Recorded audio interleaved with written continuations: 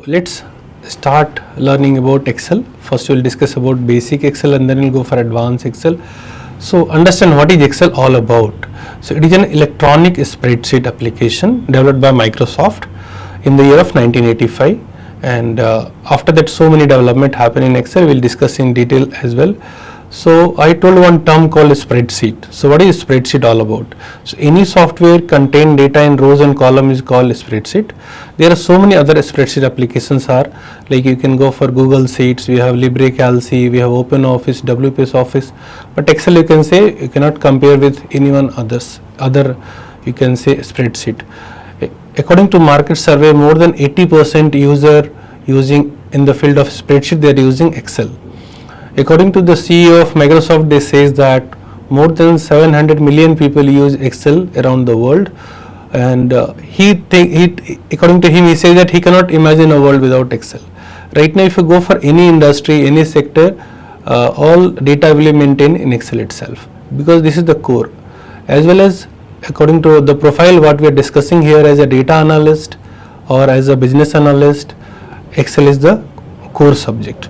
So we have told about one term called spreadsheet. So any software that contain data in rows and columns is called spreadsheet. So here we can see these horizontal lines are called rows and these vertical lines are called columns, and this entire sheets we call as a worksheet. So when you start Excel first time, Excel will give a name called book. So we tell book as a workbook. Excel file is known as workbook. If I keep on opening a new files, you tell book 1, book 2, book 3 like this. And here you can see the workbook is collection of worksheets. So whenever you want to add a new worksheet, we can add here. So how many worksheet we can add maximum in an Excel workbook? Any guess, any idea? Let's see. I will tell you. You can add up to 10 lakhs plus worksheet in a single workbook, right?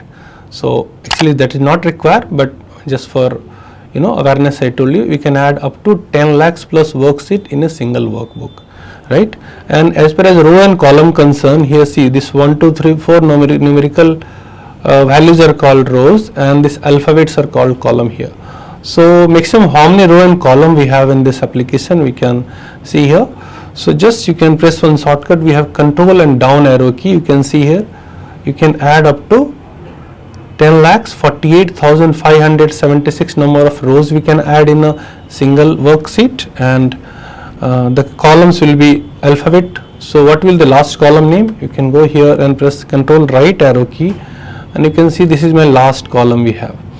So here we have 16,000 plus columns are there in Excel. If you want to know that, we can write a very simple function here, column. Let's see, I have not written a very complex function in the formula bar, column, and it will tell you I am in which column right now. So this is 16,384 columns are there. Let's come back to our first column. So control left arrow key, we are in the first column of Excel. So the question is, why Microsoft have given a very difficult number to remember, 10 lakh 48,576 number of rows and 16,384 column. So there is a reason behind that. As we know very well, the computer understand binary language, and the binary, what is the base we have? 2, right? So when you go and just write a simple formula here, not very complex, just write here and give a exponent sign and write here 2 to the power 20, you got this number 10 lakh 48,576. In the same way, if you write here 2 to the power 16 and we got the number, but one thing always remember, all Excel and function formula start with equal sign. So here we got one more number 65,536. We will discuss that also, what is all about. Right here 2 to the power 14 and we got the number, again this number we have seen few minutes back, 16,384 columns are there. So this is the capacity of Excel worksheet. So already we discussed that we have 10 lakhs plus rows, 16,000 plus columns in a single worksheet, and like that we can add up to 10 lakhs plus worksheet. So in a single worksheet we can add up to more than 17 billion cells we can have in a single worksheet. So if a person want to plan, today I am going to fill this worksheet, is next to impossible in entire lifetime to fill a worksheet by entering data. So that is the reason most of the companies, most of the industry, they are maintaining data in Excel itself. So when you start your Excel, let's understand the entire interface about this. The first and top, this toolbar is called QAT. If you click on this arrow key, Excel says that the name of this toolbar is QAT, Quick Access Toolbar. So name only suggests that quick access toolbar means what? If any option if you want to access, you can add into this toolbar. Now let me tell you, for example, if you go for any other toolbar, for example, let's say I use so much frequently remove duplicates, right? So if I am in home tab and I need to go for remove duplicate, again all the way I have to go for data tab, start searching where is the remove duplicate options. So what we should do, just go for any tool you want to add in your QAT, go for right click on this, and here we have an option called add to QAT. If you click here, right now I am in home tab also, I can easily access here QAT. So name only suggests that if any tool you want to use more frequently, so those tools you can add in your QAT. Let me tell you, for example, if you go for view tab, and most of the time I use freeze panes, so just right click, add to the QAT. I am in home tab, I am in anywhere I am right now. If you want to use this tools, I can go for QAT and I can access that. But sometime if I don't want this, you can follow the same process, go for right click, and here you can say remove from the QAT, right click and remove from the QAT. So you can, so this is the way you can customize your quick access toolbar. And here if you have search box, anything you want to find out in Excel, you can type here, you can get it. And right hand side we have minimize, restore and close button. Just below your QAT we have a large toolbar called ribbon. So ribbon bar, you can sometime if you, right now I can see, you can see in my screen I can see up to 20 rows. Sometime you need some extra space, I don't want this ribbon for some time, so just go for any tab, right click, and you can go for collapse the ribbon. So ribbon will be hidden for you, you can get some extra space. I can see right now 3 or 4 rows extra. If you want to get back once again, follow the same process, right click and uncheck this. And for that there is a shortcut also we have, you can just bring your pointer. Excel says that control plus F1 to hide the ribbon and control plus F1 to bring back your ribbon bar. So, and this ribbon is divided in multiple groups, you can say multiple tabs first. Let's go for home, or we have insert or page layout or formula or data or view or review. These all are called tabs, and these tabs are divided in certain groups. You can say here clipboard, font, alignment, numbers, styles. They are the certain groups we have. So these all these commands, they have follow some common natures, that's why they are under one common group. So if you want to explore some more options, because all feature they have not able to kept in the ribbon and group itself, so there is a small arrow key is there, this is called dialog box launcher. If you click on this, one dialog box will come for you and you can explore some extra features which are not available in the ribbon. Just below ribbon we have a large toolbar called formula bar. So this is the place you are going to write your all formula and functions, right? And beside that we have one small rectangle box, this is called name box. So name box contain your current cell address. As we know that spreadsheet is combination of row and columns. So when the intersection of row and column is called cell here, this is the smallest unit in your spreadsheet. For example, I am in C5, C column and 5th row. So this cell address is C5. So the name box will keep your current cell address. You are in which cell right now? So I am in C5. Let's go and change the cell address. I am in H7. So always remember, first in a cell name, first column name and then row name, like this. So this is your name box, formula bar, and this alphabets are called here columns. These numbers are called here row. And at the bottom you will see here the different worksheets are there. And below we have one toolbar called status bar. It says that ready. Ready means Excel is ready to take our input here. Any kind of command and function if you write, it will give you perform the answer. Right now we will discuss that here we have the font. It will, if anything you want to change in the formatting about the font, let's say for example, if you write here, I've written a very simple text here. If you want to make it as bold, you can go for bold, or there is a shortcut also we have, Control B, you can make it as bold. If you want to make it as italic, or I want to make it as underline, I can do that.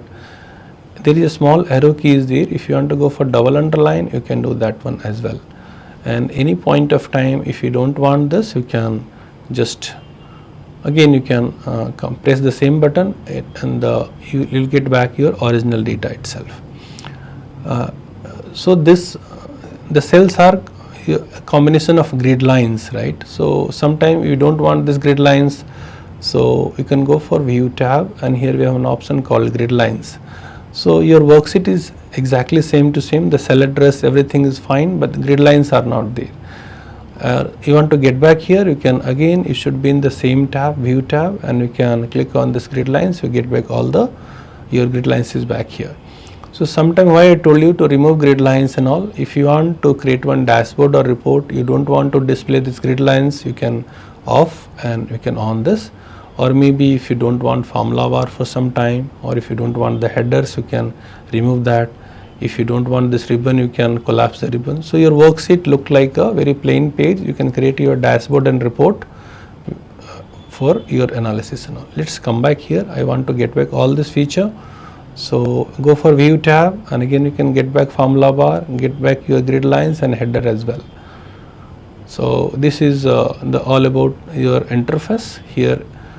Most of the time you will working in home tab, and the tab only says that the main working area will be in home tab, or insert, the name only says that you are going to insert something like your graph or chart or pivot table, anything, you have to go for insert tab. If you want to change the orientation, maybe orientation of landscape, or so paper size and all, or print area, the background and all of your page, you can go for page layout. All formula and function will be in the formula tab, and data tab will be all about manipulating your data, sorting, filtering and all those things, getting external data in Excel. You can work on the data tab, and here we have review for spelling, grammar, workbook, statistics and all, you can check here. The view tab, the different view you can change here, and developer only for the VBA developers, the programmers who can do program in Excel, and any kind of help you want, you can click on the help tab, you can get it at. So this is a brief introduction about your ribbon and formula bar and entire worksheets. Yeah, so we discuss about the interface of Excel, like what is workbook, QAT, we discuss about ribbon, formula bar or name box, or you can say column, row and all those things. So let's understand the capacity of Excel, like number of row and column. I told you by column function. We can come to know by one more option we have. We'll go for Excel option, go for file, and here we have go for options. Inside option, you'll go and see here formulas. Inside formula, you'll get one option called, here we have, let's say for example, inside formula I have an option called R1C1 reference style. If I go and press this option, you can see here your columns are also in numerical value itself. So easily you can make out we have 16,384 columns are there. Again, I don't want this column in numerical format, so how to get back? Follow same process, go for file. Inside file we have options. In options you can go for formulas and uncheck this option R1C1 style, and you get back your columns once again back here. So as far as capacity concerned, we can come to know this is a button called select all. So if I click on this, if I click on this select all button, what I will do, I will increase the name box size here. Click on this and you can come to know the name box says that we have 10,48,576 number of rows and 16,384 columns. So this is this many number of cells we have in a Excel workbook, in an Excel worksheet. So let's see, I have a data here, right here, ExcelR. I have a data here, and it's look like it's crossing the the cell. So what I will do, click on the header of the cell, just double click, it will get auto adjust by itself. Now I told you how to make the data as bold, you can make, or italic, or you can say underline, we can do that. If you want to go for border, you can go for all border, you can give here. You can give the some fill color, you can give some fill color, or maybe let me check here. Yeah, you can give some fill color. You can go for to change the font color, you can change any font color from this point. any font color you can change here. To increase the font size, you can increase the font size from this point, and for decreasing the font size you can decrease here. To change the different font style, here we have a lot of font style options. You can go and change according to your requirement. You can change here. Let's say I can change this. Right now I want to copy this and paste this in some other cell. So there are multiple way to do copy paste in Excel. The very simple method what we have, go for select the cell in your ribbon home tab. There is a group called clipboard we have. Go for copy, and which cell you want, go for the destination cell, and here we have one button called paste here, and you can paste here. So this is one method we learn. Let's say how can we copy? So you can go for shortcut Control C, and wherever you want to paste Control V for paste. This is another way we can do that. Or what we can do, just hold down Control key and you can click on the arrow key, the edge of the cell, and wherever you want to paste you can just drag and drop. So this is the way also you can do that, copy and paste in Excel. Now here if you written here,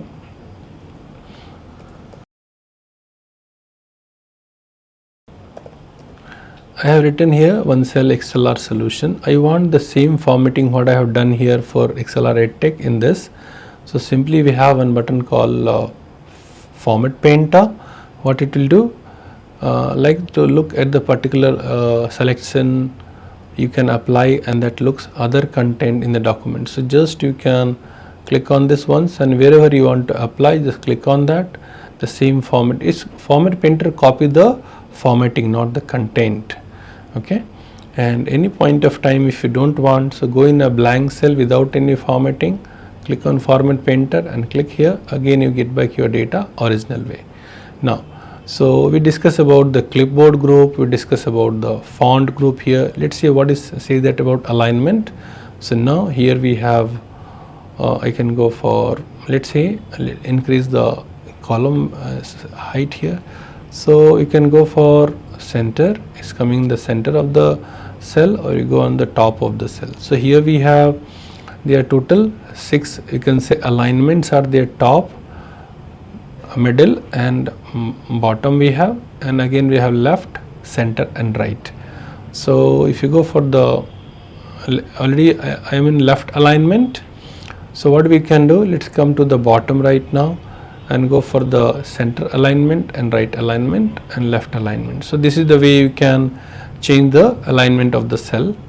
Suppose for example you don't want to complete make it in the center, you want to give some little space here. So you can go for increase indent, wherever you want to you can increase indent, and if you again you want to reduce, you can go and reduce indent also. Just that below we have angle, you can go and change the angle clockwise, you can change, or you can go and go for vertical, you can change of according to your requirement. So according to your requirement you can change the alignment also, or anti-clockwise you can do that, or you can go for rotate text up, or maybe rotate text down. So it depends on the requirement, you can change here. If you want to explore more, you can go for this format cell alignment option, and again you can change from here also. Now our data is come to the top, and you can increase the decrease the column. You can, let's see here. So this is the,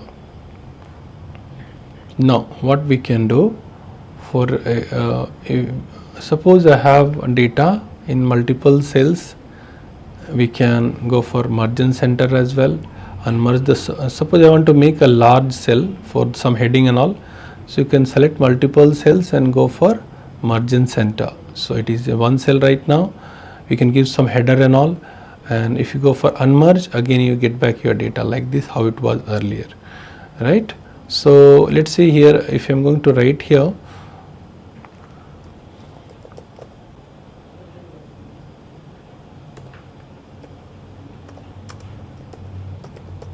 written here EdTech. So it looks like is going crossing the cell address. So if you don't want, and you don't want to increase the column width also, so go for wrap text. Wrap text means whenever your content will touch the border of the cell, the next data will come to the next in the same line itself. So this is called wrap text. And if you don't want to come to the next line and don't want to increase the column width, we have one more option called shrink to fit. Shrink to fit means it will shrink the content and it will fit inside the cell itself. So these all are comes under your alignment group here. Discussing about ribbon, already we discussed about alignment, font, cut, copy, paste options. So today we'll discuss about number format. So Excel have so many different kinds of number formatting. You can keep it as journal, you can keep it as number, date and time, short date, long date, custom, or according to your requirement you can modify in custom any kind of formatting however you want. So let's get started about this. So we are in ribbon and in home tab we have an option called number. You can click on this arrow key, you can get all the number formatting. General we have our numbers already says that any numerical value you can keep here. You can increase or decrease the decimal point, the comma position you can change here, currency you can change. So let's see how it works. So what we will do that, we have a basic column here. Let's go and select this where you want to use this number formatting. And if you want to explore more, you can go for this arrow key, and here also you can get number formatting. Let's see, for example, right now I say that 0 decimal place. Suppose I want to increase decimal, maybe 1 or 2 decimal place, we can use here and we can get it, the number of decimal place will be increased. If you want to decrease, again we can click on this button to decrease the decimal, and to increase you can use this option also. To use any comma position you can click on this comma position also, or if you want again go for number formatting you can click on the number formatting. You can change, see like use 1000 as a separator. If you want you can uncheck this, so you can see the comma will be not available for you. Again if you want and go and use here, use as a 1000 separator, so you can get here the comma position will be added for you. So this is all about number formatting. If you click on this option you can go for currency here. So currency also we have a 2 decimal place. If you want to increase or decrease you can do that from this place, or here we have lot of currency options, different country. So any country currency if you want to use here, you can just suppose for example I want here U for USA, you can just scroll this and you can see here we have USD, US dollar you can use here and you can get it here. So that part, if you go and increase the, sometime you will see this option like this kind of you can see just few minutes back what we had, this hash sign. What is trying to tell you? It says that your content is larger than the column width, so we can increase this and you can get again every data will be visible for you. Again if you want to come back with the Indian currency, here you can go for this, and this is scroll here, go on the top, here we can like you can English India we have, or different country wherever we want you can use this option. Let's see, if you don't want any currency format you can choose none, or rupees if you want to can again get back to the rupees option here. So this is the way you can change any currency format. Let's see what happened. There is a minor difference we have between currency and accounting. Click on this. If you go for accounting option, press OK right now. So can you see here the currency symbol will be left hand side and your data will be right hand side.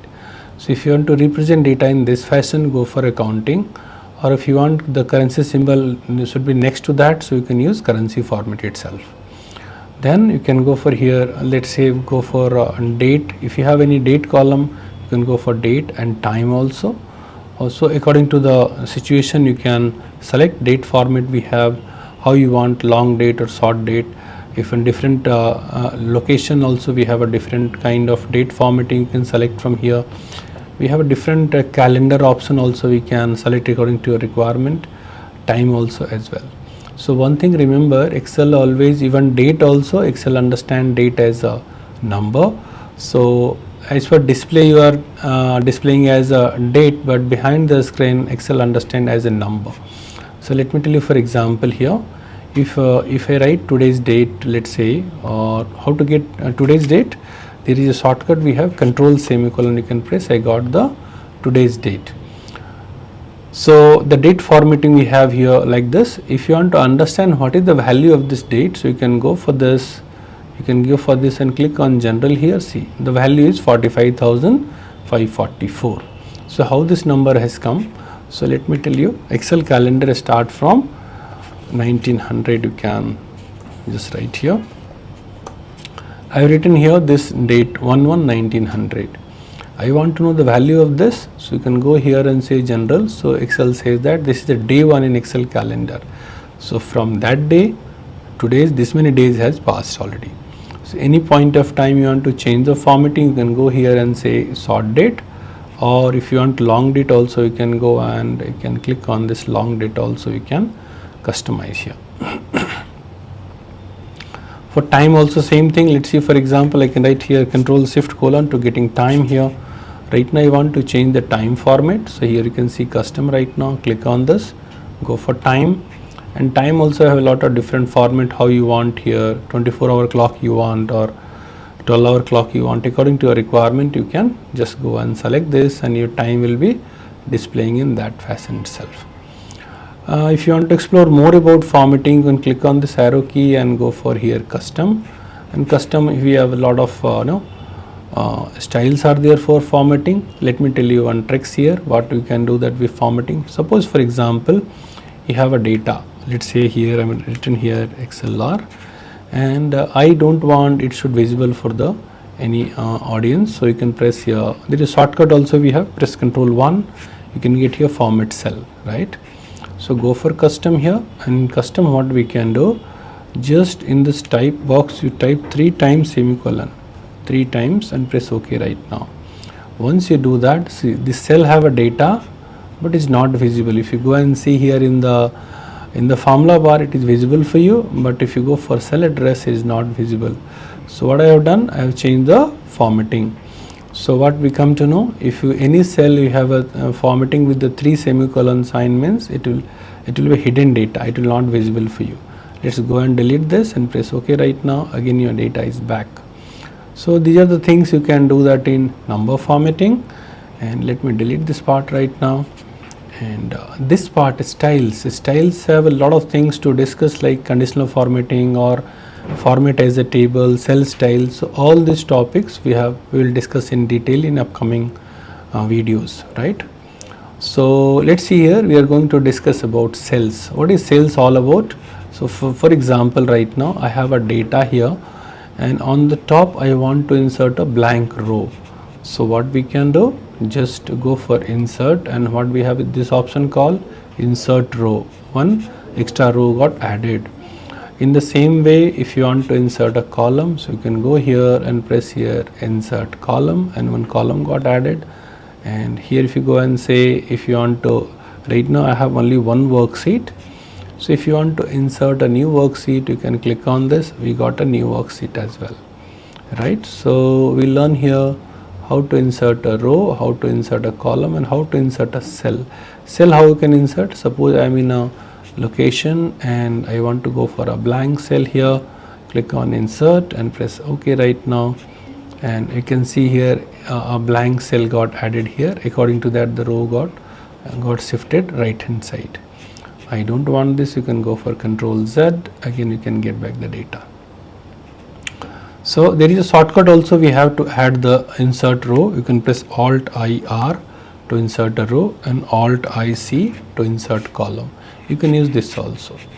So we are in sales group and we discuss about insert, how to insert cells, how to insert row, how to insert column, and how to insert worksheet. Let's go for the, even we have discussed about the shortcut format also, what is shortcut to insert a new row and what is shortcut to insert new column. So now we'll go for delete part here. So if any cell, if you want to delete that, you can just click on the cell and you should be in delete option, go for delete cell, and you can just press OK right now. So you can see here one blank cell was there, that is got deleted. So column shifted left hand side, but I don't want this, so I can press Ctrl+Z, I got back my data. Now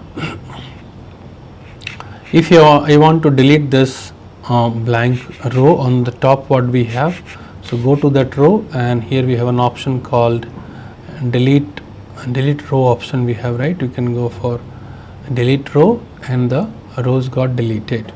Now if you want to delete the columns, you can go here and say delete column, so that column will get deleted. And if you want to go for delete sheet, suppose I have an extra worksheet here, sheet 2, and this worksheet we don't want, so how to delete here? Just you can go for delete option and delete sheet, the worksheet got deleted. So we are in sales group in the ribbon in home tab, and we discuss about inserting the means object in the worksheet, like inserting cell, inserting row, column and worksheet. In the same way we discuss about deleting cell, deleting row, deleting column and deleting a worksheet. Now after this we have one more important topic called formatting the different object in the cell. So row height, what we have, suppose for example I have this first number row and I want to increase the height of this row. So what we can do, that go for format, and here we have row option, you can click on this. Right now you say that 14.4. if you want to increase more, let's say I'm writing here 25, and can you see here the row height got increased. Again in the same way, if you go here and say auto fit with the column width, for example let's say if I have this data, I have increased this column width and I want to auto fit of this column width. So what I can do, go for format and auto fit column width. So according to the height of the content, the row height will be changing by itself. In the same way, if you go and say here auto fit column width also we can increase here. For example, I am in column number C. In this column I want to increase the column width, so I can go for format, and here we have column width right now 14.11. let me make 25 here, and can you see here the column width got increased. Now again according to the content I want to do, it should be auto fit.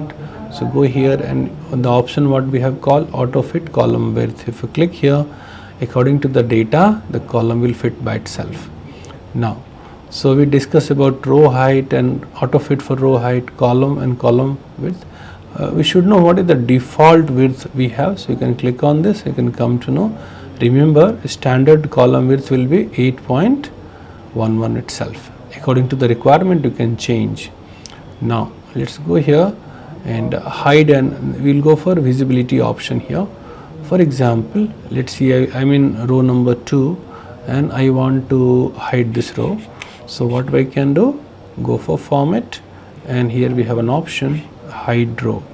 So this heading row is hidden right now, and how to get back, follow same process, go for hide, and this time you go for unhide row and you get back your row which one you have hidden few minutes back.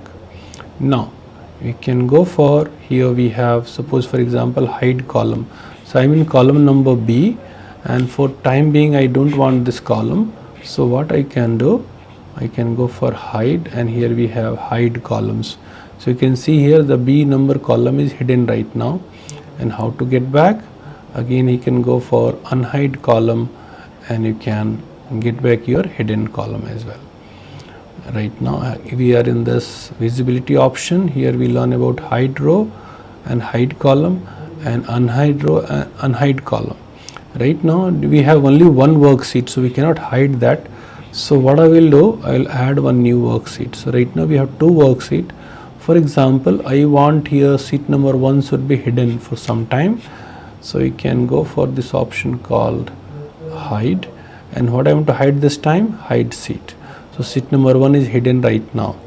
How to get back, again go for format, and here we are, go for unhide sheet and click OK. Right now we can get back our hidden worksheet here.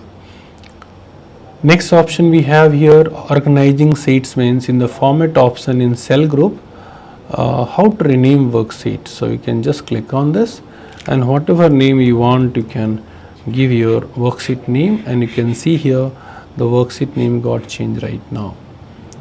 Here we can go for move and copy. Right now I have a data worksheet. If you want to make a duplicate copy of this worksheet, so click on this, and remember you can click on this create copy and press OK right now. So you can see here my original worksheet name was data, and one duplicate copy got created of this worksheet. So this is the way, very simple method you can you can create your worksheet. For movement of the worksheet also you can go for move and copy, but this time don't check this box on here. I want here data worksheet should move at the end here, data, and place OK right now, or best way you can just drag and drop wherever you want to can move your worksheet. Now so here we discuss about how to rename worksheet, move and copy worksheet. What we have next option, how to give tab color. So right now we have 3 worksheets are there, and all these 3 worksheet I want to give different colors that will be look more realistic when you are making some project and all. So let's go and click on this option. Right now go and see here my data worksheet tab color got changed. Go for sheet 3 here, go for format and tab color. You can go and give some other color right now, and here we are, go for the sheet number 3. You can go and give some tab color again here. So this is the way you can change your worksheet tab color also, right? So next option we have here, how to protect worksheet. That is very simple. So what you can do, click on the data and you should be in ribbon home tab, and here format we have, click on the format and go for protect worksheet, and here we can give some password, but make sure you are not forgetting the password, otherwise it will not allow to modify even you also. So that you should keep in mind as a user, you should never forget the password. Whatever worksheet name and password you are using, please keep in a keep in a safe place. So if you press OK right now, after this if you go and try to modify some data here, it doesn't allow. What one error we are getting here, the cell or chart you're trying to change is protected.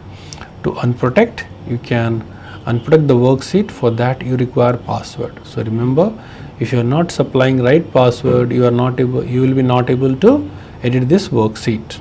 So now how to unprotect, again follow same process, go for unprotect option, give correct password, and you can see you are able to edit the worksheet. Control Z here. So now here we discuss about again format cell, what we have discussed from this number group.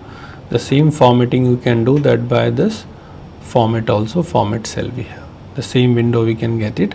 Even shortcut also we have for format cell is Control 1. You can go and check here in this custom dataset formatting. Control 1 is the shortcut for number formatting.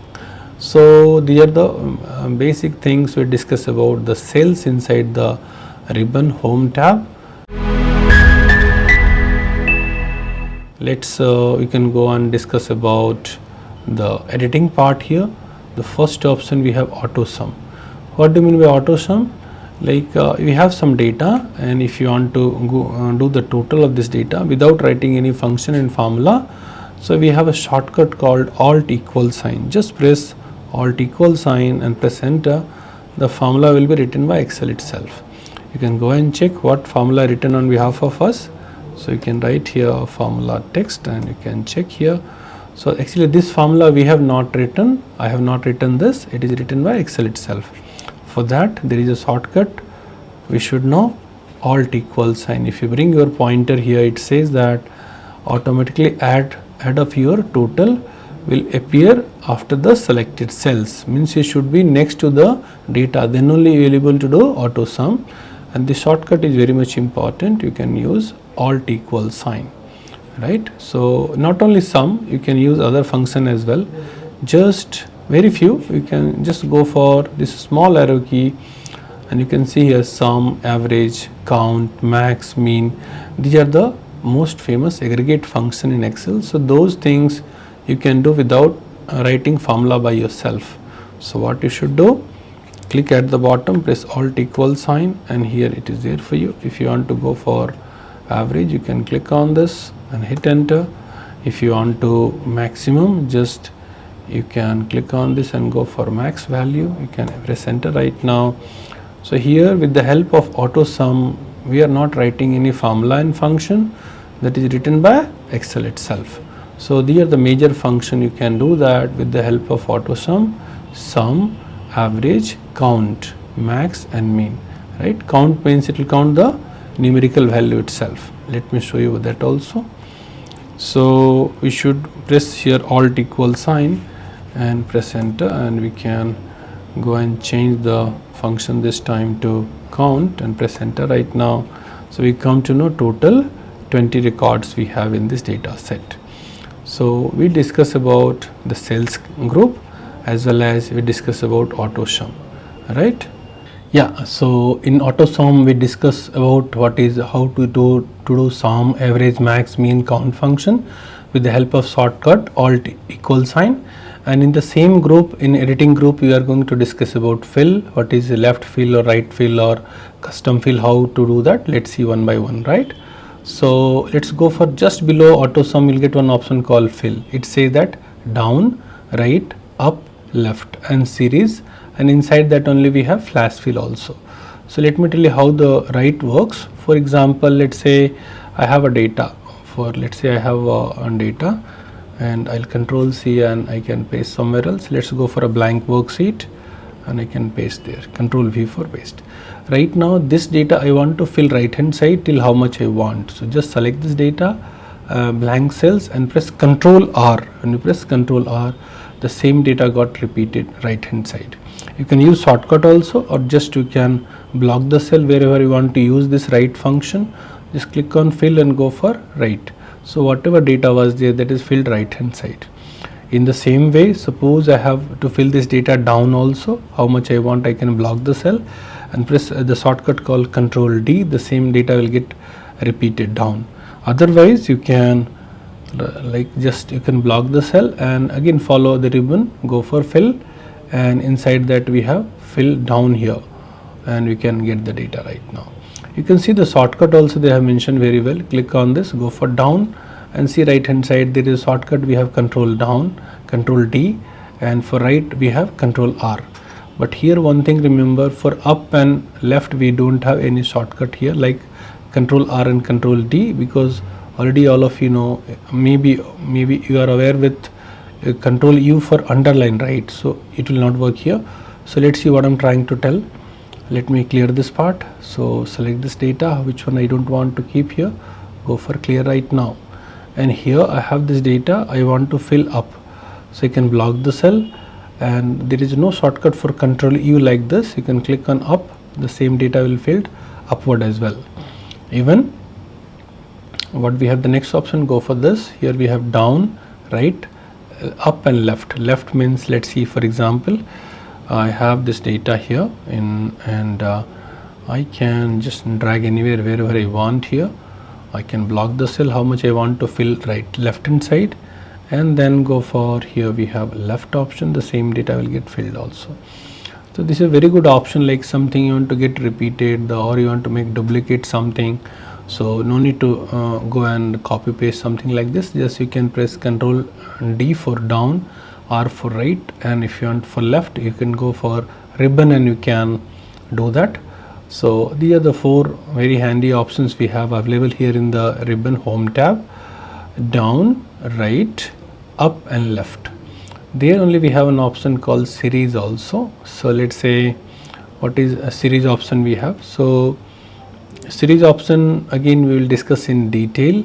We'll have a separate video for this, but again as a basic part we will discuss some concept here as well.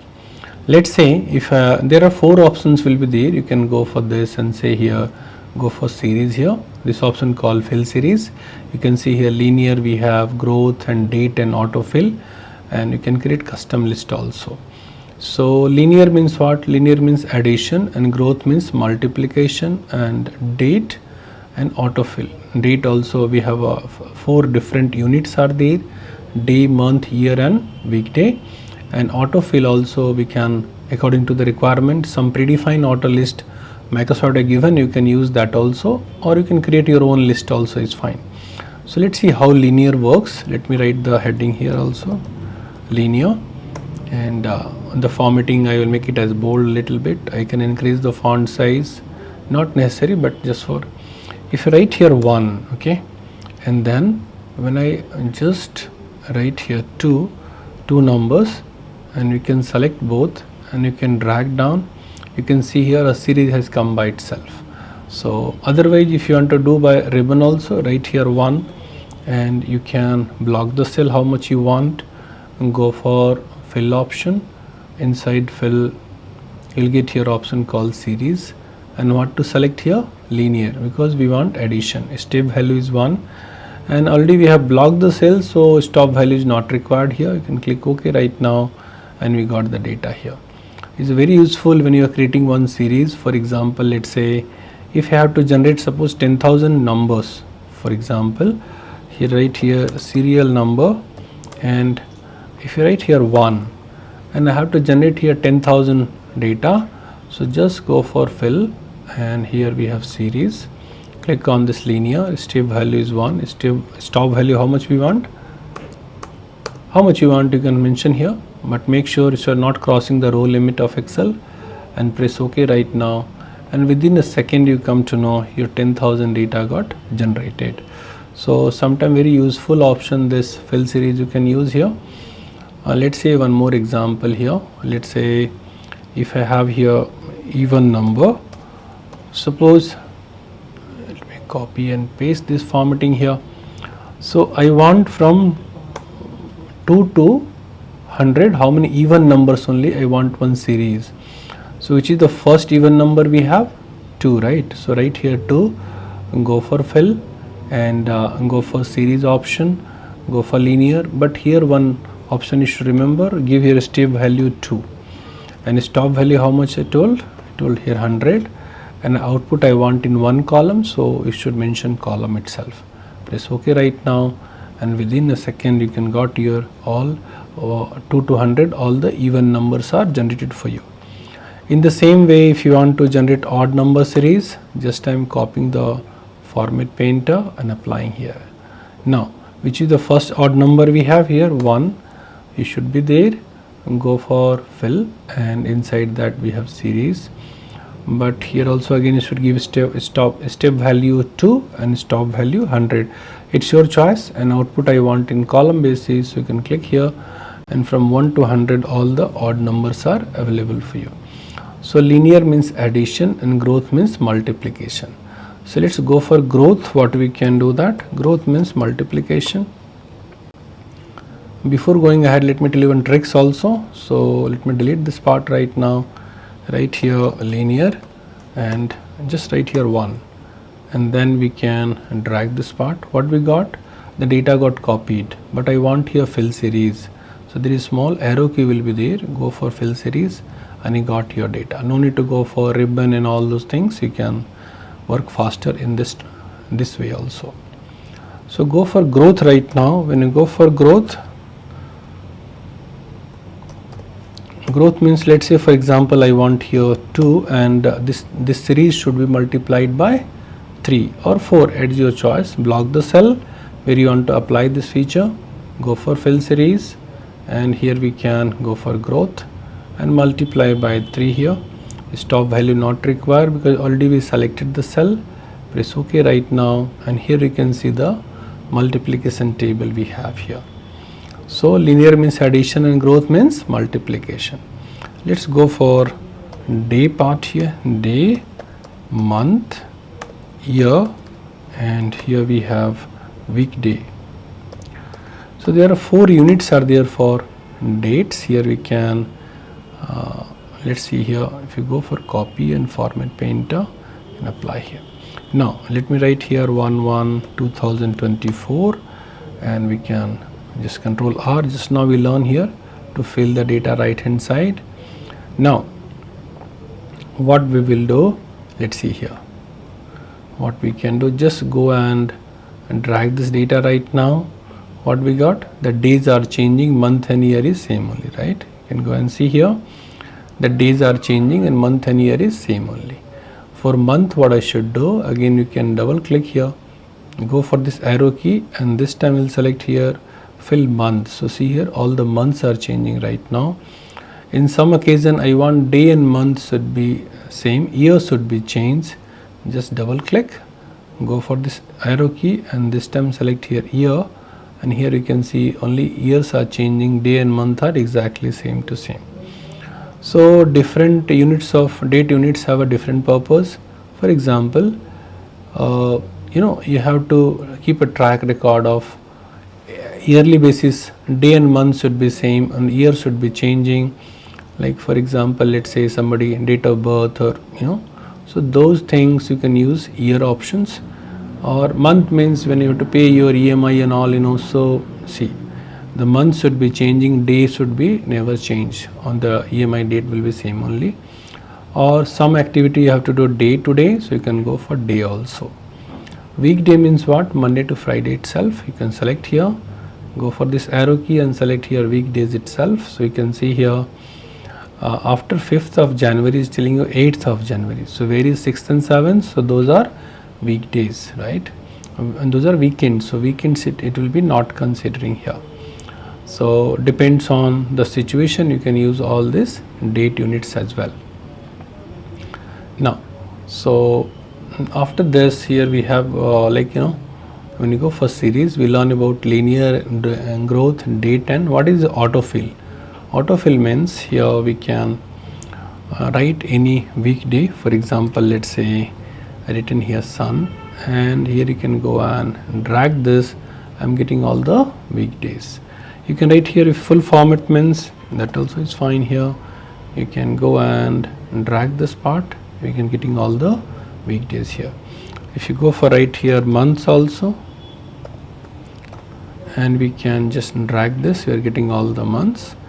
It doesn't matter like from which month or which day you are starting. You can start from any month or any day, and you can drag here. You are getting the data that way itself. So this is the way here autofill also works here.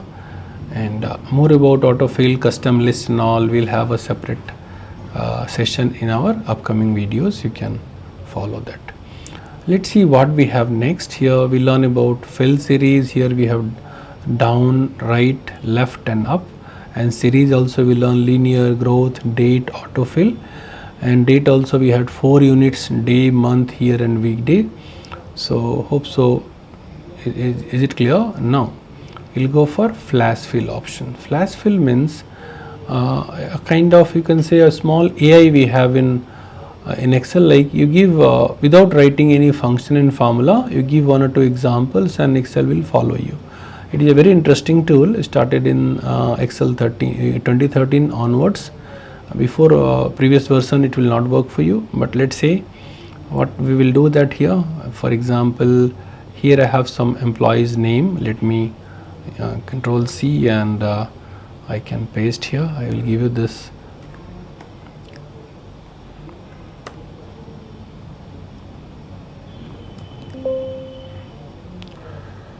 Control C here, and you can go for paste here.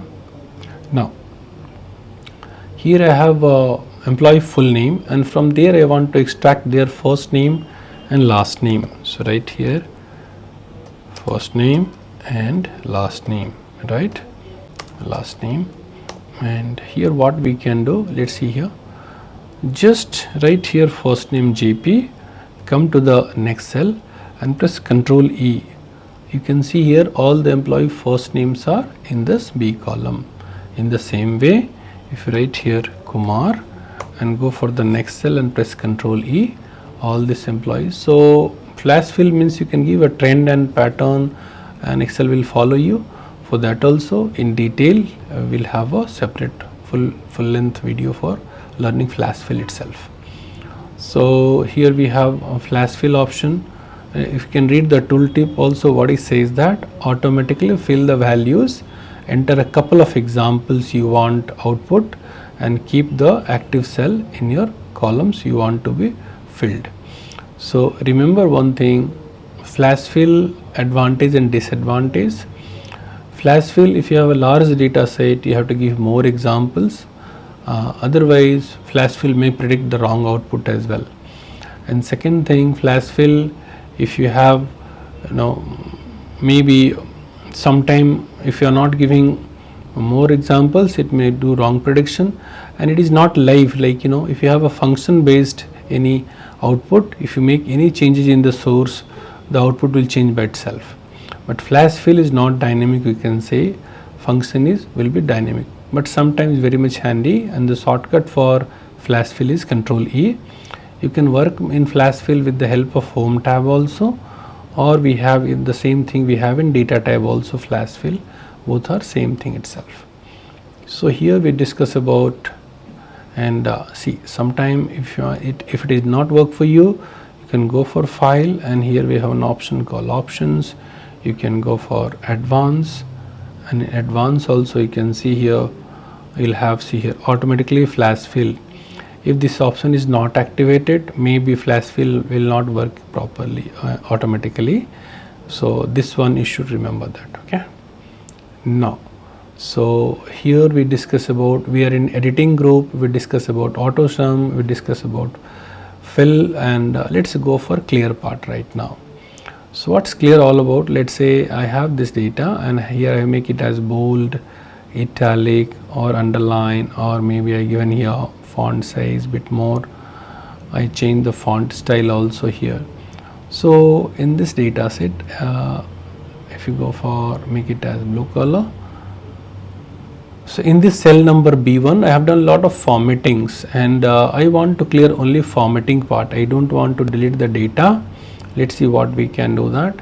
So go for clear, and here we have an option called clear format. So if you click on this, it is a default text how your Excel understand, it will come in that format.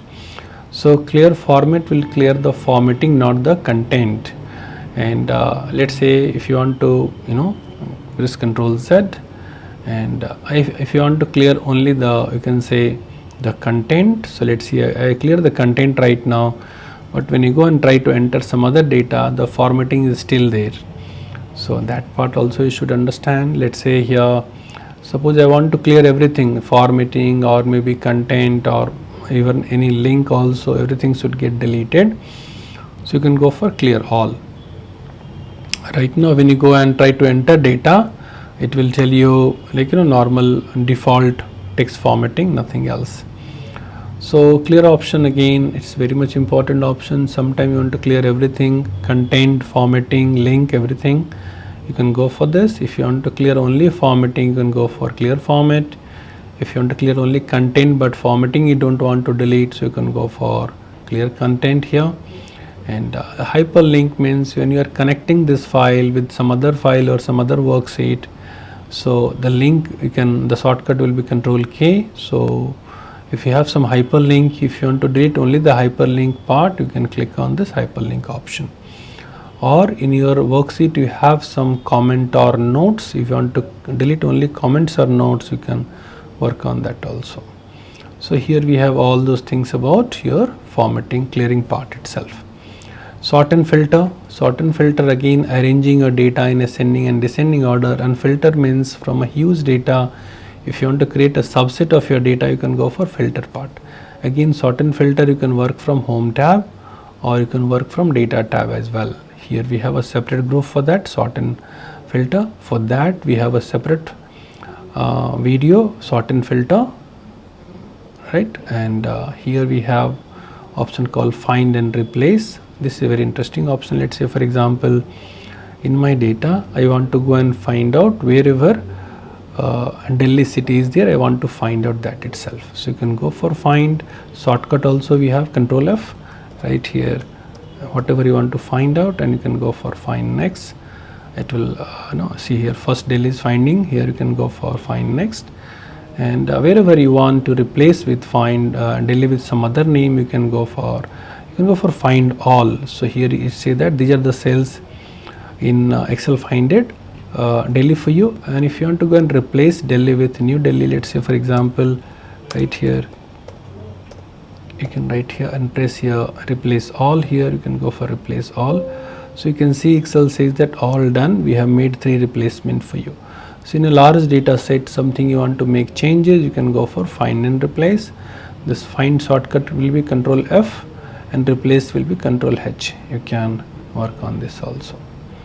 Now here we can go for, again we have an option called go to. Go to means the shortcut is Control G, where you want to go in your worksheet. So suppose for example click on go to, I want to go to cell number, suppose H1000 or any cell you can mention here, press OK right now. Directly your cursor will be there in that cell itself. I want to go for A1 cell, press Ctrl G and write here A1 and hit enter. You are in cell number A1. So go to again is a very important feature. You can use this. Go to special means, again here we have multiple options, like in a worksheet wherever the blanks are there you want to go there itself, or only constant or formula you want to check, you can use this part as well.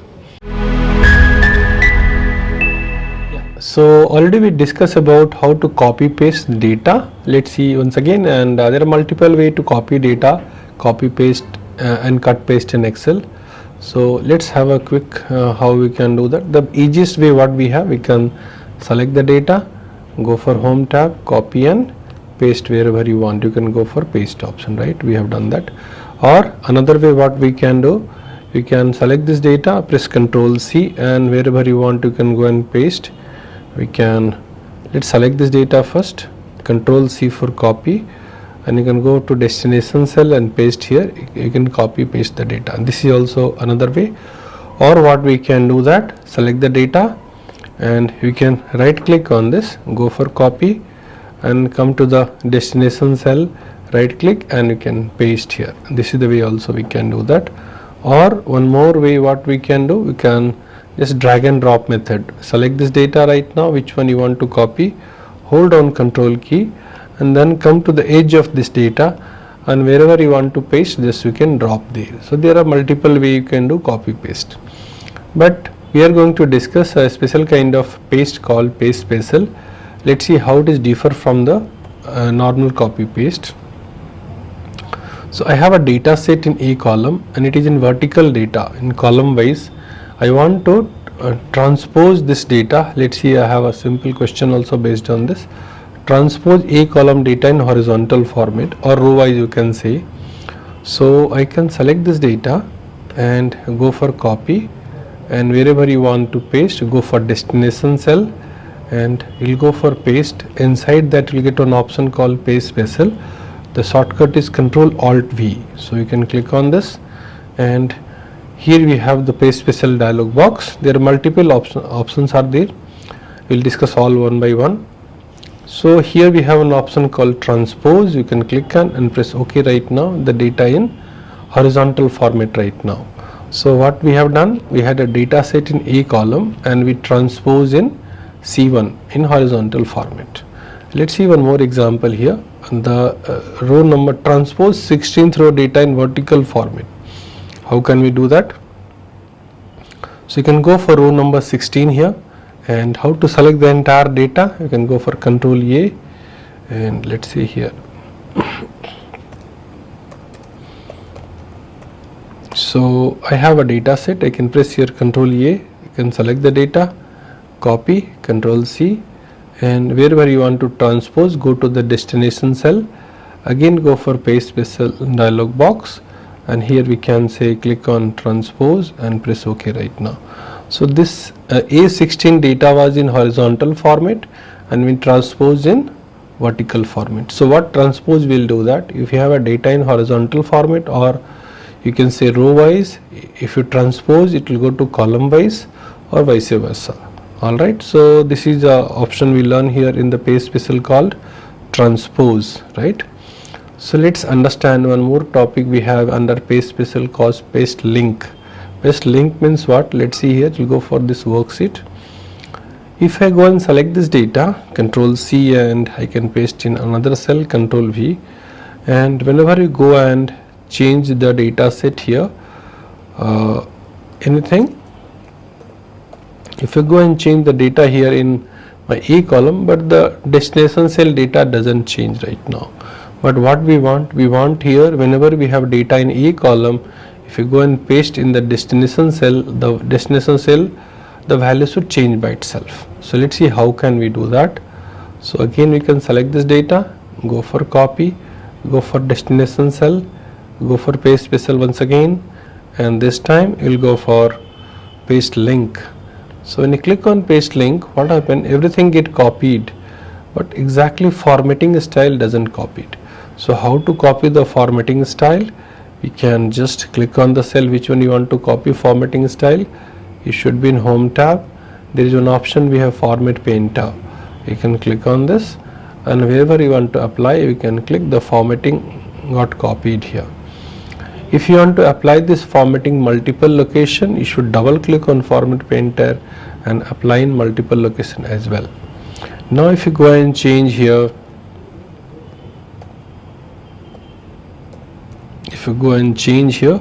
the destination cell and will change by itself. So this is the way paste link option works in Excel. So there is one option also we have called, I can say one text here. How can we do paste link without going for paste special? So press equal sign, and which cell you want to connect, you can click on that and press OK right now, and you can drag here. So what happened here, the cell got copied. How to copy this formatting? Go for format painter and you can apply here. The same formatting got copied here.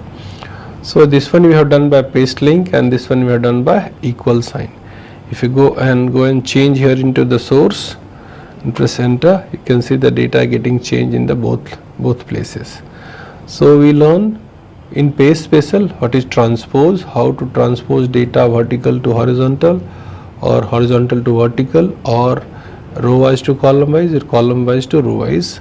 And second option we learn paste link, how it works. Let's we go to the third option under paste special called paste skip blank. So what is skip blank? Let's say here in my data set I have two quarter data, quarter 1 and quarter 2, but quarter 1 data I want the same value should get pasted into the quarter 2. But in quarter 1 some value is missing. So when you go and copy this, Control C for copy, and go and if you want to go for paste here, you can paste. So what happened, when you copy the data, even this blank cells are also getting copied and pasting into the destination cell.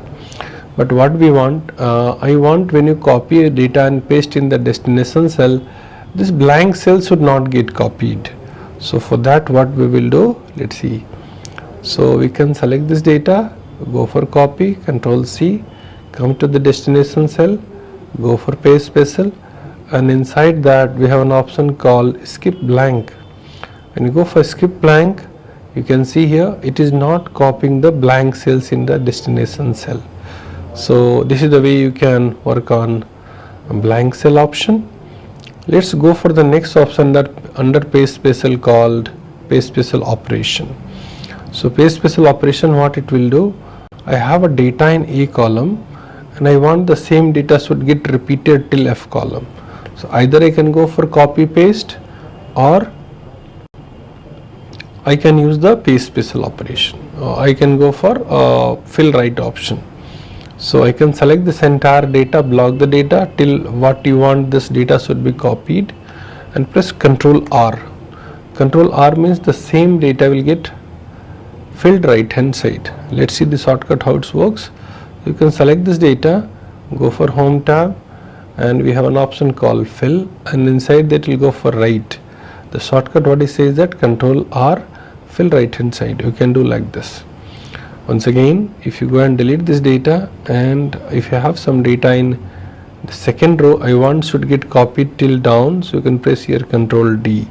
Control D means down and Control R for right hand side. But when you want to fill data upward, you should not press Control U, because Control U is preoccupied with underline. If you go and select and press Control U, it doesn't fill data upward. So remember, Control L for left hand side and Control R for right hand side. Now if I tell you I want to, in B column I want to add every number with 10, so you can say it's very simple. So we can go for a cell where you want to do this operation and press here 10 and press enter right now. Once you do that, you can double click on this, you can see all data added with 10 numbers. But what I want output should not come in a new column or new cell. The output should come in cell number B itself. And second thing, I don't want to write any formula like B2 plus 10 or something like this. So how can we do that? So we can go for First of all, go for I column, I cells, I1 and copy here and select this entire data. Again go for paste cell, Control Alt V, and here we will see operations. There are multiple options are there. So you'll go for add here and press OK. So you can see all numbers are added with 10. Now I want here all this number should be subtracted by 10. So I should select this data once again, go for paste cell, and here you can see subtract here.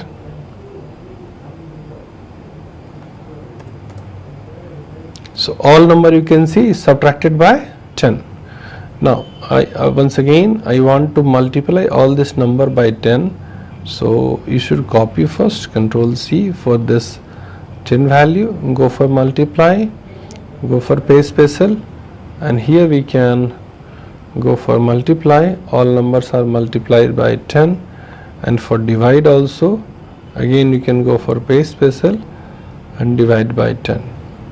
Now I want here in F column all numbers should be negative number now. So all we know very well, whenever we multiply a data with -1, the cell will become negative number.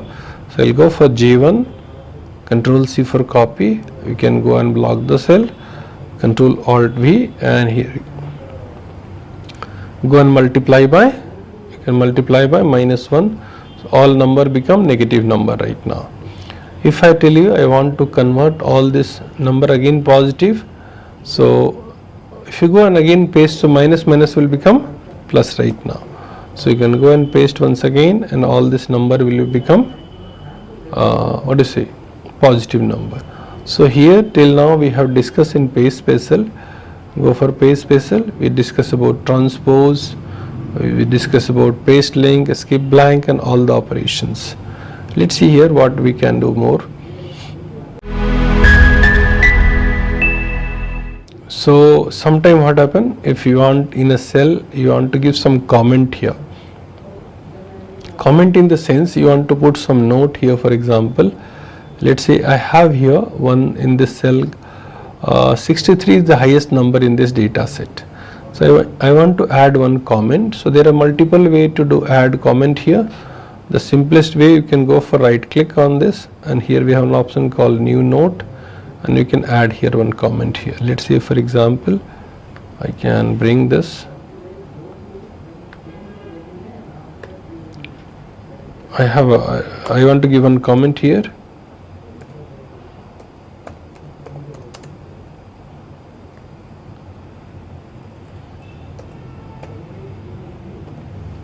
So and we can reduce the size also.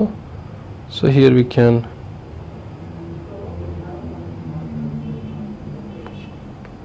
show comment. So comment will be always visible here. You can reduce the size and all of this comment.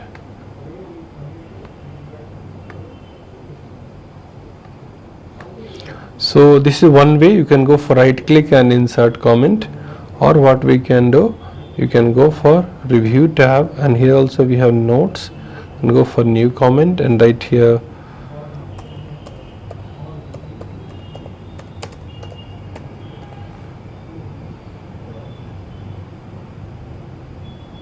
right click and go for show comment here. So comment will be always there. We can go and change the placement of the comment.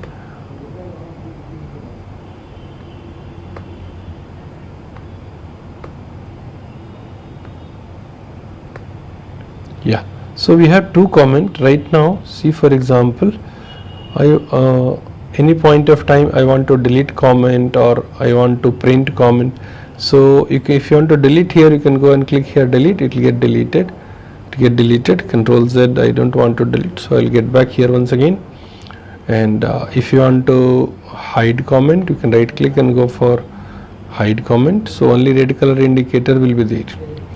So sometime on question also they may ask, like sometime if a cell right hand side top corner there is a red color indicator is there. So what does that mean? So you can say the cell contain notes or comment, you can say.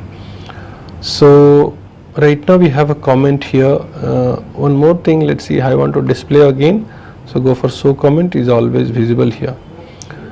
If I go, if you want to, and the question, can we take the printout of this notes or comment? Can we do that? So let's go and check here how it works. So I want to take printout of this comments.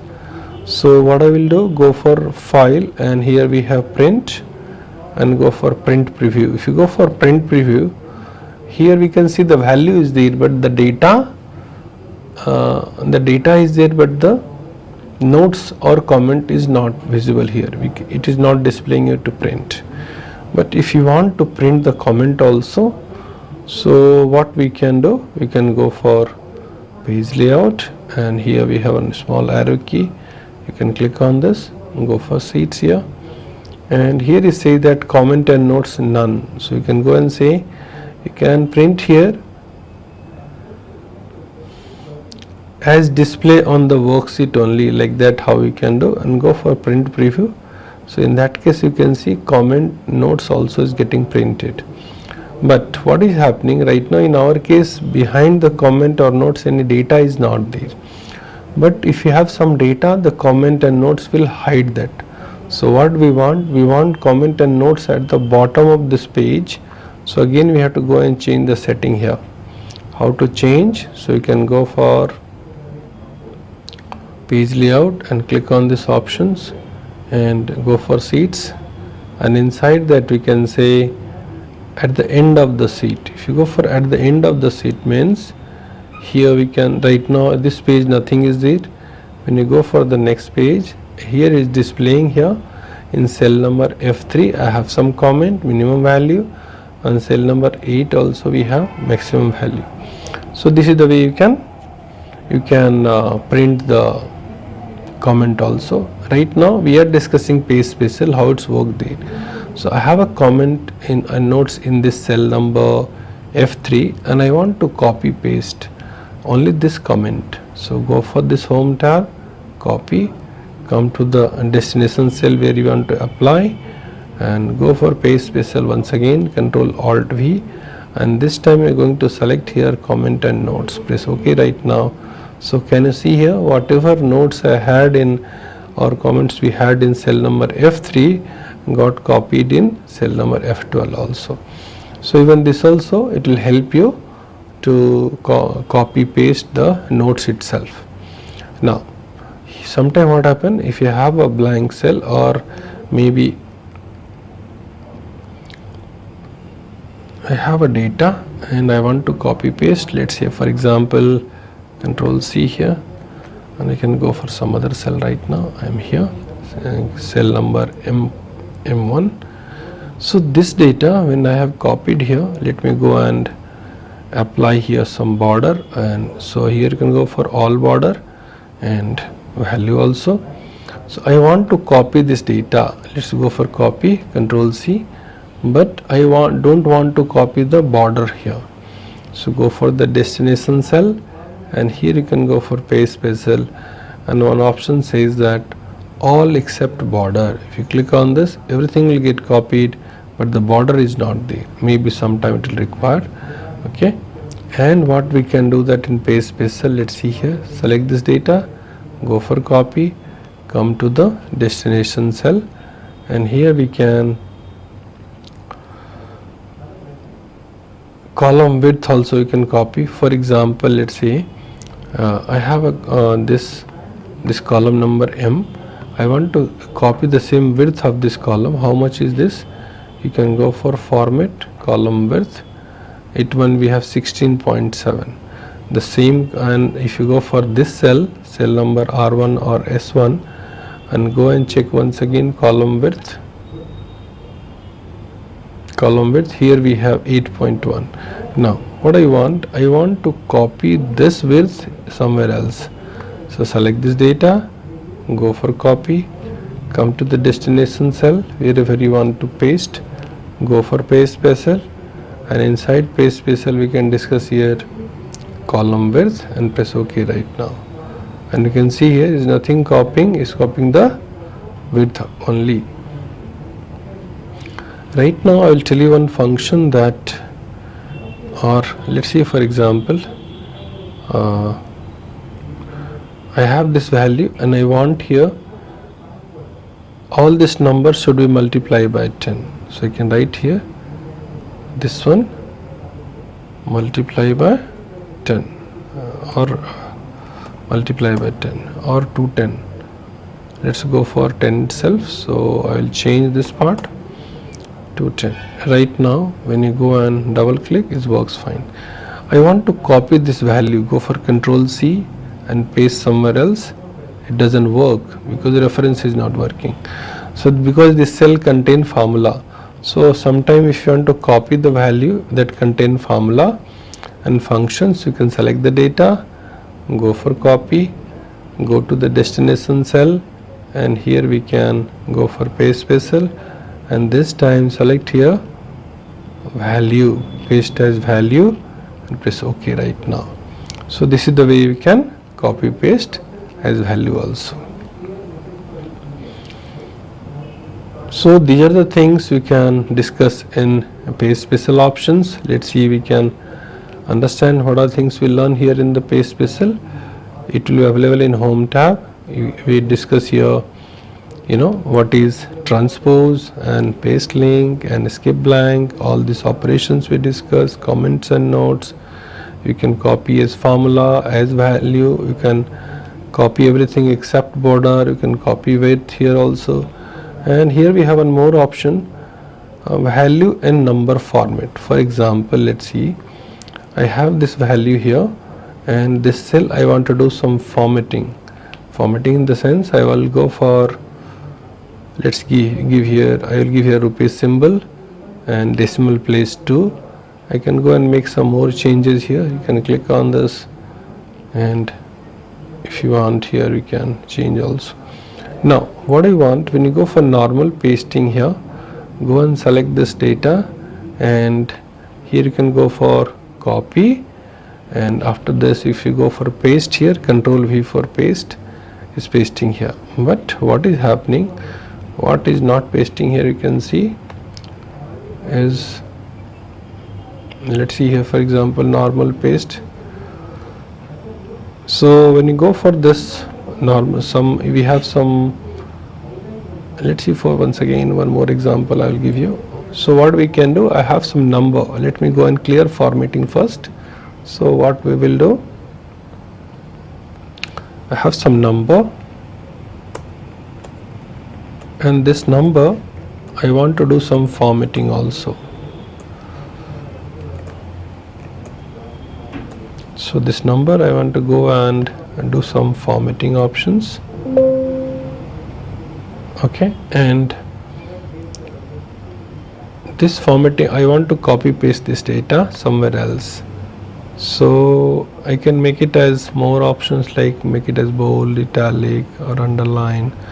So this part I want to change the font size or font style, I can change here. Now when you go and copy paste, you can go for copy and paste somewhere else, and paste here, everything getting copied. But I want to copy only the value here. You can go for copy and go for somewhere else, go for paste special here, and inside that you can value and number formats also. We can, if you have some number formatting, it will paste that also exactly. So here you can see the difference. Normal copy is pasting everything, but here is only number formatting and values. The difference easily says that how the paste special work differently. So here we cover all the features available in paste special options, right? So here we discuss about all about our in home tab. We started with clipboard. The clipboard is used for copy paste or paste special option. Font used for formatting your font style, like make it as bold, italic, underline, strike through, and all those things you can do that. Alignment means the content should be where in the cell, left, center, right. You can change here the formatting number part, how you want to keep your content. It should be number format, date format, short date format or long date format, time format, or you can go for customizing your format as well. And conditional formatting and table part we will have a separate session. It's a very bit large topic. We discuss about everything about sales group. We had multiple things like inserting cell, inserting row, column and worksheet, deleting worksheet, row and column as cell, and formatting. We had a lot of options. We discuss all those things. And here in editing also we learn about Autosum. We discuss about fill option, right, left, up, down. We discuss about clear option, clear content, clear format, clear hyperlink or everything, and find and replace. We discuss that. So let's discuss about the Excel backstage. Backstage means here whenever you click on this file option, you'll get one backstage window will open for you. And here we have multiple options. Go for new or open or save or all those things. So whenever you go and click on the backstage, here what we can do, from ribbon beside that we'll have a file option. Click on the file, you'll get here the backstage will open. Here we have multiple options. If you want to go for a blank file, so go for blank. And there are so many predefined templates Microsoft has given. You can go and select, and here we have more template option. If you click on this, here you can see there are so many other templates are there, like the welcome screen of Excel or formula tutorial. Some tutorials are also added here. Power query or power pivot, or how the charts tutorials are there. And apart from that, lot of templates are also given, like organization chart if you want to create an Excel, or some photo calendar, personal monthly budget, or any kind of budget or monthly budget and all. If you want to, you can create some predefined templates Microsoft has given. You can use this. And not only for this, here we have, if you want to go for power pivot or pivot table tutorial also, it is given to you. What we have, if you go for this template window, here we have a suggested search. You can go and search also. I want some business template, so we can search about business template here, or like balance sheet, or small business income and income statement, sample invoice. If you want to create in Excel, you can use this. So here multiple templates are ready. You can just click, and according to our requirement you can customize here. So I search here business. You can go for back right now, and here we have like that only. We have personal. If you want to go for personal template, you can go and search here. All kind of personal templates are ready here. What to do list you can create here in Excel. Here you can see some list you can create here. Based on that, you can go for bank collection list. You can create grocery checklist. You can family travel planners. You can create here in Excel itself. It is given. You can customize. You can according to your simple meal planner. We have sports, family vacation, family event scheduler. You can create here different kind of. So these are all are for personal. According to requirement, we can select from here template. Like that only we have here. You can go for personal. We have planner and trackers, list, budget, charts also. Here we have multiple kind of charts, like normal charts. We can do that in Excel, but some advanced kind of chart here, like Gantt chart, how to create, or you can go for Agile Gantt chart, how to create. So this kind of some advanced chartings option also is given here in Excel. We can create based on this predefined, like map chart, process map chart. We have small business cash flow chart, sales pipeline charts you can create here. So it depends on the requirement. You can select any kind of this kind of templates, right? So that is and here we have when you go for this new, all these options we are getting. When you go for open right now, so the new shortcut will be Control N. Any point of time you want to create a new file, you can go for Control N and you can use this. For open this, you can go for any file you have created. You can go and open the file. So today, yesterday list will display you which one you want. You can create from here, or you can browse also according to your requirement. You can search by folder also. So any folder, which are the folders we have visited more frequently, you can go and use here. And if you want to search in the entire PC to open this file, you can go for this PC and you can search the file. So this is the way we can create different kinds of you can go here and press backspace now, go for backstage once again, go for new to open new file, open the file. If you want to share this file to someone, you can share in OneDrive by PDF format or by Excel workbook also, you can send it to somebody else. Alright, here we have an option, go for this. And info, again info is a very important option here. You can go for protection of workbook, worksheet, or you can structure of the worksheet as digital signature in your file or mark as final. All those things you can do that with the help of info itself. Now inside that we have a save option. The save shortcut will be Control S to save the file, and where you want to save the file or you want to share the file, you can share. If you go for, suppose I want to go for, you want to share in the OneDrive online also, you can save the file, or you can download or document folder, you can save the file. Go for browse, where we can set one location where you want to send your save your file, you can save here. Control S to save the file, already I told that. So when you save the file, there are multiple formats of Excel files you can save here. So by default it is .xlsx format, Excel workbook, but if you go click on this, there are a drop down is there. So we have an option called Excel macro enable workbook, means you can create a file with macro for automation purpose. In detail we will discuss in later stage in this learning series. And here the extension will be .xlsm, M for macro. Here we have binary format, so if you want to save your file in binary format, so more compact, it will take less space and it will open faster. So you can go for binary. XLSB, B for binary we can. And if you want, some of your client may be using still older version of Excel, Office 1997 or 2000 or 2003. So if you send your file in this format, they will not able to open, or a lot of feature will not work for them. So in that situation, you have to save your file in this older format, so they can easily work on the file. But let's see the difference what we have measured as a normal user. When we have a file in like I can give here one name called backstage. I given a name called for this file here,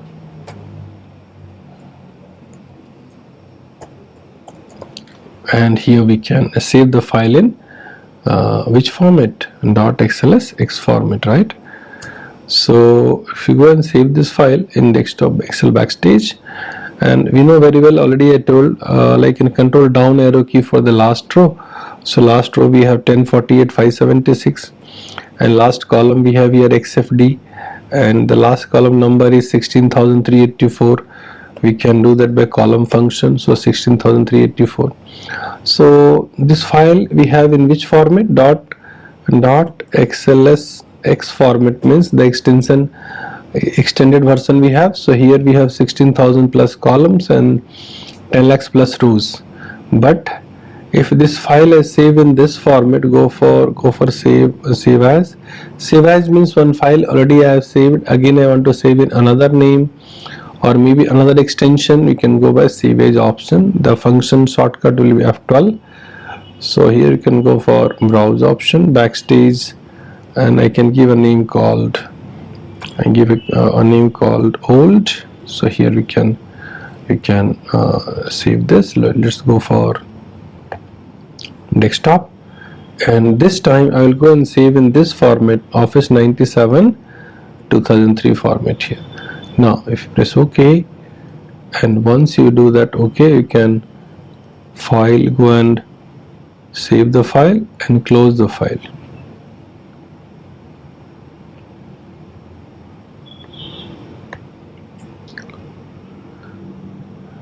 Save the file, and we can go and close the file once. Close the file once here. After closing, again we can go and open the file. Go for open backstage, and here you can see the last column name is not XFD. IV is the last column we have, and first column is G, and last column is 65536 only. 65536 only. We have the older version capacity. You can see we have only 65,536 number of rows and only 256 column. And new version we have seen that 10 lakhs plus rows and 16,000 plus columns. So number of column will reduce here to 56 itself in the older version of Excel. In the if you go and change, if you go and see the icon also, so you can understand whenever icon you see like this, so you can understand this is the older version of Excel of 1997 2003 format. Whenever you see icon like this, you can understand this is the new version of Excel, means the extension is .xls X format, right? So we learn here, we are discussing Excel backstage. We discuss about new, open, info, save and save as, print. Whenever you want to go and print your worksheet or workbook, you can go for print option. The shortcut will be Control P here. And when you go and print, there are multiple options you can change here. You can do that from here also, or you can go by page setup option.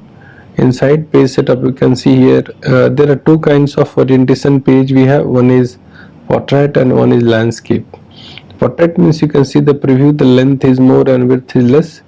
But when you go for landscape here, you can see width is more and length is less. And what kind of page you have to take printout, you can go and select from here. What is the print quality you want, you can select from here. So options again we have here some more. You can like printing you want landscape or portrait, it's your choice. You can select all those things. So when you go for print, here we have a margin option. Let's see how much space you want to give left hand side, right hand side. So here you can see the preview, the space we can increase or decrease from top, bottom, or how much space for header and how much space for footer we can give, and here you can give the balance for footer also. So those things you can do that. And in page setup, what we have more, you can go for header and footer. Header will come on the top of the page and footer will come at the bottom of the page. You can go and select from here and press OK. So this is the way you can go for printing. If you want to print something, Control P and go for Excel backstage. And here we have again, if you want to export somebody, you can export also in PDF format or some other format. Here you can go for close option also we have.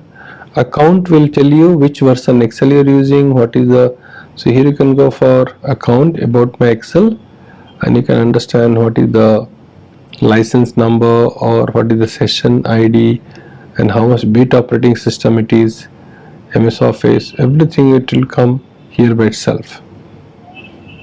So inside this option there are many options are there. We can discuss that. For example, we have multiple things are discussed into the Excel options. So when you go and select here, when you go and select some data, let me write here for example Sunday, and if you go and drag this here like this, and here if you want to go and select here we can, let me tell you here, go for control home to the beginning of the file, right? Yeah. So I have some number.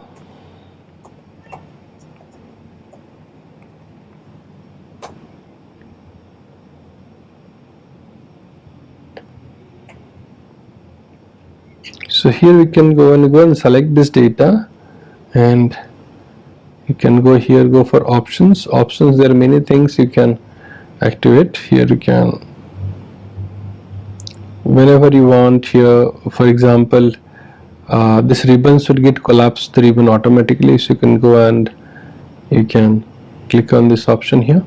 So what will happen, the window ribbon will be hidden sometime by itself. Here you can go for this competitive mode we have, so go for close this file. You can go and open my original new version file, because this is older version we had here.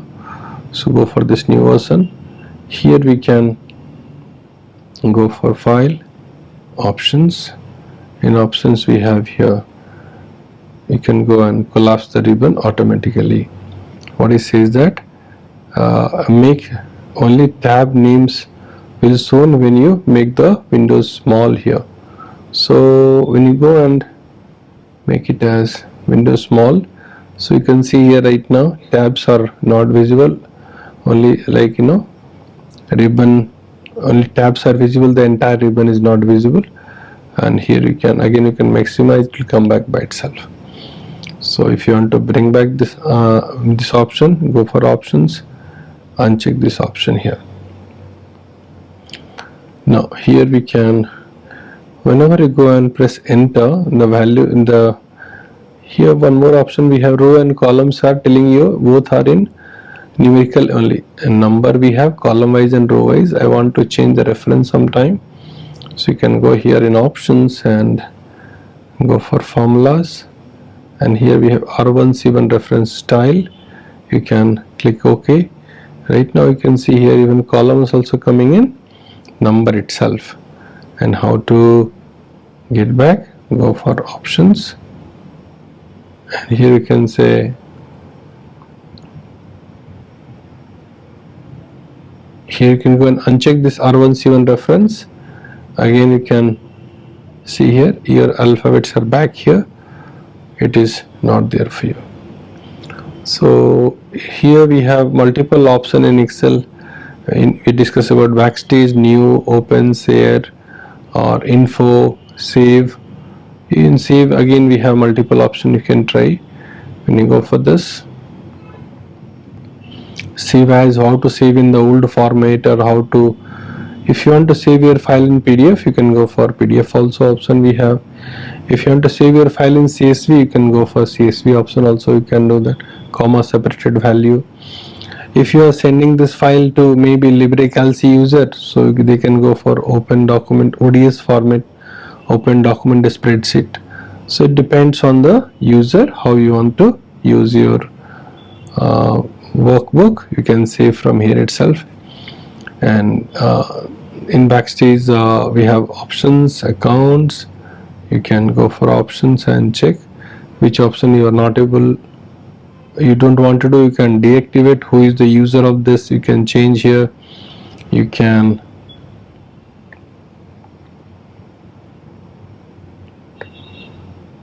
when you go for formulas, if you want to, can R1C1 reference style, you can change data.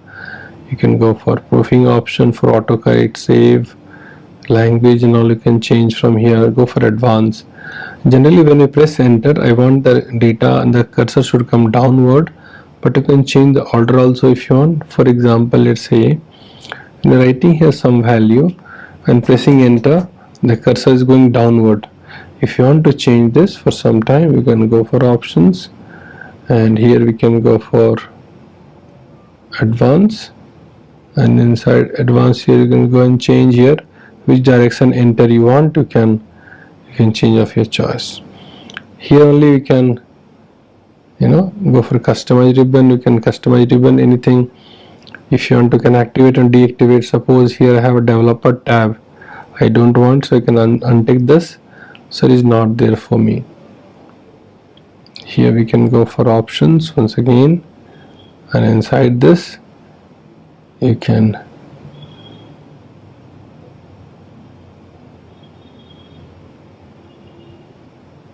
here we have again options, multiple things. You can customize ribbon according to your choice. Quick access toolbar, if you don't want to display, you can uncheck this from here.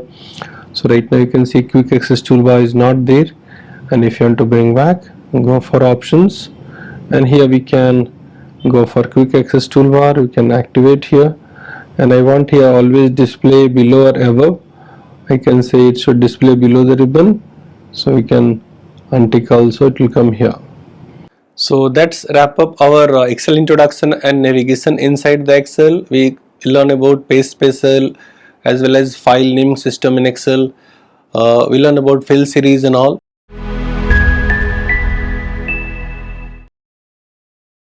Here I have a data set, and based on that we are going to learn all this maths and statistical function. So the first basic function we have sum. So let's see how to do that sum in Excel. So I have a data set, you can see here on the basic column, and I want to know the total salary. So I should go and write the function called sum here. As we know very well, all Excel function formulas start with equal sign.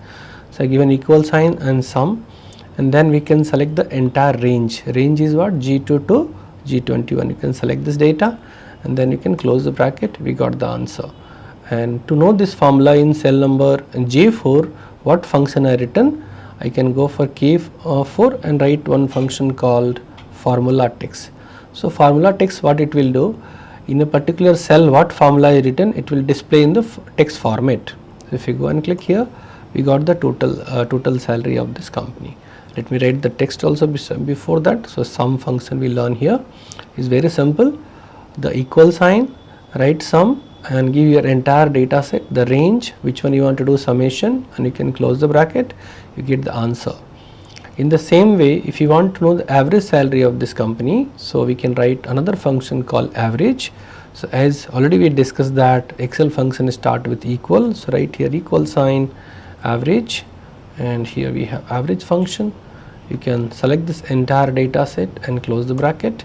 We got the average salary of this company, right? And just for explanation, I'm writing beside that average, not require average here. Now in this data, if you want to know the largest number or the maximum number, so we are going to discuss one function called max. So max will display the highest value in a data set in a range.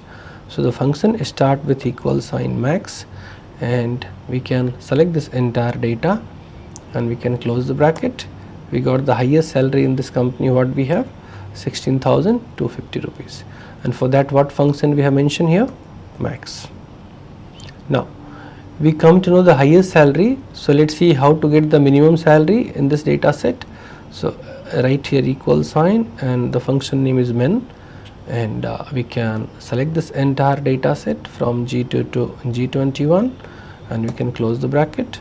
So here we come to know the minimum salary is 4,500 in this data set. So the function what we learn from this called min function. Let's say if you want to know the number of employees in this data, so you can go for count function. So remember, count function always count numbers. So we are going to discuss one function called count here. Select this entire data set and we can close the bracket. So what we come to know, total 20 employees are there in this company. So the function itself called count here. Now here in this situation I have counted the G column. G column contain numerical value, but in some situation, in some occasion, if you have to count maybe text or number or alphanumeric or a special character or maybe any symbol, what I mean to say, the non-blank cell. So we will go for another function called count A. You can go for count A function, and this time I am going to select this entire B column right now. So you can see here B column contain text value. If you go and press enter right now, we got the same answer. If you try to do count with the help of count function of employee name, we are not going to get the correct answer because B column contain text, and the function what we discussed now called count A.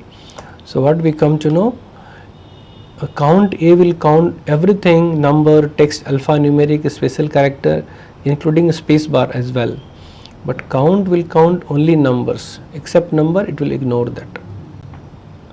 Let's say in a data set, if you want to know here, in our example, we want to know how many employee address is missing here. So you can go for another function called count blank here, and I can select this entire address column here and press enter. So we come to know that total in this data set 3 employee address is missing here. So the function name is count blank.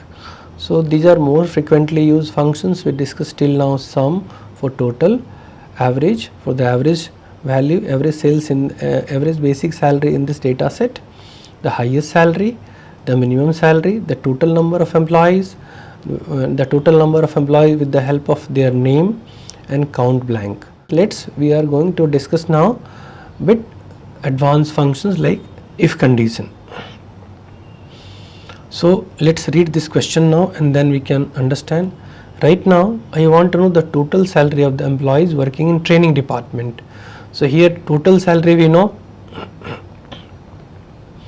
1,84,600, but we want to know the total salary of the employees working in training department. So we are adding one condition now.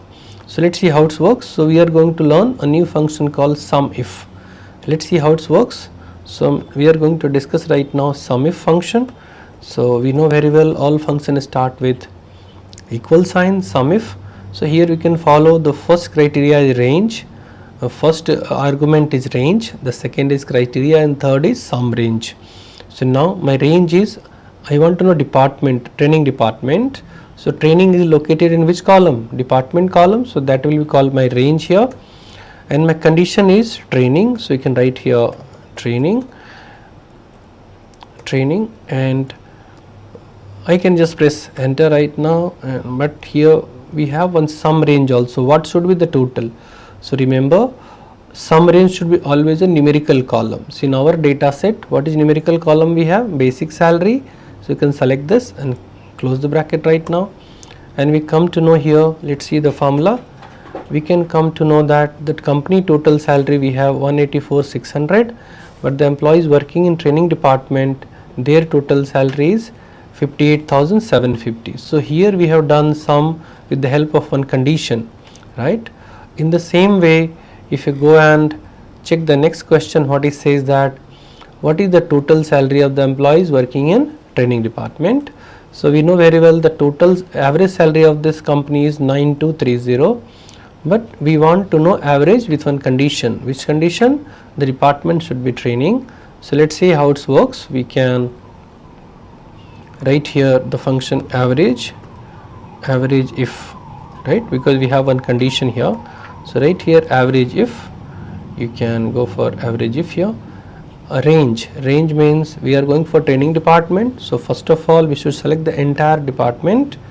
Out of this we can go for training, here, and the average range should be a numerical column. So you can select this basic column right now and press enter. So right now what we come to know, the average salary of the employees working in training department is 11,250, right? So let's go for the third question. What he says that count the number of employees working in training department. So we know very well that we have 20 employees here, but out of 20 how many are working in training? We are going to add one condition here. So let's see how we can do that. So the function we are going to discuss right now is called COUNTIF, and how it works, let's see here. Go for COUNTIF. The range here we have given all the departments and looking for training. So right here training, it is not case sensitive, so we can mention capital letter, small letter, no issues. We got the answer right now. So right now we have learned these three functions: SUMIF, average if, and COUNTIF. SUMIF will do total with condition, with one condition. Average if will do average with one condition, and COUNTIF will do count the numbers with one condition. Now the question number 4, what it says that count the number of employees earning greater than 10,000 rupees basic salary. So let's see how it works. So we can go for COUNTIF once again. Right here COUNTIF. The range we can give here all the basic salary, and inside that we are going to discuss, we want to count only those employees they are earning greater than 10,000, and we can close the bracket right now. And here we come to know that total we have 20 employees. Out of 20, 7 are earning greater than 10,000 rupees. Now the question number 5 says that count the number of employees earning exactly 10,000 rupees. So this also we are going to count the number of employees with one condition, then the salary should be exactly 10,000. So let's see how we can do that. So the function again we are going to discuss with COUNTIF itself. Go for COUNTIF, and the range again we can give the same range here, and criteria is we can give 10,000 here. You can say why you not mention here double quote, See, because 10,000 is a numerical value, so we can without double quote also it works, but if it is in any operator or text, you should give in double quote here. So now we can come to know here the exactly out of 20 employees, 3 are earning exactly 10,000 rupees salary. Now the question number 6 says that find the third maximum salary. So third maximum or third minimum, we can go for another two function called large and small function. Let's see here, the function itself called large. So now if I go and write here large, and see this large function demands you two argument, your array and which position largest you want. So I'll select this data here, and in this I'm going for third largest, so right here 3, and here we got the answer also, we got the third largest number. In the same way, if you go for third smallest number, right here small, select the array, and we can just put a comma sign, third smallest, and we can got the answer also right here. So here we have learned all this, the very basic function in Excel: sum, average, max, mean, count, count a, count blank, sum if, average if, and count if we have also done with various examples, and large and small function also we have learned. Let's go ahead and discuss some advanced functions in statistical part and mathematical functions. So let's see here the section 2, what it says that the total number of employees working in training department and staying in W region. So here we have more than one condition. So remember, if one condition means we can go for sum if or average if or count if, but if you have more condition, up to 127 condition we can add here in sum if, average if, count if, max if, mean if, and ifs functions. So now let's see here. So the first question says that the total number of employees working in training department and staying in W region. So let's see how it works. We can go for the function called sum ifs, and how we can write the formula. Let's see here. So we can go for equal sign sum ifs, and just follow here, the first argument is sum range. The major difference between sum if and sum ifs means in sum if the sum range will be last argument, but sum ifs sum range will be the first argument. So select here all the basic salary, and then we can go for all the department. In all this department we are looking for training, you can write here training, and the second condition we can go for all the region and looking for which region, W region. So we can close this and press enter right now, and we got the formula here. So this formula we learn here sum ifs. Let's say we can go for the next question. What it says that the average salary of the employees working in training department and staying in W region. So here we can go for average ifs function. See here, and the function name is just difference, but all these arguments are exactly same to same. So let's see how we can solve here. So the function name is average ifs, and how it works, the function is average ifs. The first average range should be a numerical column, so you can select this basic column here, criteria range 1, all the department, looking for training, so right here training, and criteria range 2, looking for all the region, and which region we are mentioning here, W region here, and we got the answer right now. So here we come to know, see the average salary of the company is 9230, the average salary of training department is 1175, but employees are working in training department and staying in W region. In that category of employees, the average salary is 8125. Now the third question, what it says that the total number of employees working in training department and staying in W region. So you can go for another function called countifs here, and let's say countifs function. Again it will take more conditions, so we'll go for equal sign countifs, go for countifs. The first is all the departments, looking for training, and all the region we are looking for Western region. So write here W and close the bracket right now. So here we come to know out of 20 employees, 2 employees are working in training and staying in Western region. Now the next question says that, see, the company highest salary we have 16,250, but we are going to find out the maximum salary of the employees working in training and staying in W region here.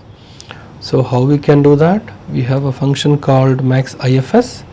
Right here max IFS, and the max range what I should give?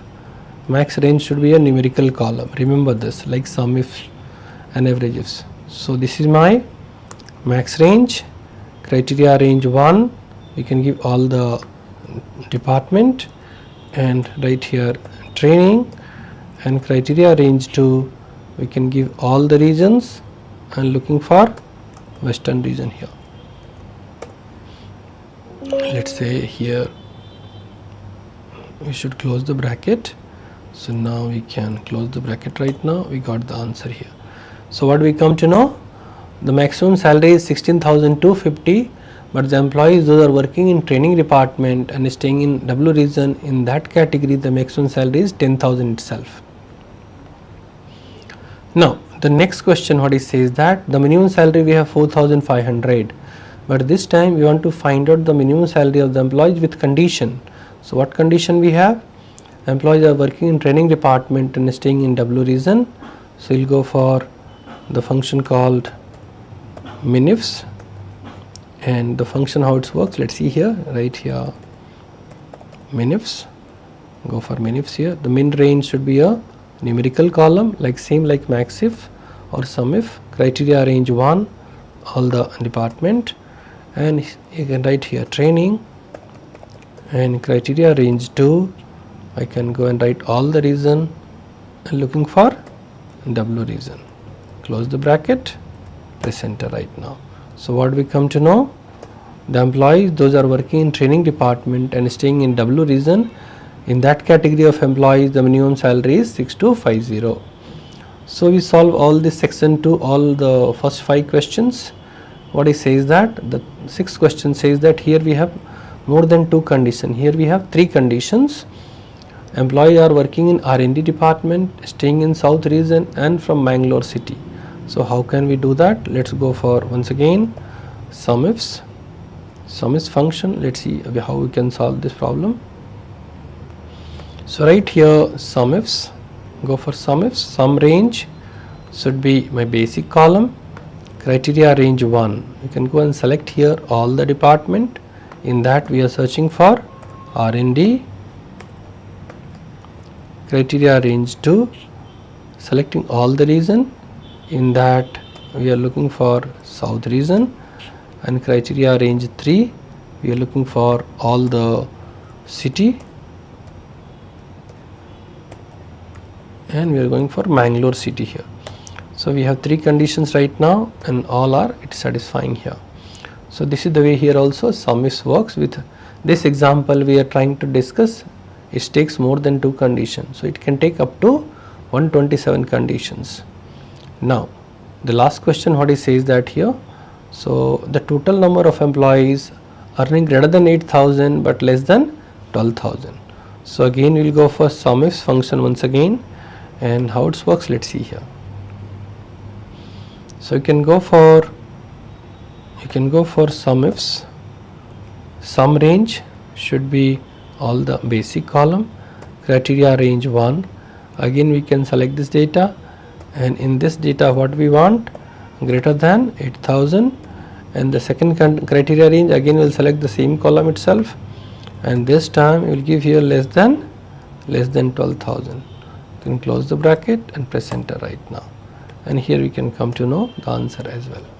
So those employees their salary is greater than 8,000, less than 12,000, in that category of employees the company have total salary is 81,250. If you want to go for format painter for copying this, you can just click on this format painter, and wherever you want you can apply here.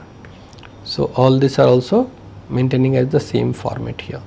So here we discuss all this basic functions most frequently used: sum, average, max, mean, count, count A, count blank, sum if, average if and count if. With multiple condition also we have done that. Means multiple examples, and then we learn about large and small functions. Then we discuss about sum ifs, average ifs, count ifs, max ifs and min ifs. Sum ifs we have done with more conditions as well. So these all are comes under your basic functions under maths and statistical functions. So hi, in Excel learning series today we will discuss about referencing and name manager concept. So let's see how it works. Excel have three kinds of referencing: relative, absolute and mixed referencing. So all we will discuss one by one. So let's see here, I have a very small data set. Some product names are there, their quantity and rate is given. Right now I want to know the amount here. So I'll write here equal sign, I'll give the quantity B5 multiply by C5 and press enter. I have done for the only first product itself, and when I just drag down, slowly you can see here Excel is copying the formula downwards. Let's understand for getting this output what formula we have written. So I'll go for formula text here and you can click this enter right now. So I just observe here, let me delete this part once again. I have written formula only once, B5 into C5, but when you drag down here, just when you drag down, and here you can see the formula also, you can see automatically Excel says that B6 into C6. Once again, if I keep on dragging down here, it comes here B7 into C7, like that. If you go and double click on this, and here also if you go and double click, so automatically you can see here the cell references are getting changed by itself. Means when you write formula only once, and you can, if you drag down, the cell address will change by itself. The address of the cell will change relatively, it will change by itself, right? So this is the default referencing, and most probably we use this itself. But let's see one more scenario here. I have some employees names and their salary is given, and everybody need to pay whatever the value is mentioned in cell number J2. So now if you go and write here equal sign, the cell G5 multiply by J2 and press enter right now. So what formula I have written here to get this output? So write here formula text, and here we can see we have written here formula G5 into J2, G5 into J2, but when you go and drag down, it doesn't works. You can see here getting the answer 0. Let's see, understand the formula how it works. So when you go here, like how you can see how the salary cell is shifting downward, in the same way the tax rate also is shifting downward, right? Let's understand from the formula auditing. So you can go for formula tab, and there is a group called formula auditing we have. Go and see here trace precedent, means how this output has come. It's come by salary multiplied by tax rate here. If you come to the next cell, again you follow the same process. It say that you can see here how the salary is shifting downward, in the same way the tax rate also shifting downward here. You can go and trace precedent.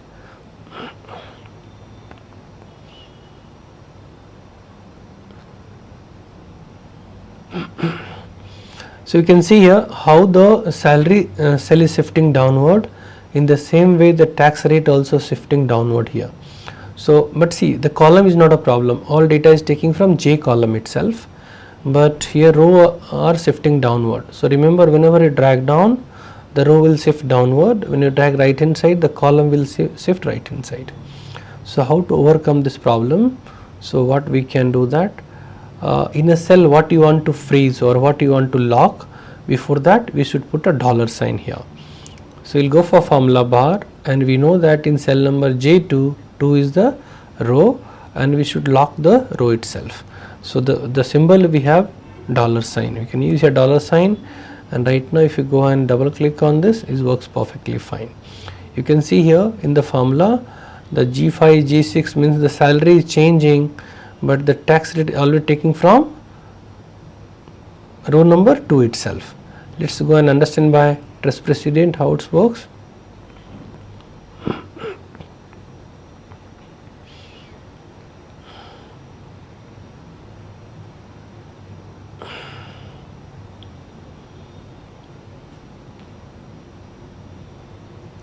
let's see here, trace precedent. We have trace precedent means we want to know how this output has come, which are the source of this output. So we can come to know the salary row is shifting downward, but the tax rate is fixed in the second row itself.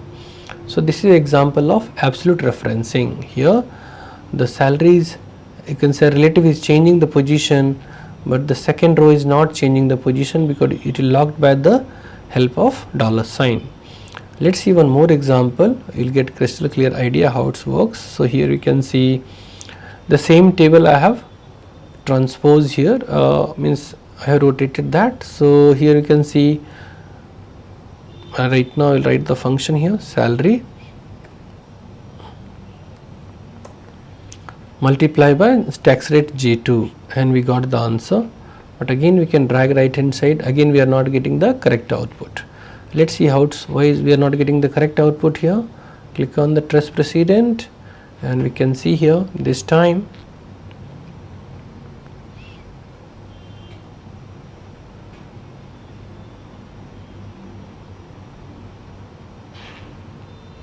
so here we can see this time the second row is not a problem, row is all data is taking from second row itself, but this time column is changing, J column become K, L, M like this, right? So in this situation what we need to lock? We need to lock here column, right? So here you can, before we know that in J2 column is J, so before J we should put a dollar sign and then we can drag right hand side, it works perfectly fine. Let's understand from this trace precedent. So it's take data, you can see here the salary is changing, but the text is taking always from J column itself. So here this is the example of again absolute referencing itself. In the previous example we have locked the row, and this example we have locked the column, and the the symbol will be a dollar sign itself. So right now there is one shortcut also, we should know how to change the referencing. Click on the cell address, press function F4. When you press function F4 or F4, you can see here right now J2 means nothing is logged here. Once again I press here F2, you can see here $J $2 means what?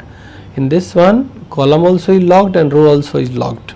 Once again I press F4, we can see here this time row is logged but column is not logged, and once again if you press here F2, this time column is logged and row is not logged here.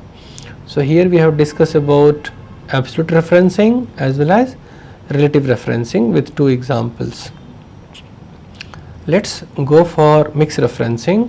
Mixed referencing means when you go for calculation, in one cell column should be logged and another cell row should be logged. So let's see how it works. So I have a table here, and in A column I have a table of 1 to 10, but I want to make a multiplication table from 1 to 10 itself. So what I mean to say, in this one I want A column should be logged and first row should be logged. So how it works, right here equal sign A2 into or multiply by B1. This time I am trying to give one demo without locking the cell. Let's see here, if I drag here and we can double click on this, see we are not getting the appropriate output. What we are looking for here, 10 into 10 output should have come here 100, but we are not getting the correct output. Let me delete and we can see how why is not working properly. So let me delete this part here and all this formula. Now this is the correct formula we have, 2 into 2 we are getting 4 here. What I want this time, 2 into 3 6 should have come here, or 2 into 4 8 should be the answer, but we are not getting the exact output. If you go and see here, it should have come 2 into 3 6, but we are getting output 12. Let's understand why it is. So go for trace precedent. What we come to know, when you drag down, one A column shifted and become to B column right now. Once again you drag here, so this time again you can see here we can again a B column become C column right now, means when you drag right hand side the column will start shifting right hand side. So what we should do in this calculation, we should first cell you have to log the column $A2 into B1. If you go and drag this right now, it works fine. If you go and check how this output has come here, is taking data from first column and top row. If you go for any cell and try to understand here, it's taking data, a column is logged right now. But if you drag down again, it doesn't give correct output. Let's see, for example, when you go and double click on this, again we are not getting right output. Let's understand how this data has come. So go for trust precedent, you say that first column is fine, but when you drag downward, the row is shifting downward right now. So in this situation, what we should do, we should lock the row as well. So in the second cell between B and 1, I want to lock the row, so I put $1 here. Now if you go and drag everything and we can double click on this, we can see the correct output. So here you can right now go for any cell and try to understand how this data has come. So here you can see it's taking from first column and top row. If you go for any cell and try here, it's taking data from first column and top row. How this 100 has come here? 10 multiplied by 10. So here you can go and check, here we got the answer right now. So this is an example of mixed referencing. In one cell column should be logged, another cell row should be logged here. Let me write the formula also. So write here formula text and you can click on the first cell here. So you can see here the formula is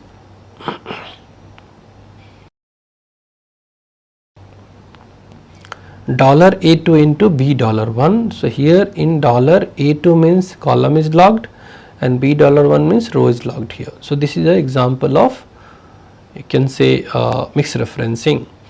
So let's we discuss about the referencing, absolute referencing and mixed referencing and relative referencing. Yeah, so in Excel learning series today we are going to discuss about name manager, naming range, how it works.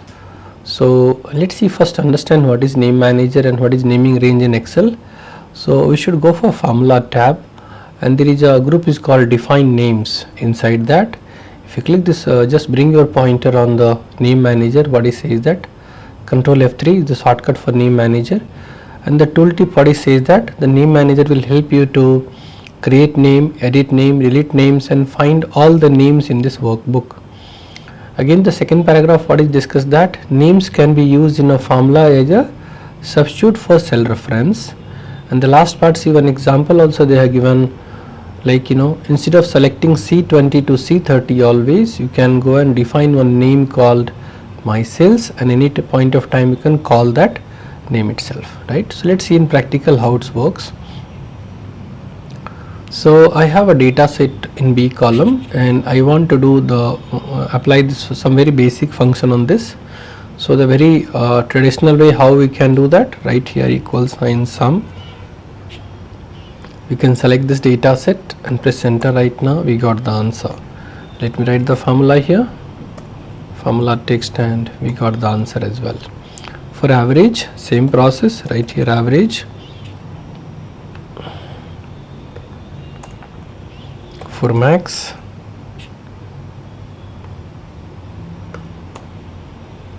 for mean, or for count.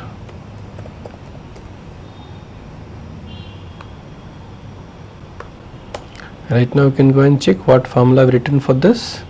For average, B2 to B14, for max also B2 to B14, for mean also same range, and for count also. So it is a small data set is fine, but if you have a huge data, going selecting always is a tedious job, difficult job. So what we can do that, this range we can define as a name and we can call any point of time. So how to define names here? First of all, we can select this data. You should be in formula tab, go for name manager, click on this, you will get one dialog box. Here we have new, edit and delete here. So click on new right now, and Excel give a suggestion like, shall I give the name of this range as a basic? Even we can follow that also, is no problem, but we can change also according to your requirements. So I am giving the name of this range called salary, and salary means here we have an option also called scope. Scope means this name is valid entire workbook, or we can select a particular worksheet also, is absolutely fine. So default is entire workbook, so let it be like this. So whenever I will tell salary means what, Excel understand naming range is nothing, our worksheet name B2 to B14. Why before B2 to B14 the worksheet name is got added? Because every worksheet we have B2 to B14, right? So which B2 to B14? Naming range worksheet. So whenever I will give a name called salary, Excel will understand this data set. Press OK right now, and now one name got created. Let's see how we can use in formula. So write here sum and salary and press enter right now. Go for average and salary. So go for here max. You can give here salary, go for min and go for count also. And here we can write the formula text and we can get the answer right now. So in both way, when you used to go and select the range also, we got the same output, and when we got the defined name also we got the same output. The best part, if you go for some other worksheet also, and if you go and call here, just go for any cell and write here equal sign salary. So Excel understand that which cell we are trying to use in this formula, because when you define this name, we have given the scope, we have given entire workbook. If you specify that this name should valid in a particular worksheet, then it will not work in other worksheet as well. So let's come back to our worksheet here. So we come to know how to create create a names here and how to use in formula. Let's see here, if you go and add some data, and here we can, but there is no impact here in this because names. So if you have modified something in your data set, how to edit your name, again you can go for formula tab, go for name manager, and here we have salary, click on edit right now. So till now it was 14th row, so I can go and change, it should be valid till 15th row. Like that we can make changes here, and once you make changes with all your formula, wherever you use the salary as a name, it will change by itself. So this is the way you can create names, and we can edit name, you can use in formula. Go once again here and say this time if you don't want these names now, you can go and edit and delete also. So it will give a warning, are you sure you want to delete this name called salary? If you press OK right now, the name got deleted, and all this formula right now it will give an error called name error. Right now Excel is not understanding what salary you are talking about, correct? So this is the way you can create your names, you can edit name, you can use in formula, you can find all the names, you can go and modify that also. Let's see, I'll tell you one tricks also how you can create a name without going to the formula tab.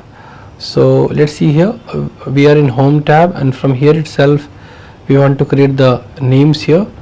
So what we can do, select this entire data, go for this name box. This box is called name box, and here we can define a name called salary and press enter right now. So this is also way we can create the names here. Go and use here right now salary, go for sum or average, or you can go for max, or you can go for min, and you can go for count also. So this is the way we can do that, how to create name, edit name, delete name, find all the names in a formula, and what is name scope, and how you can create names with the help of name box also.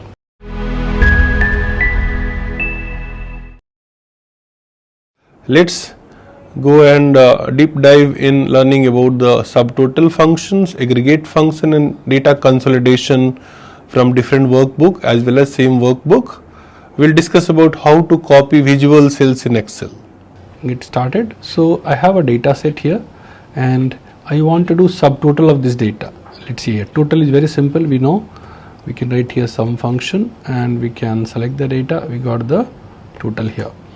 But I want to know the subtotal department wise, or maybe subtotal by region wise or city wise, or any topic, whatever we want here. So what we will do first, let's see. So on what basis you want to do subtotal? That column must be in ascending order. Okay, ascending or descending must be sorted format itself.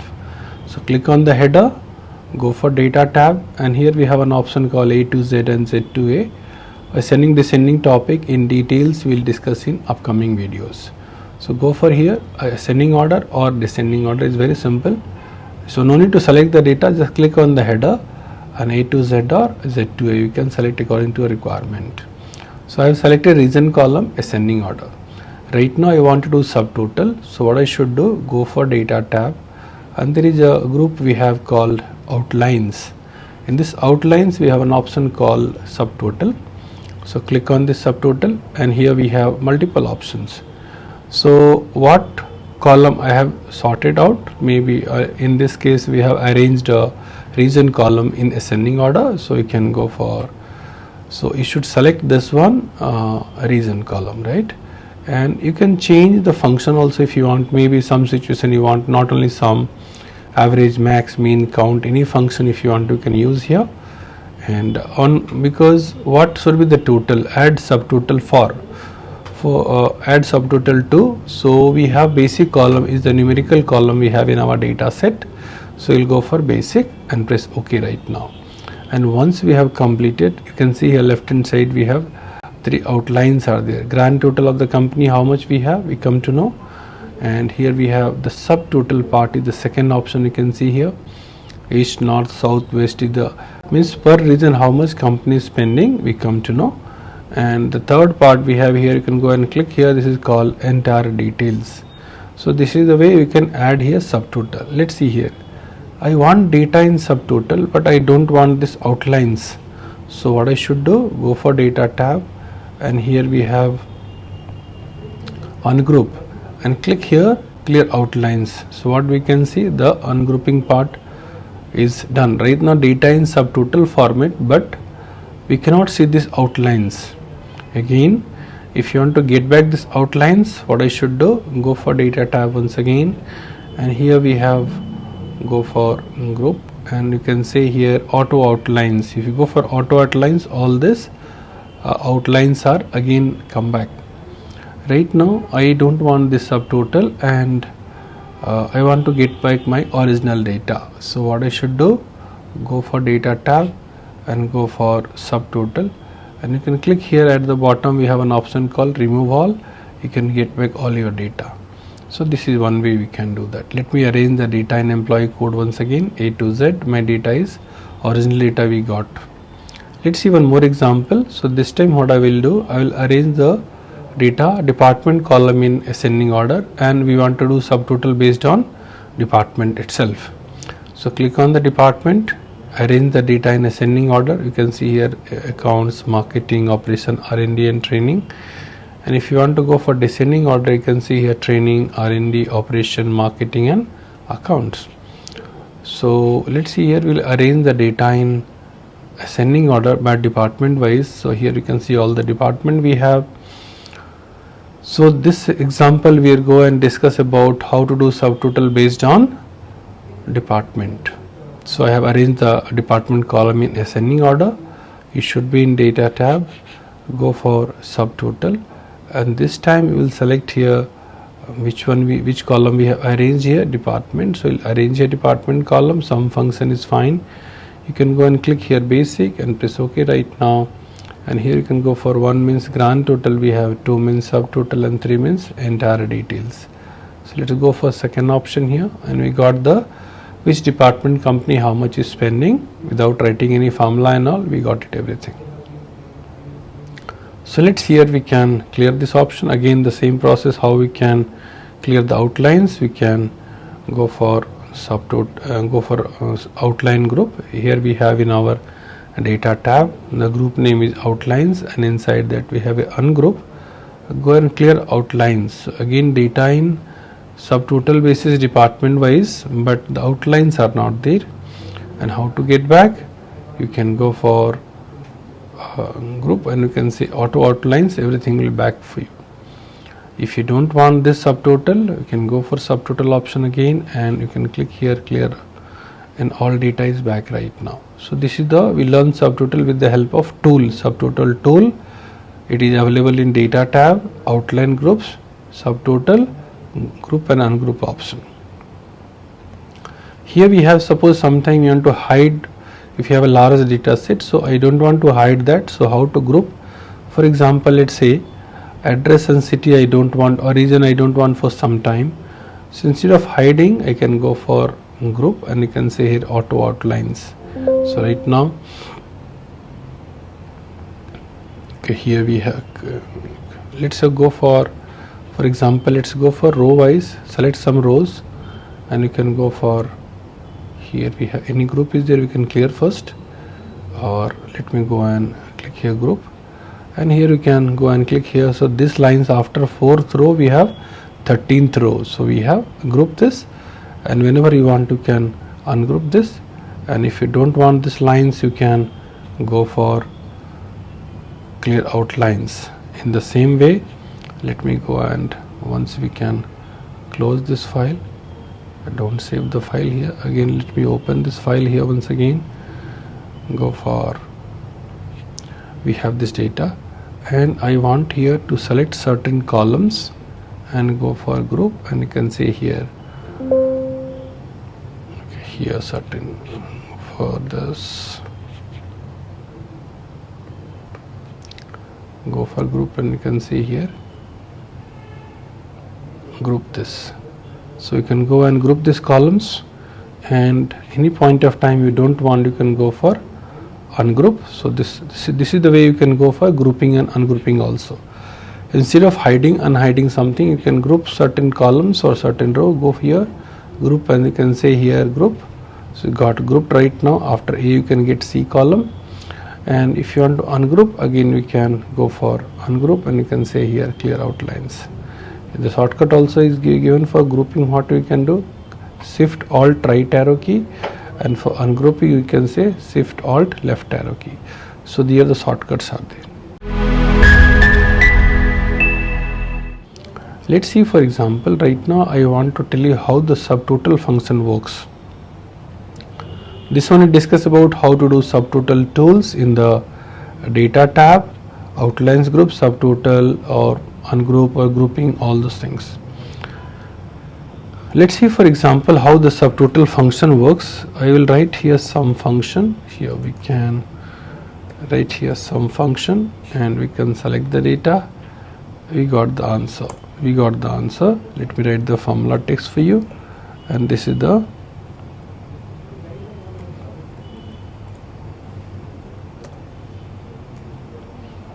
formula text, and we got the answer. Now what I want, let me hide some rows from 11th to 15th row. I want to hide this. So right click and hide this. After hiding, I want to do total of only those number which are visible here. What I mean to say, let's see here, select this data, and you can go for status bar. The total says that 1,27,425. I want this value should be in Excel. How to do that? So you can go for right here sum function once again, select this data and press enter. But I'm getting the same answer what was before hiding. What was the answer? I'm getting same answer. So let me write here formula text once again, formula text, and we can click the cell address. You can click the cell address, we got the answer. So when you are hiding the rows also, Excel will do the operation in all the hidden rows as well. So what I should do, so I should see the total of visible cells itself. So for that we have one function here called subtotal. Go for subtotal function. In the subtotal function will ask you what aggregate function you want to use, sum, average, max, mean, count. So you want to go for sum function here, go for sum function, and after this you can go and do subtotal and press enter. Again it doesn't give the desired result. Let's go for formula text. So when you go for subtotal function also, it is not giving you the data of visible cells itself. So what we should do now, So go for subtotal function once again, and this time you will not go for 9 here. 9 means sum we know, but we have one more sum function for visual cells itself. So let's see what I should do. Scroll bit more down, you can get one option called 109. So 109 will do that also sum itself, but this sum function will do the total of visual cells.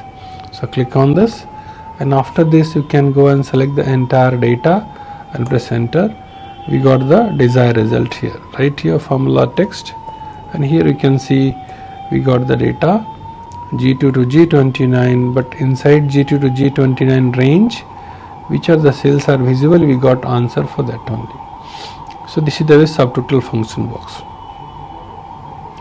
What we can do with subtotal, the same thing we can do that with one more function called aggregate function. Let's see how aggregate works. Go for aggregate function, and right here what we want to do, sum function. So right here 9. After this, if you put one more comma sign, you'll get a list of means argument by itself, anything you can select of your choice. For example, here we have ignore nothing. Ignore nothing means it will do total of everything. So you can go for right here 4, and then we can go and select this entire data. If you go for ignore nothing means you'll get all the data like normal sum function itself. So go for formula text, and here we can go for format painter, and so we got the same answer. So how to get total of visual cells only with the help of aggregate function. So go for aggregate, go for sum function again number 9, and after this instead of 4 we'll select this time 5. 5 means what he says that ignore hidden rows. In the selection of G2 to G21, if any visual cells are there, it will do the total of those number itself, not the hidden rows and all. So here you can go for, and then we can select the total cell here and press enter. We got the answer. Here we can go for format cell, and we can click on this. So this is the way aggregate function also work in Excel. So we discuss here subtotal tools and subtotal functions and aggregate functions, how to do groupings and ungrouping of the rows and columns. Let's see right now what we want. We want to do the copy paste of this data in some other worksheet, but in this data set some hidden rows are there. I don't want to copy those rows. So you can select this data right now and press Ctrl C for copy, and go for a blank cell wherever you want the data. Suppose for example I want to add a new worksheet and I want to do paste there itself. So when you go for let's see here what I am trying to tell. First of all, select this data, go for copy. After copy, come to the destination cell and go for paste. Here you can go for paste option. We will go for paste option. So what we got? We got the entire data itself. Even the hidden rows are also getting copied here. If you go here in this data set, row number 11 to 15 is hidden. That is not visible here, but when you copy paste it is coming 10 to 15 that data also. So what I should do, I want to copy the data which are visible itself, not the hidden rows. So let me first delete this part here. I am into the data set here. Go and select this data. How to select? Ctrl A and then go for Ctrl C. Here first what I should do that. First select the data, Ctrl A, and then how to select the data of visual cells only, you have to press Alt semicolon. When you press Alt semicolon, after Alt semicolon go for copy, and then come to the destination cell, and here we can paste here. So what happened here? This is copy and pasting the data of visual cells. After you can see row number 9 coming here, row number 15. So this is the way you can copy the data of visual cells itself. The shortcut is Alt semicolon, right? So what we discuss now, we discuss about We discuss about subtotal tools under data tab. We discuss about subtotal functions and how the argument takes, and then grouping and ungrouping part. We discuss about aggregate function, and we discuss about how to do the copy cells of the visible cells only we can copy and paste to the destination. So right now we are going to discuss about consolidation. So what is consolidation? If you go for data tab and bring your pointer on the in this data tools group, we have an option called consolidate. If you read the tooltip, what it says that summarize data from separate range, consolidating the result in a single output range. For example, if you have a worksheet of expenses figure for each of your regional office, you might use a consolidation to roll up this figure into a corporate expense worksheet. For example, you have means different office, different branches are there, and all branches maintain a different expenses worksheet, and you want to incorporate worksheet, you want to consolidate everything, you want to combine everything, you can go for consolidate option here. So we can do that consolidation by same workbook or even a different workbook also. So in consolidate you can use many functions, sum, average, max, mean, any aggregate function also can be used here. So what we will do first, let's see here, I have a worksheet and here I have some students, their score marks are there. In first worksheet I have marks of the students, how much they score in English. The second worksheet, the same students, how much they score in maths. And then third worksheet we have computers, and fourth worksheet we have science, and fifth worksheet here we want to do total of all the entire marks here. We can do that by sum function also. So when you go for sum function, you can go and click the worksheet 1, and then again you can put a comma sign, you can go for sheet number 2, again you can click the cell, again you can go for sheet number 3 and click the cell address, again we can go for sheet number 4 and click the cell address and close the bracket and press enter right now. So this is the way also we can do that, but it's very bit complicated. So instead of writing this manual work, we can use the consolidate tools also. So let's see how it works. So you can click on the destination cell where you want the output. It should be in data tab. Go to data tools, and here we have an option called consolidate. Click on this, and you can go and select the data right now. Go for sheet number 1 and block the cells, and here click add here. Go for sheet number 2, again it is already selected, so press here add. Sheet number 3, and you can click here add button. Sheet number 4, and you can click here add and press OK right now. So all the worksheets are combined here. We have not written any function, the function written by Excel itself. And which function? I choose here sum function. If you want, you can change the function also according to your requirement. Now if I go and change the data in the source in any worksheet, will it update here or not? So when you go here in sheet number 1, instead of 56, how much total we have right now? So student number 1 total is 224. If you go and change the English marks to suppose 56 to 96, but if you go and see here, there is no update into the final worksheet. So if you want the connection from the source, means whenever you make the changes into the source, the data should change by itself. So for that, what I should do, go for consolidate, and here we have one option what we have, create link to the data source. If you activate this part, and then you can go and right now here we have, go and make the changes to 96 to again 56 and press enter, and go and check here the value getting reduced here right now 2 to 4. If you go and again increase the salary, the marks is 96, go and see here the marks got changed by itself. So this is a consolidation we have discussed from the same worksheet. Like that we can connect the data from multiple workbook also. The process will be same. You can go and click on the data, and here you can go for browse option and you can select that. So we'll discuss this also, how to consolidate data from different workbooks also. So what we will do for that, let me close this file and I'll open one folder. There we have multiple files are there, and we can go for file, and I'll go for open this file right now. Here we have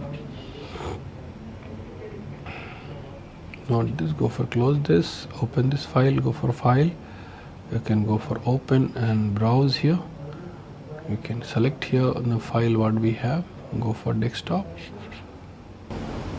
So I have a folder itself called consolidation. Inside this there are so many files are there. Just I give an example. I'm going to open this file right now. So here I have a file number 1, and this is called, the file number 1 is BLR Bangalore location, and this is the sales value we have. In the same way, when you go for open this file and go for browse here, you can go and select this time DEL and press OK right now, and I have another file called DEL and the sales value is there. Again you can go and click here, go for open, go for browse option here and select this time HYD. I got one different sales data HYD, and like this only you can go for open this,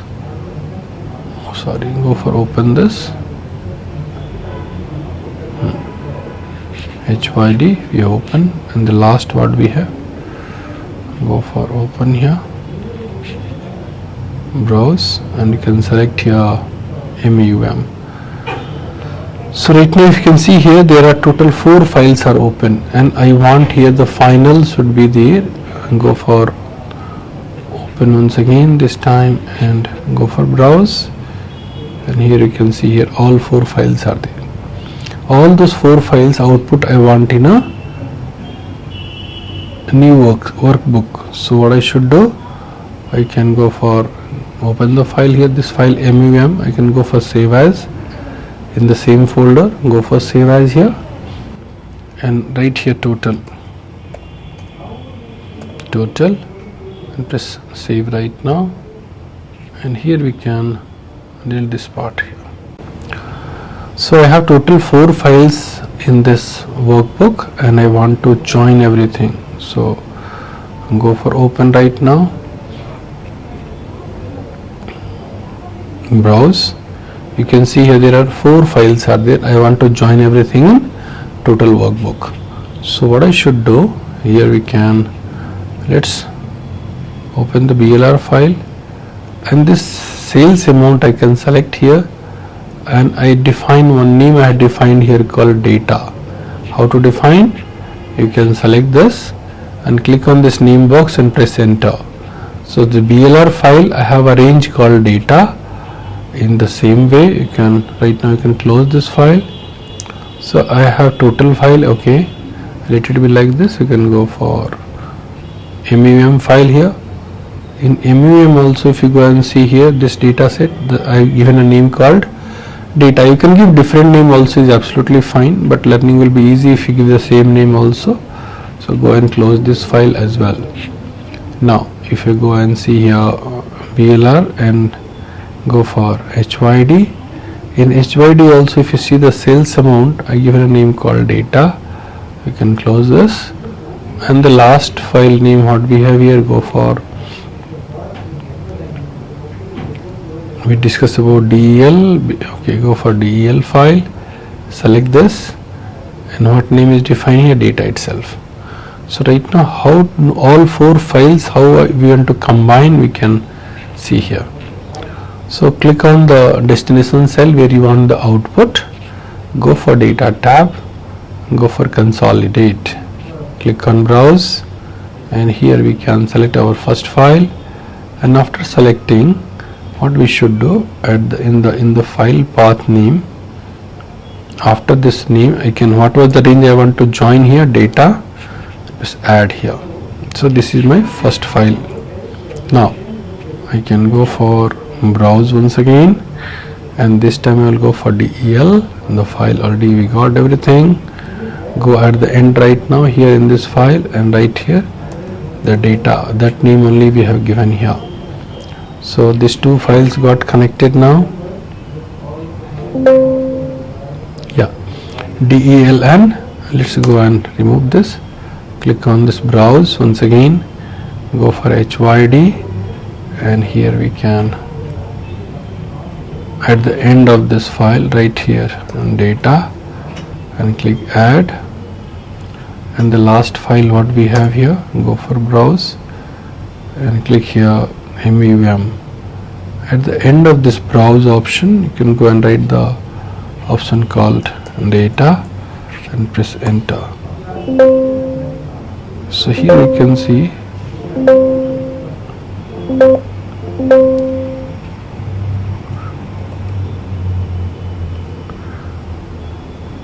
go for browse option, here go for consolidate. I think the path is not taken properly, so you can delete once again here, go and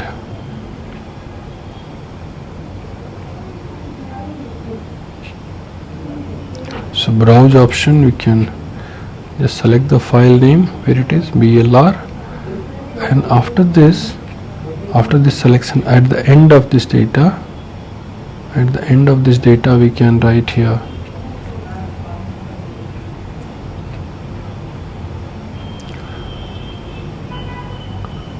go and browse here,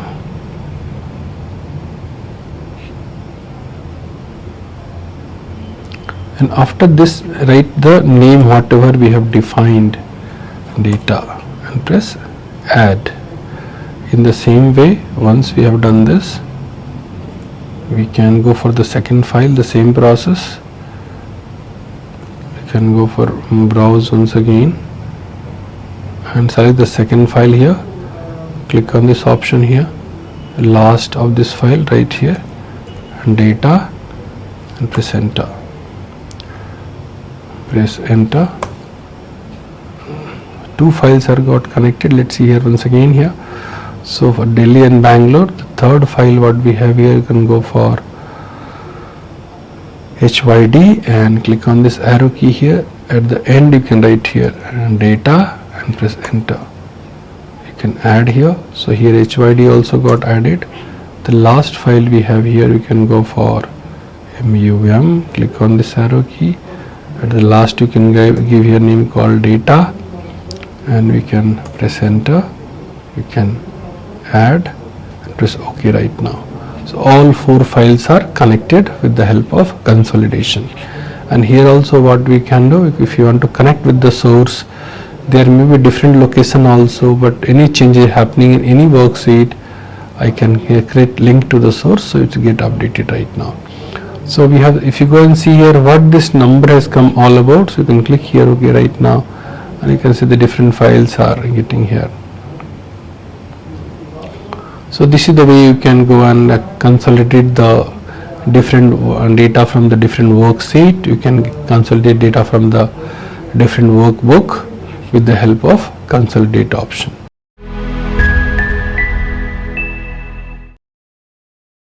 Let's dive into financial functions like how to calculate EMI, how to calculate future value, present value. We are going to learn right now. As a data analyst, you may get opportunity to work in finance domain, banking, and also this functions is going to help you a lot.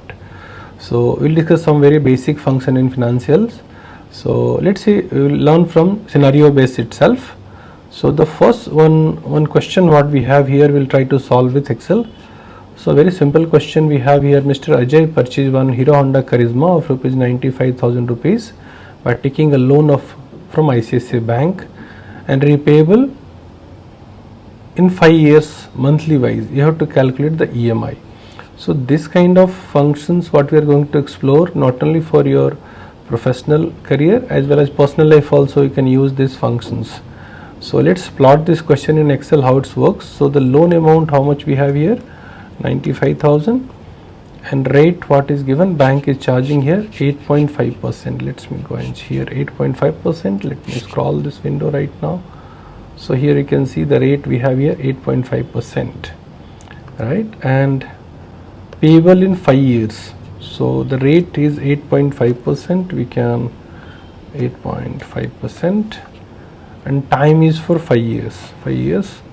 But here what is the question says that, let me discuss this here. We can go for Alt Enter to break the line. You can understand here. Right now the question is more clear here. So what is the question we have? Mr. Ajay purchased one Hero Honda Charisma of rupees 95,000 rupees by taking loan from ICICI Bank. Repayable in 5 years, monthly installment 8.5% per annum. Calculate the EMI for the loan. So he need to pay the EMI monthly wise. So how to calculate? So there is a predefined function we have in Excel called PMT. So let's see how it works. We'll write here PMT. Click on this function argument box. Here you can see here the rate what we have 8.5%. NPER means total number of period. So here you have 5 years, and PV means present value, the loan amount. So right here 95,000. But see, and this rate bank has charging per annum, right? PA per annum, and EMI will be per month. So what we can do, we can change this yearly interest to monthly interest. How can we do that? The rate we can divide it by 12. So right now you can see the rate of interest converted in monthly interest, and NPER means total number of 5 years you need to pay. So in 5 years monthly installment means what I should do, multiply by 12. Here you can get here 60 installment, and the EMI amount principal value or present value is 95,000. So what will be the EMI? So you can just click OK right now, and you can get the answer here. Let me write the formula here, formula text, and we can come to know. So here PMT H5 divided by 12. H5 what we have? Rate of interest. Why divided by 12? Because yearly interest we converted in monthly interest. I5 multiply by 12. I5 what we have? The number of 5 years. 5 years multiply by 12 means total 60 installment. G5 we have here the loan amount, how much he has taken the loan. So it will be 95,000. So EMI will be minus 1949. Remember, EMI will be always negative value itself. So this is the way we can calculate the EMI in the Excel, right? Now as you know very well, EMI will be having two parts, principal as well as interest. So when Ajay start paying his EMI, first installment, second installment, total he need to pay 60 installment. So per installment the EMI amount will be exactly same to same, but inside that the calculation of principal and interest will be changed. So let's see the next question so you can understand better what I'm trying to discuss. Mr. Ajay want to know the breakup of the principal amount in the EMI payable in the first month. So the question is connected from the previous question itself. Let's write here the principal is 95,000. The rate is 8.5% per annum. So we can copy here, and time we have for total 5 years, right? So now let's see, for calculating the principal part we have another function called PPMT, principal payment. So write the function here PPMT, principal payment here. Click the function argument box, the rate where we have 8.5%. NPER means total number of period for 5 years. Present value is 95,000. So as in the previous example what we have done, the yearly interest we have converted in monthly interest. So go for divided by 12, and NPER you can go for multiply by 12, and PV we have already. Here one more argument is there called per. Per means Ajay want to know the principal for which installment. So he want to know for the first month, because every month the EMI will be same only, but inside that the principal and interest calculation will change. So per may be a number from 1 to 60, because total 60 month installment is there. So right here Ajay want to know for the first month. So right here 1 and press OK right now, and here we got the answer. So this is called principal payment, PPMT. Let me write the formula here.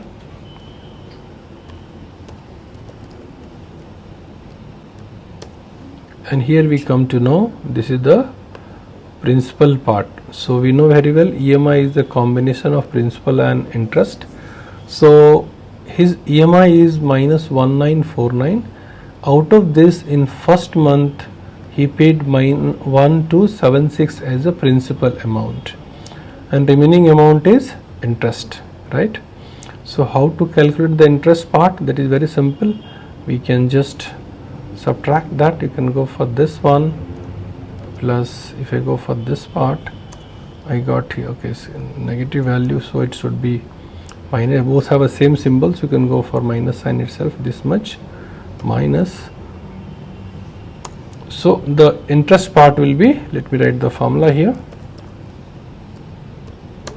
So interest part will be 672.92, but this one we can calculate by function also.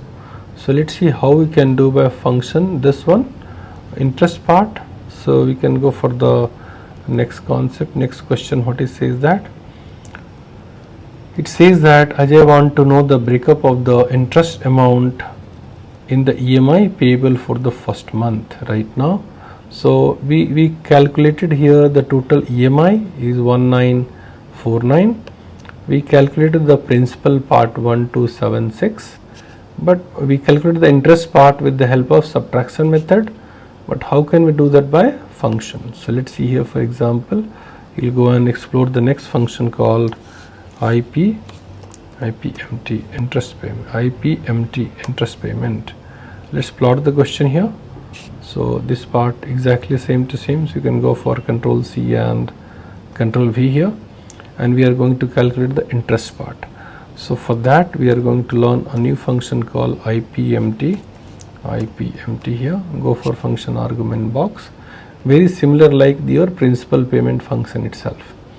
The rate where we have 8.5%, and total number of period is for 5 years, and PV we have for 95,000. So as you know very well, rate is annual interest, so you have to divide it by 12, so it will become monthly interest. 5 years EMI means total 5 years, then multiply by 12, so it becomes 60 month installment, and PV already we have 95,000. So if press OK right now, let's see what we have done here. Let's understand. So here, okay, cell address I-19 means rate of interest. Let's see here, rate of interest I-19 is fine.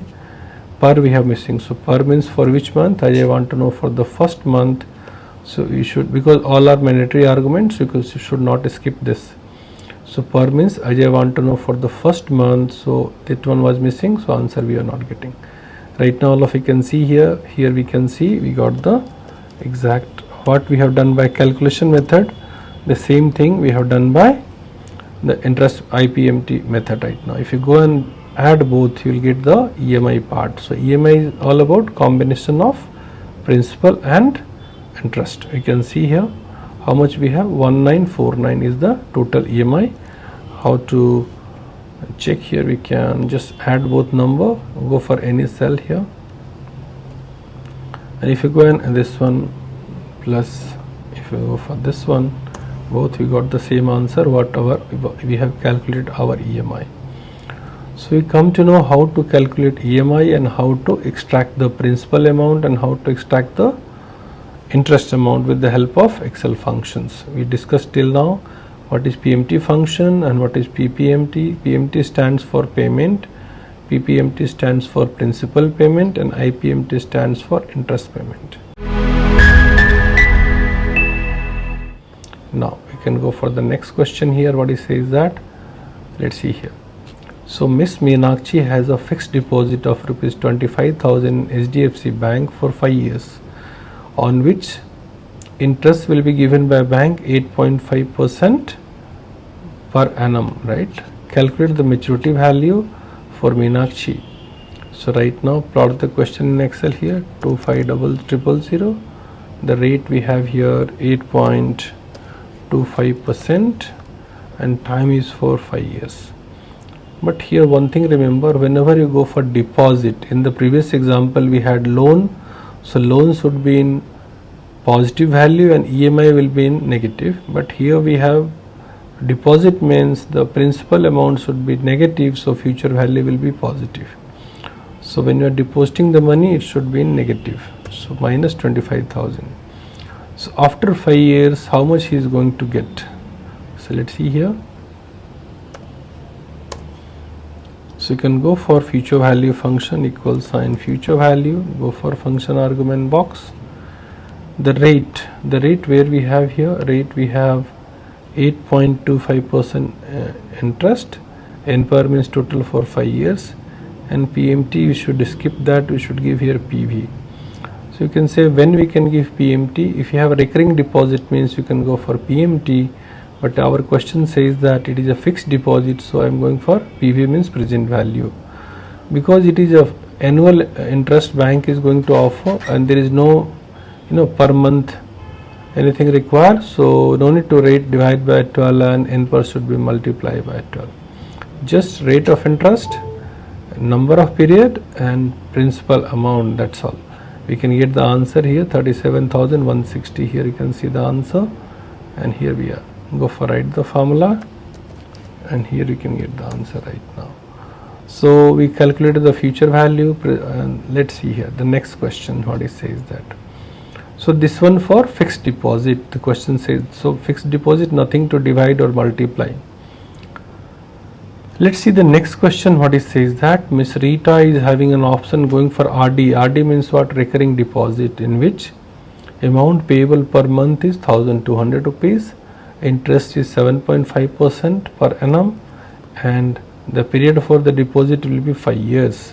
She asks you to calculate the maturity value. So let's see what we will do. We'll plot the question in Excel. We know that the deposit amount should be negative.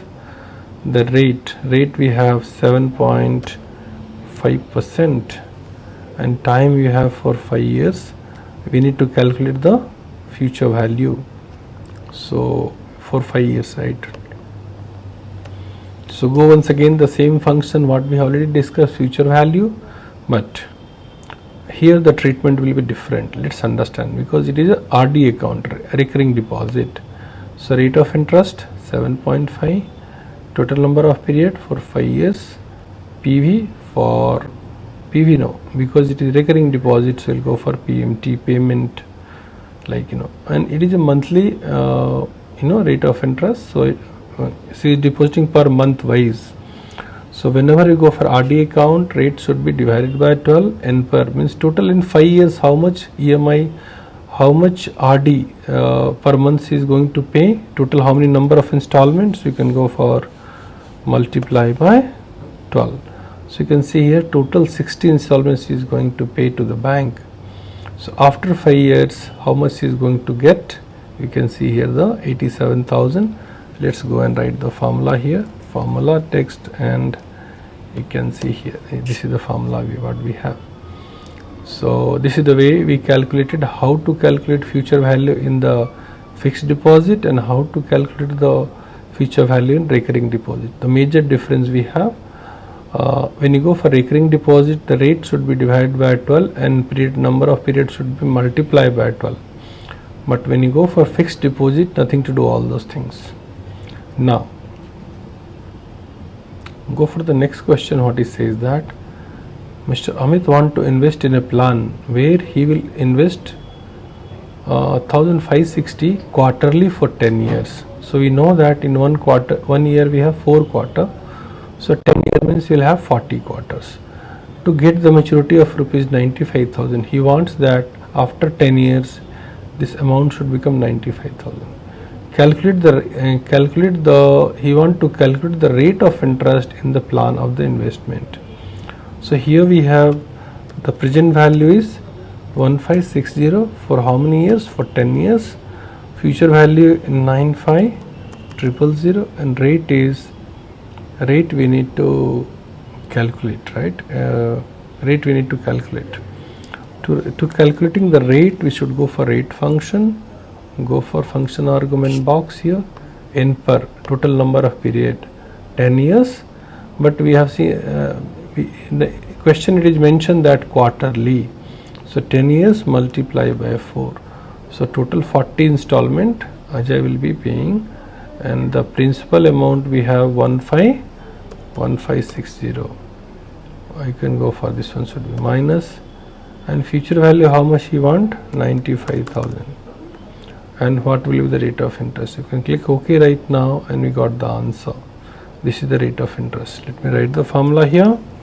write the formula and we can, so you come to know this.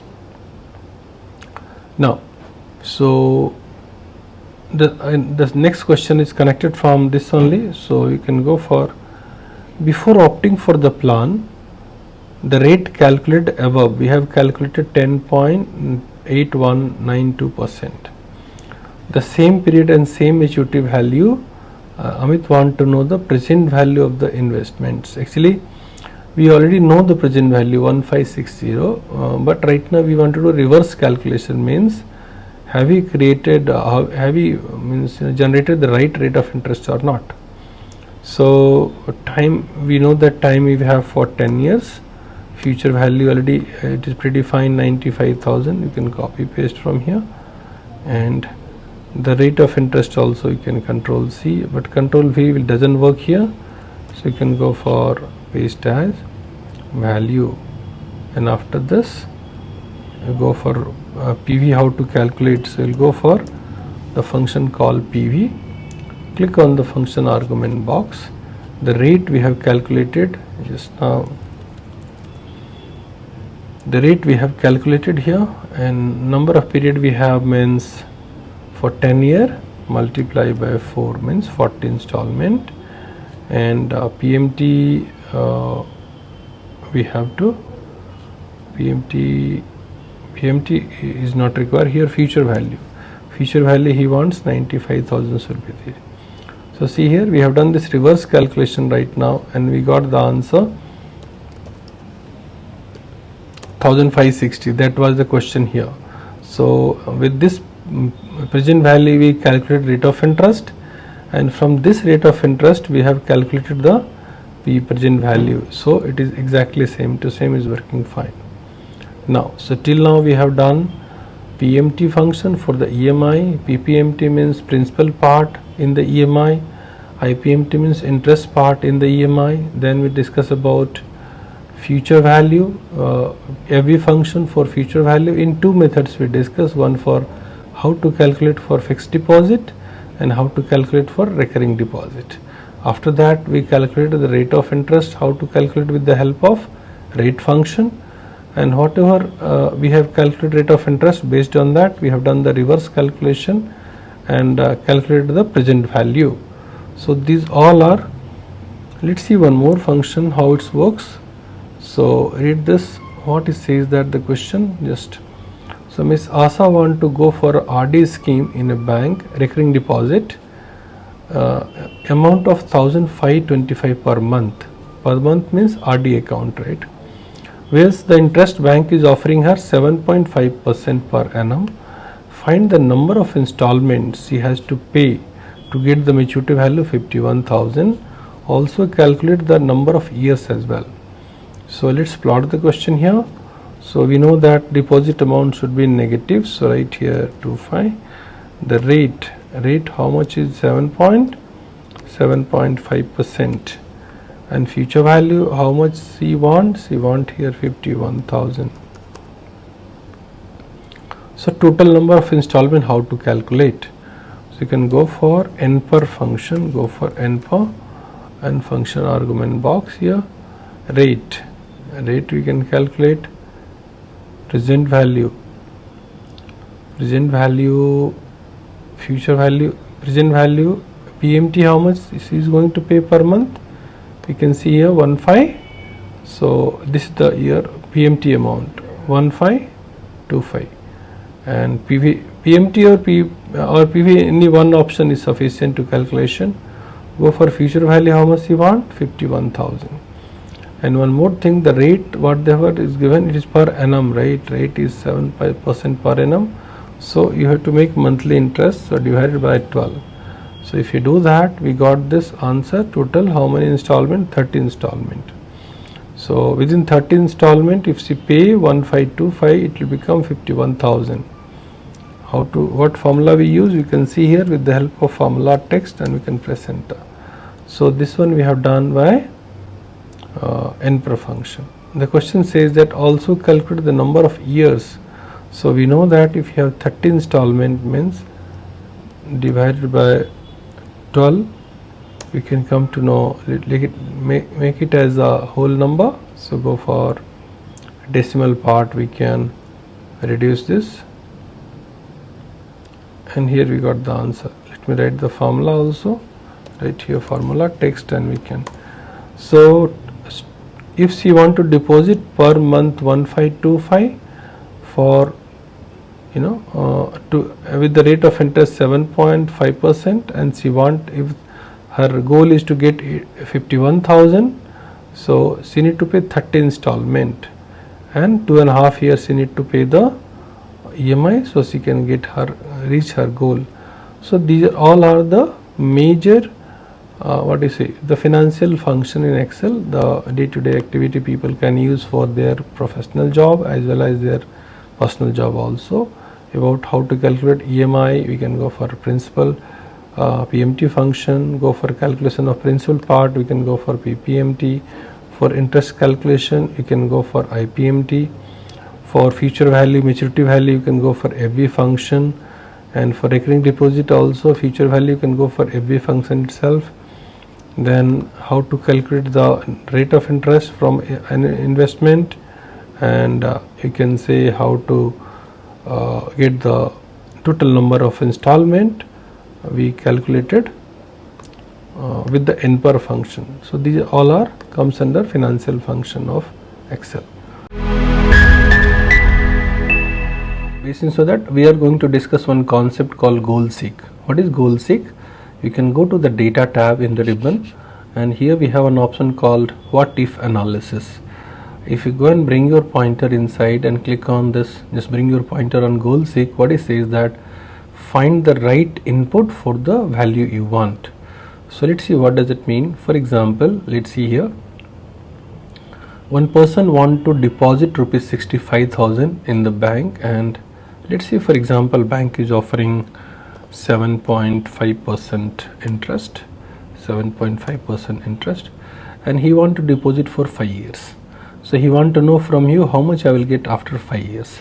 So we know that this is a fixed deposit, right? So we'll go for future value, go for function argument box, and here we can go by rate, total number of period we have for 5 years, and we know that for fixed deposit PMT should not it should be empty, and PV you should give 65,000. So once you click here, Excel says that that person will get, write the formula text here,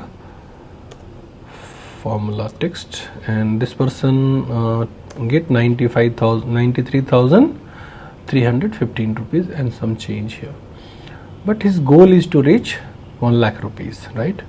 So what can be changed here? So remember, goal seek always work based on the dependent cell. So how this cell has come, we should know there. You could go for formula auditing, and here one option we have called trace precedent. So Excel says that to get this data, these 3 cells are this data is dependent on all these 3 cells, either principal or rate or time, right? If anything we change to reach the goal. So let me remove this arrows here and go and remove arrows here right now. Come and bring your pointer here once again. So what we should do? So either we can change principal or we can change rate of interest or time. So how to reach? If you can go and you have to do the trial and error. If you go and increase another 2,000, okay, it's 97. If you go and increase another 2,000, so it's 99. Means we can do that, but with the help of trial and error, right? So instead of that, Excel have a tool that goal seek. What we discussed that. What to do? Go for first you should be in the cell, which cell you want to set. So we want to set the cell number G6. This cell should become 1 lakh rupees. That is the goal. So go for data, and here you can go for what if analysis goal seek. In goal seek set cell, this cell is set cell. How much value? The goal is 1 lakh. What can be changed here? We can change here, for example, let's say go and change the principal amount and press OK right now.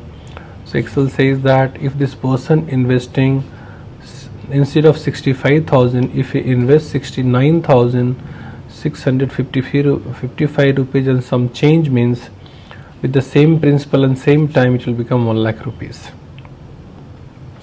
But you can change, no, not this is not don't want to increase the deposit amount. What is the other option we have?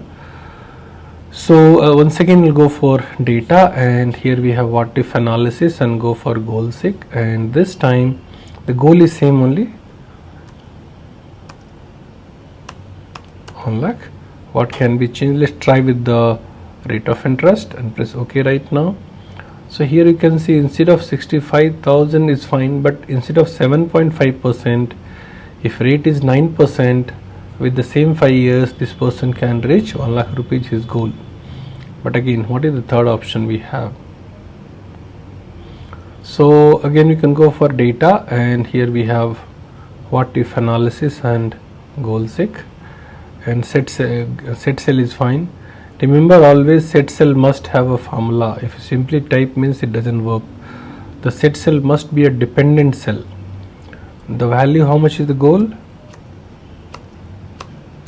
1 lakh. What can be changed? This time we'll try with the time. Press OK right now, and here you can see almost you can say 5.96, means maybe another 1 year require to the same rate and same principle it will become 1 lakh rupees. So what do we come to know? Goal seek means if after one formula we got some output, but to modify the output according to your goal you can use this goal seek. The function, the description says that about this tool itself.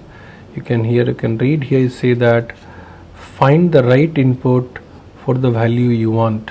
So right input we got, either 65,000 should become 69,000, or rate should become 9%, or time should become maybe another 1 year. So this is the way. Is a very helpful tool for data analysis or what if analysis. You have a goal and you can reach based on the only one thing, remember, always keep in mind which cell you are going to set, that must have a formula.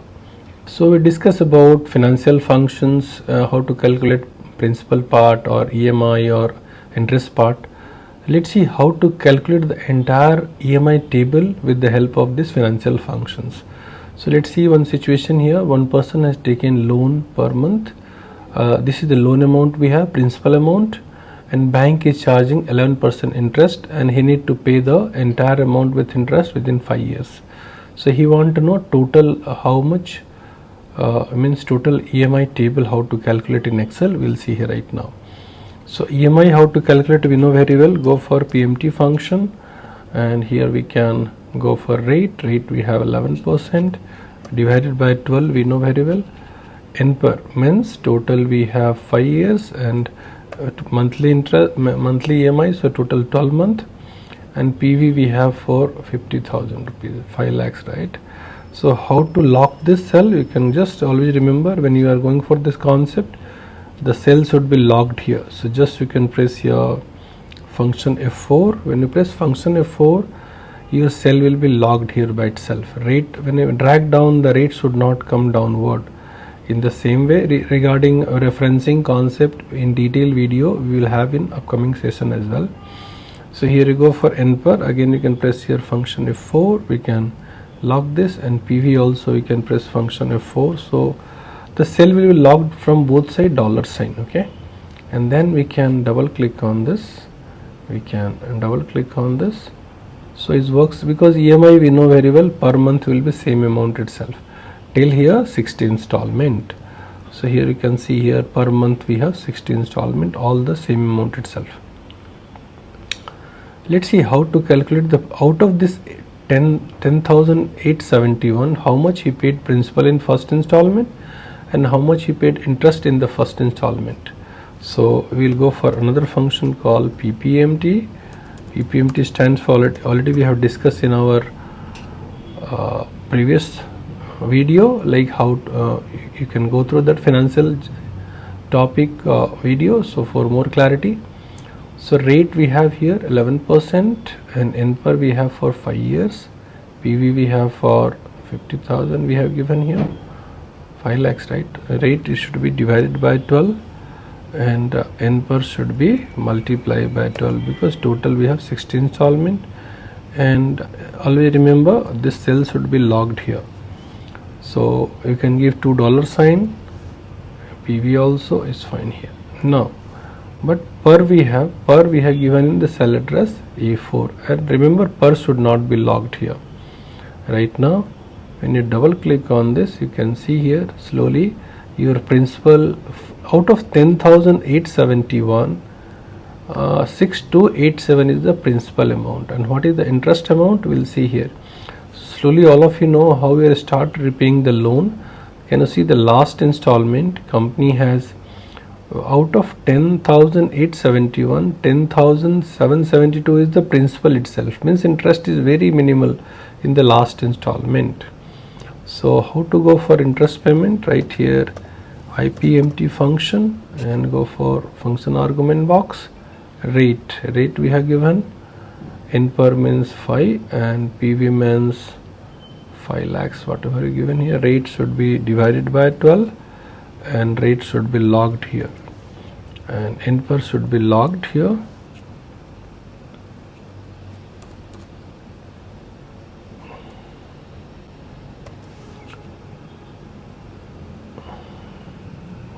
Let's see here, rate should be, rate we have here C, and it should be divided by 12 and rate should be logged, means you can click in between and press function F4, and number of installment function F4, and here you can go for multiply by 12, and PV we have already here. N per we can give from cell number A4, and PV also should be logged here, function F4. Press OK right now, and we can double click on this. So you can see here slowly the interest will be decreasing and principal will be increasing. So if you go and add both, here you can go and add principal plus interest, you will get the same exactly EMI for every month itself, it never change. And how the this price PMT means pending amount, how much we have to pay. For example, so first month the total principal how much it was we can mention here, and we can, this is the total amount is the principal part we have, and how much you can go and this part minus, already he paid this much, so you can go for this part. This is a negative number, so you can here give plus sign here. So already he paid 6,000. If you go and drag this part here, remember this function F4 function should be here logged here, function F4. We can go and we can log this part. So this is referencing concept we have discussed in detail also. Let's go for format painter, so it will be exactly same to same. So total we had principal is 5 lakhs, but this much already paid here. So slowly what will happen, your C4, no, let's see here what we can do. So our principal part is this, and so go for this one plus principal how much we paid here, and in this cell F4 should be logged here, F4 here, function F4, it should be logged here. So total loan amount was 5 lakhs. Out of that, when he paid the first installment, next month interest will be chargeable in this amount itself. When you double click on this, and slowly you can see the amount will keep on reducing here.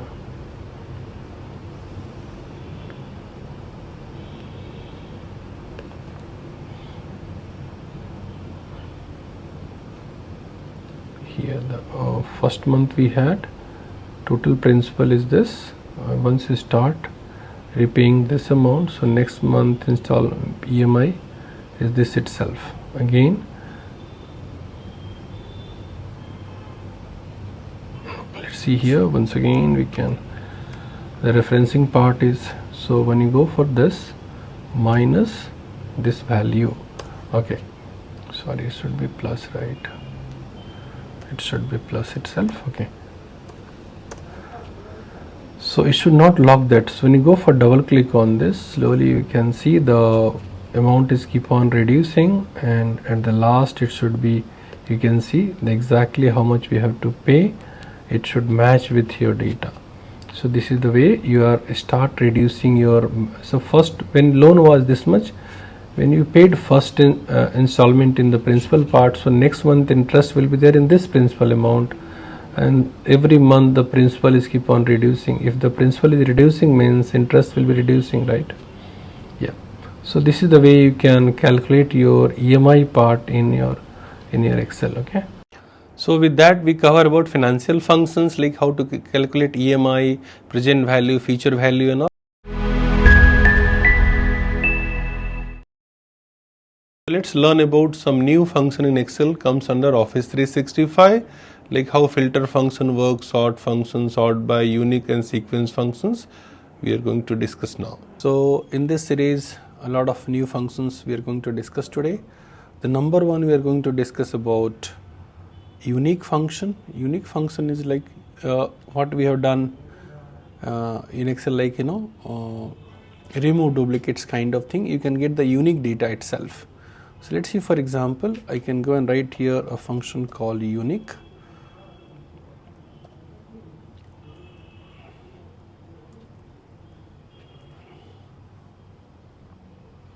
Unique, and this function demands where is your from which data set you want the unique number.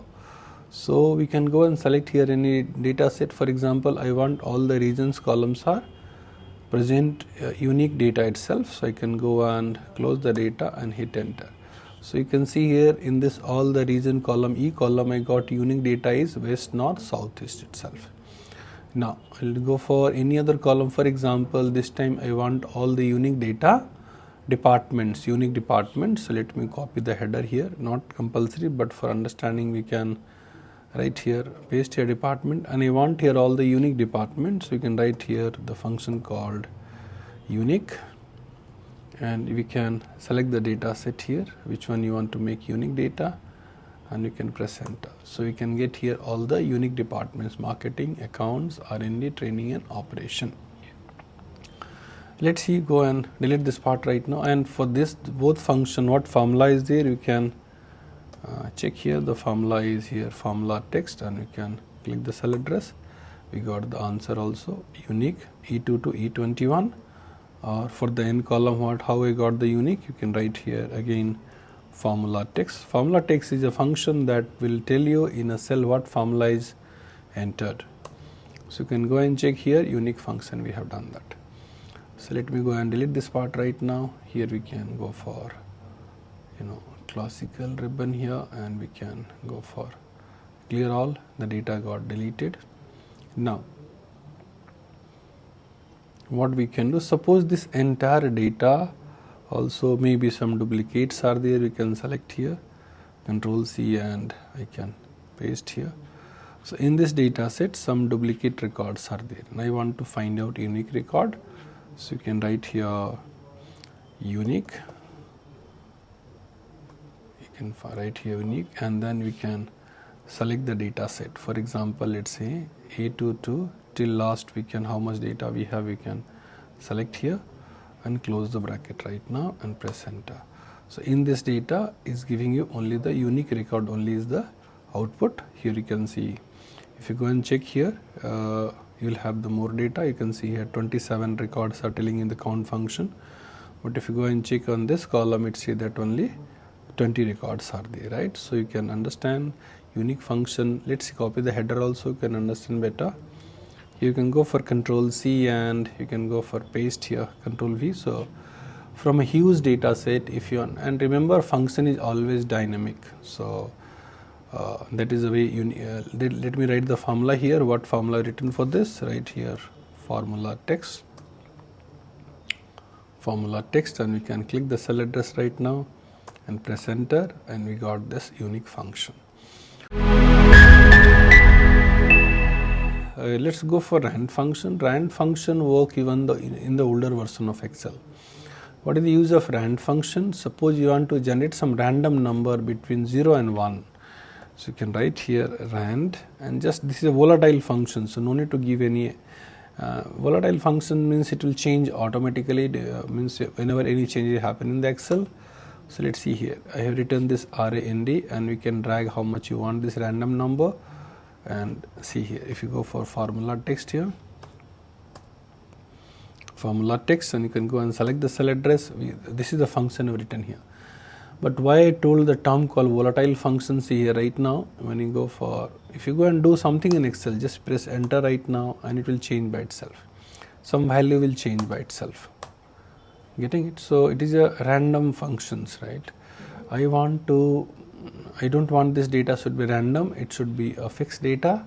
So you can select this, go for Control C for copy, and then if you want static data, don't want this random data, so you can go for paste, and you can have an option called paste value only. Right now if you paste as value, this data will never change and this data will be changing here. All of you can see the difference.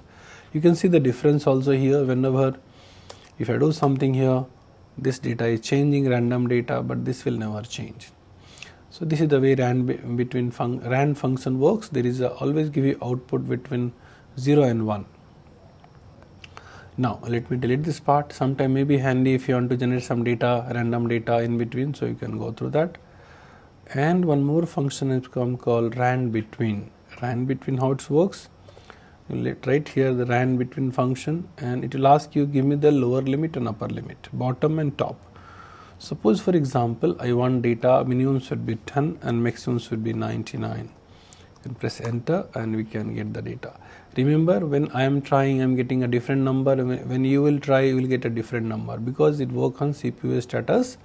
It will always change also. So here for example I want some random data for practice, for generation, some series and all, you can use this.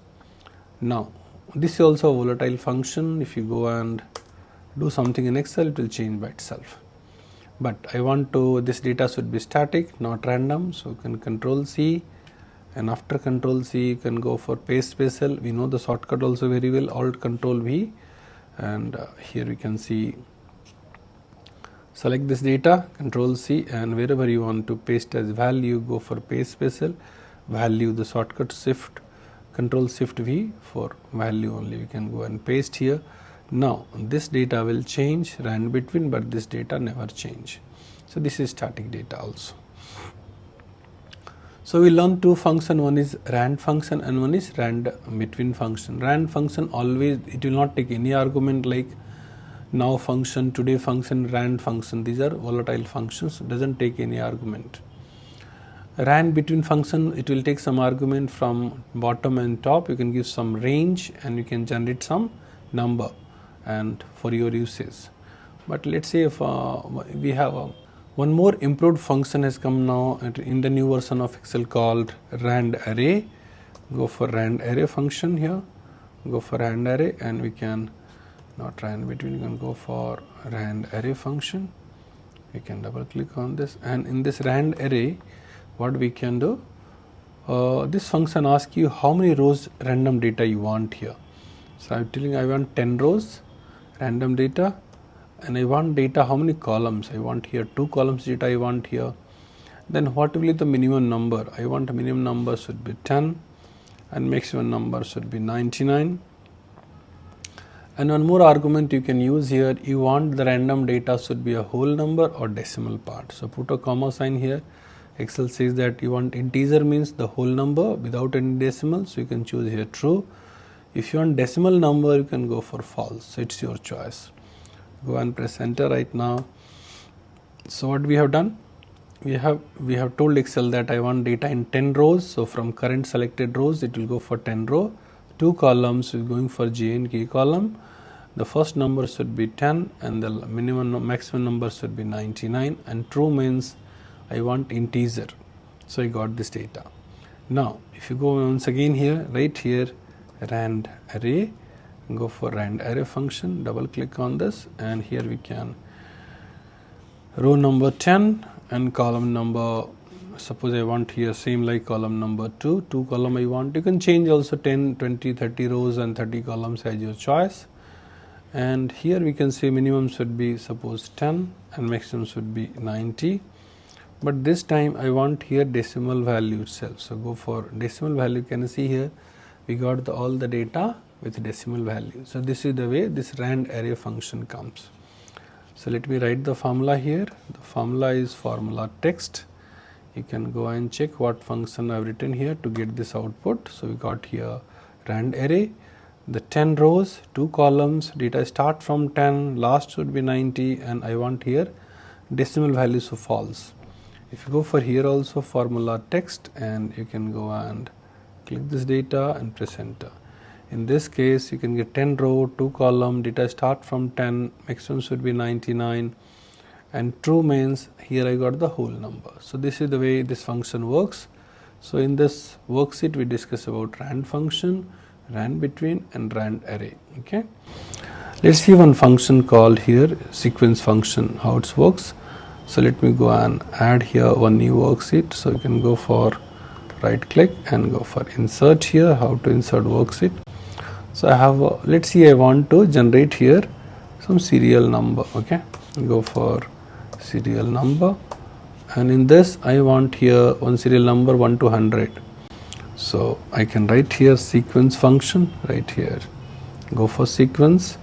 It says that how many rows data you want here. So I want here 10 numbers, and inside that I want here starting position 1, and one column I want here starting position 1, and the stop position you can give here, for example starting position, and I want here one number should be get increased. So you can write here 1 and press enter right now. So because you given data should be in one column and it should be till 10th row, and the starting position should be 1 and the step value should be 1 1. So let me write here formula text here.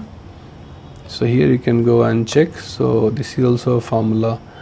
Right now again I want here a sequence, but this time I want here 1 to 100 all the even numbers. So right here how it works. So right here sequence function, here you can see how many rows data you want. I can give here 100 rows, or starting position in one column data I want, or maybe this time I want here, okay, let it be 100 column, 100 rows and one column. Starting position I want to give here 2, and step value 2. So first number will be 2, and 2 plus 2 4, 4 plus 2 6, 6 plus 2 8. So from 2 to 100 all the even number will be get generated here.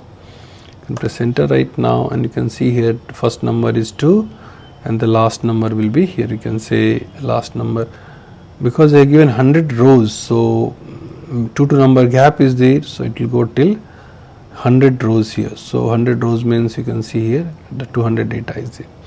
If you want value till 100 itself, so row position you can give 50 itself. So you can generate here with the help of sequence function, even number series, odd number series, right? Anything you can do that.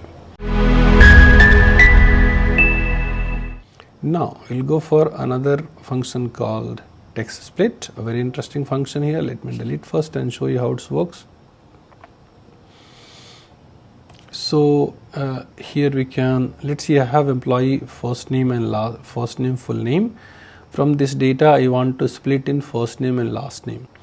So what to do? A very simple function we have here called text split. You can go for text split here, and this function says that where is your text, we can give here. After that, what should be the delimiter? You can write here, in our case what we have the delimiter, space bar. So you can give here a space and you can press enter right now. Easily you can see here the first name last name got divided. Let me go and drag this data, and we got the output also. So to divide the first name last name, what function I use here? Go for formula text, and here we can just, you can click on the cell and you can come to know the formula. We use a function called text split function, right? It will divide the cells between multiple cells. Let's say here we are going to discuss another two function here called text before and text after. Let me delete the output and show you how it works. So here we have right here the function name itself called text before, and what the function says that it is asking you first where is your data we are given, and from till where you want to split this. I want till space data I want in this column. Text before space whatever data we have I want in this column here. Press enter and we got the data right now. You can double click on this, we got this data.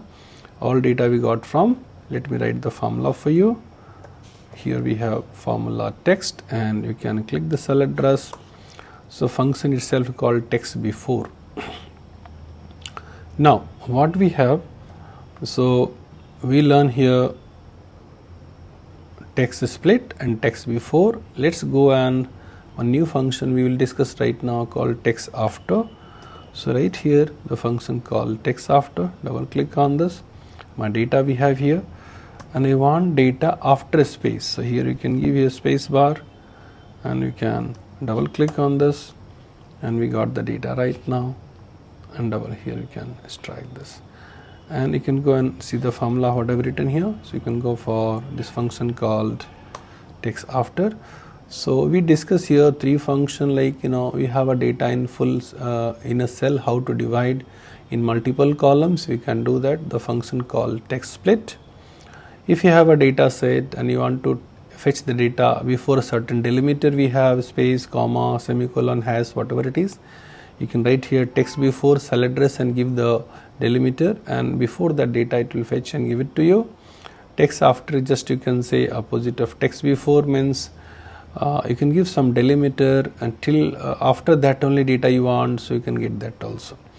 Now we'll go for a new function called text join. How it works, let's see here. So I have a data here, employee's name, first name, middle name and last name. Right now you want to make full name here. So how to do that? We can write here the function called text join. Go for the function called text join, and this function says that what is the delimiter you want here. When you join this all three, first name, middle name, last name, so what will be the delimiter? So I want a space with the delimiter, and here you say that if in between some blank cells are there, I should ignore that or include that. So it depends on the user. So see, if in between some space is there, better we can ignore empty cells. We'll write here true, and after that I can go and select the data set here and close the bracket right now and press enter. And here we can see here, you can double click on this, you see all the data got joined. So this is the way. Let's see, write the formula here. So when how the false works, let me tell you that also. Instead of space, suppose I want here, let's say for learning purpose I am giving here @ sign. Okay. Now when you go for double click on this and we can drag this. So all data is getting joined right now wherever So now let's see here, because I given here output is true. Let me write the formula here, go for formula text and we can check this. So here given true means if it is in between some blank cells are there, it will ignore that. Okay, but if I give here false, let's see how it's differ from the true. So right here once again here text join, go for the function called, here we have text join, and text join I want here the delimiter should be @ sign like earlier one itself, and this time I'll give here false. False means you can go and check here, and then you give the data set here, all this 3 column, all this you can give here, press enter right now. So when you give a false, let's see what is the difference is happening right now. Wherever the blank cells are there, wherever the blank cells are, wherever the employee's the middle name is not available, text join is giving an extra delimiter. That is the reason we have difference between true and false. If you give false, if you give true means, let me go and write here formula text here. So if you are writing here the true part means if in between the data set some blank cells are there, it will ignore that. But if you give here false means it will not ignore, wherever the blank cells are there, the delimiter number will keep on getting added. So this is also example comes under a new function of Excel. Let's go for filter function, how it works. So let's see, let me delete the output, and first I will show you that how it is works. So I have this data, and from there I want some filter data in some other location. So function itself called filter. So the table first is asking you what is the table. So my entire table name is this. This is my table. I can fix it here with the help of function F4. We can lock it, or now here we can put a comma sign here. Now what we will do, we can filter function first is the entire table we have selected. After table, it asks you filter. First we have the entire table. We can put $2 before and after rows and columns. So and after that I want to filter from this data only employees are working in training department.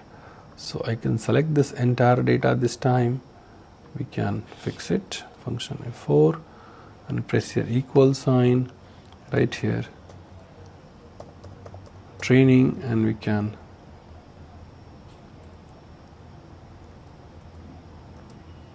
press enter right now. I see out of all this data, we got all the employees are working in training department itself. So from a huge data set, let me write the formula here.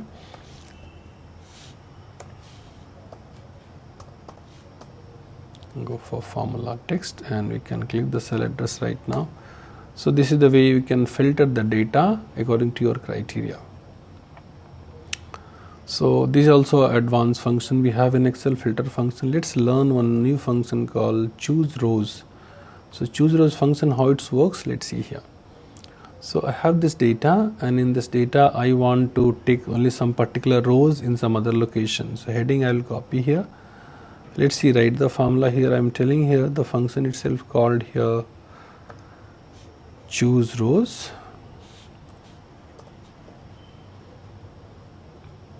Choose rows here, and you say that how is the argument asking you this function, you can see here.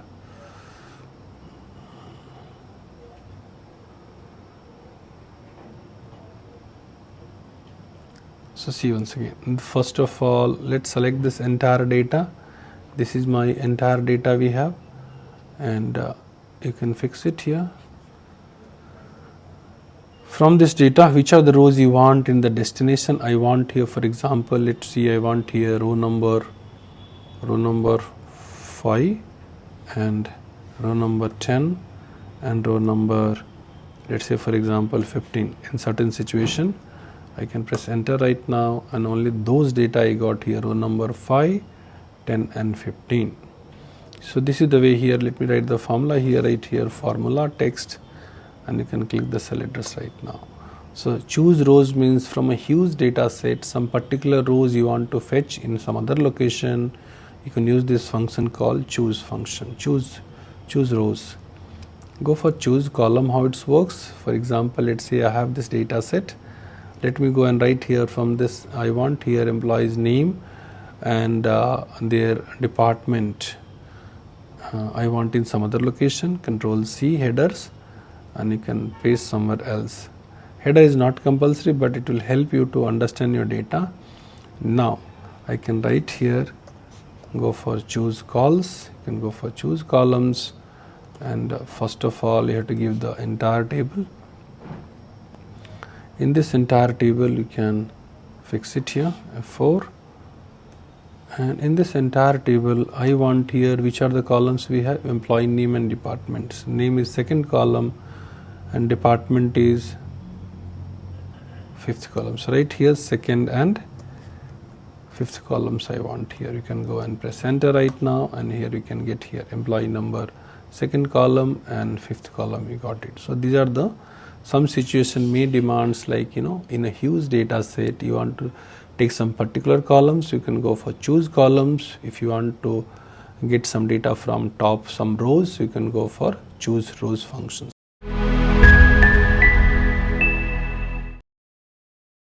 So hi everyone, in Excel learning series today we are going to discuss about worksheet operations, page special, maths and trigo function and some statistical functions. So let's go through the agenda and then we'll do the practical part as well. So this part already I told that we are going to discuss first worksheet operations, page link, maths and trigo functions and statistical functions. So let's go through the practical part. We'll do hands-on in Excel itself. Here I have an Excel file and this workbook name what we have? Day 1. I given the workbook name is day 1 and day 1 for recording something name I given here. So workbook name, and in this workbook there are multiple worksheets are there. So we are going to discuss how to insert a new worksheet or how to delete a worksheet, hide or unhide worksheet, rename worksheet, copy worksheet in the current workbook as well as a new workbook or in any other existing workbook as well. So there are multiple ways to do all those things. We'll explore all those things one by one. So right now I'm in sheet number 1. You can see here this my current worksheet name is sheet 1.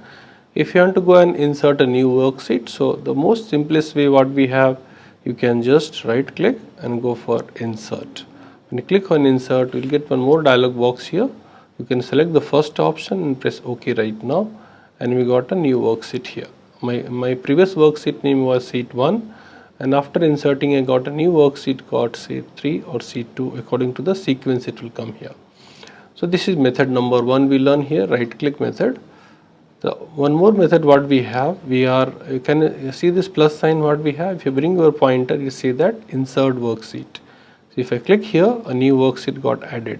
But one more thing you should remember here, when you go for right click option, the sheet was getting added before the current worksheet. But when you go and click this plus sign, the worksheets are adding after that, right? So position will be changed by itself. One more method what you can do that, go for your ribbon, and ribbon we at the first tab what we have called home.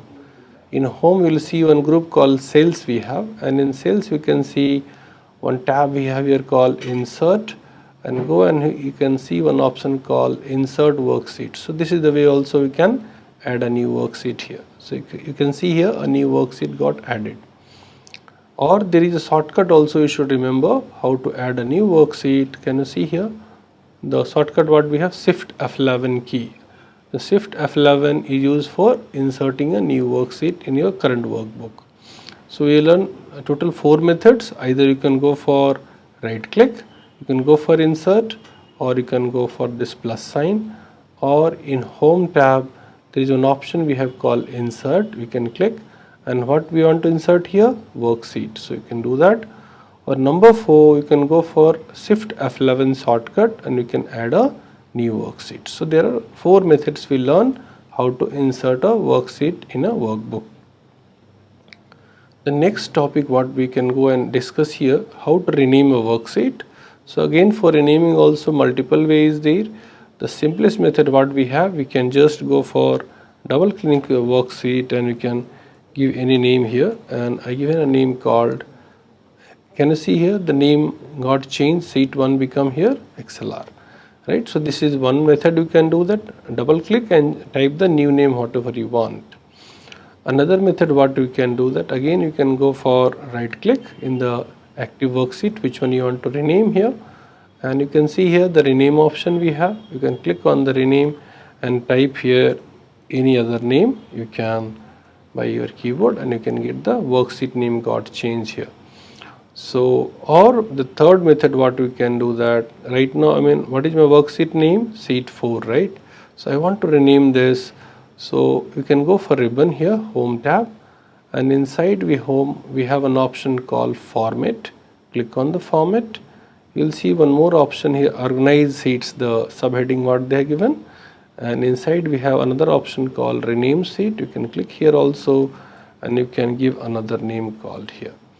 So these are the multiple way you can rename a worksheet. The simplest method what I told you, you can double click and type a new name, or you can go for right click and we have an option called rename, or in home tab there is a group name called cells, and inside cells you can go for format, and format you have an option called rename.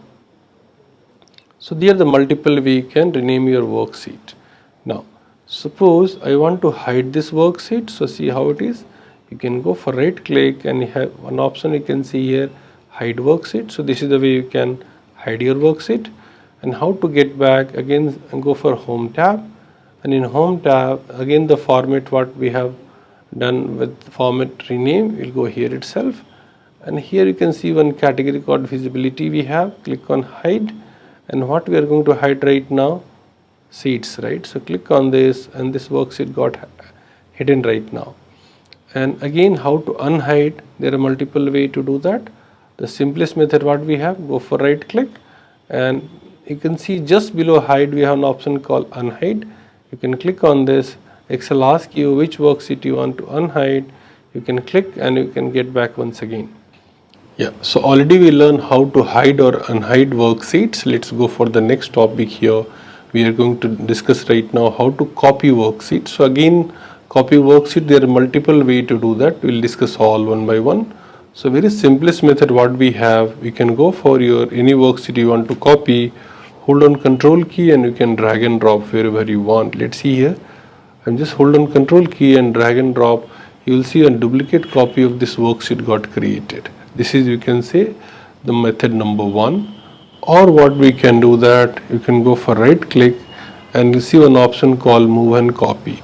So if you click on this option, you'll get two options. You can move or copy, anything we can do that. But we are going to learn right now how to copy worksheets. So we'll go and click this option called create a copy of this worksheets, and my worksheet name you can see here, one more worksheet got created here. So my main worksheet was HYD, and HYD to a copy worksheet I created by drag and drop method with the help of control key, and right click method I created one more worksheet called HYD3. So these are the methods we learn here. Let's see one more method we can do that, copy worksheet with the help of ribbon also. So this is my ribbon bar. You can go for format, and here we have an option again, you can see here move and copy. So you can click on this and again you will get the same dialog box. You can go and select this option called create a copy, and then you can just which worksheet you want to copy, you can just click here and you can see a new worksheet got created, a copied worksheet got created. So these are the multiple way you can copy worksheet. But one thing you can say, my workbook name was day 1 and all these worksheets are getting copied in my current active workbook itself.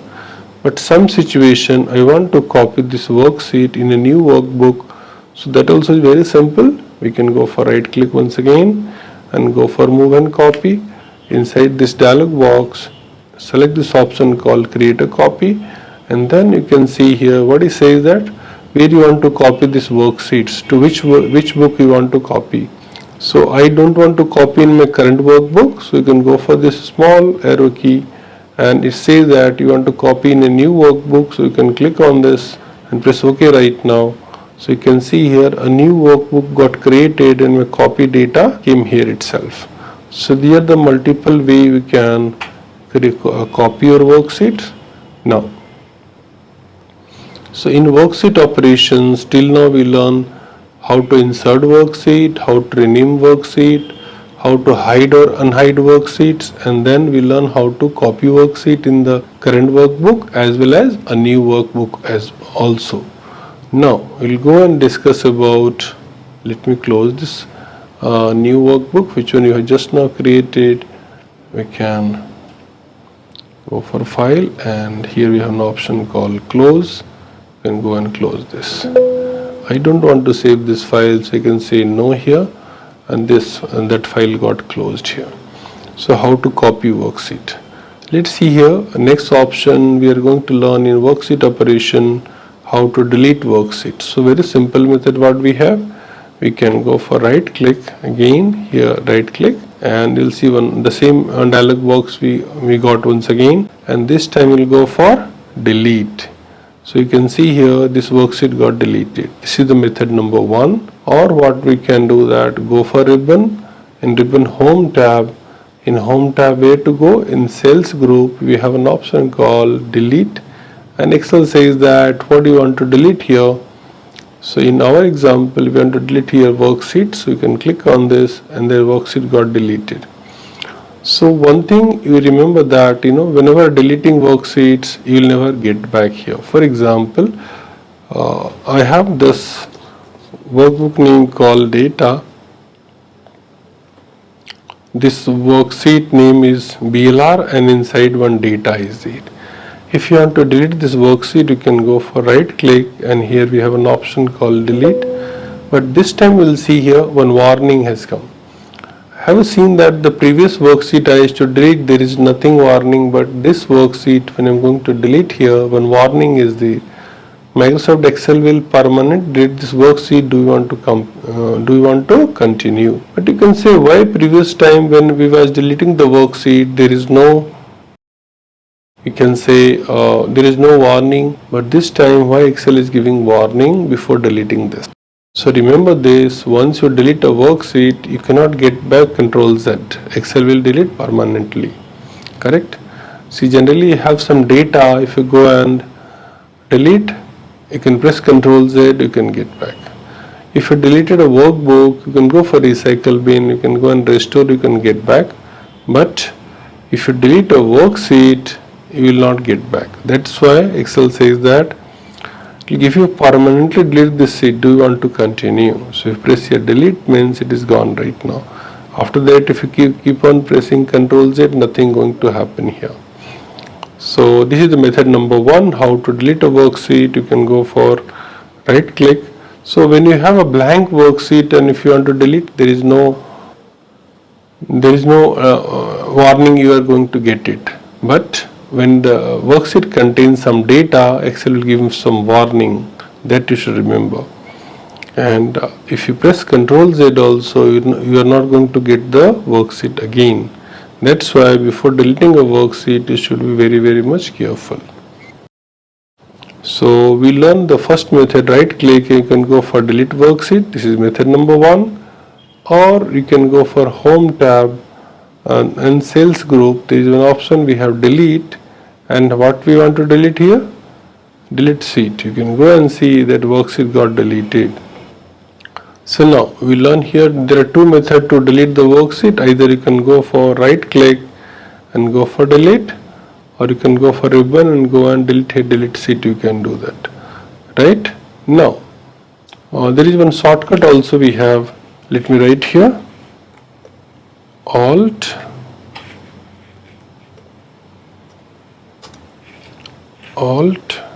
E and L. If you press together, it will get deleted. Let's see here, I press Alt E and see Office key Alt E is active right now, and then I can just press L, my worksheet got deleted. Do you want to delete that? It is got deleted, right? So here we learn how to delete a worksheet. There are 3 methods we learned to deleting worksheet. The simplest method we have, go for right click and delete, or you can go for home tab and here we have an option called delete, and what we want to delete here? Delete sheets, and your worksheet got deleted. Or there is a shortcut also, I told you, Alt E and L. If you press here, it will get deleted. Right? So remember this, a blank worksheet if you delete, there is no warning you are going to get. But if a worksheet contains some data and if you want to delete, Excel given warning. Right? So that you should keep in mind. So we learned till now how to insert worksheet, rename worksheet, delete worksheet, copy worksheet in the current workbook as well as a new workbook, and how to hide or unhide worksheets. So next we are going to learn right now. Let me go and rename this worksheet, go and rename here and give a name called data. So this worksheet got renamed right now. What we can do? How to protect this worksheet so anybody can view the data but they cannot delete or alter the data. What I mean to say, how to protect your current worksheet. So the simplest method what we have, like you can go for right click, and here you can go for, you can see here what we have, protect sheet. You can go and click on this protect sheet. You can give some password. I given here password just for learning purpose 123 2 times. You can give any other things as well. Now if you go and start writing something in this worksheet, Excel doesn't allow. What it says that the cell or chart you're trying to change is protected. Do you want to make changes? Unprotect the worksheet. Do you might request to enter a password. If you are given password protected, so next time Excel before opening the worksheet it will demand your password. If you go and start typing anything, it doesn't allow. So how to unprotect? There are multiple ways to do that. You can go for right click, and can you see here the protect worksheet converted in right now? Unprotect worksheet. Click on this and give some same password, and right now if you go and try to enter some data, you can enter here. So this is the method number 1, how we can protect our worksheet. Let's go for another method right now. In home tab again, go for format, and here also we have the same option, protect sheet, right? You can go and click here, give the password twice, again it is got protected. So this is the method number 2. And how to unprotect? Right click and go for unprotecting, and type exact password, correct password, and your worksheet will be unprotected. Right now you can type whatever data you want. So we learned 2 methods how to protect your worksheet. You can go for right click and you can go for protect sheet, or go for home tab, and in home tab we have format, and here also we have protect sheet. You can do that. So we learned there are 2 methods are there. Let's go for one more method here, how to protect worksheet. Go for file. Inside file we have info. In info you will see an option called protect workbook. Inside that you go for protect sheet, right? You can go and see here you got the same window. You can give him some password and make sure both time you are entering the same password. So when you go and try to enter something, you will see one dialog box is here. The cell or chart you are trying to change is protected sheet. To make changes, first you have to unprotect the sheet that might require password. So how can unprotect here? Go for same process. So you can go for file, and again you can go for info. Inside info we have protect workbook, and where to click? You can see here protect current sheet. If you have this option, right, you can go for protect, unprotect. You can give the correct password, it will open for you. So this is the way also you can unprotect your worksheet. So first easiest method what we learn, right click, protect worksheet, and convert to unprotect, or you can go for format and protect worksheet, and you can unprotect also. Or what we can do, go for file and go for info. Inside info we have protect workbook. This is the way also we can protect your worksheet. Now one more method what we can do, that you can go for review tab, and here also we have an option called protect sheet. Click on this and write some password 2 times. Right now if you go and try to enter something, it doesn't allow. So here we learn there are 4 different methods how to protect your worksheet. Go for unprotect and type correct password. Again it is open right now, the worksheet is open right now.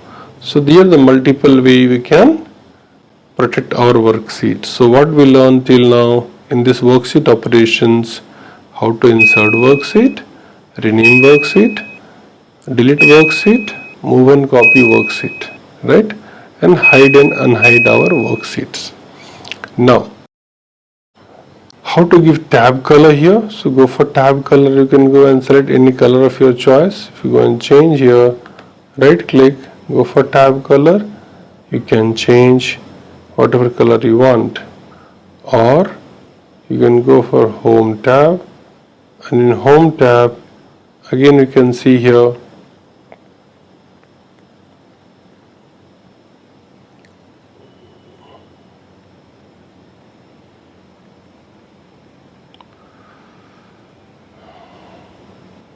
tab color here we have, and you can go and make any tab color of your choice here. For example, I have this worksheet, I can go for format and go for tab color, and you can go and change some color according to whatever your requirement.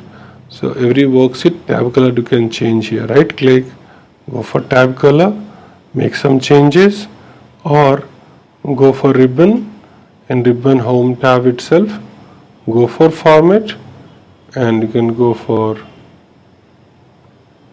any color whatever you are looking for, you can get.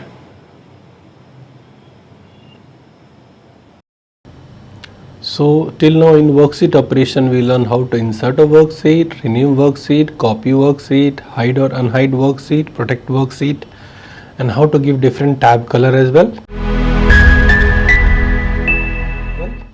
Let's see, we are going to discuss right now how to move worksheet.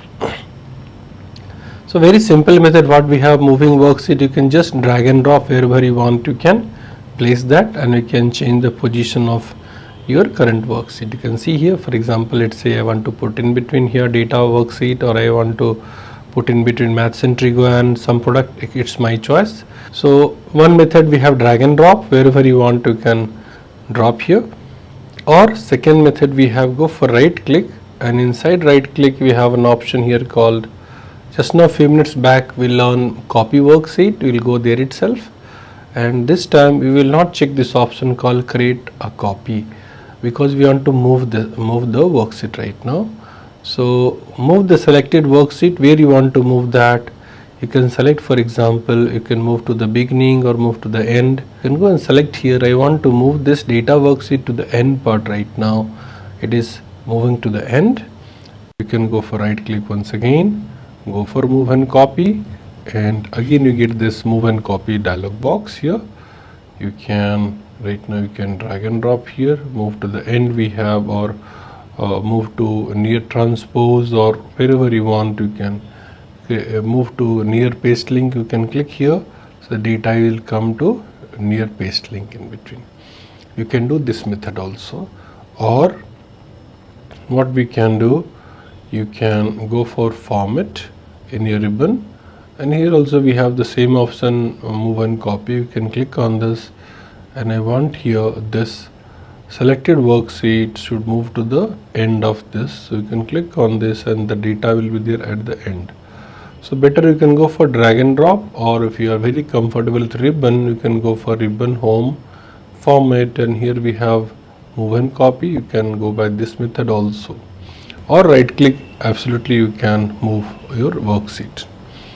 So now till now we learn here how to protect a worksheet, but I want here how to protect this entire workbook. So my workbook name is day 1, and I want here this worksheet should be protected, this workbook, entire workbook should be protected. So what I should do, let's see here. So go for file, and in file we have an option called info. You go for info, and info you can see one option we have here, protect workbook. So there are a lot of things are there in this drop down, so you'll go for the second option called encrypt with password.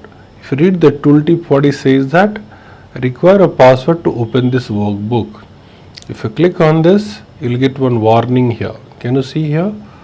Caution. If you lose or forget the password, it cannot be recovered. It is advisable to keep a list of password and their corresponding document in a safe place. Right? Remember, password is case sensitive. For example, let's say you have given a workbook password, your name in uppercase, and later on you are trying to open the same file and typing password your name in a small letter, it doesn't works. Means Excel will differentiate the difference between uppercase and lowercase. That thing you should keep in mind.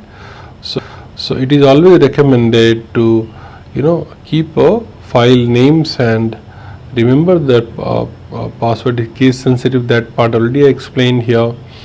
So it is advisable to keep a list of password and corresponding document name in a safe place. Means which workbook what password you have given, write in a safe place, so you should not have a problem. Remember one more thing, Excel passwords are case sensitive, but it's not very secure also. If maybe programmers and all, they can, or with maybe some third party application, it may be password can be cracked also. But again, for normal user, that's why it's mentioned here. Can you see, if you forget password, it cannot be recovered. It is advisable to keep a list of password and corresponding document name in safe place. So you can say it is for a normal user, it's very difficult to break the password. But again, a person who is having some other applications and all, you cannot say that is very secure also. So password can be cracked also, but is not possible from a normal user. That part you should keep in mind. So if you go here and give some password, type same password once again. After this, don't forget to save the file. Here we have saved the file, and then after saving the file, go and close the file right now. After closing, again you can go for file and open this file.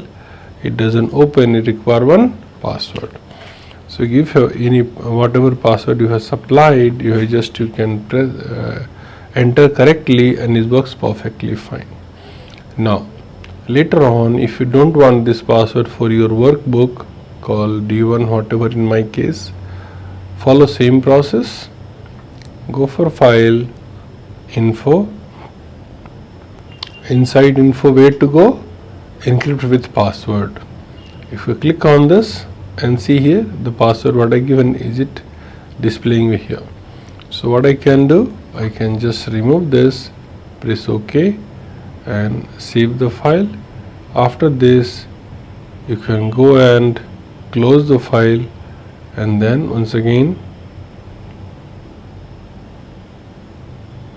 if you go and open the file here, day 1, it's,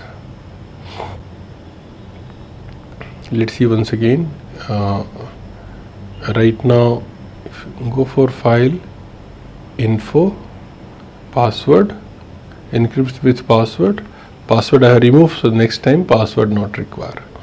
Let me tell you once again. So give here some password, same password twice, and after entering password, don't forget to save that. Save the file, and then you can go for close the file right now. After closing, go and open once again. It's require password. Can you see here? It require password. If how many times you try, you can try, keep till now you are not providing the right password, Excel will not open this workbook. So if you see here, if you enter some wrong password, it doesn't allow. But now if I go and say here and give correct password, if you give correct password, and it works perfectly fine. And how to remove also I have discussed. Let's see once again. Go for info and encrypt with password. Go and remove this password right now, press OK, and after this don't forget to save the file and close the file here, and then you can go for file and you can open. So once the password is removed, no password required. So we learned till now how to protect a workbook. Let's see this third option what we can discuss here called a structure level protection. The structure level protection means in this workbook how many worksheets are there. So nobody can add an unnecessary worksheet. Nobody can rename, delete, hide, unhide, protect, unprotect. Nobody should do that. So that is called structure level protection. How to do that? So go for review, and here we can you can click this option called protect workbook, read this, what it says, that the tooltip, it says that keep others from making structure changes you may require, such as moving, deleting and adding worksheets. This structure part will not work once you give this password. So what we will do, we will go for review tab and go for protect workbook, and here you can see here they give some password. Same again, see here the same caution is displaying here as well. If you lose or forget the password, it cannot be recovered. It is advisable to keep a list of password and corresponding document in a safe place. Remember here also password are case sensitive. So if I give correct password, I can go and right click here, can you see here, insert, rename, delete, move, copy, tab, hide and hide.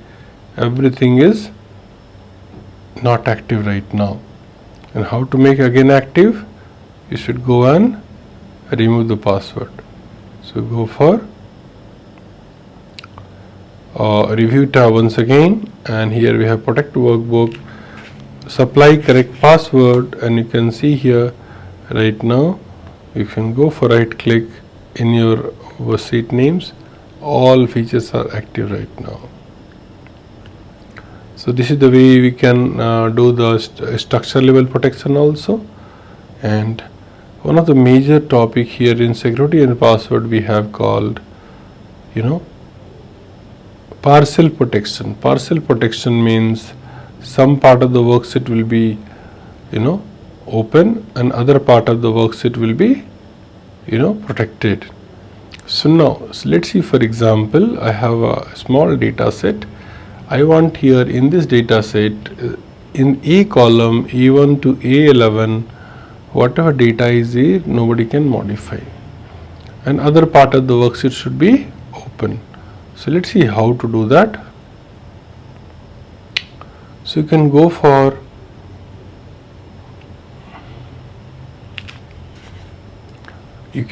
first go for a blank cell and press Ctrl A. Ctrl A means what happened? Entire worksheet got selected. After this, go for home tab, and in home tab the format, there is one option we have, format cells. You can click on this format cell and go for protection and uncheck this option, logged. By default all Excel cells are logged. So first of all what we need to do, unlock everything. Locking cell or hiding formula has no effect until you protect the worksheet with the help of review tab and protected group. You can go and do that. So go for protection and high.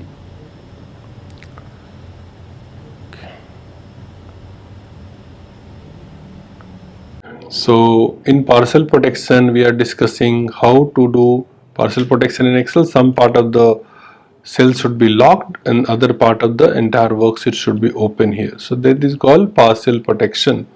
So let's see how it works. So by default all Excel cells are logged here. How can we check? Click in a blank cell and press Ctrl A. When you press Ctrl A, and after just press Ctrl 1. When you press Ctrl 1, you will get here one dialog box called format cell. So in this dialog box, go for the last tab called protection, and here you can see by default all cells are locked here. So what I should do, I should uncheck this, and right now all cells are unlocked right now. After this, let's take you to the same window once again. Click on Ctrl 1 and uncheck this option right now, and here you can see a tooltip is given very nicely. Locking cell or hiding formula has no effect until you protect the worksheet with the help of review tab, protect workbook and protect sheet options. So if you are unlocking or locking or maybe hiding some data from Excel, hidden, if you are not locking the worksheet, that will not work.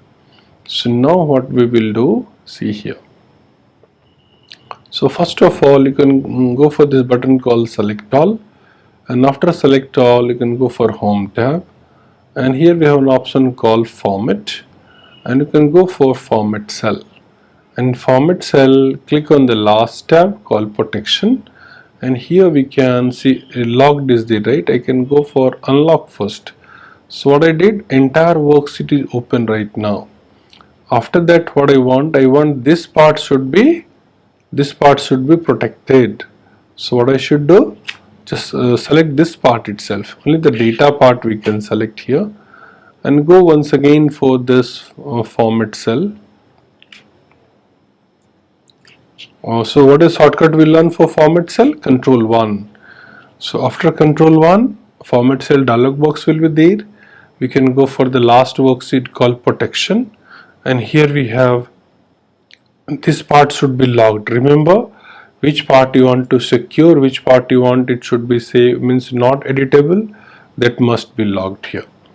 And after that you can press OK right now, and then we can go for protect worksheet also.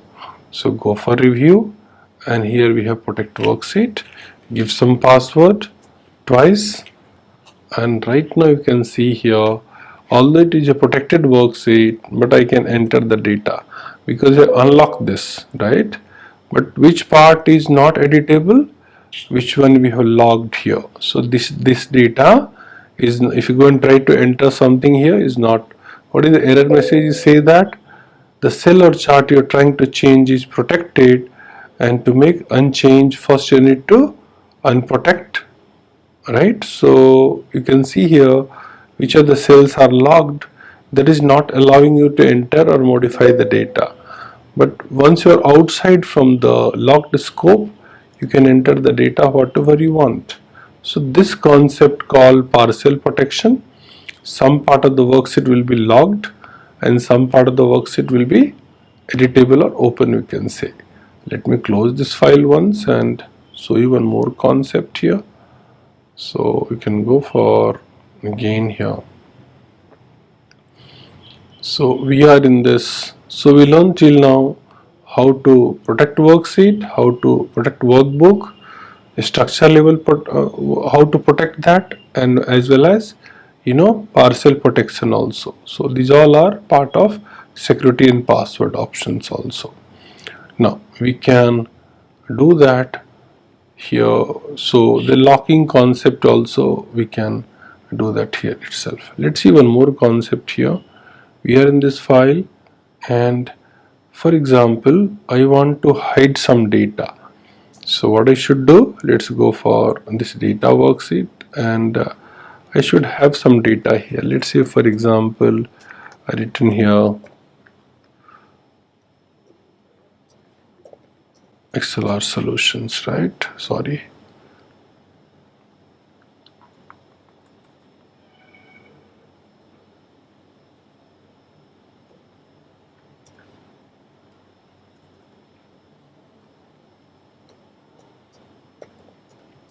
ExcelR solutions. I want to hide this data. Nobody can see here in the worksheet. So what we can do first, you can go for format cell. Here we have format cell, and go for custom option, and inside that you can just go and press 3 times semicolon. You can press here 3 times semicolon. You can press and press OK right now. So you can see here the data we have, but that is not visible. It is visible in the formula bar, but here is not visible right now. Okay, but what I want here, if it is if it is hidden also, without that also we can have one more options. Let me go and give some border here. So we know that in this cell some data is there that I have hidden here. Let's see one more option here. So this is my file, and this file I want to this worksheet I want to protect. So there are multiple ways to do that. Let's see one by one. So first of all, you go for worksheet and click here protect worksheet. You can give some password, and the same password once again you should repeat here. Right now if you go and try to check this, it will not allow to edit the data. So this is one way you can go and protect your worksheet. How to unprotect? Again you can go for unprotect worksheet, and we can open the password, and right now you can, if you want to make the changes, you can do that here. we can do like this, or you can go for home tab. Here we have format, go for protect worksheet. You'll get the same window once again. You can give here some password. Same password should be repeated twice. Again, if you go and try to make some changes, Excel doesn't allow. So this is another way to protect your worksheet. And for unprotection also same process. Go for home tab and format. Here you can go for unprotect worksheet and type the correct password. Again, your worksheet is open. We can enter the data whatever we want here. There another way also you can protect your worksheet. Go for review tab. Here you can get one option called protect worksheet. You are redirected to the same window. You can give the password here and you can protect your worksheet. So there are multiple way we can do that the same job in Excel. So these are the three different way I have told you how we can protect the worksheet. Or you can go for file, inside we have info, inside info we can go for protect worksheet, and the third option we have protect with password current worksheet. Click on this and supply the password twice. Your worksheet is protected, so nobody can enter data without the password. And if you want to unprotect, go for supply correct password and you are allowed to enter the correct data in the worksheet. Right now we are going to discuss about page special operations. Page special is a very important feature in Excel. There are a lot of things are there to discuss and all we'll discuss one by one. So let's start with transpose feature in page special. So what is transpose? Let's see here. We will learn from one example so it will be more clear for everyone. So I have a data set in A column. You can see here around how much 10 employees data is there, and it is in one column. Which column? It is in A column, right? Okay. So based on that we have a question. See here, transpose A column data in horizontal format. So it is in vertical format right now, column basis, and we should transpose in horizontal format. So what we will do that, just we can select this data first and you should go for home tab, and there is one option we have called copy. Even you can press Ctrl C also is absolutely fine. So go for copy right now. You can see here this dancing ants is telling you the cells are selected. After that what we can do, just go for copy, and already is copied right now. So go for a destination cell or go for a blank cell where you want to transpose this data. So now after reaching to the destination cell, go for page special, and at the bottom you will see one option we have called page special. You can go for a shortcut also. We have Ctrl Alt V, you can press, or you can click on this option. Once you click here, you will get a new option here called page special dialog box we have. So in this dialog box you can go and select one checkbox we have called transpose. So just click on this transpose and press OK right now. What we have seen that all our A column data is transposed in horizontal format. So this is the way we can transpose your vertical data into horizontal format in Excel. Let's see one more scenario. The question number 2, what it says that go to the row number 16 and there is some data set is there. It is in horizontal format and you have to transpose in vertical format right now. So what we will do, let's how to unselect this data, press escape key once, and then you can go to the row number 16. This is our row number 16 what we have. And how to select this entire data, there is a shortcut we have called Ctrl A. When you press Ctrl A, your entire data is getting selected, but make sure press Ctrl A only one time. Once again you press means entire worksheet will get selected. So after copy we will repeat the same steps. Go for after selection, go for copy, and again reach to the destination cell where you want to transpose. Already we know that the shortcut how to get the page special dialog box. So you can press here Ctrl Alt V and our dialog box is here. Here again we will select the same option called transpose here and press OK right now. So this row number 16 data transpose in vertical format, right? So now, but one thing remember, in this transpose your data is not connected with the source, right? Whenever I am changing data into the source, it will not update into the destination cell.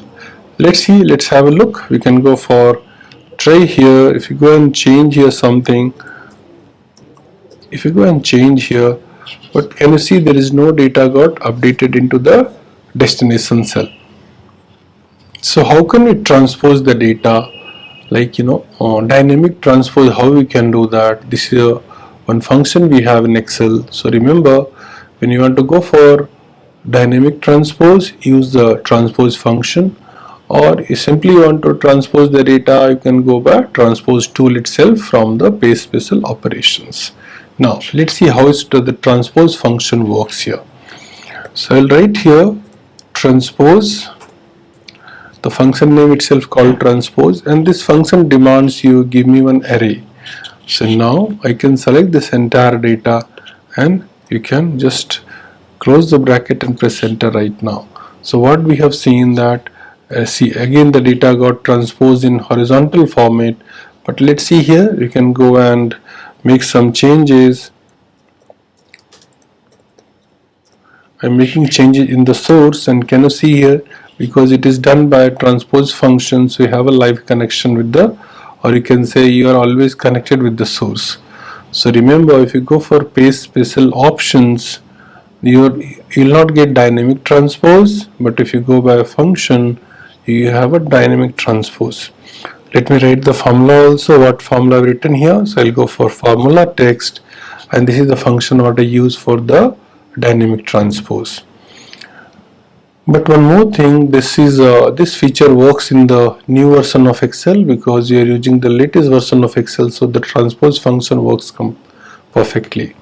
But if you are a user of Office 2016 or 2013 or 2010 or any other previous version of Excel, the transpose function will not work in this fashion. So what we can do, let's have a look. We can, at that time we'll go for, let's see here, and right here transpose, the function demands you array. So remember, transpose is an array function. So array function means for that there is a separate shortcut is there. You will see that in the practical right now. So how the transpose function works, let's first you can block the cells where you want to transpose the data, number one, and then you can go for formula bar right here, the transpose function, and you can go and select the data set. Where is our data set we have here? You can go and select the data set here. We can just select this and close the bracket right now. Here one thing always remember, don't press enter if you are a user of older version of Excel. So to use here control shift enter. When you use control shift enter, you got the transpose data. But let me tell you the difference what is happening here. When you go for formula text, and I use this for formula, as well as if I go for formula text for this one, I got a different function formula here. So one thing remember always, whenever Excel function start with the flower bracket, those functions are called array functions. Array function, what happen? See, for array function, what is the shortcut we have? Let me write for you, control shift, and you can press here enter. What I mean to say, all three buttons you have to press together, then only you are going to get the transpose function. One more thing remember, never type manually flower bracket and try to close, it will not work for you. So in the new version of Excel, this array function concept not required. Excel will fill the data by itself. That is, autofill options we have, or you can say spill option we have in Excel. So it will automatically take the data and transpose the data right now. Now the same thing, this shortcut is important here, control shift enter for the array function, but array concept right now not mandatory in the new version of Excel. Let me show you the second example also. So here we have this horizontal data, and this one we have transposed by the transpose tool from base special operations, but now we are going to learn by transpose function here. So what I will do, go in a blank cell, right here the transpose, and then you can select your entire data here, and you can close the bracket and hit enter right now. So because I am using the new version of Excel, so no need to press the Control Shift Enter. But if a user of older version, maybe 2016 or 2010 and all, you have to follow the Control Shift Enter, means array concept. After selecting, right here function called transpose, and then we can select the entire data. After selecting the entire data,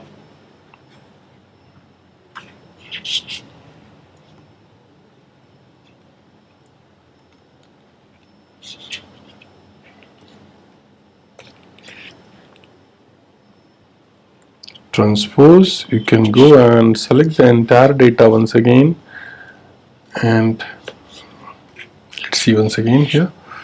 Because older version of Excel, first of all you need to block the cells. So let me select the cells first where you want the output, and then you can go for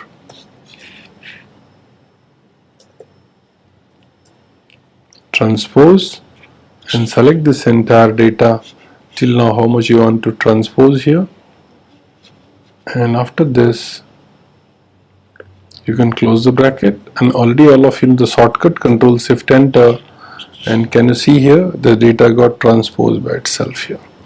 Right now if you go and make any changes in the source, and the data is getting updated in both columns, because both are function based, but this is the first option is for tool based. So tool based, there is no connection with the live data source. So the other things you can do that in transpose, paste special transpose option. So let's go for the next option right now called paste link. So I'll change my worksheet here. Now I have some employees data, and if I tell you I will copy, go for Control C, copy, and you can paste in a blank cell, go for paste here. After pasting, if I tell you, so go and make any changes in the source, it will update into the destination or not. So we have an example here. I'll go and make some change in the source, but the destination there is no change here, because normal paste there is no connection with the source. But what we want here, whenever I make changes in the source, the destination cell should change by itself. So for that what we will do, select this data, go for copy, after copy go for a blank cell where we want the output. Again you can go for paste special, already all of you know the shortcut paste special, and inside paste special here you can go for, this time we'll go for paste link. So when you go for paste link right now, but one thing remember, paste link will not copy the formatting. So how to copy the format? So we have an option in Excel called format painter. So click on the source, which formatting you want to copy, and then you should be in home tab. There is one paintbrush option we have called format painter. Click on the format painter, and you can see a brush is there. You can go and click on this and is copy the formatting. So remember, if you click only one time format painter, it will apply only once. But in some situation, maybe you want to copy the formatting and apply in multiple location. At that time, instead of pressing single click, you can press double click. You can read the tooltip also, everything they have given explanation. So here if you go for double click on format painter, and right now wherever you want you can apply, it works fine multiple times. But and it will be appear till now you are not pressing the escape key. Once you press escape key, your paintbrush option will disable right now. Again, if you don't want all this formatting, so how to remove formatting? You can click on format painter once again, and we can, wherever you want, you can select this and all data copied the previous part of formatting. So now we have done for here normal paste, and here we have done for paste special. Let's we go and make the changes in the source. If you go and make changes in the source and press enter right now, can you see here the normal paste option doesn't have any impact from the whatever connection from the source, but paste special paste link option. Whenever you make any changes in the source, the data will update by itself. This is also an important feature in Excel, always connected with the source. But one more tricks I want to share to everyone, like normal pasting, paste special paste link, we can do that, but we have a simple text also. Just press equal sign. Equal sign is the symbol for reference. After this, which cell you want to connect, just click on this and press enter right now, and we can just drag this. So here again, all of you know how to do the format painter. Click on the format painter and go for a star. Here we get copied right now. So if you go and change something here,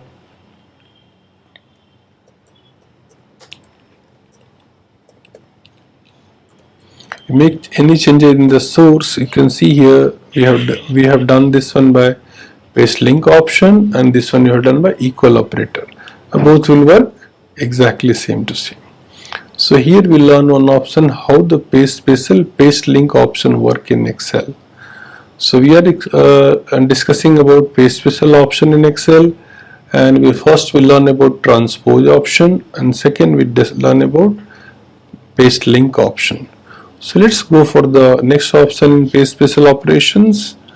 So when you go for skip blank, let's see here. So suppose here I have a data of quarter 1 and here we have data of quarter 2, and I want to copy the sales data and paste into the quarter 2 option. It is in coincidence how much sales happen in first quarter, the same amount happen in second quarter as well. So I want to copy paste. So what I will do here right now, Control C. After Control C, come to the destination cell and you can go for paste special, and you can let's see if you go for normal paste without anything. So if you go for normal paste, the data is copying and pasting from the source, but in destination cell I had some data, so those data is getting overwritten. So how to overcome this problem? I don't want that my old data should get erased. So let's see what we will do right now. So here go and select the data first here. After selection, you should go for copy here. Control C also you can press. Come to the destination cell, go for paste link, and inside paste link, you'll just above paste link option, you'll see one option called skip blank. So skip blank means just click on this and press OK right now. So what happened in the quarter 2 data, which are the cells was empty, those data is not, and this is not pasting into the destination cell because we have activated the feature called skip blank. So now I think it's clear everyone. So when you go for selection of copy data, and inside your copied range, if any blank cells are there, the blank cells also get copied and pasted into the destination cell. So very handy tool it is in a large data set. We've covered the Excel essentials. Now let's move into Power BI, where your data gets visualized.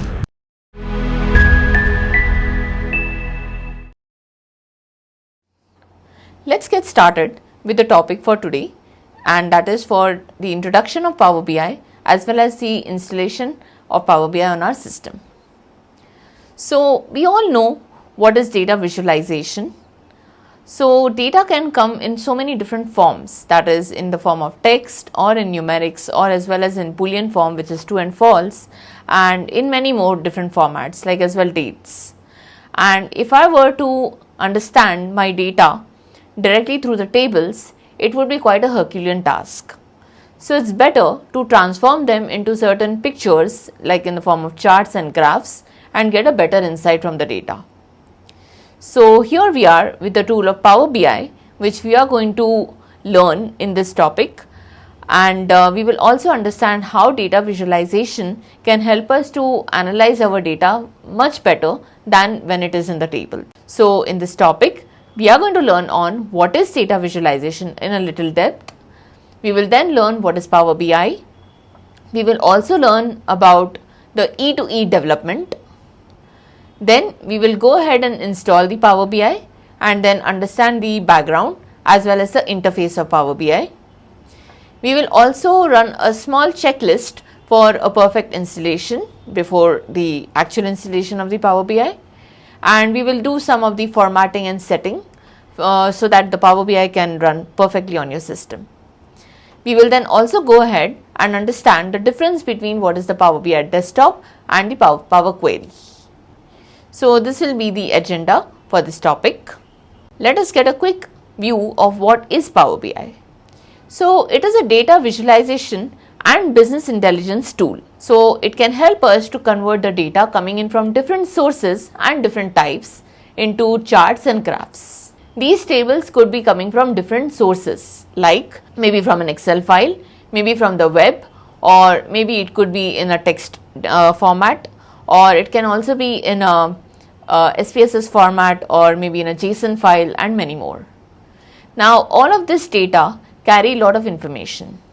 So if I want to transform this information in a visual form, I can use Power BI. Also, it provides us with multiple software connectors and services. So when I talk about connectors, it is connecting to different sources so that we can load the data from anywhere and we can go ahead with the visualization. Also, it offers various services like Power BI Desktop, Power BI Service, as well as the mobile Power BI app.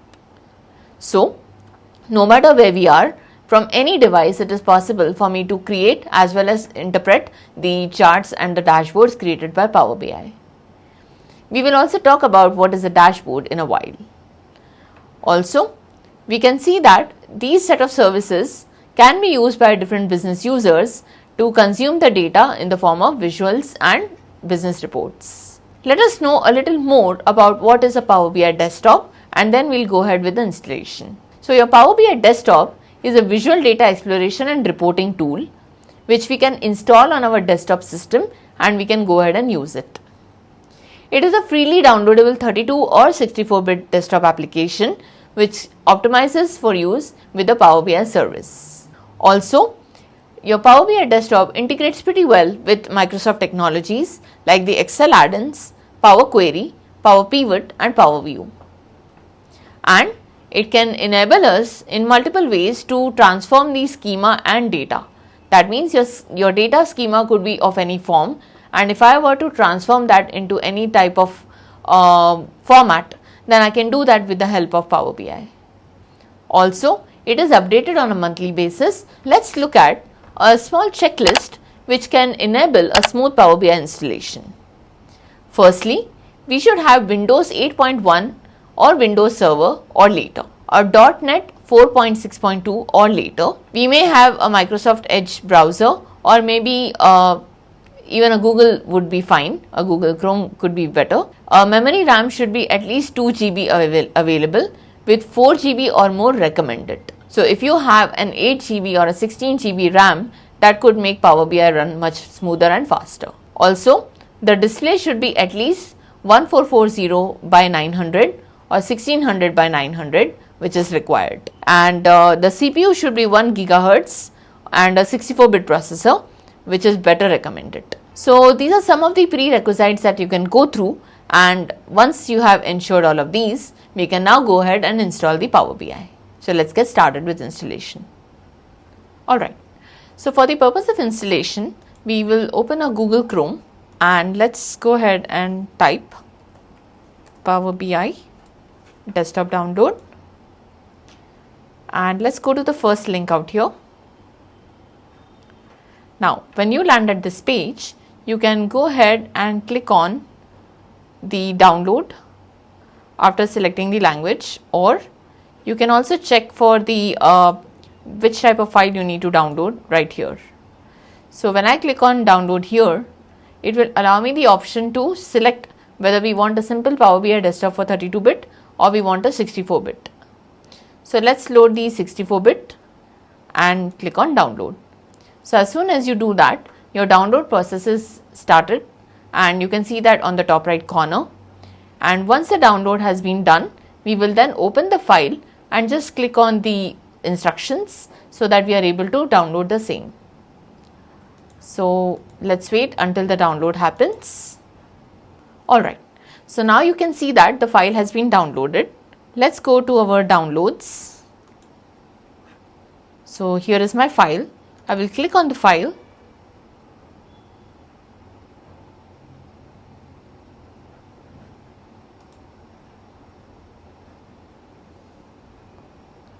And here the application is open, and let's click on the select language and select English, and then go to next.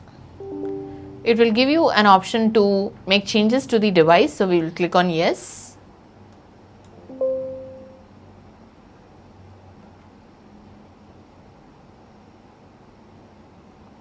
Now once again let's click on next.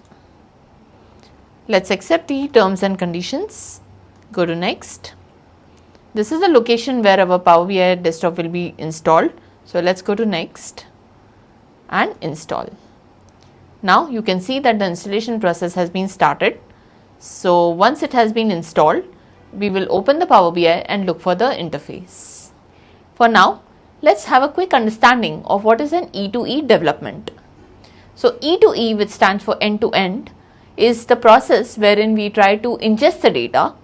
Now ingestion means taking the data from different sources. So you might have data in different SQL databases or in different sheets and tables.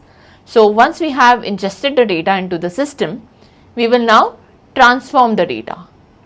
Transformation essentially means we try to bring in the data into the correct formats and layouts so that we are able to use that for the visualization.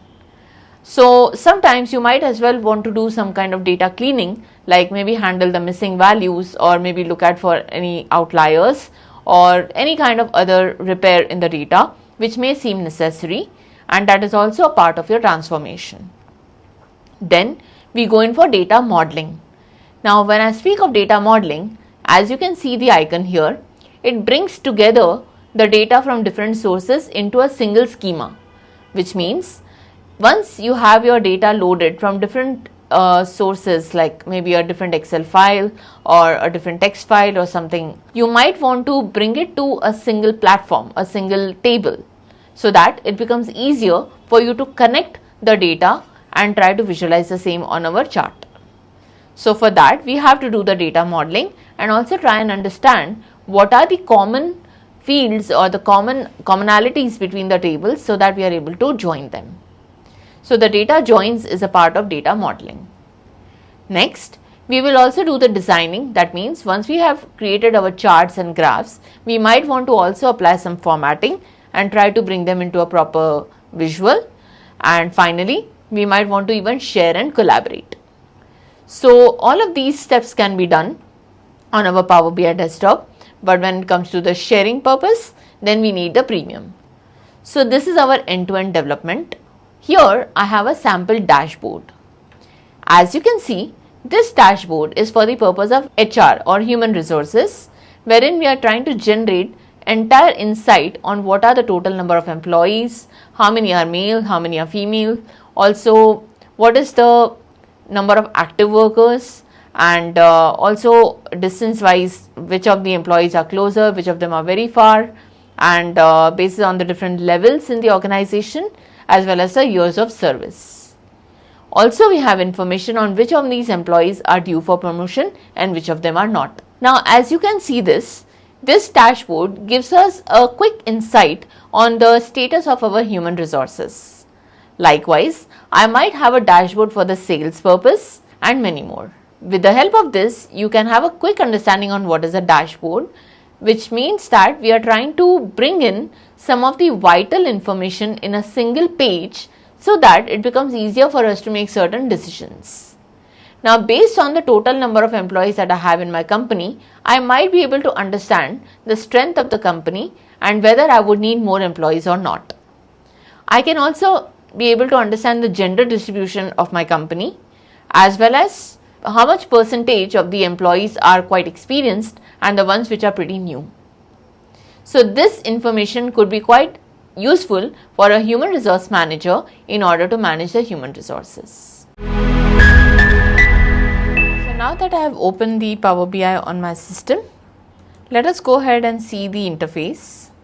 So here we can see that, so we have a blank report option. We also have the different basic data sources through which I can load the data, and I can also load this data from the server of Power BI or a sample data set which is available in Power BI by default. For now, I will just open a blank report and show you how it looks like. So here is how my blank report would look like, wherein this is the page where I can create the different visuals. On the right hand side, I have certain default visuals which I can use for the purpose of my visualization. Also, I have the option to format my report as well as each independent visual. Also on top, we can see that we have again the same data sources which we had seen on the welcome page. On the left hand side, I have the report view, I have the table view. So if I have loaded any data in the form of a table, it will be visible here on the table view. And model view, meaning if I have data coming in from different sources, like I've loaded different tables, then I can connect them at the model view. Next, we have the DAX query view as well. So in case if I have written any kind of DAX query about which we'll be talking in a while, I can see that particular data here. So right now it's showing me that run DAX queries on your model because I've not yet created any query. So for now we will close this. We can also use the Copilot, which will help us to generate the codes by the AI. So let's go ahead and explore how we can load in the data which is built in. I can click on the use sample data option. In use sample data option, we have the load sample data. We'll click on it and it will fetch the financials data on the right hand side. We shall be able to see it in a while. So here is our data navigator. So under the financial sample Excel file, we have the financial sheet and we have the sheet 1. Let's go ahead and click on financial sheet. This is our data preview on the right hand side. So once I click on the load, it will automatically load this data into the report view. So let's click on load. Now, if you look at the right hand side, we also have a data tab under which I'll be able to see the table that I have loaded. So let's wait until the data is loaded. Here is my data. So we have so many different variables like sales, cost of goods sold, country, date, discount band and many more. Just for our preliminary practice, we can make use of the financials data, and moving on, we will also be loading the data from different sources and trying to create the visualize with the same. So I can show you how we can create a quick chart and maybe format the same.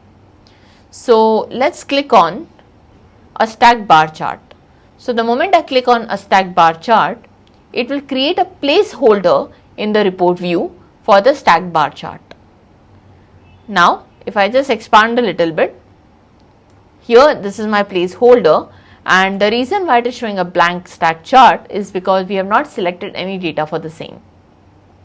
For a stacked bar chart, we can use a categorical data as well as a numerical data. Suppose if I click the country as well as the sales, so here are my sales, we shall see that for these 5 countries that are available here in my data set, I am able to see the sum of sales. By default, your Power BI will take the summation as an aggregate. So if I were to change this, I can always do that by my format options. So here we have sum of sales. If I just go to the drop down list, I can use sum, average, minimum, maximum and any other aggregate possible. So here I have created a very basic level chart, and you can see that it is also allowing some place for other charts in the same view. So now we shall see how we can format this visual. Now, in order to format any visual, we must ensure that the visual is selected. And once I select the visual, I can go to the Format Your Visual tab, and here I have a lot of options to make some changes to the visual. So suppose on the y-axis, I want to make changes to the values. So the values here are the country names. So if I wanted to change that to bold, here you go, it will change it to bold. Also, I can increase the size and I can further go ahead and make it bold. Further to that, if I were to change the color, I am changing the color here to a yellow or maybe any other color. Change the title. So, I do not want to show the title, I can turn this off, or if I want to show the title and maybe format the same, I can go to the drop down list, and here it is an auto generated title, but if I want, I can even modify the same. So, what I will click is here when I change the title, you can see that it is showing this on the y axis. The reason why it is showing it on the y axis is because right now I am under the y axis options. So, what I will do is I will just go to an undo and I will get back my original data. On the y axis I wanted to just show the country, so I will just show country. For the overall changes that I want to make in the title, I will have to go to the title which is outside of the y axis. So, here we might as well have a title option at the bottom. So, under general we have the title. Let us go to the title here, and you can see that this is sum of sales by country as of now. I can change this to anything that I like. Let us go back to visual. Now, for the x and y axis we have the options to make changes for color, size, font and all of that. Since this is a numerical scale, I can also change the range which I would like to show on my x axis. And coming to the values, we can now go ahead and change the values here as well and make it the blue color. Also make it bold and increase the size. So, we can see the values much more in a clear manner. So, also we have a title. So, the title here is sum of sales. If I wish to change the outlook of the title, I can do that as well. So, I can change this to maybe a black and a bold font and maybe increase the size. Same thing can also be applied here. So, on the y axis as well, I will go to the title. So, this is my x axis, and in the y axis, let us go to title, change it to bold, increase the size. So, now we can see that the x and y axis title are of the same font, and I have also changed the labels, and here it is showing me everything in the blue color. Now, what if I were to show the actual sale value for each country? For that, all I need to do is, and here we have data labels. So, when I enable the data labels, we can see the sale value just on each bar representing the sale of each country. I can also make changes to my data labels format, and once I go to the drop down of my data labels, here I can change the value format. So, I will also try to make this as blue color in bold. Apart from that, we can change the display units. So, right now it is showing the sales in millions. Maybe I want to show that in thousands. So, now it is showing in thousands. If I want to reduce the decimal places, I can reduce them to 0 so that it does not show any decimal value. Then we can add some more details as well as the background. So, if I want to show a background fill, I can show that on my data labels using the background option. Now, I can also decide on the color and the transparency. So, if I reduce the transparency, you can see that it's showing a pretty black background. I'll keep it at the 100% transparency. Also, if I were to show the background in a slightly different color, so I want to show that in a blue color, it will show the same thing. Let's try to expand this a little.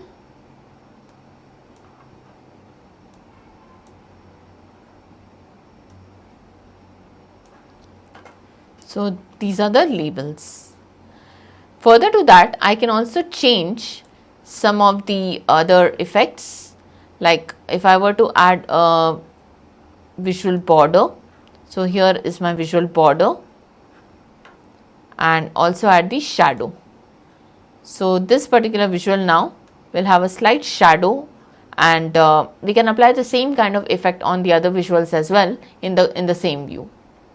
So, this way I am able to make some basic formatting which I have shown right now, but as and when we will build in a dashboard with multiple charts and graphs, we will apply a similar kind of format and we will explore some more options.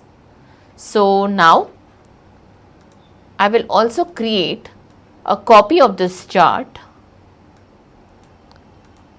So Control C and Control V will create a copy of the same chart, and let's transform this particular copy into a different chart, maybe a stack column chart. So you can see that the same representation now shows in a vertical order, wherein each label is showing on the top and the countries are showing on the x-axis, wherein the sales are showing on the y-axis. So depending upon how would you like to see your data on the visual, you can transform the direction and make it either a bar chart or a column chart. You can also copy the formats from one chart to the other by clicking on the chart from where you want to copy the format, click on the format painter and click on the chart to which you want to make the copy. So this way you need not have to spend too much of time in resetting all the format settings. So now that we have learned how we can create some very basic level visuals and format the same, let us also have a quick understanding on what is the difference between Power BI Desktop and Power Query. As you saw, when I was trying to load the data from our built-in data sets like the sample data, and when I click on the sample data, here it opens a navigator. So let's wait for the navigator. So when I click on the financial sheet, it had given me two different options. One is the load data option and one is the transform data option. Now when I clicked on load data option, it directly took me to the Power BI Desktop, where I was able to build the visuals, as it assumed that the data that we are trying to use is already cleaned and is ready for the usage. Now if I were to click on the transform data instead, then it would have opened the Power Query window. Now your Power Query window helps you to transform the data and also try to explore and make some kind of changes in the data that may require missing value imputation, or maybe trying to understand whether the data is complete, or maybe we might want to split the data or make certain such changes. So these kind of changes can be done on the Power Query editor. We can also try to merge different queries from different data sets or even append the same. We can make some kind of date transformations and many such other transformations. So when it comes to the difference between Power Query and Power BI Desktop, you can see that the Power BI Desktop is a tool that will help you to connect to different data sources, transform and clean data, wherein also create the different models and visualizations. But when it comes to Power Query Editor, it is a built-in tool within the Power BI Desktop that users can use to transform and clean the data. So your Power Query Editor is nothing but it is a built-in tool within the Power BI Desktop. Also, in terms of data transformation, we can use the Power Query Editor in order to transform data by removing columns or maybe changing the data type, also combining the data, perform some date related calculations and so on. We can also shape our data to meet our needs. For example, users can remove certain rows, add certain columns. Also, we can load our data set after transforming them into the Power Query Editor to the Power BI Desktop and start creating the visuals. When it comes to the data connectivity, a Power BI Desktop can connect to over 100 data sources, bring them into the Power BI tool and help us to transform that using the built-in Power Query Editor. Also, the Power BI Desktop allows us a 1 GB model size limit, wherein we can collate the data from different sources, and totally 10 GB of storage per user. Also, our Power BI Desktop allows for up to 8 data refreshes per day. So if I have a live connect wherein I am trying to get in the data at different points of the day, then up to 8 times my Power BI Desktop will help me to refresh the data with the new input and then try to use that into the visualization. So these are the key point of differences between Power BI Desktop and Power Query. Now we will go ahead and use our Power Query in order to do some kind of transformation. Now as you can see, in the Power Query editor we have variety of different options. So we can also insert a new source of data into the Power Query directly. I can also enter the data manually by typing it. So if I click on the enter data option, it will open a new create table option for me, wherein I will be able to manually enter my data. Then we also have some data source settings which we can change here. We can manage the different parameters. So we will be learning how we can also create the parameters. Then we can choose the columns from the choose column option. So which are the columns which I would like to keep or which ones I would like to drop. We can remove certain columns. Also the same operation can be applied on the row level. So we can either keep the rows or we can delete the rows. We can sort our data, and if at all I have any data which contains joined information, like for example the name of the person and the surname of the person, which might be joined with the help of a underscore or a space. So I might want to split the data into two different columns which has the name as well as the last name. Then I can also do the grouping of the data and perform certain aggregations. I can use the first row as headers or maybe the first row as well as the data set itself, and certain kind of merge and appending of the queries. These are some of the basic options. Then we also have the transform options, wherein I can reverse the rows, transpose the rows, count rows, also do some kind of pivoting and unpivoting. I can also apply some statistical calculation and date and time calculation. And let's first start with the data types. So as you can see, each of the column here which is mentioned in the data is showing the data type. So if the data type shows as ABC, it clearly means that it is character based data, wherein here we see 1.2 for units sold, which means it is float data. We also have just 1.123, which shows us the data in the integer format.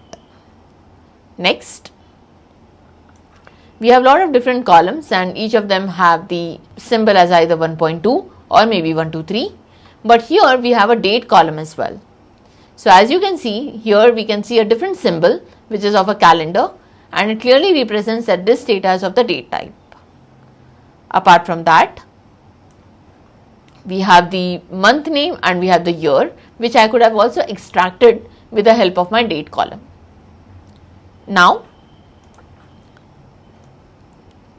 coming back to our data, suppose if I were to transpose this data by using the transpose option, then by clicking on the table, I can click on transpose and you can see that the data now shows in rows.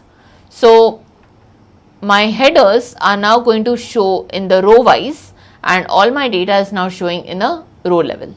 So all the columns are transposed into rows and rows are transposed into columns. We will cancel this particular option by clicking on the cancel option here. You can see a red cross. The moment I click on this, then the changes that I have applied will be removed. It will be deleted. Now we can come back to home and let's first try to understand how we can choose certain columns. So when I click on the choose columns option, we can see that all the columns right now are selected. Suppose if I remove the year and I also remove the month name and the month number and click on OK, these will be the only columns that will show up in my data. So let's go back and check our data set on the right hand side. We can now see that 3 columns have been removed from the data. On the other hand, if I click on the keep rows option, so I can even select which are the rows I would like to keep and which are the rows that I would like to drop. So here in the remove rows option, I can either remove some of the top rows, remove bottom rows, either alternate rows or duplicate ones, as well as the blank rows. So we have all the options available here which we can apply on our data set based on the requirement. So next, I would be importing certain new data sets apart from this financial data, and I will be showing you how we can make the true use of each of these options. Now, let's have a quick look at how we can create a quick dashboard. What I have created here is a basic dashboard using the financials data that we saw earlier. So I have added a few things like a shape which shows the title of the dashboard. Then we can see the total sum of sales, profit, sum of units sold and sum of gross sales as our KPIs. We can also see a slicer which helps us to filter the data, a pie chart which shows the sum of sales by year. Also we have a bar chart and a column chart and a line chart. Plus I have also done some kind of formatting on my charts which I would like to show you step by step. So here once again we'll go back to our Power BI. So I will open a new blank report. In this report, I will use the financials data. So I can go ahead and click the use sample data and load the sample data.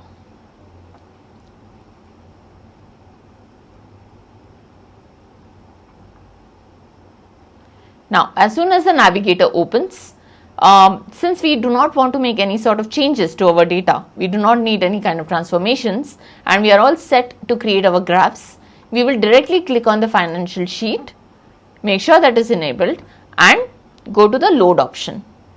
The transform data option is going to take you towards the Power Query which we do not need at this point of time. Let's give it a few seconds until it loads the data.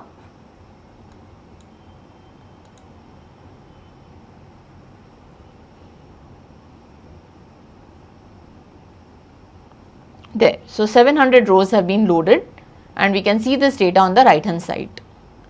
Now these are the different variables that we have seen earlier as well. So as we saw that in my dashboard, I have added one shape right on top which shows the title.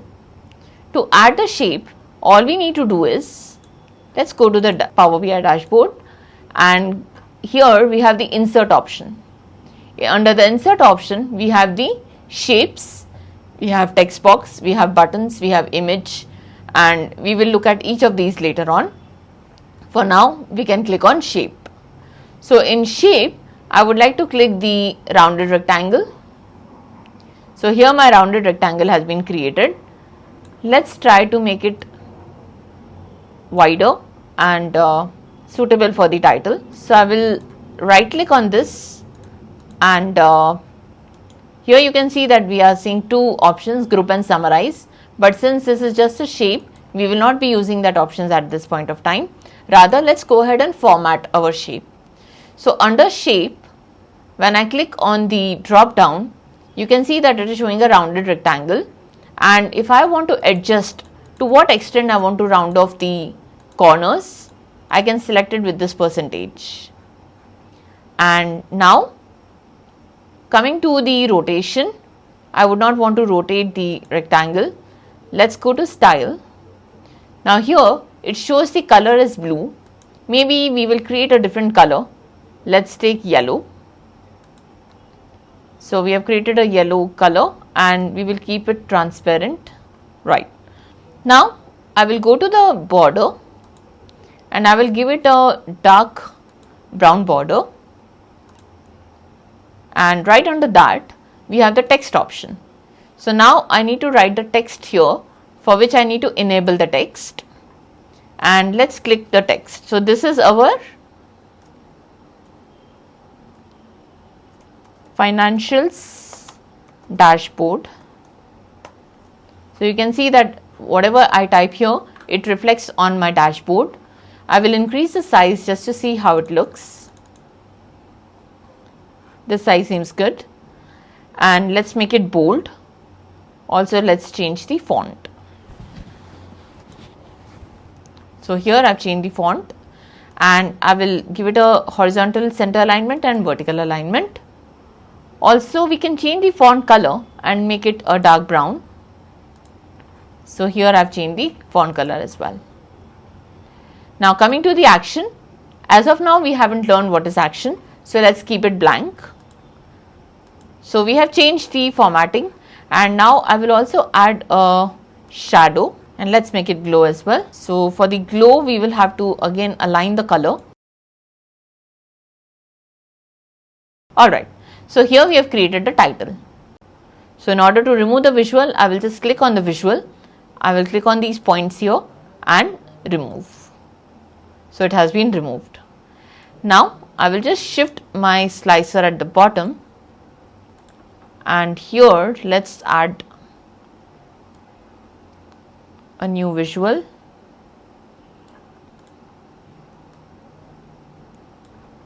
Right. So what I'll add here is a card. So here is the card.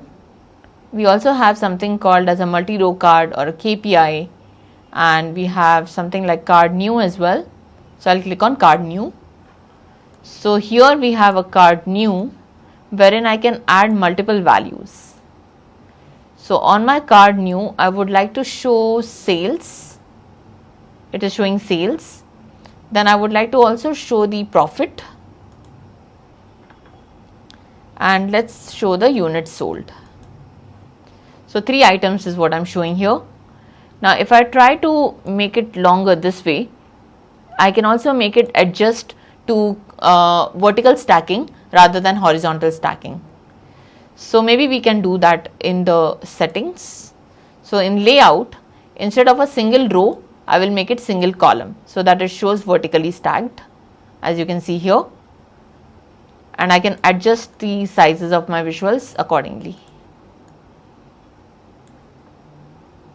Now here I need to change the settings of the cards. So maximum cards shown here are 3, and the space between cards can be reduced to maybe just 5 pixels. Right. Now we can add the background. Also let's try to apply the settings, the basic settings. Let's go to the callout values and reduce the size. It's quite huge, so we might want to make it up to 40 or maybe 20, or let's take 10 and see it out. Label, and let's remove the label size to smaller one. Yes.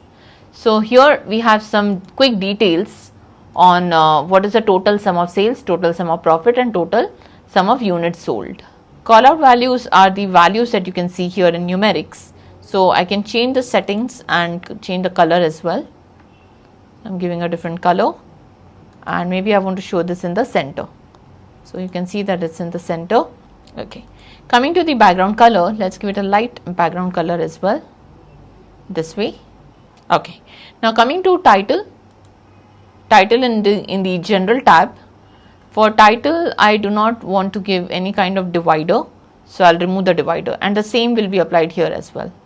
I would like to remove the divider for the slicer as well. So this looks great, and we can change the text color to brown. So overall I have created a quick dashboard which can show a slicer. It is showing a card which is showing 3 different values which are vital for the business. It is showing a pie chart, also a bar chart, as well as the line chart. So this is how we can create a quick dashboard, and we will be creating many more dashboards moving forward in the upcoming topics, and we will see how we can apply all of these settings that we have not used as of now to the other visuals.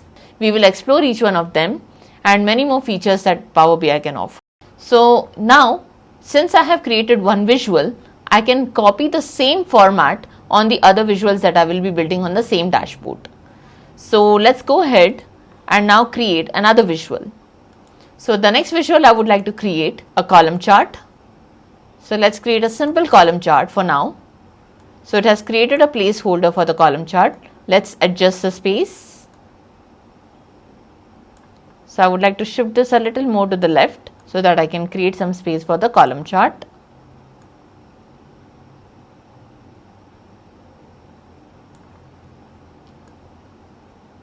Right. So now you can see it is aligning exactly as our pie chart. Now we will go ahead and add year, or we can even add the product. Right. So here I am adding a product. So I am seeing the sales product wise. So I want to show sales product wise, and here is my sale value. So here I am able to see the sum of year and sum of sales.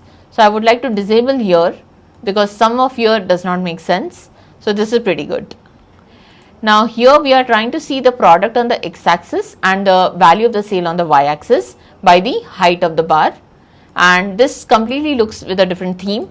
So we are going to apply the format. Go back to the home tab, click on format painter and apply it on this visual. As you can see, it has applied exactly the same format as it was for the pie chart. The only thing I need to change now is the color of my bars. So let's try to make modifications here. So I will go to the visual x-axis. Everything looks fine here except for the values which should be in bold. So this is the bold, and let's change the color as brown. Also for the title, the title has already been set, so we need not have to worry about that. On the y-axis as well, I can change the value color. So the value color has to be again brown. Now let's go to the columns. Here you can see that for the columns the color that is used is a blue color. I would like to change it to a light brown color. Also we can add a border and we can add data labels. So for the y-axis we might want to change the color of the title as well.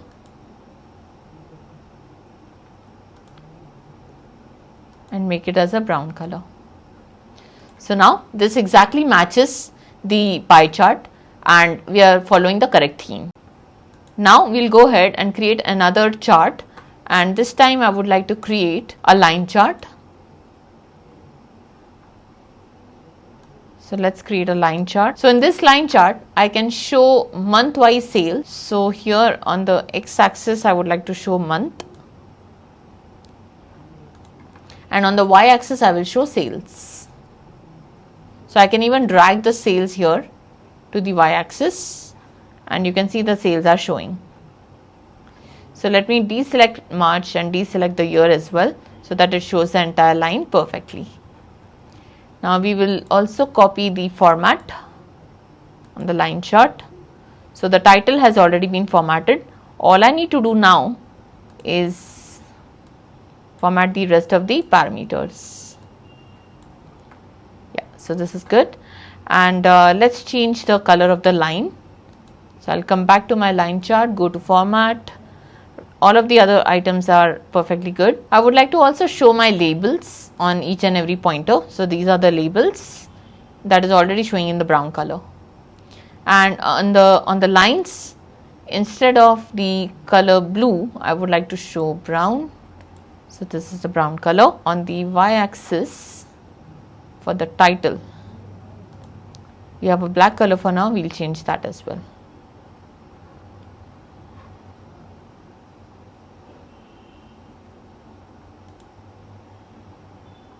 Okay, so now you can see that our theme completely matches the other visuals as well. So in this way we can create a very simple dashboard. Now we will go ahead and create a pie chart. So let's go ahead and click on the pie chart. Here is my pie chart. So once I click on that, it will create something called as a placeholder, which it also created earlier as I showed you. So let's try to keep it here in the center. For this pie chart, I would like to select the segment as well as the sales. So it has created a pie chart that is showing me the sales segment wise. Let's try to enlarge this a little. And here it is ready. Now you can see that the colors here are quite different than our theme. We are choosing a yellow and brown theme. So we will have to also ensure that the colors are suiting the same. So we will go ahead and we will format our visual. So under this we have the legend, which is right now turned on. If I do not want a legend on the right hand side, then I can turn it off. But this is going to be quite tricky because we would not know what segment speaks of which percentage. So it's always a great idea to keep the legend. Now in the legend, we can decide the position, whether we want it on the right hand side or maybe we want it on the left. So top left stacked, something like this, and maybe we want in the center. Now in the text, we have this font. We might want to change it to bold. So you can see that the legend text has been changed to the bold. We will enlarge it further, and let's try to change this color as well to brown. Now coming to the title. So if I turn off the title, then it does not show me the segment. As you can see here, when I turn off the title, the legend title has been disabled. We will keep the title. Coming to the slices. As you can see here, for every slice, there is a certain color assigned. I can change that as per my preference. So we can keep the colors that we have been choosing as of now. Let's keep the lightest brown, slightly darker, further dark, and there. You can see that our pie chart now exactly matches the theme of our dashboard. So this is done. Now we might also want to make some changes to the labels. So once again, I will go back to my format visual. Under slices, we have detail labels which are turned on. Now here we want the position as outside. If I keep the position inside, this will be completely cluttered. So a better idea is to keep it outside. Also, you can see what are the different things that we are showing in the label. So we are showing the data value and we are also showing the percentage.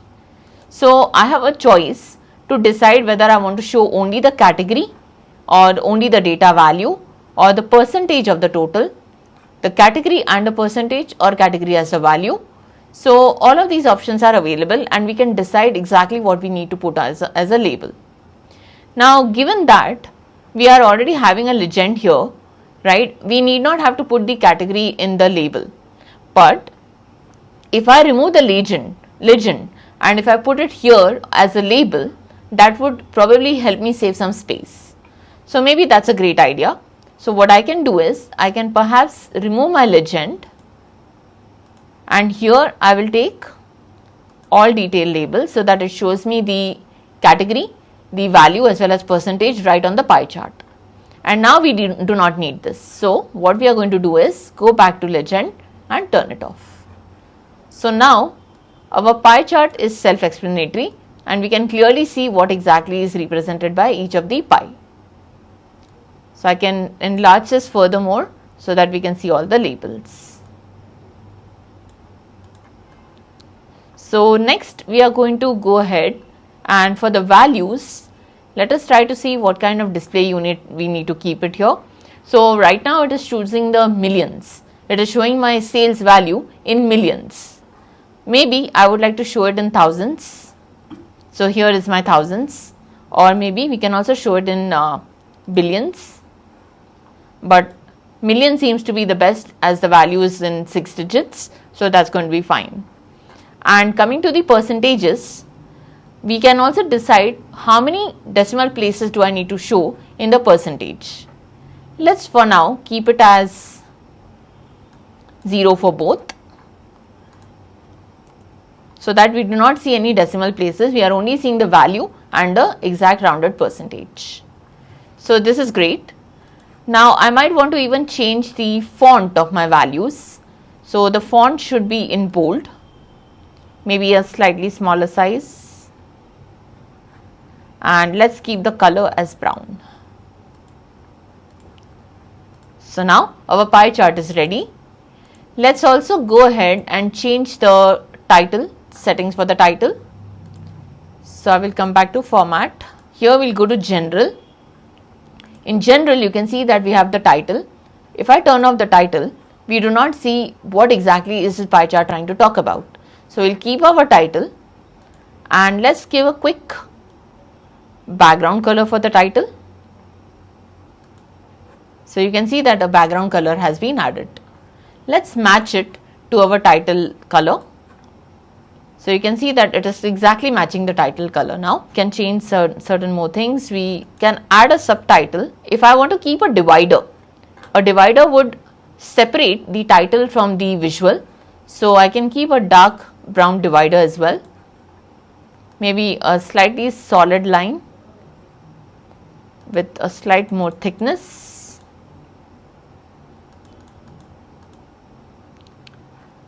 So this looks fine, 4px, and change it to brown. So this way I am able to create a pie chart. Let's add an effect. In general, we have effects. Let's add the border, which again I would like to keep it as brown, and improve the thickness. And let's keep the shadow enabled so that it looks like this.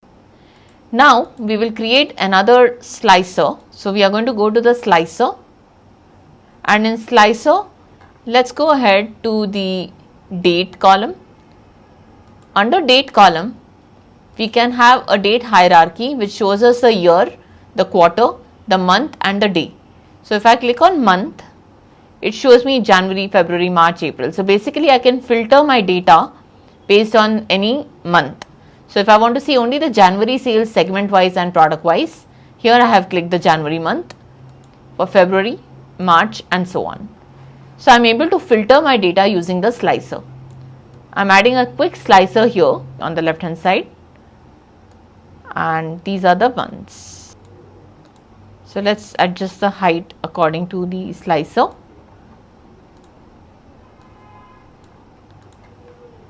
So that's perfect.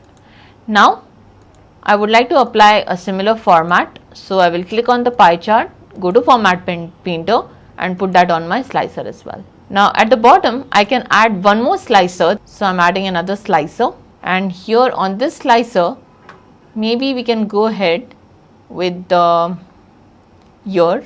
We can change the formatting of the slicer as well. Right now it is showing me two options and a slider as well. Maybe we would not want to have the slider that way. So slicer settings, we can say style should be a vertical list.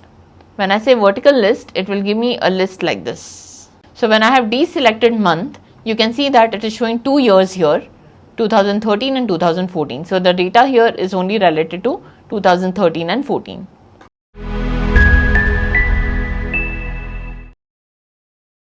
So now let's create a pie chart. So a pie chart is typically required whenever you want to see the contribution of a particular category level for a certain measure. For example, I want to study the sales of a particular segment. So segment wise, I want to study the sales. So segment is a categorical data wherein sales is a measure. So what I am going to do now is, let's select the pie chart, and after selecting pie chart, when I select the segment and the sales, you can see that for each and every segment it is trying to show me what is the sale value with the help of a slice, pie slice. So let me enlarge this so that you are able to get a proper view. So here we can see our legend which shows the category for every color, and it is also showing me the sale in dollar and the sale in percentage. If I change this to profit, here now it is trying to show me the sale and profit, but that can be quite confusing. So we will remove the sales, and now we are able to see the profit. So we can clearly see that the government segment happens to have the highest profit, followed by the pink slice which shows the small business, and the least profit is being shown by the mid-market. Now it becomes quite difficult to keep mapping the color to the segment.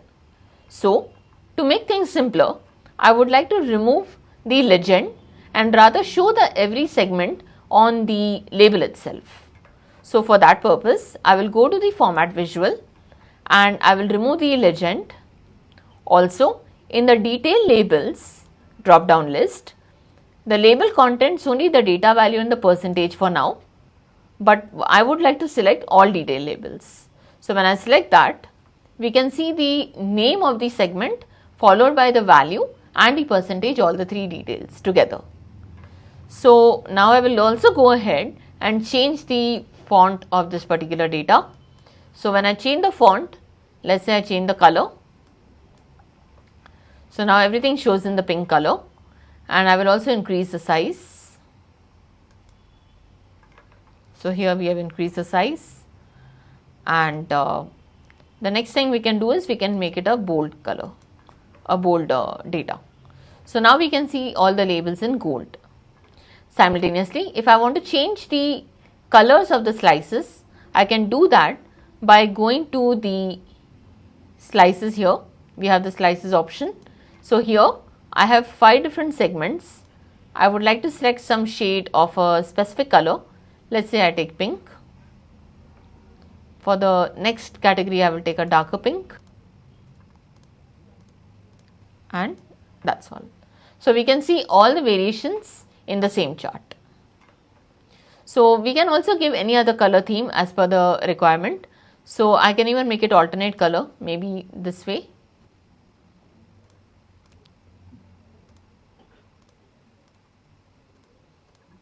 So if you have a particular color theme in your company, you can also apply that in your pie chart. Simultaneously, for the title, I can go ahead and here in general, I have the title. I will go to the drop down and I will change the color. So the color can be given here, and I can also give a background color. So this is my background color. Let's increase the size as well. So here I can see my title, and I will make it a center alignment. So this way I am able to show the contribution of a particular company, of a particular measure towards a particular category. Now I can also make changes in the decimal places. So for example, if I do not wish to see all the decimals, I can go to the data labels drop down, and here in the display units, I also have the value decimal places and percentage decimal places. So if I change it to 0, then it will not show any decimal place at all. It will just round up the integer value and it will show the same. Then we can also go ahead in general tab and we can add some effects. So here I would like to add the visual border as well as the shadow, and for the visual border I can change the color.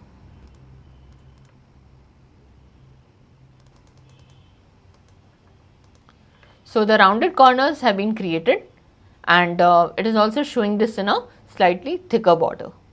So this way I can make changes to my pie chart. And another chart that is available here, which is pretty much similar to the pie chart, is our donut chart. Now I need not have to create a donut chart altogether. I can just simply switch from this particular chart, go to the next chart, go to the next page, or maybe you can take it in the same page. So if I just paste this visual here,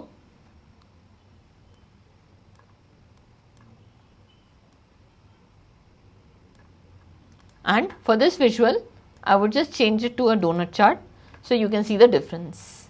It's exactly the same chart, but here it is showing a pie chart, wherein here it is showing a hollow in between, just like how we have in a donut. So that's how we can create a donut chart as well as a pie chart. So next, let's look at the funnel chart. A funnel shape is nothing but it shows bars that are larger to smaller. So that means I'm trying to show a certain measure in the decreasing order. So let's just say that I'm taking the month name. First I will create a space holder for the funnel chart. Here is the space holder. So here I will rename this page into a funnel chart. And I would like to select the month name, and I also want to select the unit sold. So I would like to basically understand in which month am I selling the highest number of units to the lowest number of units. So here is what we have. So in October I have had the largest share of units sold, and in May that value has gone to the least. So this way I am able to show the quantity in the descending order in a nice visual like a funnel chart. Rest of the modifications can be done exactly the same way as how we did it in the bar chart as well as in the pie chart. The next visual that we would like to see here is the decomposition chart. So as of now, in our table and matrix, we have seen how we can subgroup the data based on categorical levels, and the same thing can be done now using the decomposition tree. So for the decomposition tree, I will select this icon here for decomposition tree so that it creates a placeholder, and here the very first value that I would like to add is the product, or maybe we can add the year. Now the moment we have added year, as of now it is not showing anything to analyze, but if I put sales in analyze, you can see that this is the total sale value, but the moment I try to open this to year, it will be able to show me the sale as per 2013 as well as 2014. Now as of now we have taken only year, that's why the sales are being segregated based on the year. Now within each year I want to also see the month, so I will add month immediately in the explain by field under year. Now I can see that after year it is segregating the data by month. Now under each month I would like to also see the sales by product, so I will add the product just below the month. So as and when I keep putting in the fields, it will keep allowing me to go further into the analysis and break down the total sale value based on the different categorical levels. So I can even go ahead and change this entire hierarchy. So instead of taking the year, then the month as well as then the product, I can just go ahead and select that I want to break down the sale first by product. So it is now breaking down the sale by product first, and after this I want to break it down by year. So I want to see what is the sale of just the umbrella product across 2013 and 2014. So as soon as I click on the plus icon, it will show me all the possible fields which we have added already in the explain by field. And now you can just keep clicking on the plus operator and you can expand the data or break down the data based on the given categorical value. So this is our decomposition tree. And we can also add a KPI. So suppose here itself I would like to add a KPI. So I am adding a KPI card, and in the KPI card I am adding the year and the sales.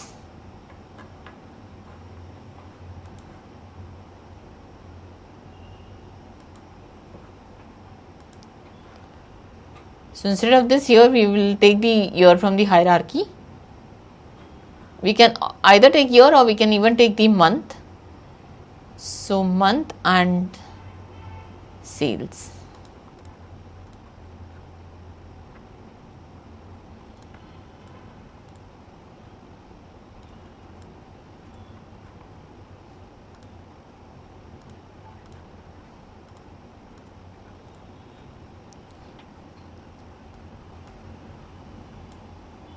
Right.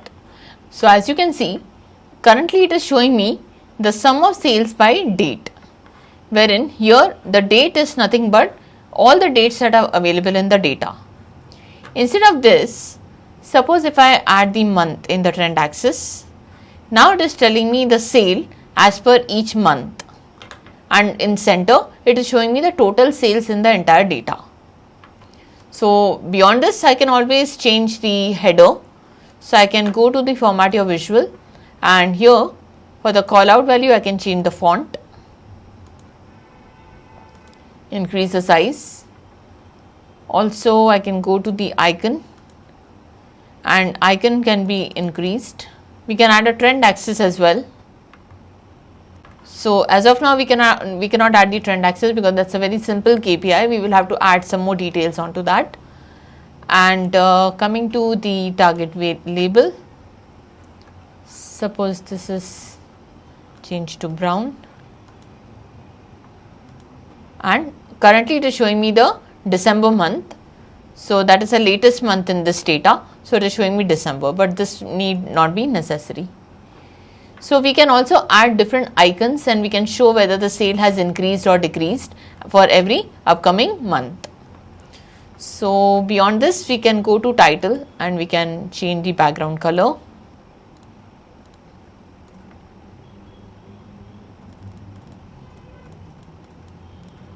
And we can also add the divider,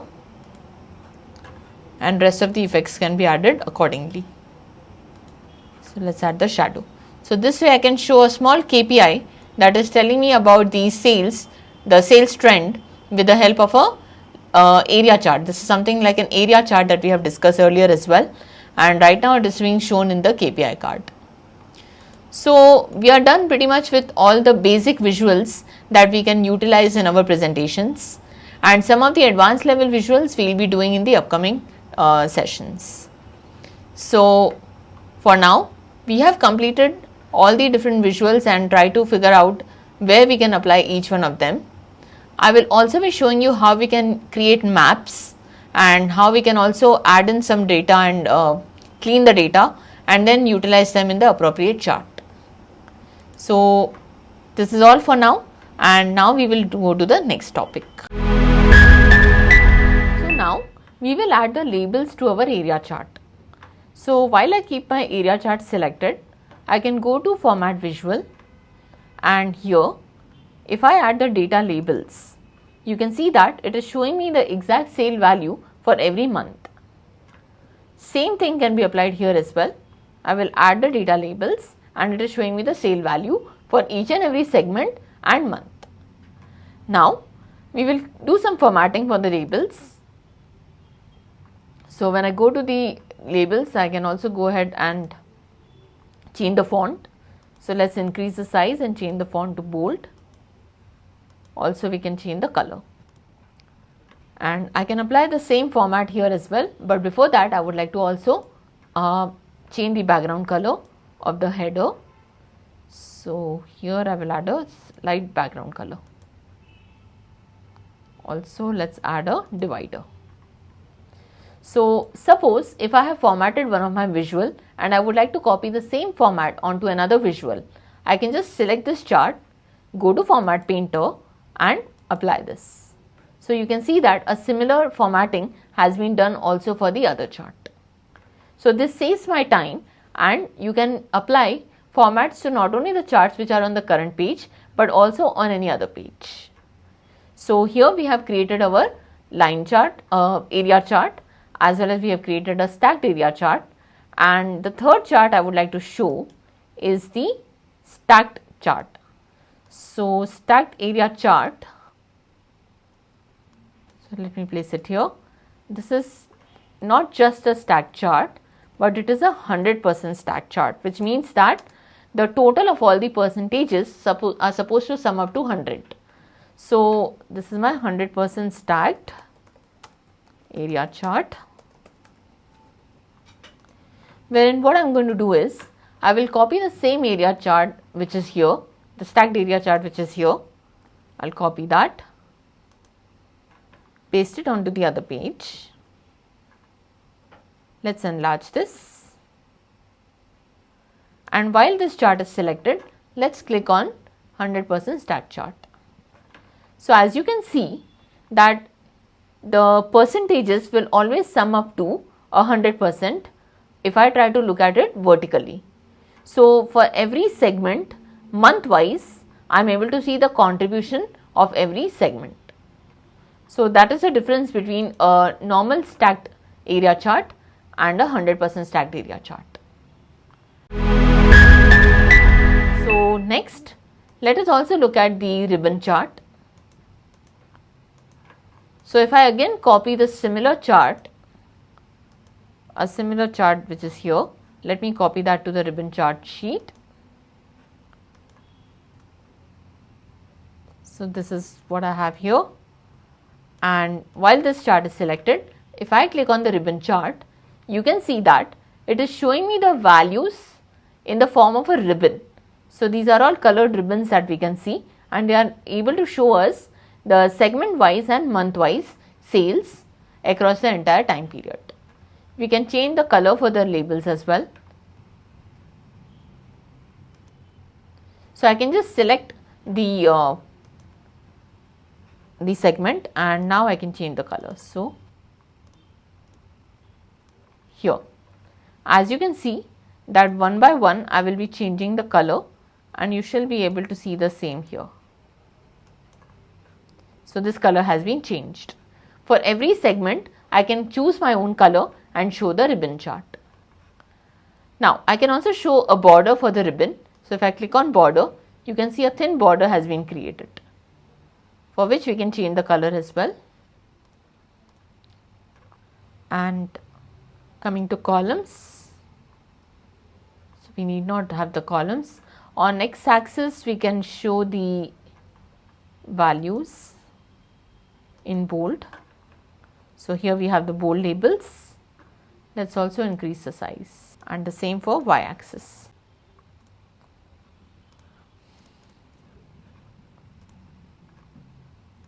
Right. So now I have made the changes in my labels as well. So essentially a ribbon chart is created again to make a comparison for every month segment wise.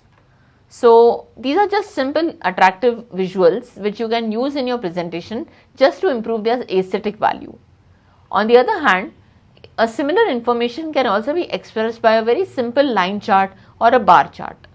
But obviously you would not want to keep your presentation quite simple and monotonous. So to add some value and improve the aesthetic value of the chart, it's better to create these kind of visuals and make your presentation look far more interesting. So now I will go ahead and create a gauge chart. So when I call a gauge chart, we are just trying to see the extent of a particular target as against the sales target. So say for example, you have a target for sales and you want to show how much of that sale value have you achieved. For that we can have something called as a gauge chart. So let's create a placeholder for gauge chart. Now here I would like to show the sale value. So as you can see that this is the sale value and it is showing exactly the double of that on the gauge chart. But what I would like to show here, in the target value I can also insert how much of sales target did we have for the given period. So this particular chart can be created when you have a target column. So we are going to involve a target column in one of the data set which I will be loading in the upcoming session. So for the time being, you can have a quick understanding of the gauge chart, that it is just to show how much of a target is achieved for a given input target. So next, let's rename this, and when I involve another data set, I will be showing you this chart once again. We can also use this chart as a KPI. So we will be doing that in one of the upcoming session. So next we are going to look at, let's look at the card. So I'll just create a new sheet and let's name this sheet as card. Now when I add a card, this card is for the purpose of showing a KPI. KPIs are nothing but they are key performance indicators that show us the vital information about the business which may be required for quick decision making. For example, if my company wants to know very quickly the sale value, so you can see that the total sale value here is 118.73 million, but that's for the entire data. Now I would like to show you also a slicer. So suppose if I add a slicer, here is my slicer. So I'll add another slicer here on the side, and on the slicer I would like to take the, now I can go ahead and change the value of the sum of sale by selecting any product. The moment I select the product umbrella, you can now see the change in the card. it is showing me the sum of sale only for this particular product. Likewise, if I add another card, let's say I add this card, and this time let me select the profit, and let's also create another card which is going to show me the units sold. Now all these values that you can see here for sales, for profit and the units sold is particularly for the product umbrella. If I deselect, it will come back to the total for the entire data. On the other hand, if I select Velo, you can see the values have again changed for all the 3 cards simultaneously. So we also need to note that in a single card, we can have only one single measure. But if you want to show multiple measures on a single card, we have something called as a multi-row card, or we can also have card new. We have furthermore options which can show multiple values on a single visual. So we are going to look at it in a while. For now, let's see how we can edit the card. I can also select multiple values on my slicer. So I am selecting Cartera and Velo both. So these particular values now are showing for multiple products. So let me go ahead and deselect this. Now we will learn on how we can format the card. So I'll select the card. Let's go to the format visual. Now callout value is the value that you can see in numerics, and category label is the sum of sales that it shows. So first let us try to modify the callout value. Here I would like to show the value in thousands, and I would like to show no decimal places. So here is where it shows me thousands without decimal places. Also I can change the font, the color and the font both, as well as the size. Now we will make changes to our category label. So in category label, if I want to change this to a different font and decrease the size, we can do that, and we can also change the color. Also what we can do here is go to the general, and under properties we have the position, we have padding, and we also have title. We can even keep a title here. So right now the title I've just turned on the title, but I will have to define the text. So suppose if I say sum of sales, here is the sum of sales, and now I need not have to show this particular subheader. So what I will do is go back, change the background fill, also create a divider, and this way I can change the card. So let's also do some more formatting here. So after adding the divider, I would like to increase the size. Yes. So at this point of time, it is showing me the sum of sale at the bottom here, and it is also showing that as a title. So what I can do now is go back to the format and turn off the category label, so that it shows sum of sales as a header and not as a value at the bottom of the value of the sale value. So this way we can make the changes, and if I try to format this second visual as well as the third visual accordingly, you can see that all the 3 cards now look similar, but I am also required to add the title. So let's go to add the title. Here this is sum of profit. So I'll go to general, under title I will just type sum of profit, or maybe I can even type total profit. So the title gives us a liberty to show the card as per our requirement, and instead of showing sum of sales, which is a default header, we can now modify the header as per our liking. So here I will show total profit, and in the third case I will show total units sold. So here we have created the entire visual. Also we might want to add the border. So let's add the border. So here is the border.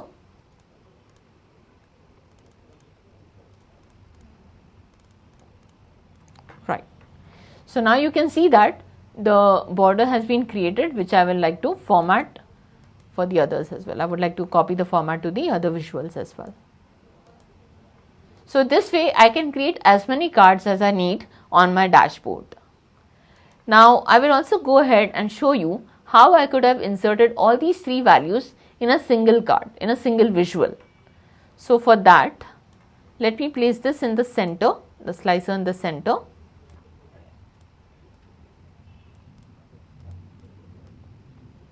And I'll just move this a little bit to the left, and here I would like to add a multi-row card. So this is a multi-row card. In my multi-row card, I am selecting sales, I am selecting profit, and I am also selecting units sold. So as you can see, as and when I select any measure, it keeps showing that on my card. Now this is not a very clear representation. I can go ahead and format this as well. So I would like to show the call out values. Let's first change the fonts. So I would like to show the value in a different color, maybe in a blue color. On the other hand, the category labels can be given as a light color. So this is how I can show it. Now coming to the effects, we can add a visual border, we can also add a shadow, but we are not able to move the values in a vertical format. So we have a different kind of visual for that, which will also help me to realign these values in a vertical or horizontal format as per our requirement. So let's try to do the same. So I would like to copy this into a new image, and let's try to transform this into a card new. Now in card new, I am able to also arrange this data in a vertical. So instead of single row, under layout, I would like to select single column. So we can see that the values are now arranged in a column format, so that I am able to see each value very clearly. So this here is a multi-row card, these are single cards, and this is a card new. So you now know all the three different types of cards which you can utilize on your dashboard. As of now, we have learned how we can create a card new, as well as a multi-row card, and now we will look at how we can create a table as well as a matrix. So let's get into this. So in order to create a table, I will again create a placeholder for the table. So here is my table, and in this table let me apply a categorical variable for now. So let's say we take product, and I am also taking the profit. So you can see that by default in a table it shows me the sum of profit for every product, and now I will also take the sales. So it also shows the sales, and again I will take the unit sold. So it shows me the unit sold. So at a time, for a given categorical data, I am able to show multiple measures which are using a default sum aggregate. Now if I had to enter another categorical data, what happens here is that it will split each and every row into as many segments as we have within each product. So this is what the table does. It will create a row for every combination of the two different categorical levels, and then it will show the sum of profit, sum of sales, and sum of units sold. On the other hand, if I create a matrix, so I will create a placeholder for matrix. Now in matrix, suppose if I select the product again, then I select the sales, I select profit and units sold, and finally I am selecting another segment which is a categorical data. Now what we can see is that instead of creating a separate row for each combination of product and the segment, it is rather putting the segment column wise and the product row wise. So what we are able to see is a smaller table relative to the previous one, and we are able to see the same information, but it is split down in a better manner. So this is the difference between the table and the matrix. Your matrix can show a pivot table, wherein a table cannot show the pivot table. So that is the difference between the two visuals. Now suppose if I want to show segment also row wise. So when I try to push this here, what we can see is we can drop down the product and it will split into the different segments and it will show the values. So this table is pretty much like the previous table, just that the data has been grouped based on the order in which we have inserted the categorical variables. So since I have put product first, it is taking product as the main header, and within the product it is trying to show the group data based on the segment.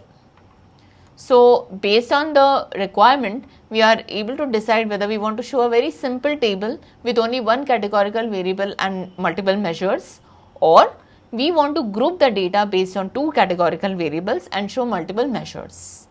So this is what we do in table and matrix.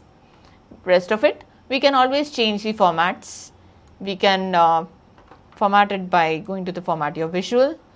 Now if I want to make changes to the column headers and row headers, we do have the options here. So let's go to column headers. Let's say I want a different column header, maybe I want a pink. And for the row headers, I want to have again the same color. So here I have selected pink, and same will be selected for the row headers so that it looks uniform. Now this is done. So similarly, I can even go ahead and change here the column subtotals and the row grand totals. So here for the values I can give a different color. So I am going to give a purple color.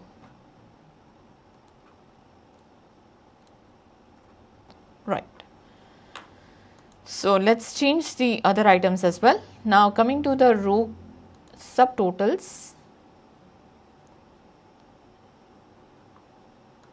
and column grand total, let's change the color to pink. So you can see that here the total is showing in pink color.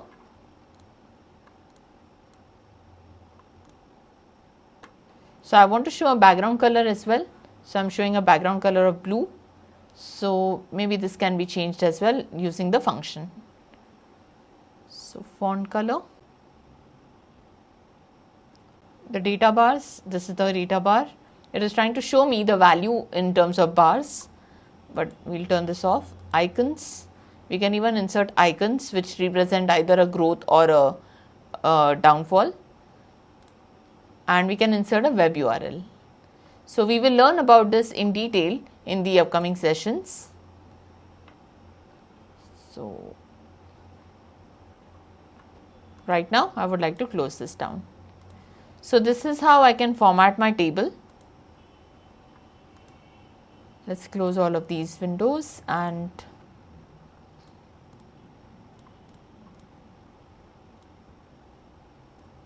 right. So we are done. Now layout and style presets. So suppose if I want to take the style as bold header. So you can see that all the headers row wise and column wise are highlighted and it is showing in the black color. So this is what it means. Now if I want flashy rows, then these are flashy rows wherein each row is showing in an alternate color. Also if I want to keep it sparse, this is sparse, condensed, and there are different kind of styles that you can apply on your table. Coming to layout, if I give an outline, it will define an outline for all the headers and for the layout as well. So that's how we are able to maintain the table and even format it. This time let's take a scatter plot. Now a scatter plot is usually used for the purpose of showing the relationship between one continuous data to another continuous data. While it can also represent certain category with the help of either a color or the shape of the markers. So let's create a space holder for the scatter plot, before which I would like to rename the sheet. So this is a scatter plot. Let's click on scatter plot. This is the icon. And since I want two continuous data, I will select sales and I will select profit. Now, why we are able to see just a single spot here is because it is taking the aggregate profit and the aggregate sales, wherein I would like to see each transaction discretely. So for that, let's go down and we will click on don't summarize. Here as well we will click on don't summarize. So now you can see that it is able to show each and every transaction as a separate pointer, and we can see that as the sales increase, the points tend to move on the upward trend, which represents the positive correlationship between sales and profit. Now these pointers at this point of time by default show in the blue color and they are circular shaped. I can go ahead and change this by formatting the visual. So you can see the markers option here. If I click on the markers option, you can see the shape of the marker which is showing the circular type. Suppose I want to change it to a triangle. Here we have triangles. We can also change it to squares and any other shape of your choice. On the other hand, we can even change the color. So right now it's blue color. I would like to make it purple. So here is purple. And suppose if I want to show the category label, if I turn on the category label, it is showing me what exactly is the value of the sale and the profit for every data point. But this makes it very confusing because we are hardly able to see the labels, so we would rather turn this off. Now coming to the border. So suppose if I want to give a different border for every data point, I can do that by turning off match fill color. So when I turn on the match fill color, whatever is the color inside the square, it's the same border that it will give even to the outline. The same color to the outline. So we can disable this and then we can choose our own color. So I would like to choose black. So now you can see that the outer border is black, wherein the color fill is given in pink. So I can change the marker as per my convenience and as per my liking. Also, if I want to plot area background, I can even put an image in the background and the data points will show in the foreground. So we'll look into this in a while. On the other hand, suppose if I go back to my visual and here I have legend, I have size, I also have play axis and I have tooltips. So I have a lot of different fields that I can fill up. Now in the legend, suppose if I try to put the product, what we can see now is that each and every data point is not only showing the value of sales and profit, but it has been colored as per the product that they have. So all the blue data points that you can see here, the light blue data points show the umbrella product, the dark blue shows the Cartera product and so on. So not only am I able to see the relationship between the sales and profit, but I am also able to see what product is being shown on the graph. Now this can also help me to understand each product separately. And how? Let's see that. Suppose if I put a slicer, here and in my slicer I would like to put the product. Now I have a liberty to check every product discretely. So what is the correlationship for sales and profit only for the umbrella product, only for Cartera, only for Montana and so on. So I can discretely choose each and every product category and I am able to see the relationship. So what if I would like to show or modify the colors as per my liking? Once again we will go to the format visual. Now let's go ahead to the scatter plot. Let's select the scatter plot. Now in markers you will be able to see the color, and here we shall be able to change the values. So under legend we have all the different values. We can see that the legend is showing right now in the top left corner. Let's try to change it to top right or center right. So this way. Now here is my chance to change the color and shape for each product discretely. Suppose for umbrella, I would like to show a different color. I would like to show a dark brown. So it has changed. For a different product like Cartera, I would like to show a slightly lighter brown. For Montana, I will select another different color. So you can see that the changes are being reflected. Next we have Paseo.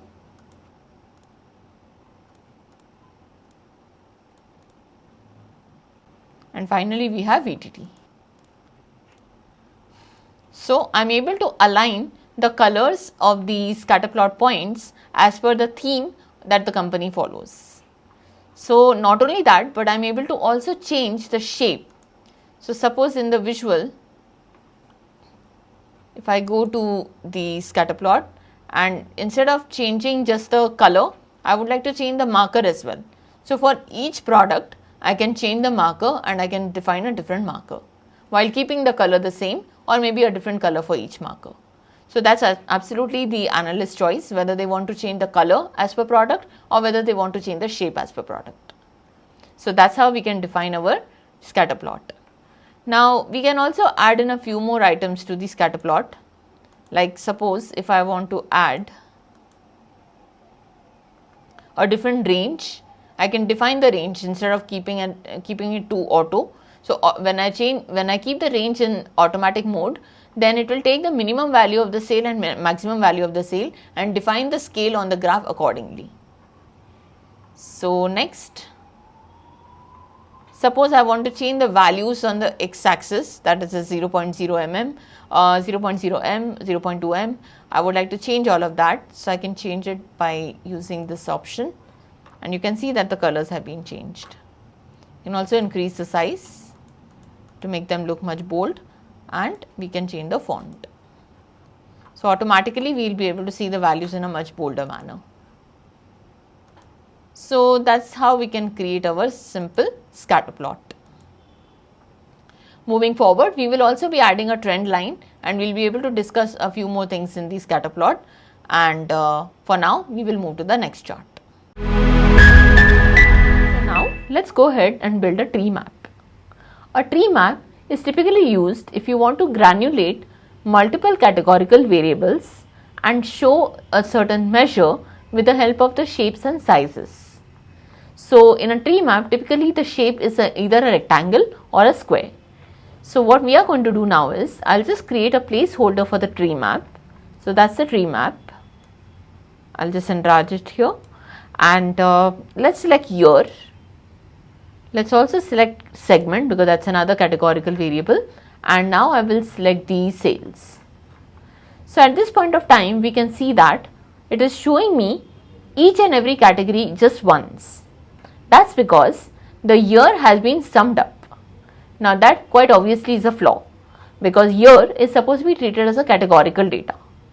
So for that, what we are going to do is, instead of taking the year directly from the data, I will remove it from here, and in details I will go to the order date hierarchy. So here is a hierarchy. I will go further down and I will drag the year into details.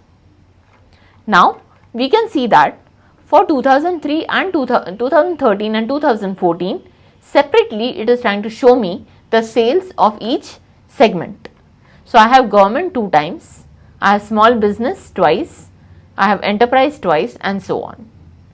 So essentially for each and every segment, for every year, it is trying to show me the sale value. Now we can also go ahead and change this. So suppose if I try to keep the year in category and segment in details. So let's remove this from here. Let's put segment in details, and let's also put the year in category. Now we can see that every year will be shown by one color, and within that color it is trying to show me the sales of each and every segment. So we can modify the same by using these particular fields. So anything that you put in the category field is going to show the particular categorical variable by color, wherein anything that you put in details will be shown by small rectangles or squares. So this is the purpose of a tree map. If I go ahead and add also the month in details, you can now see that for each and every year, month wise it is trying to show me the sale value. So at a particular time, it would be advisable to involve any two categorical variables on a tree map and one measure. So this is the purpose of a tree map. Here we will go ahead and create a waterfall chart. So let me try to rename this as a waterfall chart.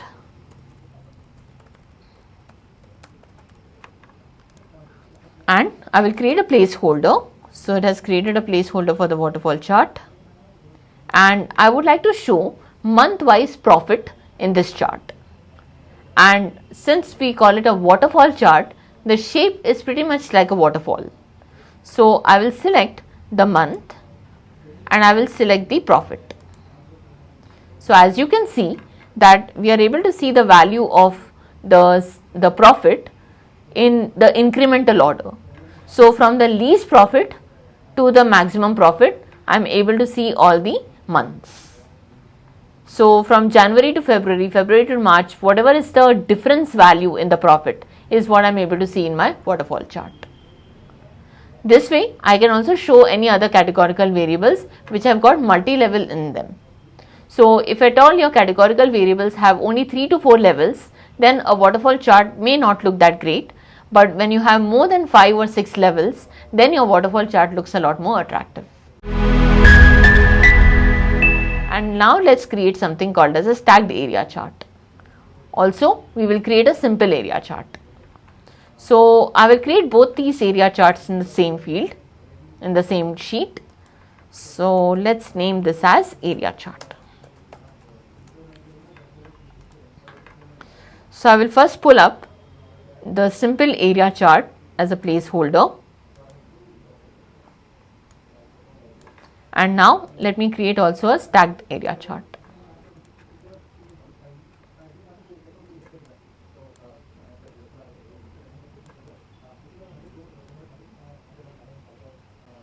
Okay, now in my area chart, the simple area chart, let's select the month and the sales. So you can see that it is a simple line chart, but the area below the line chart is filled with a color, and that's why we call it as an area chart.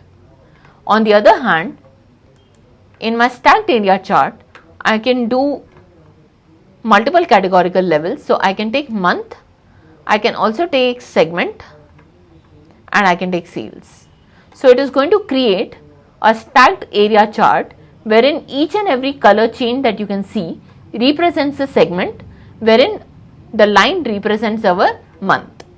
So for every month, I am able to see a comparison for sales across every month and segment. So that's the difference between a simple area chart and a stacked area chart. So now we are going to go ahead and see how we can load the data from the web. So let's just say that we have a data here which shows us the top 10 shows of Netflix by viewership. So here we have the number of views, we have the runtime, we have the number of hours viewed, also the weeks in top 10 and so on. So I want to load this data in a table in Power BI. So I can go back to the Power BI, and here this is my previous chart. Let me go to the next sheet. But for the loading of the data, I will have to go to get data option, and since I am taking the data from the web, I will click on the web option. In the web option, it will ask me for the URL so that it is able to extract the table. So I will go back to my a browser, and here this is the URL of my site which I would like to add in here. And for now we'll keep it basic itself and click on OK. The moment I do that, it will try to analyze which are the different tables available on that site. So here it is asking me to use anonymous access for this web content. So select which label to apply to these settings. So I would not want to keep any of these. I can just go to anonymous and click on connect.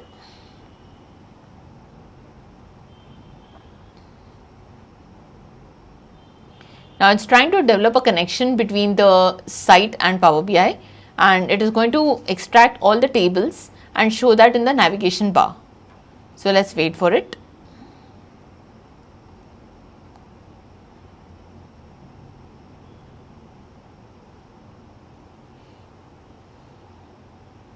So here is my navigator, and all the tables that are available on that site or that web page will now display here.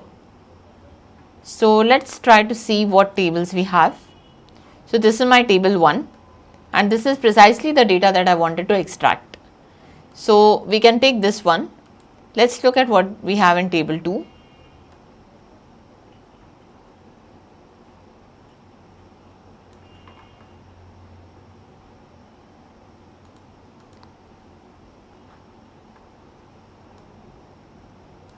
So this is the other data that we need not require.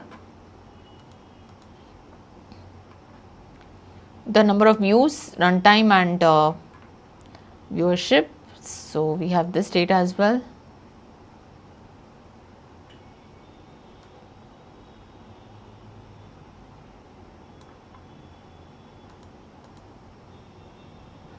So every possible table in that data is being displayed, and based on what exactly I require from the data, I can extract the same thing here. So I will go to the first table. This is the data set I wanted. Here we have the ranking, and we also have the name of the season or name of the show. We also have views, runtime and hours viewed. So let's go ahead and click on load. So when I load that data, it will show here on the data panel, and I can easily go ahead and rank this. I can try to visualize the data based on the different charts that I have utilized. So let's try to see this. Now as you can see, the table that I had loaded is here, and I can see that in the table view. I can also use the Power Query and make some additions in this data and use them accordingly. So Power Query is something that we'll be covering in one of the upcoming session, and for now this is how you can load the data from different sources, and one example that I've shown you is from the web. So you can as well load the data from different sources like a text file or a web page, or even from any CSV or Excel file, and you can analyze and you can even visualize the same using the Power BI visuals. Now we will learn on how we can create a dashboard, a simple one, and how we can add some of the basic charts and make some modifications. So let's go to the next session and learn about that.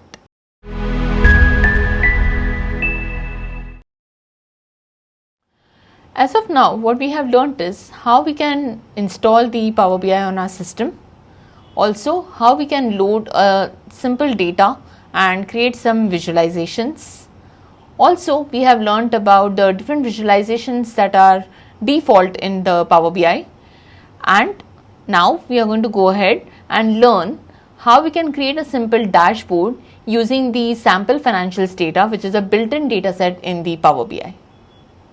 Let's carry on. So the agenda for now is to learn how we can load the sample data in Power BI and prepare a simple dashboard with the same.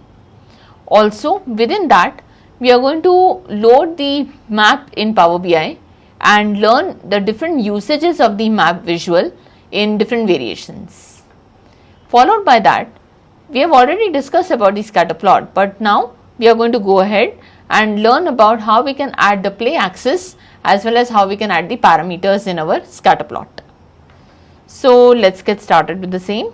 Here is a new Power BI report that I have created, and what I'm going to do is by going to the help section.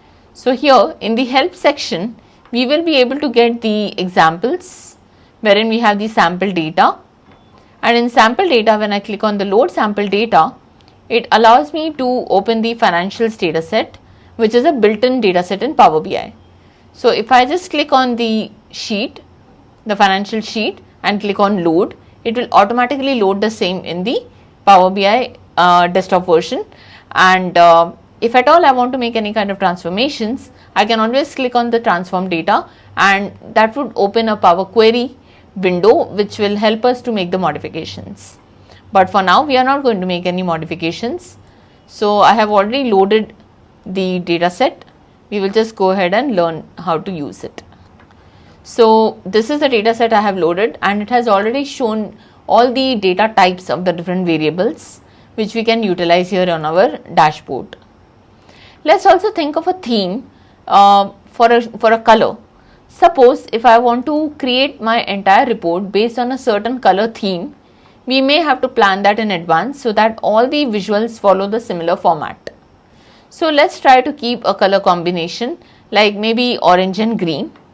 So let's do the same. We will use orange, green and maybe blue in all of our visuals. So let's get started and create our dashboard. The first thing I would like to study here is the sales as per the segment, as per the country, as per date and as per the product. So let's try to create the visual for the same. The first thing I would like to show is by country. So for the country, I can perhaps create a clustered bar chart. So here is my clustered bar chart in which I select the country and I select sales. So since I decided to use the orange and green predominantly and sometimes a shade of blue as well, we may want to focus on the same here. And what we can do here is add in the date hierarchy by year in legend. So now we can see that it is showing the sale for every country year wise. Now I would like to go to the format visual. Let's try to keep data label and let's start with the title. So we'll go to the general. Under general we have title. Let's keep a green color. So let's go to more colors, and so my font is in the orange color, and I can even give a background of a light orange color. So maybe I would like to change this. Yeah, so this looks better. And next I would like to change the color of the bar. So the color of the bar that I would like to keep is an orange and green. So let's go to visual, and here for the bars 2013 I'll keep the orange color, and for 2014 I would like to keep the green color.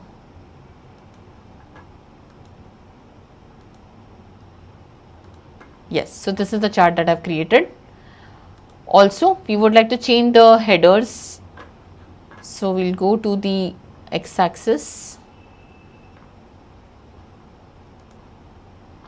and keep the values in green. Same as with the y-axis. Since green is not quite visible, I think an orange color would be better. So we'll use the orange. So the formatting needs to be done only for one visual, and the rest can be done using copy the format visual.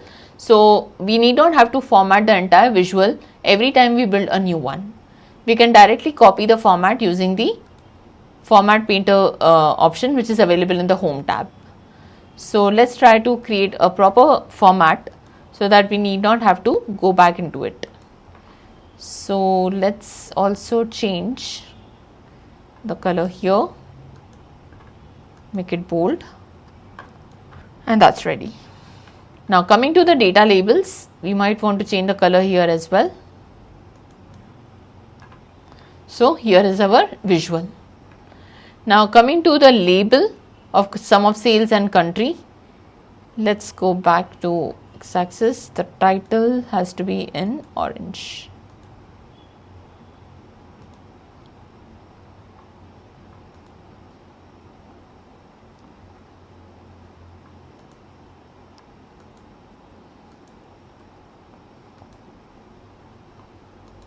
Right. So here we have built our data visual, and the only thing we need to maybe change here is the year, the legend. So let's again select the visual. Under that, I would like to turn off the legend, or maybe turn off the title of the legend. So we don't need the title, we only want to show the legend this way, and I would like to show it on the center right like this.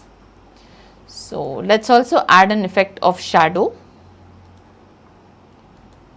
so that it shows like a uplifted tile. Now we'll add a shape.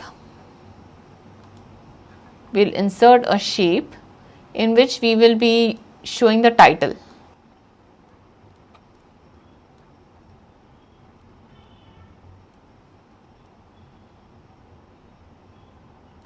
Okay. Now let's try to modify the shape. So I would like to show a rounded rectangle, rounded corners. We can increase the percentage of the rounded corners. Also coming to rotation, we don't want to rotate this, so let's try to avoid it. Style.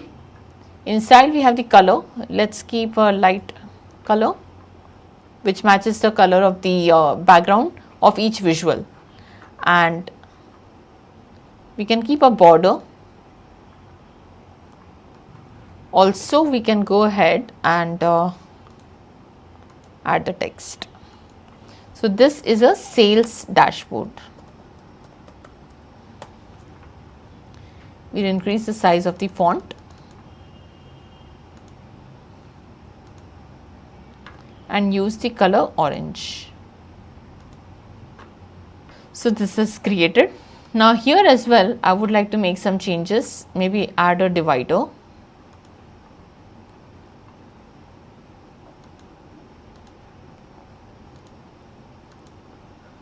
So once I have kept the colors constant, it becomes quite easier for me to use those colors and need not have to hunt for them in the color bar.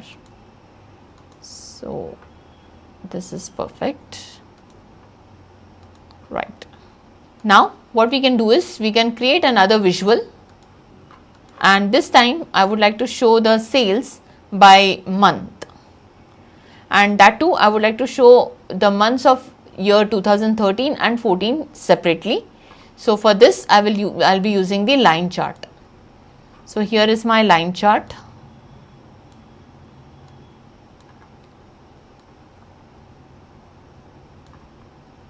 Let us align the visual with the header.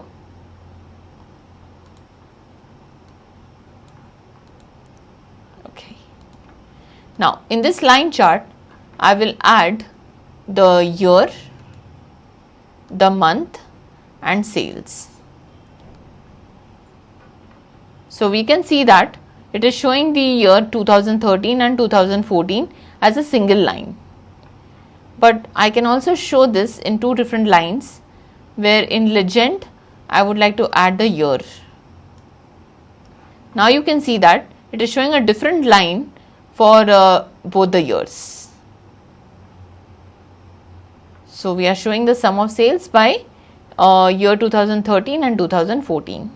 So if need be, what we could also do is we can add the September, October, November, December for 2013 in the same level as we have the 2014 data.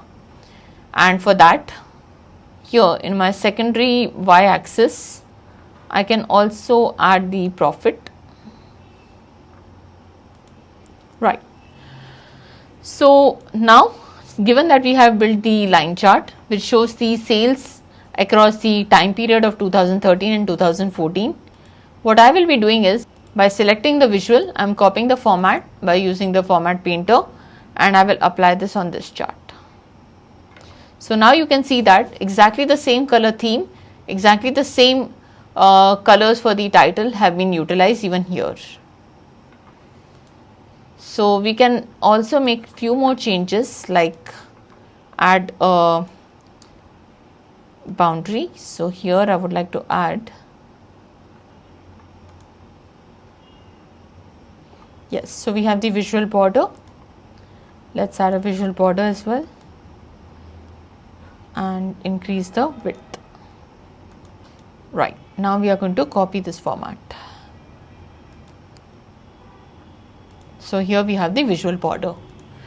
Now we will also study the sales based on the segment and based on the product. So based on the segment, I would like to use the pie chart. So I'll add a pie chart here. In pie chart, I will use the segment and the sales, and here is what we have.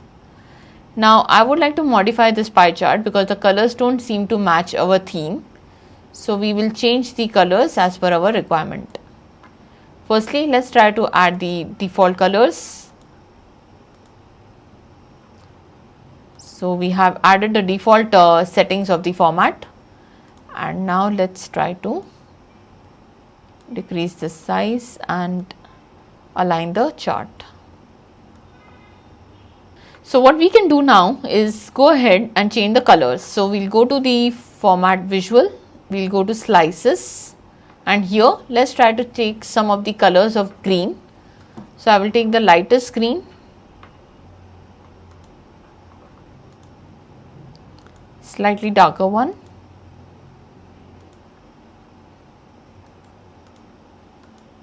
even darker,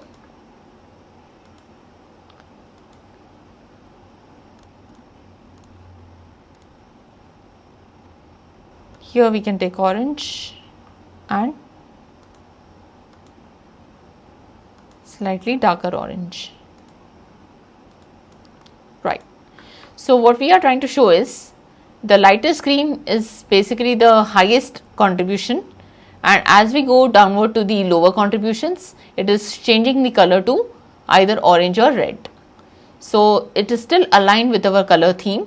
So this is how we can change the colors and it can match with the theme. So I have now shown the sales by year and month. So I could have also changed this to a table, but always whenever we have the time component, we typically use the line chart. So we can do that here.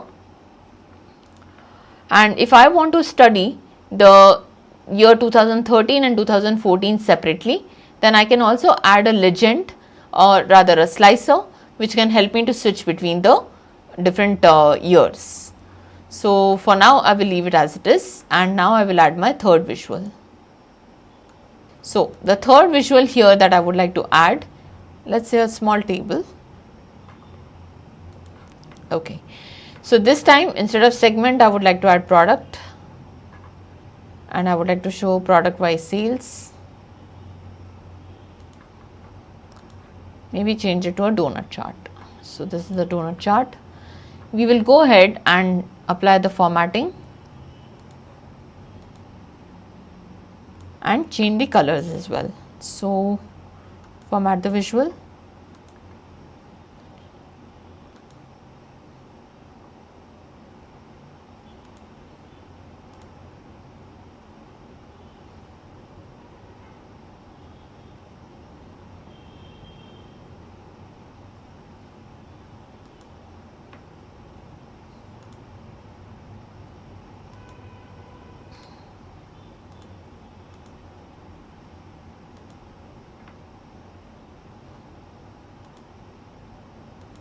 Right.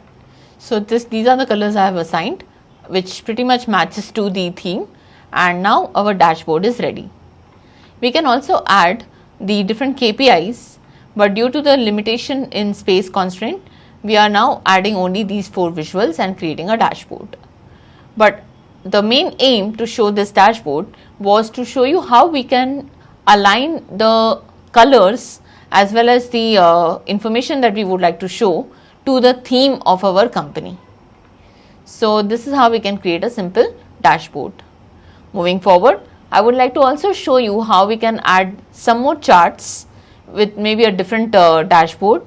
So this is my dashboard 1. I will name it as dashboard 1.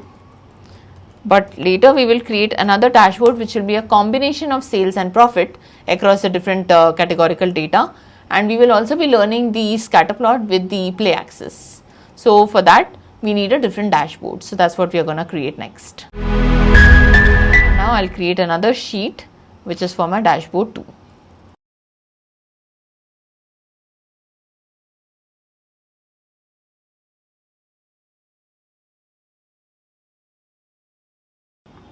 So in this dashboard, I would like to copy a few visuals. Like here, we will create this shape, but in this text, we are going to add sales and profit dashboard. Now, the first thing I would like to show is the scatter plot. So if I click on scatter plot, it is creating this one. I'll add the sales and profit on the scatter plot, and here I will have to click on don't summarize so that it shows the single data point for each data.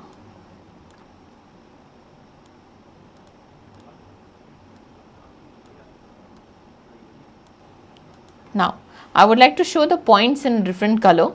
So I'll go to format your visual, and the markers should be of a different shape and color.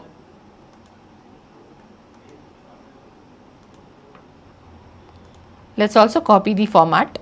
So I would like to copy this particular format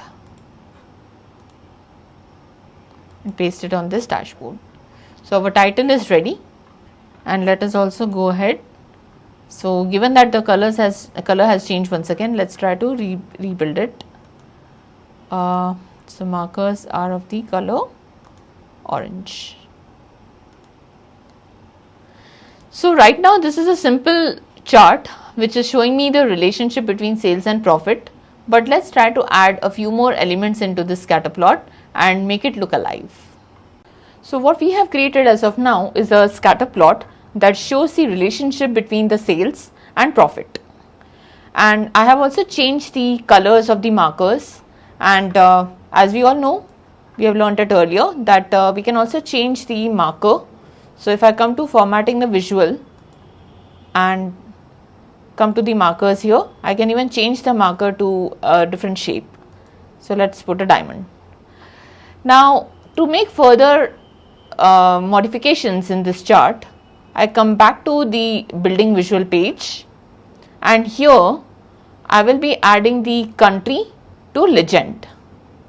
Now as a matter of fact, when we add anything to the legend, it will change the color of the markers as per the different categories under the categorical variable that we have put under the legend. So we can see that each country is being shown with a different color, and we don't stop here. So what we are going to do also is we will add the units sold in size. So essentially I am trying to show basis on the quantity of units sold, the size of the diamonds would differ. And now what I will do is I will be adding the month over here on the play axis, and also I will be changing this x-axis to summarization. So I will be putting sum of sales, and on the y-axis sum of profit. Now let's try to play this. We can see a play axis option here, wherein the moment I click on it, it will start showing me the sum of sales and sum of profit for each country and each month in a animated form. So automatically it will try playing January, February, March, April right up to December, and it can show 5 different colors which are representing the countries, and we can clearly see that the entire chart can move based on this animated chart, based on the animated axis.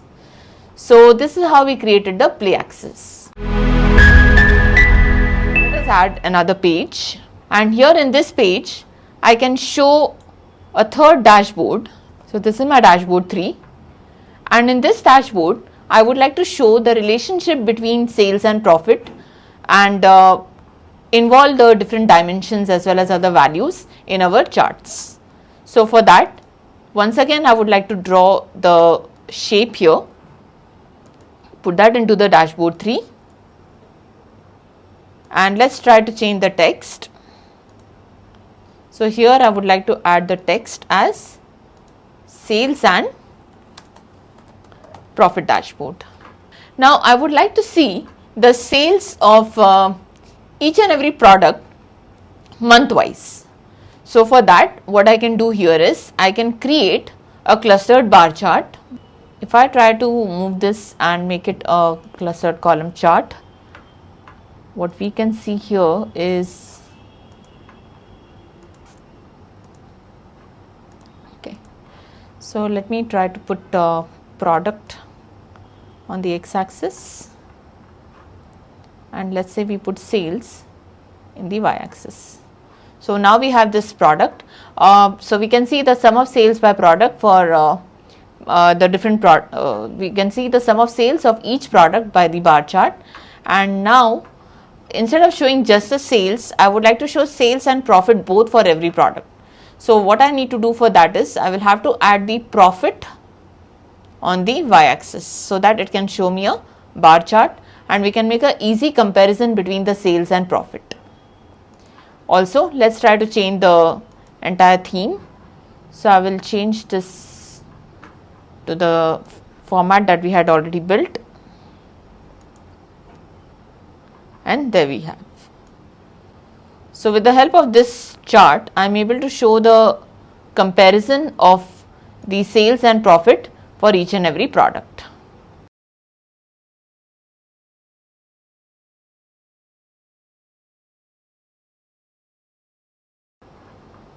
Also, we can change the position of the axis. So the position of the legend should be on the top center, so that we can save some space. And let us also change the color. So we want to change the color of the bars. So the column color should be different. For sum of sales, I would like to show, let's say I will take the orange color, and for sum of profit we will take the green color.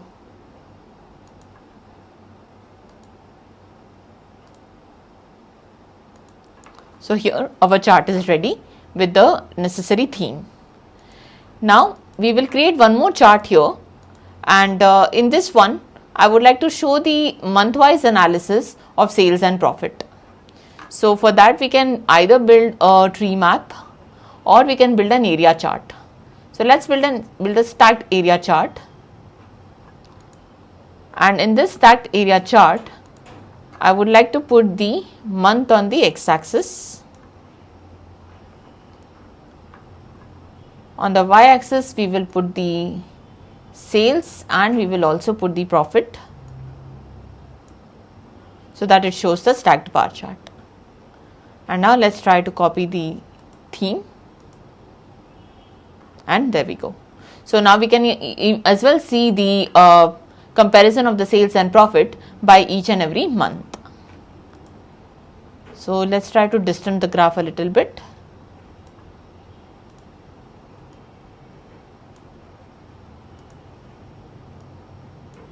This way I can create another dashboard, and I can even make comparison of sales and profit across the other categorical variables. Coming to the fourth dashboard.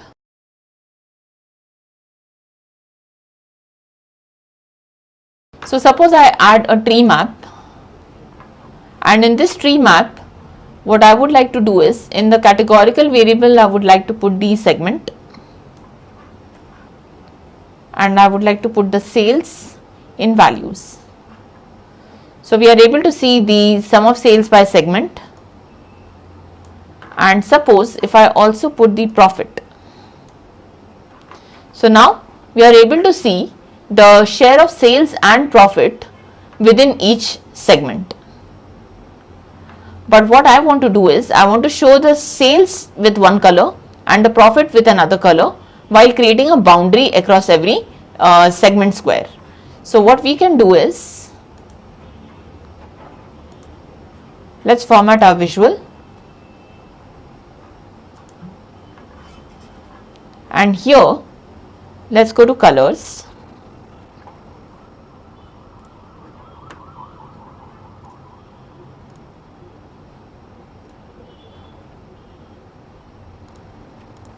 So I'm changing the font and making it bold.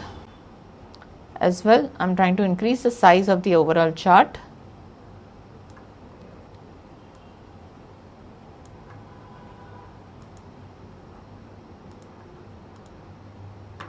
And I would like to add the boundary as well. So we'll go to general, and here in effects, let's try to put our visual border. Now, what we need to change here are the colors again. So we need a different range of colors. So let's try to change that as well.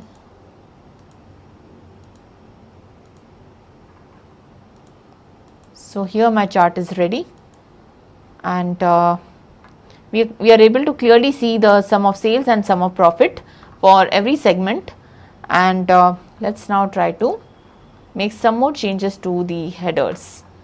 So we need to change the alignment as well. So let's change the alignment.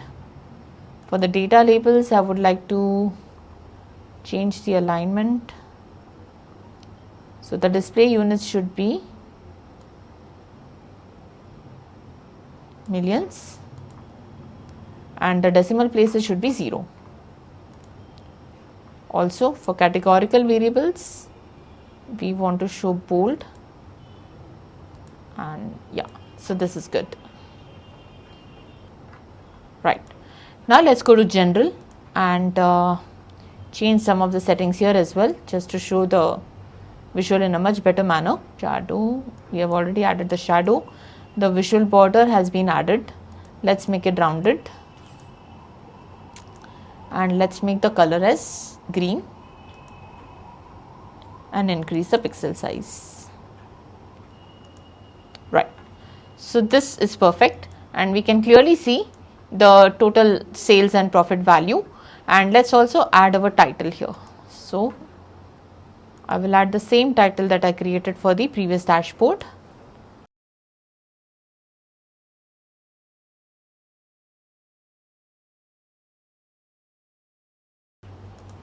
So this way I can build multiple dashboards, and we can do a thorough comparison of the different values that we have in our data and make a mix and match of everything and study the data in and out. So now we will learn how we can add a parameter in our scatter plot and all the other charts as well. A parameter is nothing but it is something that will allow us to switch between the different fields on the same visual without you having the need to create multiple visuals for each and every different field. Back to my scatter plot, which I created on the dashboard too. If I create a copy of this, so I'll just create a duplicate of this chart, and let's name it as dashboard 5. Now here, instead of adding the play axis, what I will do is I will rather add a parameter. So let me go back to removing the play axis, also removing the size, and let's try to keep the summarization as don't summarize.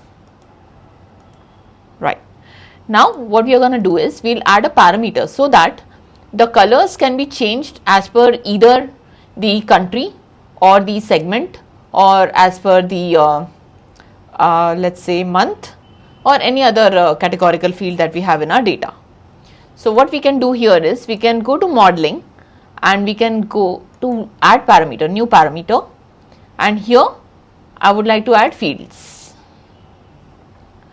Now here, so what I would like to adjust in this visual is fields. The name of the parameter we can keep as dimension parameter or categorical parameter. Now here we can add all the fields which I would like to add in the parameter. So I would like to add the segment, I would also like to add product, and I would like to add country, and I would like to add the slicer to this page so that I can switch between each and every field which I have added here. If you want, you can also add the month. So we can add month from the date hierarchy here. Now let's create it. So the Power BI is working on it and it is now going to create it. So here is what I have in my dashboard. I also have a slicer which is allowing me to switch between the different fields, but this would not be enough because we have not yet added this parameter to our visual field. So what we need to do for that, as of now in the legend I have just country.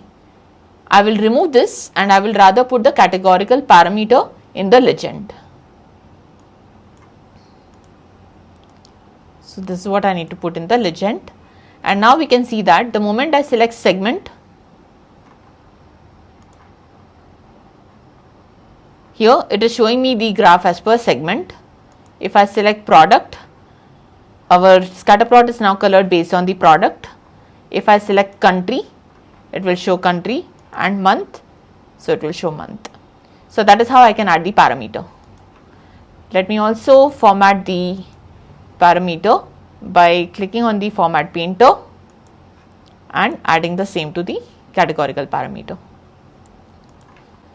So that is how we can add the parameter for the categorical field. Now if I want, I can also change my sales and profit to any other thing, like maybe the cost of goods sold or maybe the price, and we have the units sold, so we can change that as well. So what I will do is I will create a numeric parameter for my y-axis. So let's go ahead and do the same. Go to modeling, and here in the new parameter I will select fields, and this time this is a numeric parameter.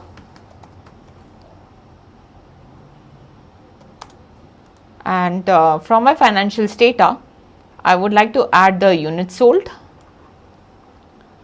the sales price, also discount, and cost of goods sold, as well as sales. So these are the 5 parameters I have added. Now let me go ahead and create this.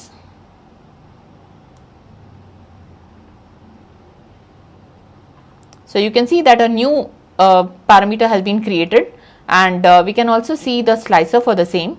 I will just adjust the size of this slicer, and I will add the new slicer here at the bottom.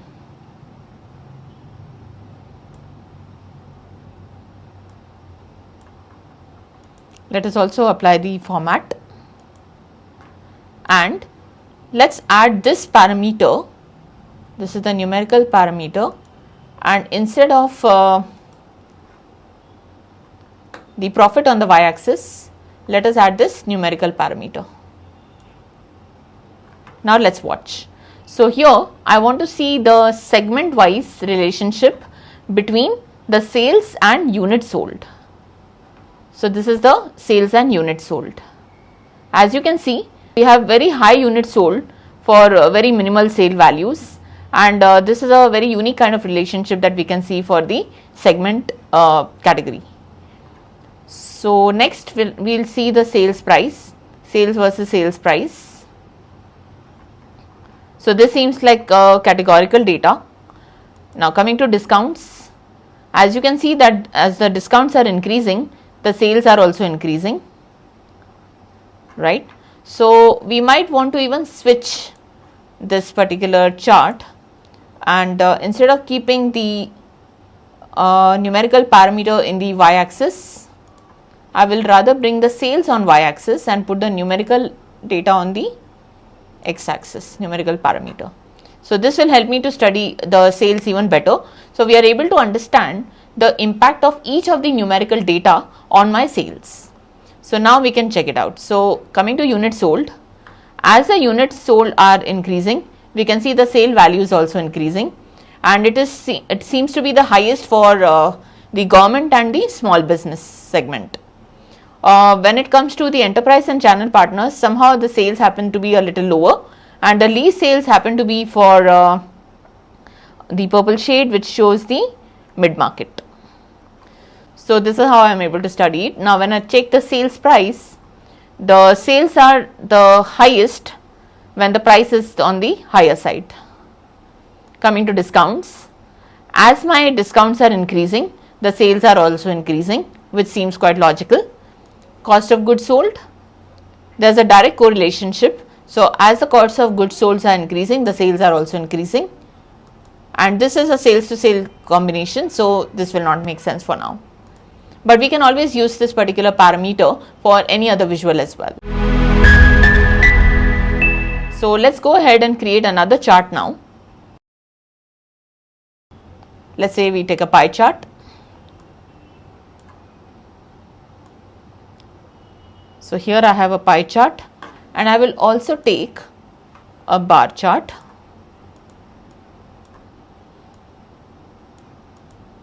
And we will see how the effect of the parameter can fall on both. Now let's try to add the values. So for my bar chart, on the y-axis I would like to add the parameter, so the categorical parameter on the y-axis, and the sales I will add on the x-axis. On the other hand, here as well I will add the categorical parameter on legend and sales in values. Right. Now let us try to add this slicer here as well.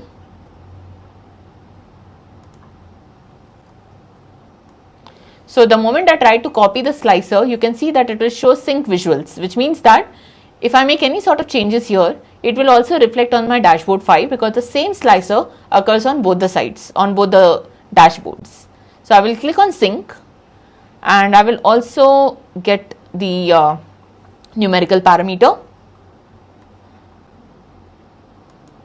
As of now, we have not used the numerical parameter on the visual, but I would like to show you the same in a while. So let us try to make it a little smaller. Right. Now here, as of now, I am showing segment wise bar chart as well as a pie chart. But what if I change it to product? You can see that my pie chart and bar chart, both of them have now been modified as per the categorical parameter. When I switch to country, both the pie chart as well as the bar chart are switched based on country, and finally month. Now what if I want to show not only the sales but the units, sales price, discounts and any other measure on the same visual by switching the parameter? For that, I will have to make a slight change in the bar chart. Instead of the sum of sales, I will rather put my numerical parameter. On the other hand, on my pie chart as well, instead of sum of sales, I will put the numerical parameter.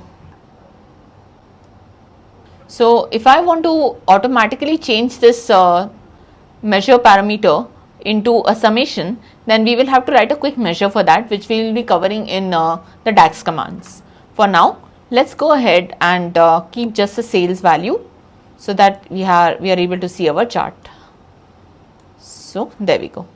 So this way I am able to add the multiple parameters to our visual, and we are able to switch between the different fields on the same visual, and this avoids us the hassle of creating multiple charts to show each and every measure and categorical combination.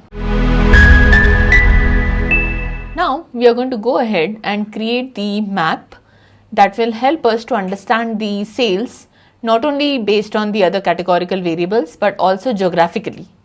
So if I were to show the sales of different countries, we do have country here in the financials data, and moving forward I will be loading some more data in which we will be having precise regions for a specific country or even a continent. So right now let's go ahead and create a simple map. So right now I have created a placeholder for the map, and in this I would like to add the country, and I would also like to add the sales.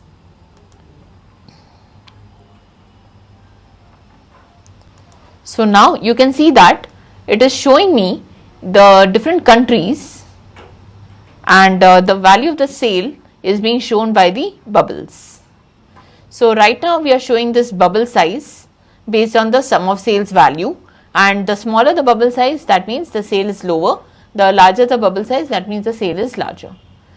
Now we can also add a few more items here, like in legend I can add the country as well, and you can see that each and every shape or bubble is being given a different color based on the country.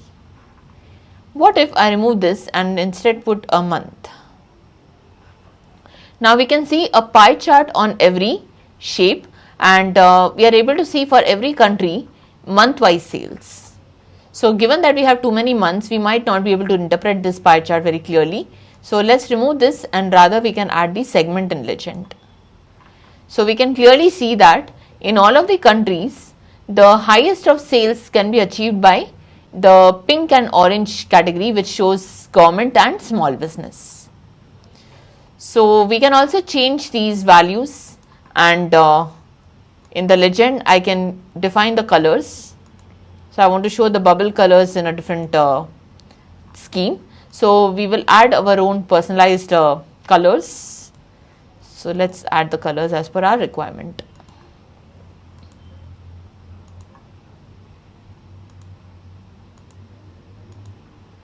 So here, this is the color that I require. Also, if I add the category labels, we can see the name of the country very precisely right over the pie chart. So this is typically a shape chart. So essentially it will not allow us to change the shape, because if at all we change the shape, we will not be able to see a pie chart which is representing the contribution of every categorical label on our pie chart. So a bubble is the right method to show any kind of categorical variable, and we are not only able to see the values as per the country, but we are also able to see it via our segment for now. So if I go back to my visual, and instead of segment I would like to now see product.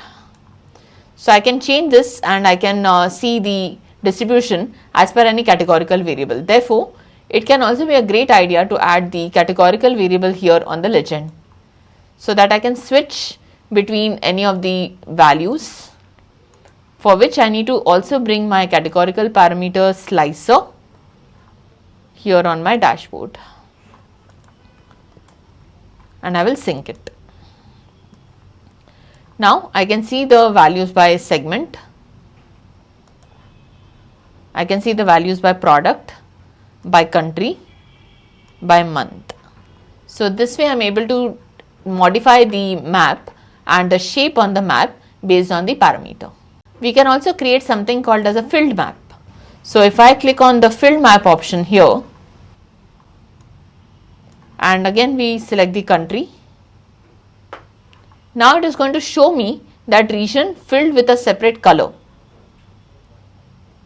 So I can even change the color according to the requirement. So suppose if I come here and select sales, you will notice that this entire region is being colored with a single color. Now we can go ahead and format this. So fill colors should be different. Maybe I want to fill up with orange, and here in the legend I will add the segment. So we can see the different segments, but we need a few more details in order to add into the graph, so that we are able to see each and every detail very clearly. As of now, we only have the country related region, but we do not have any other data with regards to the regions within the country.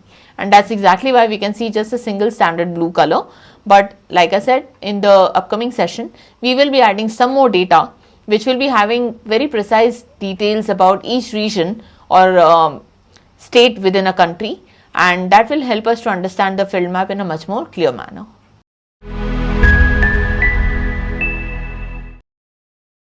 Hello everyone. In the previous topics, we have learned how we can install the Power BI on our system, and also we have learned about the basics and the operations, how we can perform on the Power BI. We also learned about some of the basic charts and how we can do the formatting. And now let us go ahead and make use of the artificial intelligence in our Power BI visuals. So in this topic, we are going to learn about how we can use AI, that is artificial intelligence, in our Power BI visuals. Also, we are going to understand the analysis done by the AI in Power BI using the charts. Then we can learn about the use of the Q&A chatbot, that is a question and answer chatbot, and its use in the real life. And finally, we will also learn about the hierarchy tree. So AI has a lot of usages of late in so many different fields and domains. So Power BI also uses the artificial intelligence techniques to analyze the data and identify the patterns among them to provide the insights. So you might have used Copilot at some point of time.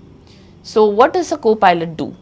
It tries to take your question and formulates the answer through so many different web sources. So whenever you write any kind of question in Copilot, it will be able to formulate the answer using the artificial intelligence. So the same thing can also be applied in Power BI to create the visuals. So by chance, if you are not aware that how you can create a bar chart with a specific data, then you can just give a voice command or a type command and you can generate your chart. So that is what is the artificial intelligence. Also, the artificial intelligence in Power BI can help the businesses to optimize the operations, drive innovation, and achieve sustainable growth. Now, if we are able to create a chart just by giving a command, quite obviously it can help us to save a lot of time, and thereby it can optimize the operations. So instead of you searching around for the options, you can just give that particular requirement as a command, and that will be automatically incorporated in your visual. So that is the power of Power BI and AI put together. Also, it drives innovation because you can try to create some new kind of charts without having the need to search for the format and the layout. So that's another power of the AI. And let's try to see what are the different uses. So we can use this in Copilot, which can help us to analyze the different data models and also the visuals to generate some natural language narratives.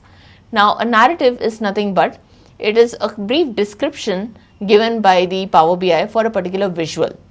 So suppose if you have created a simple dashboard or a simple visual, then you can always go ahead and create a narrative so that it is able to describe that particular visual. So what we can do here is create a simple summary or a simple report page using the custom narratives. So you can just simply give out the command to create the visual, and the entire description of that visual will be listed below. So this can create a beautiful summary for your visual, thereby reducing your type work. Then we can also apply forecasting. So we can analyze the different time series, the real time and the cross source data to identify the patterns and correlationships as well as the tendencies. So forecasting is nothing but trying to make predictions for the future. So when we try to forecast, we are essentially trying to create certain charts for the same. Now this can be quite tedious if you are not quite aware of the Power BI. So what you can do is you can give a voice command or a typed command and you can generate some forecast using the Power BI visuals. You can also create Power BI chatbots which allows the user to ask a question in plain English and get the answers.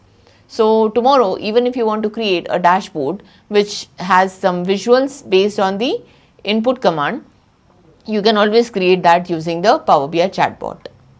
You can also create an AI builder, which is a no-code capability that allows the users to automate processes and predict the outcomes, which is pretty much like your Power BI chatbot. Also, we can detect any kind of anomalies or outliers or irregularities in the data using the AI, and this can help us to understand which are the exceptional cases in your data which need some kind of attention. Now this can also help us to avoid any kind of irregularity or some kind of unusual behavior in the customers or in any kind of product. Also, it can help us in the increase or decrease of the values or the different data items in our data set. So these are the uses of the Power BI and the AI put together. Now we are going to go ahead and learn how we can build these visuals. So here you can see that I have opened a new Power BI report, and here I have also loaded the financials data. Now what we want to do is create a visual based on the AI. So instead of selecting any of the visual from here, I will just simply double click on my report page, and when I do that, it's going to automatically open a dialog box where I can insert my query. So maybe I want to find out the total sales by country showing year-on-year growth. So this is my query. I want to show the total sales of the country, but it should show the growth year-on-year. So when I hit enter, it would automatically create a visual for the same.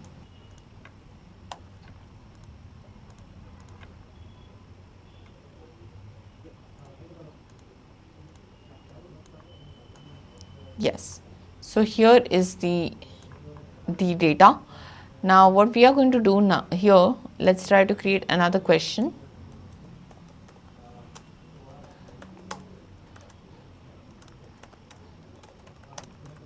So I'm showing country sales with year-on-year growth percentage. When I hit enter, you can clearly see that it is showing me the value for year-on-year growth percentage. So how much of growth have we done from one value to another value, and finally we need to show this on a line chart. So we will say on line chart.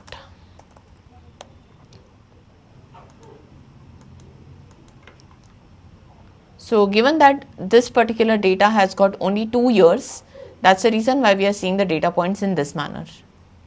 But on the other hand, if I want to see product wise sales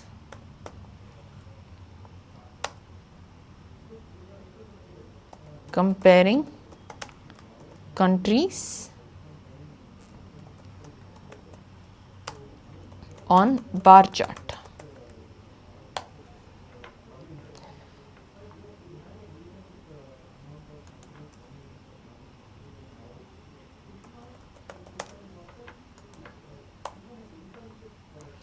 So as you can see here, it has given a small warning at the bottom saying that content created by AI may be inaccurate. Now you can clearly see that how this can become an inaccurate chart, because here I have clearly mentioned that I want to see product by sales, but I also want to make a comparison between the different countries on the bar chart. So ideally my intention was to create a chart which looks like this. So I wanted to create a clustered bar chart in such a manner that it shows the products. So I wanted to show product, I wanted to also show country, and I wanted to show sales. So now we are able to see that the sales are being compared for every country for each product, and this was the visual that was my expected output. But what we can see here, we are clearly able to make out that the Power BI visual which was created by the AI or by the question and answer has not turned out to be the accurate one. So unless and until I don't give the command in an accurate sense, it will not be able to generate the expected graph. So now suppose if I just change the sentence saying product and country wise sales in clustered bar chart. So unless and until I don't mention in detail, I would not be able to get the correct chart. So when I show this, now we can see that the chart is exactly the same as I wanted to create. So this is the drawback that we might encounter using the AI. When we try to use the commands, we need to ensure that our English is understandable and comprehensible by the Power BI.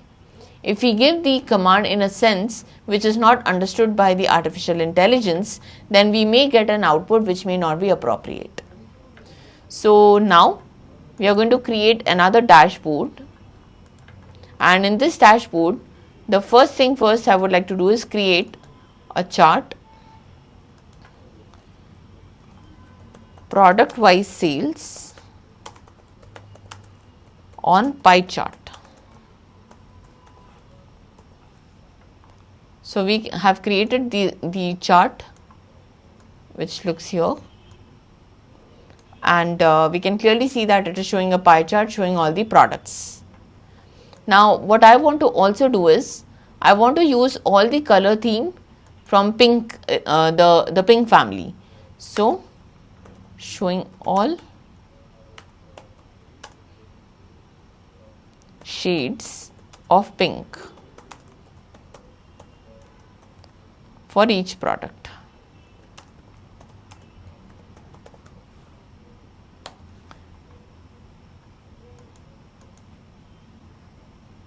Now, when I gave this command here, it's unable to change the colors because it does not understand this part of the this part of the command. So what we will have to do is change this a little bit, where the color for each product is a shade of pink. So I am trying to change the description, and yet we can see that here the colors are not being able to change. It is only able to create a pie chart. So this can again be a disadvantage. So although you have modified your sentence, which is pretty much clear to understand, but still AI does not have the capacity to change the colors on its own. So we can as well use the Copilot. Now if I use Copilot here, I would be requiring an account which I will be showing you how we can create it in the future. So if you were to use the Copilot along with the Power BI, we would be needing a Power BI account for the same. So now I will click on cancel, and at this point of time we can only use the Q&A for creating our visuals. So what I can do now is create the third page wherein I will be creating a manual dashboard. So here I am creating a dashboard using the shape. So first I will insert a shape.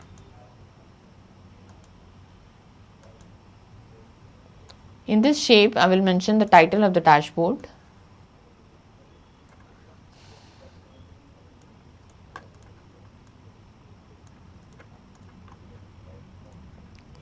Let us also change the style. So I want to add in some text, and I will mention that as manual dashboard. Let's increase the size to 20, maybe 30, and make it bold. Now in this dashboard we will insert some charts. So I am creating one chart which is a clustered chart for product, country and sales. Then I will create another second visual which will show the line chart, and in this line chart we need to just insert all the dates and the sale value. So at this point of time it is showing all the values. I want to show the data by each day.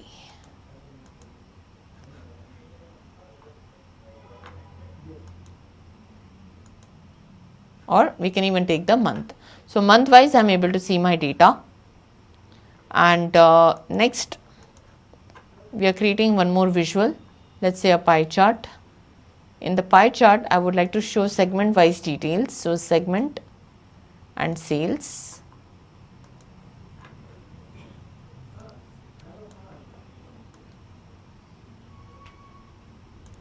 And I'll create another third chart here with a tree map.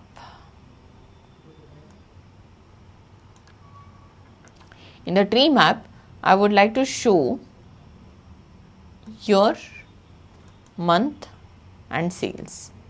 So based on the year and month, we are able to show our sale value.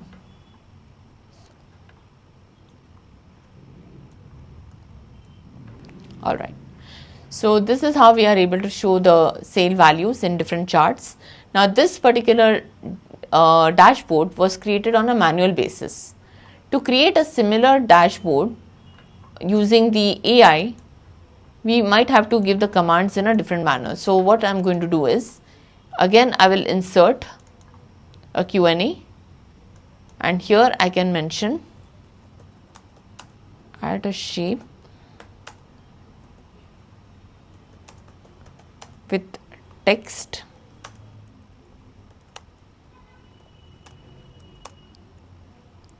AI dashboard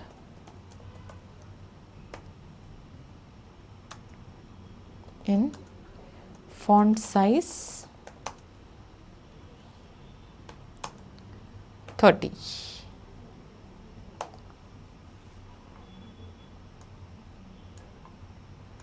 So as you can see that when I try to give this particular command, it is unable to create the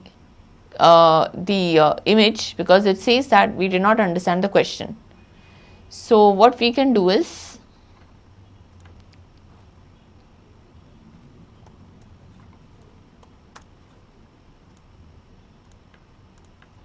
instead of add, we will say insert an oval shape with text AI dashboard in font size 30. So I've changed the question a little bit, and yet it says that we did not understand the question. So there are a few things that you cannot create using the AI because the AI needs to be developed to a great level in order to do the same. Now on the other hand, what I can do is paste on the monthly sales in the financials data. I want to create a line chart showing the forecast for next 3 months.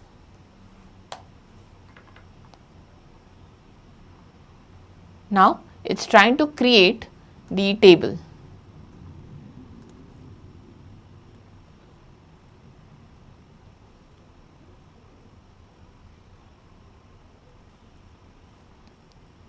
So here I need to put the letter L, a line chart showing the forecast for 3 months. So we can see that a chart is created, but it is still not able to show me the forecast. So what we realize is that it would take a little while for the AI to develop to an extent that it is able to generate the charts without any trouble.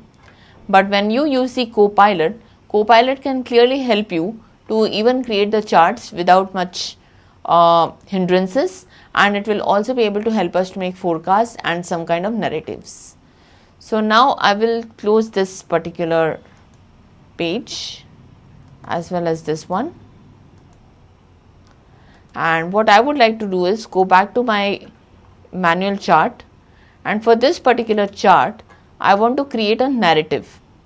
So we have a lot of different visuals out here.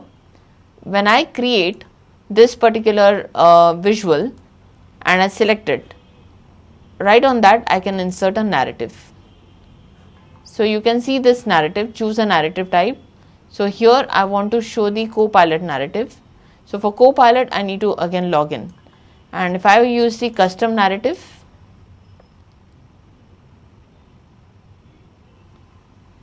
you can clearly see that it is showing me the entire description of the chart that we had created earlier.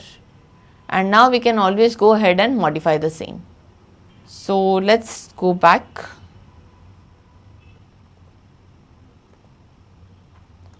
And here, right at the bottom, if I create a separate narrative,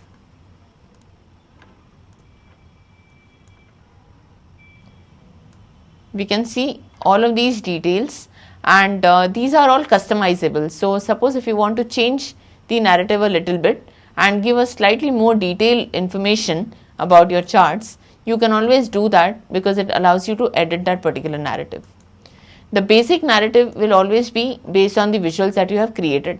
So it says that at 2,16,000 some change, the October had the highest sum of sales and was at 287.9% higher than the March, which had the lowest sum of sales at so and so value.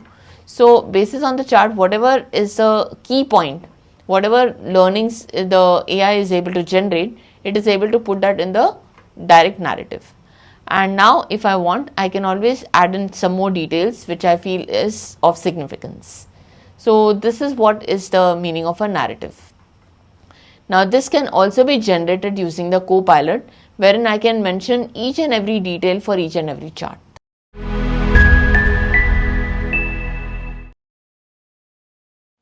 Hello everyone. We have previously seen how we can create a column chart as well as a simple line chart. Now we will go ahead and learn more about the bar chart and how we can apply this in different scenarios. We will also learn about the line chart and its applications in detail, and followed by that we will learn about how we can apply the conditional formatting on our tables as well as on the different visuals. And then we will also learn about few more formatting techniques that can help us to build an effective visual. So let's get started. Now this time we are going to load a new data set into our Power BI. So this will be an Excel workbook which contains certain data regarding the sales of a company. So I will go to the Excel workbook option that I can see here, and here under Power BI files I do have my data sets. So I will be loading the sample Superstore US 2015 data, and I will open the same. So as we can see that there are three data sets here, or rather three sheets in that Excel file. One is the order sheet, the return sheet as well as user sheet. For now I will load all the three of them, but I will use only the order sheet. So I will click on load. So it would take a few seconds for the data set to get loaded. So let's wait for the same. Here our data set is now loaded, and we have the order sheet which has a lot of variables like city, country, customer ID. So unlike our financials data which was quite limited, we have a lot of variables to play with. So let's get started. Now coming to the column chart. So there are various types of column charts. So we have the stacked column chart, we also have the simple clustered column chart, and then we have the 100% stacked column chart. So we will learn the usages of each one of them. So in my first page, I will rename this one to column chart. Rather, I can call it as a stacked column chart. Now, I will just select the stacked column chart icon so that it creates a placeholder. In a stacked column chart, we are required to enter two categorical variables and one continuous data. So, let's go by the ship mode, and let us also go by region to analyze which of the ship mode is more popular in which region. So I will click on region, I will also click on ship mode, and then let's click on the number of orders. So I would like to see the order number, or rather order ID, and the count of it. So here by default it is going to give me the count of order ID, and we can clearly see that the regular air ship mode happens to have the largest share across all the regions. So it is quite simple to make a comparison that for each of the region, which of these ship mode is very popular. This is the utility of a simple column chart which is stacked. We call it stacked because as you can see that each and every category is one above the other, and we are able to compare the categories within another category. So my region is one of the categorical variable and ship mode is the second one, and we are able to see the multi-categorical comparison with the help of a stacked chart. As of now, we are able to see the count of order ID, which is the highest. But let's go ahead and remove the count of order ID and analyze the sales. So if I put in sales, we notice that though the number of order IDs are highest by the regular air, but the sale value happens to be relatively more for the delivery truck, and our express air happens to be the least in terms of order ID as well as in terms of the sale. Also, proportionately, we are able to see a little difference when it comes to the number of orders and when it comes to the sales in terms of the delivery truck. So, whether delivery truck or regular air, they both seem to be equally contributive towards the sales. Now, let's check the profitability of the company with respect to the transportation. So, if I remove the sales from here and rather insert the profit, so we notice that in the south region overall, I'm making a loss by all the different modes of transportation. So whether we call it regular air or even if I go by the delivery truck or the express air, under all three circumstances, there is a loss that we incur in the south region. So the south region is not making a loss particularly towards the because of the transportation or because of the ship mode. But there could be other reasons why there is a loss in the south region, which we might have to study later.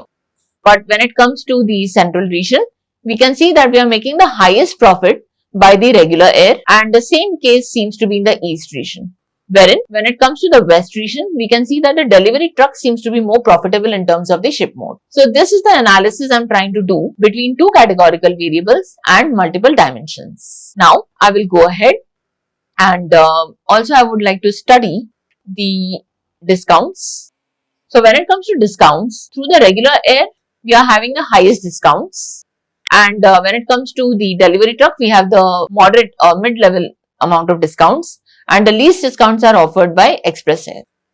So this is our analysis done with the help of our different dimensions. Also, let us look at the unit price distribution. If I look at the unit price distribution, for the west region, it looks like it is almost equal for both the delivery truck as well as the regular air, and almost equal proportions could be seen even in central region. But when it comes to the east and south region, we see that the regular air happens to be more economical, or it's more costlier in terms of the unit price. So we will go ahead and deselect this. Let's also look at the shipping cost. So shipping cost wise, at all times the express air seems to be the most expensive, or rather, since we can see that it's the thinnest bar, so we can see that it is the cheapest. So the express air seems to be the cheapest, and the delivery truck seems to be a little more expensive when it comes to central and east region. But when it comes to the west and south, it's almost comparable to the regular air. So the cost is more or less similar when it comes to the west and south region. So this way I have analyzed almost all the different aspects when it comes to the numerical data. Now, we can also go ahead and study the same product wise. So if I just create another copy here. So this time, instead of studying the profitability and all the other numerical aspects by region and ship mode, I might want to study it product wise and ship mode wise. So what I'm going to do now is, I will remove the ship mode from the legend and I will rather insert the product category. Now let's try to check it out. So when it comes to the shipping cost with respect to the product and the region as well as the product and region, so we can clearly notice that the shipping cost happens to be the highest for furniture. That's quite obvious because furniture is usually bulky, so the shipping cost obviously would be higher because we would need larger vehicles to ship them. On the other hand, technology-based products seem to be the cheapest when it comes to shipping costs, and furniture, office supplies seems to be on the moderate level. And now when I look at the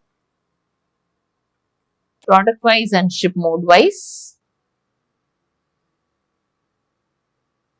So here I have ship mode. I will put that in the x-axis. Right. So here we can see that for the furniture category, it seems like the delivery truck is having the highest shipping cost. So if I try to use a delivery truck for transporting my furniture, I would be ending up paying a lot of shipping cost. Wherein when it comes to the express air, I have the least cost when it comes to furniture category. So whenever we are selling the furniture category, it is ideal to use the express air ship mode so that we are able to save on the cost. What do we see in the regular air? So in the regular air, office supplies happens to be the most expensive. So we see a very huge cost when it comes to shipping the office supplies via regular air. But when it comes to the delivery truck, these seems to be quite economical.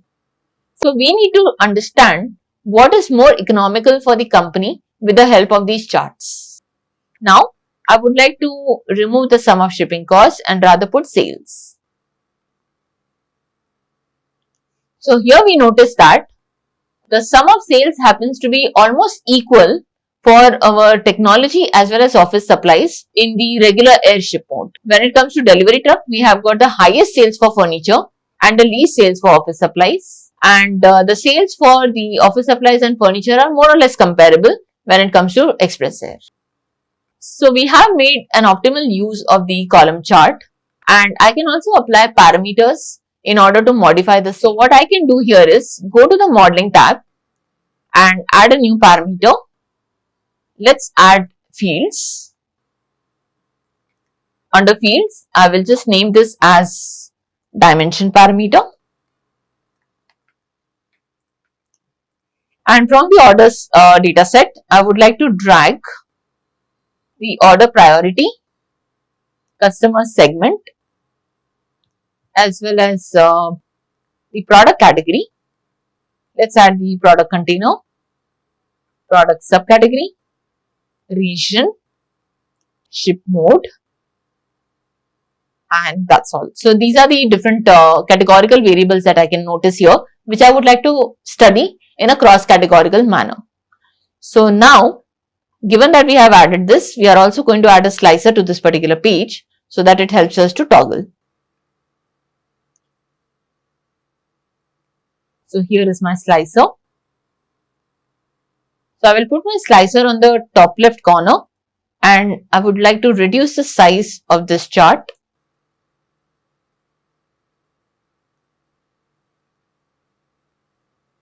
Also, what I can do here in the second chart, I can add a parameter here so that I am able to understand all the different dimensions.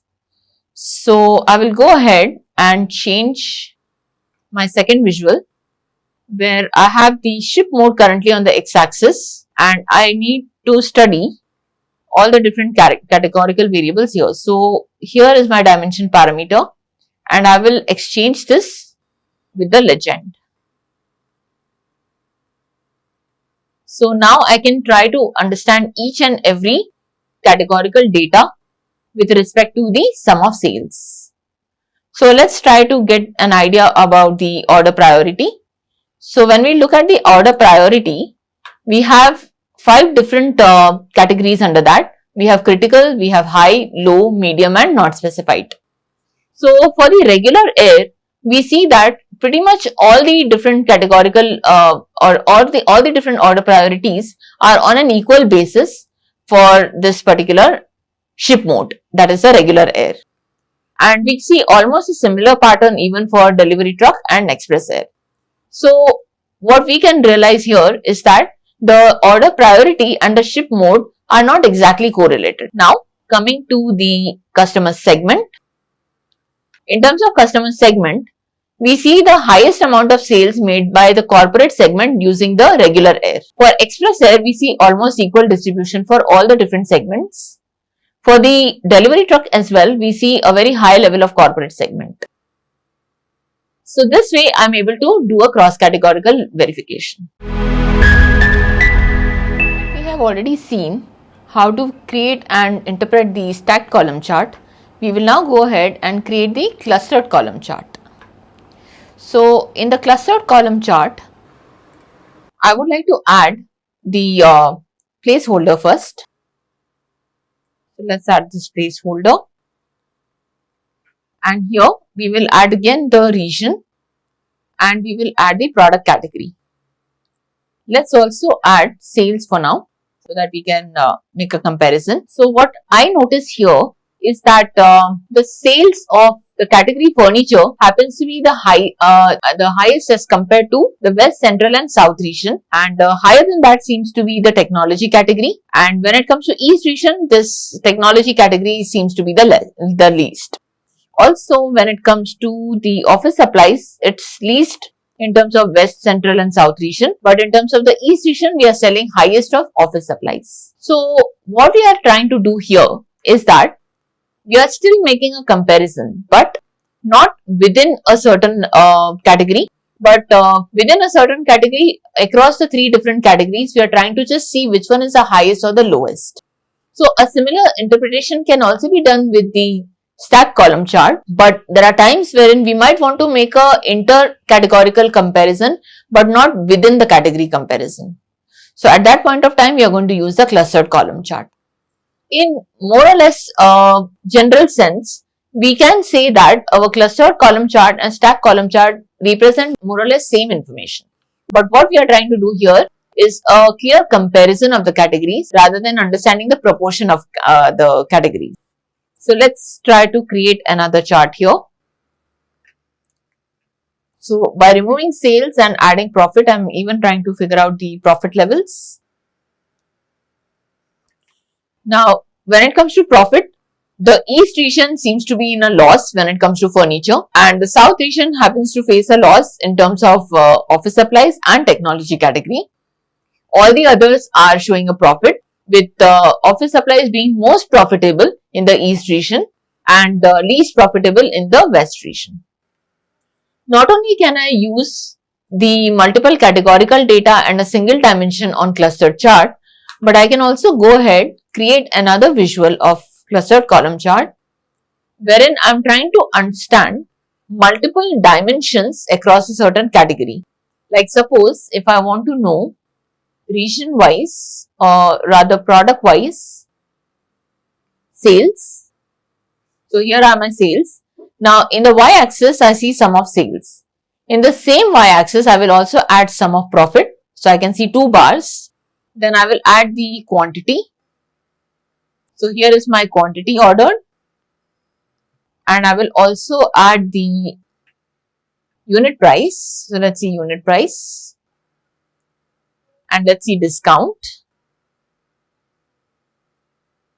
and that's all. So we are able to make a comparison of all the 5 different measures across the product category, wherein we can see that the sales happen to be the highest, followed by the profit. Then we also have the sum of quantity.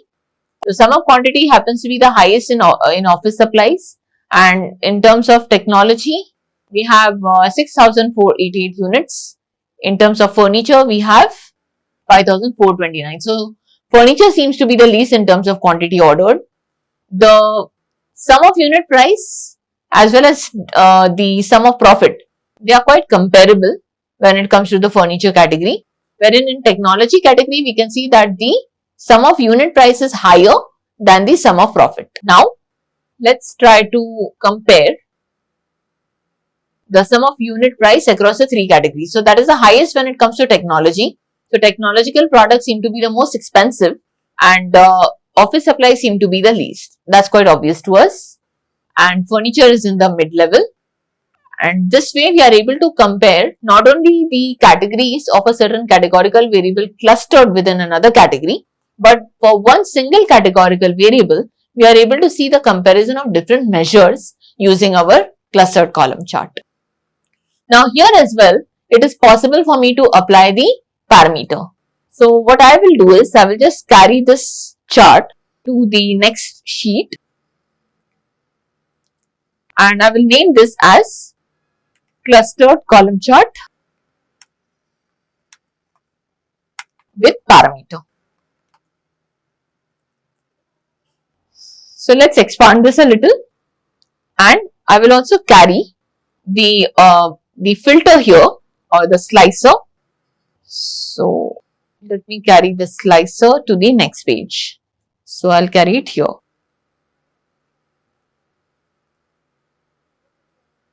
Now, for this purpose, what I need to do is, in the place where I have added the product category now, I will have to add the dimension parameter. Right, now we can see the comparison even better. Let's try to remove some of the measures so that we are able to get a better picture.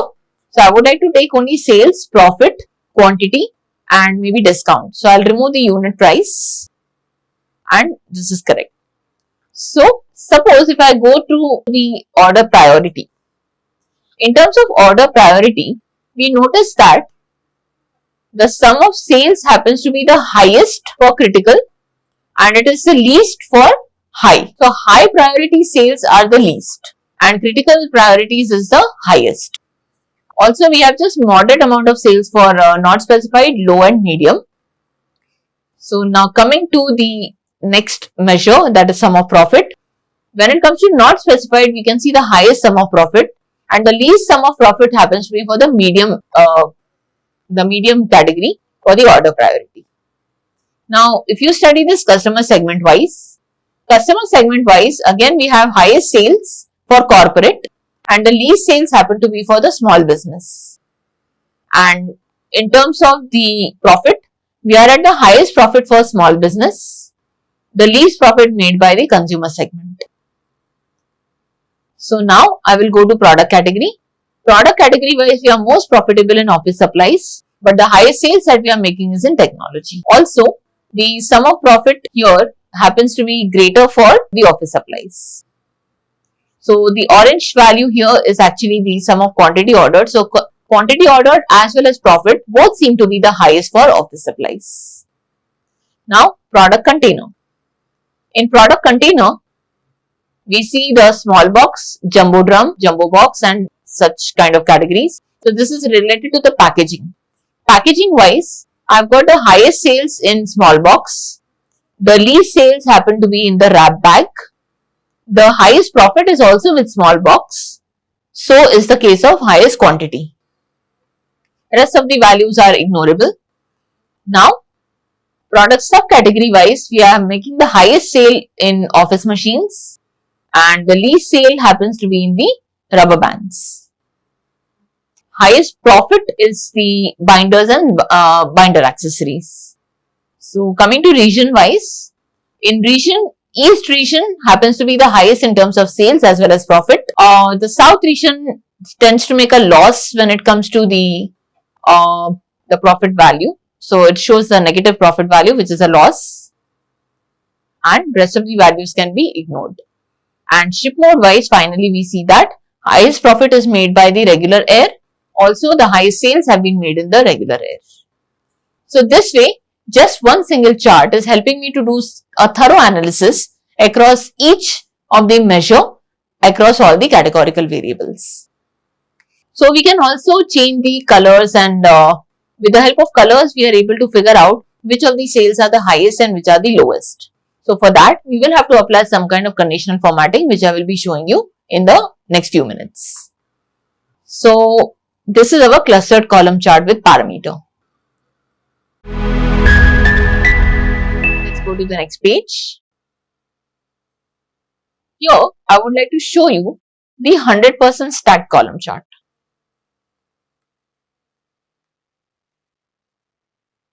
We also have seen the 100% stacked column chart earlier, but now let's try to understand this with a greater depth. So let me create the placeholder for stack column chart. And here, I will first add the sales.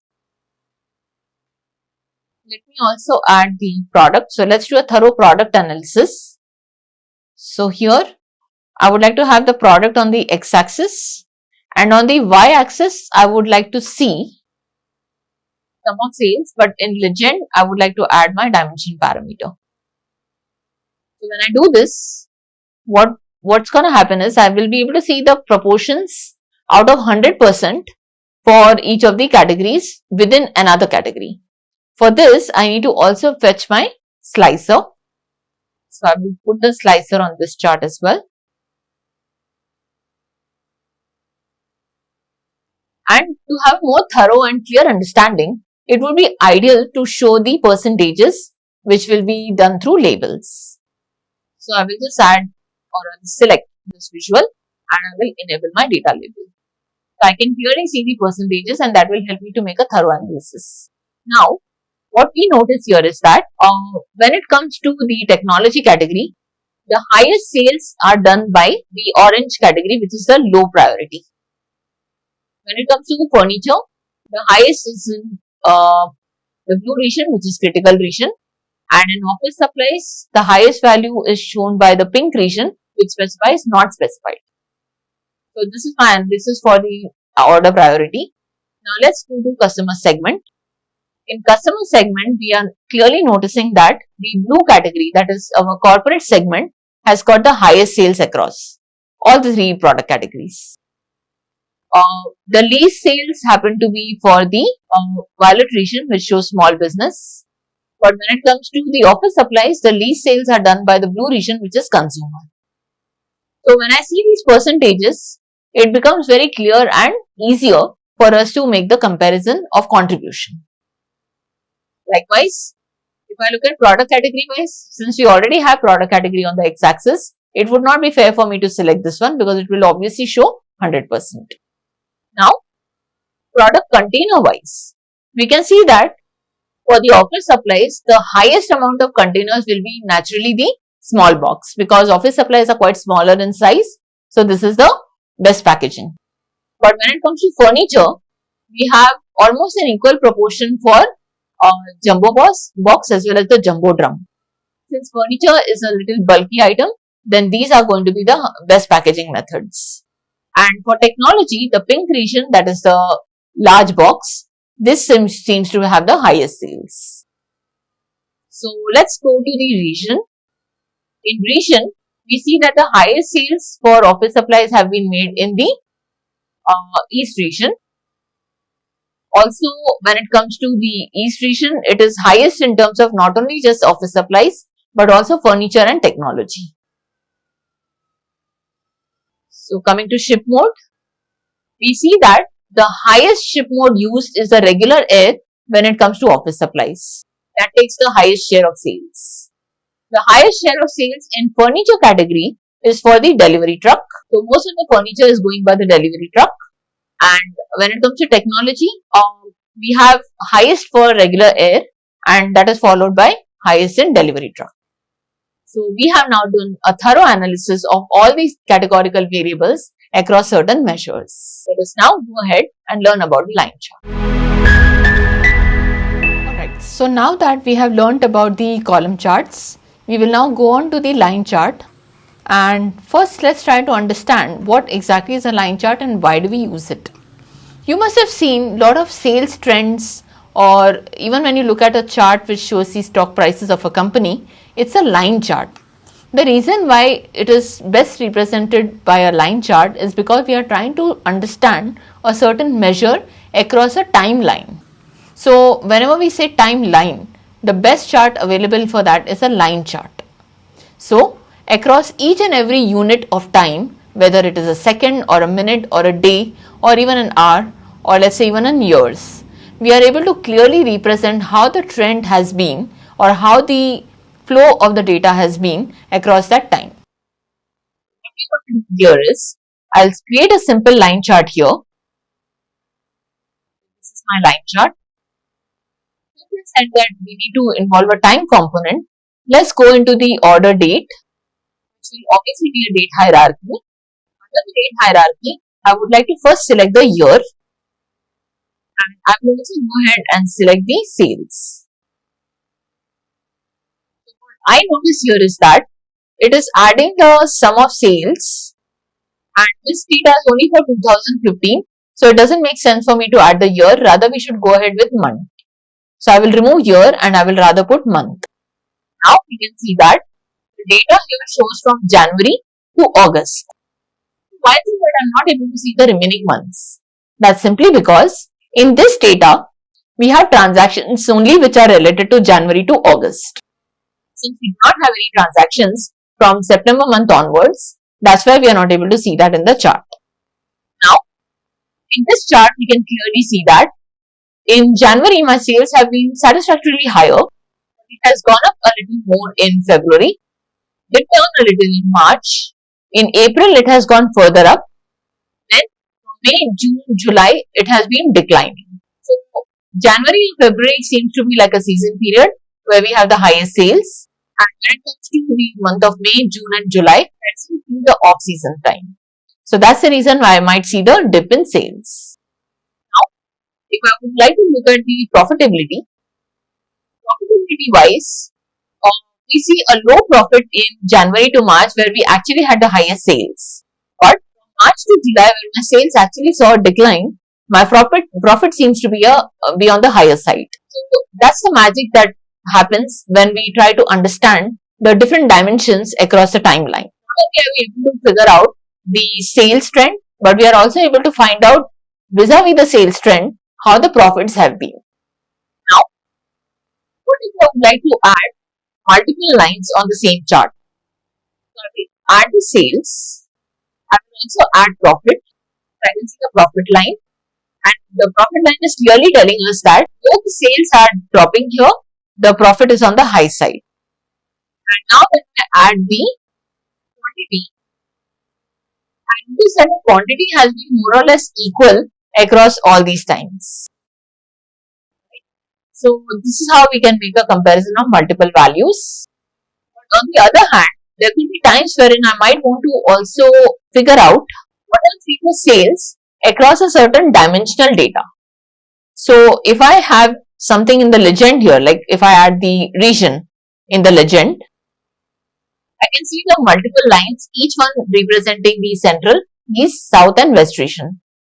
And clearly I can figure out that in the east region, or rather the dark blue line shows us the region. You can see that the highest sales are made in April and as well as February. Overall, we can notice that sales have been the highest for our east region across all the timelines, across all the months. And what about the orange line that is representing the south region? So south region seems to be consistently on the low side when it comes to the sales. Let's verify, is it the same case when it comes to profit? So if I remove the sales line and rather add a profit line, we notice that profit-wise also the south region tends to be on the low side, wherein I can see interchanging lines when it comes to the central region, east region and west region, wherein the main competition can be seen between the west and east. So here in the beginning of the year, we can see that we had the highest amount of profit for our west region, but later on in the second half of the year, we notice that these sales have dropped down and the region east, which has been the least over the beginning, we see that it is picking up throughout the year and at the end it is the highest. So this is how I am able to study the timeline and I am able to study that across the different regions. Here as well I can add the parameter. So if I add the parameter, this is my dimension parameter which I would like to copy on the line chart. And in the legend, instead of adding the region alone, I would like to add the dimension parameter. So at this point of time, we are trying to understand the order priority. So this particular line chart with multiple dimensions are suitable when the number of category levels are lesser. Now, if I had to add the subcategory, this that it's quite difficult to read a chart like this. All we can see is overlapping lines and we can barely make out anything. So this is not an ideal case for line chart. But when it comes to ship mode, we have just about 3 ship modes. So this is quite ideal because we can clearly see that the highest profitable ship mode seems to be the regular air across all the times of the year. And the second highest seems to be the delivery truck and the third highest seems to be the express air. Now, when it comes to product category, we can see that our technology was on the highest in the beginning of the year. In the mid level of the year, like from March to May, we have seen a drop in technology and it is the least across all the categories. But it picks up again from June onwards. On the other hand, if you look at office supplies, they have been on the moderate level, picking up during the mid level of the year, and then it somehow converges with the other two categories. So this is our analysis of the line chart. Always remember, a line chart is typically suitable when you're trying to study any date component. And now we have created the chart using months. Suppose I want to change this and make it to day. So I will remove this from the x-axis, and from the order date hierarchy, I can also put day. Now I'm able to study from the first day of the month to the 31st of every month what has been the trend like. But this kind of data is not suitable for the day type analysis, because when it comes to day, it's always better to analyze only one single dimension at a time. So let's try to remove this for now.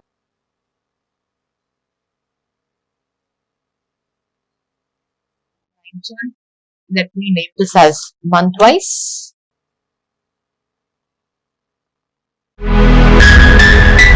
Now we are going to learn about the line chart. Have you ever wondered, where do we use the line chart? Which kind of data would be suitable for it? So the answer is, line chart is typically used when we have to show some kind of trend. For example, you must have seen the stock prices being shown with the help of a line chart. Also, when we want to see yearly sales or monthly sales, then the line chart could be a suitable graph. In Power BI, we do have a built-in visual for the line chart. So here, we can see that we have an icon for line chart. I would just click on that so that it creates a placeholder. Now we have a placeholder for the line chart. I will just expand it. Now in our Superstore data, we have this order date column, and if I click down on the order date, I can see that the date is in the form of a hierarchy. That is, it is distributed with year, quarter, month as well as day.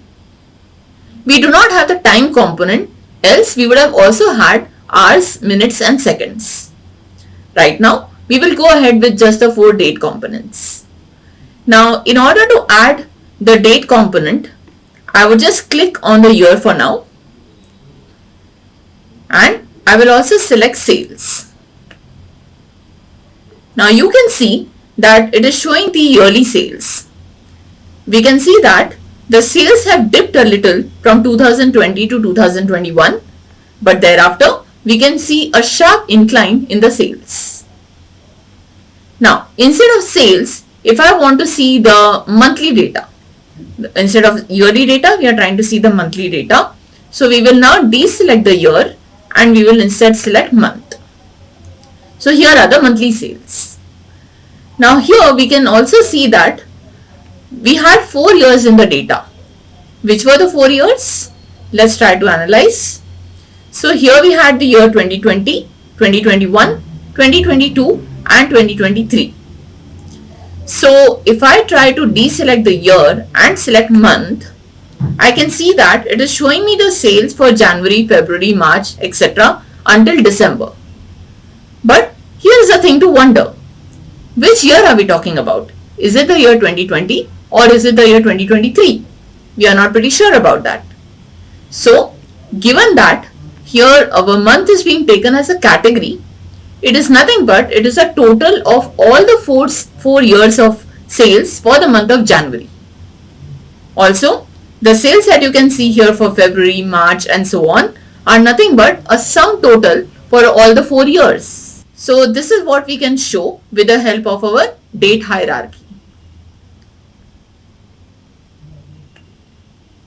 Now, suppose if I want to show the yearly sales for a particular product or a product category, what I can do is I can even add a slicer. So here I have a slicer option. Here is my slicer option.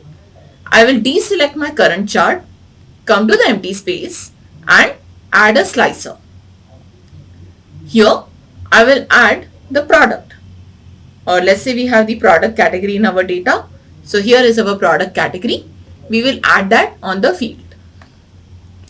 So now I have a slicer for category. Suppose I want to see the yearly sales but only for the furniture category. I can just select furniture on my slicer and these are the sales for my furniture category. Likewise, I can also add sales for a region. So I will add another slicer for the region. Here is my slicer. And here I will add the region. Now my objective is to see the yearly sales for the furniture but only for the central region. So we can see that there is a different trend when it comes to sales for the furniture in the central. So we can see an increase from 2020 to 2022, but from 2022 to 2023 there is a drop. Whereas when I try to see the total sales across all the regions, we see that overall there is an increment. So this information could be a useful piece of data for you and it can help you in our analysis much better. So in this manner, you can see that I am able to apply multiple slicers and be able to see the sales across the different categories. Now you might as well need to see the sales for months but for each year discretely. For that, what I will do is I will again select my chart. I will deselect the year. Instead, I will select the month. And now we know we can add a slicer for the year. So I'll add a new slicer and I will add the year hierarchy. So here I'm selecting the year. And I will also change the lookout for this slicer. So what I can do is I can format the visual and in the slicer settings, instead of choosing between, I would like to choose a drop down or a vertical list. So here I have a vertical list.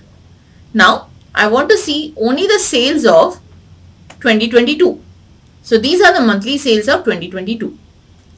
So this way I am able to bifurcate the sales as per any year or region or category or any other dimensional data. So we have already learned what is dimensional data. That is data that is categorical in nature. So any kind of categorical data can be used as a slicer or a filter in order to see your date across a certain timeline. So now that we have seen how to create a line chart, we will also learn how we can drill down in the line chart in the following hierarchy. That is, from year I want to drill down to months or quarters. From quarters I will go to the month. From month I will go to the day. So we will learn about this hierarchy now. So what I will do is I will create another sheet and create a line chart again. Let's try to expand this. Right. And here, instead of adding the entire date hierarchy, I would just add the order date on the x-axis. And on the y-axis, let's add the sales. So here is my chart. Just above the chart, you could see some options like those of arrows pointing downwards. Again, you can see one to click to turn on the drill down. So here when I click on this particular option, it will turn on the drill down option for me. Then I have another option to go to the next level in the hierarchy and an option to expand all down one level in the hierarchy. Let's try to explore each of them and a practical application. Suppose if I turn on the drill down and go one level next in the hierarchy, it will automatically switch from years to quarters. So you can see that instead of yearly data, now I am able to see quarterly data. Again, it is the aggregate of all the 4 years, quarter 1, quarter 2, quarter 3 and quarter 4. Further to that, if I click once again in the next level in the hierarchy, it now expands to monthly data. And if I go one level next, it goes to daily data. So this way we can see that how we can go one by one level down in the hierarchy. Simultaneously, I can also drill up so that it goes from days to months, from months to quarter, and from quarter to year. So this way we have come up in the hierarchy one by one. On the other hand, if I click on the next option, that is expand all down one level in the hierarchy, it would just bifurcate each year into quarters, but it will show the data in a continuous manner, which means instead of showing a quarter in an aggregated form, it will show me the quarter for each year separately. Also, when I go one level down in the hierarchy, I can see that from quarterly data, it has now started showing me monthly data, but for each year distinctively. Then, if I go down further, it is now showing me the daily data. So, each and every data that is present in our data set will be visible out here. So, in case if there is any such date on which we had not had any sales, that particular date would not show up on my chart. Wherein all the other dates which were present in my data set, that will be visible out here in this chart.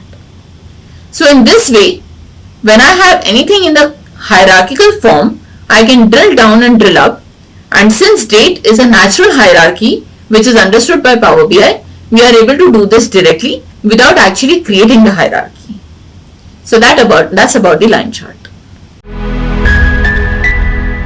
So now that we have learned on how we can create the column charts and where we can apply them, we also learned about the line chart, and now we are going to move forward to understanding how we can create conditional formatting techniques so that our visual looks a lot better. So here, as you can see this dashboard, we can see that the colors of the cells in the table are changing as per the values. We can also see some symbols here which are able to show whether there is a drop in the sale or a rise in the sale from the previous period to the next period. So what we are going to do is we'll create a similar table which will help us to understand the progress of the value from one period to the next period, or a comparison between two different measures across a certain timeline. So what we can do now is go ahead and create this table in our Power BI. So here I have created a new chart or a new sheet by the name conditional formatting, wherein I will add a table. Let me add a simple table, and in this table what I would like to show is the category. So I will show the product category. I will also show these product subcategory, and I will show the sales. Let us try to increase the font size so that we can see the values better. So here, when I go to format visual, we'll go to values, increase the size of the values, and also change the font. Let's try to expand the table a little, and also let's change the headers. So I want to change the column headers as well.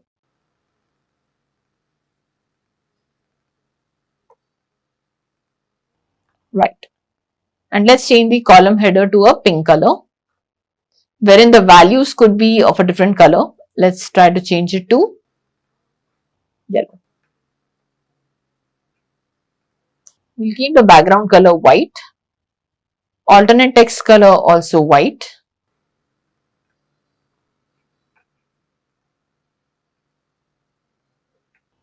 Yeah, so now this table is great. So next thing what we need to do here, we need to apply a conditional formatting on the values in such a manner that the highest values should show in the green color and the lowest of them should show in the red color, wherein the moderate level sale value should be showing in the orange color. So since I want to change the background color, right, or even the text color, I will have to apply something called as a conditional formatting. So if I go ahead on the build visual page, and here on the sum of sales drop down list, I go to the conditional formatting. I have all of these options available which I can use for the conditional formatting. First, I would like to show you the background color. If I click on background color, you can see that it is opening this window wherein the field that I want to apply this on is the sum of sales. Summarization is sum. Empty values should be shown as 0. Now, the minimum sale or the lowest value should be represented by the red. So I will choose a red color. And I also want to add a middle color. Like I said, we want this in orange. So I will add orange, or maybe we can add a yellow so that we can see a color variation. And the highest value should be shown in green. So we will select green. So that's about it. Now let's click on OK.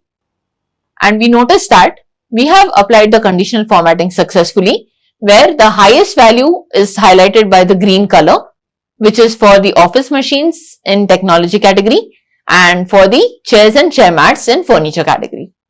On the other hand, we can also see the deep red color for most of my office supplies categories.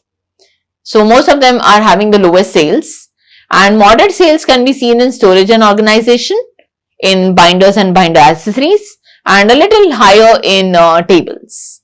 So this is how we can interpret the values very clearly and easily when we apply the conditional formatting. Now the text color here doesn't seem to match the format. So what we are going to do is we'll change it back to black color. So we go back to format visual, and I would like to change the values text color to the black color. So now we can see our values much more clearly. Now we can also add text color based on the formatting, conditional formatting. So I will just copy this table to a new sheet, where this is also conditional formatting. So I'll label it as CF, but this time I'm going to show text color. The previous page here was for the background color. So here I can name it as background.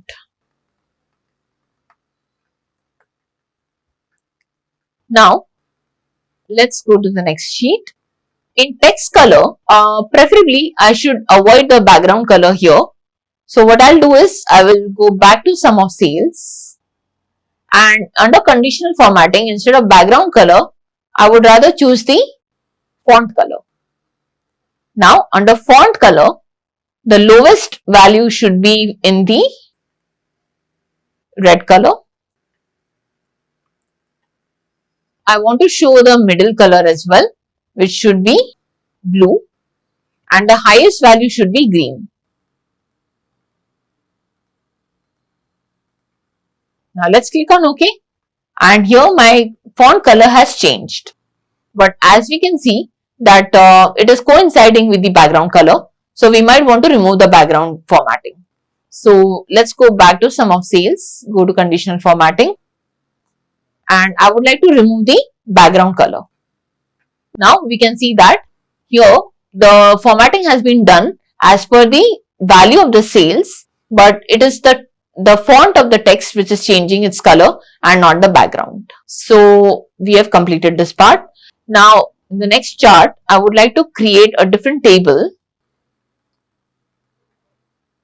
Once again, I would like to create conditional formatting sheet, wherein I want to change the icons. So for this, I will create a matrix.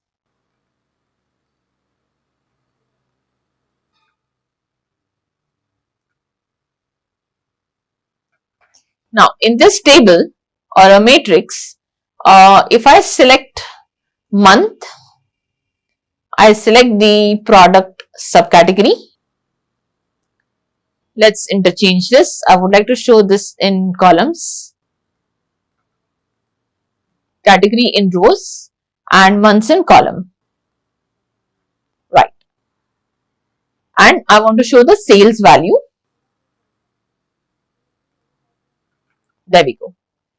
And essentially what I want to see is what has been the progress of the sales across each subcategory month-wise. For this, I need to again make changes to the format. Let's try to enlarge it. So I will go to the format visual, go to values, enlarge the values. Also, we would like to increase the headers.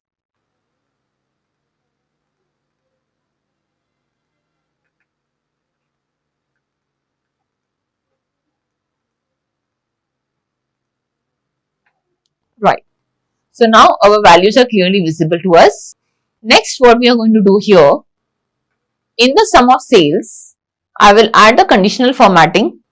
I'll go to icons, and here I will have to define the style of the icon.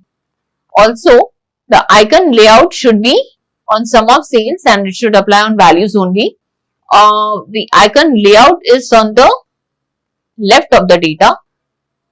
Alignment has to be middle. Now, if the value is as per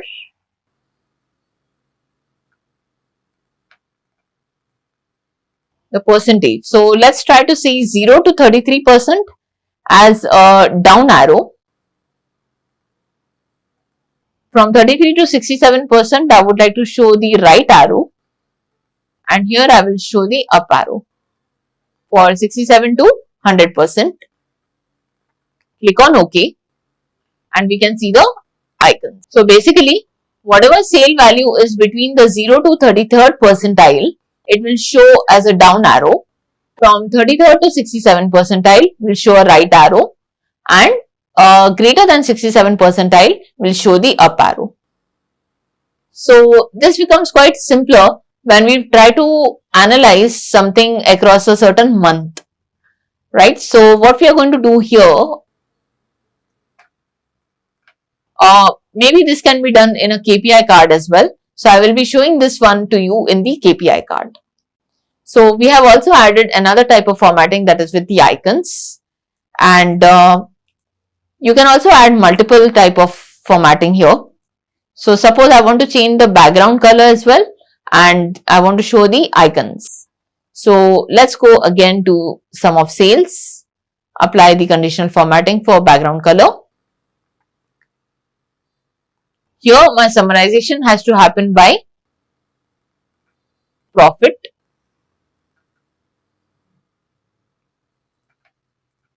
Sorry, for sales, add a middle color, show the pink color, yellow and green. Click on OK. And now not only are we able to see the background color but also the icons. So we can always modify our tables based on what kind of formatting we want and on what condition do we want the formatting. So we will be applying these kind of formatting in our dashboards as well and on the KPIs also.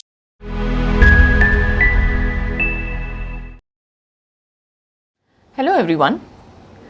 In the previous sessions, we have learned how we can install the Power BI application on our system.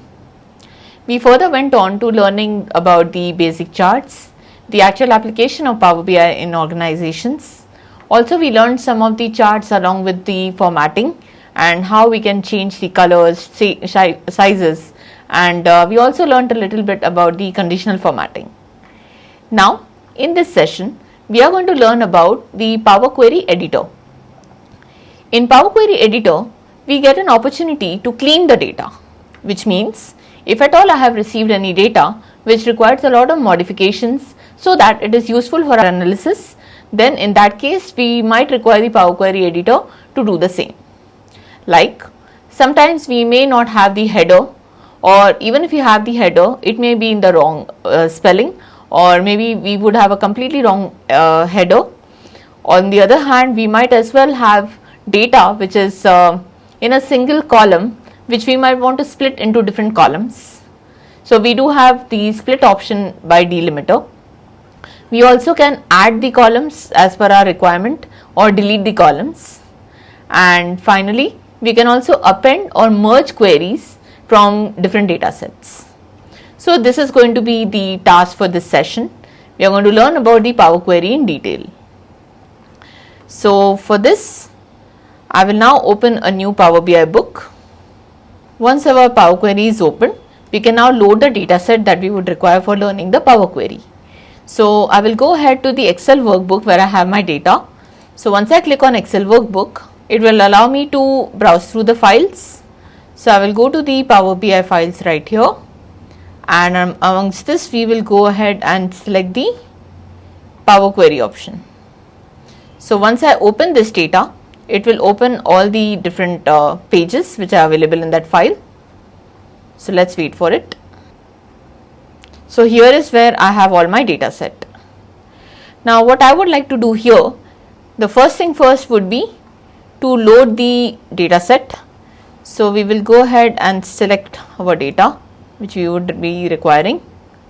So this is the Apple data wherein we have all the product related information. So I would like to load this data, and I will select this Apple data here in the navigator and click on transform data this time, because we want the data to open in the Power Query and not in the Power BI desktop. So when I click on the transform data, you can see that the Power Query editor window has opened, and now we are ready to clean this data. So let's learn all the cleaning options one by one.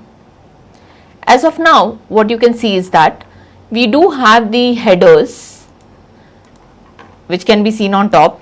So we can see that we have the index, we have the product name, we have product URL, we have brand, and many more such columns. So at times what happens is that by default it will take the first row as the header, but you may realize that in the first row we do not really have the header name, but we may have the data value itself.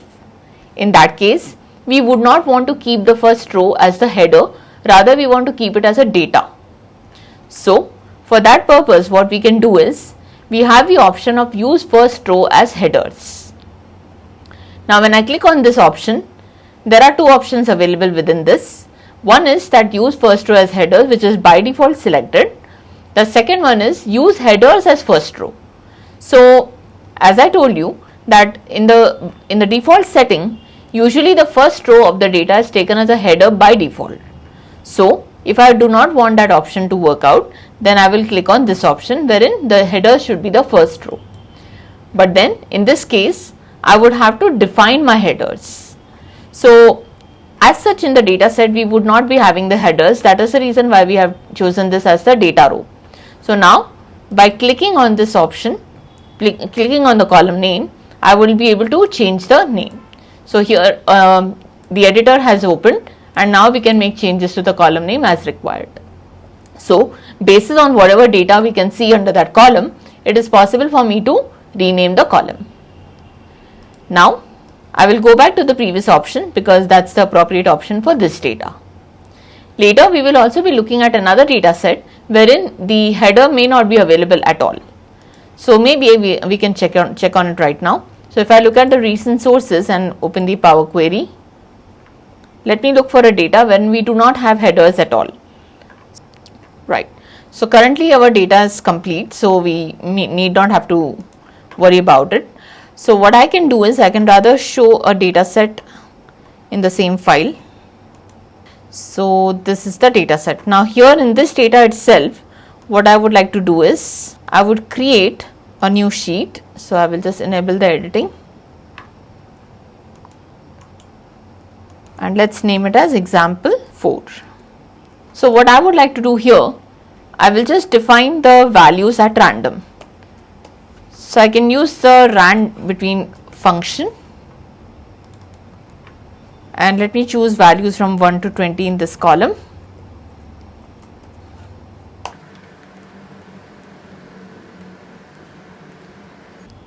And this way. So this is my data set. Now I can also insert this data in my Power Query editor. So what I will do here is I'll create a new data by using the enter data option. So the enter data allows me to create my own data set by a copy paste as well. So this is the data that I have created. So you can see that right now we are not having any header at all. So let's click on OK. So now we can see that this table has been created, and we do have column 1, column 2, column 3 and so on. Now in this scenario, if I just go ahead and click on use first row as headers, you can see that the values are actually showing as headers, wherein I actually wanted the values to be showing as a data panel. So in this scenario, the option 2 would be better option, like use headers as first row, and here I can define whichever column I want. So maybe I would like to show this value as sales 2000, the year 2000, then I would like to show year 2001,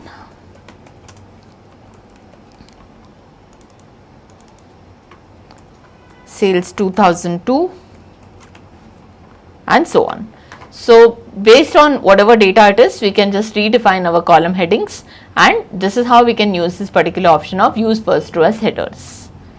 So I can also rename my table, like this one is for the headers. So I will rename this table as headers. Now I will go back to my Apple data. Now in this data we can see that our column product name contains the name of the brand. It also contains the name of the phone model. Then we have the brackets, inside which we have seen that there is a color. So we can see the phone color. Also we can see the memory location.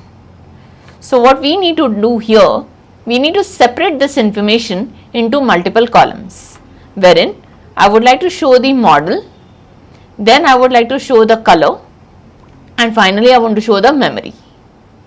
So for that purpose, we have the option to split the column. So when I click on split column, I can see that it shows me the delimiter. Now in delimiter, I can select the delimiter which I require. So firstly, I would like to separate the data based on the comma, because as we can see throughout, immediately after the color we have the comma. So I would like to separate these items into two different columns. So I do have the different options, whether I want to use the colon as a delimiter, a comma, equal sign, semicolon, space, tab, or any other character of our choice. Here I would like to select comma. Now wherever I have a comma, I would like to split the data into different columns. Also I can decide whether if I have a comma multiple times, then would I like to split the data based on the first occurrence, the second occurrence, or which other occurrence. So right now I will select the leftmost delimiter, meaning the one which is on the first position, whichever comma comes first in the data, at that point of time I want to split my data. So let's click on OK, and you can see that the data has been split successfully. Now I would like to remove the spaces so that I can create this column as a memory. So I can also split my data based on the close bracket. So here what I will do is, again I will apply the split column, and as you can see that we have the close bracket where the data comes to an end. So I would like to put the custom, and in custom we can define a close bracket. Here is where I would like to split my data. So I would like to split the leftmost delimiter, and let's go ahead and click on OK. So now I have all the memory information in one column. Also I would like to remove the space in the beginning. So I can go ahead and do this by trimming the data. So suppose if I click on this column, go to transform, and in transform we have different options like grouping, transpose, also detecting the data type, replacing, fill, and many more. So here if I click on format, and if I click on the trim, then it would remove the spaces from the data. So if I click on trim, you can see that the space has been removed. So any spaces that are not required, like the leading or the trailing spaces, they have been removed. Now this column clearly can be redefined as memory. So this is the memory of the phone that we can see in this particular column. Also now we'll go ahead and split the other information. As you can see that immediately before the color we can see a open curve bracket. So this information I would like to split into the different column. So once again I click on this column, go to split column, and go to delimiter, and this time my delimiter will be an open curve bracket. So it has automatically detected the delimiter, which is a plus point with the Power Query. There are many things that you might feel that your Power Query is able to detect on your own, which makes it quite easy for you to clean the data. So now I will click this option, the leftmost delimiter, and click on OK. So you can see that the color has already been separated into a different column. Now I can easily name this as color. So this is the color of the phone. Coming to the other information, we can see that it's just the product information which I needed precisely, so which is complete. Now I can redefine this as model number. Also, this can be defined as index. Now this information which you can see in the brackets is additional info. So I can perhaps remove all the brackets, and I can also go ahead and define this as details. So additional details about the phone are mentioned here. So I will go ahead and change it to additional details. So this way I have successfully cleaned this column, and I have all the related information about the products in their respective column headings. So the next task that we can perhaps do in this data cleaning task is we might want to also remove this information which is not really required by us, like the type or even the population class. So we might want to get rid of all these information and get only the relevant information. So for that I can go to choose columns. In merge one data I can go to choose columns. Here I would like to keep only the name of the city, the state, the population of 2011, the state of 2013 data set, and the state population. Let's click on OK. Now this is my information. So as you can see that the state is repeating here. So we might want to get rid of this state as well, since we can see throughout the state column is repeating in its value. Again, let's go to choose columns and let's remove the second one. Right. So now I have this information here, wherein I have the name of the state. After the name of the state we have the name of the city, we have the name of the state, we have the population, and population is for 2011 and 13. So let's rename this as well in an appropriate manner. So I'll rename this column.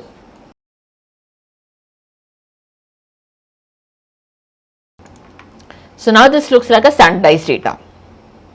So it could be possible that I might want to find out the data, rather sum up the data of only the Maharashtra state, while not losing the information about the city. So for that I can do the grouping.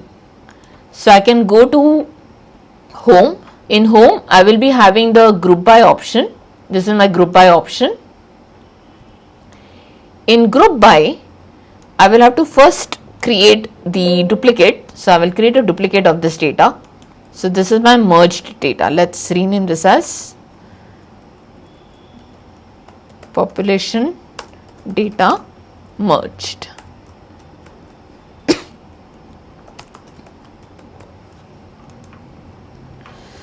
Now I will create a copy of this. So let's create a duplicate of this data. Yes, so I have all my data. Here I will rename this as group by city. Yes. Now when I go to group by option, here I am selecting the name of the city by which I want to do the grouping. The new column name is population by city 2011, wherein I want to sum up the population for 2011. Let's click on OK, and you can see that for every city we are able to see what has been the population. So here every city would have been mentioned just once, so I can see the population accordingly. On the other hand, if I remove this particular operation and once again if I click group by, here I want to do the grouping by state. Also, the new column name should be population by state, summation of the population 2011. If I go to advanced, it allows me to add another type of grouping. So we will be doing this a bit later. As of now, I would like to do the grouping by state. So this is for 2011. Let's click on OK. And this is my state population, which is being grouped and summed up. And we can see that regardless of whichever city, we are able to see the total population of every state. So there could be multiple cities in each state, and that is all summed up into one. So this is how we are able to get the information that we require. Now, if I want to do a multiple level grouping, we can do that as well. I would like to again create another duplicate. This time I will do group by advanced. Now here I will go to group by, and before even I enter any data, I will go to advanced. So first I want to do the grouping by city. Rather, I want to do it by state. Then I wanted to do the grouping by city. So next, in the new column name, I would like to add population summation, and this is for 2011.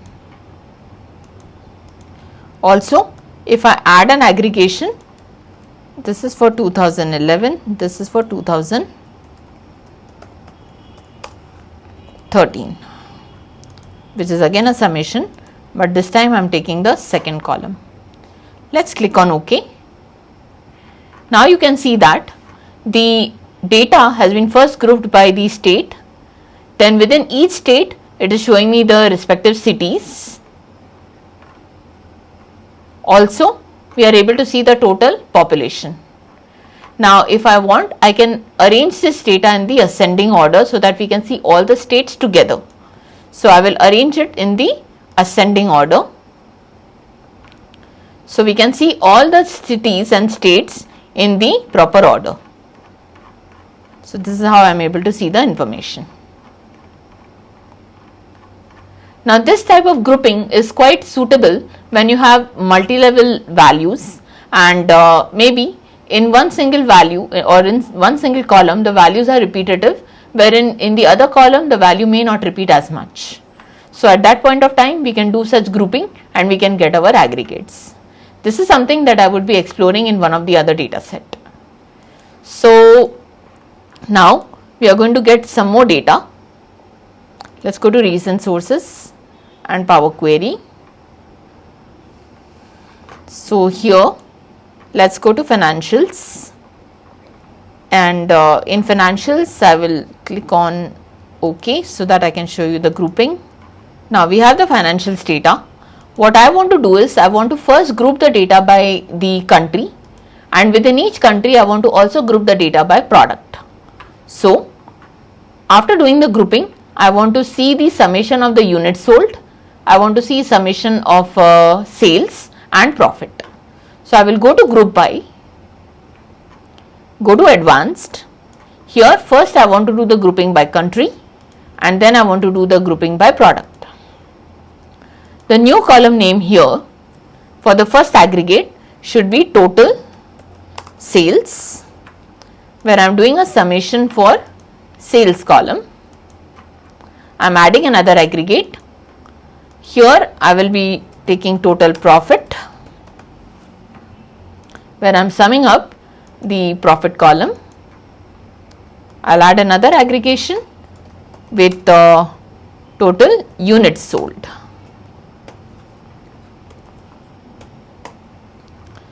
So here as well I am doing the summation of the unit sold. So here is my unit sold. Let's click on OK, and what we can see now that it is first doing the grouping by the country. Within each country I must have sold all the products, so it's also doing the grouping based on that, and it is showing me the total sale value, total profit and total units sold. If I want to see the data in the order of the country, then I can click on the drop down arrow and I can sort in ascending order so that I can see all the values at one shot. So this is how you are able to merge the data and you are able to do some further analysis by grouping the data as well. So far we have learned how we can add the columns or even remove the columns. Also we have learned on how we can remove the null values and the rows which contain the null values. We also learned a bit about how we can do the grouping of the data.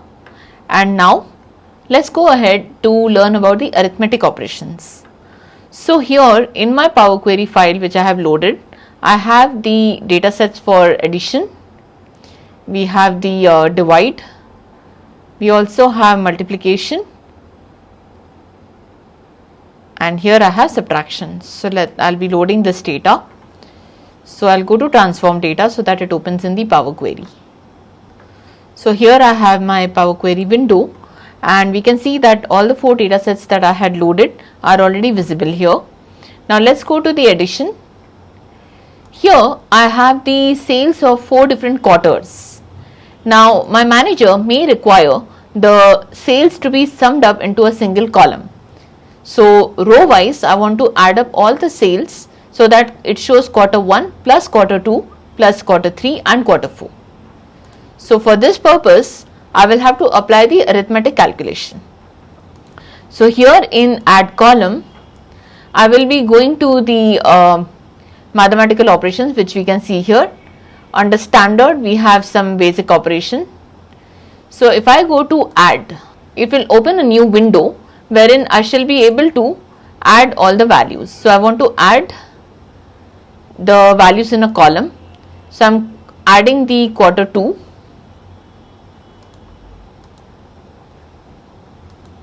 So at this point of time, given that I have selected only quarter 1, it is only showing me the quarter 1 value selected, and it is telling me to add the quarter 2 only.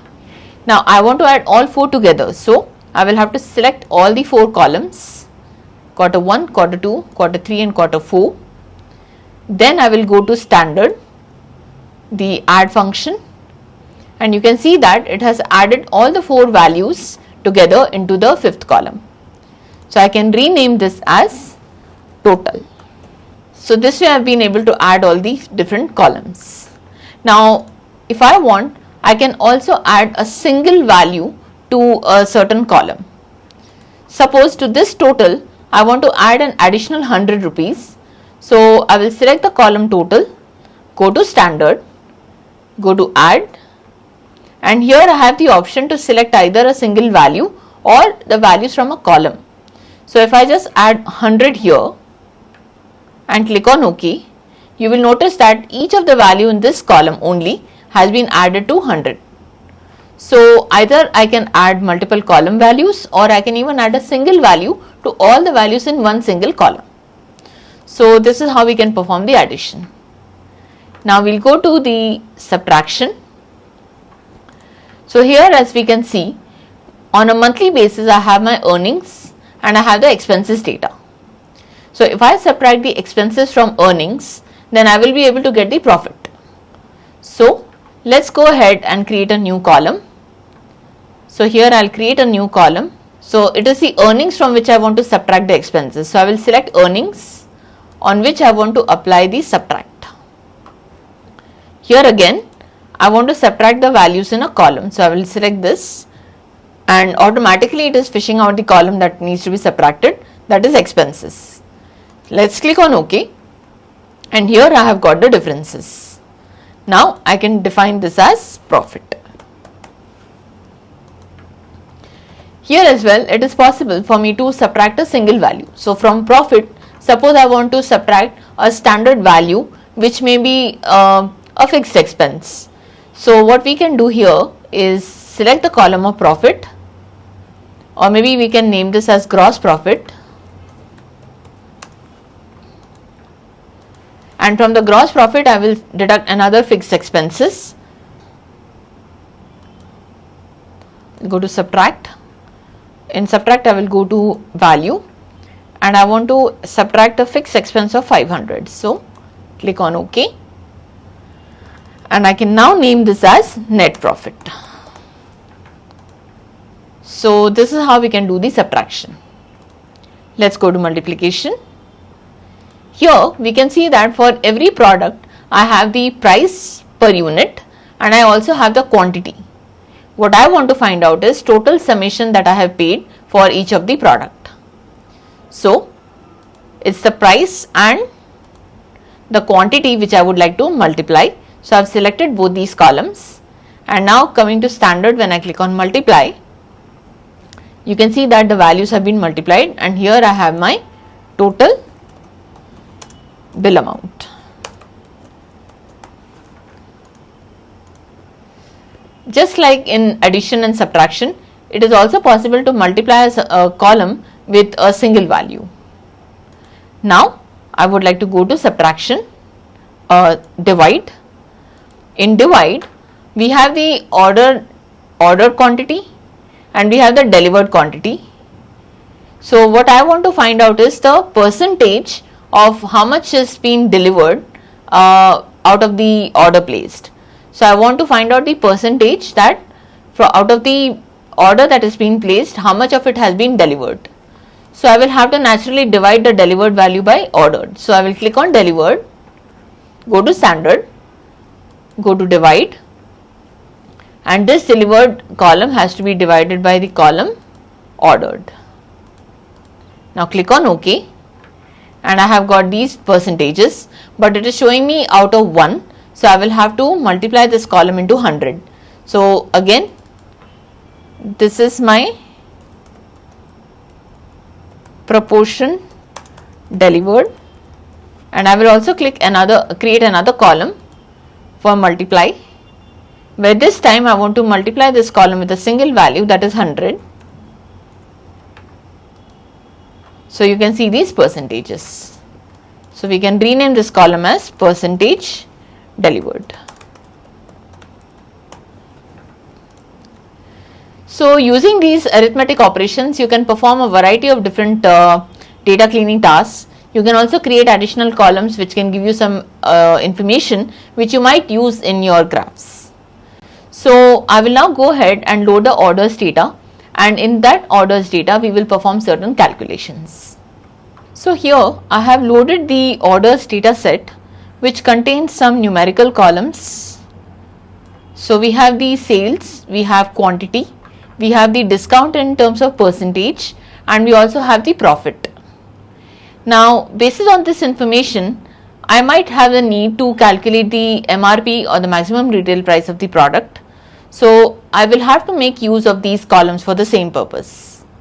Now let me show you a quick example of a calculation. So suppose, so this is my calculation. I have the sales data, I also have the profit, I have discount as a percentage,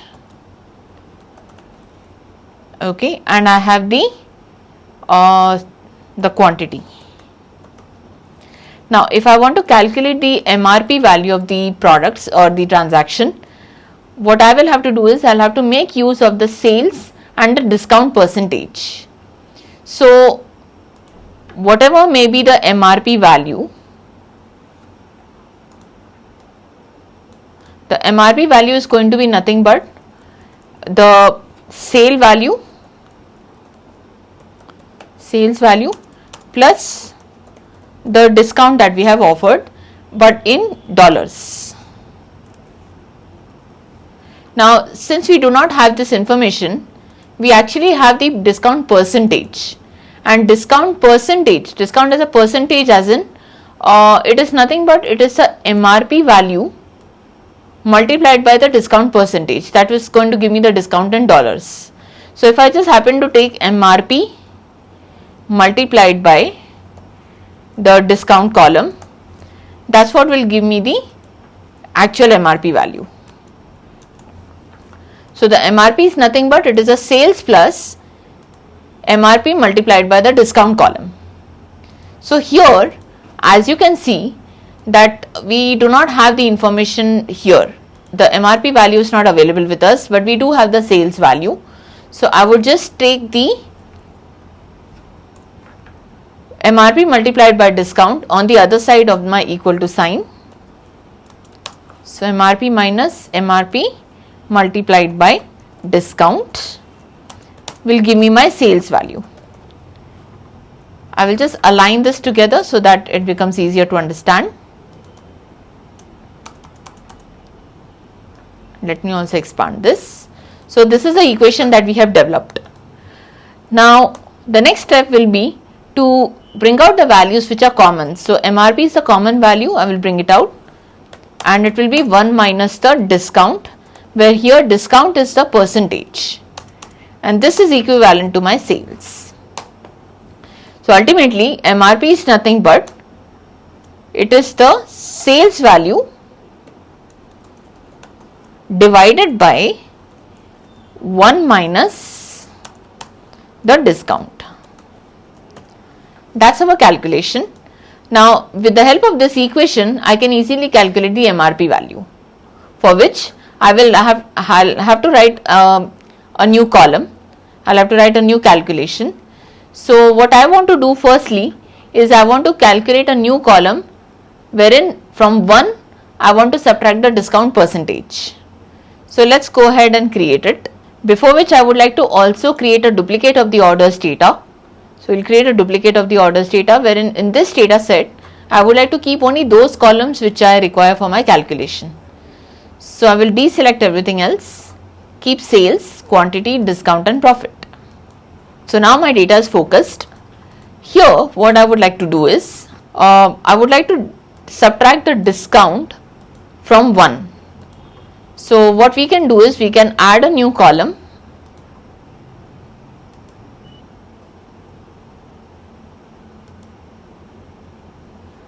So here let's create a new column. So this is column 1, and here I would just like to add the value 1, that's all. So I have got this column. Now from this column I can subtract the discount. So I'll create an additional column here, subtract, and from here I want to subtract the discount percentage. So we'll click on OK, and we got the values. Now in order to get the MRP, once again I will have to use the divide function and divide this by a column that is subtraction. So this is the MRP of the transaction. Now given that we have got these values, we need not have to keep these columns, we can directly make use of this. Here I can rename this column as MRP. Now that we have the MRP value, we can also calculate the discount as a value. So for that purpose what I will have to do is create a new column by using the multiply. So I want to multiply the MRP with the discount percentage. So I'll go to discount, click on OK, and here is my discount value. So in this manner I am able to calculate some additional fields which may be useful for me, and as you can see that now we have additional information. I can also plot this data on a chart and see how much of discount have I given for every product. So after I have already merged this data into a single sheet, then I can make charts out of these. So we will be learning about this in a while. On the other hand, in my orders data, I also have the dates. I have the order date and I have the ship date. Now if I want to find out how many days does it take for a particular order to be shipped once the order has been placed, I can go to the ship date column, go to add column, In add column we may have to find out the difference. Now for this purpose we will have to use the DAX command, because in the date functions we do not have any option in order to subtract the date. So we can use the DAX commands and we can create the new column which can tell us the difference between two different dates. So now that we have learnt about the arithmetic calculations, let's go ahead and figure out how we can extract some of the date components in the Power Query editor. So for date, I will once again create a duplicate for the orders file, and let's try to rename this as dates, date or date functions. Now in this data I would like to extract only the order date and the ship date column. So I will go to the home tab, choose columns, and I will deselect everything else while keeping only the order date and the ship date. Let's click on OK, and here we have the information. What I'll have to do right now is extract the components. So basically I want to extract the day, the month, also the year. Then if I want to get the start of the year or end of the year or any other information, then we can use the functions which are related to date. So instead of transforming the original column, I would like to take only the add column feature so that I can create additional columns. So if I go to the date column by selecting order date column, if I go to the date, and suppose if I take year, you can see that it has extracted the year from the date column. Now if I want the beginning of this year, given whatever the date, I want to show the first date of the year, then I can go again to the order date, click on date, year and start of the year. So for this particular year 2020, for all the dates it will show the 1st of January 2020. Likewise, I can even get the end of the year. So for the year 2020 I want to show 31st of December 2020. So for that I will go to order date, and under date I will select the end of year. So here we got the end of the year. Similarly, if I click on the order date and go to month, this is the month and it shows in the numeric form. Now suppose if I want to show the 1st of January for all the days that show the January month, but the moment it goes to February it should show the beginning of the month February, that is the 1st of February 2020, and so on. So for that purpose, again I click on the order date, go to the date, month and start of month. So you can see that for all the month of Jan, it will show the 1st of Jan 2020. The moment it starts February, it will show 1st of February 2020, and so on. We can also show the end of the month. So by going to the date, month, we can go to the end of the month. So that is the end of the month. So it will accordingly pick up the end of the month or the 31st of that month or 30th of the month, depending upon which month data are we looking at. So next, let's explore. Under month, we also have the days in month. So for the given month, how many days are existing in that month, that's the information I want to get. So once again, go to date, month and days in month. So in January we have 31 days, in Feb we have 29, we again have 31 in March, and so on. So it is showing me the number of days. Also, if I want to show the month not as a numeric but as a name, so I will click on order date, the date column.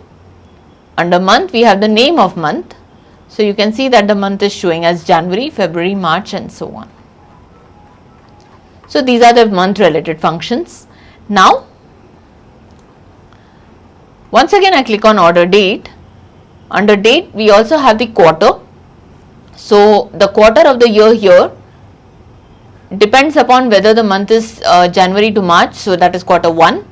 If it is April to June, then it is quarter 2. If it is the July to September, that's quarter 3, and October to December is quarter 4. So according to which month we are trying to see here, it will automatically start showing the quarter as well. Now, if I want to go to the beginning of this quarter, beginning of the quarter for the first quarter will be 1st of January 2020. So we will go to order date, and under the date we have quarter and start of quarter, which is supposed to be the 1st of January 2020. But if I go to some of the dates at the bottom, maybe in April, we will notice a totally different start date. So that is 1st of April. Now, end of the quarter, for the first quarter, the end would have been 31st of March 2020. So I will click on quarter date, under quarter we go to the end of quarter, and you can see the end of the quarter. Then we also have few more functions like week. Suppose I want to know the week of the year, meaning in a year we have 52 weeks. So depending upon which day are we talking about and in which week number does it lie, it will automatically list a week number. So let's go to week and week of the year. So it is the first week, second week, fourth week, and so on. Now let us also get the other information like week of the month. So in a month typically there are 4 to 5 weeks. So depending upon which week is the date belonging to, it will show that particular week number. So this is the week of the month. Likewise, we can also get start of week and end of week. And coming to day, we can get the day, we can get the day of the week, day of the year, start of day, end of day, as well as the name of day. So suppose if I want to get the name of day, let's go to name of day, and we are able to get the weekday like Friday, Saturday, Sunday, or so on. So that's how we can extract all the date related information. And once we have this information, we can also perform some more calculations and maybe add this information on the charts. So these are about the date functions. In this data, we do not have the time component. So for the time component, we need to also have information about the hours, minutes, and seconds. So we can also calculate the difference between any 2 hours or the difference between one date to another date in terms of hours or in terms of minutes and so on.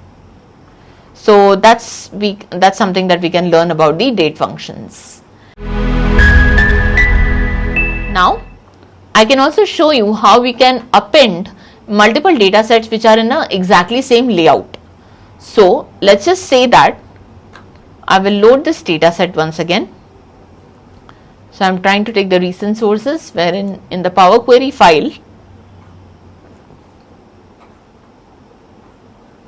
we have these data sets. We have the year 2021, we have the year 2022, and we also have the year 2023. So we are going to load all these years and click on OK. So I've got the information. Now given that I have the sales of different days in the year 2021, 22 and 23, I want to merge them into a single data set. So I can quickly select all these 3 data sets. Then I can go to append queries. Under append queries, I will select append queries as new. The moment I click on append queries as new, here I want to add 2 tables or maybe 3 or more tables. So here I'm trying to merge 3 or more tables. So I will select this option. The first option is 2021, which I would like to add. 2022 also, that is what I would like to add, and I would like to bring the 2023 at the bottom. So we can do that later. So 2023 should be the third one. Now let's click on OK, and a third data set is created, and you can see that all the information that was belonging to the year 2021, 22 and 23 has been appended into a single data set. Now I can do the further analysis if I had any other information, like maybe I would have had the city or the manager name, also the salesperson name, etc. So this way we are able to do some more data cleaning tasks, and now we will also learn about some more information like how we can get the transpose data. Also we will be learning about the pivot and unpivot columns. So far we have also learned about how we can perform certain arithmetic operations, about the date functions. Then we learned how we can append the queries, and now we will learn something more about the group by. So let's try to add another data here. So from my recent sources and Power Query, I would like to add the order data group by and click on OK. Now here we can notice that we have order date, we have sales, profit, quantity, we also have the region, and we have the department. Now if I were to group my data only based on the department, that's quite an easy task. I can simply go to the group by. Here is my group by. So I want to do the grouping based on the department, so I will select department, and here I would like to show the sum of sales, and the operation I want to perform is summation, and we also need the operation to be done on the sales column. So when I click on OK, for every department it is showing me what is the total sale amount. On the other hand, if I just apply the multiple grouping, so if I go to advanced and I not only try to do the grouping based on the region but also based on the department, so this will be removed. So we want to do the grouping based on region and department, and I would like to add multiple aggregates. So I want to see sum of profit, rather sum of sales first, summation on the sales, also I want to see sum of profit,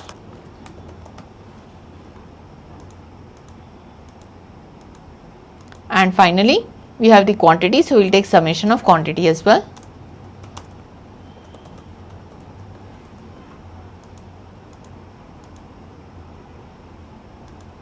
Now as of now we have only added 3 aggregates which are all summations, but maybe I would like to see also the average sales.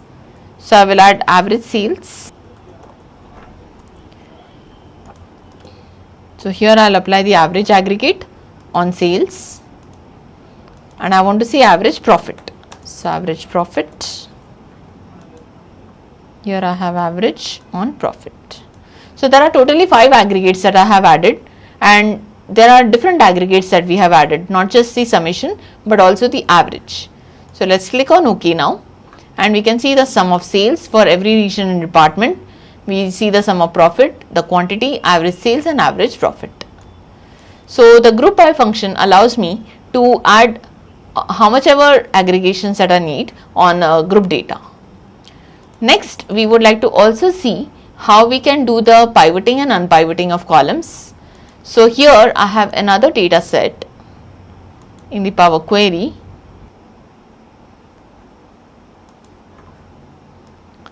So here is my data. Now we can see that we have the year in a single column, and we have the months given as the headers. Now we also have the values, but I would like to see all the months in a vertical format. So I will select year and go to the unpivot in transform, and apart from the year column I want to unpivot all the other columns. So all the other columns as in all the months column. So we will go to unpivot other columns, and we can see that the date, the month has been now in a vertical format with all the values in the third column. So I can just redefine this as month, and the value is in the third column. So this is what is unpivoting a certain table. Similarly, if I come back to this data set and if I just promote the headers, So let's try to promote the headers first. So we want to use the first row as headers, and now let's try to create a pivot.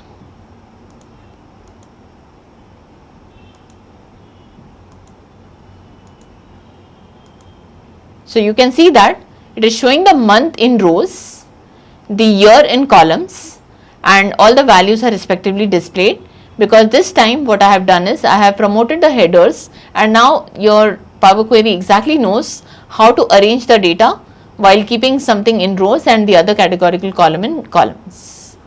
So this is how we can do the pivoting and unpivoting.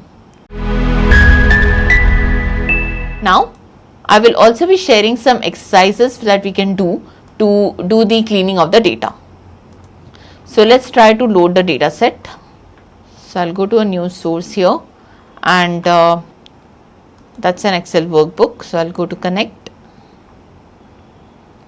and here I will go to the Power BI files, and let's select the bad data.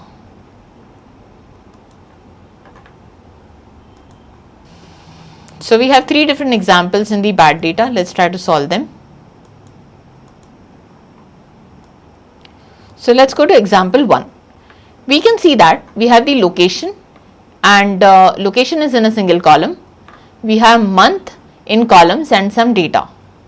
Now if I want to display the months also in a single column, I can click on the location.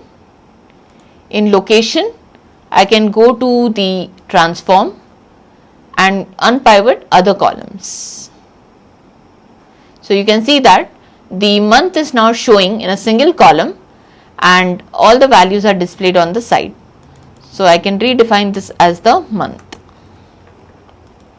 Similarly, in the second example, I have the year in columns, but you can see there are some null values also.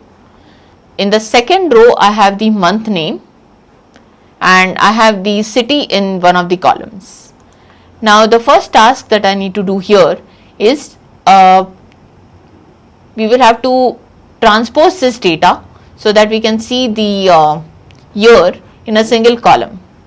So for that purpose, what I will do is I can go to transpose, and you can see that the year is now showing in a single column, and now the cities are in the columns, and we have the month in cities are showing in a row format, wherein the month is showing in a column format. The next step ideally will be a fill down, because we can see that there are some null values here in the year column. So if I do a fill down, obviously all the years will be filled up. So then we go to fill down for this particular column. Now I have already created this, and I will also go ahead and use the first row as headers so that we can see the city names here in the headers. Now I will select column 1, column 2, and in transform we will go to unpivot other columns so that we can see entire information in a tabular format this way, which makes it very easy for us to understand the data. So I can rename this as city, and we have the value. We also have a third example here. In the third example, we have a similar issue. I have the year, which is showing some null data. I have the month, which is showing in a single row across the different columns. Location is in a single column as well, and we have certain names. Next, I will have to promote my headers.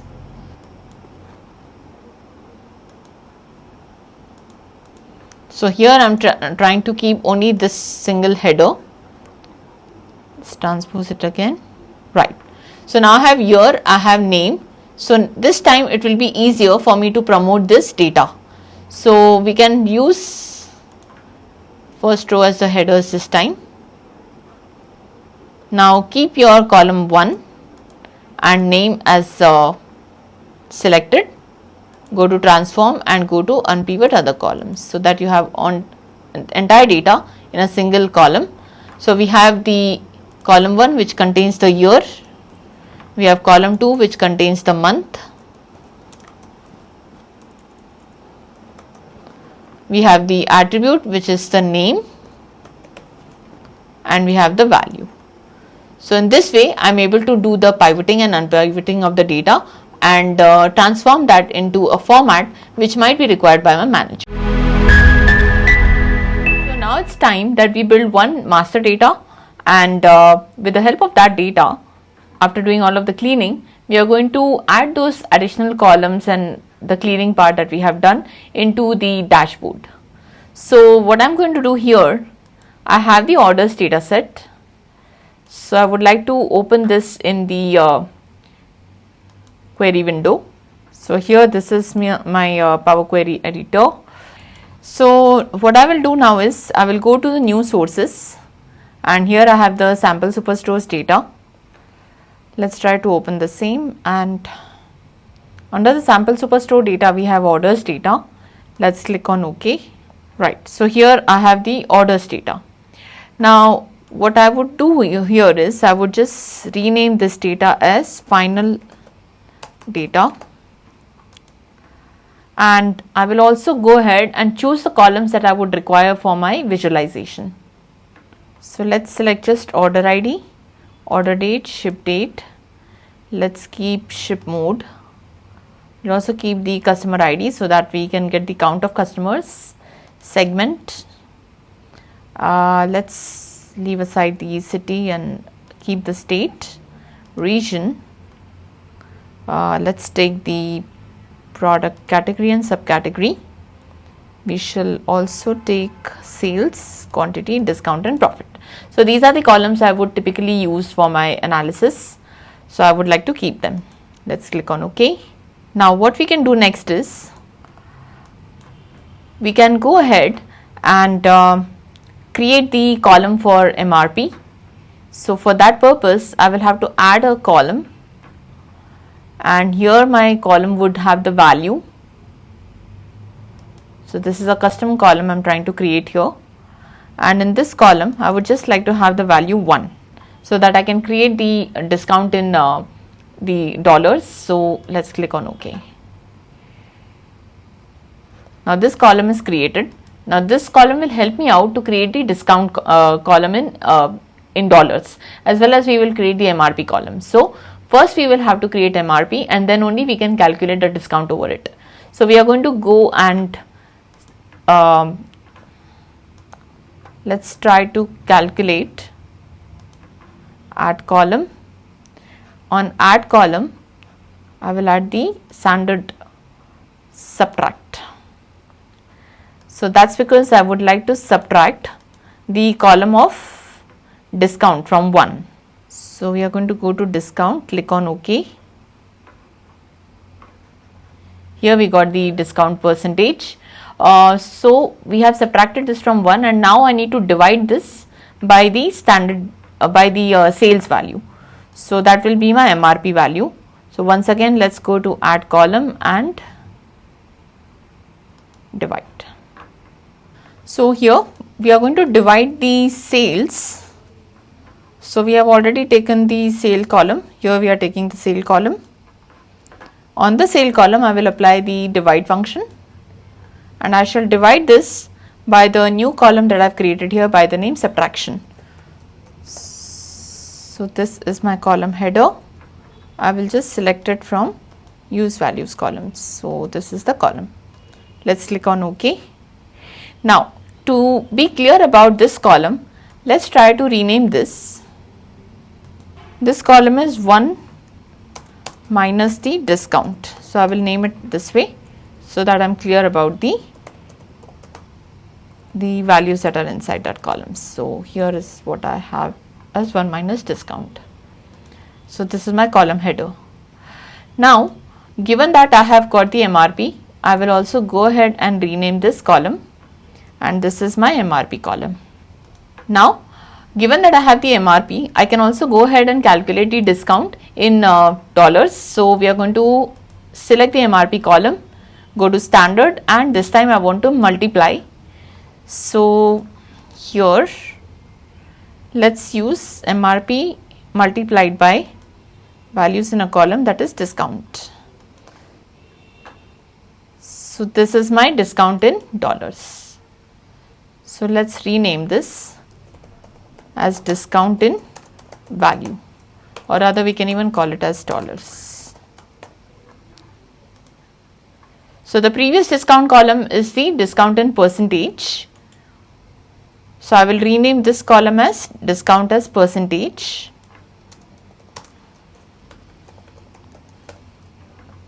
And this one is in discount in dollars. Now we have all of these fields. We will also calculate the cost column. So for the cost, I have the profit and I have the sales. So if I subtract the profit from sales, I can even get the cost of each transaction. So let's go ahead and do the same. Once again, I go to sales and I will also go ahead and subtract it. So I need subtraction. Here I have subtract. From sales, I would like to subtract the column of profit. So I got another subtraction column. I would like to rename this as cost. So once we have these fields, it would be quite simple for me to add all of this on my chart. So this is another column that I've created. Now the next column that I would like to create here is the one which tells me about the month. So I will create one column with month, for which in add column I have the date. So firstly I will have to select the order date. Here I have selected the order date, and on the order date I would like to apply the date function of month, and I want the month as a name of the month. So here the name of the month has been created, and let's create another column, and this column would be the weekday. So let's try to also analyze our sales and profit based on the weekday. So on the order date, go to date, go to day. Under day, we can go to the name of day. And this time I would like to add some more data so that I can show you a few more cleaning practices. And go to home tab. In recent sources, I select the Power Query.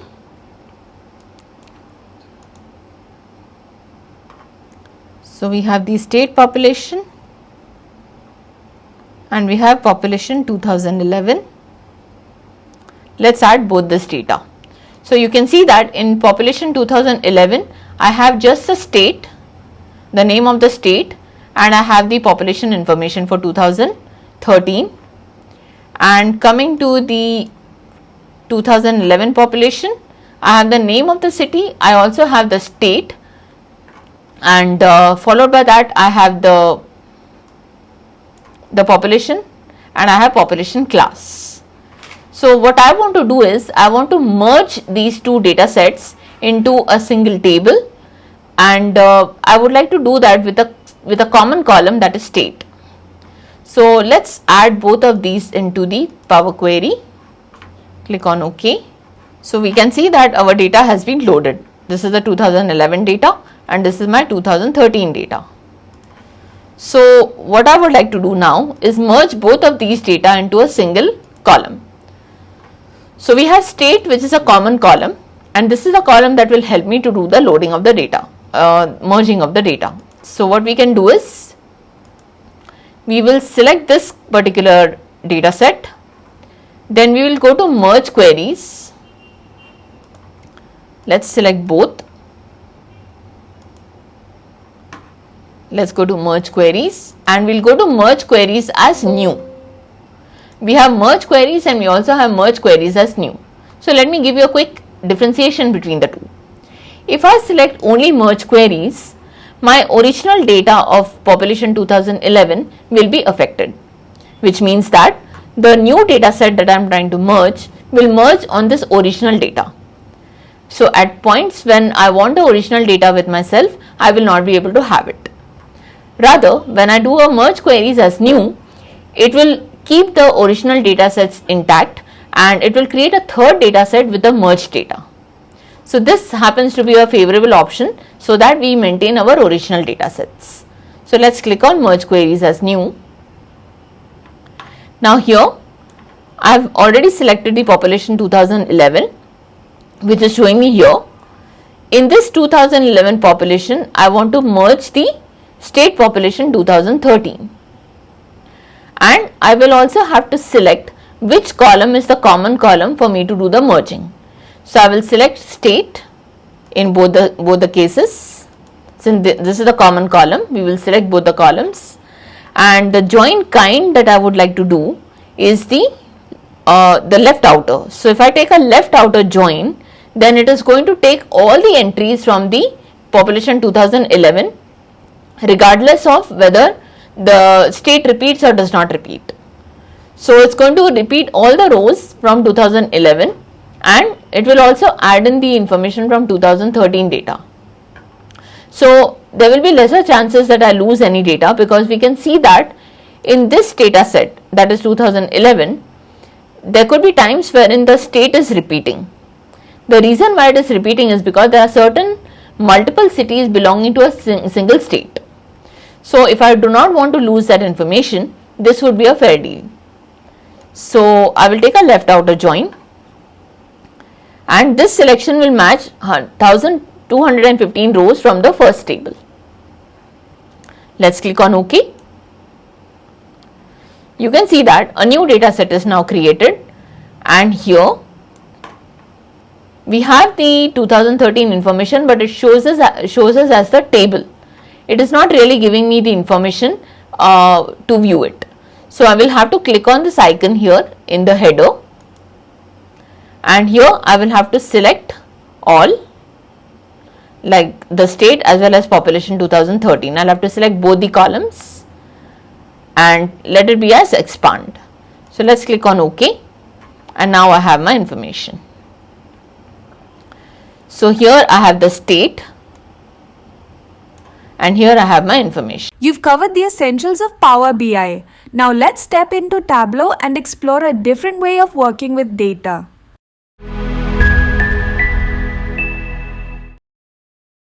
Hello everyone, I'm Neha Ramchandani, a data analytics trainer in ExcelR. I'm here to introduce you to Tableau, which is an amazing data visualization tool. So as you would know, data can be of so many different types. It can be in the form of numbers, it can be in the form of text, or we can also have data about dates and many more. But if you look at this data in a tabular format, you would find it very difficult to interpret and gain any kind of insights from that. So here we are to learn Tableau, which can help us to transform this data from tables into some interesting charts. So each data type has its own way of expression and its own way of even putting them into some kind of visuals. So we will learn in detail about what are these different data types and for each of these data type, what kind of chart would have been the best one. We will also then go ahead and learn about how we can create something called as a dashboard. So let me explain to you what is a dashboard. Imagine that you're driving a car.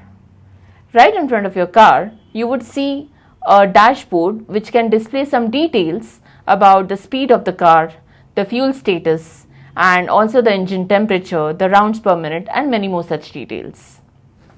Why do you think that these details are important? So imagine that you're driving a car on a street where there is a speed limit. So if you have your speedometer, you would know exactly what is the speed you should be driving on.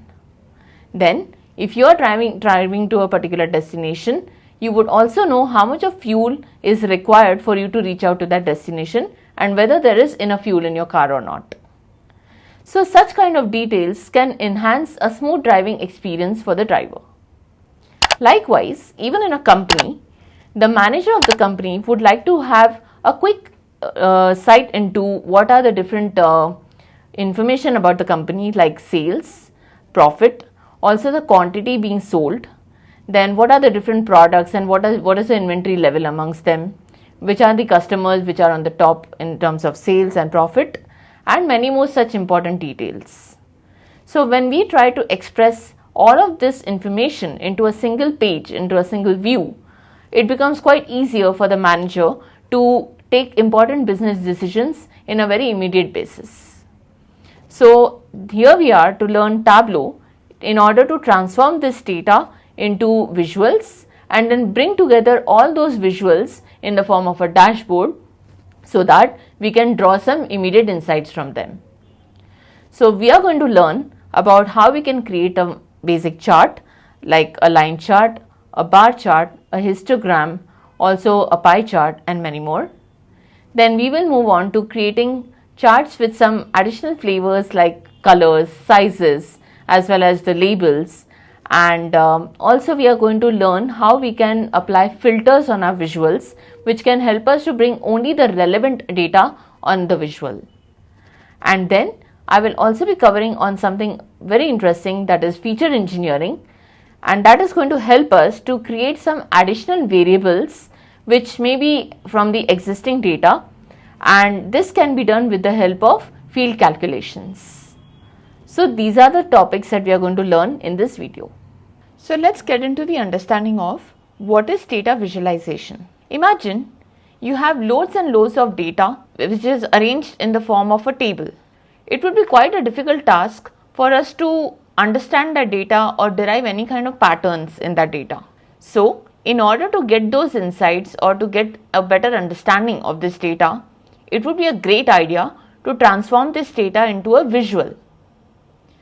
The charts and graphs that we might have learnt about or heard about in the past, like a line chart or a bar chart or maybe a pie chart, these are the visuals that I am trying to talk about, which can transform loads and loads of data into a single picture, and that can tell us a lot about what we can see in that data. When I try to transform any data which is across a timeline over a line chart, I am able to easily understand the movement of those values across the time. On the other hand, if I want to understand the average salaries of the employees of a particular department, for that I can use something called as a bar chart. Likewise, we have many other charts that can explain the different types of data.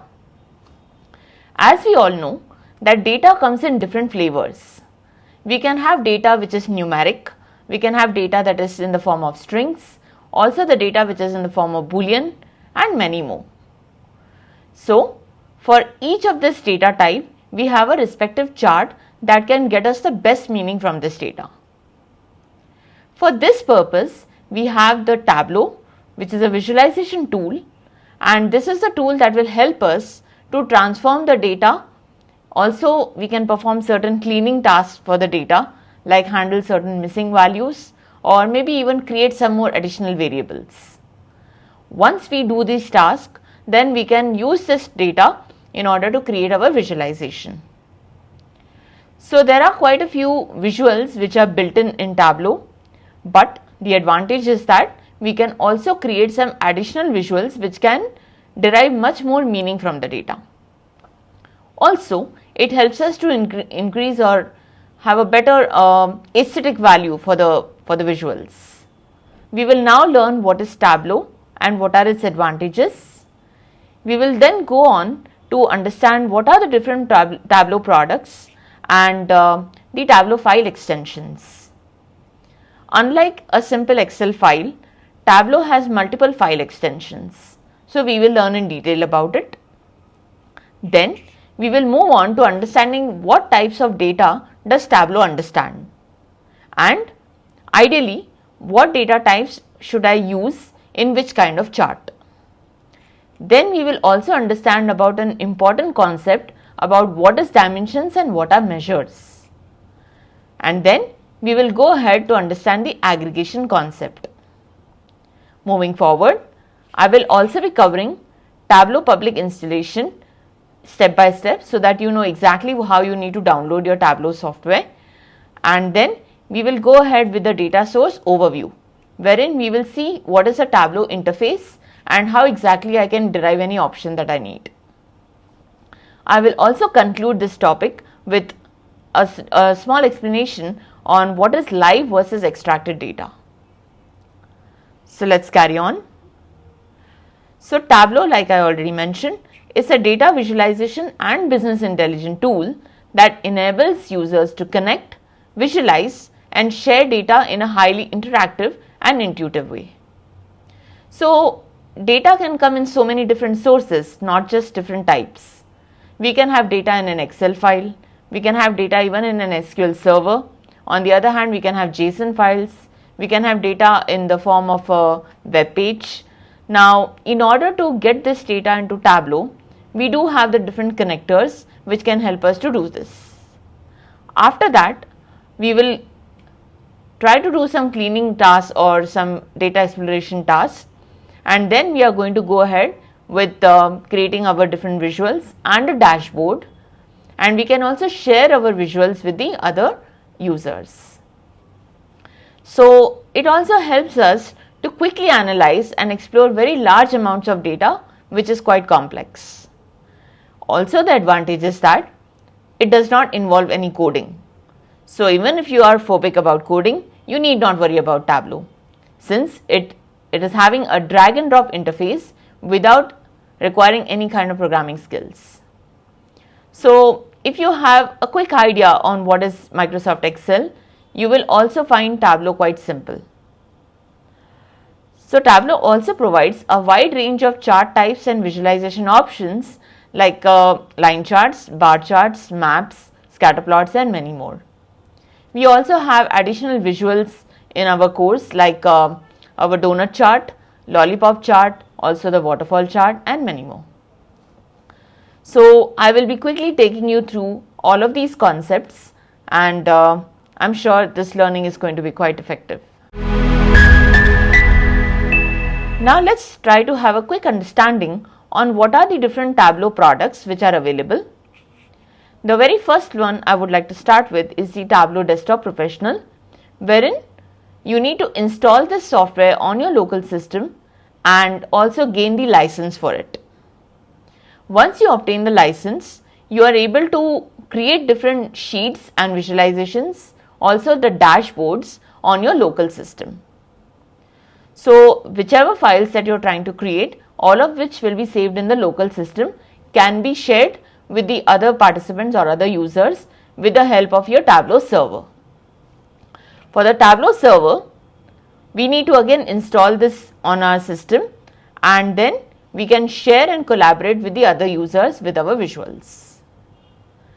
Next, what we have is a Tableau Online, wherein it is pretty much same as a Tableau server, but we need not have to install the Tableau Online in our local system. It is a cloud-based environment, which means that I can quickly log in into my account by filling in my credentials. Now, though it's a cloud environment, it is a paid account, and also the Tableau desktop and server are the paid accounts. So after a 14-day trial period, you will be required to obtain the license by paying a certain sum of money. Next, we have a Tableau Prep Builder. The Tableau Prep Builder is required for the initial exploration and cleaning steps. As we would know that data never comes in a clean format, which means that we could have had several issues with our data like missing data. We could also have outlier data, or we could have had erroneous values and many more such issues. So our Tableau Prep Builder is an apt tool which can help us to clean all such irregularities in the data, and then we can visualize that in a much better manner. Then we have the Tableau Reader, wherein we can only share and the users can just read our dashboards and stories but cannot modify them. And finally, the tool that we are going to use is the Tableau Public, which is the free software, and this is for the purpose of our learning. So if you are in to learn the Tableau, then the best tool for you is the Tableau Public, since it is free of cost.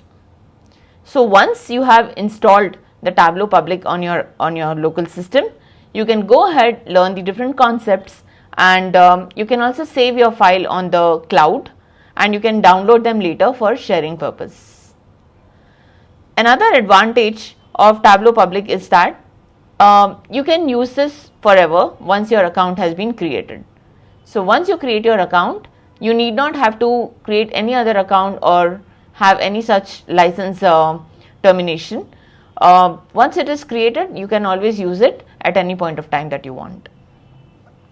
That's about the different Tableau products. Now, the main purpose behind Tableau is, like I mentioned, it is data visualization. So with the help of different types of charts which can be used in different types of data, we are able to understand the data in a much more quicker and easier manner. Then we also use the Tableau for the data exploration. If I want to have a quick idea on what does my data say, I can use the Tableau, since it is able to give me an option to even create some more additional variables based on the existing ones. So even data cleaning can be done using the Tableau. Next, we can look at data modeling, which means I can collect the data from different sources and connect all into one single sheet using the Tableau. Data modeling means we are trying to bring in the data from different sources, maybe an Excel sheet, maybe a text file, or maybe any other type of file. We bring them together into one single master table, and with the help of that table, we can create our visuals. Next, we have the data collaboration. So we can also go ahead and share our visuals and our dashboards with the other users who can gain a better understanding of our data and also gain that understanding on a real-time basis. So as and when you have the transaction flow, you are able to showcase that on your visuals. We can also use Tableau for the data preparation. So data preparation would mean with the existing data, we are trying to transform that in a format which could be easier for us to create a visual. Sometimes your data may be available, but it may not be in a suitable format. For example, if I have the date of birth of my employees, but I am interested to know age-wise salaries or age-wise working experience. Now, date of birth by itself would not be quite useful, isn't it? What we need to do is we need to derive age from the date of birth data, and that particular column would be much more useful for me as compared to the original data. So let us now look at what are the different capabilities of Tableau that can help us to be a successful data analyst. In order to analyze the data in detail, we surely require visualization. That is one of the primary features of Tableau. So we can create different types of visuals with the different types of data and get a much better insight into them. We can also explore our data on a preliminary basis, like try to understand like what is the initial insights that we can draw from this data, and maybe we can explore about certain data irregularities or errors. We can then also bring in data from different sources and create a single master sheet out of that. So if I do not have all my data in a single source, maybe it belongs to different sources, I can bring in all of that data, and with the help of this combined files or the combined data, my visuals could have much more added insights. We can also prepare our data or prepare additional variables from our data, which can help us to analyze the data much more in depth. So which means that suppose I would like to know what is the average salary of my employees, and I would like to calculate this information on the basis of age, as in I want age wise binning, and in each of the bins I would like to know what is the average salary. Now for this purpose I need to calculate the age of my employees. For the same purpose I would be using the date of birth of these employees. Using the date of birth I can calculate the age using the calculated field feature, and then I can go ahead and build my visual out of that. So that's one of the examples that I'm giving you for the data preparation. We will be learning many more along the course. We can also share our dashboards and visuals with other users who may find this quite relevant, and I can do this on a real-time basis. So at any point of time, if I have brought in any kind of changes in my visuals, that will be reflected in the other users' desktop as well. So the next thing that we can look at is the mobile access.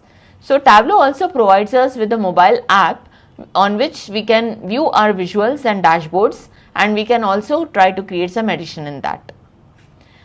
So Tableau also possesses some natural language processing capabilities, wherein just by asking a few questions in a natural language like English or Hindi or any language that you're comfortable in, you can build the responses in the form of visuals. So you need not have to create a visual manually. You can just ask your questions and it will automatically give you the response in the form of visual. It's amazing, isn't it? And finally, we can also look at our data on a real-time basis, which means let's take an example of Amazon. On Amazon, on every second basis, we will be having so many transactions coming in. So each of the transactions will be recorded in a single data source. Now, if I want to show a visual which can represent all of the transactions as and when they happen, this is what is meant by real-time data. So as and when there is an inflow of the data, we are able to visualize the same with the respective charts. So that gives us a pretty good insight on our business and on our data on a real-time basis, and we need not have to go back in time and try to create a different visual for that. So I can just go ahead and try to filter my data and do many such kind of tasks, and I can get exactly the data that I want at any point of time. So these are some of the amazing features of Tableau that can really help you to become a great data analyst. Let's go ahead and get a fair understanding of what is a dashboard. Now, we have seen a car dashboard or a two-wheeler dashboard. Let us look at the different visuals on our dashboard here. So we can see the speedometer. We can also see the rounds per minute of our wheels. We can see the fuel meter and also the engine temperature. Right above here, we can also see the indicator option. We can see the service inspection and how many kilometers have been covered. Now, though we have all these visuals on our dashboard, it still does not give us 100% information about our vehicle. Why is that?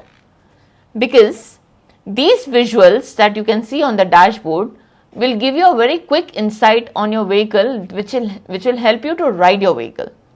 So from the perspective of the driver, this dashboard is quite apt. It gives you just the information that you need at the time of your driving. If we provide all the information about the engine capabilities and many other details like when the car has been purchased and all sorts of irrelevant information on the dashboard, that can completely confuse the driver and the driving experience could be really dangerous. So with this information that you can see on the dashboard, that is just enough for the driver to have a smooth driving experience. So without having the hassle to go to the petrol pump before going to a particular destination, the user can easily see what is the amount of fuel in the vehicle and can decide whether it would be sufficient for him to reach the destination. On the other hand, if there are speed limits on the road, the speedometer helps us to understand whether we are within the speed limit or not. The engine temperature also allows us to know when the engine is actually getting overheated and when we must actually stop and try to check on the engine. And we also have some more information which could be quite handy, like if at all you have forgotten to turn off the indicator, it would reflect that also in the dashboard. So these are some of the options which also ensure the driver's safety and gives us just the sufficient information at that point of time. The rest of the details may not be available on the dashboard because they may not be quite relevant. So that exactly is a dashboard of a company as well. So if a company prepares a dashboard, they would display just the right amount of information on that dashboard which can help us to make quick decisions. Now, if the driver needs to go to the petrol pump or not depends upon this particular visual here, and that helps the driver save a lot of time as well. So in the same manner, when I see a certain KPI on my dashboard, like what is the total amount of sales or what is the total amount of profit, that helps me to save my time to figure out what the total profit actually was. So this way we are able to show the information on the dashboard, which can give us a very quick insight on the performance of the company. And it also saves us from wasting our time on irrelevant information. So that is the main purpose behind a dashboard. When we create a company dashboard, we will fill in all the visuals on that dashboard, which contains all the vital information, like what is the total sale and what is the total profit, what is the quantity being sold, also how much time does it take for the item to reach the destination once it has been shipped, and we can also see the data across time, across the different locations, and some important information like that. That is the dashboard that we are going to discuss. But as you can see, in a single dashboard, and I do not have just a single visual, isn't it? We have multiple visuals here, and each of these visual is indicating some information. So in a similar fashion, we will also be creating an independent visual on different sheets, and then finally at the end of this course I will also be showing you how exactly we can build a dashboard which can give us just the information that we require at any point of time. So let's go ahead and get some understanding on what kind of data types does Tableau understand. In the beginning of this session, I had made mention about different data types, something like numeric, string, date, and boolean, and many more. So these are some of the data types that are interpretable by Tableau. So Tableau understands the numeric data. So the moment I try to fetch in any kind of data from any source into Tableau, by looking at the values, Tableau would be able to ascertain that the data type is numeric. Next, if I have the data in the form of alphanumeric characters, that is alphabet or numerical values together, then it automatically identifies that data as a string. If the data is in a format that represents a date or a date and time, Tableau also identifies the same and labels it accordingly. Then we have Boolean data. So Tableau also understands the Boolean data, which is based on a certain condition that we provide on the data, and represents the same in the form of T and F, that is true and false. Then we have the geographic data, which means if I have any data with regards to the country or state or area or pin code, it identifies that as geographic data. So on a preliminary basis, when we try to get in any kind of data into Tableau, by looking at the values or by parsing through the values, Tableau does get an understanding of what kind of data it could possibly be. But we do have an option to even convert this data type into anything else that would be more appropriate for that purpose. So these are some of the icons that I would like to show here, which can represent the different data type. So if you see any feature on your data that represents the ABC icon, it means that it is supposed to be treated as a string. On the other hand, for a date we have a calendar icon, and for date and time we have a calendar and a clock. We have the hash key for numerical values, the T/F for Boolean values, the globe for geographic values, and we could have also had mixed data which may not belong to any of the above categories. So we call it as a cluster or mixed values. So these are the different data types with their respective icons, and this will help you to understand what your data is in real time. Very important to know what are dimensions and what are measures. Anything that you can see in the form of categories, basically it's the data on which we cannot perform any kind of aggregation. Just to give you an example, if I tell you to add a chair and a table, you would be confused as to what am I talking. It is not really possible for me to add a chair and a table because these two are categories. So adding two categories makes no sense unless and until we have some kind of measure associated with that. On the other hand, if I tell you that the chair costs 1,500 and the table costs another 2,000, and I would like you to add both of them, now it's possible for you to add it up. Why? Because we have a certain measure involved. So measures are those variables on which you can perform certain aggregations, wherein dimensions are those which are categorical and you cannot directly aggregate them unless and until you involve a certain numerical calculation or a numerical measure. We will get a more understanding on what are dimensions and measures when I try to bring in a data set, that is a sample superstore data, into Tableau, and with the help of that data you will get a pretty good understanding on what are the different data types and what are also dimensions and measures. For now, all you need to remember is that any kind of column of a data set could either be a dimension or could be a measure. Typically, any string related data or date data could be either dimension or it could be a measure only when we transform that into a measure. So string based data is typically only dimensions. On the other hand, when you have numerical data, typically we treat them as measures. There is no such hard and fast rule on what should always be only a dimension or only a measure. So dimensions usually are not convertible to measures, but some of the measures can be converted to dimensions in the way of binning. So we will have a deeper look into this in a while. Meanwhile, let me also show you how exactly we could have installed the Tableau public. Now let's try and understand what are dimensions and measures. This is one of the very important concept in Tableau.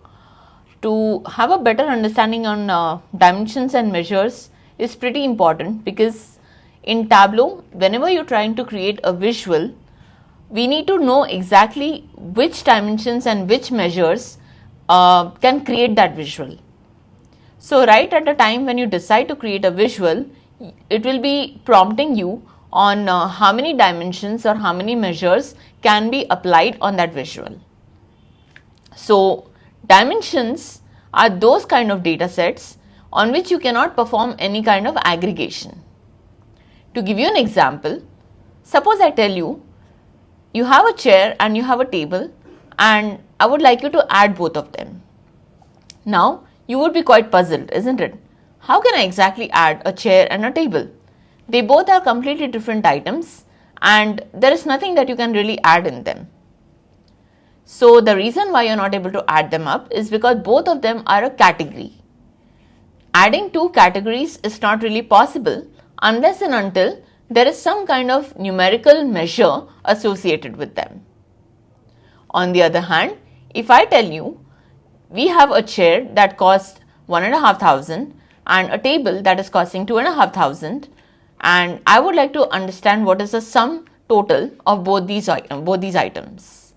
Now it will be easy for you to add both of them up. You can easily add 1,500 to 2,500 and you can get the sum total. The reason now you are able to add it is because with each of these categories, I have now associated a numerical value, which makes it possible for you to add both these values. So measures are those values on which you can perform aggregations.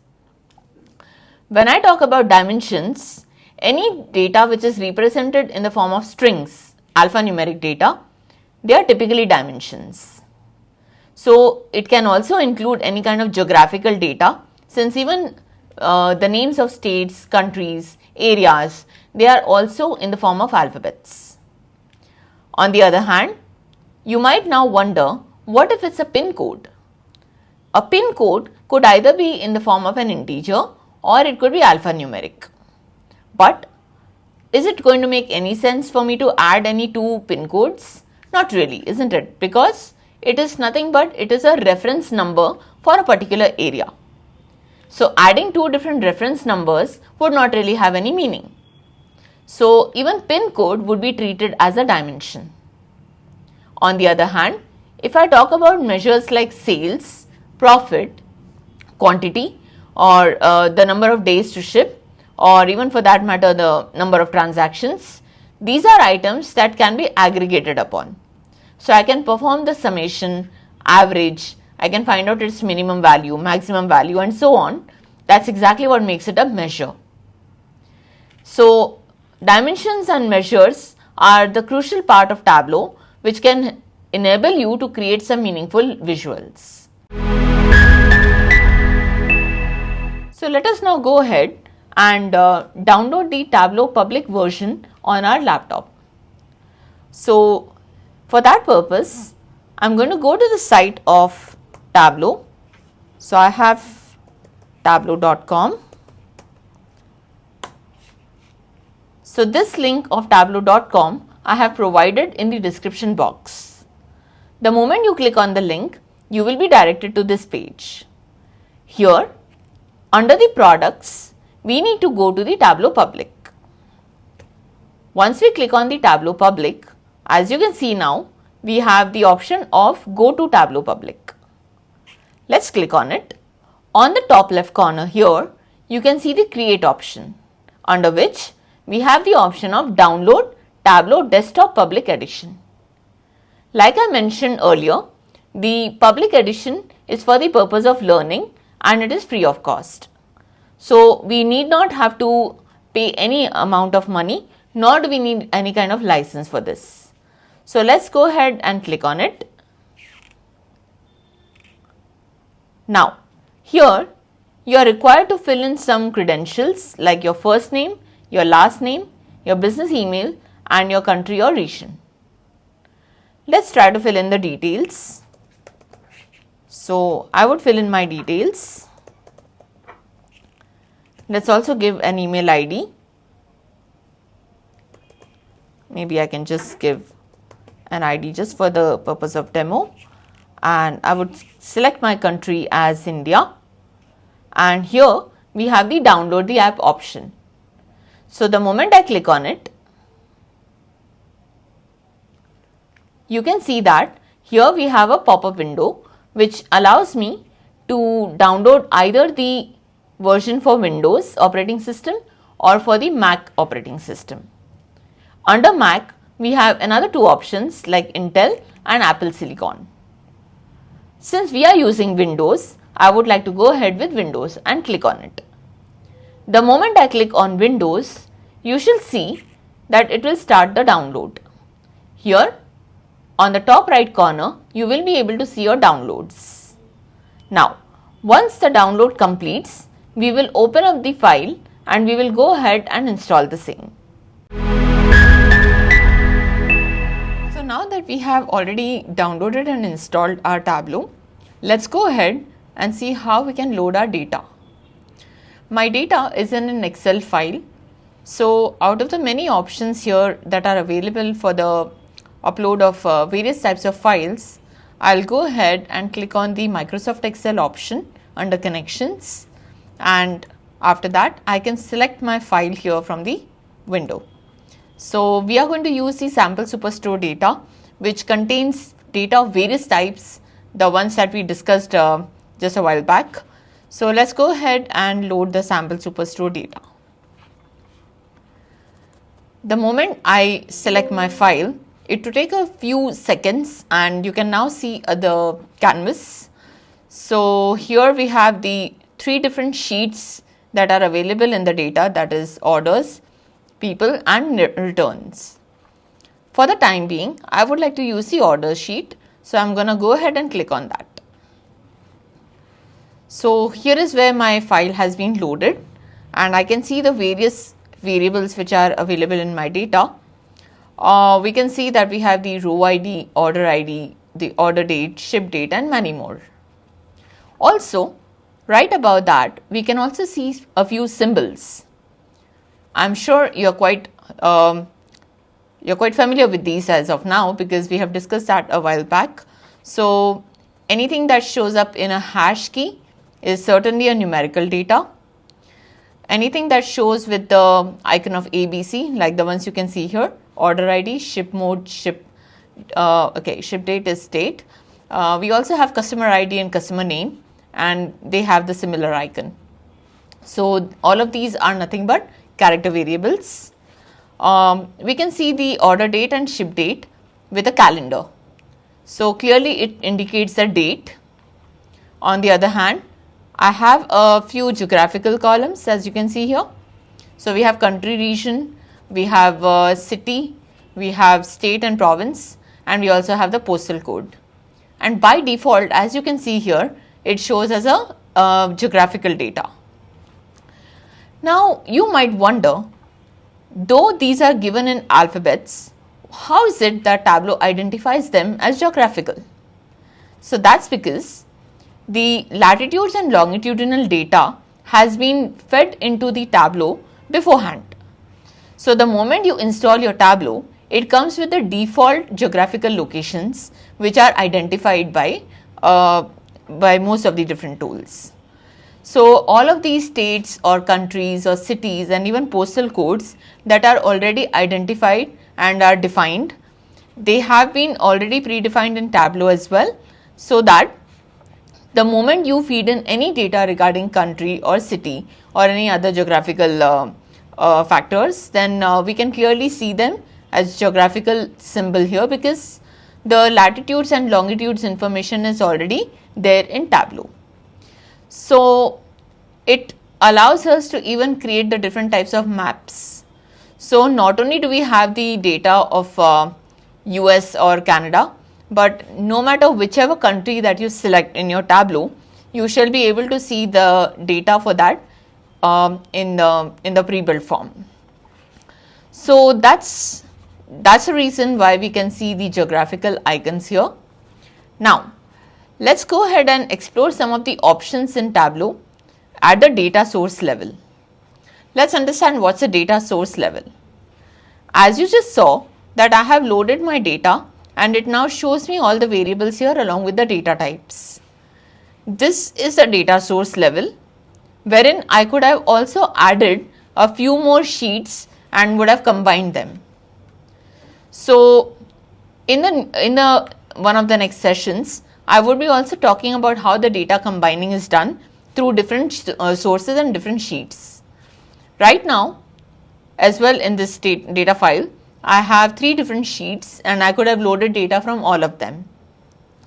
So this particular task of combining the data from different sources is actually done on the data source level. As of now, my intent is to show you the different features at the data source level. So we will go ahead with the data combining a bit later. Let's just go ahead and see the options. If I click on the order sheet here, I can see a few options that can be utilized for the data loading. So open at this point of time is not required because already our file is open. But yes, if I would like to rename my file to some other name, then I can click on rename and I can give a different name here. So you can see that I have given the name as transactions. Now this particular file will be identified as transactions at the sheet level. If I would like to go back to the original name, then I can click on the drop down and I can reset my table name, wherein it will go back to orders. So that is one of the option. The next option that you can see is remove. So if you feel that you have loaded a data by mistake and you would like to remove that from your canvas, then you can click on the remove. Now again, you can see that your canvas is empty. Next, I will load that data again, and we also have 2 more options like field names are in first row and generate field names automatically. As you can see, there are some column headings which are given in the data by default.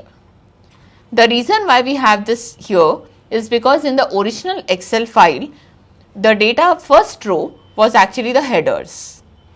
So by default, it is taking field names are in first row as the option. So if I have taken this particular option, what's going to happen is that any first row that contains the headers will be treated as headers here in Tableau as well. Now let's explore the other option, which will give you a better clarity. If I click on generate field names automatically, it just means that in my original data file, I do not have any headers and my data actually starts from the first row. As a result of which, I will have to create my headers manually. So if you feel that your data does not have a header by default, then it would be ideal for you to select this option, wherein it will generate the field names automatically as F1, F2, F3 and so on, which actually stands for field 1, field 2, field 3 and so on. Now comes a time wherein by looking at the data values, you might get a slight idea as to what column it is about. So if I just go ahead and click on F2, you can see that we have an option to rename. So if I click on the field and if I just type order ID, now I have given the name to my column, and the same thing can be done for the other columns as well. As a result of which, I will be able to define a name for my columns on a manual basis. So at this point of time, we do not require this option because, as I already said, that my original data already has my headers. So we are going to select these headers and we will carry on. The next option which I would like to show you is how we could have changed the data type. Suppose if I click on the order ID's data type, that is ABC, that is string, you can see that I have all the other options as well available. So since this is a string data and it's an order ID, it certainly doesn't make sense for me to convert that into a date type or even a numerical. Even if I change it to numerical, you will notice that it will show null values. The reason why it is showing a null value is because in my original data, I do have some special characters like a hyphen. Now hyphen would not have a numerical equivalent, and that's exactly why it does not transform that to numeric, rather it makes it as a null. Next, we have the order date. Now if I transform the order date into number whole, instead of showing a null, as you can see, it shows me some value. Now you would be wondering, what exactly is this value? Why is it that a date is being transformed to an integer number?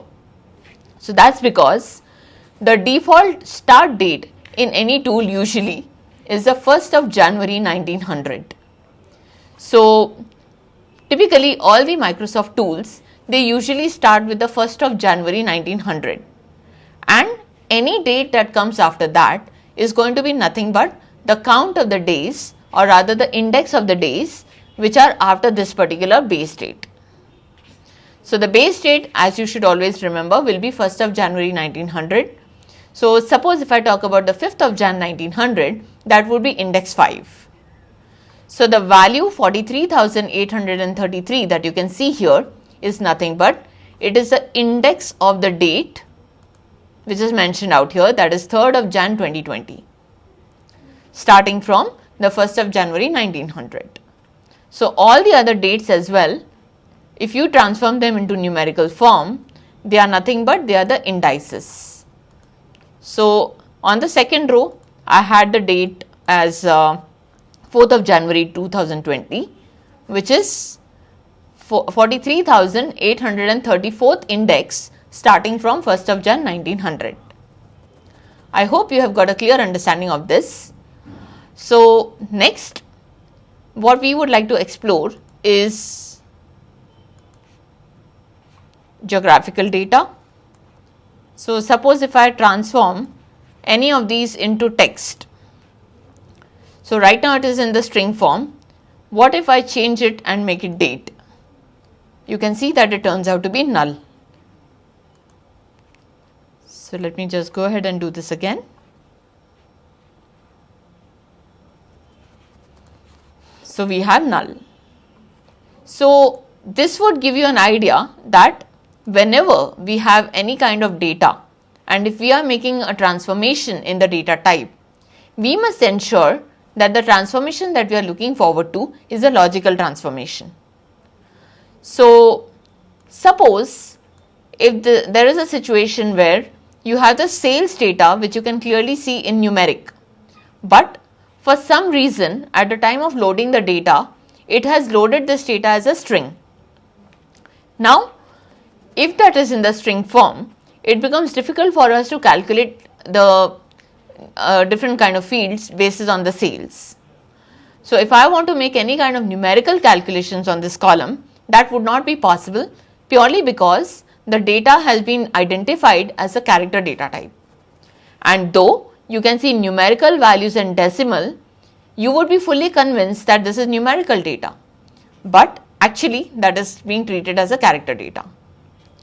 So, for these kind of transformations is why we have this option where we can transform the data in any required data type and we can carry on with our visualizations. So, that's about your data types. Now, apart from the data types, we do have some additional options as you can see here. If I click on if I hover on any of these data field, you can see an additional drop down arrow. Let's click on that and see what are the options available. Now, the first option here is rename, which we have already explored. That is, if I want to rename my column, then I can go ahead and click on rename and then I can put up the new name. This option can also be useful if you feel that your data does not come with an appropriate heading, or maybe the heading that is given is quite confusing and you would like to give a better or simpler name to it, then also you can go ahead and rename your column. Next option that we have here is copy values. Now, if you would like to copy one or more values into a different sheet, that is possible with the help of copy values. All you need to do is select the columns that you want to copy. If it's one column, you can just click on it, but if there are multiple columns, you can press and hold your control key on the keyboard and you can go ahead and load this. So, by clicking and holding the control key and by selecting the columns, I can just simply go ahead and drop down, copy values, and then I can go to my destination sheet and paste them. So, exactly these 4 sheets or these 4 columns are going to be loaded into the new sheet. So, that's how we can copy the values. Next, we can also go ahead and hide a column. So, when would you hide a column? Suppose your study is restricted to only one or few columns into the data. In that case, it would not make really sense to view all the columns that are available in the original data. So, for that instance, when you are trying to load your data set, you might want to load all the columns, but at the time of visualizing or at the time of analyzing the data, you might want to hide a few columns so that it should not be lost, and at the same time it becomes easier for you to toggle between the different columns. So, if I hide a column, suppose if I hide the customer ID column, you can see that I have clicked on the hide option and now we do not see the customer ID. Question is, how would I get it back? So, for that purpose, I have the settings option here, which I would like to click, and I also have the second option which shows show data fields, show hidden fields. So, let's click on the show hidden fields and you can see that I am able to view my customer ID, but that is still in the hidden form.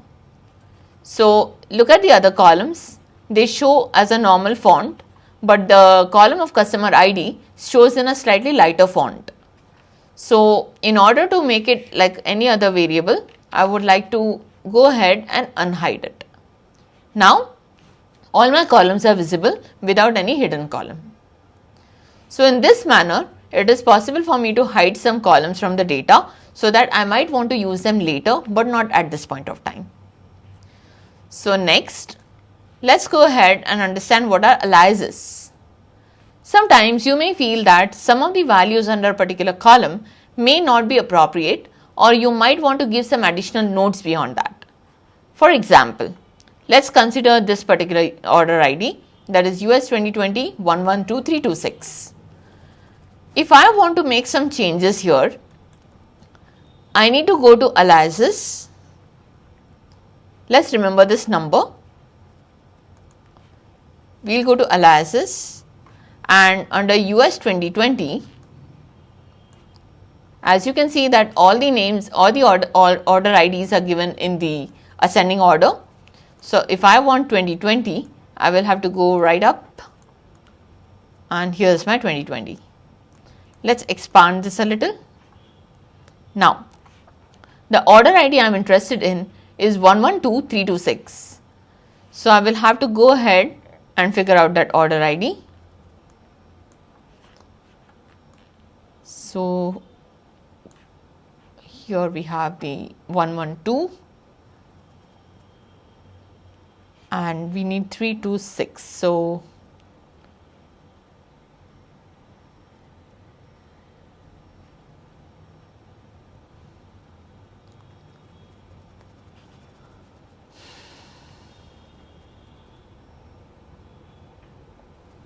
there.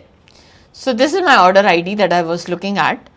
Now, there could be a potential problem with this order. For example, maybe it was delivered late, or perhaps there were some missing products, or maybe there were some damaged products. And I would like to take a note of that just next to the order ID until this problem is resolved. So what I can do is I can give an additional note here with an asterisk saying that they are damaged goods. Now, once I do this, in this order ID, I will be able to see damaged goods as the name, and once this problem has been resolved, I can quickly go ahead with clear aliases and I can get back to the original names. So for now, let's look at the order ID.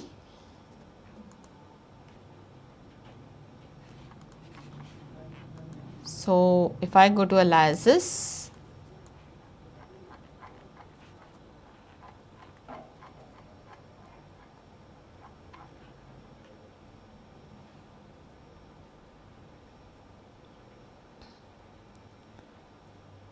so this was the note I had given, that is damaged goods, and I click on OK.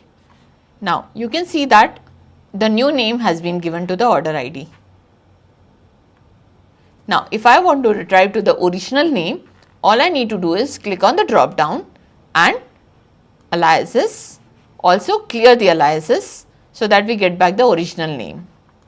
Now if I click back onto the name, the damaged goods should be actually removed and you should be able to see the original name.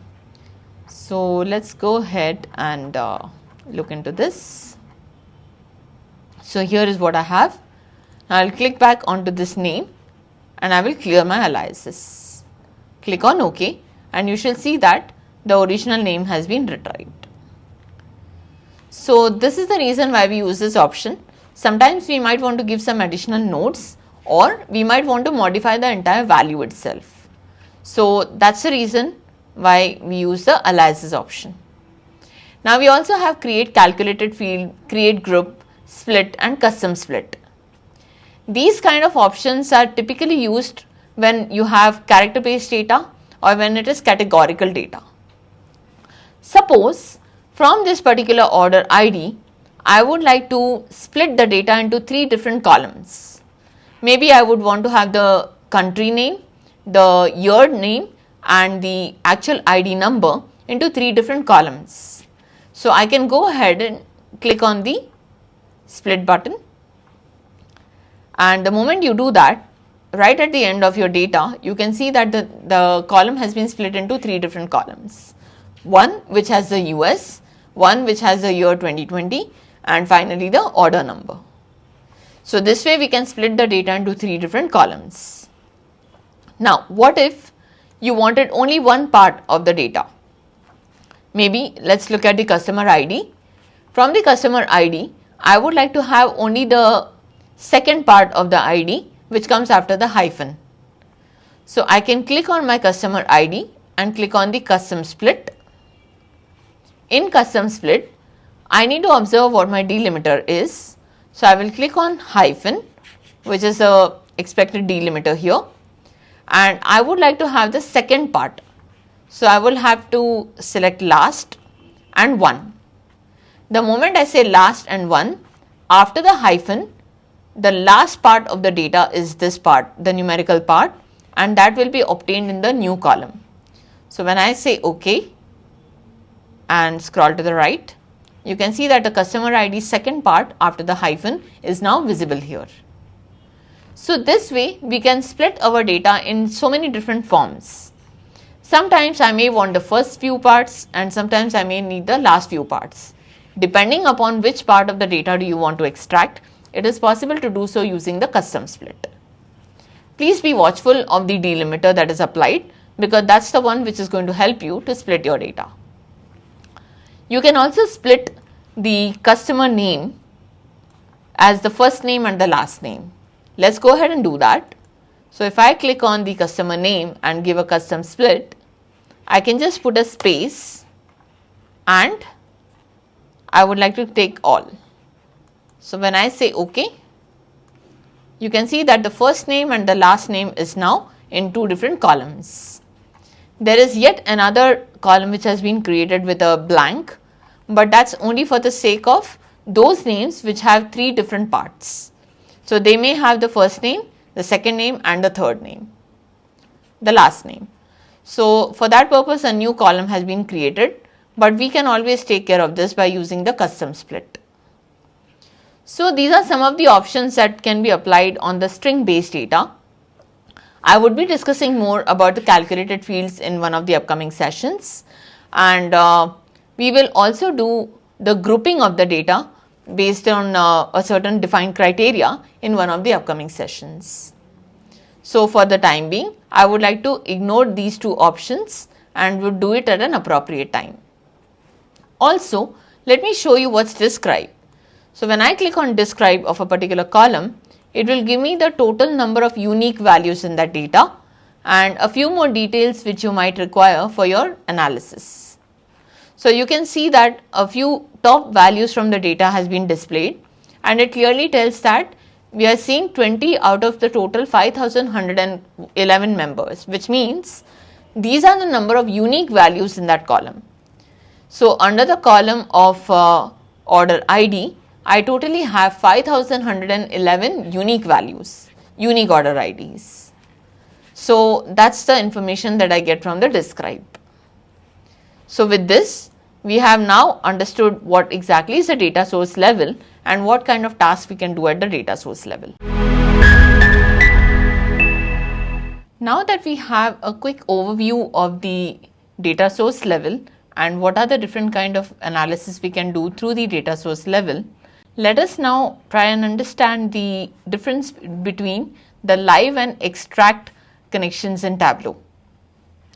So the live and extract connection may not be available in your Tableau public version, but later when you try to take up the Tableau license, you will be able to get this particular option wherein we can either connect to the database on a live connection or on an extract basis.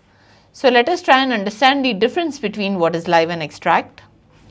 When I say a live connection, it offers the convenience of real-time updates, which means that as and when there will be transactions entering into the data, it will be having an impact on the visualization and would be showing all the transactions on a live basis, on a real-time basis. So on the other hand, when I say it's an extract, we have just taken a quick subset of the data which we want to use in our visualization, and this is much more faster because already we have tried to take a subset which is relevant to our study, and this can be very quick in terms of the visualization. So unlike the extracts, databases are not always optimized for fast performance, which means when I try to look into the live connection, I'm trying to look at the entire database at a shot. So even if I wanted to apply any kind of filters or any kind of subsetting, I would have had to do that for every visualization, which would have been taking a longer time. On the other hand, if I take an extract of the data, then I could have applied the filters or the sets pre-hand while extracting the data, and that saves me a lot of time while creating the visual, because now I need not have to apply a filter every time and mine the data. So imagine if I have more than 1 million transactions, and I have already subsetted the data based on a certain region which I would like to study. Now, if I try to go for a live connection, every time when I want to build a visual or write a query, I will have to apply the filter, and the system has to go through each and every transaction and try to filter out the data that is relevant to me.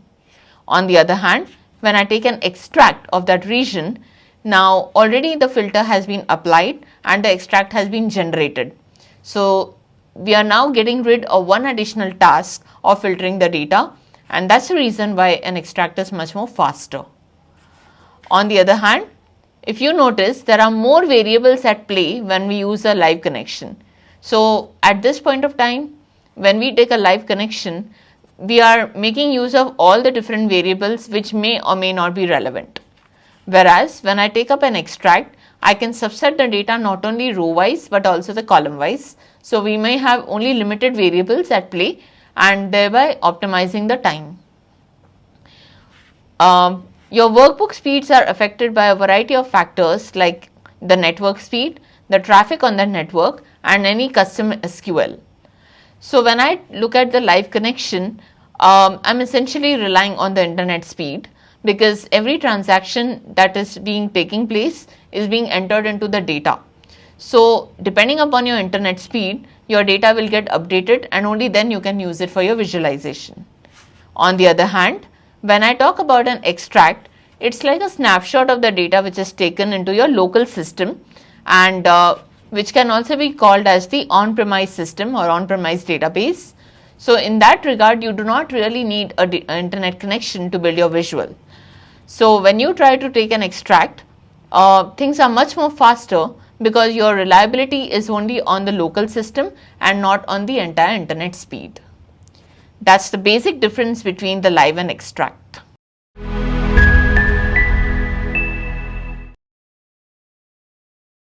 So in the previous topic, we have seen how exactly we can use the Tableau. We have also got an idea on what is the dashboard and what is the utility of a dashboard. We discussed about a few visuals, and also how does the data look in the data source level, and some of the modifications that we can do on our data at the data source level. I have also shown you the entire installation process, so I'm sure that by now you must have already installed the Tableau on your system and you're all set to use it. So let us now get ahead and understand what are the different worksheet options and worksheet sections. So we will get acquainted with the interface of Tableau. We will also learn about the different shelves that are visible on the Tableau interface. We will then go ahead and look at how a bar chart is created and a stacked bar chart is created, with the help of which I can also explain to you the different components of the marks card. And also let's get ahead to format our visual in different manners. We can also go ahead and create the text table and the highlight table. So these are the different things that I would like to discuss in this topic. So let's get started.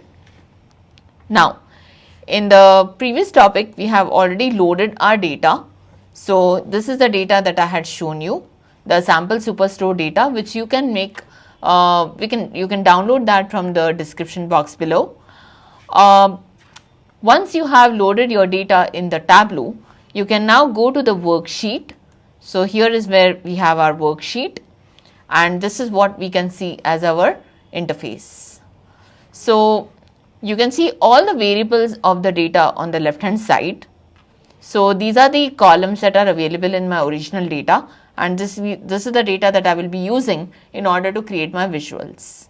Now you can also see a few additional columns like the customer ID split and order ID split, because that's what we had done in our topic as the splitting of the field, right? So I would like to remove these fields because they may not be useful for us at this point of time. So I've made a multiple selection and I now go ahead and delete them. So this is my original data. Now if I want to use any of these fields on the visual, I can select the field and I can then click on an appropriate visual from here under the Show Me bar. Under Show Me on the right hand side, you are able to see a lot of different kind of charts, which are the basic ones.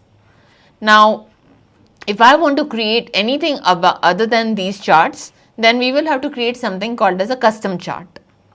So we will be discussing about the custom charts in one of the topic moving forward, but now let's get started with the basic ones.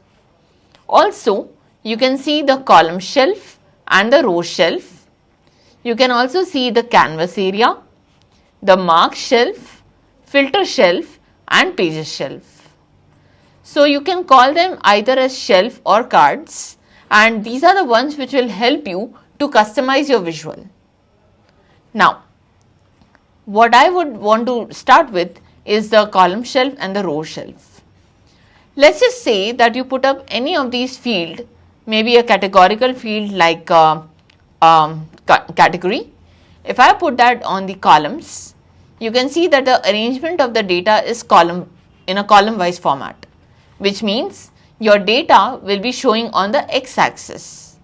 On the other hand, if I show the same field on rows shelf, then the data will be arranged in the y-axis format, that is vertically. So anything that you show in columns is being shown horizontally and anything in rows will be showing vertically. So you'll get a better understanding of this when we start moving on to the maps and the different charts. So let's remove this for the time being. Now we again have an empty canvas. Let us also try and get a better understanding of the taskbar. So here we have a taskbar in which we have a lot of different options. We have the option to undo or redo any step into our visual. We also have an option to replay any animation. With the help of the save icon, we can save our entire workbook. The option here is a new data source option, wherein we can add an additional data source on the existing sheet. Then we can also go ahead and add a new worksheet or a new dashboard or a new story. We will understand what is a dashboard and story in one of the upcoming sessions, but right now what I'm trying to show you is a worksheet. So next we have the duplicate. Suppose if you have built a visual and you would like to create a copy of that visual. So we have the duplicate option wherein it will duplicate the current sheet. We also have the option to clear the sheet in case if you feel that the visual that you have built is not quite useful or maybe you made a mistake, then you can also clear your sheet by using the clear sheet option. We also have transpose, which I would like to show you with an example. So if I have subcategory on columns, but instead of showing this on columns, I would like to show that as rows. So I can click on the transpose and you can see that all the subcategories now are listed in a vertical format. So this way I can transpose even the graphs that I'm trying to create or even any other detail. Then we have the ascending and descending order. Now suppose if I add sales on my columns, you can see that it has created a bar chart by default wherein each of the bar represents a subcategory and the length of the bar represents a sale value. Suppose if I click on transpose, you can see now instead of drawing a horizontal bar chart, it has now drawn a vertical bar chart. On the other hand, it's quite difficult for me to analyze which is the least sale and which is the highest sale. So if I click on the ascending order, you can see that all the subcategories are now arranged in the ascending order of their sales. On the other hand, if I click on the descending order, you can see the sales from the highest to the lowest end. So this way, I am able to clearly make out which are the subcategories with the highest sales and the ones with the lowest sales. So that's about your sorting. We then have highlight, creating groups and also the labels. The highlight and groups I would like to explain a little while later. coming to the mark labels, if I click on the mark labels, you can now see the exact value of sales for every subcategory.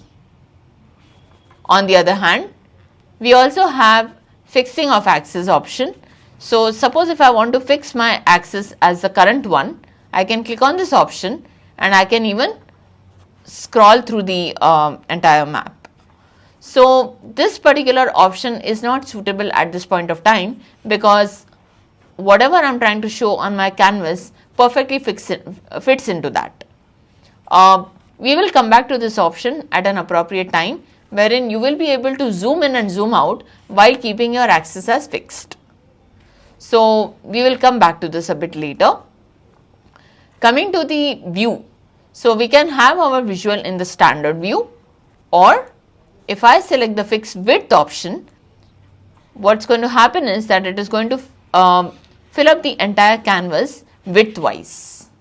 On the other hand, when I say fit height, it will fill up the canvas on the height level.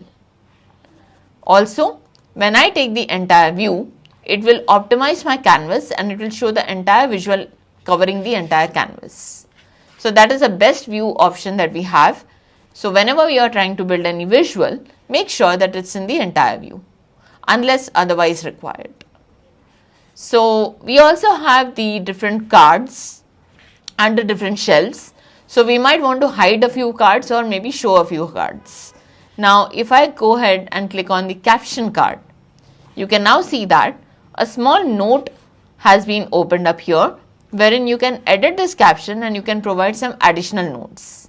So if you want to make a note of any additional detail on your visual, or maybe you want to give a description of what exactly would you like to show, or on the other hand, sometimes you may even want to show the stepwise procedure of how you build a particular visual. In all the cases, the caption is quite useful. So what you could see here is an editor. Now if you want to edit your caption, you can always do that in your text editor. So a similar text editor is also available for these labels, and that's available on the marks card. I will be dealing with the marks card in a while, but for now let's go ahead and see what exactly we have on our cards. So coming to summary, suppose if I click on summary, I will be able to see a very quick brief on what are the count of our categorical data, and also if I have involved any kind of measure field like sales, I can see the sum, average, minimum or maximum, and even the median. So a very quick statistical summary is made available to you for any numerical column. Next, we also have the option to either disable or enable the filter. Also, if I would like to hide my pages shelf, if I would like to hide my filter shelf, I can pretty much do the same using this particular option. So if I want to optimize my screen space and I would like to show my visual on the entire canvas, then I can make use of these options and hide some of the cards which I may not require at that point of time. So that's the taskbar, and the very last option that we have here is the presentation mode. So if I would like to see this visual on a full view, then I can click on the presentation mode in order to get to the full view. To come back to the preview page, we will have to click on escape. So these are some of the options which you can use very often while creating your visuals. Now, I would like to also give you a quick idea on this particular bar chart that we have created, and also the marks card. So on the marks card, we can see a variety of options. So we can see that we can change our chart to any other type. So right now by default it has created a bar chart. That's why it shows automatic on the bar chart. But we could also transform that into a line chart or into an area chart, also into a shape chart, and maybe a text card, as well as on the polygon, and many more. So you can see that there are so many different chart types available, and it is quite easy for me to go ahead and transform my chart. Also, we have the color card, the size card, label card, detail and tooltip. These are the default ones. Now, if you have created any other kind of chart, you might see some more options here like the shapes or maybe the pie card. So we will learn those particular cards a bit later depending upon which chart we have built. For now, let me show you what is the utility of a color card. So at this point of time, all my bars are showing in a plain blue color. But what I would like to do is, I would like to give a different color to each of the bar basis on the subcategory. So the moment I put my subcategory field onto the color card, you can see now that a different color has been associated with a different subcategory, and each of the bar gets a different color. Also, we can see a legend here which indicates what color represents which subcategory. Now, if this is quite colorful, then I can also restrict my colors basis on the other field like category. Now, we clearly know that a category and a subcategory is related, which means that they belong to a particular hierarchy. Each of my subcategory will belong to any one of the category, and I can say that due to this relationship. So if I put the category and then the subcategory on my bar chart, you can see that a panel has been created and each of my subcategory belongs to any one category. So if I want to give my colors based on the category instead of subcategory, I can now replace that on my color card. So now you can see that the subcategories which belong to any one category get a single color. So my furniture category gets a blue color, my office supplies get the orange color, and the technology gets the pink color. What if you would want to modify that? So you can click on the color card, go to the edit colors. Let's just say that you want a different color for furniture. So I will select furniture and maybe we can give a yellow color. For office supplies, I might want to give maybe a purple, and for technology, we would like to give the blue color. Now, the moment you click on apply, you can see that the colors that we selected are now applicable on our chart. So this kind of process can be applied when it's a categorical data. What if you want to color the data based on the numerical value, which means for sales which are on the least side, I would like to show a light color, when on the sales of the higher side, we would like to give a darker shade of the same color. So essentially what I would like to provide is the gradients. So what we can do here, since I am trying to show the sales on my bar chart, I will drag in the sales on the color card, and now we can see that the least sales have got the lightest blue, wherein the higher sales are shown by the darker blue. So this way we are able to make the changes to the color. I can also edit this by going to the edit colors and by changing the gradients. So we have a variety of options which are default. So let's go ahead with the gold and purple diverging and click on apply. What you can see right now is that a lower sale is being shown by the golden color, and the lower it is, the darker golden it is. And on the other hand, when it's on the higher side of the sale value, we can see that with a darker purple shade. Now, maybe you're not very happy with the golden and the purple color. Maybe you want to show a green and purple. So I would like to click on the golden card here and replace that with green. Now we can see the colors as per golden and green color. So a green shade represents a low sale and a purple shade represents a higher sale. Also, instead of showing a gradients, if you would like to show a defined color in the stepwise format, then you can click on the step color and you can increase as many steps and as many colors as you want. So here we are moving from a darker shade to a lighter shade of green, and then from a lighter shade of purple to a darker shade of purple. So the value that is shown here can also be arrived at by clicking on the advanced options. So at this point of time, the center, that is the light green or the light purple shade, represents the center value of 1,72,000, which usually is the median. As you can see, the median value here is 1,15,000 for the sales, and the average value is 1,36,000. What I can see here is the centermost value of the sale. So I can change it by clicking on it and maybe changing it to the median value. So 115,361 is my median value. Let's apply that. Now, any sale value which is lesser than the median is represented by the green color, and any value which is higher than the median is represented by the purple color. So I can fix my center even based on the average or maybe any other value of your choice. You can even define that as the target sales and any sale beyond that.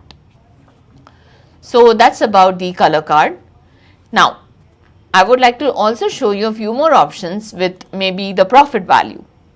So if I drag in the profit on the color card, right now I can see that a lower profit is being represented by the orange color, wherein a higher profit is represented by the blue color.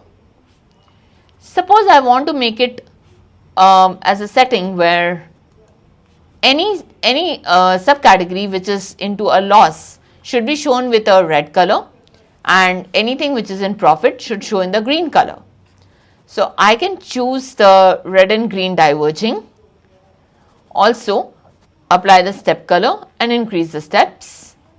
Use the full color range so that all the extreme shades are also included in your color bar, and then we can click on apply. So at this point of time, the tables, bookcases and supplies are showing in the red color, which means that we are suffering a loss. On the other hand, all the other subcategories are represented by the green color, which are showing a profit. I can go ahead and change my settings, wherein my center is being defined as 0. So that means any profit value which is lesser than 0 or into negative, it should be represented with a red color. On the other hand, if there is any profit value which is a positive or greater than 0, should be a green color. So I can define my own scales using the color card, and this is how we can use the color card. So now this is my chart which represents not only the sales but also the profit. So now we are going to look at the size card and how it can be implemented on our visual. As of now, we already saw that the colors of the bars can be changed basis on the magnitude of the measure, that is profit. So whether I involve the sales or the profit on the color card, basis on the magnitude of the measure for each and every subcategory, we have seen that the colors are given accordingly, which means that here we can clearly see that any value for profit which is negative is being represented by the red color, and gradually from a lighter to a darker green, we can see lower profits to higher profits. Now we will see how exactly we can change the size of our markers, again basis on the magnitude of our measure. So if I involve a different measure on the size card, that would mean that the width of the bar would change. Let's see how that works. So for that, I would add in the category on columns. I will also add the subcategory.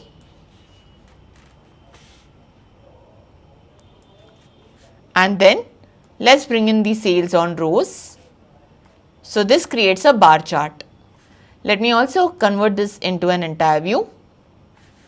And now let's add in the sales on the size card. As you can see that the subcategories with a very large sale value are having a very wide width of the bar, whereas on the other hand, art, envelopes, fasteners and labels, where we have a lower sale amount, we have very thin bars. So that's what I meant by adjusting the size of the marker basis on the magnitude of our sales.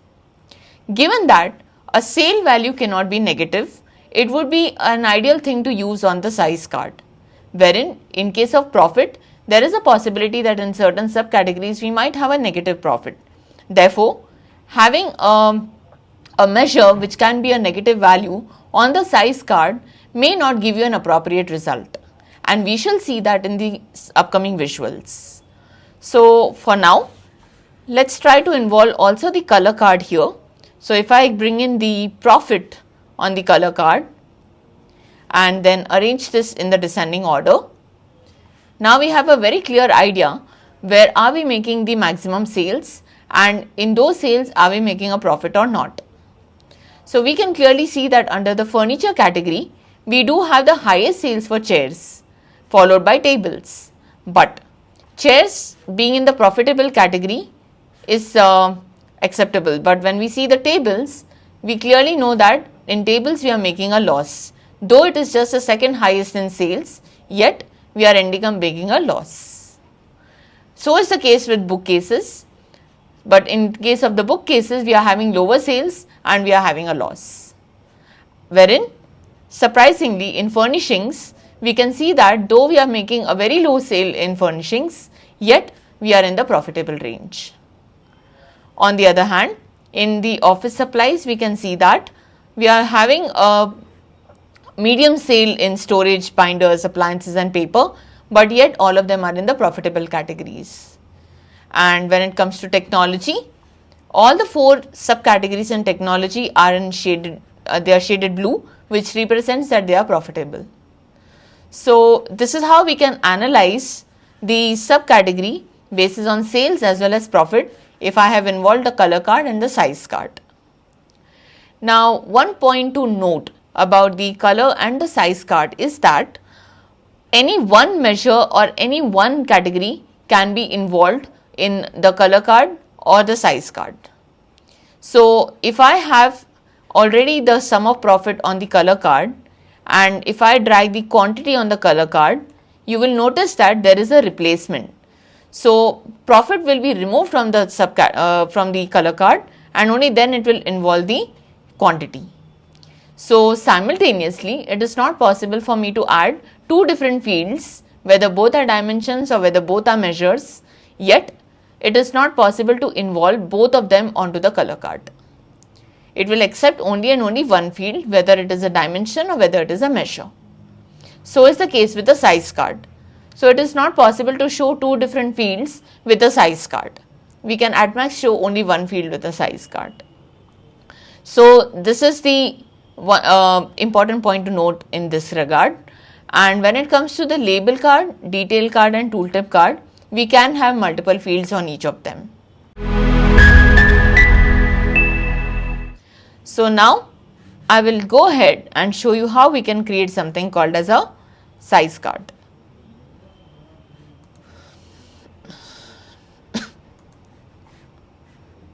Right. So given that we have now seen the size card, we will now go ahead and also add the labels.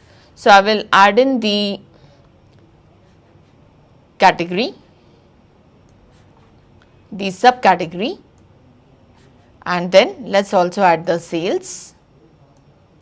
And what I have created here is a bar chart. Now, if you look at this bar chart, though we can see that the height of this particular bar represents the sale magnitude, but we still don't know exactly what is the sale that I have made for bookcases or maybe chairs or furnishings and so on. For that purpose, we might have to add the labels right on the chart. So one way how you can do that is through the taskbar. So if I click on the taskbar show mark labels icon, you can see that we are having the sales figures here. But the problem here is that though I am able to see my sales value, it is not possible for me to make any sort of modification to the font or the color or the size. So for that purpose, all we need to do is we need to get in the sales on the label card, and let's also get the profit on the label card.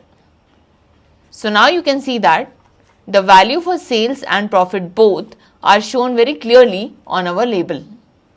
So what we need to do now is we need to change the format, we need to also change the color and the font and many other items in this case. So let's click on the label card, and in the label card you can see that we have the text editor. So we have the text field with this icon here with the settings. So let's try to click on that, and what we have here is a text editor. Now here is my chance to ensure that my labels are formatted correctly. The reason why we have the text editor here is because if you notice the graph, no doubt that we have the sales and we also have the profit value. But if you show this graph to any new person, he would be confused about which one is the sale and which one is the profit. So unless and until I do not make a mention whether which value is the sale and which one is the profit, it would not be very clear to the end user. So what we can do here in the text editor, we can just add in the text as total sales colon, and what I have here is a tag for sum of sales. A tag is nothing but it is a value which can be replaced based on the specific dimension. So now, given that I am able to see the sale as per each subcategory, I also want to show the sale with a previous text saying total sales value. So I'll just show this to you by clicking on apply. You can now see that we have total sales in the form of text and we have the label value. So at any point of time, we must not disturb this tag as that could affect your value. Secondly, let's also put the total value as a text for profit. So total profit, apply, and now any user can make out very clearly which value is sales and which value is profit. So that can avoid the confusion. Now we will also go ahead and change the font and color. So I will want to change the font to Tableau bold. So I'm changing the font to Tableau bold, and on the other hand, I want to show the sale value in a different color. Let's select orange. So what I'm trying to do here is I'm selecting the tag of the total sales and total profit, and I'm changing only the tag value to orange, so that when I click on apply, I can see that the font has been changed and the text part shows in the black color and the value shows in the orange color. So that's perfectly fine. Now, one more thing to add in here is the unit for the sales and profit. There are two ways again how we can do that. For that purpose, if I add in the dollar symbol here on my text editor and here as well, let's click on apply. So you can see that it shows a dollar sign. So that's one of the way how you can add in the unit, but you can also add in the unit using the format option. So what I will do now is I will close my text editor window. I will also go to the label, right click, and you can see the format option. So when I click on the format option, I have the fields option here on the top right corner. I will click on fields, and here I can see all the names of the fields that I have used on my chart. We do have category, we do have subcategory, we also have profit, and we have sales. So one by one, I would like to change the format and the input unit for the sales as well as for the profit. So I will first go ahead with sales. Now, as you can see here, under the default section, we have font, we have alignment, and we also have numbers. Let's go to numbers and the currency standard option. Since this data is about the US, we will change the currency to English United States. So I will check the United States, and here it is. Now, the moment you have selected the United States, you can clearly see that it adds the dollar symbol. The same thing can be also done for the profit. Also, if you require, you can reduce this value to 0 decimal places by reducing the decimal option. So when I try to reduce the decimal places to 0, now we do not have any decimal value. Also, we can add the display units for thousands, millions, billions, and many more. So instead of showing the entire value for sales, I would rather show them in thousands. So for that I will choose the thousands option, and now we can see that the entire sale value has been truncated to only showing thousands. Let's do the same thing now for even the total profit. So I will go to profit. Under the currency standard, I will select the currency as English United States. Here is what we have, and let's try to reduce the decimal places, and let's also show display units as thousands. So that's perfect. Now if you notice, some of these subcategories might be showing in a curve bracket. Like for example, in case of tables, we can see that the total profit value here shows in a curve bracket. Why is that? Because we are making a loss in case of tables. So if I want to show the loss value or a negative value with a minus sign, I can change that here, and instead of showing a negative value in a bracket, I can change it to a minus sign. Okay, now that I have done that, you can see that we have a minus sign here. But if you really go to think about it, if a user has to see this graph, the user will have to struggle to see this minus sign, and overall it shows all the values as a positive value. Now that can pose a challenge, because for a user, trying to have so much of attention to detail could be quite challenging. So if I want to really show a value in negative, a better idea would be to show that in a bracket, because that's quite visible and the user may not have to struggle a lot to see a negative value. Whereas in this scenario, it is very difficult for the user to notice the minus sign and figure out that which particular value has a negative profit value. So I would come back to my negative values section and I will change it to a bracket. Now that we see the graph, we can easily make out which are the subcategories which are having a negative value and which of them have a positive value.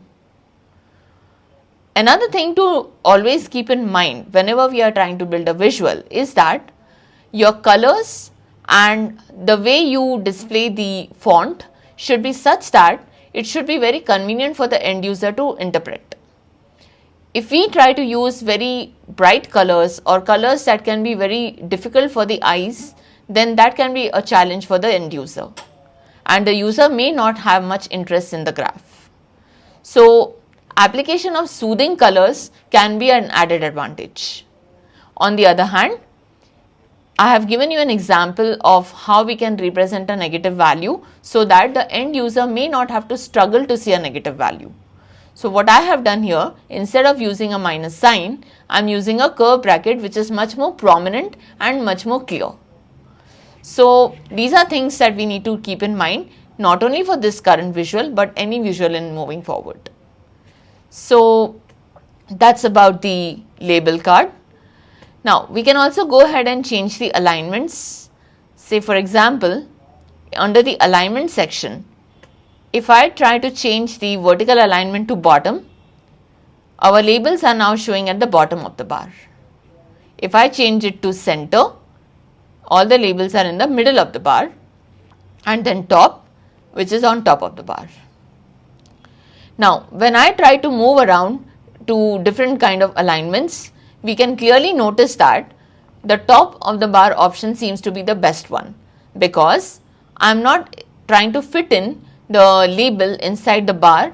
Therefore in that case there will be no color contrast. Otherwise what is going to happen is, when I try to use the bottom option, sometimes the label color and the color of the bar may be contradictory, and it may pose a challenge for the end user to see your visual clearly. So these are some of the things that can add in value to your chart. If you try to get the best alignments and the best color theme, then your chart can be far more pleasant and far more easier to interpret.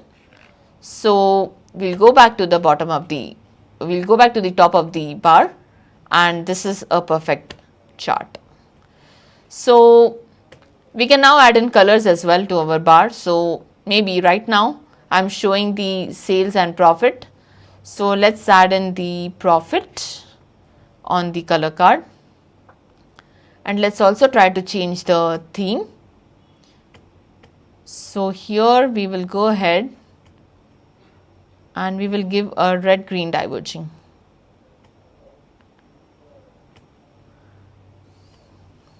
Right, and we will use the full color range and apply. So very clearly we can see which are the subcategories with a loss and which are the subcategories where we are making a profit. And finally, let's add in the descending option so that we are able to see the subcategories in the descending sales and in terms of their profit as well. So here is how we can make some changes to our visual and we can make it look better. Also, we have an option where we can change the color of our labels basis on the color of our marker, which means that since this particular marker has a green color, correspondingly even the label of this marker will have a green color.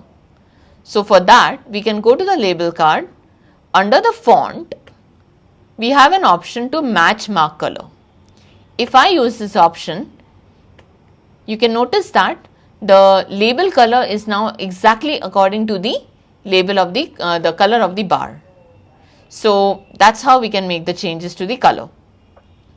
But because of this, we can also see that some of the labels are now in a very light shade of green, and again that can be very strainful to the eyes of the user.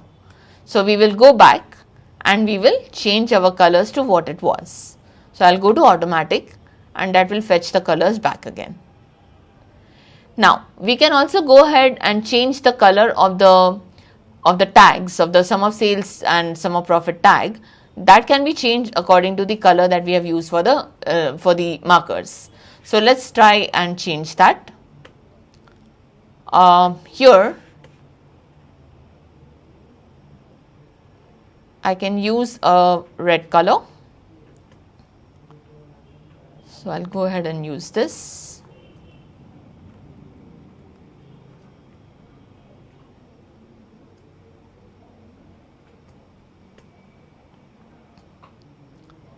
Right. So as of now you can see that the markers and the labels, they are all of the similar color theme, and this looks even better. So this is how we are able to create the different labels, and now I would like to go ahead with the detail card. In the detail card, what we are trying to do is, apart from the fields that we are trying to show on our visual, we are trying to add in furthermore details basis on either the color or basis on a certain marker. So we'll go ahead and notice that. Now for the purpose of the detail card, I'm gonna involve the segment. So I brought in the segment on the column card, and you can now see that there are three different segments: consumer segment, corporate segment and home segment, home office segment. Let's try to get in the sales on the rows and transform this into an entire view. For now, what we can see here is that which of the segment has got how much of sales, that is what our bar represents. But what I want to know here is that within the consumer segment, what is my sale for each of the category. So for that, I will add the category on the detail card. Do you notice that each of the bar now has been fragmented into three different sections, each of them representing one of the category. So here, when I try to hover on this section of my bar, you can see that it is showing the furniture category for the consumer segment, wherein the sale value happens to be 3,94,000 and some change. On the other hand, for the office supplies under the consumer segment, we have sales of 3,69,000 plus, and so is the case for the technology. So not only am I able to see the overall sales of the consumer, but I am also able to see the sales within each category of the consumer segment. If I want to see these labels clearly on the graph, then I can add in the category on the label card. so that it clearly shows which category is it talking about, and then the sales on the label card. And now we can clearly see how much of sale is being made for each of the category within each segment. So this is a little detail that I have added on my visual. So not only am I able to see the overall sale, but I am able to see the sale consumer, corporate and home office wise as well as category wise. So let's just see how many measures and how many dimensions have we involved here. So when I talk about dimension, you can see that the blue pills here show the dimension and the green ones show the measure. Also, on the left hand side, we can clearly see that all the fields which are in the blue shade, typically they are all dimensions. That is categorical data.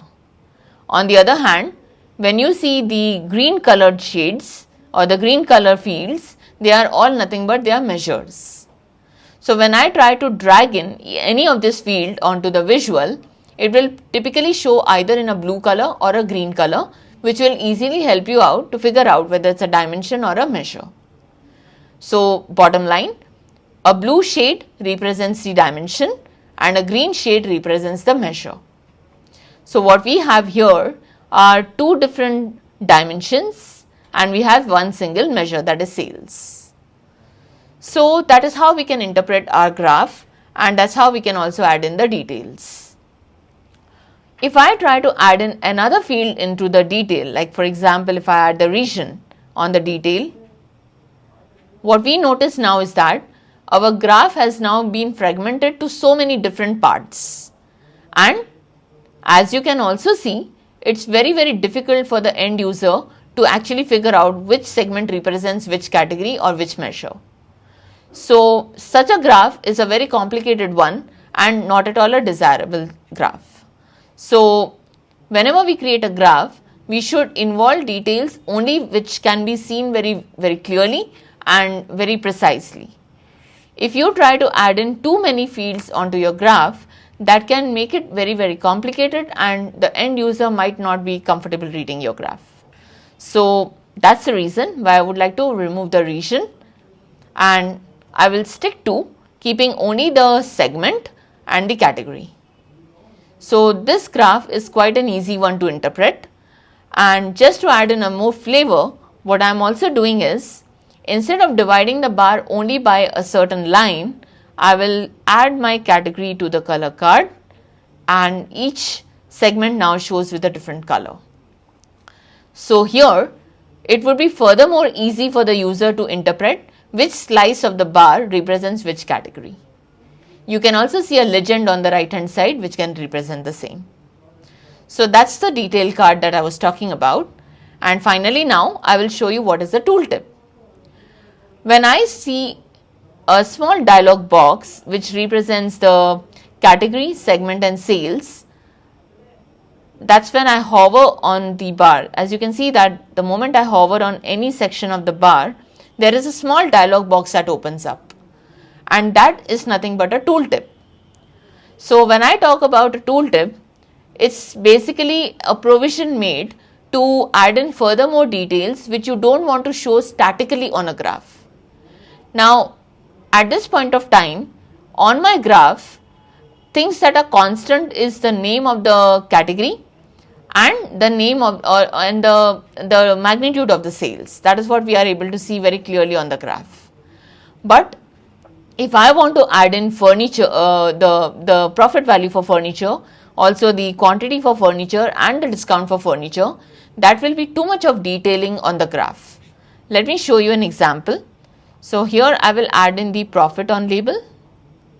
I will also add quantity, and I am also going to go ahead and add the orders count. Now as you can notice, we have too many details to show on the graph, and this can be quite confusing again. Moreover, here on the home office segment, you can clearly see that the labels do not show up. And the reason why they don't show up is because we do not have the space for the labels to get accommodated inside the bar. That is the challenge we can face when we have too many details on our graph.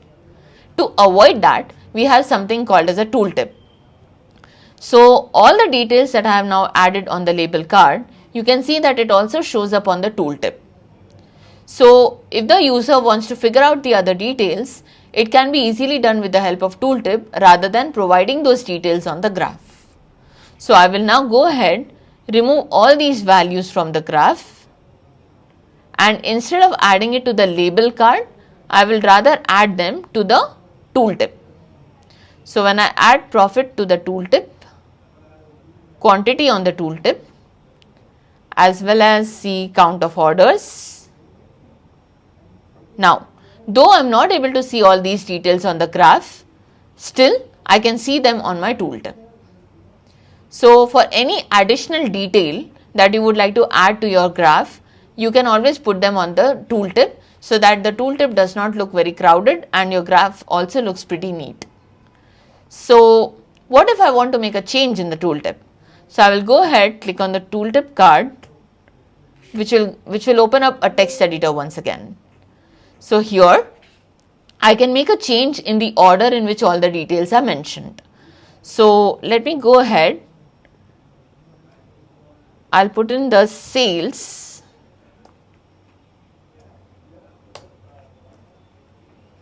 Then I'll go ahead and put in the profit.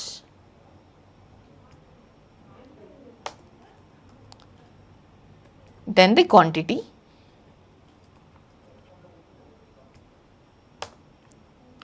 and finally the count of orders.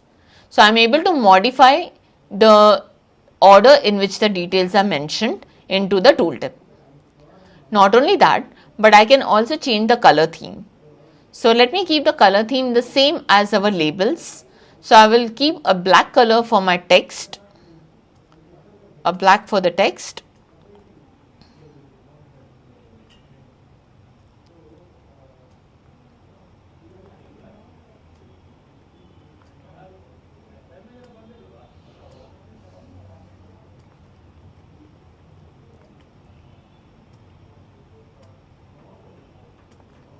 So here is what I have changed, and then moving forward I will change all the tag values to pink color, so it would match up to the labels.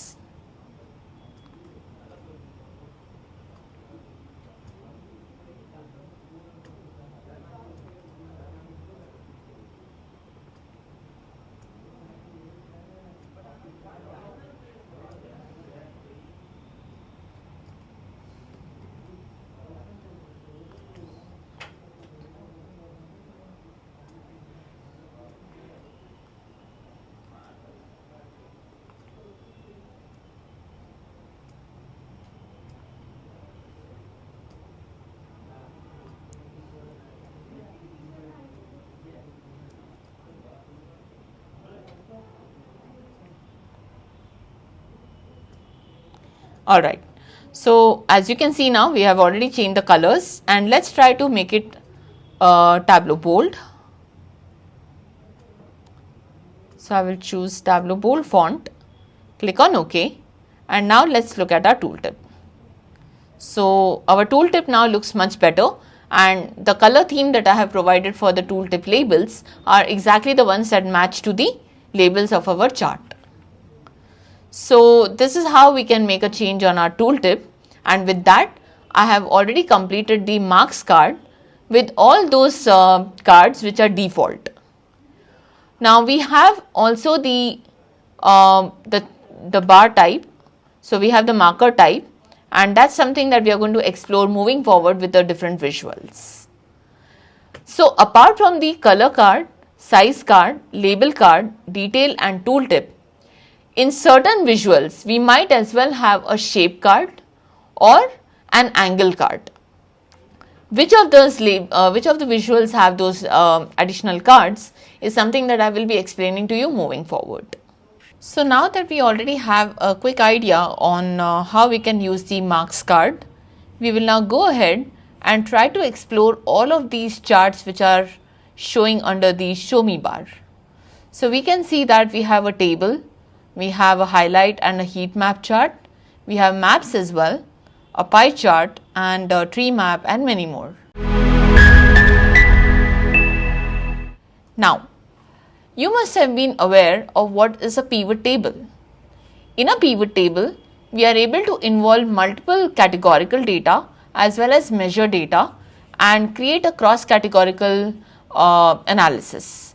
So here as well we can create a table of that sort by adding the categories. So let's just say that I would like to understand what is my subcategory sale by region. So for that purpose, I will add the subcategory in columns. I will add the region in rows. So what it is now creating is a table. You can see lot of such values showing as ABC, which means that we need to fill it up with a certain measure. So I will now go ahead and add the sales on my data panel. The moment I hover on my chart, you can see a black colored rectangle which is marking the data panel.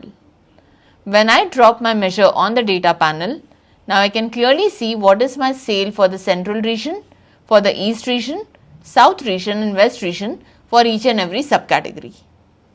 Also, we can see that our table is actually exceeding the screen size. So maybe we can just transpose this and get a better view of our visual. So now we can see all the values in a proper format, and maybe I would like to further fragment my region to perhaps segment. So if I try to drag in the segment on the column shelf, now not only can I see my subcategory and region wise sale, but I am also able to see the sale within each segment. So let's try to transform this to entire view. So this is what we have here. Also, I would like to fragment all my subcategories, or rather classify my subcategories as per the category of the product. So I will add in the category immediately before the subcategory in the row shelf. So now we can see that how the data has been panelized, and under each category panel I have multiple subcategories. This kind of a relationship where each of the subcategory belongs to only and only one category is called a one-to-many relationship. So I can create a table with variables which are following a one-to-many relationship or a many-to-many relationship. So moreover, we can also add in the totals and grand totals. Let's try to add that using the analysis in the menu bar. Under analysis, we have the totals option. We will go ahead and select the grand totals.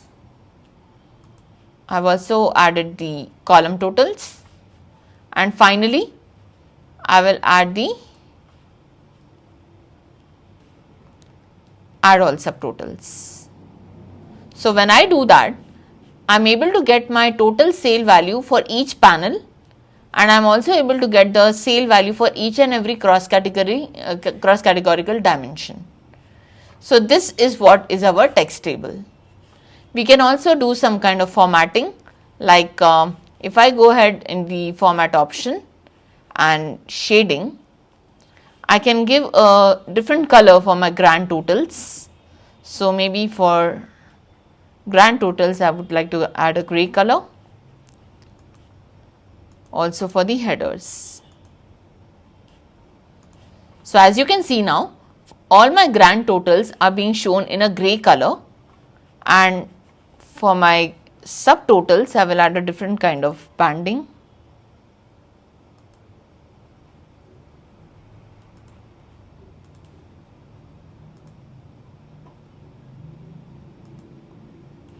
Right. So here in this case, I am able to clearly mark all my totals and grand totals with a different color. So this way, some kind of formatting can actually make your table look much more simpler and easier to interpret. So that's how we can create a text table. So in a text table, you can see that all the values are predominantly being shown in the form of a text data. So this cannot be exactly called as a graph, but yes, it's surely a visual which is being able to represent the sale value in different kind of dimensions. Now I can also change the labels, the color for the labels by profit. So if I drag in the profit on the color card, we are now able to see the different shades for the different labels, and that is being done based on the magnitude of the profit. Now my objective here is to show all those values which are a -1 in red color, and the values that are positive should be shown in the green color. So I can go ahead and change that using the color card. So under color card, I will go to edit colors, and in the edit colors I will choose a red and green diverging. Let's give step colors only as 2 colors because we are only looking for positive and negative, and we will use a full color range. And here I will mark my center at 0, which means any value for profit which is greater than 0 will be in a green color, and any value of profit which is lesser than the 0 will be shown in the red color. So with this, I can now analyze in which sale value am I actually making a loss or a profit. So this kind of editing can be done in our visual by using the color card. Next, let us explore the highlight table. Now, in a highlight table, right at the bottom when you notice, it shows that we can use either one or more dimensions and only one measure. So let's go ahead and create the same. So here,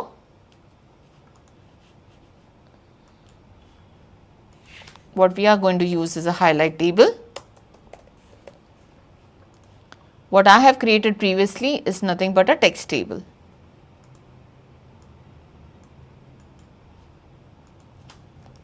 This is my text table. Prior to that, we have also discussed detail card.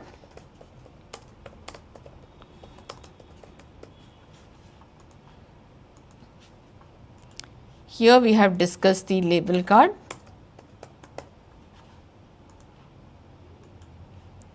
The size card,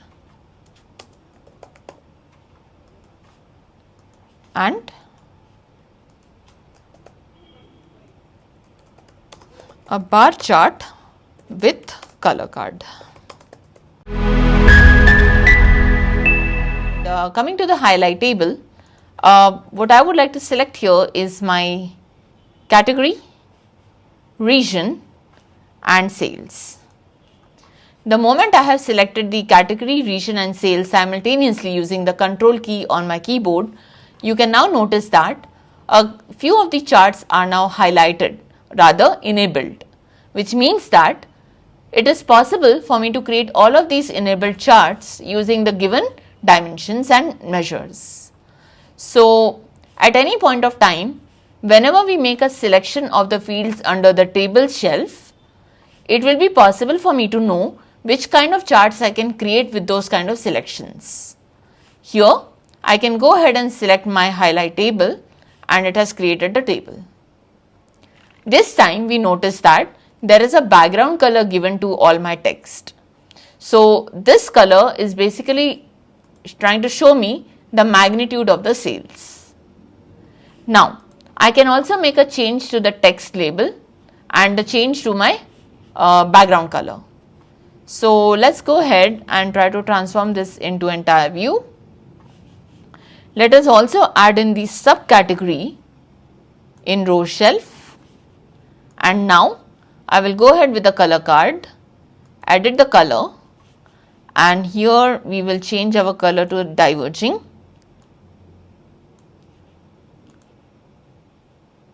Increase the steps, apply and OK. So what we can now see is wherever we have a very low sale value, it shows with a background color of red, a deeper red, and sales which are very high are being shown by a deeper green color. But this again is quite strainful for the eyes of the user. So maybe we should make a better color selection and choose a more sober color. So let's go ahead and change the colors. So if I instead choose a lighter shade instead of a dark one, That can make my graph a little better.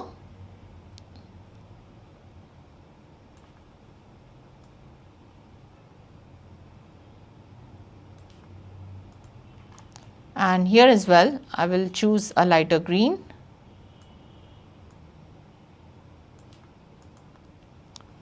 Let's apply this.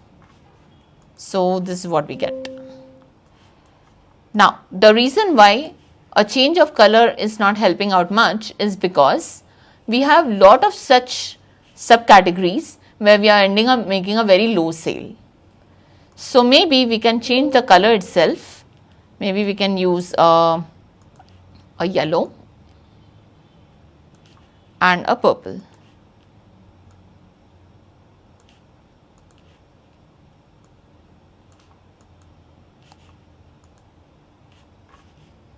Right.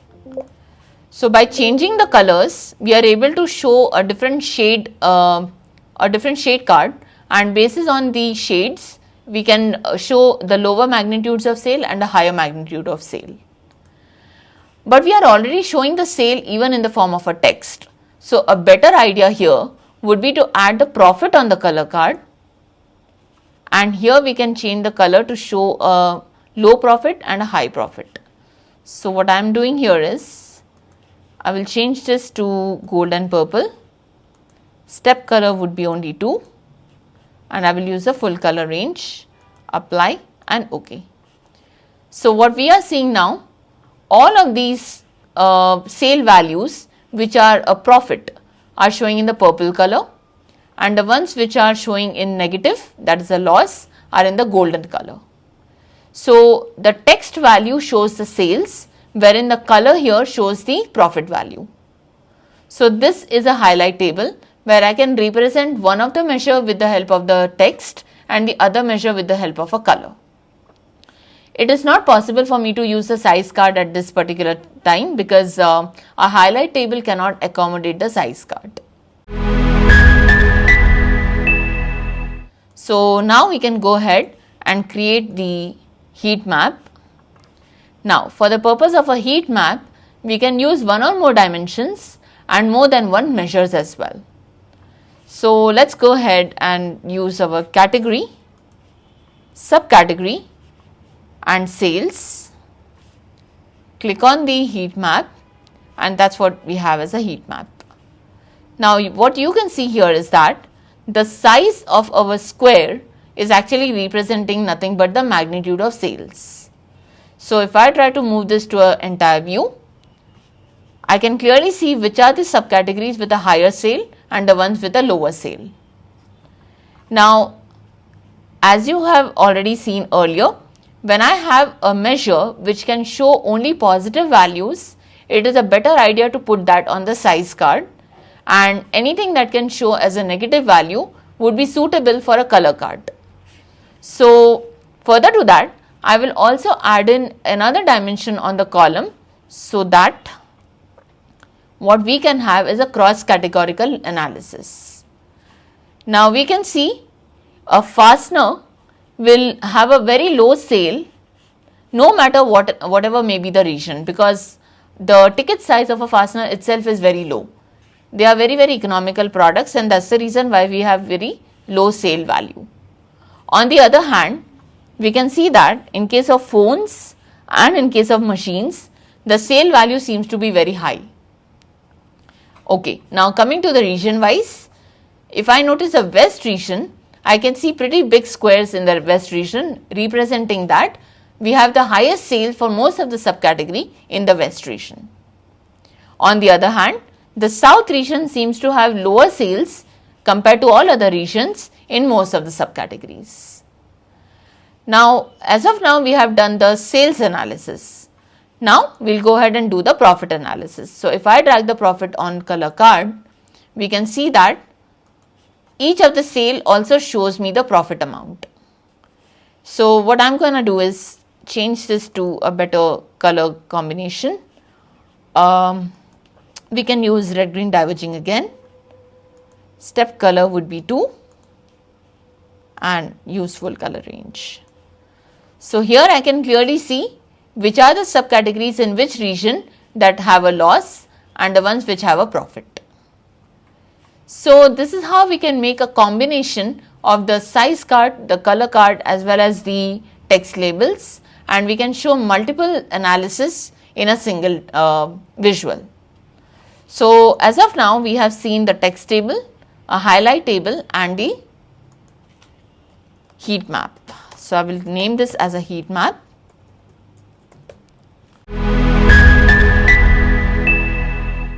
We will now go ahead and see how we can create the different maps and see our data in a geographic manner. So we have already seen how we can do a basic formatting in our visuals, like adding any kind of currency symbol and changing the decimal places.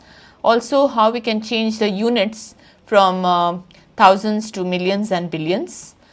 We also have few more additional formatting to look at, like suppose if you have the grid lines in your chart. For example, if I get in the category, the subcategory and also the sales, we can clearly see that we have the grid lines in the chart which are at every 50,000 mark. So if I would like to make those grid lines slightly more darker or maybe want to remove them, then I can click on the chart. We have the format.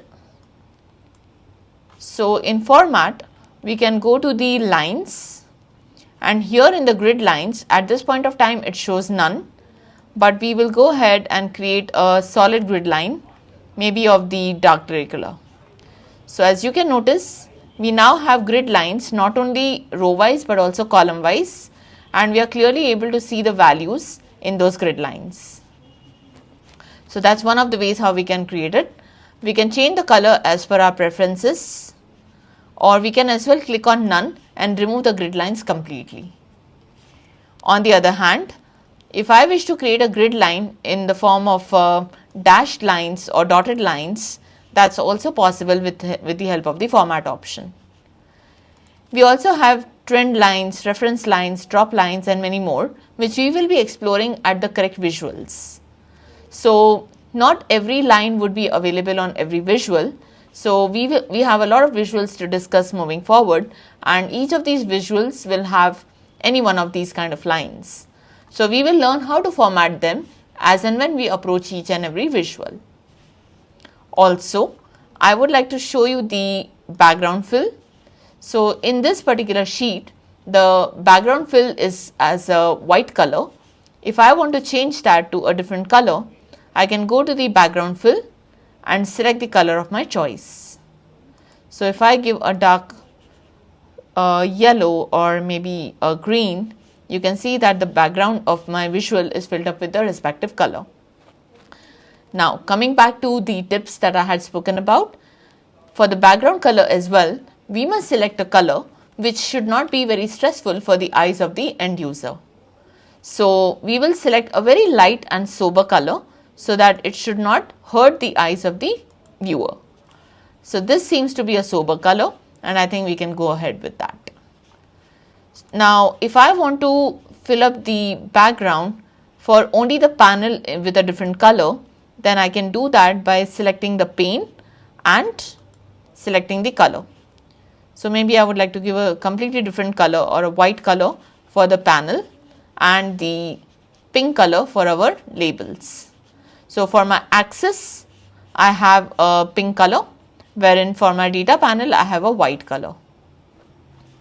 So this way, we are able to fill in a different color for the grand totals, for the totals. We can also create a row banding or column banding.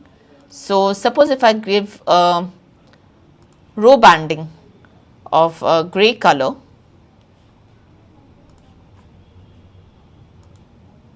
even for the header.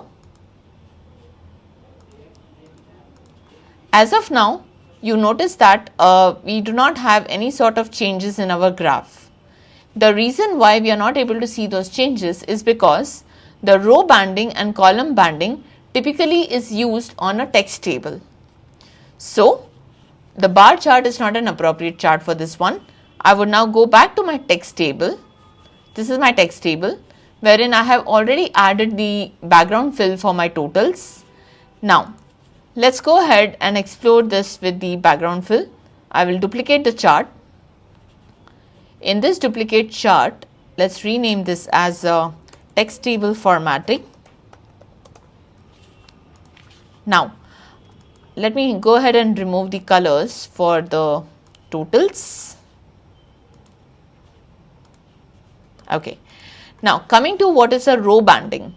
Let's just say that I want an alternate background fill for every row. So, I'll go ahead with the row banding. For the data panel, I will select a light color. Also, for the header, I will select the same color. So, you can see that every alternate row here is of a different color. So, if I want to increase the band size from 1 to 2, then every 2 rows will be of a single color and the next 2 rows will be of a different color. So, the band size basically talks about how many rows do I want to consider for a single color, followed by which it will change the color. So, that's about the row banding. If I want an alternate color for every row, then the row band size should be just 1. The same also is applicable for my columns. So, if I go to the column banding and change the band size to 1, change the color to grey, you can see that every alternate column gets a different color band. So, that's how we can format our tables, and this can be used for the purpose of highlighting certain very specific values, like maybe the totals or maybe certain subcategories, or maybe just to improve the aesthetic look of our text table. So, that's what we mean by formatting our text table, and a lot of other things can be changed, like the alignment. So, maybe if I want the alignment on the right hand side, I can click on the data panel, and in the horizontal alignment I will choose the right hand side. Also in the vertical alignment I will choose the center. Now all my values are showing on the right side alignment. On the other hand, if I make it a center alignment, so here my values are now showing in the center. So we can change the alignments, the font and the style of the font, even the size of the font and color. Also we can change the alignments, the background fill, we can add the borders with the help of the border format function. We can also change the border. So maybe we can give a thick box border for our data panel and a similar border even for the header. So this is how we can add the borders. So I would like to remove the border for the header because that looks quite loud. So this would be sufficient. So in this manner, we can apply any sort of formatting to our text table or any other visual and make the chart look far more interesting and attractive.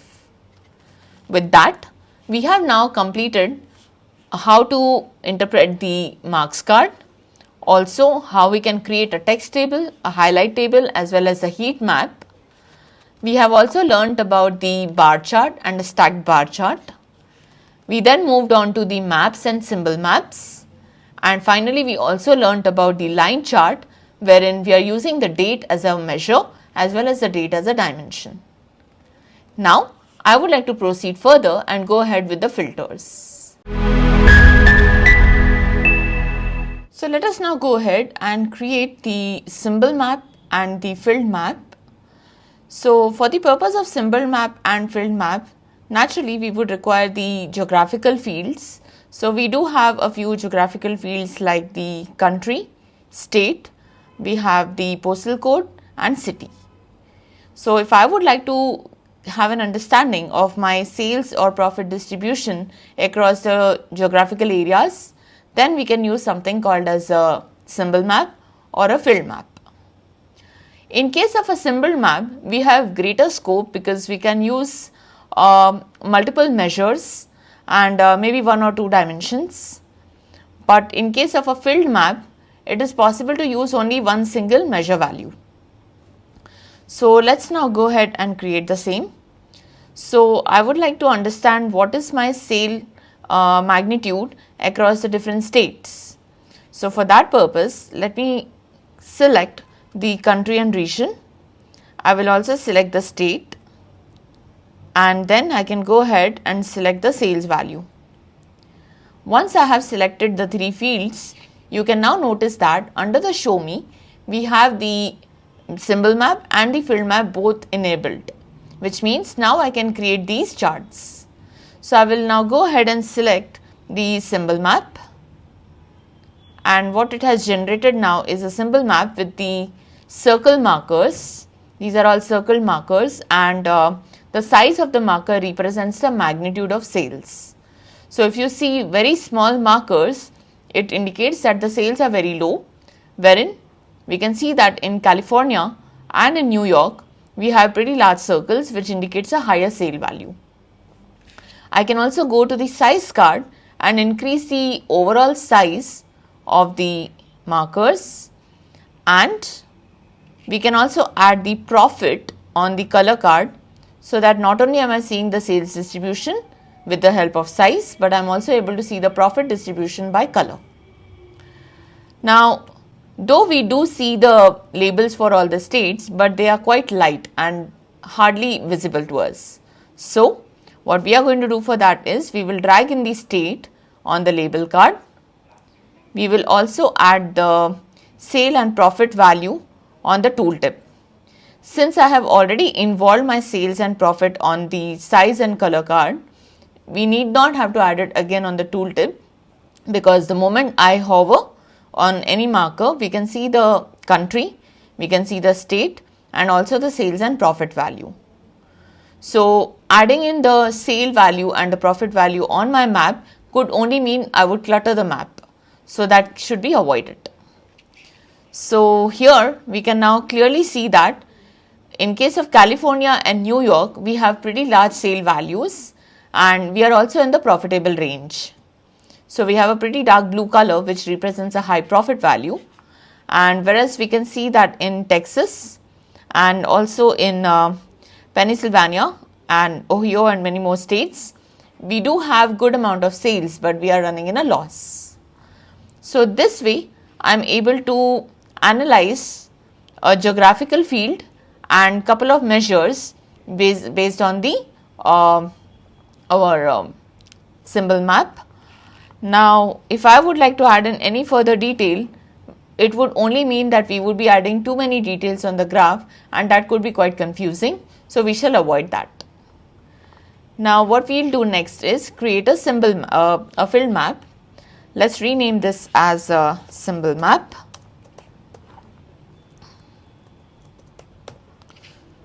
And I would also create another sheet for the field map.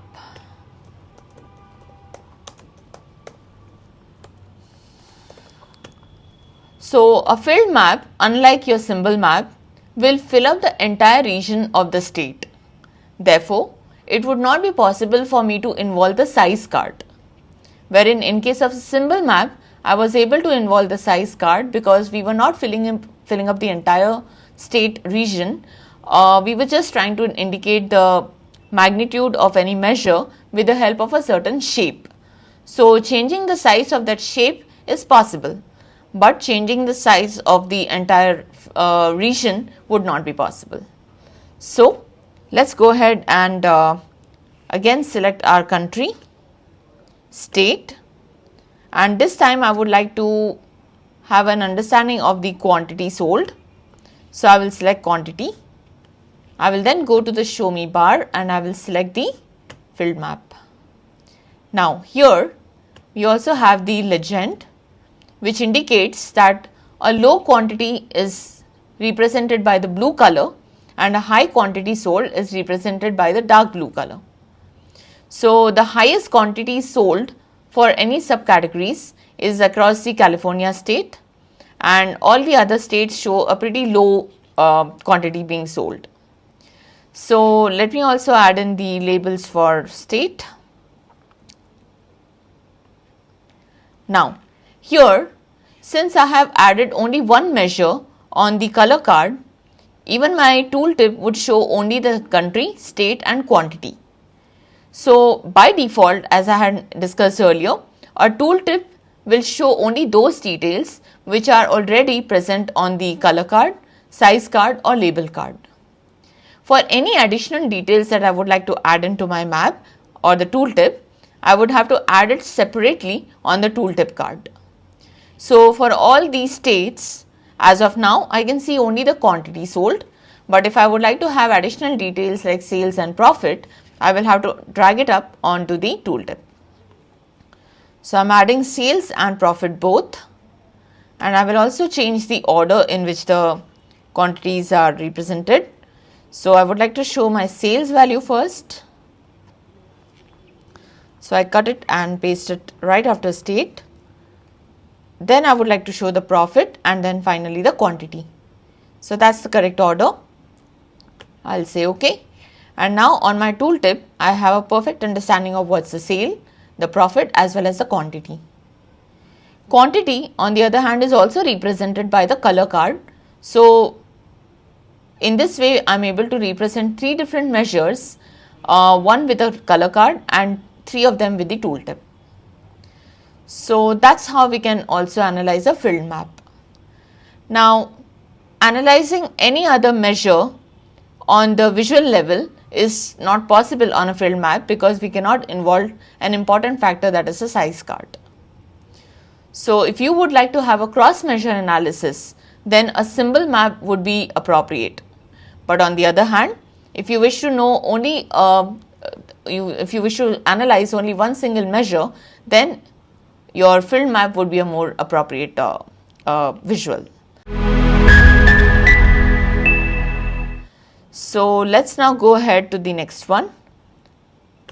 And so far we have already analyzed our sales and profits across the different subcategories, across different regions and segments. And now we have also studied that on a geographical basis, like across the different regions.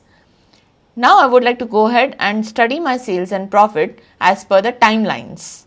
That is, I'm trying to see the trend in my sales and profit both with the help of a line chart.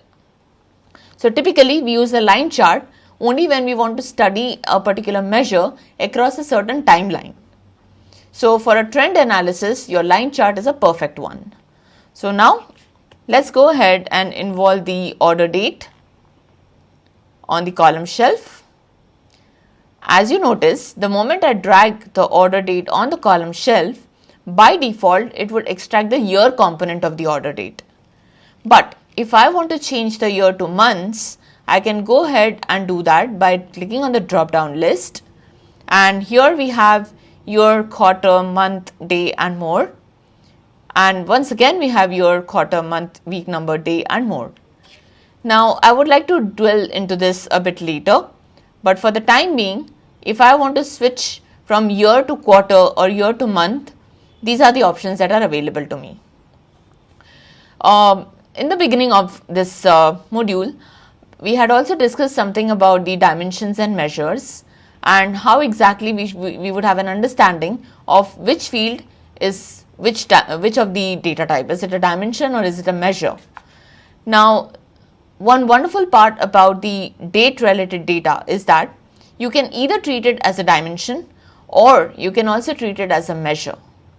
Now, if you would like to treat your date related data as a dimension, then the previous options of year, quarter, month are the relevant ones.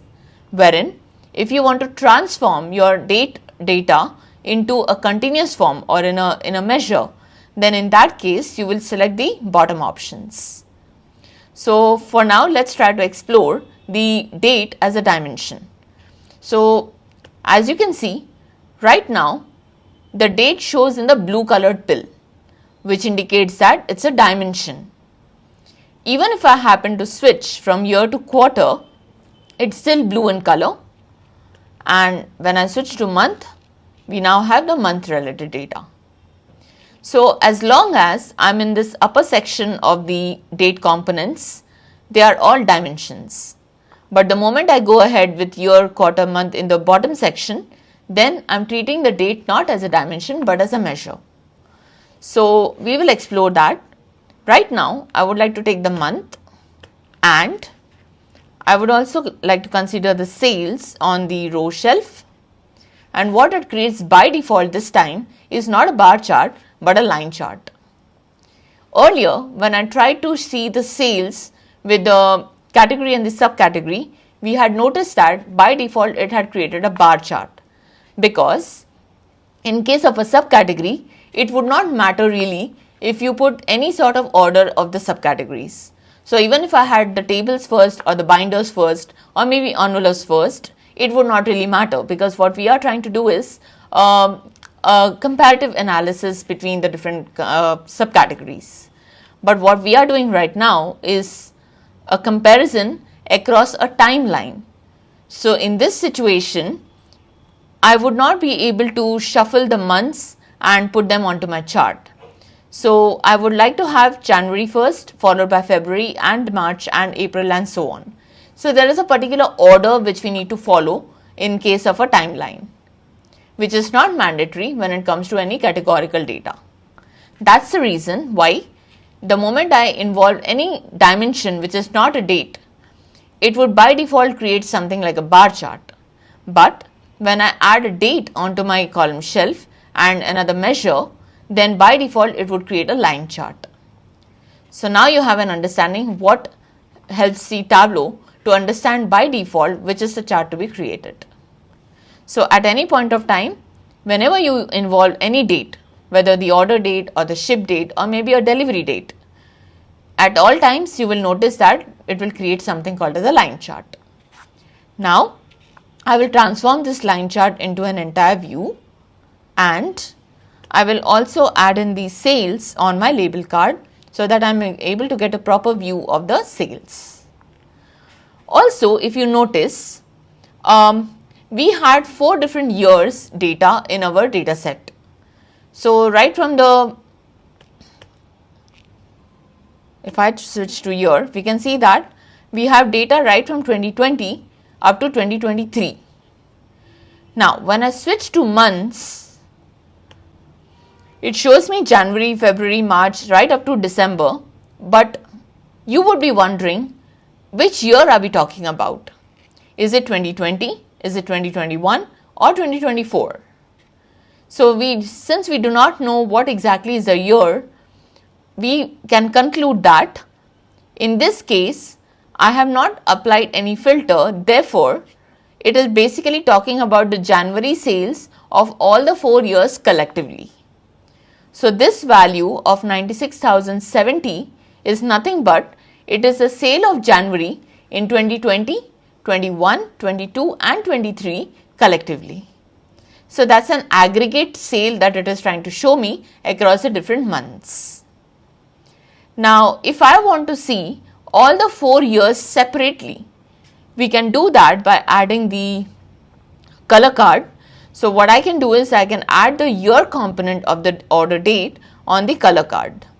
So when I drag order date on the color card, as you can see, by default it takes the year component, and now we have 4 different lines, each indicating a year, and across the months we are able to also analyze the sale value.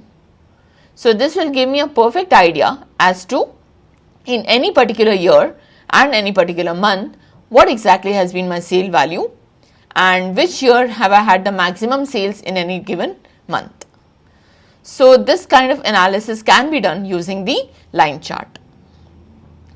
So in this case I have involved the year and I have involved the month. Now suppose I want to show this data across quarters. So now we have 4 different quarters in each of the year, and I am now able to analyze that in all the 4 years there is a common trend. From the quarter 1 to the quarter 4, the sales happen to increase. Now you would wonder, why is it a very consistent trend across all the 4 years? So if you realize, in the quarter 4 we have the months October, November and December, which is usually a season time.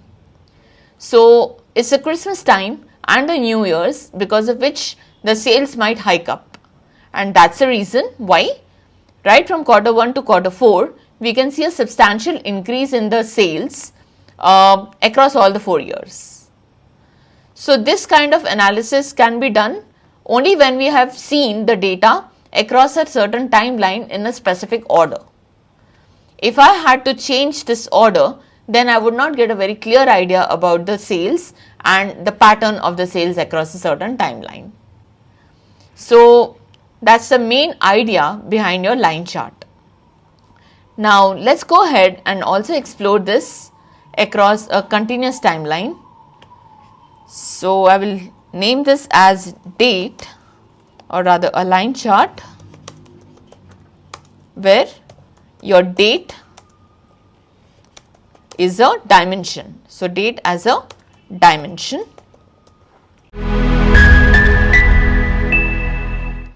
Now I am creating another chart where I am trying to transform this same line chart, where I would like to consider the date as a measure. Now at this point of time, you can notice that I am able to aggregate my sales for a quarter or for a month or even for a year. But instead of seeing the aggregate, if I would like to see the sales of every precise date which is mentioned in my data, then I will have to use my sales the date as a measure. So let me now go ahead and show this date as a measure. So here what I am trying to do is I am involving my order date on the column shelf. So by default it takes the year as a dimension and it shows me an aggregate. But if I switch from year to measure, then this is what I will notice. But I want to also go ahead and look the monthly data. So I switch from year as a measure to month as a measure. Now what we notice here is that each and every monthly data which is available in my original data set, all of which is visible on my visual. So if I add in the sales on the row shelf, what I am able to see right now is that from year to year and month to month, I am able to analyze the sale value. So I can see clearly that so let's add in the label so that we can analyze this even better.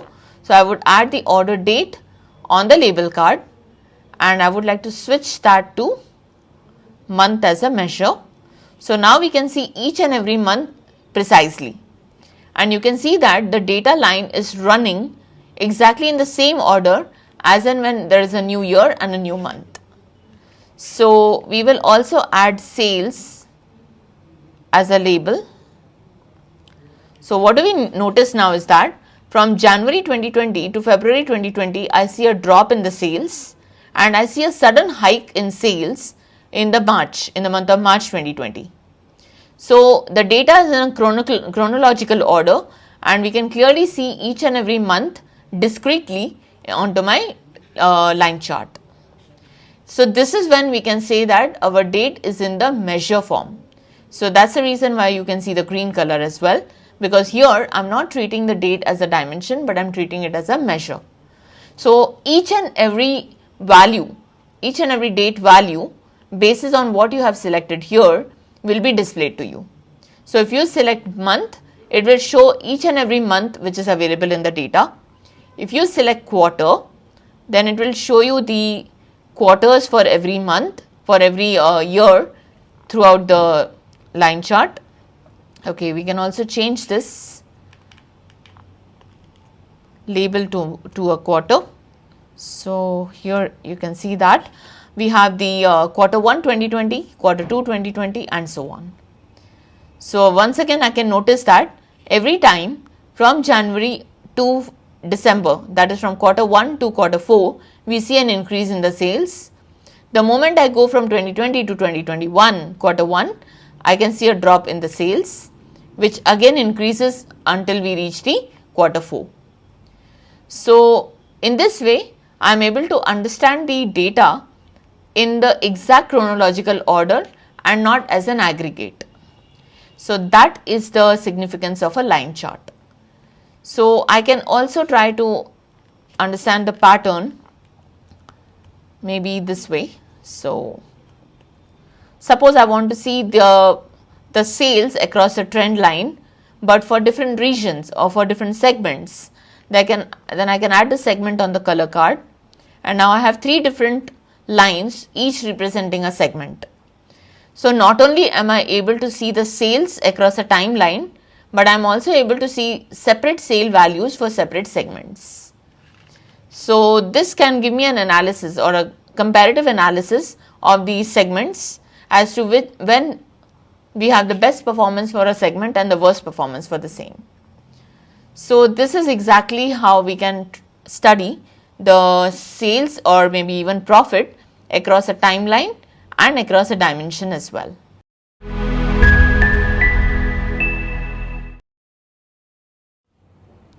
Hello everyone. We have already looked at a lot of topics by far, wherein we have learned how to load the Tableau, also how we can fetch the data in the Tableau interface, and followed by that we had looked at some basic charts like the bar chart, line chart, also the maps and symbol maps. And now we will go ahead and look at how do we apply the filters on our visuals. So that is the agenda for this topic. We will first go ahead and figure out what are filters. Then let's look at a few types of filters like the extract, data source, context, dimension, measure and quick filters. Then we will also look at the order of operations of filters, as in how do they operate on a visual. We will then move on to learn about the cascading filters, and finally how do we apply a single filter on multiple sheets. So let's first deep dive into the topic and get an understanding of what is a filter. The word filter means we are trying to separate a certain desirable information into a separate data. Now, when I try to apply any filter on my Tableau, I am essentially trying to rule out certain data on my visual which may not be relevant at that point of time. Suppose if I want to know the sales only for the north region or only for the west region, then I would not like to show the sales for east, west or any other region that may be present in our data. So we are trying to apply a filter on the region column by selecting only the north region. This way, my visual will now represent only those observations or only those transactions that have taken place in the north region.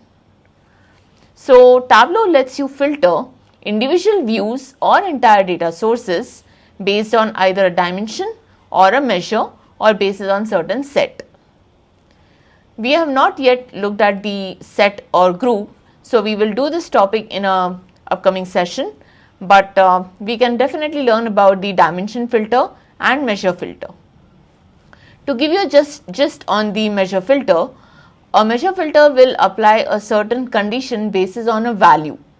So for an example, if I want to see only the sales which are greater than $10, then I can apply a measure filter on sales. Secondly, filtering is a useful way to see only the data that you want to see, and when the data is visualized in a readable or actionable format, Tableau filters are required to highlight any underlying insights that can be derived from it. Like I mentioned, if I want to see or highlight only those transactions that are from the north region, I can apply the Tableau filter on the region column and I can select whichever region I would like to show on my visual. Now, Tableau filters, like I already mentioned, are based on a certain condition and it is used to limit the number of records in a database. So rather than seeing the entire database on our visual, we would want to restrict it on a certain subset. Also, it supports both simple cases based on field values and based on the advanced calculations that we may build. We also have something called as a context-based filter, about which we will be learning in this session. Now, let's try to know about the different types of filters like the extract filter, data source filter, context filter, then we have dimension and measure filters and table calculation filters. So an extract filter can be used at the time of loading the data set into Tableau, and it reduces the number of times a Tableau query is run on the data source, which means that while loading the data itself, I am trying to make a subset and load it onto the Tableau interface, so that Tableau need not have to run a query every time whenever we build a visual on a particular filter. Now let's imagine that our data set has got 1,000,000 rows and each of the row may belong to a different region.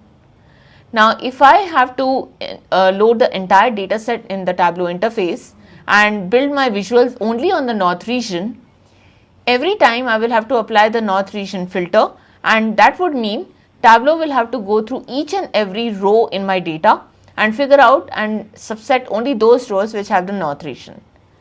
Now due to this, it will take a lot of time and it will take a lot of space as well in the memory. Now if you want to reduce that or maybe make it a very quick process, at the time of loading the data, we will apply an extract filter and load only the data of the north region. As a result, the data that I have on my interface itself is only from the north region, and now I would not have to apply a filter to create any kind of visual in that particular workbook. So this way I save a lot of time and the Tableau is able to get only the data that is required. Also, we can apply this extract filter by selecting the connection type as extract, and by clicking on the edit, we can fill up any filter that we want to apply, and I will be showing you how we can do that on Tableau. Now, we also have something called as a data source filter, wherein it filters out any important or sensitive information that we want to control while loading the data into Tableau.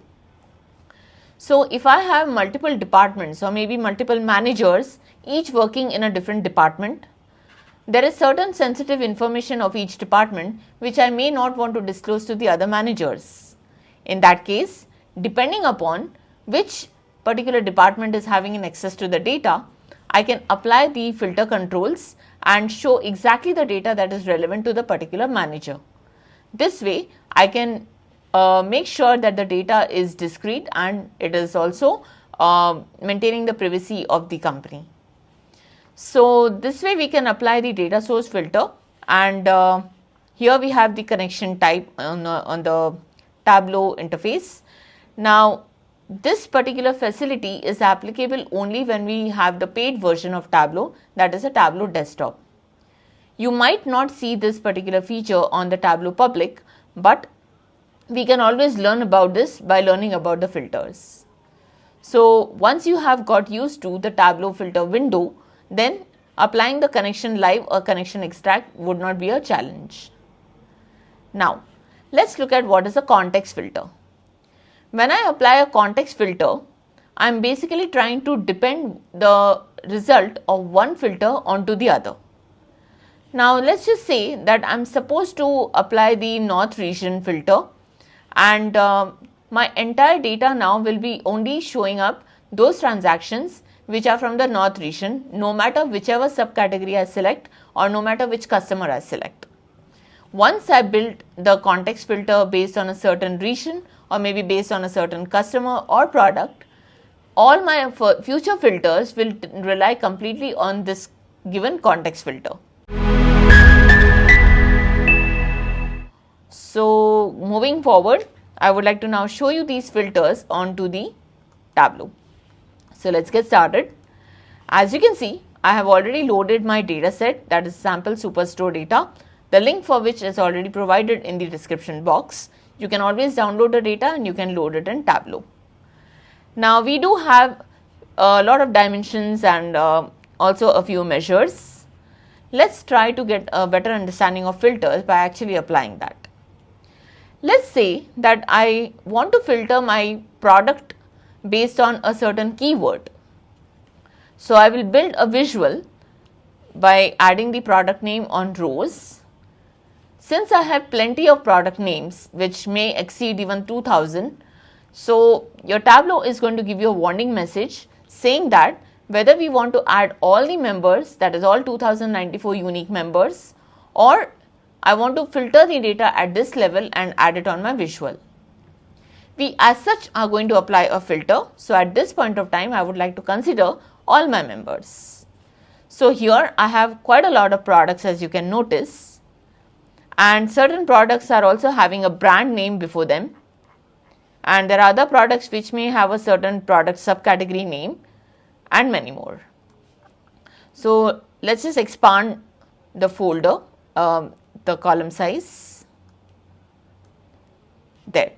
Now we can see all the product names very clearly, and this will help us to build a correct filter.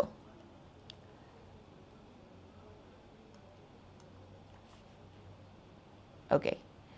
Let me also add the sale value on the column shelf so that it shows me the products based on the sales. Now let's also try to arrange them in the descending sort. So that means I have the most popular product, the product which has got the highest sale on top, and I have the lowest sales at the bottom. So this way I have built my visual.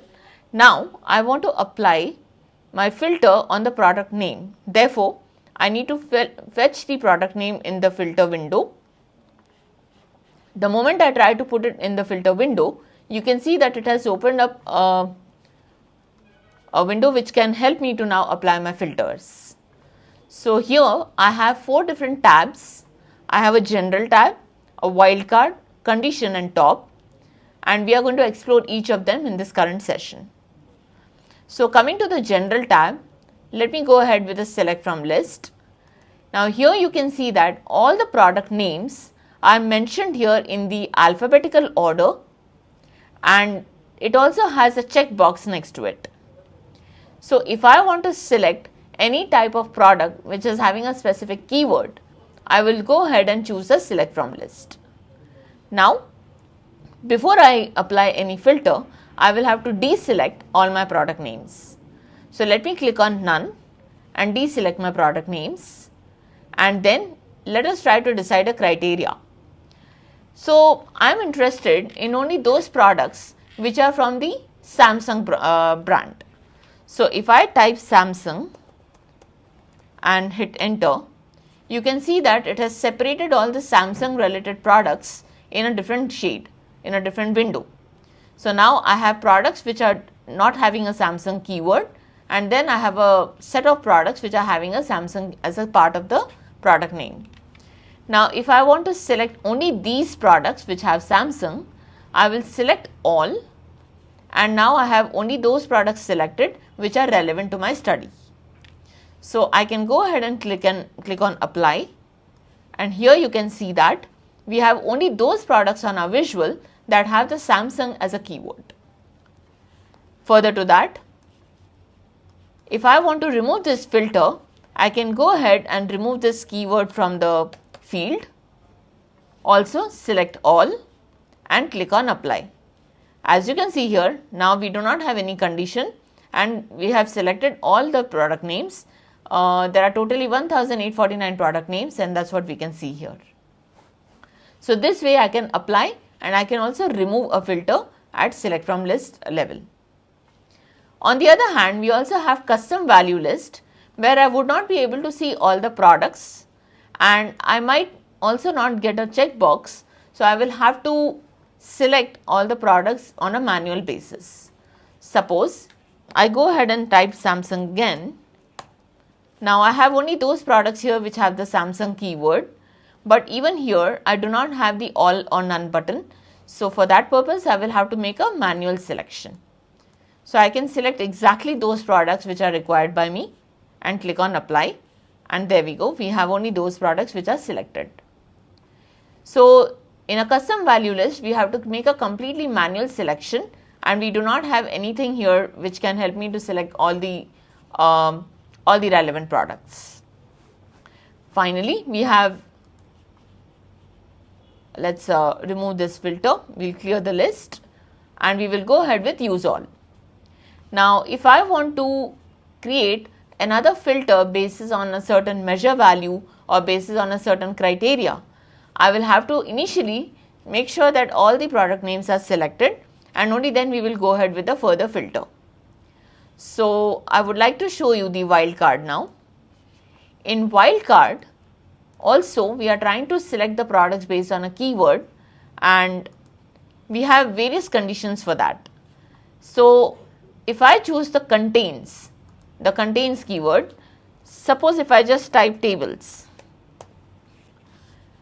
now all those product names that have the word tables in the product name will be selected.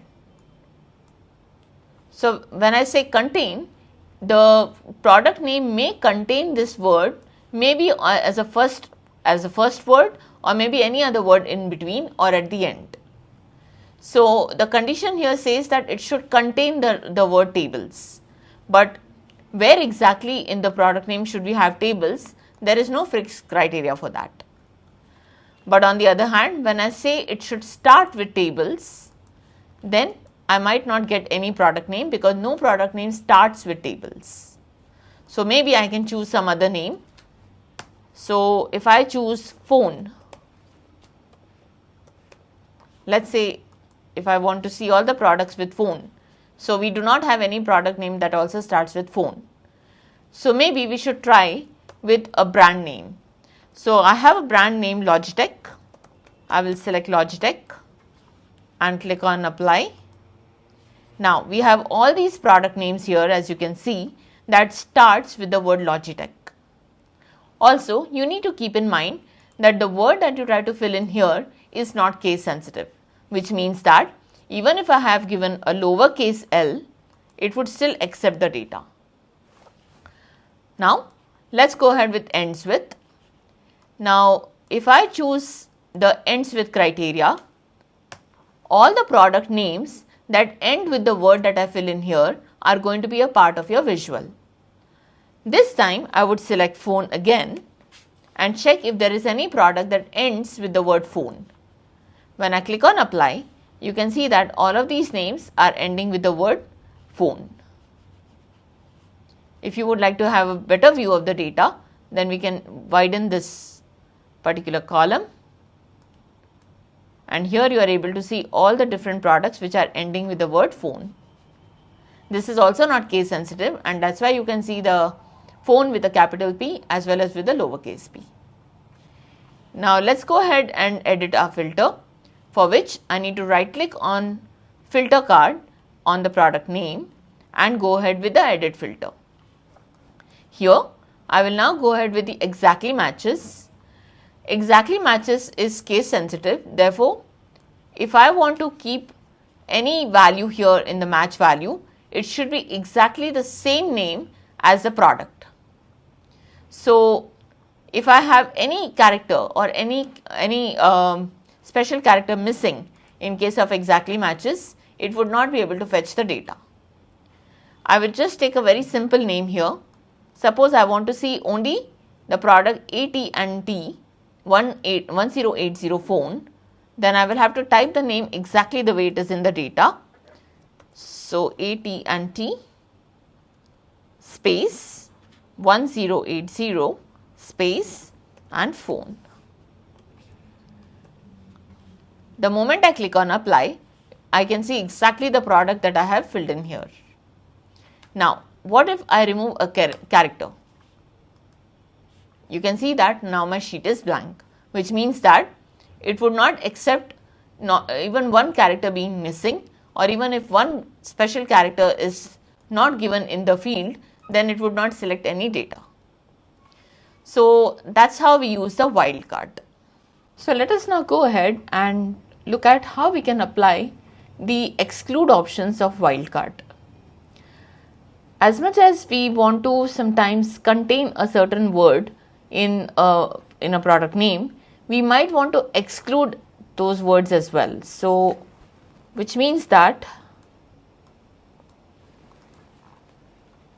if I want to have all those product names which do not contain a specific word, like for example, I want to exclude all the products which are having the word Xerox. So does not contain Xerox. Now if I click on apply and OK, we will notice that all the products that had the word Xerox are now excluded. Since this list is quite exhaustive, we might want to choose a predefined list. So what we are going to do is, we will first apply another filter. So I will go ahead to general list by removing this filter. I will go back to the general list, and in the select from list, let's go ahead and choose the word Samsung, or let's choose maybe Logitech, and let's go ahead and filter these words first. So here, let's click on none. I use the word Logitech and select all the Logitech based products, click on apply. Now at this point of time, my visual shows only those products which are from the Logitech brand. Now since I have a very short list here, it would be easier for you to have an understanding of the wildcard with the exclude option. So if I choose does not contain mouse, so Logitech brand is one of the brand for mouse, but it also has other products. Now if I want to exclude the mouse based products of Logitech, then I can go ahead and click on does not contain mouse. When I click on apply, now you can see that we have only those product names of Logitech which do not contain the mouse as a keyword. So next, does not start with a certain word. Now since we can see that all the products here start with the name Logitech, we might want to choose a different kind of filter at this point of time. So let's go ahead to general, remove the condition here, go back to general, and here I might want to see the words that do not start with maybe Acco or okay, let's try to select the subcategory. Now if I take tables as a subcategory, click on all and apply. Yeah, so these are all the tables. Now here I would like to exclude, let's just exclude okay, maybe Logitech. We do have Logitech as well over here, so we might want to exclude Logitech from the visual. The total number of products here is now a smaller list, so let's go ahead and check our filter. In select from list, I will choose tables and okay, right. So these products have the word table. Now from these words, from these product names, I want to go to the wildcard, and in exclude options, when I select does not start with Logitech, you will notice that all the other products which do not start with Logitech will be a part of your visual. So these are the products that do have the word table, but they do not start with the word Logitech. On the other hand, next I want to filter those product names which do not end with the word table. So I click on apply. So these are the product names that do have the word table in them, but not as a last word. So it does not end with a table, but yes, it does have the word table in any other part of the product name. Also does not match. Now here as well, you will have to give the product name very specifically and exactly as given in the data. So if there is any mismatch in the characters or spellings or even these spaces, then it would not be able to highlight the data according to your criteria. So this is what we have in our wildcard options. Now I would clear this filter once again, go back to the general tab, and I will also remove the filter from here. So let's go ahead, click on none or all, and now I have all my products back into the visual. So now we are going to go ahead and look at the condition.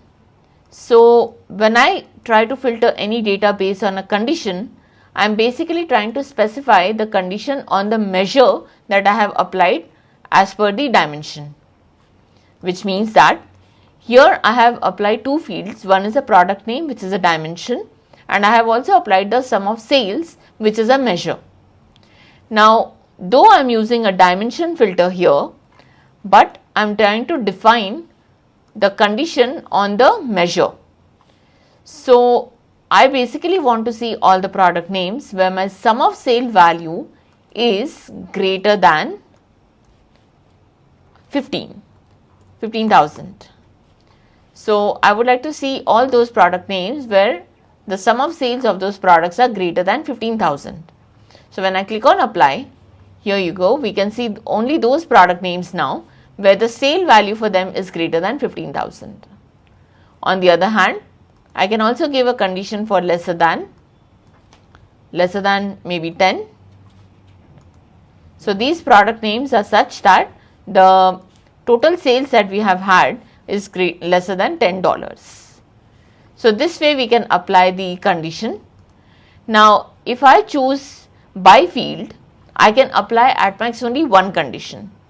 But what if I want to find out the sales between a certain range? So, for that we are going to apply the formula. So, here I will give a condition sum of sales greater than 10,000. That is my previous condition. So, I will enclose that in a bracket. Simultaneously, I can put the AND keyword, and in the second condition I would give the next condition, sum of sales being lesser than 12,000. So, here my criteria is that I would like to see only those product names where my sale value is between 10,000 and 12,000. So, when I say apply, oh, we missed out the curve bracket, that is for the end of the condition. So, now when I click on apply, here are those products which have a sale value greater than 10,000 but less than 12,000. So, I can define a range criteria by using the by formula field. So, this way I can apply multiple conditions. I can apply a condition based on profit or quantity or any other field. So, now we will go ahead with the top data. Okay. So, let us just say that we are applying a condition by field where I want to see the sum of sales being greater than 15,000. I click on apply and these are the products I receive. Now, I would like to go to top, and amongst these products which are already greater than 15,000, I would like to see only the top 3 products.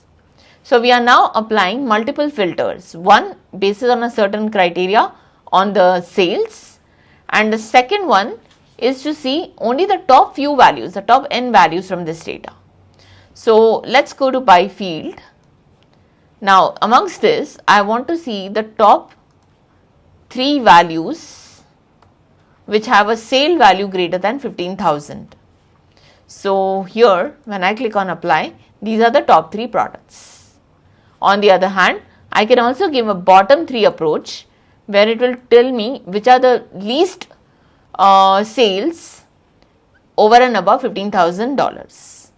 So, these are these products which are already satisfying a condition that they are greater than 15,000, but the least sales greater than 15,000. So, that is what we say when we say the top criteria. So, this is the filter that I have applied on a dimension. So, all these filters that we have learned by far are on a dimension. Now, we will go ahead and we will also learn about how to apply a particular condition or a filter on a measure. So, let us look at that. So, we have now used the dimension filters on the visuals. moving forward now, we are going to learn how we can apply the measure filters on the visual. Now, there are two ways to look at a measure filter. One is on each and every transactional level, and the second one is on an aggregate level. Now, suppose if I want to know for my subcategories, which I have listed on the rows, and the sales of these subcategories which are on the columns, I would like to see only those transactions, independent transactions that have a value of greater than $5. Then we can go ahead and insert the sales on the filter card, and here I would not go for any aggregate, but I would like to go for all values. So I go next, and as you can see here, for any transaction, the least value in this data is $0.44 and the maximum transactional value is 22,638. If I happen to reduce this range and bring it down to just about $5, now what I am trying to do here is that I am trying to see in each and every subcategory what is the sum of sales of only those transactions that have a value between 0.4 to $5. When I click on apply, you can see that some of these subcategories are now not showing on our visual, maybe because for those subcategories we cannot have a transaction lesser than a certain value. Overall product price might be quite high, due to which they cannot show up on the visual. So now I have some of the subcategories here where we can see that binders, art, fasteners, all of these are such subcategories where I can have a single transactional value between 0.4 to 5. So the total sum that we can see here is actually a summation of only those transactions on an independent level which are between 0.4 to 5. On the other hand, if I want to do the range basis on at least, meaning I am trying to take the least value. So the least value of the transaction should be maybe 10,000. So I am just trying to figure out which are the subcategories where I can have minimum transaction value of only $10,000. When I click on apply, we can see that copiers and machines are the only two subcategories where it is possible to have a transaction beyond 10,000. Going to at most, here I am defining the upper limit of my range. So I want to know which are those subcategories where the maximum transaction value can be only $10. So we can again come back to the same subcategories that we saw earlier. Now in these transactions, the maximum value of a single transaction would not go beyond $10. So we have the tables, we have storage, accessories, phones and so on, and here only those transactions are listed which are between $0 to $10. And finally we have special, where we can also have a look at the null data. So if my transaction, or rather in my data, if I have any such row where we have a null data for sales, then I can see that here. So if I click on null and apply, I see a blank, which means that I do not have even a single null value for my sale data. I would come back to all values and apply, where currently this is my range. I've given a range for at least and at most. Now let us go back to range of values and let's go to all values. So I'll click on apply and OK, and I will also go ahead and see all my subcategories. Now let's try to also involve the category on the row shelf so that we are able to see all the subcategories and also to which category do they belong. Here I would like to apply my filter. I'll go ahead and edit the filter, and this time I would like to apply the filter in a slightly different manner, wherein I am trying to apply this on a particular aggregate. So if I remove the sales from the filter card and put it back, this time I am applying the sale summation. So basically I want to filter out the data such that the minimum sum of sales for any subcategory should be 15,000 and the maximum should be 20,000. So I want to see only those subcategories on my visual wherein the sale value is greater than 15,000 overall and less than 20,000.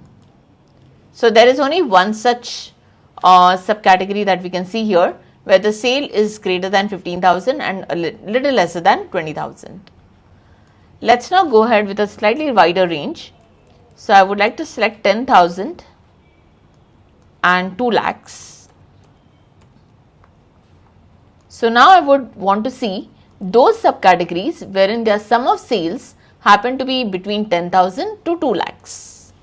So these are all these subcategories wherein you can see that the minimum value is 10,000 for labels and the maximum happens to be 1,90,000, that is for our machines. So this way I am able to apply a filter on a measure either on a single value basis or on an aggregate level. On the other hand, we can also apply the filters on maybe in a certain order ID. So I would like to create another sheet here and let's go ahead and add the order ID on rows, add all members and sales, or maybe we can say profit this time. So these are the profit values. Let's arrange them in the descending order. Right. Now I would also apply the profit on the filter card and I'll select all values so that I can see my data on the individual transaction level. Now here we can see a default range of minus 6,599 and a maximum range of 8,399. What does this really mean? It means that in my data for any single transaction or any single row, my profit value cannot go beyond minus 6,599 on the lower side and it can also not exceed 8,399 for a single transaction. This is the default value in the data. Now if I want to change this and want to see only those transactions where I have made a loss, so I can say maybe a loss of $5 to a loss of $2. So I'm essentially trying to figure out all those transactions and rather all those order IDs where I could possibly have transactions which are having a loss between minus 5 to minus 2. Let's click on apply and here are those order IDs which have a profit value of between minus $5 to minus $2. So we can see that it's showing a right hand side graph and here we can see our data. Okay, what about profit? Let's try to look at the profit. So I want to see only those order IDs where I'm making a profit of greater than 5,000. So I will take at least as 5,000 and click on apply. So here in these three order IDs, I'm basically trying to make a transaction such that I'm having a minimum profit of $5,000. On the other hand, if I take at most, let's try to see which are those these order IDs where I've made a maximum profit of 5,000, or maybe we can make it maximum 50. So these are the order IDs where I have made a maximum profit of $50. So this way we are able to control our values. I would also like to see a certain range where I am making a profit between 0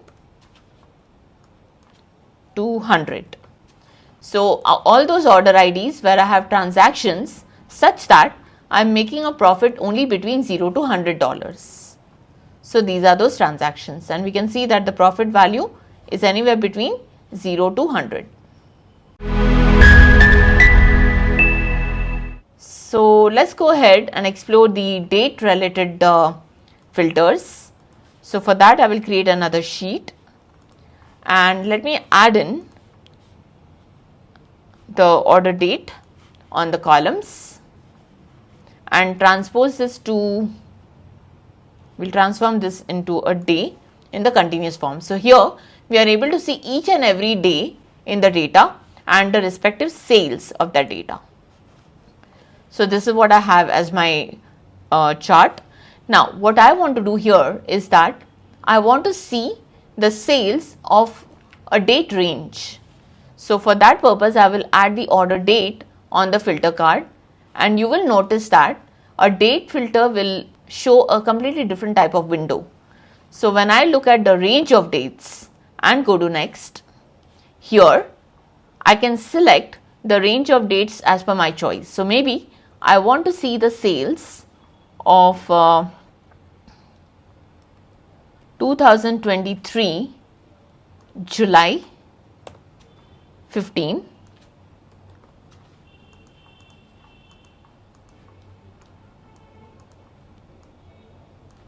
to the 10th of October 2023. So I would like to see the sales of only the days which are between 15th of July 2023 to the 10th of October 2023. Let's click on apply and watch it out. So here you can see that we are starting our graph from 15th of July and we are ending that on 10th of October. If you would like to see all the sales precisely, then you can also add in the labels, and here are the sale values.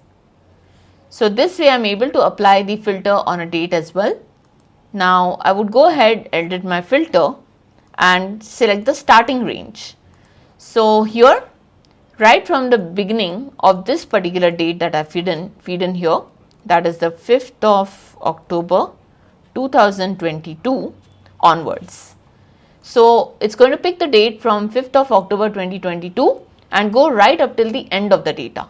So when I click on apply, I can see all the sales, rather all the dates starting from 5th of October until the last date which is possible in the data, which is 30th of December 2023. So by default, our data has the dates starting from the 3rd of Jan 2020 and the end date is 30th of December 2023. So if I select any dates in between, it would filter down the sale values to only those date ranges. Okay, now let's go ahead with the ending date. Now I want to see all those dates in my data starting from the beginning of that data and ending at the 5th of October 2021. So when I click on apply, I can now see the sales starting from the 3rd of January, which is a default start date, and it goes up only until the 5th of October 2021. So those are the only dates that I can see here on my visual. So here I have applied the date ranges. Now we will also go ahead to the relative dates and let's look at how does the relative dates work.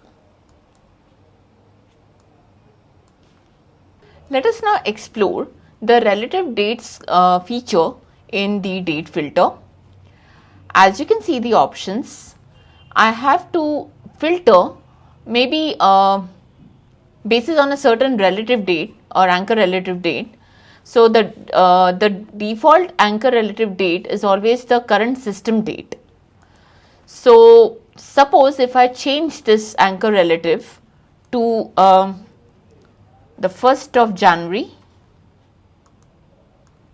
let's change it to 1st of January 2022. Now this is my anchor relative.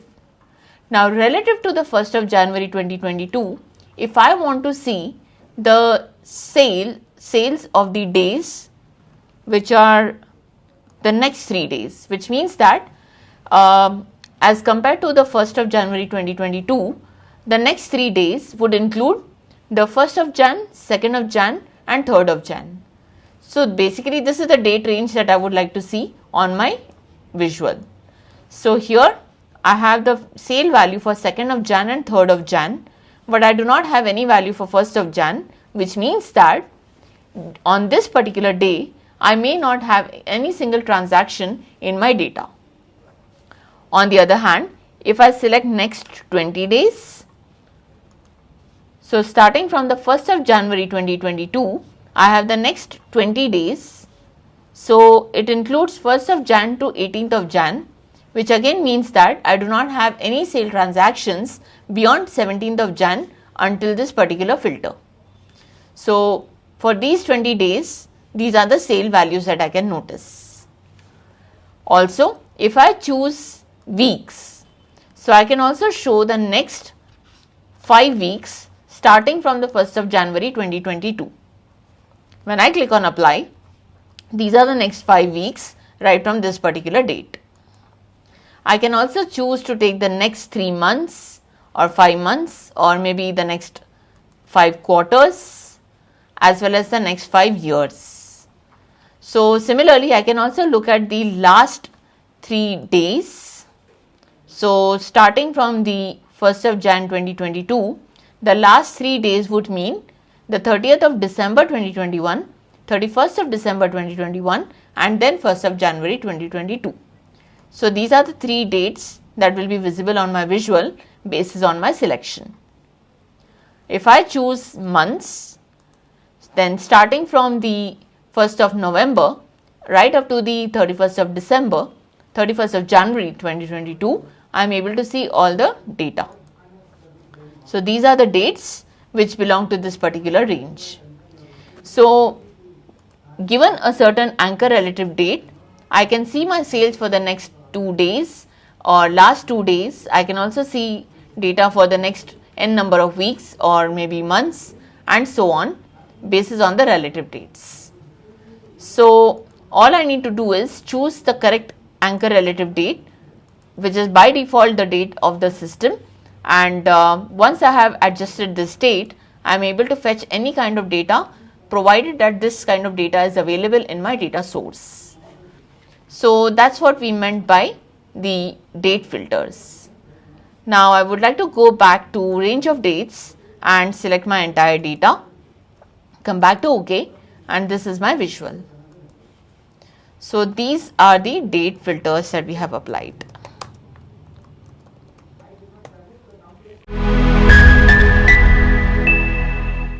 Now let's go to the next sheet and try to understand the context filter. Let's say that we have the category on columns, subcategory as well, and then we'll go with sales. So here we have the sales for category and subcategory. Now I would like to add a context, maybe basis on the segment. So I will go ahead, click on the segment and add it to the filters. I can also select all my segments, click on apply and OK. Now let's go ahead and show this filter on the canvas. So here we can see the segment filter. I will also go ahead to the drop down list of my segment filter and add it to the context. Given that I have added the segment to the context, now I can see my sales only for the consumer. So these are the sales only for the consumer. Here I have sales for only corporate, and these sales here are only for home office.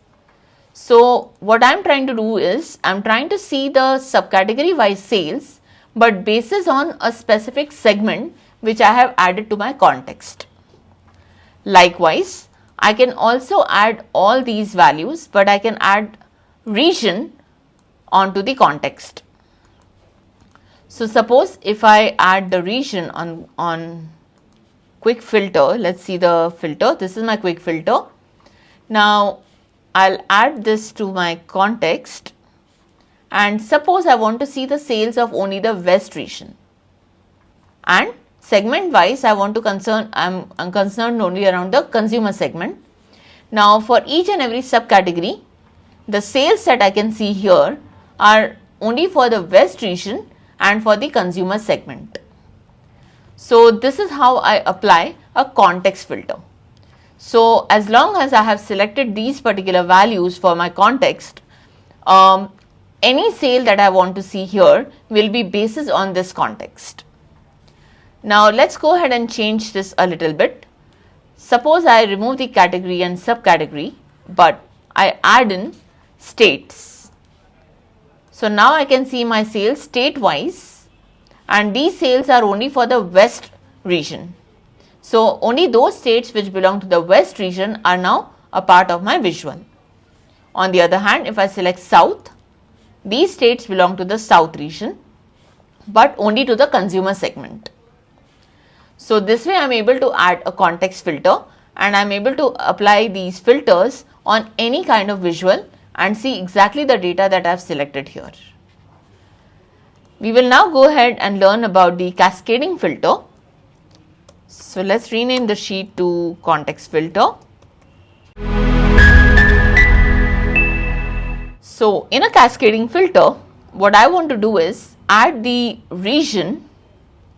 Maybe first we can add the country. Under country, I would like to add region, and under region, I will add the states. Now these are my state values which belong to each of the region, and these regions belong to the country. So I have 3 levels on my visual. Next, I would like to go ahead and add country on filter card. Select all the countries and apply. Also show this filter on the canvas. Then the next level here is the region.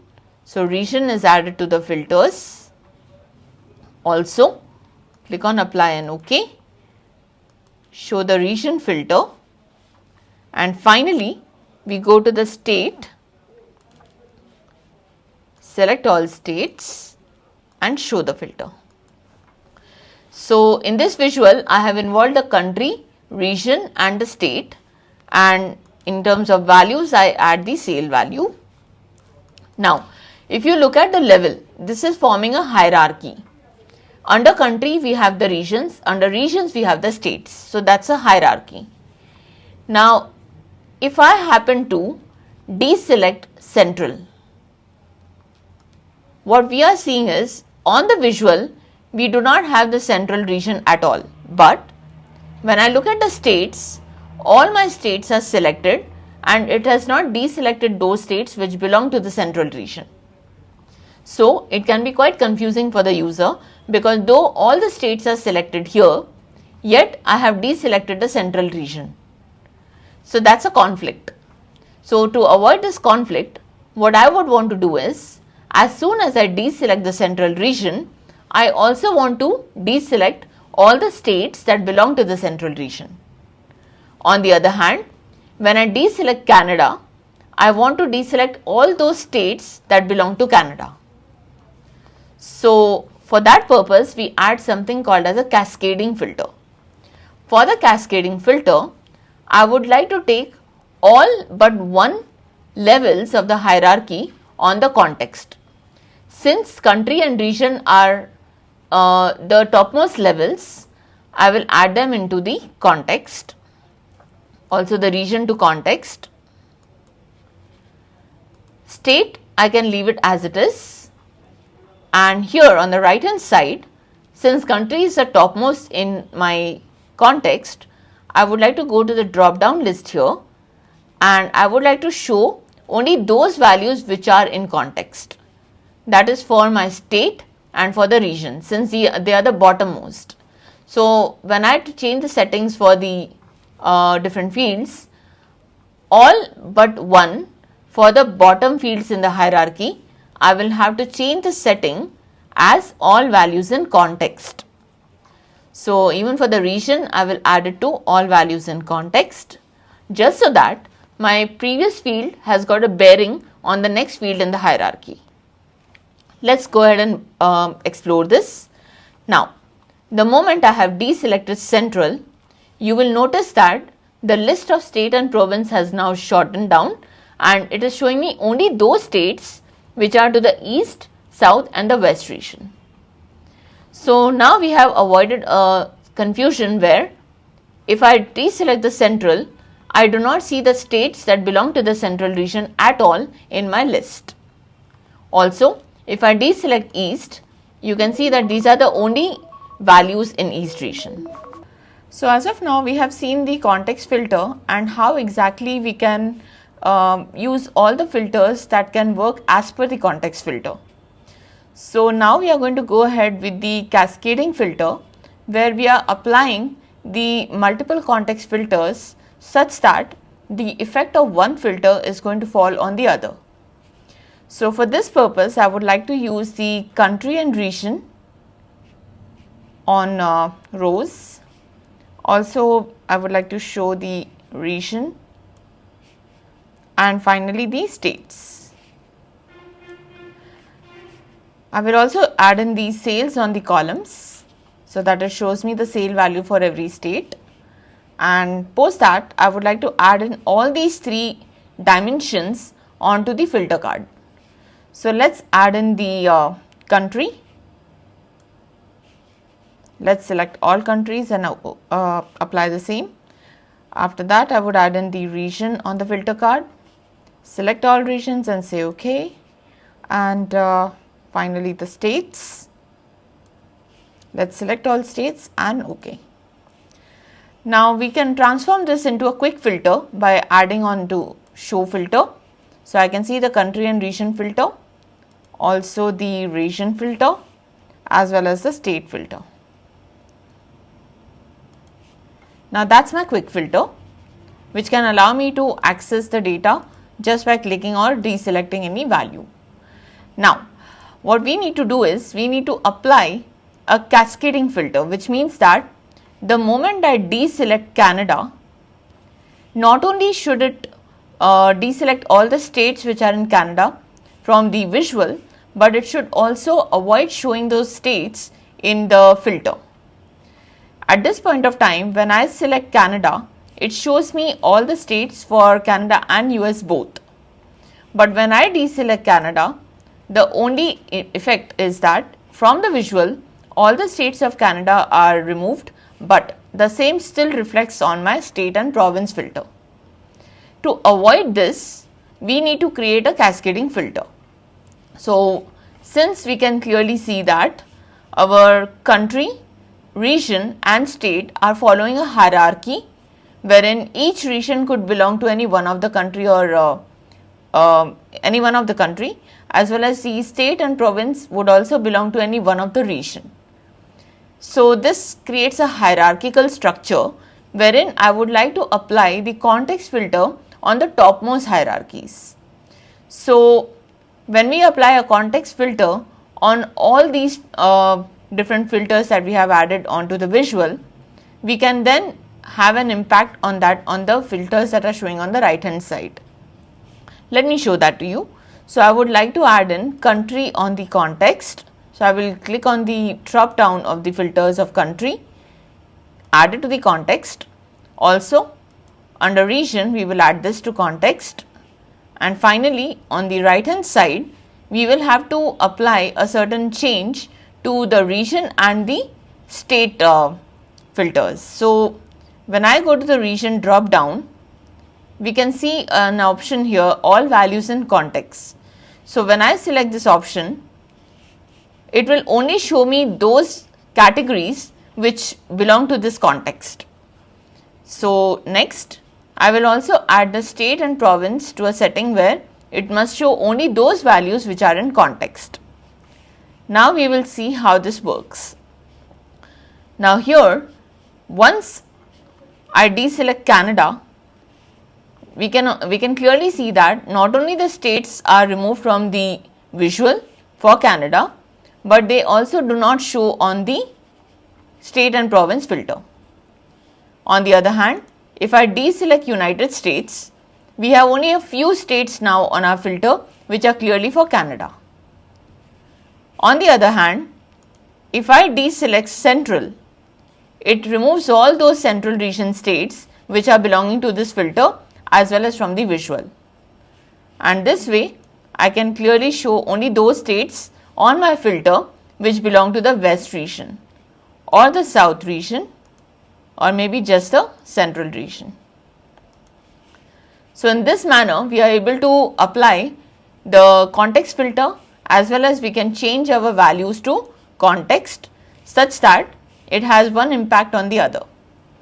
This kind of structure or this kind of a filter typically works best when it is in a hierarchy. So when we use any fields which are in a hierarchy, at that point of time the cascading filter will have a much better view of your data than a normal filter. So that's a cascading filter, and now we will go ahead and try to figure out how exactly we can change the view of the filter, for which I would like to change the name of the sheet here. So that's a cascading filter. And now let's go ahead and create another sheet where I would like to add a pie chart. So let's also learn how to create a pie chart and how I can add in a filter onto the pie chart. So for the pie chart, a minimum dimension that we'll be requiring is 1. So I will be adding the region. So I'll add in the region as well as the sales on my pie chart. So when I select region and sales, under the show me, we can see that the pie chart is enabled. So we are going to select the pie chart and we will also transform the view into the entire view. Now let's add in region to the label card so that we can see the region labels, and now we will also add the sales to the label card to see the sale value. Let's now go ahead and add a filter. Now my interest here is to know the region wise sale for each category independently. So for that I will add the category on the filter card, also select all the categories and select OK. Now we can also add this as a quick filter. So here is my quick filter, wherein I can now deselect or select my category and see the region wise sale for exactly the category that I have selected. So let's just say that I deselect all of them and I click on furniture. Now these are the sales for every region only for the furniture category. On the other hand, if I select office supplies, here these are the sales for region only for the office supplies category. So this way I am able to show each and every sale or regional sale for every category independently. At this point of time we can clearly see that we have a checkbox in our filter, but we can change the view of the filter by the following options. Here we do have the single value list, we have single value drop down and single value slider. Let's try to understand what exactly is single value and multiple values. Now if I select any option with a single value, then at a point of time I can select only one category to show on my visual. But when I select multi values, it means that I have an option to select multiple categories from my filter. But we want to change this to a single value list where this is the view of our filter. So instead of a checkbox, now I have a bulleted point where I can select any one of the furniture category and it shows exactly the same sales on my visual as well. On the other hand, if I have to choose the single value drop down, then I would see a filter that looks like this, wherein I need to select on the drop down list and then select my category. So this is going to produce the same output, but the view of the filter looks different. Now we will go ahead and select the single value slider. Now here we have a slider like structure wherein I can just slide this particular value and I can figure out what's the sale for every region. This type of a view on a filter is suitable predominantly for a measure value, because we can go from a lower measure to a higher measure by the help of the slider. For a dimensional type of value, it is a better idea to choose either a single value list or a single value drop down. Now let's try to select multiple values list and check how it works. Now when I choose a multiple value list, that's a default one that we saw at the time when we created the quick filter. So here I have an option to choose multiple categories at a time, and it shows me the visual for office supplies and technology sales for all the regions simultaneously. Similarly, when I choose the multiple value drop down list, it will now show me a drop down list wherein I can deselect all the subcategories and select multiple categories as well. Followed by that comes to custom value list. Now here we can just type whichever category we would like to select. So if I select the technology and add it, so here you can see technology which I have selected. On the other hand, if I want to filter also the office supplies, I would just type first few characters, and here is my office supplies. So this is a custom value list wherein we need to literally type down the value and only those values will reflect on the filter. Now let us also see a wildcard match. Wildcard match works exactly the same way as we saw a wildcard on the dimension filter window. So if I just type in East, we can see that we do not see anything because that's not a part of category.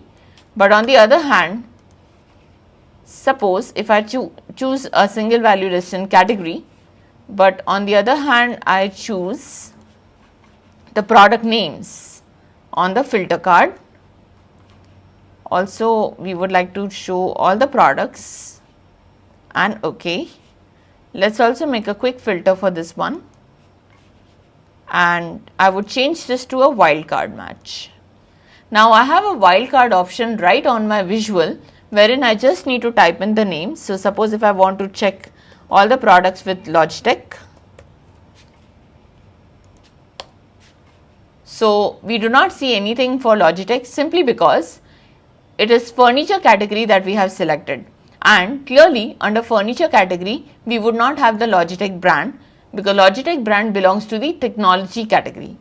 So if I select technology and then click on Logitech, here I have the entire sale of all the products that have the word Logitech under them. So when we use the keyword search or a wildcard match, we need to make sure that the correct category has been selected, because any product which do not belong to a category which is selected would not show up on your visual.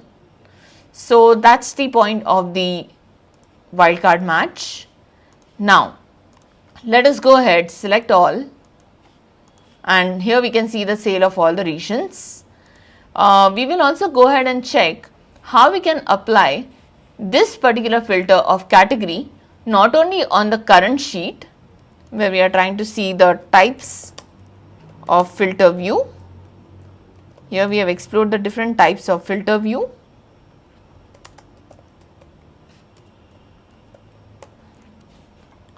Right. So this is the only sheet where we have applied the category filter. All the other sheets have different filters.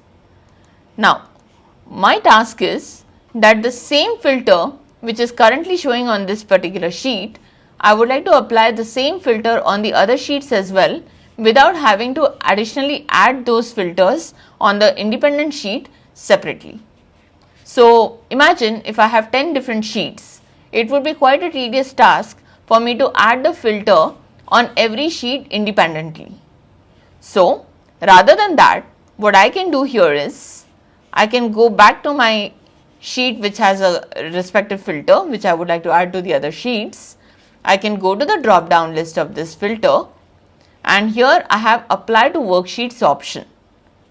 In apply to worksheets option, we also have selected worksheets option where I can select all the sheets wherein I want to apply this filter. So here is a window that opens up for apply to worksheets. At this point of time, this particular filter is applicable only to types of filter view sheet, which is my current sheet. I will now go ahead and select dimension filters, measure filters, date filters, and context filter. The moment I have selected these 4 sheets and selected OK, now we will notice when I go to dimension filters, I have the category which belongs to the other sheet. I also go to measure filters and see that the category field also existed here on the filter window. On the context filter as well, we see category, and we see category here on the types of filter view. Also, please note that it shows a small icon here which indicates that the particular category or this particular filter field does not belong to the current sheet originally. So, if I see an icon like that, it clearly means that it is an applied filter from a different sheet and it has been created through the option which shows on the drop down list.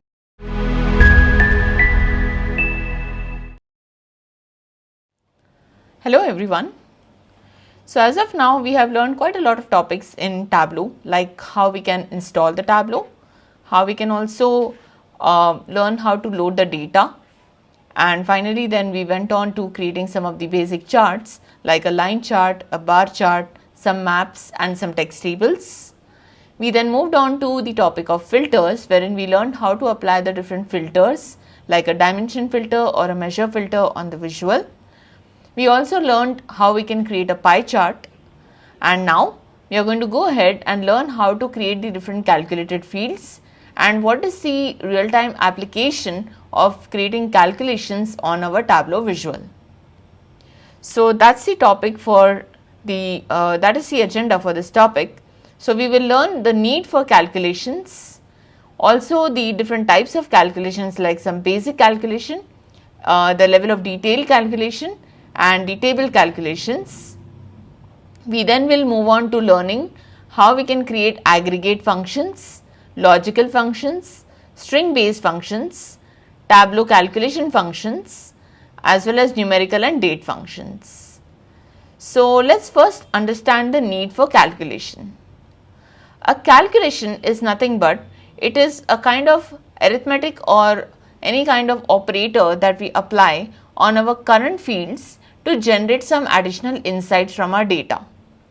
To give you a very simple example, suppose if I want to know the age of the employees working in my organization, I need to have the details of their birth date.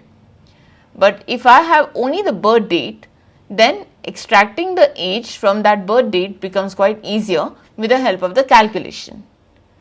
Now for this, the calculation that I need to write is the current date minus their date of birth divided by the number of days in a year, that is 365, and that will give me the age of the employees precisely.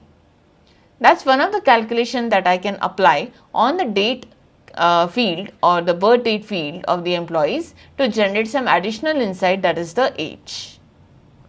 On the other hand, if I have the sales and the discount value, we can also calculate the discount in dollars rather than the discount in percentage, and then we can go ahead and also calculate the MRP of these products. On the other hand, I can extract the day, month, year, quarter, also the weekday through the date columns. Some of the other functions could also involve trying to extract a part of the string from a string related data into a new field. So there are a lot of different needs of calculations, and based on those needs we are going to create our calculated fields. When I talk about a table calculation, it could involve calculating the percentage from a total when we have lot of different categories under a certain table. In our data, we have already seen that we have category, product subcategory, and we have different product names. Now, if I have listed all the product categories and subcategories in a table region wise, I can go ahead and calculate what is the percentage of each subcategory in a certain region as well as within a certain category if I have the table calculations. So we will learn each of these concepts now in this topic, and let's go on and try to do this in our Tableau. Now as you can see, we have the order ID. If I add all the order IDs on my visual, we can clearly see that the order ID here is a part of three different strings.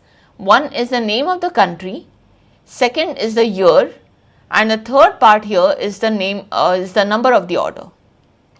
Now my task is that instead of the hyphen, I might want to transform this into a slash, or maybe I want to extract only the last part of this order number into a separate field.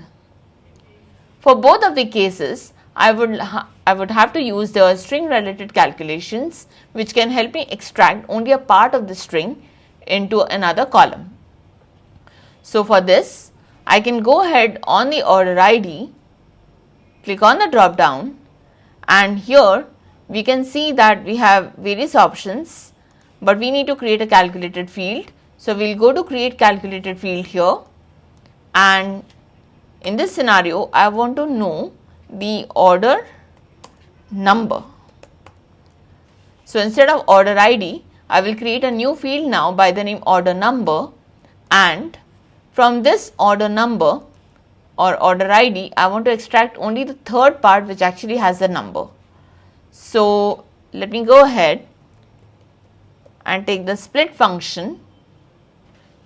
In the split function, we have three different components. One is which field I would like to apply this on.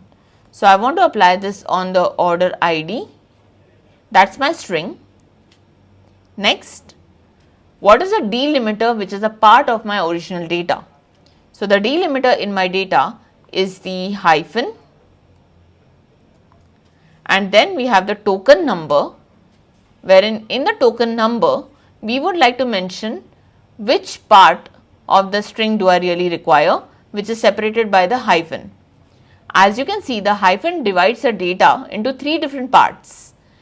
The CA that you can see here is the first part, that is the first token. The 2020, that is a year, is the second token, and the order number part is the third token. So since I want the order number, I would now go ahead and select 3, which is my third token, and close my bracket. Click on apply, and my order number has been generated. Now, when I drag this order number on rows again, you can see that for every order ID, we now have only the numerical part of the data. This way, I have applied a string based calculation and I have extracted a part of my string into a different field. Now, if you would like to go ahead and check what are the different type of calculation functions involved in Tableau, you will notice that you have a slight right arrow right here on the calculated field window. If I click on that, I have all the different types of functions which are possibly usable in Tableau. So we have some of the date functions, we have the cost function, area functions, we have date functions, and string related functions, and many more. If I want to see them as a group, you can see that we have the number calculation, string calculation, date, type conversion, logical, aggregate based, also the user, table calculation, and spatial. So there are different types of categories and different type of functions which we can apply on our data and get the best of the data and the best, most deep rooted insights. Now let's go ahead and see the string function since we started with that. Now here we have character, we have the ASCII code. Suppose if I want to know what is the ASCII code of a particular data, so we can apply the ASCII function and we can get the ASCII code of the first character in a particular string. Now in this case, we have the word authors. So we have an example here which can explain to us this utility.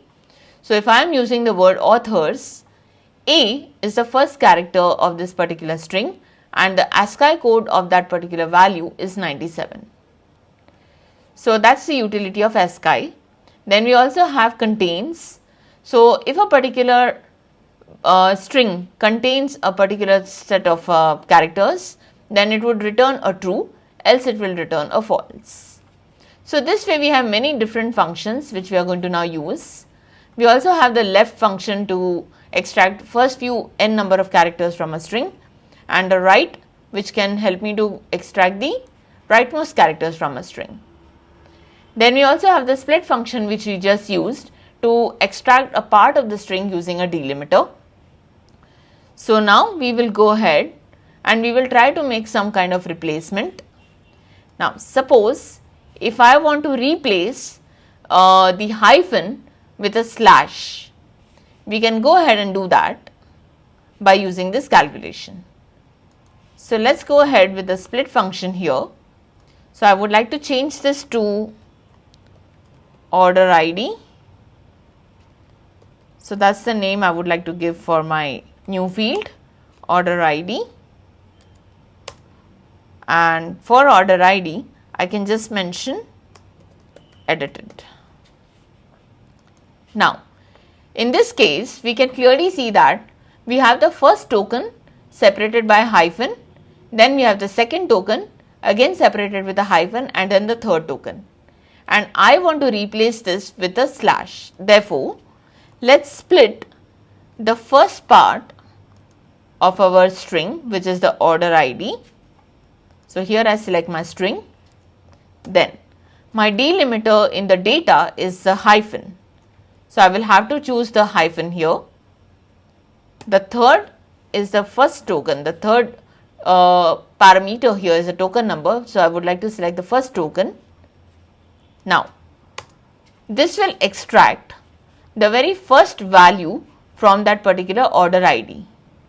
To make things simpler, what we will do is, we will try to add this here on our rows just to check which is the part of the order ID that I have extracted by far. Now I can go back to my order ID edited, go to the drop down list and edit the calculation. Since I have the first part of my order ID, I would like to concatenate that with a slash. Now when I click on apply, you can see that after CA, I have the slash, not the hyphen. I will further go ahead and add another plus operator to which I want to extract the second token of the exact same calculation. So I would again apply the split on order ID with a hyphen, but this time I would like to add the token 2. So we now have the year, which is the second part of the order ID. Now again we will add a plus operator, copy and paste the function and change the token number to 3. Click on apply and now you can see that we have successfully replaced the order ID from hyphen to a slash. Let's go ahead and edit it further. So here we need to add a hyphen as well. So we'll add a hyphen, add another plus and apply. So here we have made the changes. So we can clearly see now that in the order ID, we have replaced each and every hyphen with a slash. So that is one of the utility. You can even change the format or the layout of your strings with the help of your string related functions. Suppose if you want to extract only the first part of your customer name. Let's add in the customer name into another sheet. So here we have the customer name in the rows and we can clearly see that each customer name starts with the first name and ends with the last name. Now what I want to do here is that I want the first name of the customer in a new column and the last name in a second column. I can again go ahead and use the calculated field, create a first name. So I'm creating a first name calculated field and here let's add in the split function on the customer name. My delimiter in the name is the space, so I will add a space as a delimiter and then this is the first token number that I would like to extract. Close the bracket, click on apply and OK. Here we have the first name which I would like to add to my rows and we have the first name of each and every name here. On the other hand, I also want the last name, so we will go ahead, create another calculated field. We will go ahead with the last name.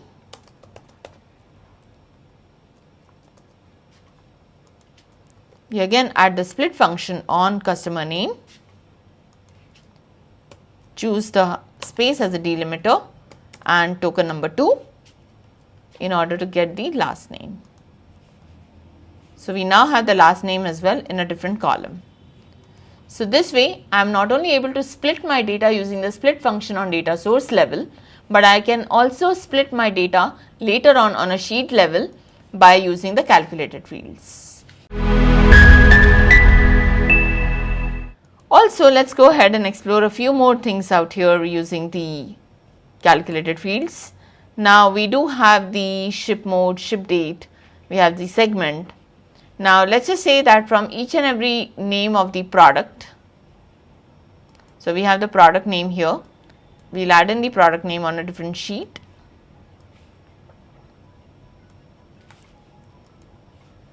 Now after applying the product, let's just say that if I apply the product filter, I can just filter out the product names, and then we can create a new column to show the brand of the product.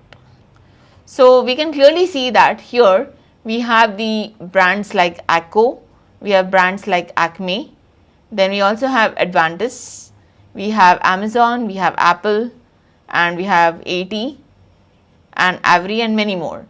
So if I want to create a new brand column, then I would have to filter this data, and by applying the filter I can extract exactly those products which belong to a particular brand, and followed by that I can create a new column just against these product names which show the brand of that product.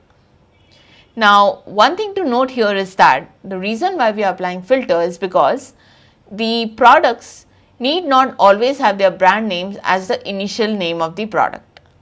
So sometimes the brand name may be a part of the product, but not maybe in the beginning, but somewhere in between. As a result of which, we might not be able to give the correct brand name for some of the products. So for that purpose, we have to apply the filter. So let's go ahead and apply the filter of Acco. So here we will create a new calculated field, and we will name that as brand.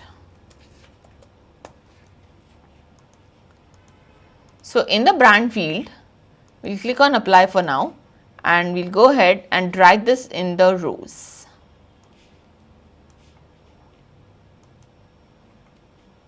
So we will go ahead and edit this, and here what we can do is, if we can apply the if condition,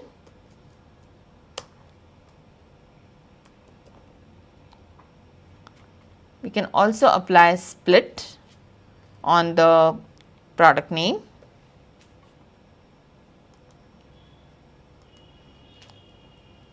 Now here let's check for the delimiter space, since most of the product names have a space in between the brand name and the product name. So we'll put a space here, and we'll take the first token number.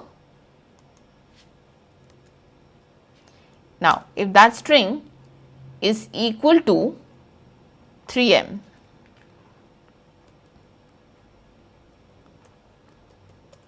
then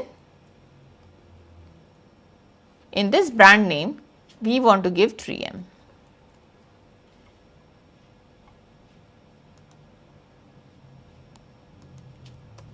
Finally, we'll click on end to end the calculation and click on apply. Let us click on OK and add the brand here in our rows field. Now as you can see here, we have successfully added the brand for 3m in our brand field. Also, suppose I know that in some of the product names 3m may not be a part of the data set in the beginning, as in these some of the products we can clearly see that 3m belongs to the first character, or it is the first word in the product name. But in some of the other products, it may be possible that 3m may be a part of the product name but not in the beginning, somewhere in between the product name. In that case, instead of splitting the data and then extracting the first word of that data, we might want to use the contains function.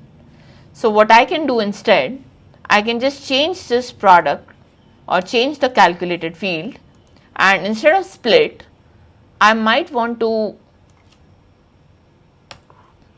give the contains. So I'll use the contains function. I will also give my string, which is my product name, and in the product name, if I have the string 3m,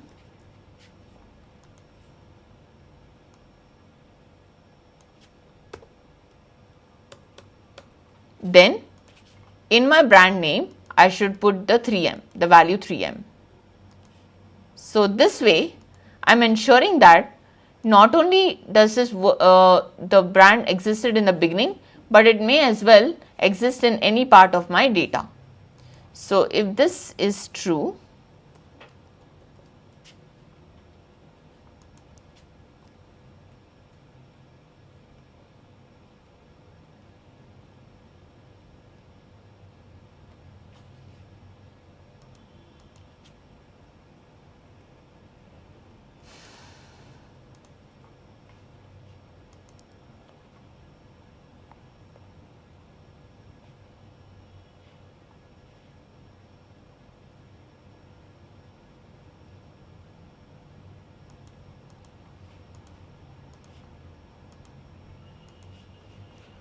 alright. So let us also go ahead and explore this further. So if I go ahead with the brand name and the contains function, here let's click on text data, that is string. Okay, now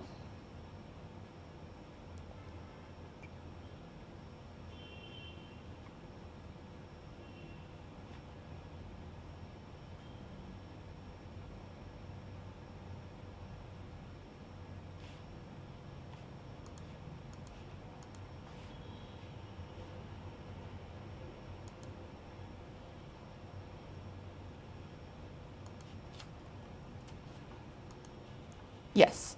So this is because we have missed out, we can see an error here. That is because we have missed out on the closed inverted comma, and now this is perfect. So let's go to click on apply, and now we can see that wherever we have the product 3m or the brand 3m, we have the value 3m in the brand column. Now this way we have created only one brand, but we can give many other statements for if and else, and we can create the other brands as well. So we'll go ahead with the brand column, and let's also go ahead and add some more conditions. So again I would use the if contains in the product name. If I have apple, let's say I have the word apple,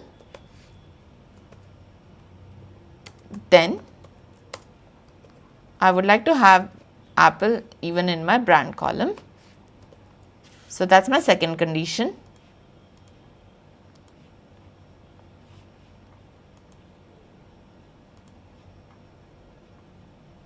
So here we'll have to define the else if condition. So we'll give an else if condition, and now my calculation is valid. So I can give multiple conditions and I can define my column. So here now if I have apple in my product name, you can clearly see that it shows the brand as apple. So this way I'm able to create another column altogether for brand for all of my product brands. We will check another third example and then we can move on to the next calculation. So the third brand that I would like to take here is Samsung. So I will now give a condition else if on contains in my product name. If I have the word Samsung, then even in the brand I should have the word Samsung. So I click on apply, click on OK, and now I should be able to see the word Samsung in my brand column. Let's go ahead and check it out. So here we are. Now we can clearly see that in this particular product, Samsung is a part of the product name, but not in the beginning, but it's in the end of the product name. And despite that, we can clearly see the brand as Samsung, and that's the best utility of this particular function. So this is also known as data mining, because from my existing data, I'm using the calculated field and I'm trying to mine extra fields. So I'm trying to extract the brand by using a particular string related field, and that adds an added value to my data set. So now that we have seen how we can create the brand column using the text-based functions, we can now make use of this brand column to do a thorough analysis of the different sales, quantity, profit, discount with regards to the different brands. We can also find out category wise which are the brands that are available in our data. If I were to create a scatter plot of sales versus profit, I can figure out which brands are having a high sale value versus high profit value. So these are some of the utilities of this brand column which we can make use of later. Now the next column or the next calculated field that I would like to deal with is the date related field. So with an existing date column, that is the order date, we can now extract its day of the month in numeric as well as the month in words. We can also extract the quarter, the year, and the day of the week, and many more such components. So let us create another new column, a new sheet, and we'll name this as date functions. So here I would like to add the order date on the rows, and I would like to transform that to day, which is continuous data. So I will now go to the continuous data of day. I will also add sales on my columns so that I am able to see the values in this manner. Let's transform that into a text table, because that's how we will be able to see whether we have extracted the correct day, month or year from the date. So I will now transform this data into a text table, and let's try to put this in the text. So these are my values for the sales. What we can do here is we can fit the width. Okay.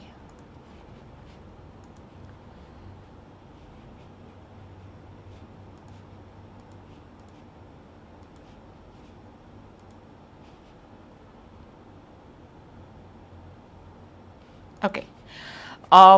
If this is not very clear, we can also go ahead and see the view data. If I click on the view data, I will be able to see all my fields here. So the ones which are existing in my data set currently, as well as the new fields that I am trying to calculate using the calculated field option, they all will be visible here in my view data. So we'll make use of this to see our data. Now the first thing that I would like to extract from my order, the order date, is the day of the month.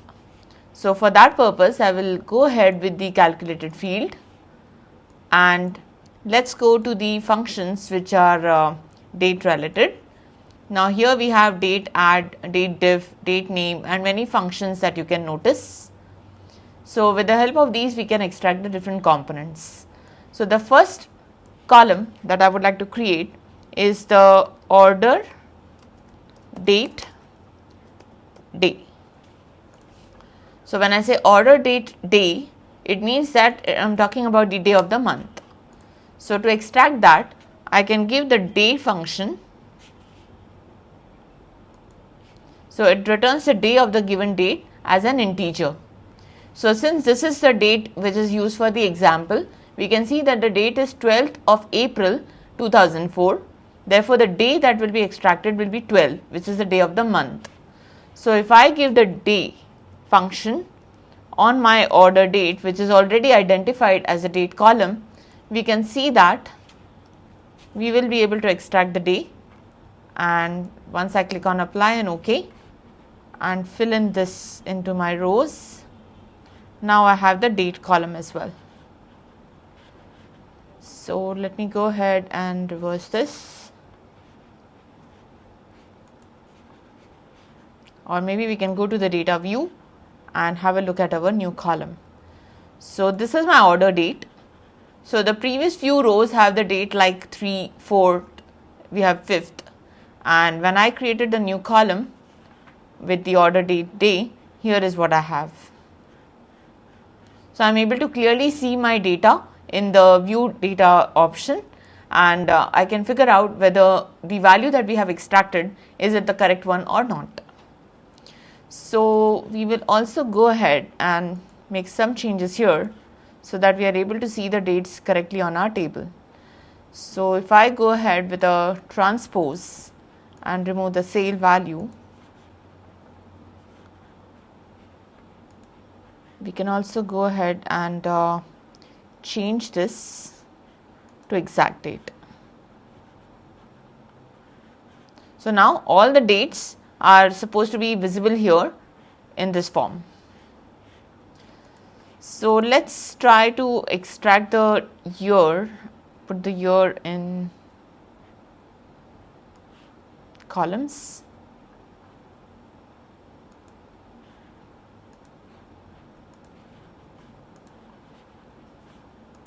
And let's also put the order date.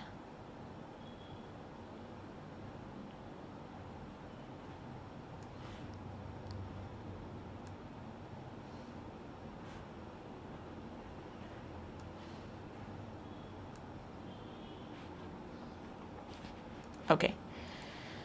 So since we have too many dates in our data set, it may not be possible for us to view our dates or any column that we have extracted. So let's go ahead and clear this, and let's check our new columns in the view data. So the next column that I would like to create is the order date month. Now month can be expressed in the form of numerics like 1 for January, 2 for February, and so on. And when I say the month in words, it means the month name itself, that is January, February, March. Now if I want to create both of these fields, I can clearly do that with the help of the month function for numeric. So this is my order date month numeric, for which I can easily use the month function and insert the date column for which I want to extract the month. So that's my default column, and when I click on apply and OK, now it would extract the month. So if I would like to see that, I can easily do it with the help of my view data, and as you can see that in the order date, the first month that is displayed is 1, followed by 2, and so on, and we can see the same thing in our order date month, which is right here. Now the same thing we can transform into a month name with the help of the date name function. So let's explore that as well. So if I try to create another calculated field with the order date month, order date month name.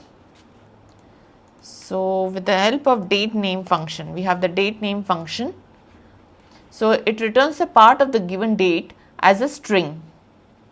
So here we have two components to be inserted. One is which part of your date do you want to transform into a string.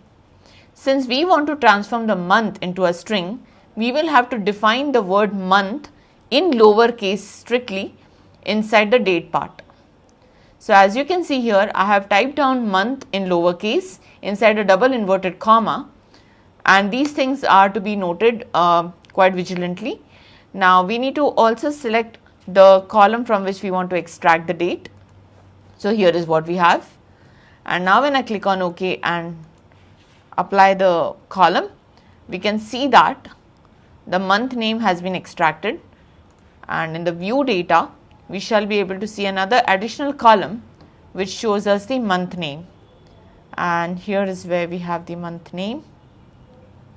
That's what we have.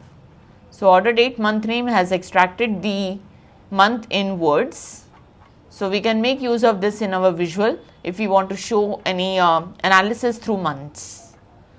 Next, I would also like to create the year column. So I want a single column that shows me the year of the order date. So I would now define this name as order date year. We have the year function, in which if I insert the order date column, I will be able to get my order date year, and that's what we have here.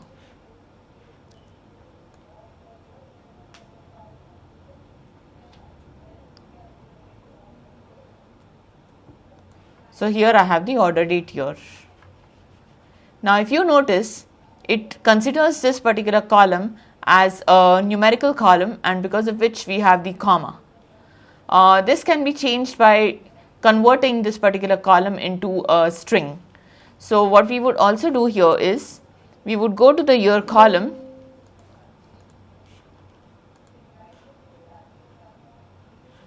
so I'll go ahead and click on rename, or rather edit,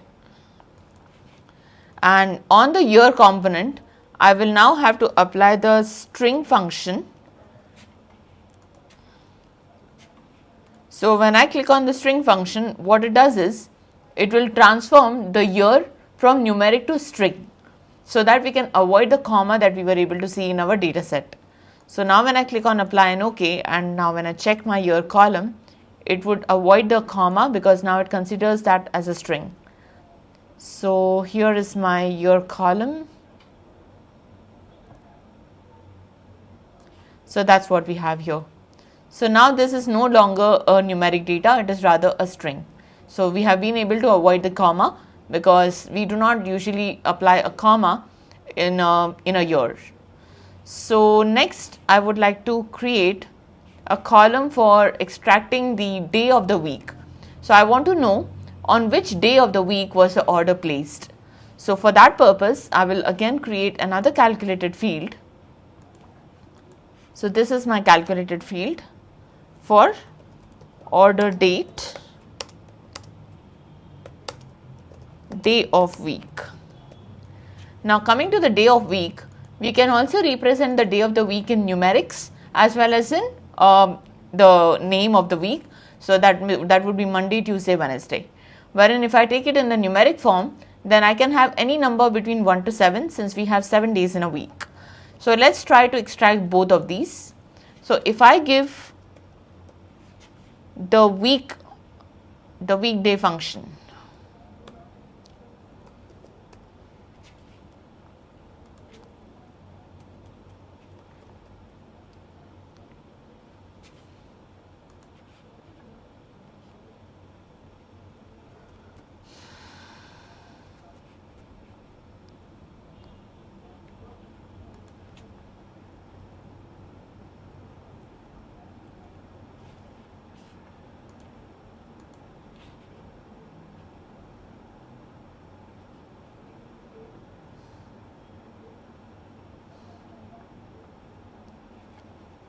so we don't specifically have any weekday function, but we can extract the day of the week with the help of the date name. So we'll go ahead with the date name. In the date name, again my date part is a weekday. I need to extract the weekday. So I'll go ahead with weekday, all in lowercase inside a double inverted comma, and I would also enter the order date. Click on apply and OK. And we now have the day of the week, which we can clearly see here in our data set. So if I try to just scroll right, we can see that what's the day of the week on every single order date. So we could have also transformed this into numerics. So if I want to show Friday as a number 5, since that's the 5th day of the week, then I can transform that into the numeric form. So this is how we are able to extract the different components. Now we might as well want a particular date in a certain format. For example, in this data, the format that is given to us is the day of the week is in two integers. We have 2 characters. We have the hyphen. We also have the month in 2 digits. Then we have another hyphen, and we have 2020. That is a year. Now I would like to change the format of my date into some other customized format. So we can as well do that by creating a calculated field. So let's just say that the format that I want to apply is this way. I would like to open my caption and show you the format. So the format should be, maybe if it's the 1st of January, then we might want to apply 01 Jan 2020. So this is a format I would like to have. Maybe after that we can also add the day of the week. So whatever is the day of the week, we will add that. Let's just assume that it's Monday. So we should have the format in this form. So let me increase the size and show that to you. This is the format that I'm looking forward to. So I would now name this as required format in my caption. So that's the required format I would like to have.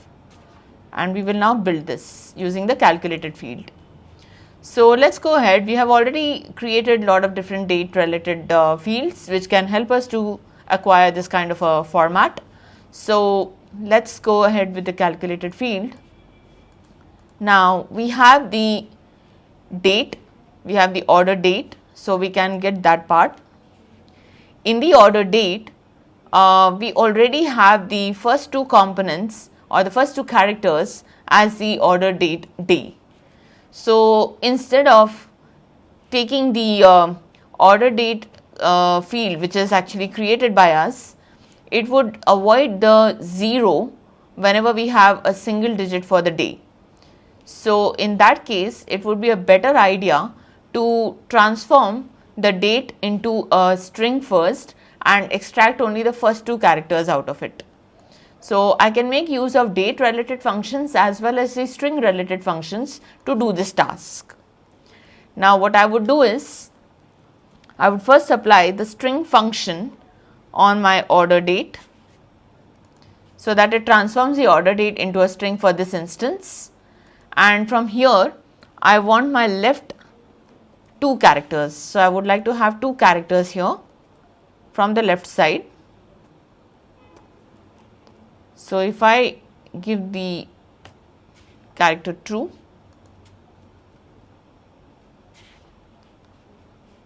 so this is my order date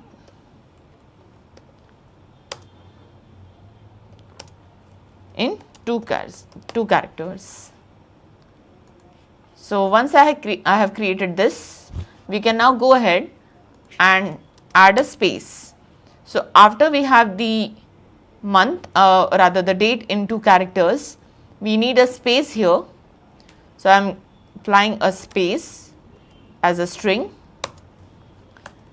Also to the space, I would like to add the month in 3 characters. So we have already created the order month name column. So I can apply the left function, insert the order date month name, from which I require 3 characters. So we are going to take it as 3. Okay. Now while building my variable, I would like to have a quick view of the same. So what we can do is, we can take the order date day,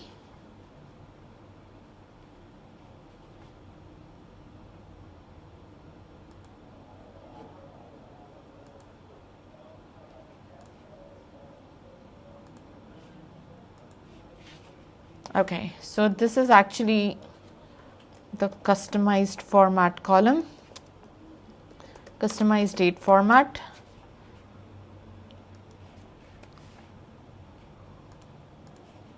And I would like to see that on my rows. So far so good. We have built the customized format in this manner. And what we can do now is, we can go ahead with the rest of the data. So let's try to also create the year. So we need to now add in a space after the month, and followed by that should be the year of the data set. So let's go ahead and edit this.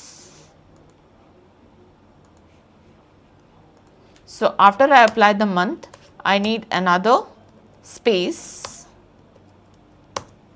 followed by which I need a year. Now the year has already been transformed into a string, so we can just apply that on our visual. So the order date year, which is already a string, so that won't cause a problem. Let's click on apply and check what we get.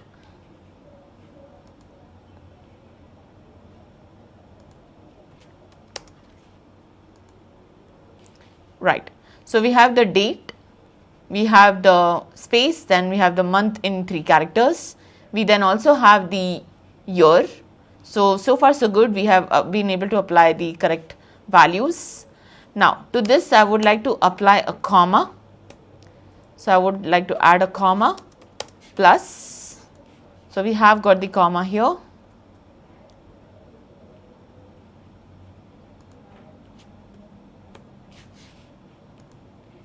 There we go. And now finally what we want is the weekday, which we have already calculated again with the help of day of week variable. So let's add up a plus sign and order date day of week.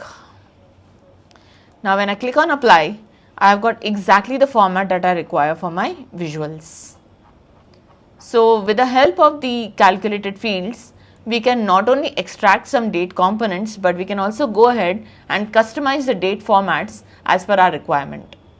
So with the help of these functions, I can create any sort of date format in order to show that on my visual.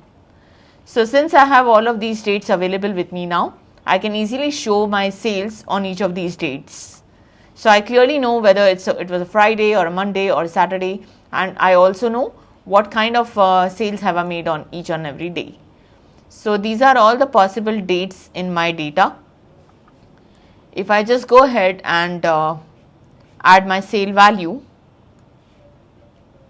so these are the sales that I've been making in each of these dates. Also, if I look at the view data, for each and every date, I have the customized version. So this is my version. So here we had 20th of Jan, and we can see that it's a Friday. Okay, just a second.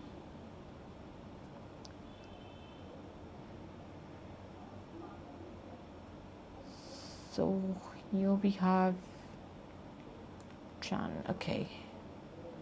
So there seems to be some problem here. Let's try to transform that.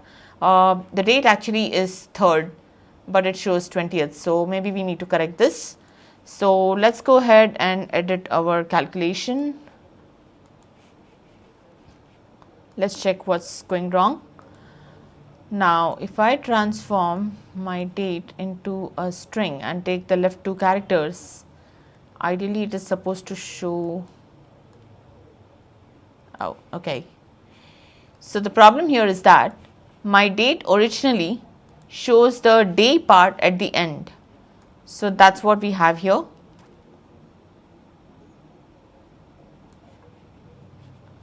So if I try to extract the first 2 characters, it's possibly taking the year instead of the date.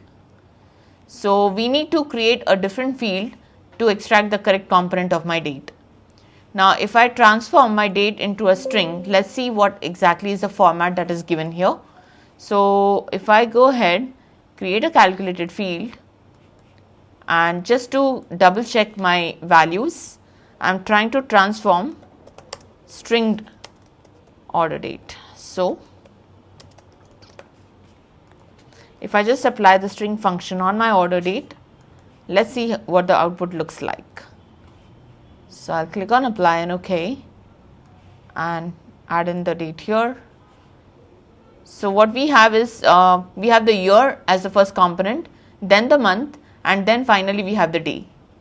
So that is the problem. So instead of applying the left function, we might want to apply the right function and extract the last 2 dates, the last 2 characters. So this way we are able to make all sorts of modifications. Let me now go ahead and edit my customized field, and instead of taking the left function, I would now have to take the right function. And when I click on apply and OK, we now have the perfect date. So all the dates now are going to be proper. So if I go ahead and look at my view field, we can see that our customized date is perfect. So this is my original date, this is the original format, and here we have extracted the day, the month in 3 words, in 3 letters, and we also have the year followed by a comma, and then we have the day of the week. So this is how you can create the constructive calculated fields, and you can play around with them and try to create a lot of extra data, and that data can have a much more in-depth view on the visual, and you will be able to analyze your data much better. So this is what we have to cover in the date related functions. We also have many other functions wherein we can also create a difference. So let's just say that I want a field which shows me what is the number of days, the difference in the number of days between the order date and the ship date. And with the help of that, I can figure out that for any product or any product category, how much time does it take on an average for the product to be shipped once the order has been placed. So we can do an analysis in that manner. Let's go ahead and create the new column. So this is the number of days to ship. So that's what I would like to calculate. So let's go ahead and create a new field, a new calculated field, and this is my days to ship. So since my order, the ship date would come later than the order date, I would have to take this value first. The ship date would be first because that would be having a higher numerical value. So if I were to take the order date first and then the ship date, then it would give me a negative value and that would not be valid. So if I take the ship date first and then I place the order date, that will fetch the difference in the number of days. Now I already have the days to ship. What I can do is I can add the subcategory on my rows. So here is my subcategory which I add to the rows. I'm also adding in the days to ship on the data panel. Now these are the total count. So basically in all the transactions where I have shipped an accessory based subcategory, the total number of days that have been taken to ship all of those transactions is 3012. Now this would not make sense to us because it would not make sense to add the days to ship of 2 different transactions. So rather than this, we would go ahead and transform the days to ship from sum to an average. So I can clearly do that by the measure. So here under the drop down list of sum of days to ship, we go to the measure and from sum we transform that to average. Now here I have the average days to ship, which clearly means that typically it takes about 3.88 days to ship any accessories based subcategory once the order has been placed for it. On the other hand, if you notice, then it takes approximately 4 days for labels to be shipped. So I can also arrange this in the descending order so that I know which particular subcategory takes the highest number of days to ship, and that's art. And the copiers take the minimum days to ship, that is 3.62 days. So this way I am able to create new fields and I am able to have a much more deeper analysis of my data. So that's a blessing to us, that is the calculated field. Next, we will now look at some of the logical functions and how they can be applicable. So if I just open up the calculated field window, we can see that we have covered number related, date related, string related, and we will also be doing aggregate and logical functions. But to give you a heads up, logical and aggregate functions are more suitable in application form on groups and sets and some other topics that I'll be discussing in the upcoming sessions. But for now, to give you a brief idea on how that works, I would like to create a logical column based on a certain criteria. So what we can create here, we can add some customer names onto our column. So I'll create a new sheet and in this new sheet I'm adding the customer names maybe on rows, so that I'm able to see all the customer names. Now these are my customer names. Out of these, what I would like to do is, I would like to create a Boolean column which indicates all the customer names that start with a vowel. So later I could have also created a column basis on the title. I can also create the column on the gender.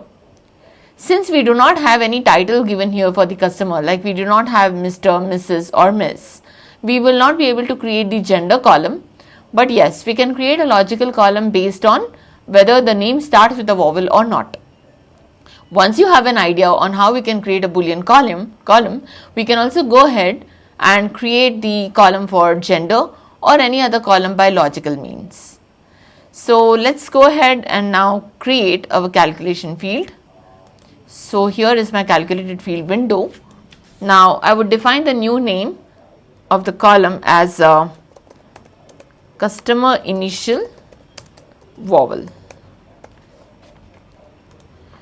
Now in this column, what I want to do is, I want to create a condition such that if the very first character of any name is a vowel, then I want to show the value true in my column, else for a consonant it should show a value false.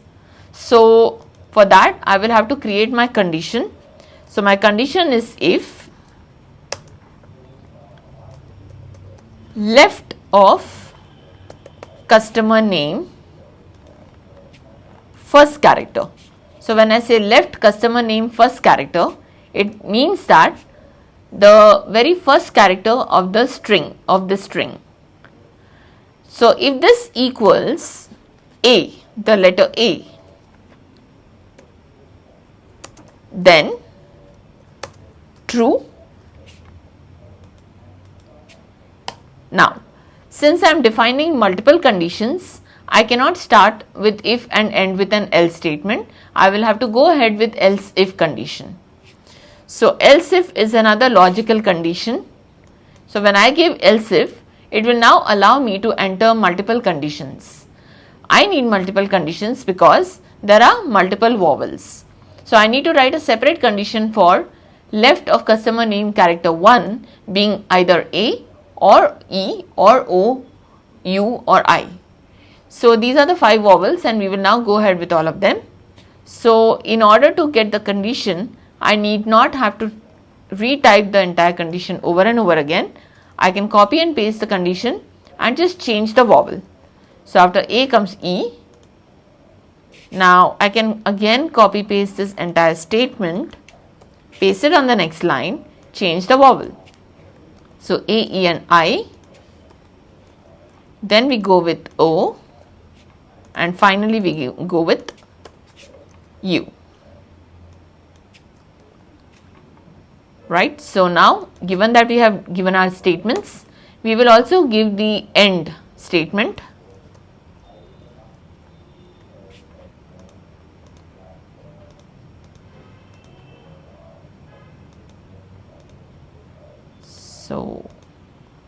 So here is my condition. If left of one is A, else if, okay.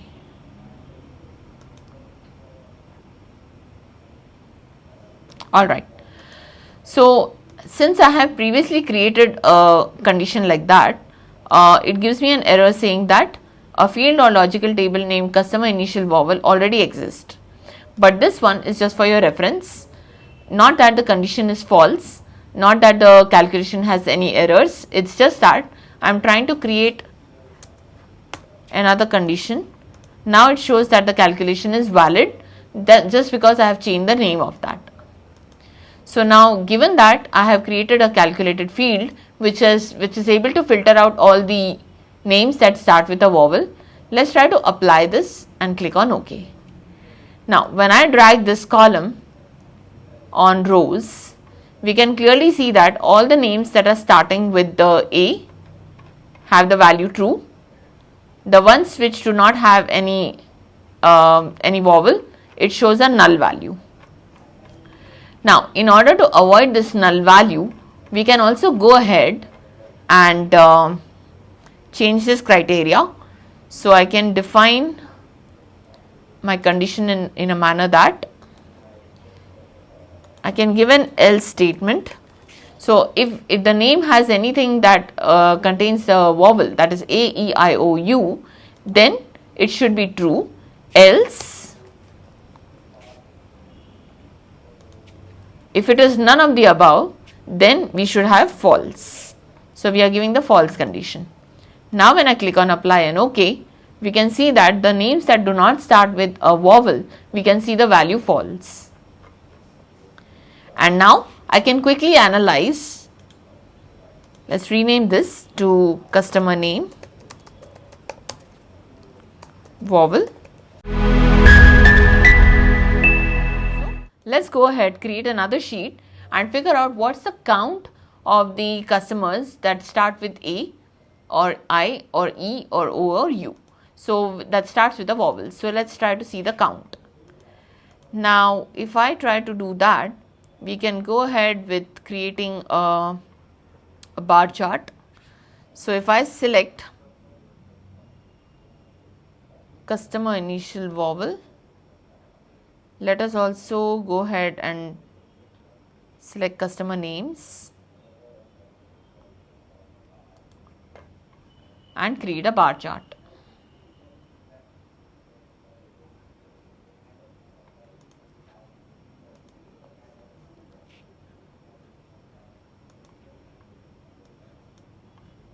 Now we can clearly see here that there are approximately 8,931 such customers. Their name starts with a consonant, and there are 1,263 customers where it starts with a vowel. Now instead of true or false, I could have either done a condition like this, or maybe I could have changed this condition to see a proper distribution of names that start with A precisely, or with a E or I or any other vowel. So let me change this condition a little bit. So here, so instead of giving true, I would rather give the vowel itself. So A, E, I,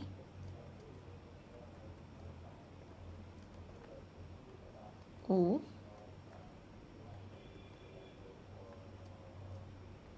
U. Else, instead of giving false, what we can do is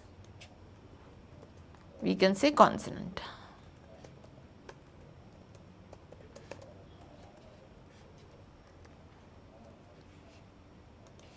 Now at this point of time, what's going to happen is that if the customer name starts with A, then in this particular new column, that is customer initial vowel, instead of making it a boolean one, it will rather make it a string based column, and in that column what we are doing is we are trying to fill in the initial value itself. So let me click on apply and OK. Now we can see that what is the distribution of customers starting with vowel. So A is such a, in the customers we can see that the total number of customers that have an initial of A is 792. There are 8,931 which have the consonant. There are only 400 with the start of E, approximately 46 that start with I, and very few, that is 25, that start with O. And perhaps we do not have any name starting with a U, and that's the reason I do not see the bar for that. So this way I can write many other logical fields. Like I said, that we can also go ahead with creating the gender field, but provided we have the title for the name. So that's about your logical operators. Now I will also create another sheet.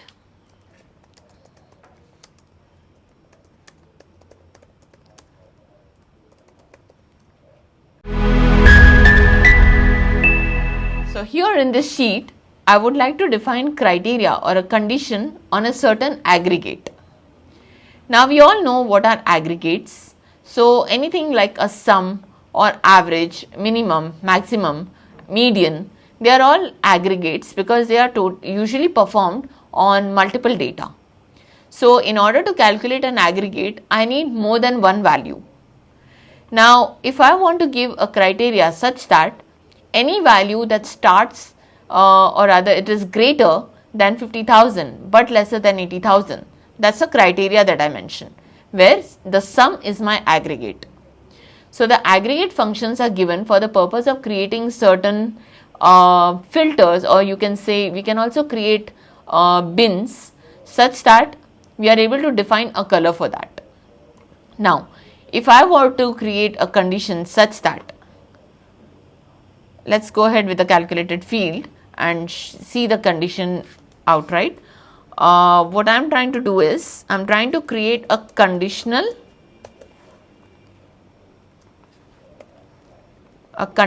color theme. So what I am trying to do here is that all the customers that have a sale value between 0 to maybe $500, I would like to color them as red, wherein the customers that have sales greater than 500 but lesser than 1000, maybe we can give a different color. And this way, by creating bins and conditions, I am trying to assign a different color. So for that purpose, we will have to write something called as a conditional statement based on the aggregation. So before I go ahead with this, I would like to see what is the minimum and maximum sale of any given customer. So if we have a very exhaustive list of customer, we would like to go ahead with any other field which has lesser number of categories. So I can see that we have plenty of customers here, and if I were to write a condition, it would take quite a long time. So let's try to do this with a bar chart. Now that's my bar chart.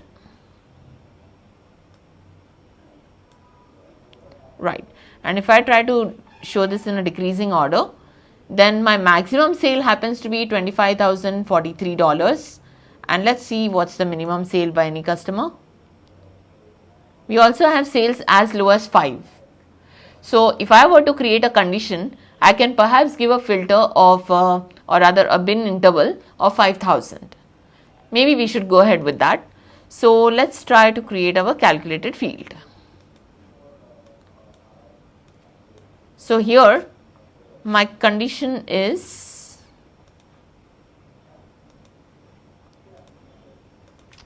if sum of sales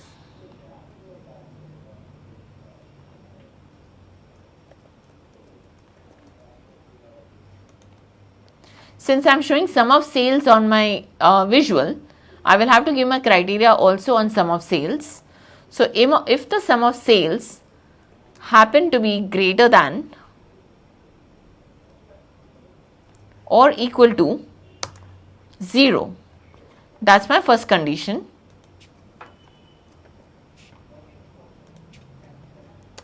And again, if I say sum of sales lesser than or equal to 5,000, then I can define the criteria like this. So 0,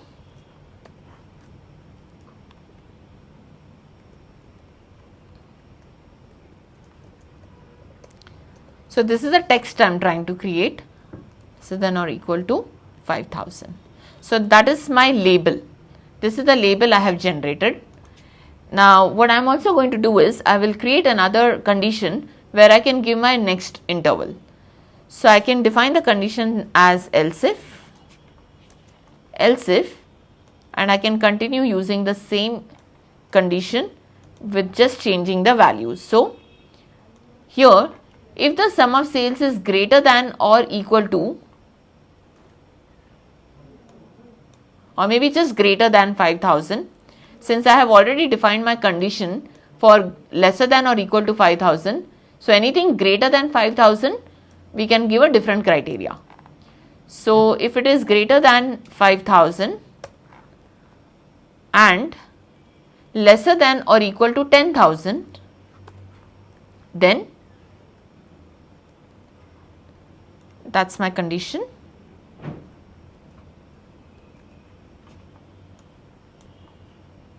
So this will be the label that will be given. Next, else if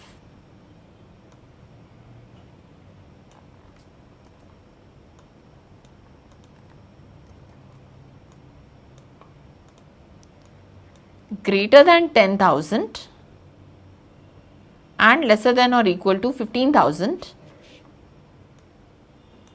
then between 10,000 to 15,000,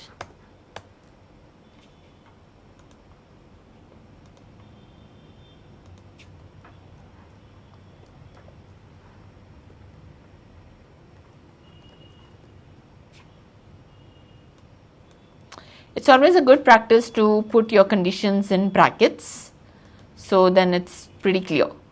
So here as well I would like to put the brackets and close my conditions.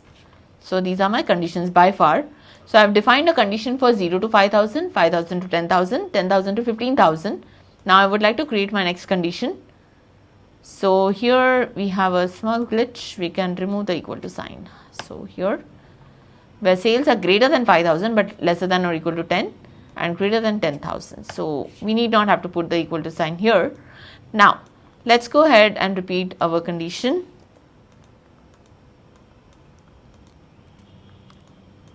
So I hit enter and give my next condition, which is greater than 15,000 and lesser than or equal to 20,000. So that's my next condition.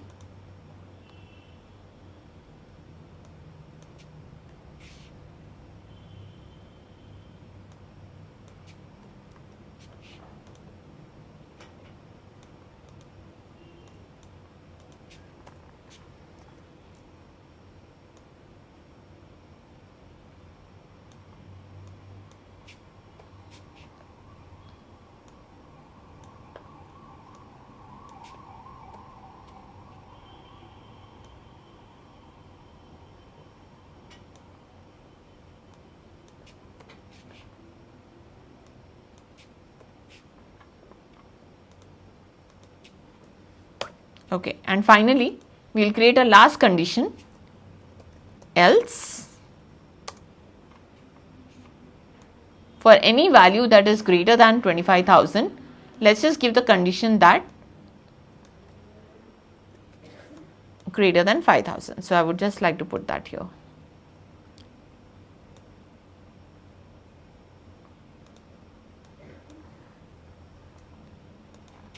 So sales greater than 25,000.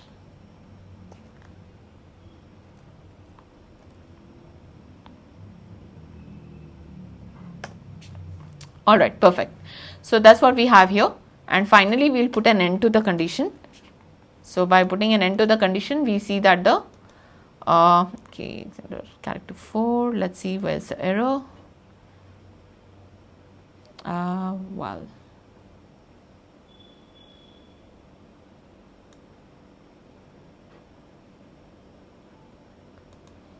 Right, so here is our error. So we need to enclose this part here. Since we have used the aggregate function, we need to enclose these functions in another bracket. And the last bracket here is enclosing the entire condition. So here is where we are finding the errors. Let's try to rectify them.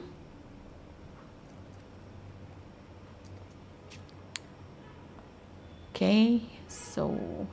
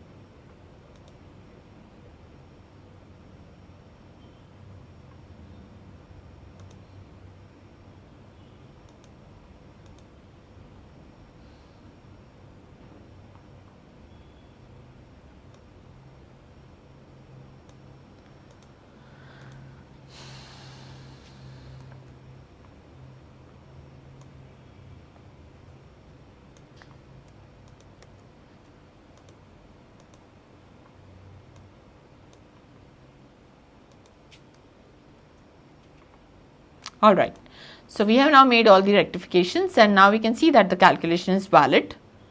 So we need to be extra cautious about the parenthesis. Now since our calculation is valid, let's go ahead and click on apply, and let's also try to make a classification this way. So now that I've built my color theme, I can go ahead and apply this on the color card. Now as you can see, all the customers that are having a sale value between 0 to 5000, it has assigned a self color, that is blue color. Then between 5000 to 10,000, it has automatically assigned the orange color. It's a red between 10,000 to 15,000, a blue between 15,000 to 20,000, and a green for greater than 25,000.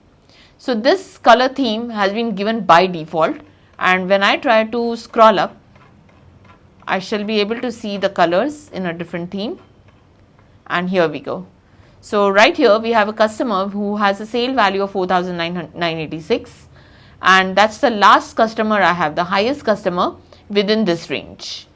The moment I go beyond 5,000, I see an orange color. Also when I go further between 10,000 to 15,000, I see a red color. So this way we are able to do a conditional color. Now I can also go ahead, click on the color card and edit the same. So instead of giving these default colors, I would like to assign a palette. So by going to a certain gradient color, maybe from, we can take it as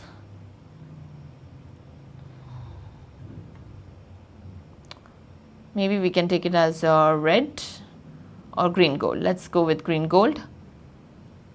And now when I click on apply, it will automatically assign the palette from yellow to green.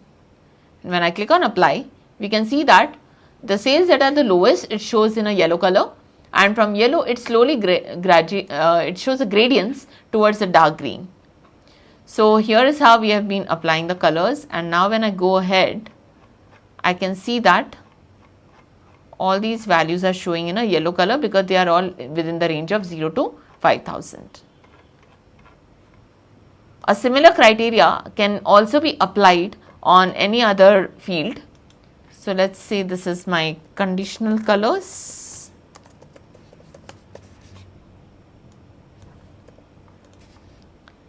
And now I would like to go ahead with applying the same criteria on my subcategory, or perhaps we can also take states. So if I take states, I have limited states, so that would be pretty clear to me.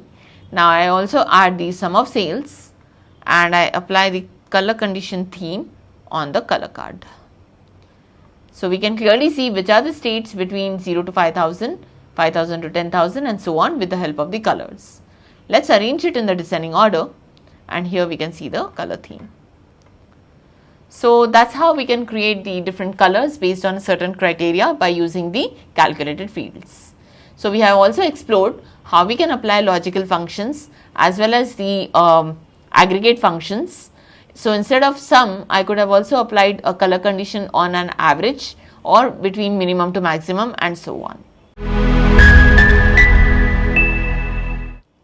Now next we will go ahead and explore the table calculations. So in order to understand the calculations, the table calculations, we are now going to go ahead and create a table. So here I would like to include a table that contains the quarters, months and years, and we will also consider the subcategory. So let's start with adding the quarter. So if I consider the order date and drag that towards my rows, and also we can go ahead and convert this from year to quarter. So we have now the quarter right here. Also let's try to add in the month. So once again I will add the order date on the rows shelf and transform that into month. And let's try to get the year in columns. So here I have the year. Now initially I would like to do the analysis based on the months and based on the years and for the sales. So we will add in sales on our data panel. So here we have the sales. what we can do next is we can now apply the quick table calculations. So if I apply a quick table calculation, we have the options to get the running total, difference, percent of total, and so on. The same thing can also be seen on the add table calculation window. So here we have the similar calculations, as you can notice. Now what we are going to do is we'll first try to have an clear knowledge about how we can do the computation in a certain direction in a table, and after that we will also come back to the calculation types. Now when I say table across, we can see that the year 2020 is blank. The reason why 2020 is blank is because it's calculating the difference between the year 2021 and 2020 for the month of January.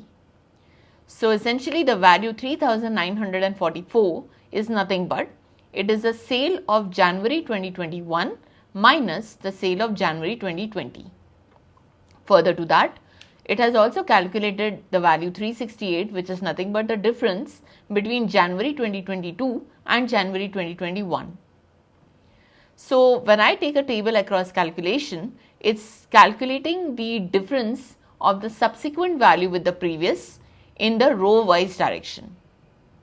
On the other hand, when I take a table down, now it's calculating the values from one month to the next month of the same year. So this value 9998, which is in negative, is the difference between the sale of February to January in the year 2020.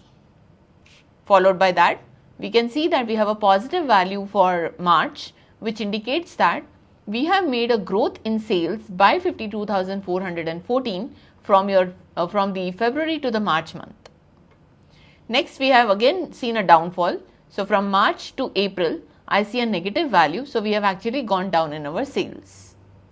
So this way we are able to analyze how much of sale have we made month on month, and are we growing or are we trying to decline the sale. So that is our table down calculation. Now if I take table across then down, here my calculation starts from the first panel, the first cell of the panel, and it would continue continuously for every year, and it would end only when we have covered all the values, which means that it would start from the January of 2020, go right up to the January 2023, and then it will continue to the next row, which means this value 39,739 is effectively the difference between February 2020 and January 2023.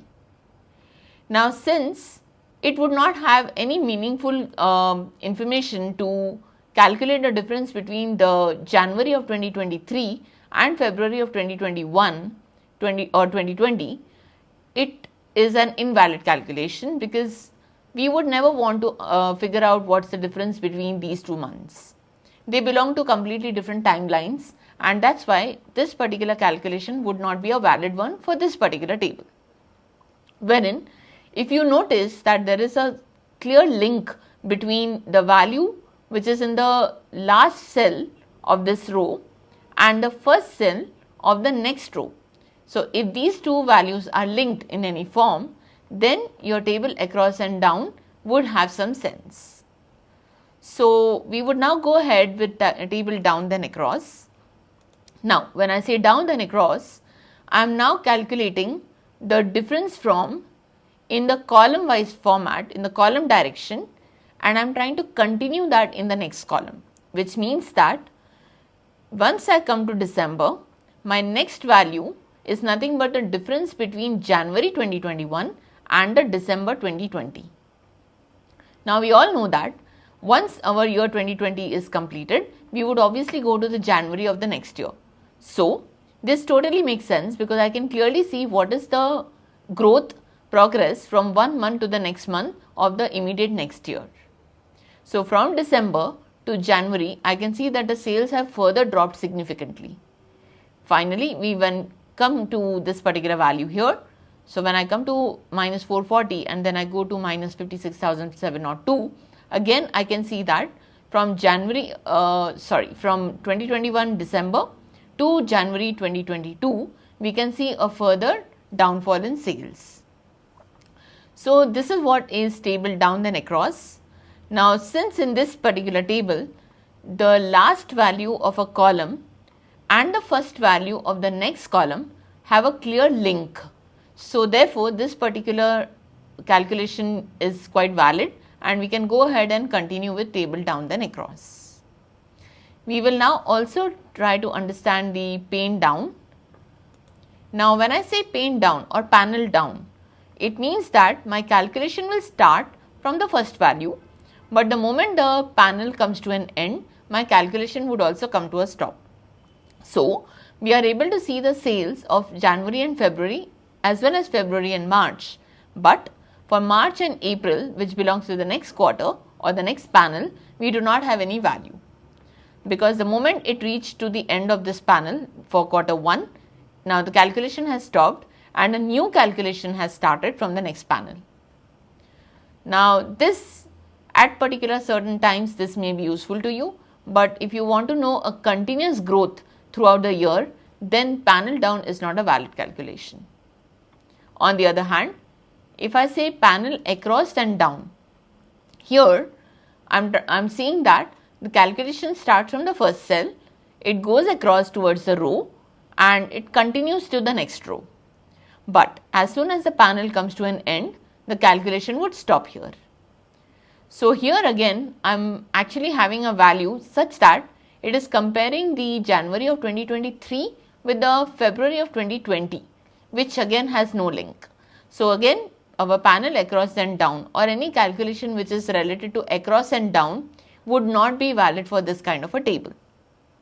For a across and down calculation, we have to ensure that there is a link between the value that is last in a particular row to the value which is first in the next row.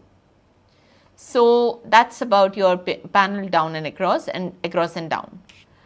Now as the table down works, panel down then across will work in a similar fashion. So basically here we start with January, we go towards February, we find a difference. From February to March we again find a difference, but instead of going downward towards April, now we will go towards January 2021. So here I am trying to compare the March 2020 with the January 2021, which is again invalid because there is no link towards it.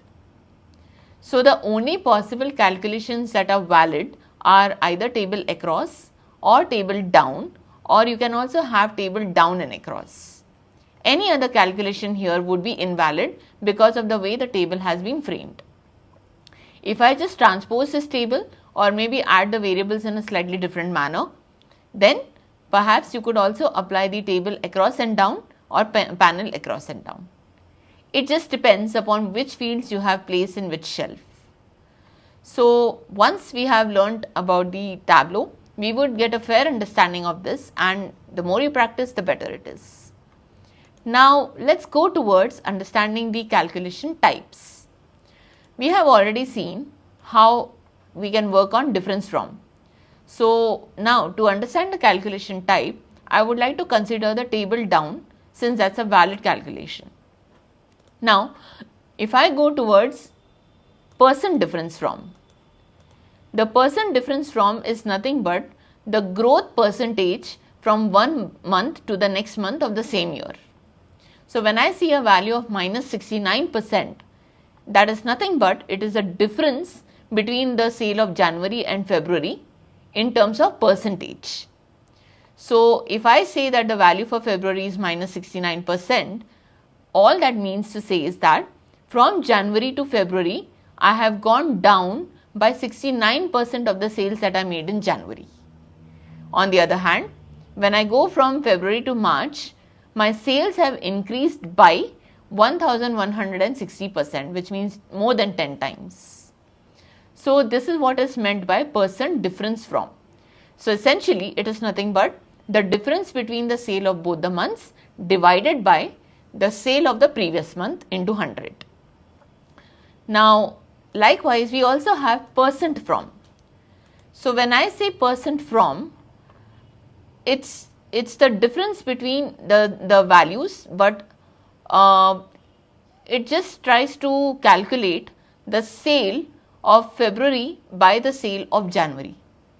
So the sale of January to February is 31%, which means that the sale of February is 31% of the sales of January. Again, the sale of March is 1260% the sales of February. So that's what we are trying to do here. In the previous calculation, that is percent difference from, we are dividing the difference by the previous month, but when I try to take percent from, I am dividing the absolute sale value of the subsequent month with the previous month. So we are not really trying to find out the difference here in this case, and that's the reason why I can say that the sales have actually dropped to 31% or the sales have increased to 1260%. So that's the difference when we say percent by or percent to. So when I say that a percent has increased by so and so, then I am talking about the difference. But when I say percent to, that means from the previous value, it has gone down to a certain level, a certain percentage. That is a clear differentiation between percent difference from and percent from. Now we will look at percent of total.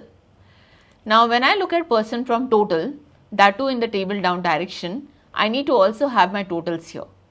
So to add my totals, I can go ahead to the analysis. Under analysis, we have the totals. Under totals, we have show row grand totals and we also have show column grand totals. So we will enable both of them. Here I have enabled the column totals as well.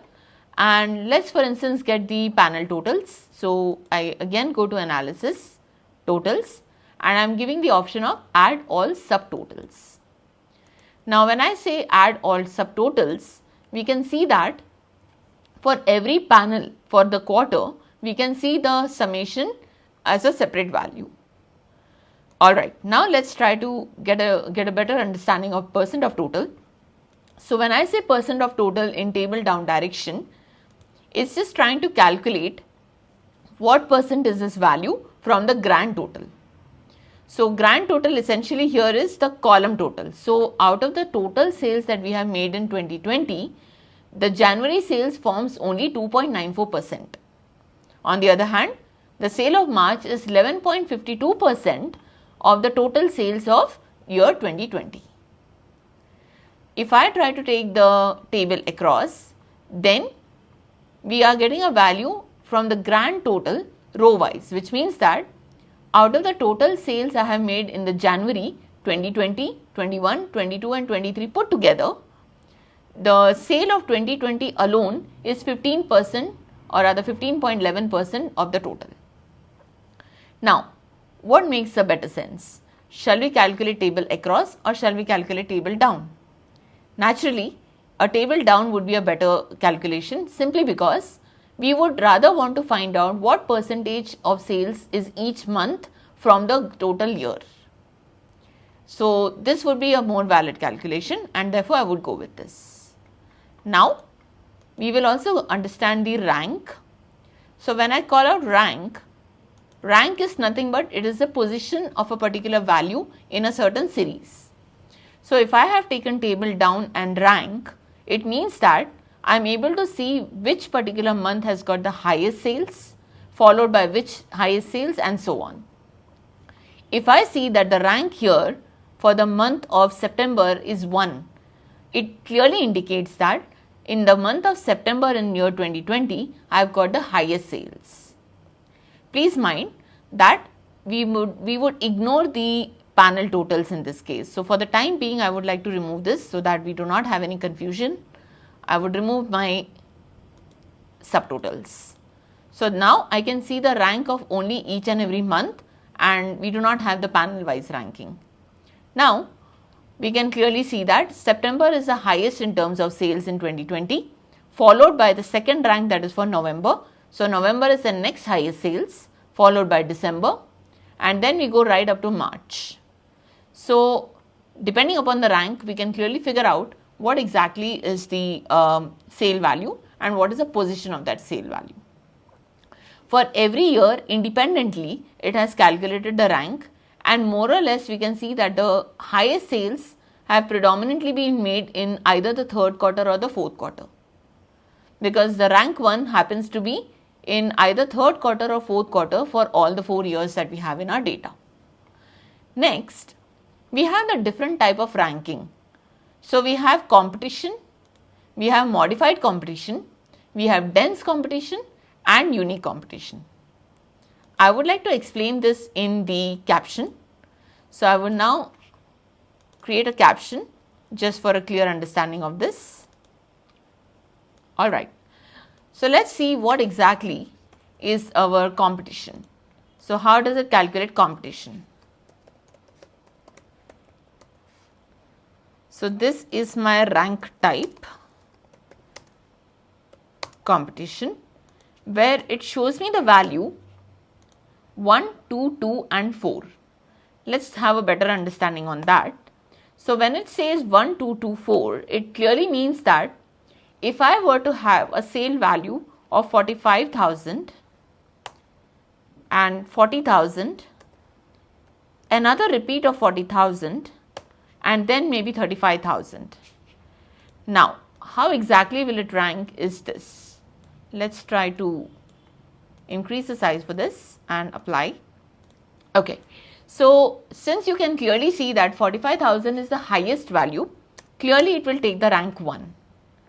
But subsequently, if I see any two values that are similar, that are exactly equal, then it would ignore the upcoming ranks, but it would define rank 2 for both these values. So what we are trying to do here is, we are placing both these values that are equal on the second rank while ignoring the third rank, and we directly now go to the fourth rank. So here I have missed out the third rank simply because both these values happen to occupy a certain rank. So we want to eliminate the upcoming ranks just for the sake of these. At the same time, it would not be fair for me to put any one of these value on the third rank. Therefore, I put both of them on the second rank because they are the highest second value. So that's about your rank time competition. Next, we have another rank type which says modified competition, where we have the value 1, 3, 3 and 4. So in case of modified competition, so here I type it down, rank type modified competition.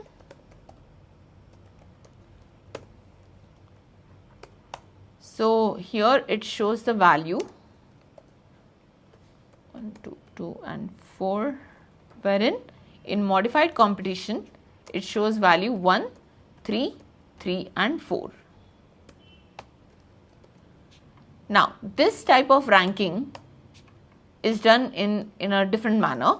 So suppose if I have a similar sale values, I have a sale of 45,000, 40,000, 40,000 and 35,000. So here, instead of applying a higher rank to the common values, it is giving the lowest rank possible. So if I were to put this value in a proper order, perhaps I would have done it in this manner. But again, as you see, 40,000 and 40,000, since these both values are equal, it would be unfair to put these on different ranks. So instead of putting both of them in the second rank, I would now put both of them on the third rank. And by this, I am eliminating my second rank. I am rather using the first value or the first rank.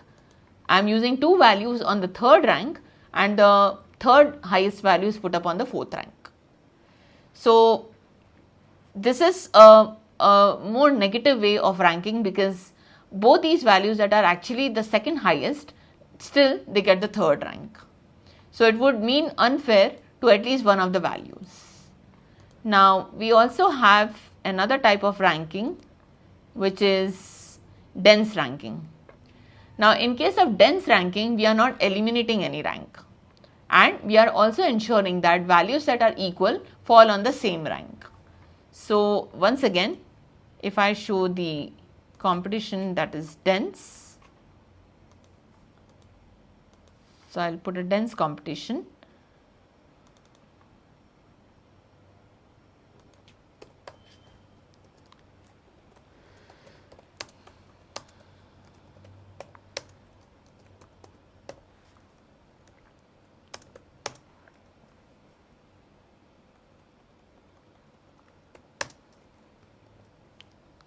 So here the values are given as 1, 2, 2 and 3. Now let's go ahead and comprehend this. Once again I have the same sale values. Now here what I am trying to do is the highest value obviously falls on the first rank, but the two values which are second highest and they are equal, I put both of them on the second rank, which is again fair to both of them. Now the third highest value will get the third rank.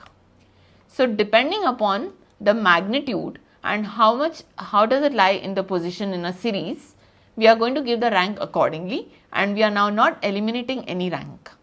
So instead of having 4 values and 4 different ranks, I now have only 3 ranks because 2 of the values out of that are equal. Now this would mean a fair competition to all the values. So that's about your dense. And finally, we have another type of competition, that is unique. So unique, as the word suggests, it is just a normal way of ranking where if I have 4 values, I also have 4 different ranks and all the ranks are unique. So here also we might be a little unfair to any one of the values, because though they both are going to be equal, they will still get a different ranking. So let's try to check it out. So once again I have a similar set of values, but this time though my value 40,000 are occurring twice, I am still allocating 2 different ranks to them, and then I am allocating the 4th rank to the 3rd highest value. So like I said, this could mean unfair to any one of the values, because though both of them are equal, they do not get a common rank. So this type of ranking is quite usable, but it's not a very valid way of ranking. We could either go with the dense ranking or we could go with a competition ranking. So that's about your rank types. Let's try to decrease the size for this and leave it in the captions.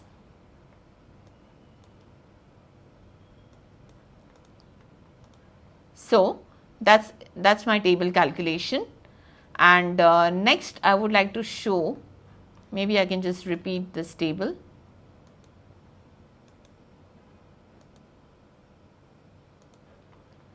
And I would like to remove the caption from here. Okay, so that's my table calculation. Now I'll go ahead and edit the calculation. And this time, let's take a different calculation, that is running total. Percentile is a calculation that is applicable when we have quite a lot of data. Here, since we have very limited data, a percentile may not be that usable. So we'll go ahead with the running total. When it comes to running total in table down calculation, we can see that the values are getting accumulated, which means that it will take the first value, that is January sale. In the February sale, I am actually trying to see the January plus February sale. So the value 19,038 is not the absolute sale of February, but it is a cumulative sale of January and February. On the other hand, March is a cumulative sale of January, February, March altogether. Next month, we are adding up also the sale of April, then May and June and so on. And that's why when we see the sale of December, it is as good as our grand total, because we have accumulated all the sales in one single total. So that's my running total. It's just accumulative or cumulative total, and that's accumulating each and every value one by one. So we can also customize our calculation. So let's just say that I want to customize this to any other value. So here in moving calculation, I can edit my customization. So suppose instead of sum, I want to add up the average. So now it will calculate the average and it will add that up. On the other hand, I can also go ahead and make sure that the first 2 values or the first 3 values or next how many values. So we can modify all of that, and basis on that we are able to modify the calculation exactly as per our preference. So in case of the situation where we do not have enough values in our data, then it would consider a null value. So what I am trying to do here is that since I have the summation of sales here, it would not be possible for us to actually check what are the changes in the values unless and until we change the aggregate on the table. So if the table aggregate were to show the average sales, then I could have considered summarizing my values by average. So depending upon what exactly am I trying to show on my table, I will have to modify my calculation according to the same summarization. So for now, I would go back to my difference from, and with this we are concluding the table calculations. So we have the different compute using techniques, as in the different directions of sales, and we also have the different calculation types, and depending upon your requirement and the kind of totals that you require, you are going to go ahead with the required calculation. So we now have discussed the string related calculation. Also we have discussed about the date related calculations as well as the logical and aggregate calculation. We have also learnt about the table calculation. Now I would like to create some additional fields that could have perhaps given some additional insights into the data, and this is what we are going to cover next. So for this purpose, what we would like to do is, let's try to have a quick analysis of our data. So when it comes to numerical data, I have the sales, I have the profit, quantity, and I have discount percentage. Now since I have the discount in terms of percentage, I need to now calculate the discount in value. So for the purpose of discount in value, I can make use of the sale value, because the sale value that I have is after discount deduction. In that case, if I were to calculate the MRP of the product, I would have to write a calculated field. So if I go to my calculated field, here let's calculate the MRP. Since we already know that this sale value is nothing but the final amount paid by the customer, and it is already after the discount has been deducted.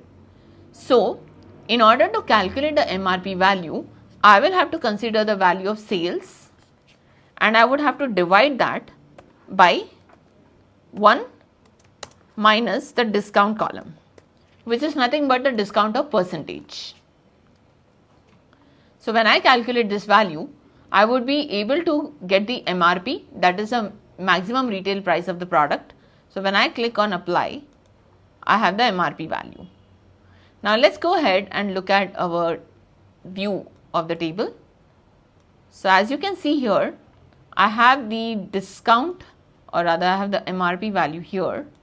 So this is the value of the product marked on the product. Now from this, if I try to find out the discount in value, I will have to just multiply MRP with the discount percentage. So let's go ahead and do that. So now we will calculate just one more field, that is the discount in value. So here I have the discount in value, which is nothing but my MRP column multiplied by the discount in percent. When I click on apply and OK, here I have my discount in value. Now let's go ahead and add certain transactions or check out certain transactions.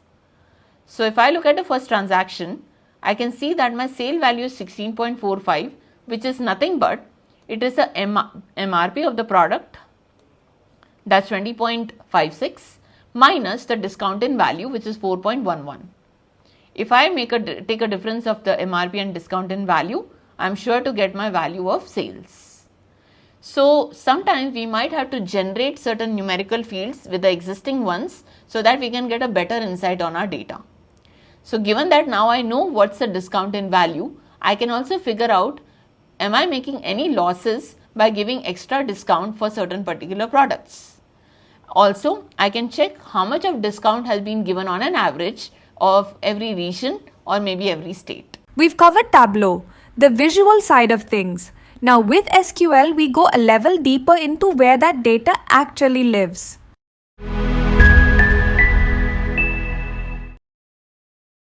Hi, my name is Swayam Prava. I'm a data analytics trainer at ExcelR. The module which we are going to go forward with is MySQL. Now, what is MySQL? MySQL is a software which specifically deals with data. Now, which type of data? Data can be broadly divided into two formats, that is structured and unstructured. When I'm specifically saying structured, that means data which is saved in tabular format. Unstructured can be graphs, it can be pics, it can be images, it can be audio, video, anything. But when I'm specifically saying regarding structural data, that means we are saving the data in tabular format. So, MySQL is a specific software which is specifically designed to deal with tabular data only. Let's understand more about MySQL, but before that, let's have a look at the agenda which we are going to cover in this session. In today's agenda, we are going to cover what is data, what is database, what is DBMS, what is RDBMS, why MySQL, installation of MySQL Workbench, important rules of RDBMS, followed by normalization. As a data analyst, my task is to deal with data. I'm going to pull the data from different type of sources. I'm going to clean it, and followed by I'll pull it to a certain sort of tool, data visualization tool. We will visualize it, and I'm going to prepare it as a dashboard to give it to our clients. But mostly you have to deal with lot of data. So the first important thing is we should understand what is data. What is data? Data is a raw fact which describes the properties or attributes of an object or entity. Here, the word raw means unprocessed. Object or entity, anything which has an existence is called an object. Let's try to understand this thing with a small example. Lot of times we have filled in online forms where we come across this type of properties which we need to fill in, such as names, address, mail, age, gender, contact number, occupation, etc. The credentials which are expected to be filled in are called data. As we can see under name, the name we have mentioned is Akshay. That Akshay is called as data. Or let's take date of birth, 16th November 1996. So this particular date, this is 16th October 1996. So this particular data credential is called as data. Why is it called raw fact? Data is called as raw fact. Fact as in, okay, we understand this is a date with the help of a format. When we say fact, usually we understand anything which is true. So when I'm saying Akshay, automatically I can say it is a name. When we mention 24, if I'll ask what is a 24, you will say it's a number.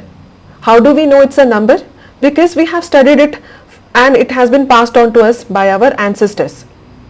Fact as in anything which has been introduced by our ancestors and proven to be true. So same way, how can you say this 16th October 1996, this particular format is a date? Because we have learned so from our ancestors. When I'm saying ancestors, it can be your teachers, their teachers. So this is a fact. Okay, why am I saying it is a raw fact? Without mentioning the property, that is date of birth, if I'll simply mention 16th October 1996, you would be able to say, okay, it is a date. But you won't be able to say date of what? Is it a date of join? Is it a date of birth?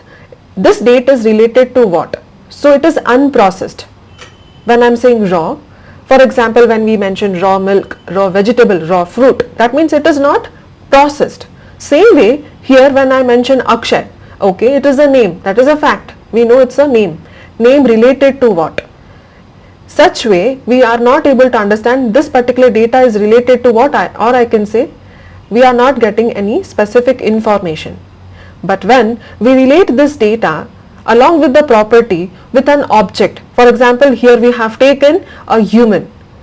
So this is acting as an object. And I'm saying this particular Akshay is related to this human. That means this is the name of this particular human. Now it becomes a specific information. So what is data? So I can say Akshay is a data which describes property. Which type of property? Name. So name is acting as property.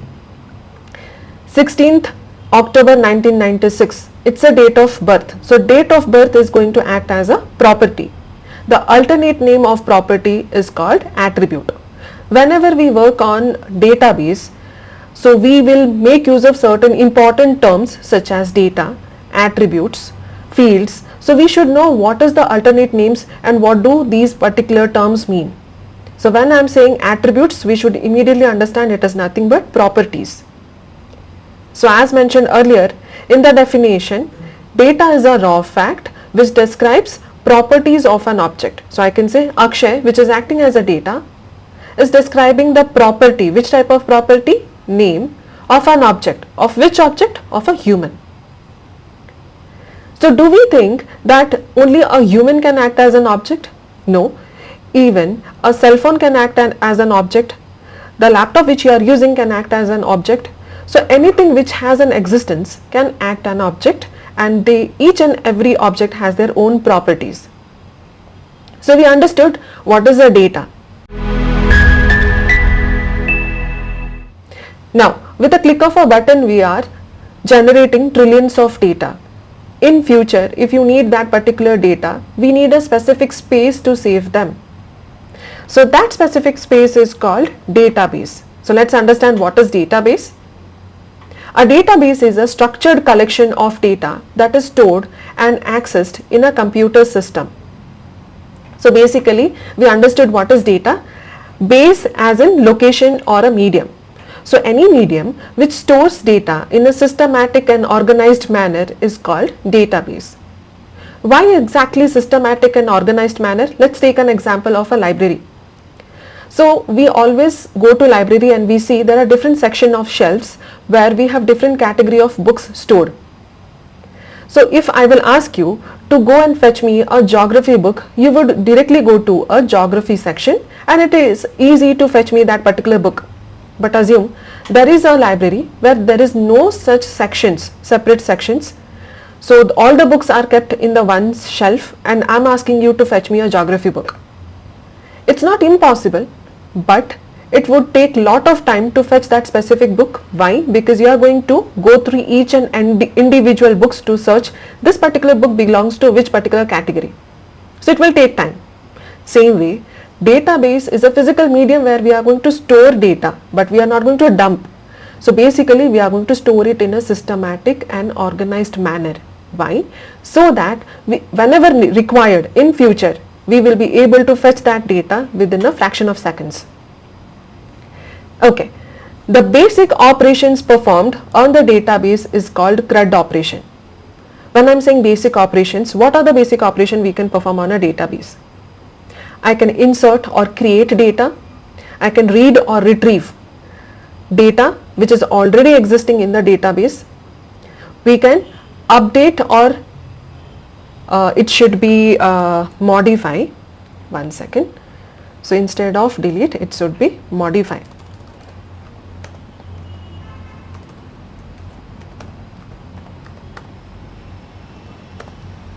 Fine. So we can update or modify the data which is already existing. Assume there are certain data that you want to change certain data, or there is some mistakes you want to change it.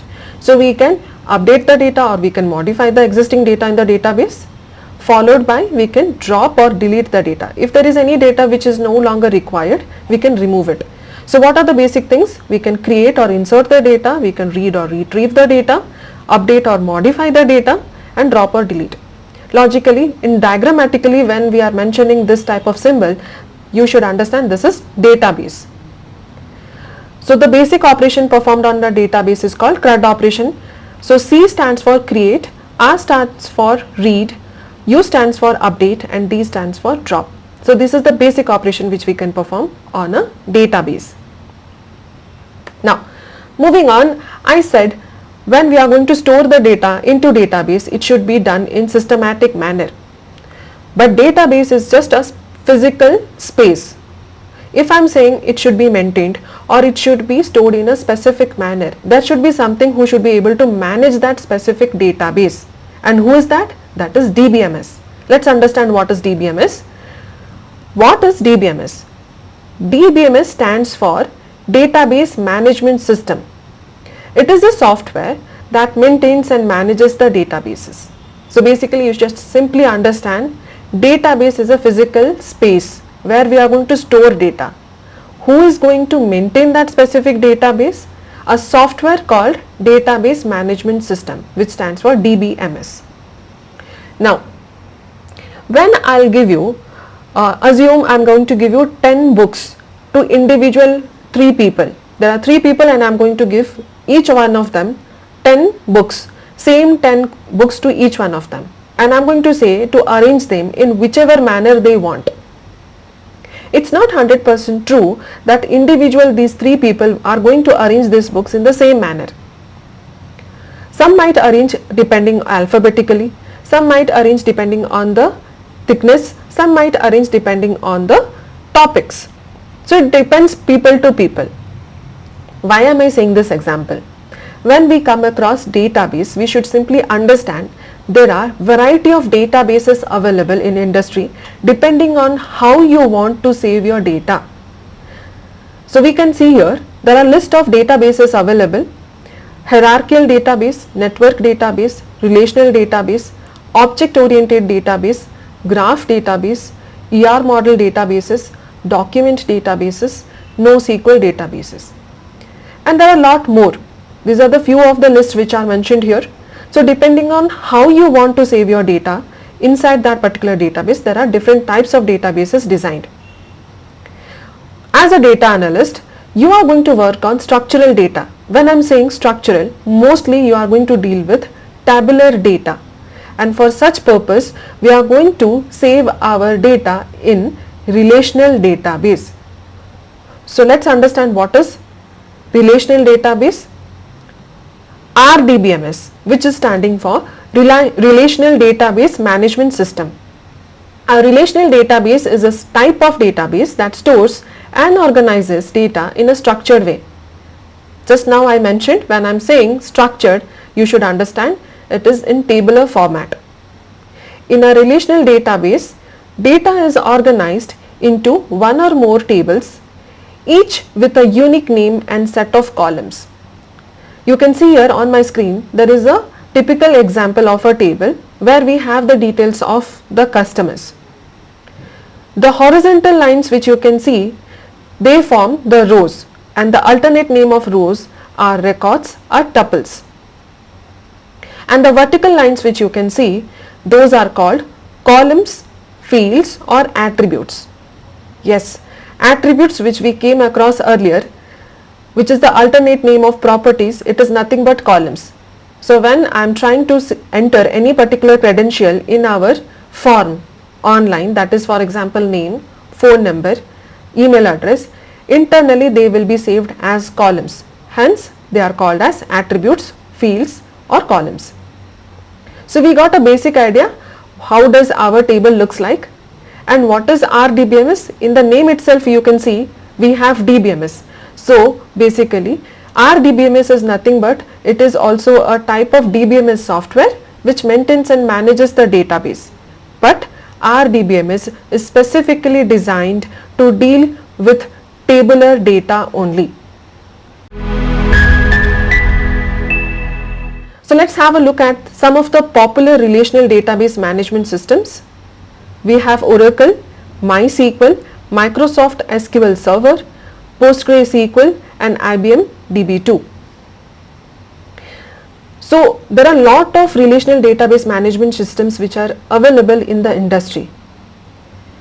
Why we are going to use MySQL itself? The one which we are going to work on is MySQL. Let's have a look at the different points, how it is beneficial for us. So the first point is open source with strong community support. MySQL is open source. It's freely available to use at no cost beyond the on-premise hardware. It runs on and training on how to use it. By testing the software in multiple use cases scenarios, the community has helped discover and fix bugs, making MySQL highly reliable. So first point we understood, MySQL is open source. That means you need not pay any penny for this other than the hardware and training purposes. And since multiple decades we had been using this MySQL, meanwhile the community has grown much more stronger with lot of training materials, and meanwhile we have discovered lot of type of bugs and how to fix them. So MySQL is much more reliable. The next point is high performance and reliability. The open source RDBMS can handle high volumes of data and concurrent connections and provide uninterrupted operations under demanding circumstances. So basically when we are dealing with data, our main purpose should be, we should be able to handle large data sets, and MySQL has the capacity to deal with large data sets. So we can say we have high performance and we can rely on this. The next point is ease of use and compatibility. Developers can install MySQL in minutes and the database is easy to manage. MySQL is often praised for being easy to use and for offering broad compatibility with technology, platforms and programming languages including Java, Python, PHP and JavaScript. So basically as a learner, MySQL is much more easier to learn and it is compatible with lot of operating system. So it makes us much more easier to use it. The last and the important point is security. So data security refers to the protective measures employed to secure data against unapproved access and to preserve data confidentiality, integrity and availability. What do I mean by this last point? When I am talking regarding database, it's not like only one person's data will be saved. There will be lots of data which is saved. And if any XYZ person has the access to it, it is not secured. So in MySQL, we have the process how to secure our data by giving access to only one or two person. That means only the person who has the privilege can have the access to the database. Rest of the people cannot have the access. So by this we are maintaining the security which is saved into the database. So these are the few reasons why we prefer using MySQL. But other than this also there are a lot of relational database management systems which are used in the industry. Let's have a look at the database structure, or I can say database architecture. Usually there will be a server side and a client side. When I am saying client, so it means a user, specifically a user. So we understood what is database. As you can see in the diagram, the database along with the DBMS, that is the software, it forms the server side. So database along with the DBMS software which is going to maintain it, it is called database server. Now as a user, when I am expecting to deal with the database, or I need to retrieve some data, or I want to remove certain data from the database, I need to write down certain codes. Now this database does not understand normal languages such as English or Hindi or any local languages. Now this database understands, and when I am saying this database, I am specifically saying RDBMS, that is Relational Database Management System, which stores data in tabular format. So when we need to deal with RDBMS, there should be a specific language with the help of which we can communicate with the database, and that language is nothing but SQL or SQL, which stands for Structured Query Language. So what is SQL? Structured Query Language or SQL is a domain specific language used to manage data, especially in a relational database management system. So SQL is a specific language which is designed to deal with RDBMS. So let's try to understand here. So when I am saying database and RDBMS, together they form database server. Now as a user, if I need to communicate with this particular database, I need to use SQL language, but I need also a platform or a domain through which I can type and I can send my request to the database. For this I need an application for the client, that is called client application. So when we are trying to use MySQL, what are the things which is important to install? First thing is database server, that is MySQL server, and the next one is the application through which we are going to pass our request to the database, and that application is MySQL Workbench. So these are the two important things which we are going to install. First one is MySQL Workbench, that is client application, and the next one is database server, that is MySQL server. Let's follow to our installation process. For installation of MySQL, let's go to any of the browser which you have in your system, and in search we are going to type MySQL download.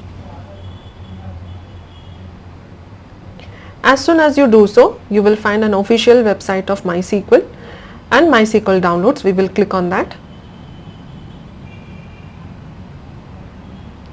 It will open the official website of MySQL. You will find different type of tabs over here. We will check if you are in downloads, and let's scroll down where you will find an option called MySQL Community Downloads. Please click on it. Once we do so, we have to go with MySQL installer for Windows.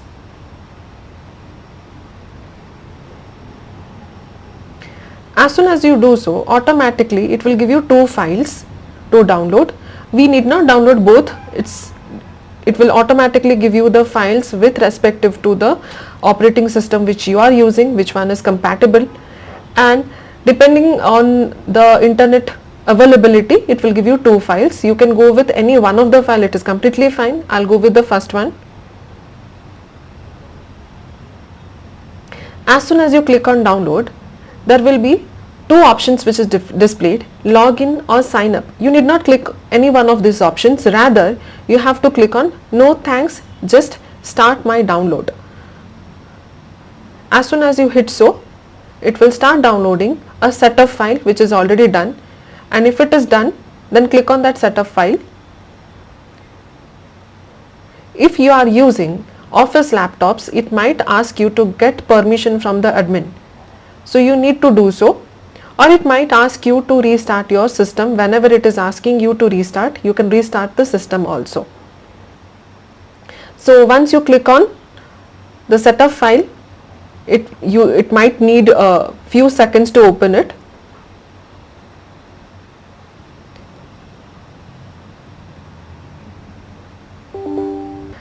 So once you have clicked on that setup file, it will show two windows which might not be visible on the screen, but you have to click on yes. You have to give the permission. Once you do so, MySQL installer window will pop up, and it would look somewhat like this. Now it would ask what are the products which you want to install. So as I had mentioned earlier, I need to install MySQL server and Workbench. You can go with full, so whatever products are available under this, it will download, but we do not need to install all the products. So I'll just go with custom option, and let's click on next. Now this is where we have to choose what are the things you want to install. So first thing is I need to install MySQL server, and you can go with the first. So this is the recent version which we have. Transfer it to the right hand side, and we can minimize this. The next thing is application. Under application, which one do we need? MySQL Workbench. So again, the recent version we will try to insert it into the right hand side. So these are the products which you want to install. Select it. You can verify the same and click on next. Then click on next. It might show such type of warnings, but it is completely fine. You can go with next. If it shows such type of warnings, you can simply click on yes. Now both are ready to be downloaded, that is MySQL server and MySQL Workbench. Simply click on execute. It will take few seconds depending on your internet connectivity. As we can see, MySQL Workbench is downloaded. The next one is MySQL server. Once both are downloaded, we will click on next, and we have to install. So please click on execute. One by one both of them are being installed.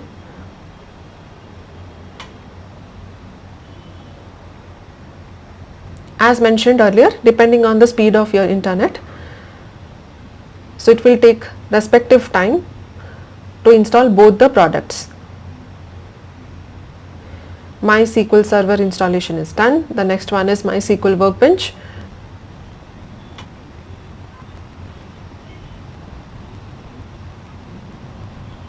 So once both of them are completed, we will click on next and next. So it will show this type of window, that is type and networking. You need not do any sort of changes over here. You just have to click on next. And it is asking authentication method. We will select the first one, which is already selected by default, and we are going with next. So this is where you have to give your password, and you have to make sure to remember whatever password you are going to give, make sure in which case you have given. If your caps lock is on, or if you are providing your password in uppercase, make sure to remember the same, because this is case sensitive. So I'll give my password. It's completely fine. In real time you would be giving a strong password, but since this is for practice purpose, you just have to make sure whatever password you are giving and in which case, is it in uppercase or lowercase, make sure to remember that. And let's click on next. Again click on next. Next again, and we are going to execute. Mostly after this process, after all the execution is done, we will be good to go. The installation process will be done. So as you can see, all the process has been executed, and we have to click on finish, then click on next and finish.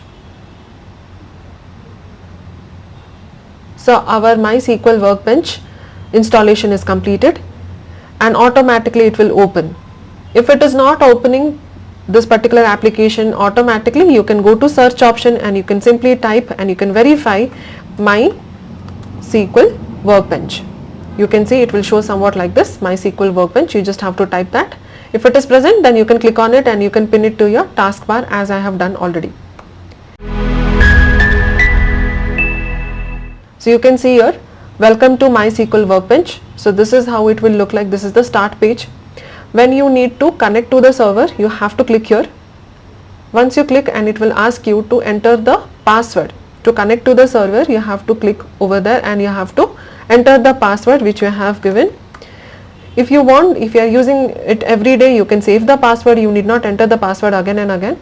But make sure whenever you are entering the password, it is case sensitive. In whichever case you have entered, you make sure to enter the password in the same case, and click on OK. As soon as you do so, this is how it looks like. Since I had been already working on my workbench, so these are the window which is displaying, but for you it would display somewhat like this.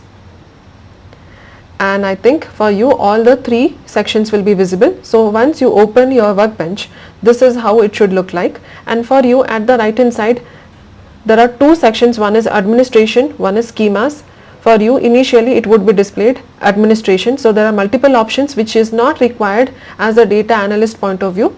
These are the options which are utilized by DBAs, that is database administrators. You would be working on schema section, so just click on schemas. So this is where you would find different type of databases which is available or which you are going to create. Initially here you would find a single database which is created, that is system database, where you would find all the details of this particular application depending on which this particular application is built up.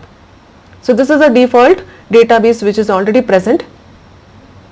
Now whatever database you are going to create or whatever tables you have, regarding that if you want any basic information, below this under information section you will find the details regarding it. For example, if you want to check what are the database objects, as in I have already mentioned, in database you are going to save data in the form of tables. So these tables are considered as individual object. Other than tables, there are other database objects also which we can save. Let's click on this particular database. Just double click and you will be able to see there are other database objects. What are the database objects? Tables, views, stored procedures and user defined functions. We are going to cover individually each of these objects in the upcoming sessions, but as of now we can see under this database, system database, what are the objects we have? Tables, views, stored procedures and functions. What are the tables which we have under this? If you can see, there are certain gray color arrow mark beside it. That means under this object there are certain tables present. It's not empty. If there is no gray color mark, then you should understand this table is empty. There is no tables present under this database.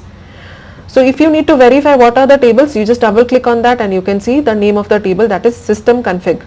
The name of the table is system config.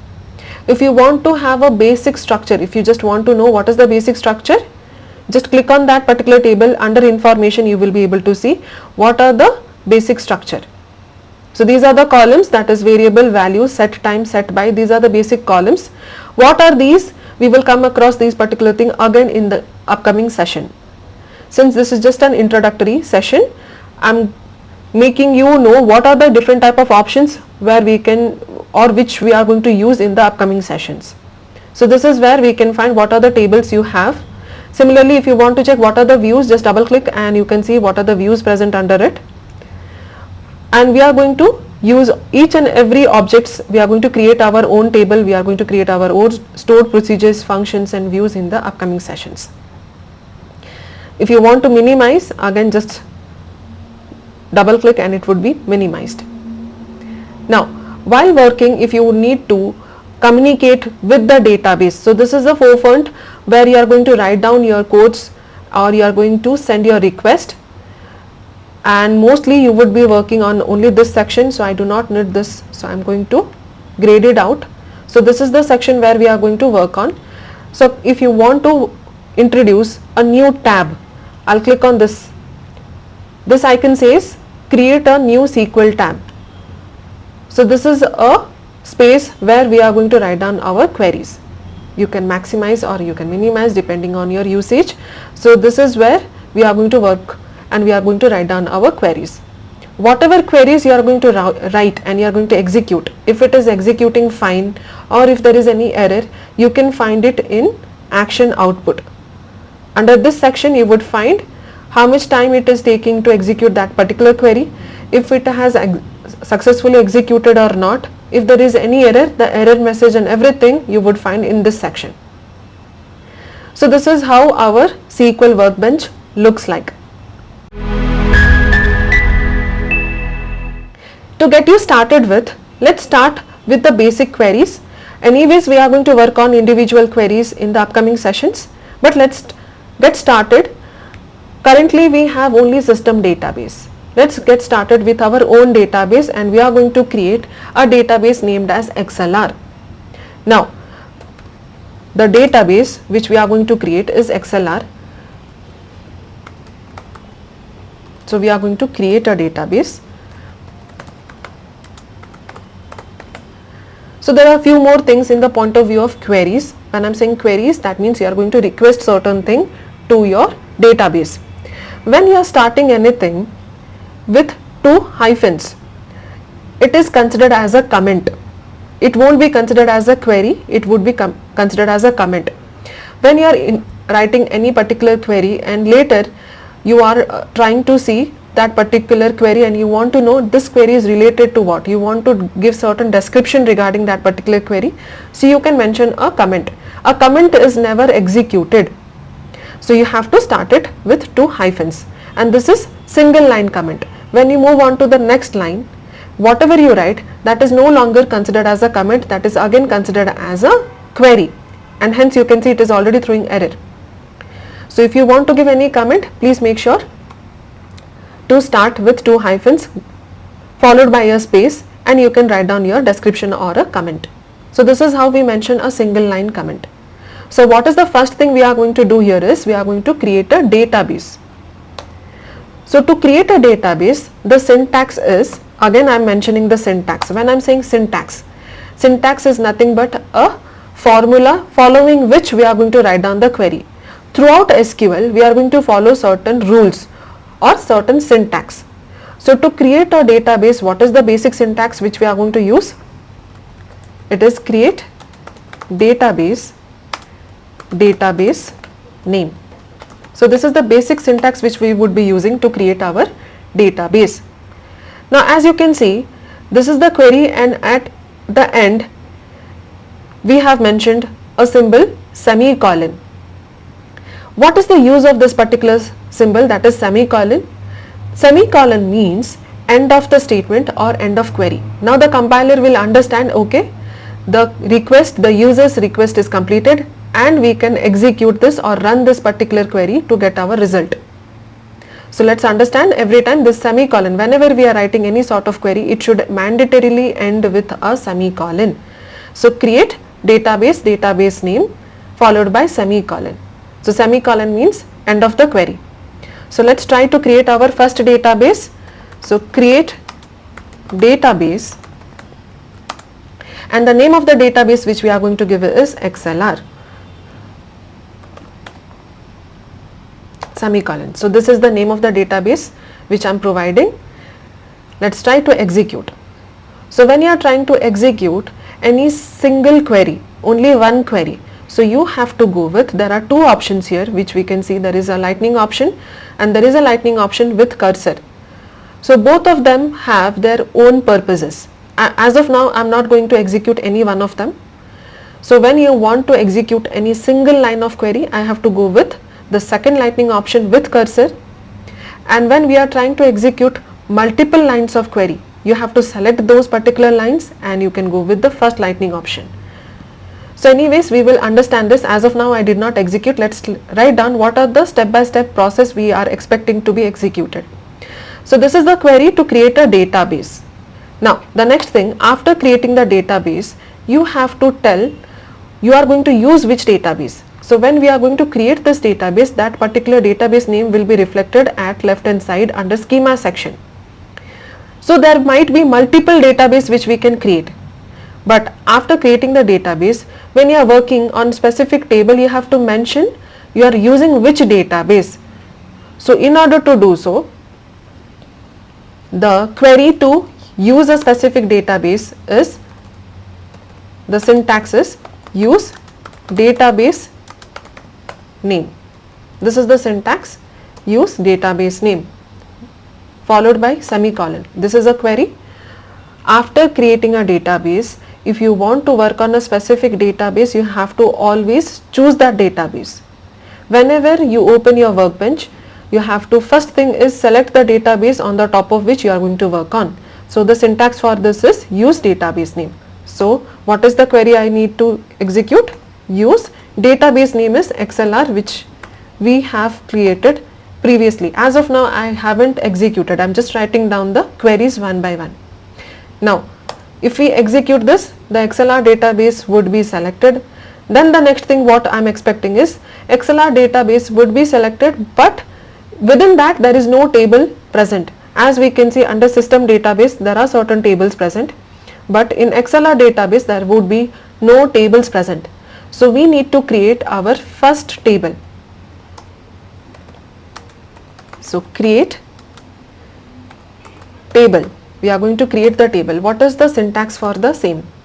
So to create a table, the syntax goes somewhat like this. So in order to mention this, these were single line comments. Now I am going to mention how to write a multi-line comment. In order to do so, I will put a slash followed by asterisk followed by space. So when you start with this symbol, you can write multi-line comments. So what is the syntax for creating a table? Create table, table name followed by, I'll give a bracket, and we have to mention what are the columns. That is, let's take column name 1 followed by data type. I'm giving the basic syntax to get us started, but in details anyways we are going to again execute the same thing in the upcoming session. So column name 1, data type. What is data type? As in when you are creating any specific column for, let's take student ID. So what type of data it would allow, that is decided by data type. Again, regarding individual topics we are going to cover in the upcoming session. What is data type, what is create table, everything we will be executing again. So column name followed by data type, it is mandatory to mention a data type for each and every column. Next is column name to, then what is the data type you want to provide to this particular column, and so on. I can follow on with multiple columns till column n. As many number of columns you want you can mention, followed by data type and semicolon. So this entire thing is the syntax to create a table. So let's wind it up with the multi-line comments are always winded up with the same symbol, that is asterisk and slash.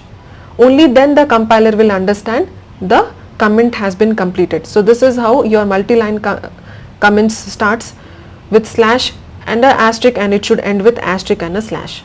After that, whatever you execute, it would be executed as a query.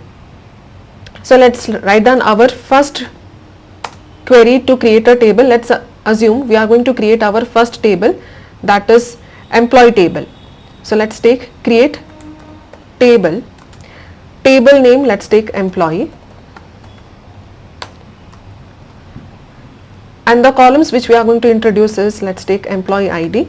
For this, the data type I am going to give, assume integer data type, then followed by employee name. For employee name, the data type which I want to provide is varchar. What is this varchar data type? It will accept, integer data type accepts only numbers, whereas varchar can accept anything, that is basically I can say string data types. Followed by the next column, let's take salary. For salary, let's again give integer data type, then followed by let's take department number. Again I can give integer data type. So this is a basic table which we are going to get started with, and semicolon. So this is the entire, where is it throwing? Okay, for varchar you have to mention, if there is any syntactical error, it will always mention a cross throwing an error. So you will be notified in the syntax you are making some error. So whenever we are mentioning varchar data type, you have to mention what is the size. That means that particular column will allow maximum, how many maximum number of characters for individual cells. So varchar, let's give a size of 7, done. So this is the entire query for creating a table. Now after creating a table, what is the next task we would expect to do? We need to insert the record. So insert records into table. I am just writing down the script, then we will execute the query again. So insert query records into the table. What is the syntax for the same? Insert into table name followed by values, and you have to mention value 1 comma value 2 comma value 3 so on till value n. So this particular values are respective to individual columns which you have mentioned under the table, one by one. In the same order you can enter the value. Semicolon. So this is the basic syntax to insert certain records into the table. Let's try to insert few records. So this is the basic syntax to create to insert only one record, or otherwise I can insert multiple records with one insert statement also. Let's try to do so. So we are going to insert, let's take, SQL is not case sensitive. I am converting it into capital so that it would be much more better to view at, but you can write the queries in any cases, in upper cases or lower cases. SQL is not case sensitive. So let's write down insert into employee.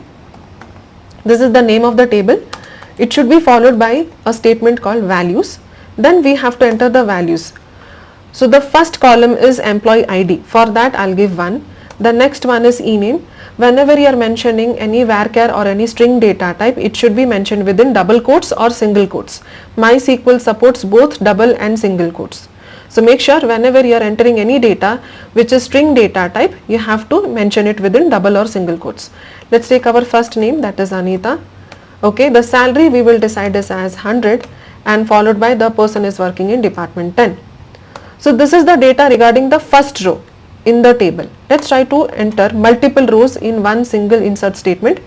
So to the second person, let's enter as Vijay, followed by the salary and department. Let's enter another record, that is 3. Let's give the employee ID as 3, followed by the name, then salary and department number.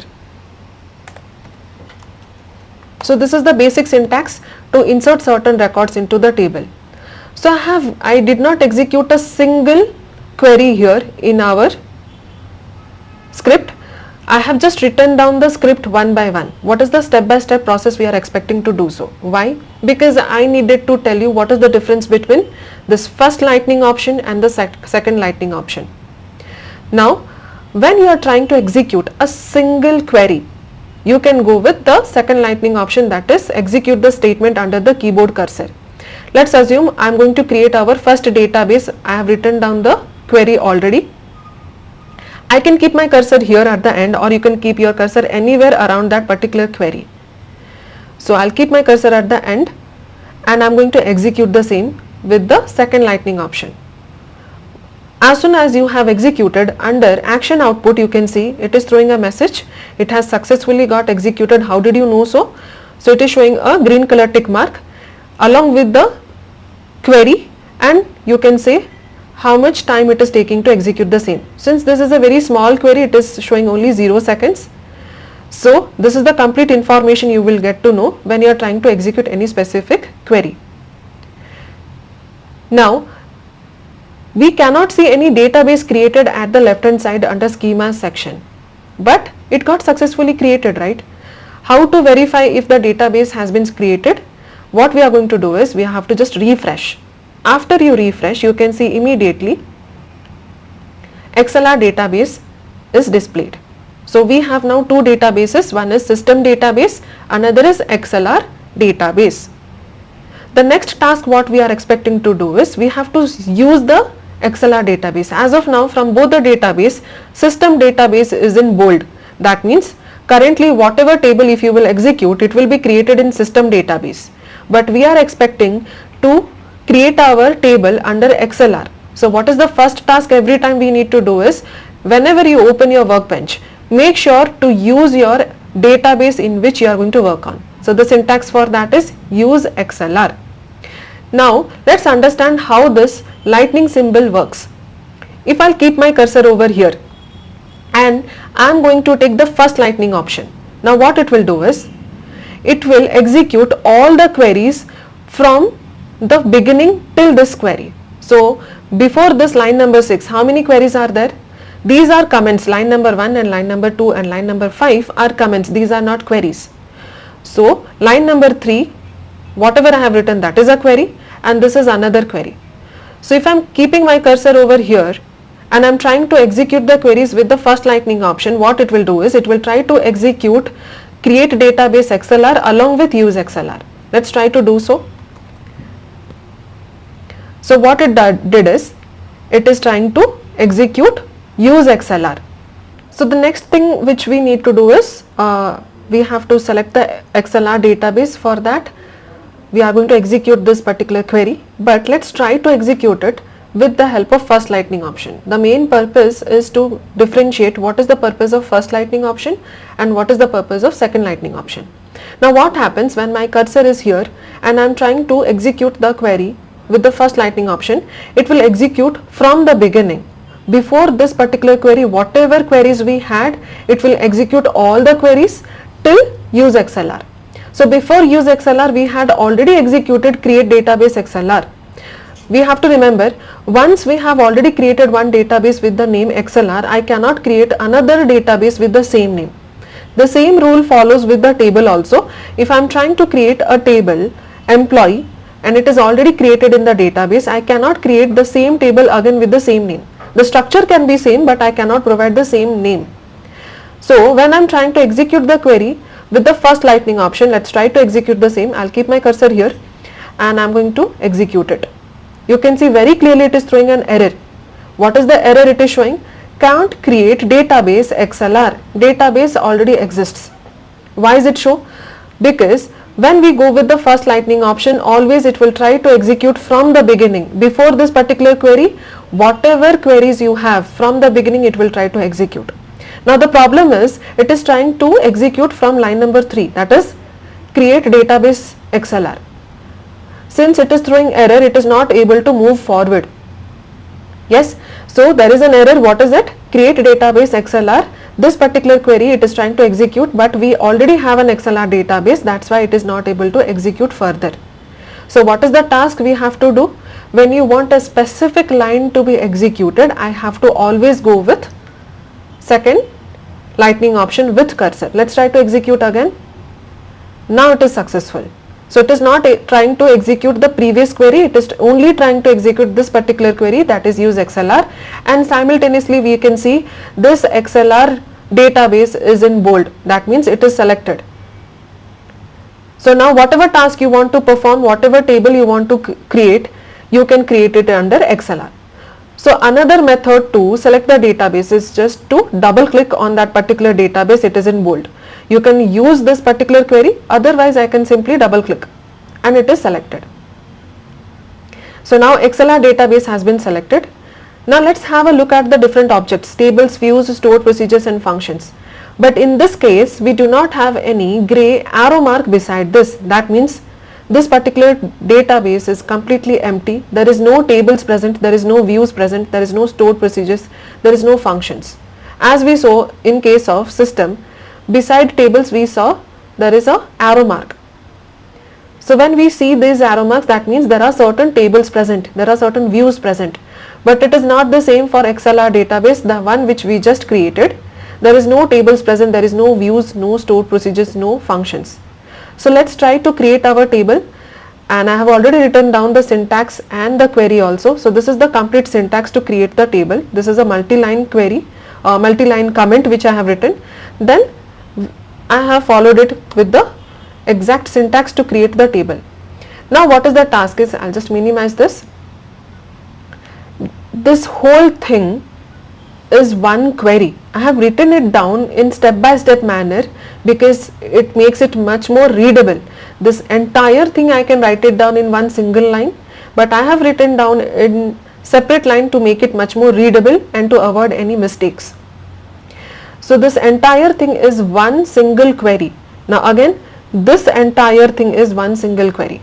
So the next task what we need to do is, we need to create the table and we have to insert these 3 records into that particular table.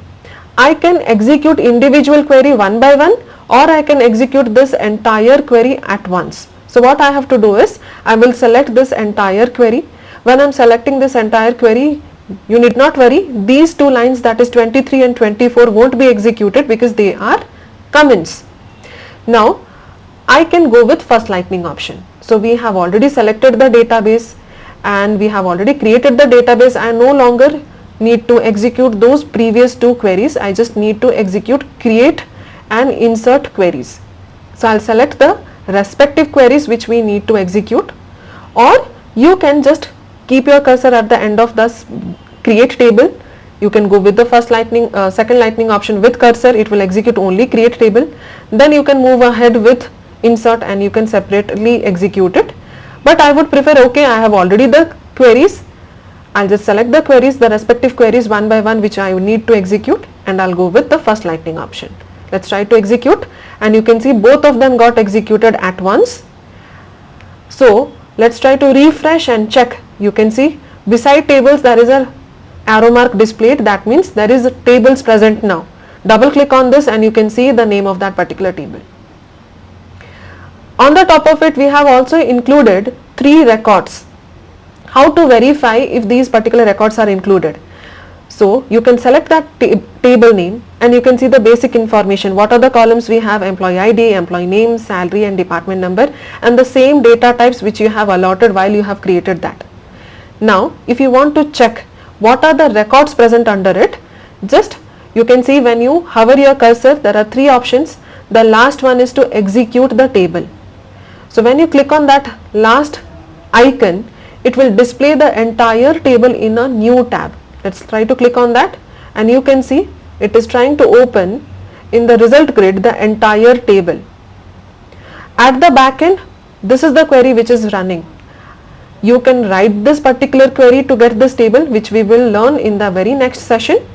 But to execute any table faster, this is also one method. Just select that particular table and click on execution. It will display the entire table in a complete new tab. So you can see we have the same records, that is employee ID 1, 2, 3, the respective names, their salaries and the department numbers allotted. So with this we understood how to create our database, how to create the tables under it and how to insert the basic records into that. So this is just to get you started.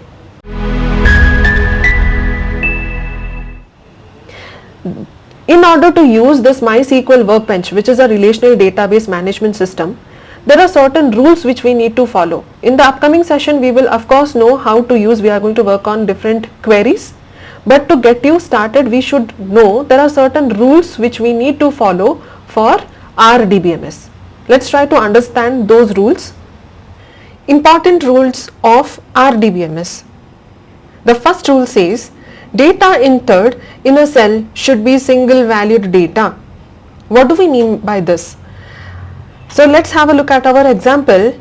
I have taken a students table where we have students ID, students name, their respective percentage and the respective courses they have taken. So here we can see one single student can go with Excel also, MySQL also. So at a time a student can study more than one course. But while entering the respective data, in a single cell we should enter only one value. That's what the first rule says. I cannot enter in a single cell more than one values, that is more than one course name. In the first record we can see James is going with Excel also, MySQL also. In one single cell I cannot enter both the values. Let's assume I can take another example where a student's phone number, we are keeping track of student's phone number, and a student might have more than one phone numbers. In such cases, in a single cell I cannot keep both the data. First purpose is when we are retrieving the data from our database, it should be immediately done. It should not take much more time in order to search for that respective data. When in a single location I am keeping both the data, the compiler will get confused. So what is the first rule? The data entered into a cell should be a single value data. If I cannot store my courses like this, then what is the alternative method? I can simply introduce an alternate column, such as we can have course 1 and course 2. Now under each course we can enter what are the values. So under course 1 we can see James undergoes Excel, and under course 2 we have another value alternate course which he is taking, that is MySQL. For those people who are not taking any alternative courses, for them the value is represented as null. Now what is null? Null means void, it does not have any value to it. Does null and 0 mean the same? Absolutely not. Null means void, whereas 0 is a numerical value. What about the blank space which we provide through our keyboard? Null is a void which doesn't have any meaning to it, it doesn't have any memory to it, but the blank space when we provide, it is considered as a character. It takes up certain memory space. So we understood our first rule, that is data entered in a cell should be a single value data. Let's move on to our second rule. Second rule says in RDBMS, data is stored in table format along with metadata. Now what is metadata? It says details about data is a metadata. Let's take an example. We have taken a pic from our phone. So the pic which we have taken, it is considered as our original data. Whatever pics we click and it is saved in our gallery, it is considered as a data. But when we go through the details of that particular pic, or when we go through the information or details, we can find lot of information such as what is the file name, what is the size, in which format it was saved, and when and which place it was clicked. So all these things are other data regarding our original data, that is our pic.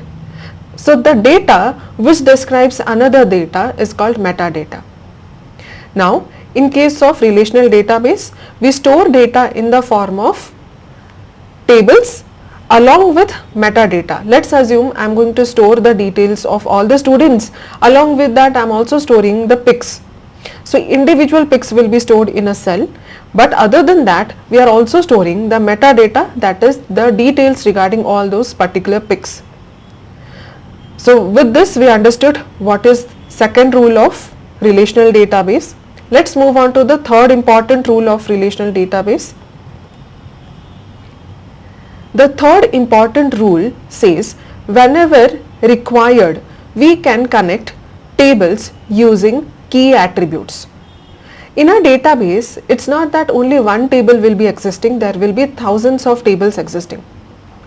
And it's not mandatory to connect individual tables to all the other tables present in the database. So whenever required, we can establish a connection between multiple tables using key attributes.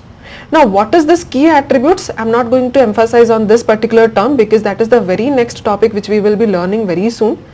But let's have a better knowledge what is this particular rule says about. So you can see there are two tables as of now. We can see there is a students table where we have the details of all the students. Here I have taken hardly 4 examples, but you can imagine there are thousands of students present under this table. And there is a course table where we have the course detail available in ExcelR. Now under course you can see the course ID is 10, which stands for data analytics, and course ID 20 stands for data science. Now if I would ask, James have taken which course?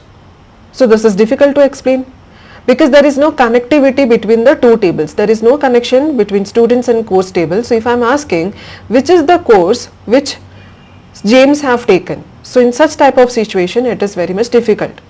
Now if you need to establish a connection, you can do it via a key attribute. Now here a key attribute means a column. So why we have taken here course ID, we will learn very soon, but let's have a knowledge of this particular rule. What does this rule mean? So as soon as I introduced a common column in students table, that is course ID, now if I'll ask James have taken a which course, so immediately you will look at the common column, that is 10, okay, course ID. James have taken the course 10. Now this course ID 10 belongs to which course? It belongs to data analytics. So now we have successfully established connection between students table and course table. So this is what we mean by third rule of RDBMS, that is whenever required we can establish a connection between two tables using key attributes. Now let's move on to the last important rule of RDBMS. It says data can be validated by assigning data types and constraints. Now again, what is this data types and constraints? We are going to come across these terms in completely different sessions, but let's have a better idea what about this rule, what does this rule mean?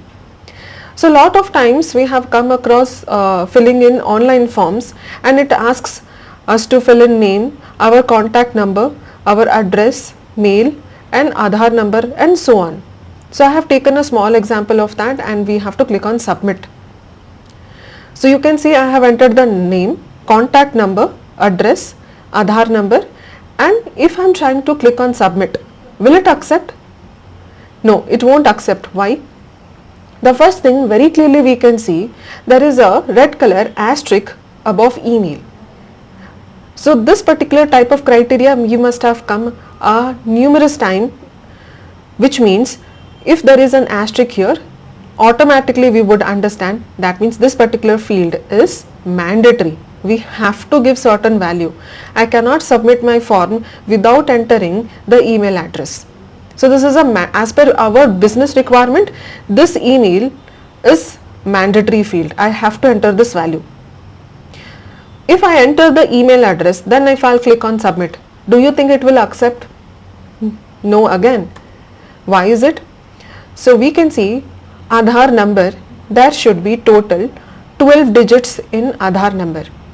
But under Aadhaar number, it should not accept any alphabets.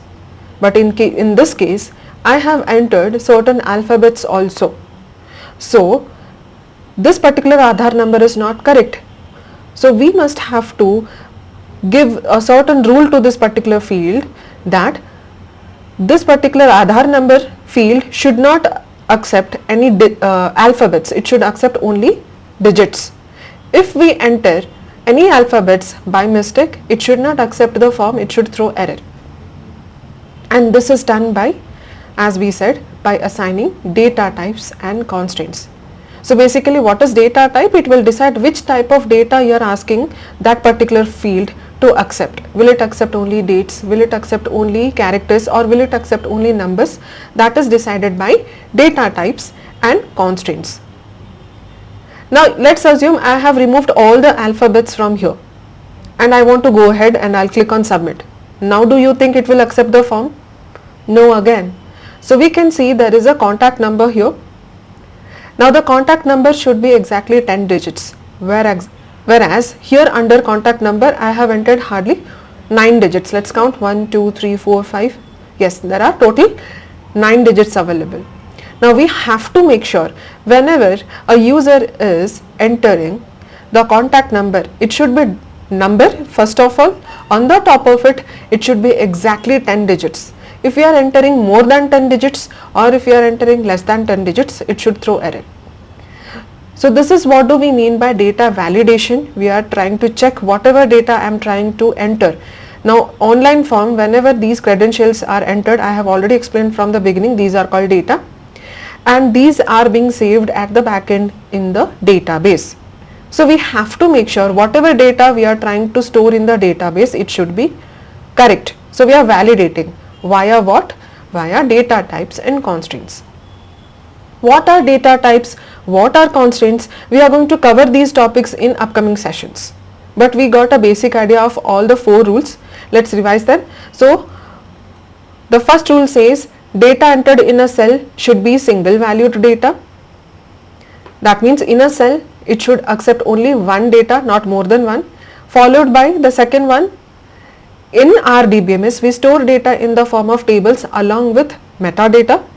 Then followed with, whenever required, we can establish a connection between multiple tables using key attributes.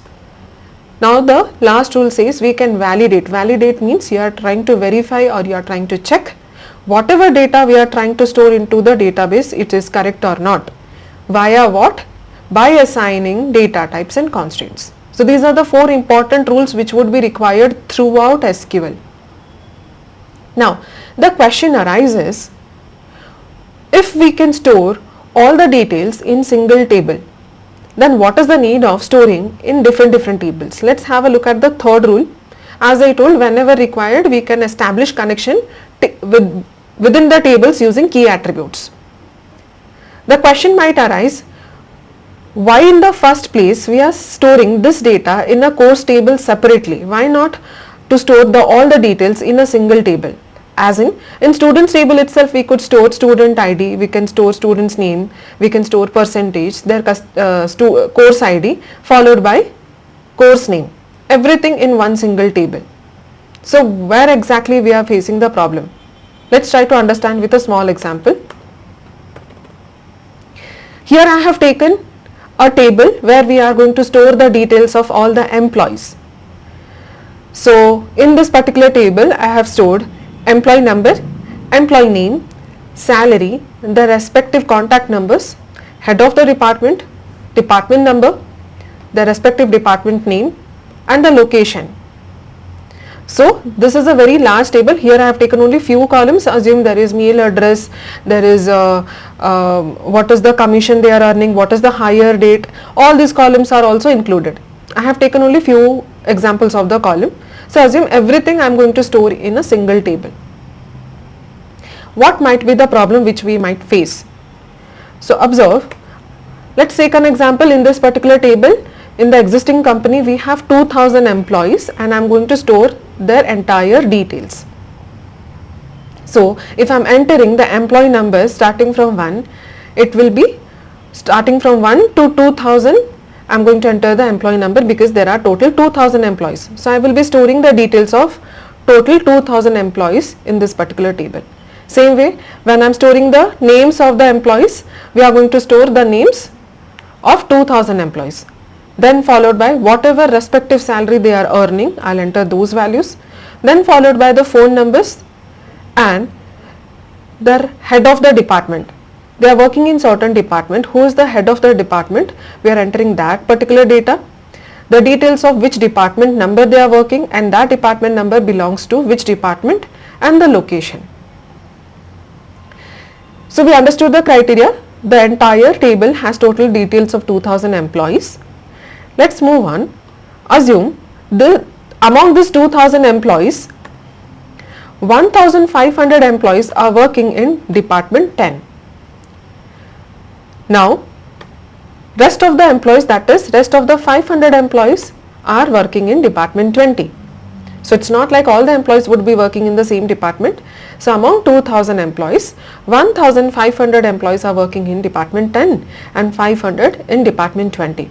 Now when I am trying to store these details of these 1500 employees who are working in department 10 along with their employee number, their names, their salary, contact number, I am also entering which department they are working in and who is the head of the department and their department details and the location.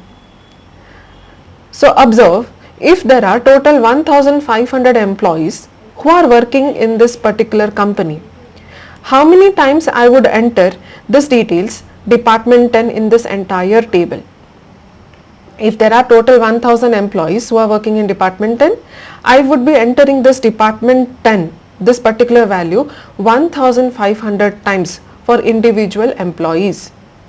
Now same way, if I will talk about head of the department, since John belongs to department 10, he is the head of the department of 10. So I will enter this John, this particular value again 1500 times in this entire table. Similarly, department name, sales, this particular value again I have to enter 1500 times. What I am trying to say is, in this entire table we are trying to save the same data 1500 times. So basically there are repetition of the same data again and again. So what is the problem here? If we are repeating the data, what is the problem? So the problem is, whatever data we are entering in a cell, it takes up some memory space. So for example, if I am entering 10, it will take up some memory space in the database. If I am entering sales, it is taking up some memory space.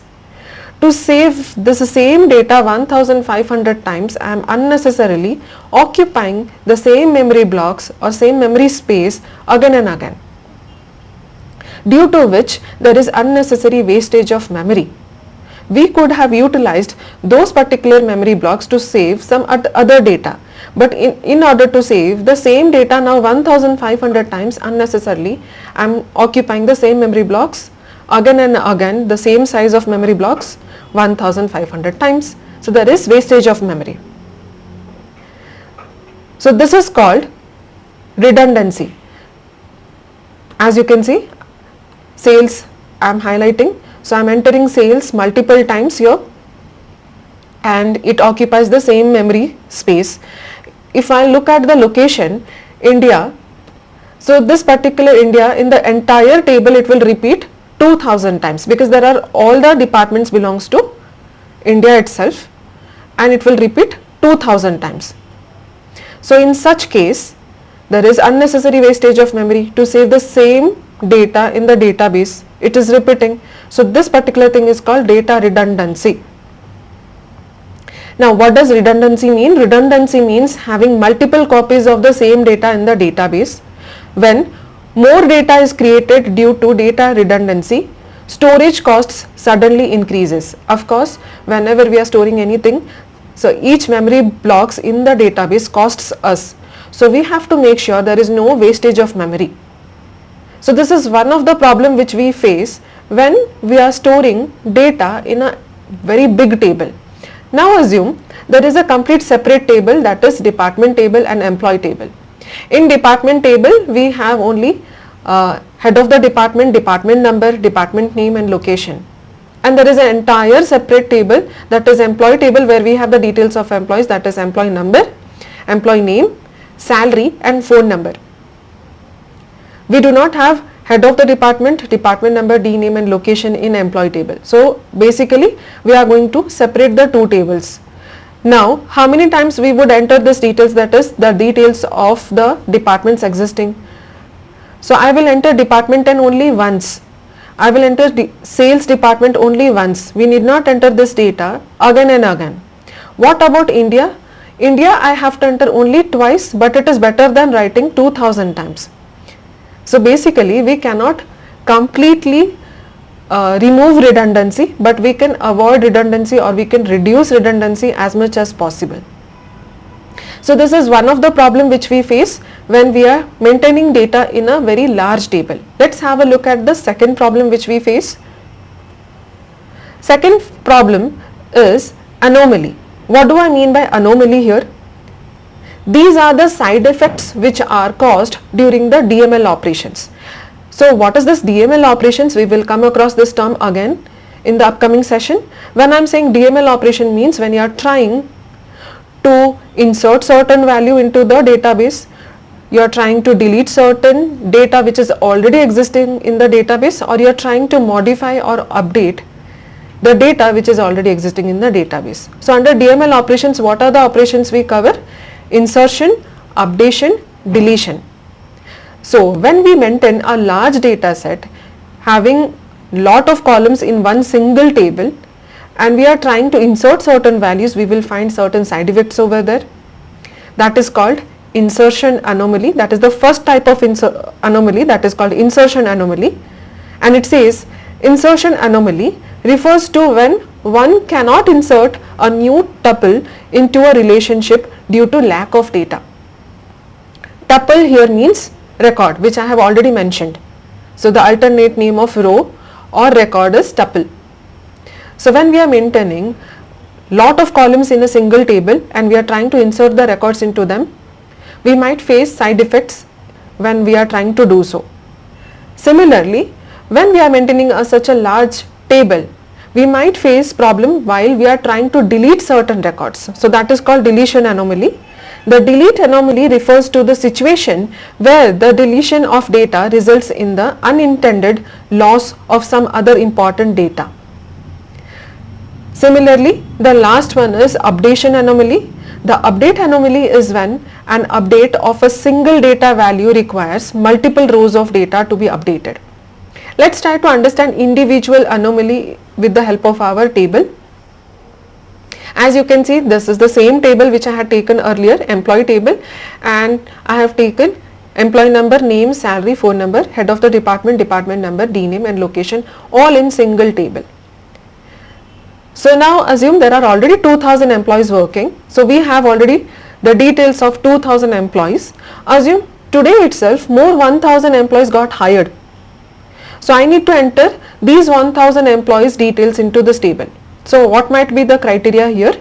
Into this existing table, I need to enter more 1000 employees. So there are 2000 plus 1000, it should become 3000. But since I am maintaining everything in a single table, now when I am saying I am maintaining everything, we are somehow maintaining two information, that is the details of the employees, what is the name, what is the employee number, what is the respective salary, when they were hired, what is their mail address. These are the details of employees. Along with this, we are also maintaining another important information, that is what are the departments existing in the company. That means, for example, there is a department 10 which belongs to sales department existing in the company. There is a department 20 which belongs to accounting department which is existing in the company. So in a big table, when I am saving all this information, I am saving two information. One is information of the employees working in the company, another is the departments existing in the company. Now what is the problem when we are saving everything in one table? As I told, I am trying to insert the data of all these 1000 employees. Since you are writing all this data in one single table, you have to make sure whatever employees are working in the company, all this information are mandatory. You are going to give a rule such that all these fields are mandatory. You have to enter the data, because I cannot make an exception. Okay, Anita is working in the company, so we know what is the salary, what is the phone number. Can I make an exception? Okay, let's not mention the department number of Anita. No, we need to keep this particular information. All of these employees are working in which department and what is the department name and where they are located at. So head of the department, department number, department name, location, these are all the mandatory fields now. It cannot accept any null values. So now when I am trying to insert 1000 records into the table, what might be the problem? I can enter the employee number, I can enter the employee name, salary, phone number, but assume as soon as you are hired, you might not be allotted a specific department to work in. So these 1000 employees do not have the details of their respective departments. It might take 1 or 2 days to allot them their respective department, but as of now, for them the department number is not generated. So this is where we might face the problem. We are trying to enter 1000 records, it's not only one, total 1000 records, but this head of the department, department number, department name and location, these columns are mandatory field, but we do not have the details of these 1000 employees, they are going to work in which department, and we cannot enter null values under these fields. So this is called insertion anomaly. Now let's assume these particular columns I am going to introduce in a particular separate table. That means employee number, name, salary, phone number will be considered as a separate table under employee table, and head of the department, department number, department name followed by location, they are present in a separate table. Let's take department table. As you can see, I have highlighted very clearly. I am going to take these records in a separate table. Now how many times, first of all, I was talking regarding redundancy in the previous slide.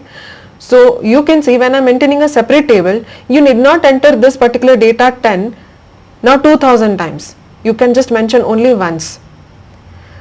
And similarly, sales department, we have mentioned only once. So there is reduction in redundancy or repetition of values. India, it has repeated only twice, but yes, it is better than entering 2000 times. Now coming back to our insertion anomaly, when we are maintaining two different tables, and if I am trying to enter 1000 employees data, so I will be entering it into employee table. Will it affect our department table? No. So very clearly I can enter employee number, I can enter employee name, salary and phone number. It is not going to affect the department table where we have the details of the departments existing in the company. So this is one of the reasons why we maintain separate tables. Now coming to the second anomaly, that is updation anomaly. Updation itself means whatever existing data we have on the top of the table, you want to do certain changes to it. Now let's take the example again. We have all these columns in one single table, and somehow after one financial year, the head of the department of 10 is getting changed or he is retiring. So in place of John, someone else is going to work, or let's assume John's department has been changed or his designation has been changed. He is no longer the head of the department 10. So instead of John, someone else is going to work.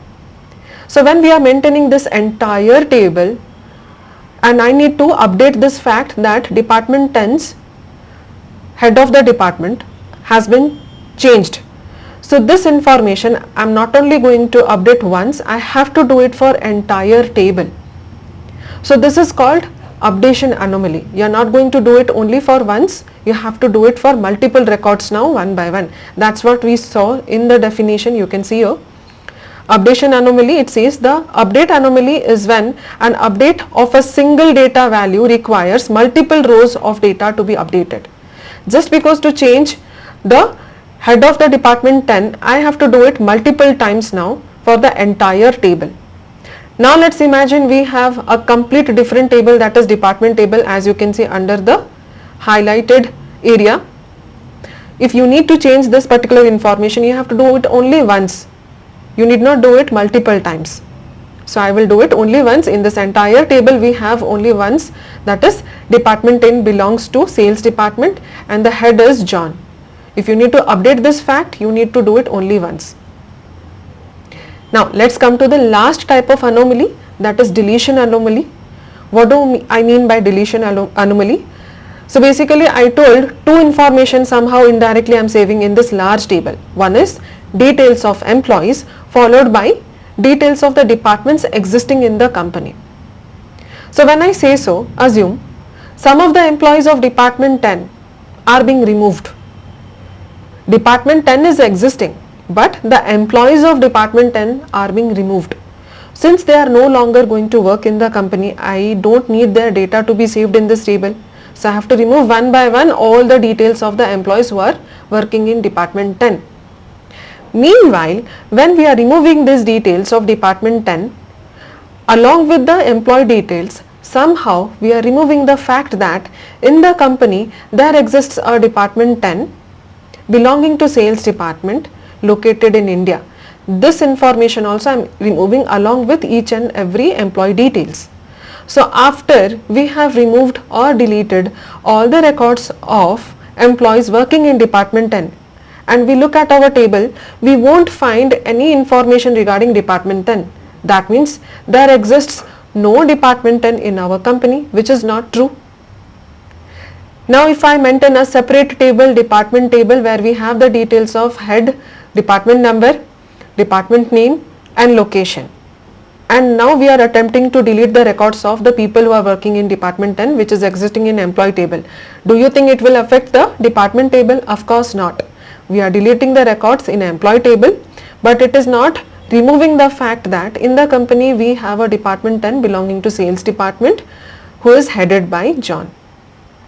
So these are the few reasons why we maintain separated tables or smaller tables.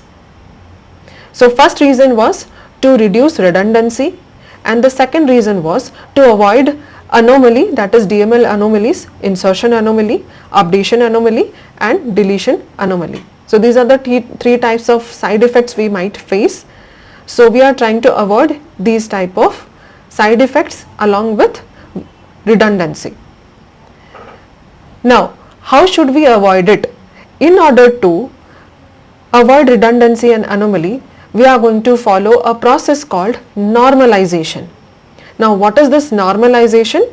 Normalization is the process of reducing a larger table into smaller ones. So let's have a look at normalization. What is normalization? Normalization is a process of reducing larger table into smaller ones. The main reason for normalizing the relations is removing these anomalies. Failure to eliminate anomalies leads to data redundancy, as I had mentioned earlier, and can cause data integrity and other problems as the database grows. Normalization consists of a series of guidelines that helps us to guide you in creating a good database structure. Basically, when this particular normalization will come into picture, when I am going to create certain tables in a database, it's not like we are going to immediately create the tables in the industry when you are working on a database as a SQL developer also. Now any company who wants a specific database to be developed, a database developer will be called and the requirements will be given by the company. For example, I need to save the details of all the students who are studying in ExcelR. In such case, I don't know how to build up the table, So I'll call a database developer and I'll ask him to create a database for me such a way that I can store so and so information. For example, I'll say student ID, their student's name, what is the course they have taken up, what is the amount they have paid, what are the modules they are opting for. So all this information I want, along with their score, whatever percentage they have scored, what is the branch they belong to, every details. It's not like the database developer will immediately start developing the database and start creating the table. No. Now he will take up the requirement, okay, these are the informations which I need to store in the database, but he won't immediately start creating the table. He will think, how should I maintain or how am I going to create a table such that I am not going to face any such type of problems, that is redundancy or any of the anomaly.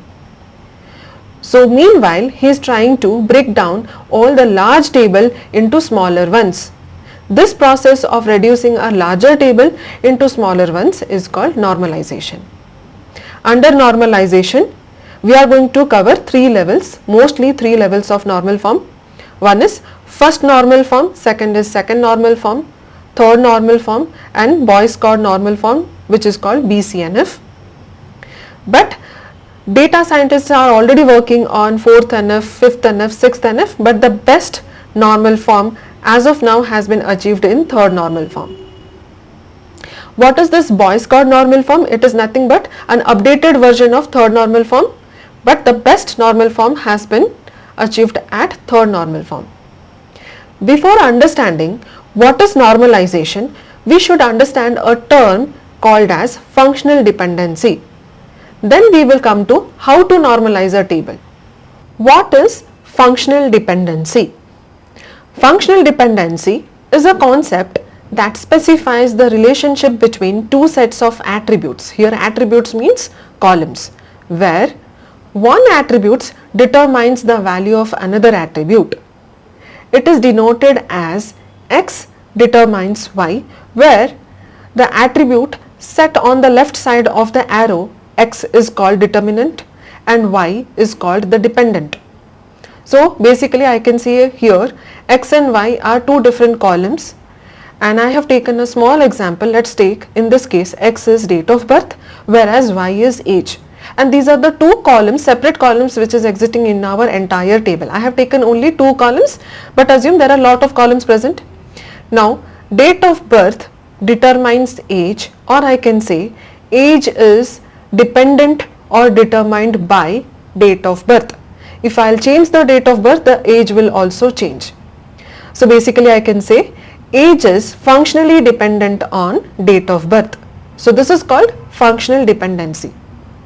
There are three types of functional dependency which is important for us to understand normalization. So first type is total functional dependency, second is partial functional dependency, third is transitive functional dependency. Let's understand individual functional dependency.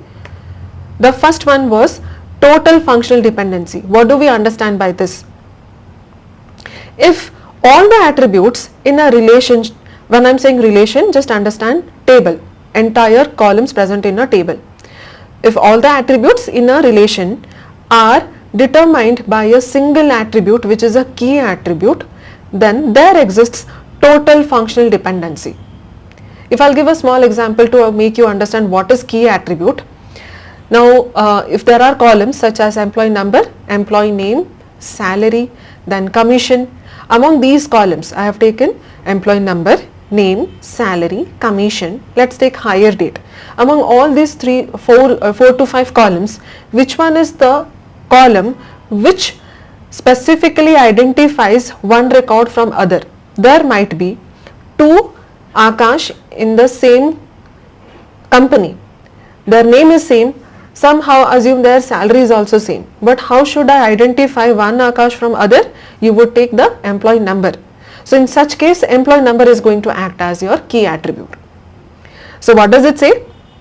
If all the attributes in a relationship are determined by a single attribute, which is a key attribute, then there exists a total functional dependency. Let's have a look at our example. Here in a relationship we can see we have four attributes A, B, C, D. Assume A, B, C, D are nothing but individual column names. So A, B, C and D. And A is determining B, A is determining C, A is determining D also. So basically I can say A is determining all the rest of the attributes present in that relation. So when all the attributes in the table are dependent or determined by a single attribute, that is key attribute, that is called the table is present in total functional dependency.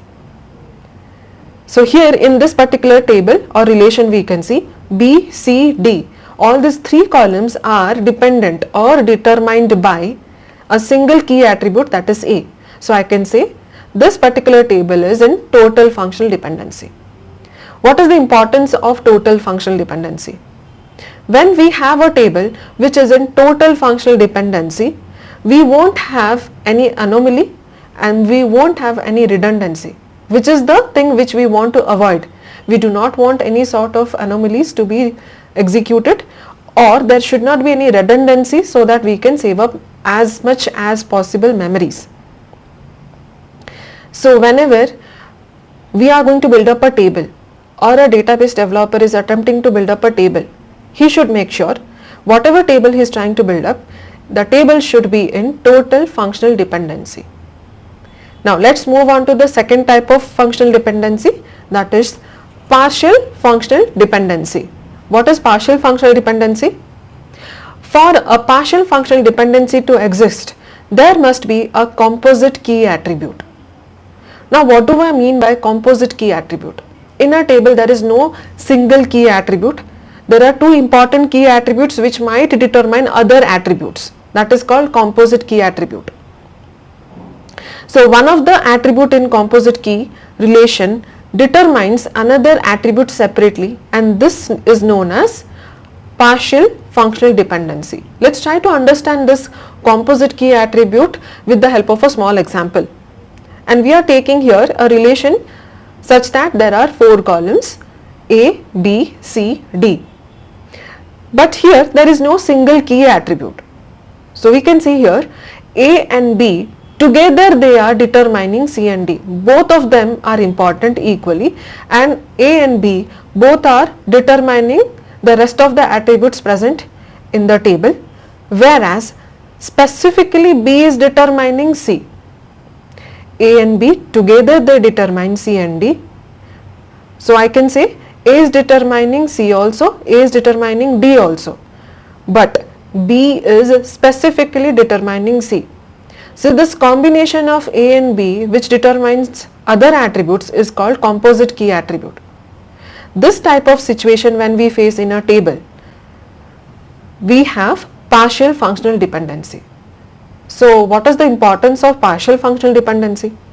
Any table which has partial functional dependency will encourage anomaly, will encourage redundancy, and that is the thing which we do not want. We don't want any sort of redundancy or anomaly. So due to whichever column we are facing, partial functional dependency should be removed or should be separated into a single table. So as you can see here, I have written in partial functional dependency we have redundancy and anomaly. So due to whichever column there exists partial dependency, we need to remove it. Let's move on to the third type of dependency, that is transitive functional dependency. Now what is this transitive functional dependency? If an attribute is determined by a non-key attribute which in turn is determined by a key attribute, then there exists a transitive functional dependency. In transitive functional dependency we have redundancy and anomaly. So here we at least understood we want total functional dependency, we do not want partial, we do not want transitive. Now what is this transitive functional dependency? It is nothing but a type of indirect dependency. Let's have a look at our example. I have taken the same relation where we have A, B, C, D as the column, and A is acting as the key attribute. Here we do have a key attribute. So A is determining B, A is determining D, but A is not determining C directly. A is directly determining B, or I can say B is dependent on A, D is dependent on A. but C is dependent on D. C is not directly dependent on A.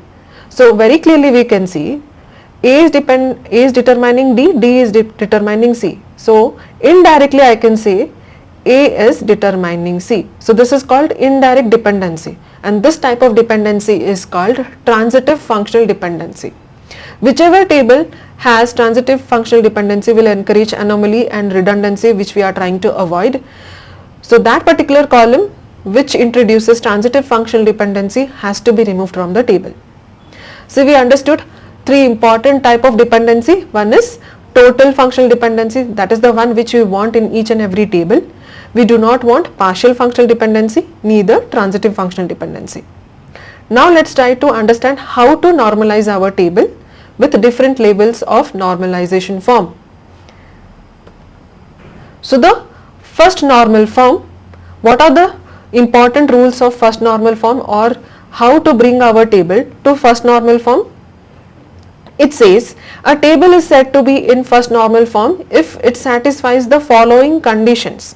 The first condition it says is a table should not consist of multi-valued data.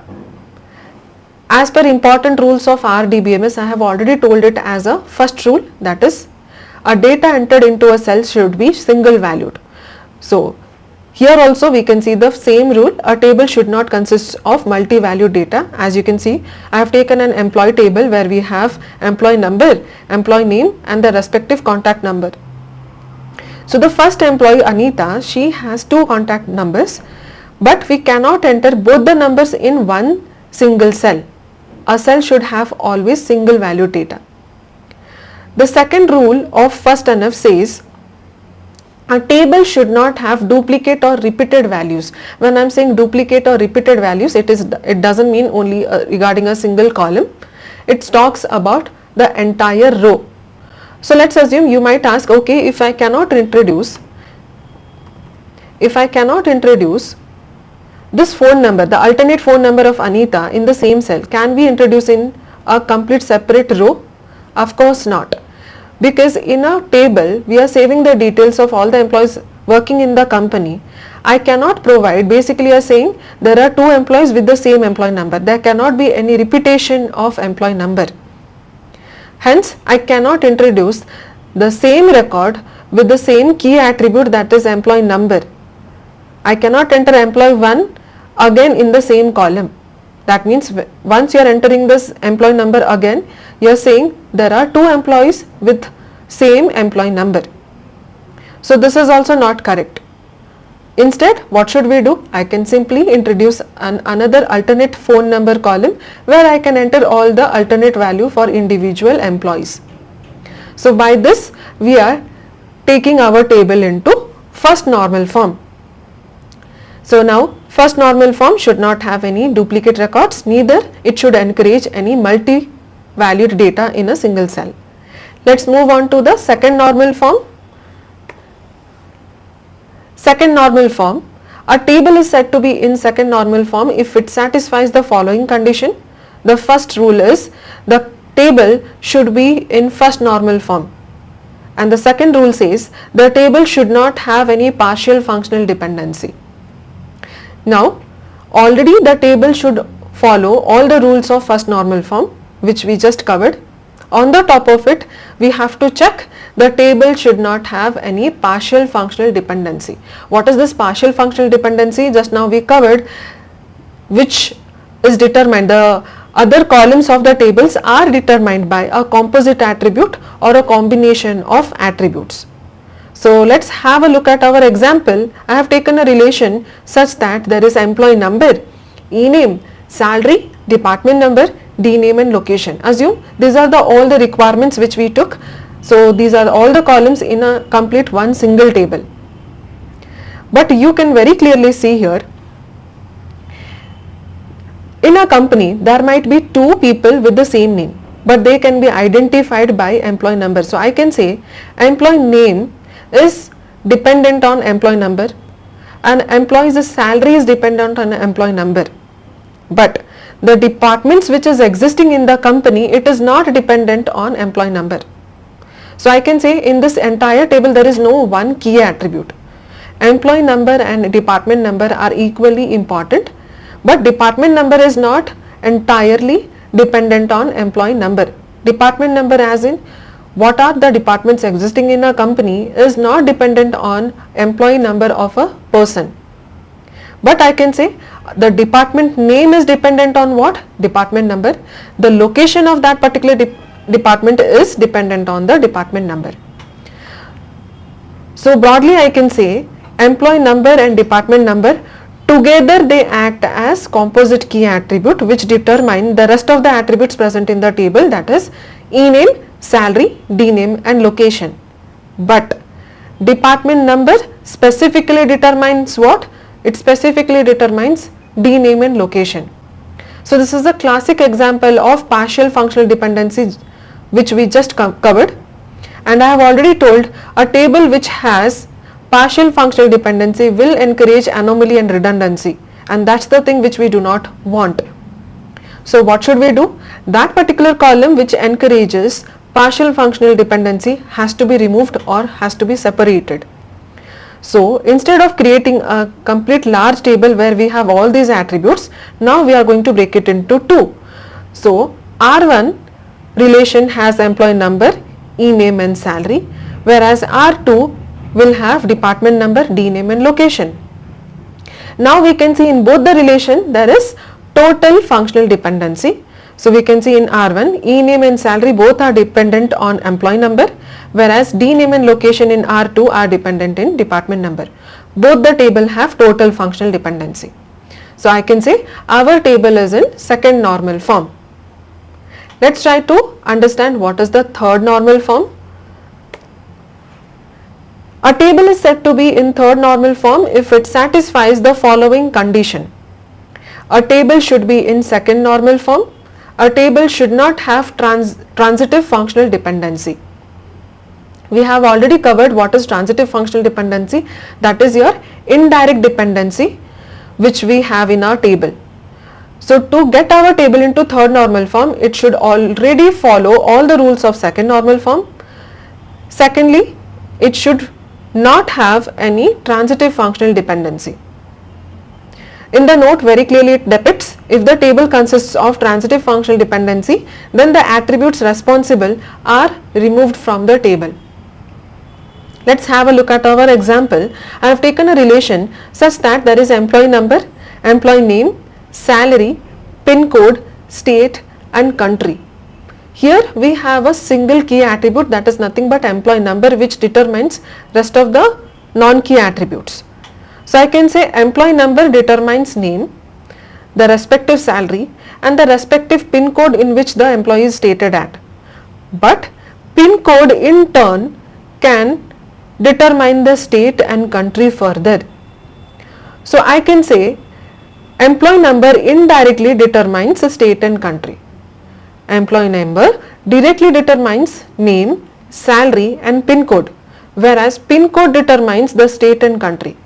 So I can establish a indirect connectivity or dependency within employee number and state and country.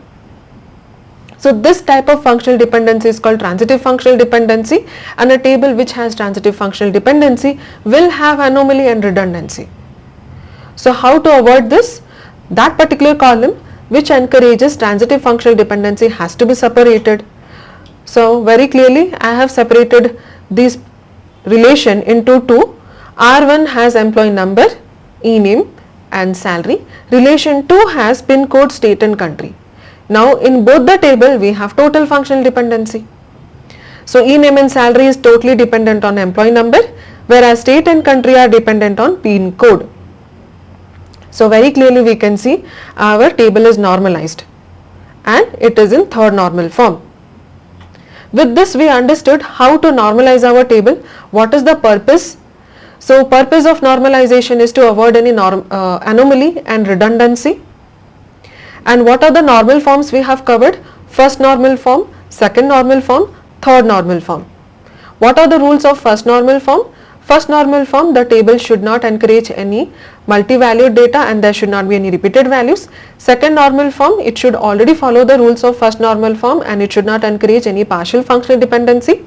Third normal form, it should already follow all the rules of second normal form, and it should not have any transitive functional dependency. So the best normalization has been achieved at third normal form. What is BCNF? That is Boyce-Codd normal form. It is just an updated version of BCNF, but it is always follows the same rules as similar as third NF.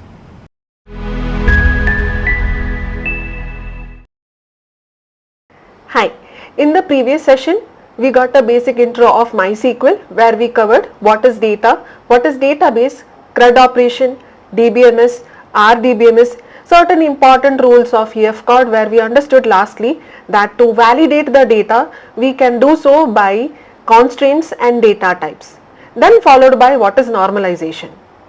So as stated in the last rule of EF-Cod, to verify the data which we are trying to save into the database, we can do that by data types. So that's the very topic which we are going to cover today. So in today's session we are going to cover data types, string data type, numeric data type, date data type, large objects, followed by overview of SQL statements. So let's try to understand what is data types now. Data type. And SQL developer must decide what type of data that will be stored inside each column when creating a table.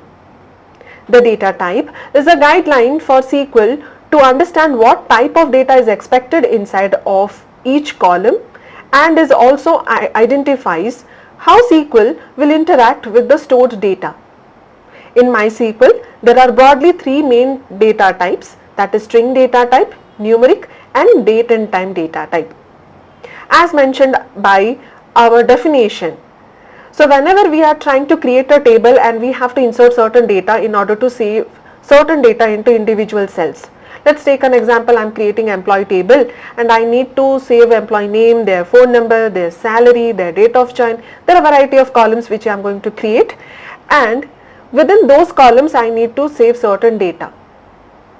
Now if I am entering any name, even an alphabet, even a single number, any character, those particular data internally gets saved into a specific memory location. Now that specific memory location should accept which type of data, that is decided by data type. As in, let's take an example of salary column. Under salary column, now I have to enter thousands of salaries. Now these salaries which I am entering, I cannot enter any alphabets or special characters within salary column. Salary means it should accept only numbers. So I have to make sure whenever I am entering any data within that salary column, it should accept only numeric data type. Other than that, if I am trying to enter any sort of data, it should throw error. Similarly, let's assume I am going to create a employee phone number column. In that particular phone number column, it should not accept any sort of special characters. It should not accept any sort of alphabets. It should accept only number. Or let's take date of join now. Under date of join, I am expecting a specific format of date should be accepted. It should not accept any other special characters or any other space characters, any other pictures, nothing, only the dates or time. So here we are deciding a specific column would accept which type of data, and that can be done by data types. So broadly, as mentioned in our definition, in MySQL, broadly data types can be divided into three categories, that is string data type, numeric data type, followed by date and time. We can also have Boolean data type and large objects, which I will cover in this particular session.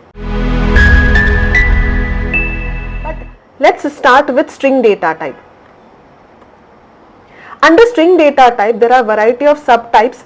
Broadly, we are going to use char data type, varchar data type and enum. Let's try to understand individually these string data type. So the first one is char data type. So char data type basically stands for character data type. In character data type, we can store characters such as capital A to Z, small a to Z, numbers that is from 0 to 9. Along with that, we can also store special characters as mentioned in the parenthesis. Along with this, we can also enter alphanumerics. For example, if I am creating any specific column such as employee number, We have an employee table, there will be multiple columns. Basically these data types are specifically created at what moment? Whenever we are creating a table for individual columns, we are going to decide what is the data type. So here I will take employee number as an example, and under employee number I need to enter certain employee numbers for thousands of employees. So if I am trying to provide character data type to employee number column, what will it accept? It will accept alphabets, that is either in uppercase or lowercase. It will accept numbers also. Along with that, it will accept special characters and also alphanumerics. When I am saying alphanumeric, it is combination of alphabets and numbers. The next point says characters must be enclosed within single quotes or double quotes. So in case of MySQL, it supports single quotes also, double quotes also. Any string data type, that particular data should be always mentioned within single quote or double quotes. So whatever data when we are trying to insert within a column which has been provided a string data type, and in this case that is character data type, that particular data should be enclosed within either single or double quotes. Moving on, whenever we use character data type, we must mention size. What do I mean by this? So it's not like I have declared a column and I'll simply mention the data type provided to it is character data type. Always we have to follow the syntax now.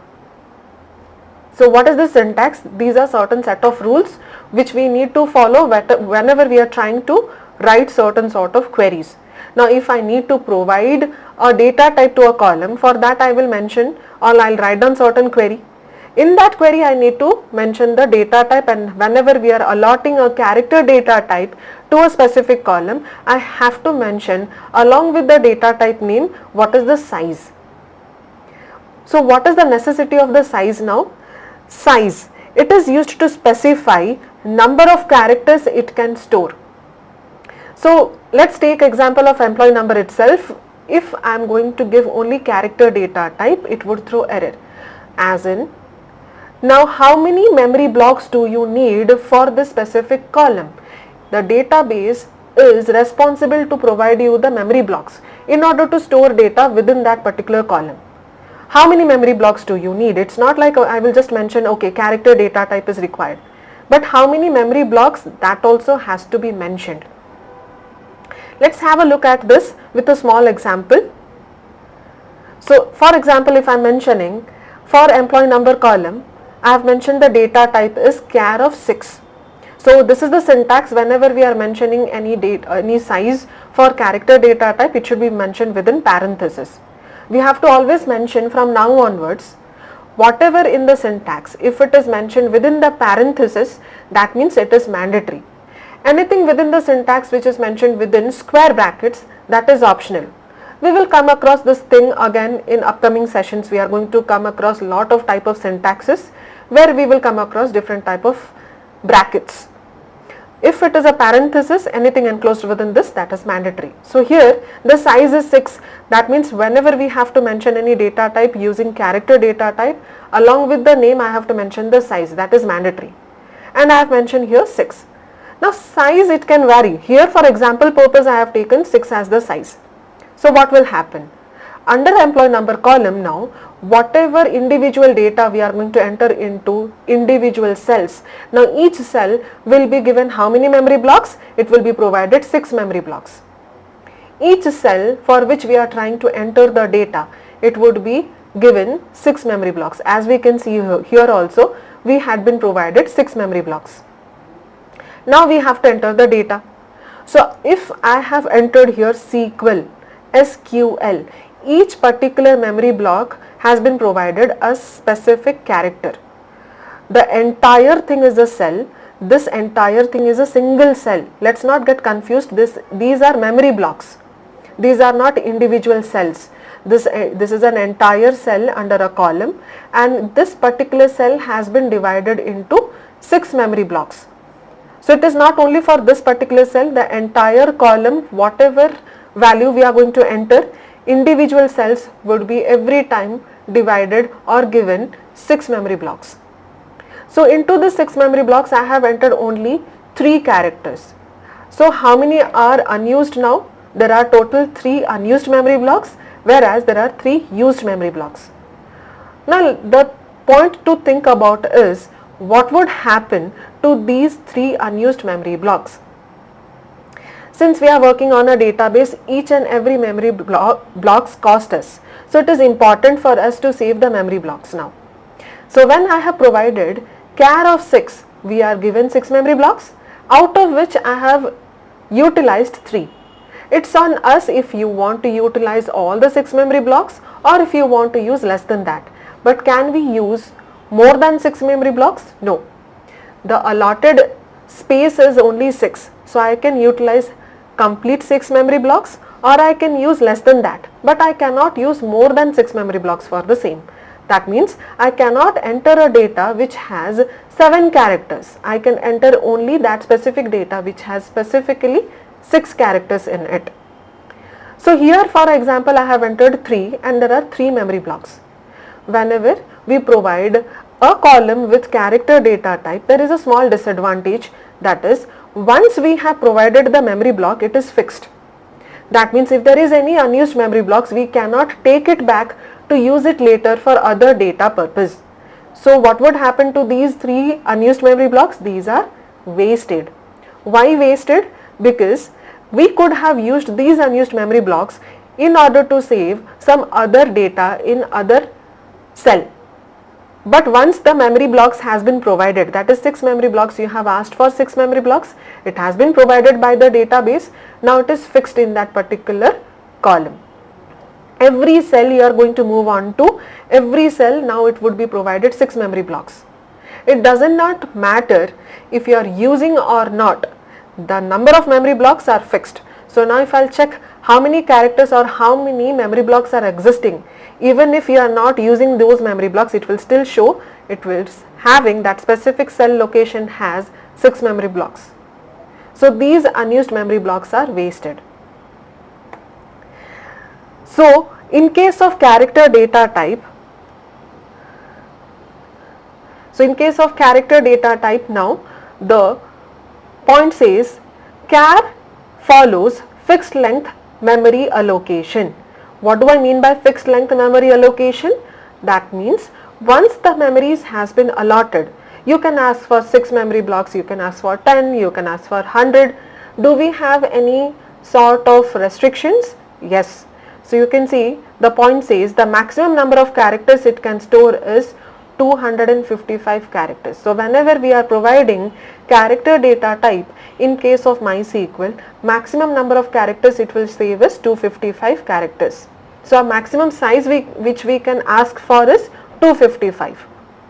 So if I am asking 255, I can utilize all the 255 characters or less than that, but I cannot enter more than 255 characters for the same.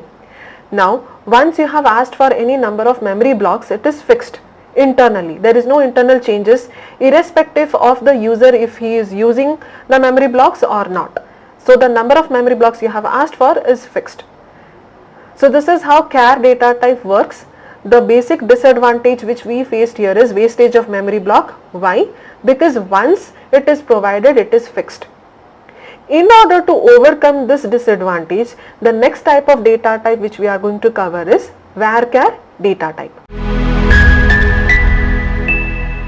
Varchar data type. In varchar data type, we can store alphabets, that is in uppercase, either in lowercase or numbers also, along with special characters as we did in char data type. Along with that also we can store alphanumerics, that is the combination of alphabets and numbers. So basically varchar is almost similar to character data type. The properties and everything are almost similar.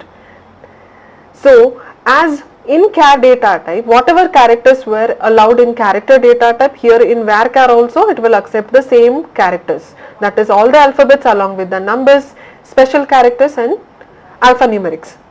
Varchar basically stands for variable character data type. Why is it named so? So let's come to the next point. Here also we can whatever data we are trying to store within a column which has been given varchar data type, it should be enclosed within single or double quotes. Next, whenever we use varchar data type, here also we have to provide the size And of course we know why we use a size to specify the number of characters it should allow. What is the first difference here? The maximum number of characters it can store is 65,535. In case of character data type we had 255, but whereas in varchar the maximum characters we can store is 65,535 characters. So here varchar data type follows which type of memory allocation? Variable length memory allocation. It should be actually varchar. It should not be char, it should be varchar.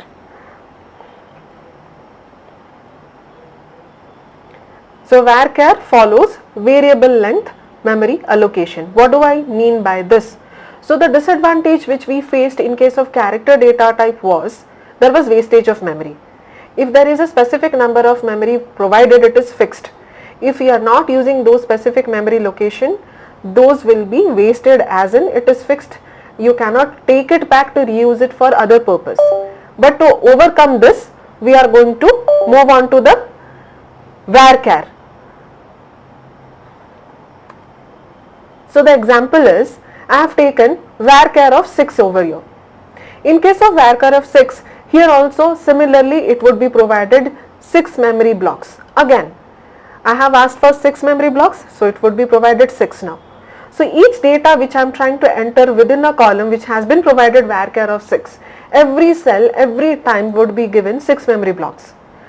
So here I have taken the same example. I have entered SQL. So from 6 memory blocks I have consumed only 3. What about the next 3 unused memory blocks? This time in case of varchar, these unused memory blocks would be returned back to the database. So what is the working procedure over here? In case of character data type, once the memory blocks has been allotted, the compiler no longer checks if you have consumed all the memory blocks or not. It's fine, you have entered the data, well and good, and it would no longer check how many unused memory blocks. But in case of varchar, every time you are entering a data within a cell, it will recheck how many unused memory blocks are existing. So here it will check, okay, there are 3 unused memory blocks. Now what it would do, it will return it back to the database so that we can reuse it for other purpose. So in case of character data types, these particular unused memory blocks were wasted, but in case of varchar, these unused memory blocks would be reused for other data to be saved. So every time in a column we are trying to enter a data which has been provided varchar data type. In our example, let's take 6 only. So that particular column will be given 6 memory blocks for individual cells. But every time we are entering a data, the compiler would check for each cell, for each data we are entering the data, it will check how many memory blocks are not used and it would take it back. So now what would happen in this case, as in this is a cell, initially how many memory blocks are provided? 6. Now it would check there are 3 unused and it would take it back. So now if I'll check how many memory blocks are existing, it would show 3. It won't show 6, it would show 3. Unlike character data type, after entering the data, if I would check how many memory blocks are existing, it would still show 6, which is fixed. But in case of varchar, once it has taken back the memory blocks, the number of memory blocks that are existing, it will change internally. So it is variable, it is not fixed. That's why this type of data type is called variable character data type. And it follows what? It follows variable length memory allocation. It is not fixed, it varies internally. So the question arises, we understood there are 2 string data type now, char and varchar. There are certain disadvantages in case of character data type, and to overcome them we used varchar.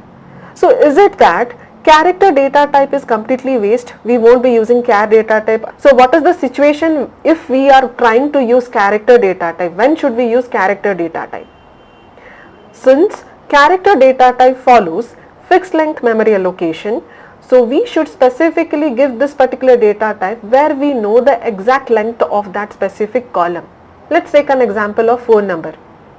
We know no matter thousands of employees if we are hiring, their mobile number should have 10 digits only, exactly 10 digits. So in such case I can give char data type. Now you might wonder, okay, phone number is a number, right? But yes, character data type can accept numbers also. So I can provide char data type and it would accept fixed length memory allocation. So when we know all these employees have fixed length of phone number, that is 10. It should not be more, it should not be less. We know everyone have 10 digit of phone number. In that case I can provide character data type. There won't be any wastage, right? Because whatever data we are trying to enter, even if there is hundreds of employees, we are trying to enter their phone number. So it would be 10 digits only. It won't be less than that. Let's take another example. For example, IDs. Generally we have a PAN number, we have employee ID. It depends on the business requirement. If you know, as per your company, so all the employees ID has the same character, same number of characters. Let's assume 6 or 8. In that case, I can provide character data type. So it is fixed. There is no chance of wastage of memory. In that case, I can give character data type. But let's assume employee name. So employee name person to person varies. The number of characters present in the employee name, it varies. One person name might have 10 characters, one person name might have 5 characters. In such cases, I cannot provide character data type. I will go with varchar to avoid any wastage of memory. So assume I'm creating employee name and I'll give varchar data type. An approximate size I will give around 50. No one has 50 length of characters in their names, but still I'll give 50. So if among 50 I have utilized 15, so rest of the memory blocks would be taken back by the database and it would be given to the next data or next cell. So there is no wastage of memory. So this is on us. We have to decide which column I should be providing character and which column I should be providing varchar. Now another one question pops up. As I told, a specific column such as let's take phone number, so we know the length of these phone numbers are going to be fixed for all the employees, that is 10. So I can give char. Will it be wrong if I will provide varchar data type? Of course not. I can give character data type also. I can give varchar data type also. In case of varchar, I can give 10, varchar of 10. We are going to utilize all the 10 memory blocks. So there is no wastage anyways to take back, or there is no unused memory blocks to take back. We are going to utilize all the memory blocks, that is 10 of 10. I can give char also, varchar also. But which is preferred? The question arises, we can use character data type for a column for which we know the length already. So I will give character data type. We can give varchar data type also, but which one is preferable?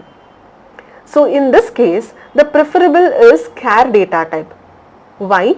Because the working procedure is, in character data type, it is fixed. Once the memory blocks has been given, it is fixed. The compiler no longer checks how many unused memory blocks, how many used memory blocks. But in case of varchar, every time you are entering a data, so it will check again and again how many unused memory blocks are there, I have to take it back. So the internal process would be much more faster in case of character data type. That's why it is much more preferable to take char data type when you know a specific length of a column. It is fixed and you know the length. So in that case, I will go with char data type. With this, we understood how exactly character data type works and varchar data type works. The next type of string data type which we are going to work on is enum. Enum. Enum in MySQL is a string data type that allows you to restrict a column's value to a predefined set of options. It is a string object whose value is decided from a set of permitted literals that are enumerated explicitly at the time of column creation. The syntax goes somewhat like this: enum followed by whatever value you do, which one you want to predefine before column creation, I have to put them within the parenthesis. So basically an enum stands for enumerate, and what does it do? While we are creating a table, we are creating certain columns. If we want to predefine before entering the data, I want to say these are the specific data which should be allowed to enter. Other than that, no other data should be allowed. Let's take gender column, where we need to enter only two gender, that is male and female. Other than that, I cannot enter any other sort of data. So while creating the table itself, I will declare what are the predefined options you want in that specific column to be entered. So in such case, I'll just enter enum. For gender column, I'll declare enum, and followed by I'll just write down male comma female. So this specific data type is provided to a specific column to predefine a set of options which you want it should be entered within that particular column. With this, we finished string data type. Let's move on to the next type of data type, that is numeric data type. Now the question arises, in case of char or varchar data type, I said we can enter numbers also. Then what is the need of numeric data type separately? For example, if I am creating a contact number column where I need to enter the phone number, that is 10-digit phone number, can I give char data type? Yes, of course. So I can give char of 10 and I would be entering 10 digits phone number. Then what is the need of numeric data type separately? Numeric data type separately, it is needed for specific those column where we need to perform certain sort of arithmetic calculations. If I am providing char data type, even though I am entering a number, internally it would be treated as a string and I won't be able to perform any sort of mathematical calculations. So any such column such as salary column, where I need to enter the numbers, and if I need to find out the maximum or I need to find out the average salary or the total salary of the employees, in such criteria I need to provide which data type? Numeric data type. So let's move on to numeric data type. Numeric data types. Numeric data types are used to store numeric values including integers and decimal numbers. So broadly, numeric data type can be divided into two categories. One is integer data type, another is float data types. Now integer, when I am talking regarding integer data type, that means it would accept only whole numbers, it won't accept any decimal places. So the first criteria under numeric data type is integer types, which would accept only whole numbers, and we have certain subtypes under integer data type. The first one goes somewhat like this, tiny int, and the syntax is tiny int, within brackets I have mentioned m. So let's understand what is the syntax all about. This particular data type indicates a tiny integer value. Here m indicates length, that is maximum number of digits a column can hold. As we mentioned the size in case of char and varchar, how many maximum number of length we can provide in those string data types. Similarly, here also we need to mention the maximum length. So m indicates the length, that is maximum number of digits a column can hold. So the range of m in case of tiny int is from 1 to 3. So in case of tiny int, I can maximum provide 1 digit number to 3 digit number. But do we have any range of values? Is there any restrictions over here? Yes. When I am talking regarding tiny int, big int, so these are different type of integer data type. Why there are different type of subtypes over here?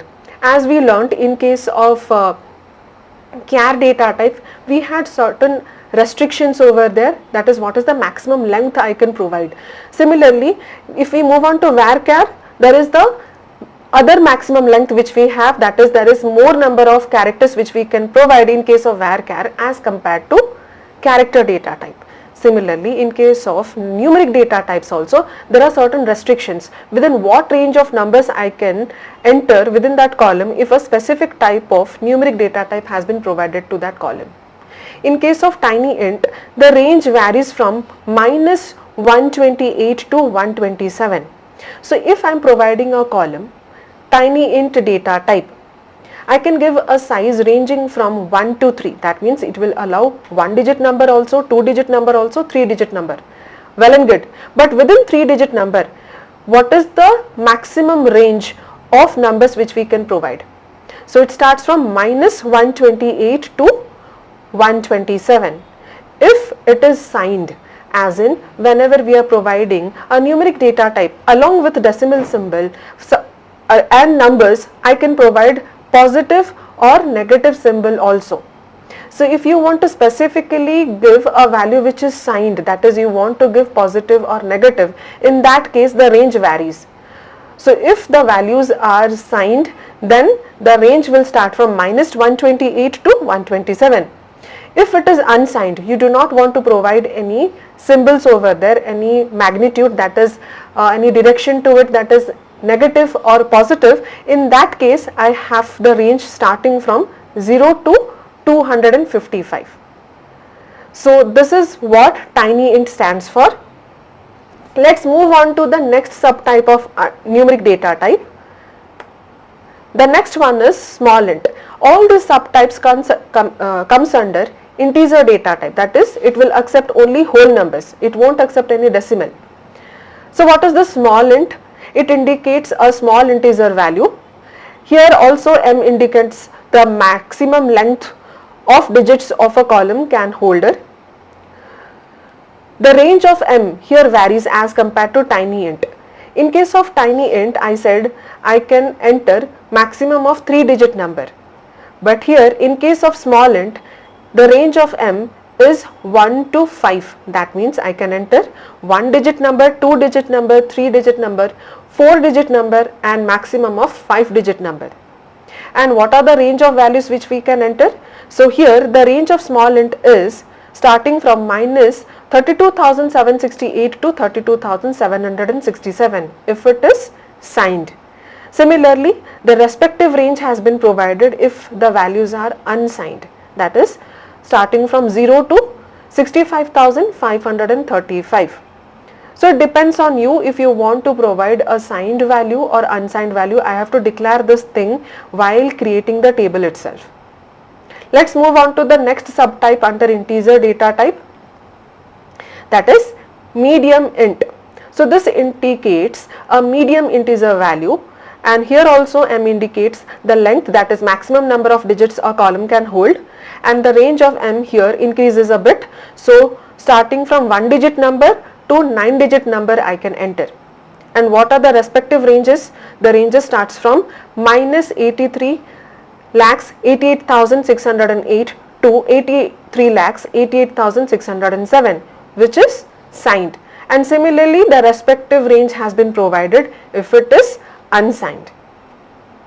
So what is the difference between these subtypes? First of all, we understood there are certain differences between the range of values.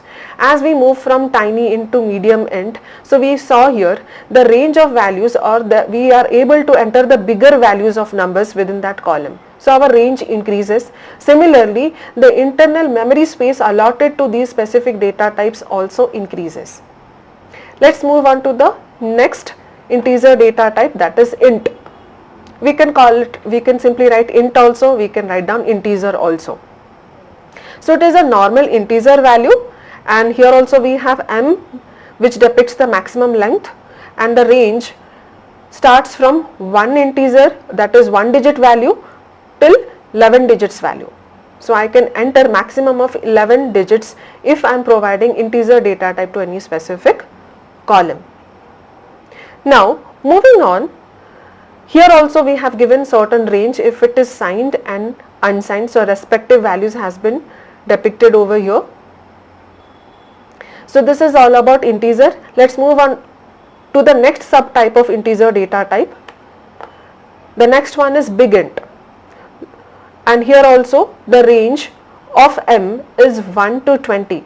So everywhere you can see, I'll just display from beginning, TinyInt, it started with maximum of 3 digits. Then when we moved on to small int, I can enter maximum of 5-digit number.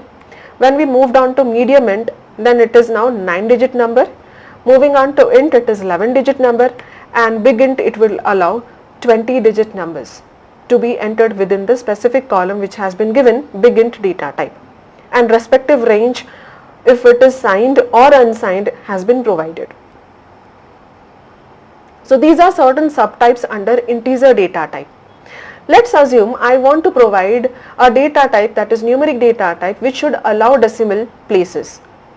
In that case, we are going to move on to the next category of numeric data type, that is real types.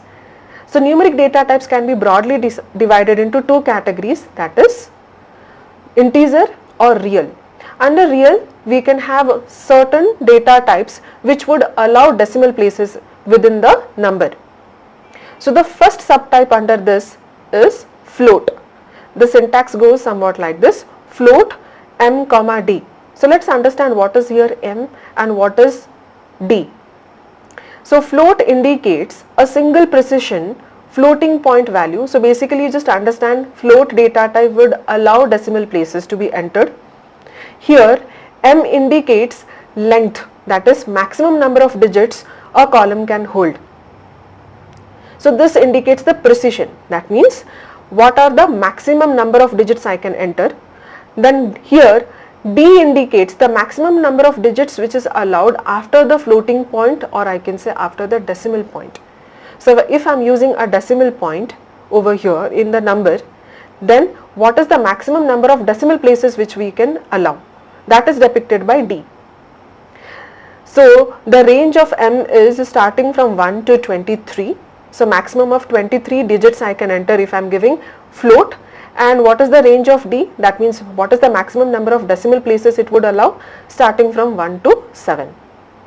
If I need to give more values, that is I am trying to increase the value of numbers in float type, or I can say in case of decimal type, if I need to enter more decimal places, in that case we would move on to the next type of data type, that is double.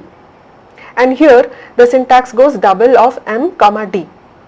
So here also m indicates length, that is maximum number of digits a column can hold. So whatever value we can enter, or whatever maximum number of values we could enter in case of the previous data type, that is float, we can enter double the value of that particular float value in case of double data type. So that's what it is saying, indicates a double precision floating point value. And here also d indicates the maximum number of digits allowed after the floating point. So let's have a look at the range. So the range of m here starts from 1 to 53, whereas the range of d starts from 1 to 15. Moving on to the third type of data type, that is decimal. So it is also allows decimal places within the value, and the range of m starts from 1 to 65, whereas range of d is 1 to 30. So when I am saying like this, that means maximum number of digits I can enter while I am providing decimal data type, that is 65. And in that case, if I need to enter decimal places, what is the maximum number of decimal places I can have? That is 30. So these are few of numeric data types. It is completely on the user, depending on the business criteria. You have to decide which type of data type you want to allot to a specific numeric column.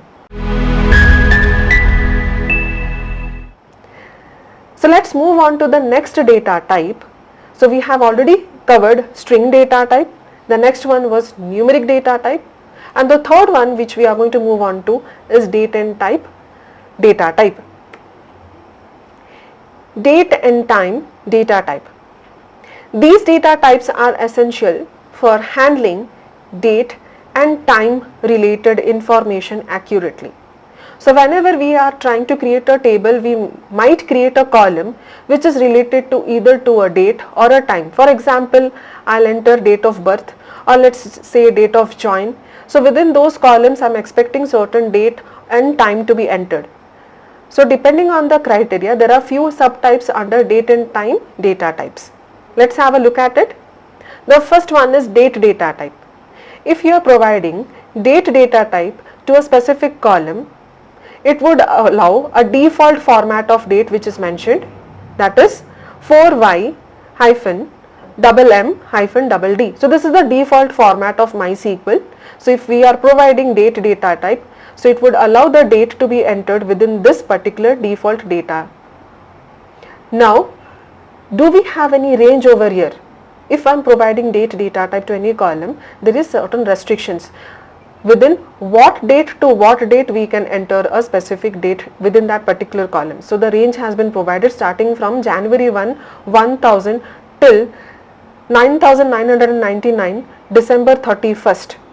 Within this range of dates, if there is any dates you want to enter, we can allow within that column if the data type has been provided as a date.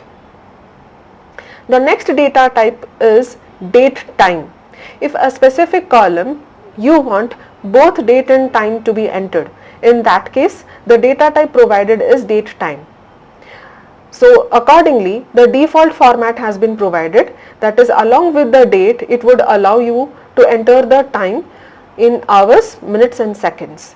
And here also we have certain restrictions of date and time, specific date and time. Within that particular range I can enter any date and any time. Other than that, if I am moving out of that range, it won't allow any specific date and time to be entered. So this is about date time. Moving on to the next data type under date and time is timestamp. So when I am talking regarding timestamp, we should just generally understand in the world it's not the same time everywhere in all the country. So along with the date and time it will generate a timestamp also. Every country have their own timestamp, so along with the date and time we would be able to see the timestamp.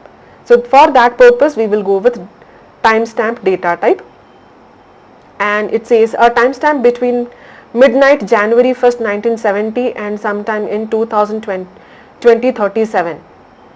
So this will generate, this is an internal process. So what it does is it will try to enter the date time along with the timestamp, that is along with the time zone to which that country belongs to. The next one is time data type. Earlier we saw we had only date data type. In that case the column would allow only date, whereas if you want a column should allow only time, in that case I will just give time data type. So it stores the time in a default format which has been provided.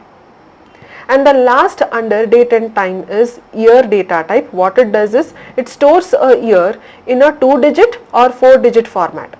So I can enter a year, only year, in two formats, either 2-digit format or 4-digit format. Depending on the formats you choose, there are certain restrictions of year which you can enter. So if the length is specified as 2, for example year in brackets 2, that means you are entering the year in 2-digit format. In that case the year can be between 1970 to 2069. If the length is specified as 4, then the year can be from 1901 to 2155. So it depends which particular type you want to choose in order to enter the specific year. So if you are entering 2-digit format, there is a specific range for it. If you are entering 4-digit format, accordingly there is a specific range for it. With this we understood date and time data types. So now with this we completed 3 data types, that is string, numeric and date and time data types. The next data type which we are going to cover is large objects. Large objects are a collection of data types which is designed to hold a large amount of data. Large object is able to hold up to maximum size ranging from 8 terabytes to 128 terabytes depending upon how your database is configured. So as we saw in character data type, in varchar data type or in numeric data types, there is certain restrictions of value which we can enter. There is certain maximum length or maximum number of characters which we can enter within that particular allotted data types. If I need to enter more size of data, in such case I will go with large objects. As it mentions that it is a collection of data type which is designed to hold a large amount of data.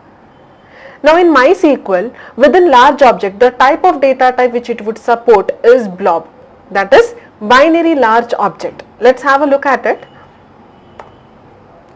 Blob, which stands for binary large object, is a data type in MySQL that allows you to store large binary data such as image, audio, video and other multimedia files. Blobs are useful when you need to store and retrieve binary data in your database. So let's take an example. I'm trying to build up a students table where we need to store student ID followed by student's name, their percentage, their contact number, address, email address along with their pics also. So if I need to see who are the students who are studying in ExcelR, along with their details I also need their pics. So if you are trying to upload a pic, that particular data at the back end is being saved in the database in the table within a cell. So a specific column which allows such type of data should be provided which data type? That is blob. That is nothing but binary large object. Now these binary large object can store binary values of documents, images, audio, video, etc. So what do I exactly mean by binary values of these documents, audio, video? Let's take a small example. If I am taking a pic from a camera. So in the gallery, I can see the data has been stored, that is the pic which I have clicked. But internally, that particular pic has been divided into small fragments. Multiple fragments which is not actually visible to us. Now these fragments are internally saved in binary addresses. When I am saying binary, it refers to zeros and ones. These binary addresses which stores that particular small fragments are stored via blob, that is binary large object. So this particular binary large object stores what? Binary values of images, audio, video, documents, etc. There are certain subtypes and they have specific size limit also, which has been referred here. So what are the different subtypes under blobs? That is tiny blob, blob, medium blob and long blob. As we saw in case of numeric also, in case of string data type, with the different subtypes we have increasing level or increasing size limit. So here also we have increasing size limit in all the 4 types of binary large object. So basically with this we covered all the different types of data types, mostly which is used in MySQL. The first one we started with string, where we covered character data type, varchar data type followed by enum. Then we covered numeric data types, where we covered integer and floating data type, and we covered certain subtypes also, where we understood what are the different range of values which we can provide for signed and unsigned value. Then we moved on to date and time data type, where a specific column which allows only date or only time or both date and time. So accordingly we came across different type of data types. Then we moved on to large objects, where we covered binary large objects, which specifically allows large amount of data. And in case of binary large object, it can accept structured or unstructured data also. With this we completed all the data types. The next thing which we are going to move on to is overview of SQL. Now, in different programming languages we use commands. Now, if we want to use this particular language, that is structured query language, while I am trying to perform certain sort of query, or as I mentioned earlier, we use SQL to request certain thing to our database. In order to request our database to perform certain operation, I need to write down certain code. And such type of codes in case of SQL is done in terms of statements. We have certain statements. So what are the different statements which we are going to cover throughout SQL, that we are going to cover in the upcoming overview of SQL statements. Let's have a look at it. Overview of SQL statements. So broadly, SQL statements can be divided into 5 types. The first one is DDL. DDL specifically stands for Data Definition Language. Now, Data Definition Language or DDL specifically deals with structure of a table or structure of an object. In case of our database, when we are storing different tables, individual tables are considered as object. And as mentioned earlier, what is an object? Anything which has an existence is called an object. In terms of database, the tables which we are saving within it, these are called objects. So, DDL specifically deals with structure, it never deals with the data. When I am saying structure, what do I mean by it? Here, specifically structure means, if I want to create a table, what are the columns you want to introduce? What is the data type you want to provide to individual columns?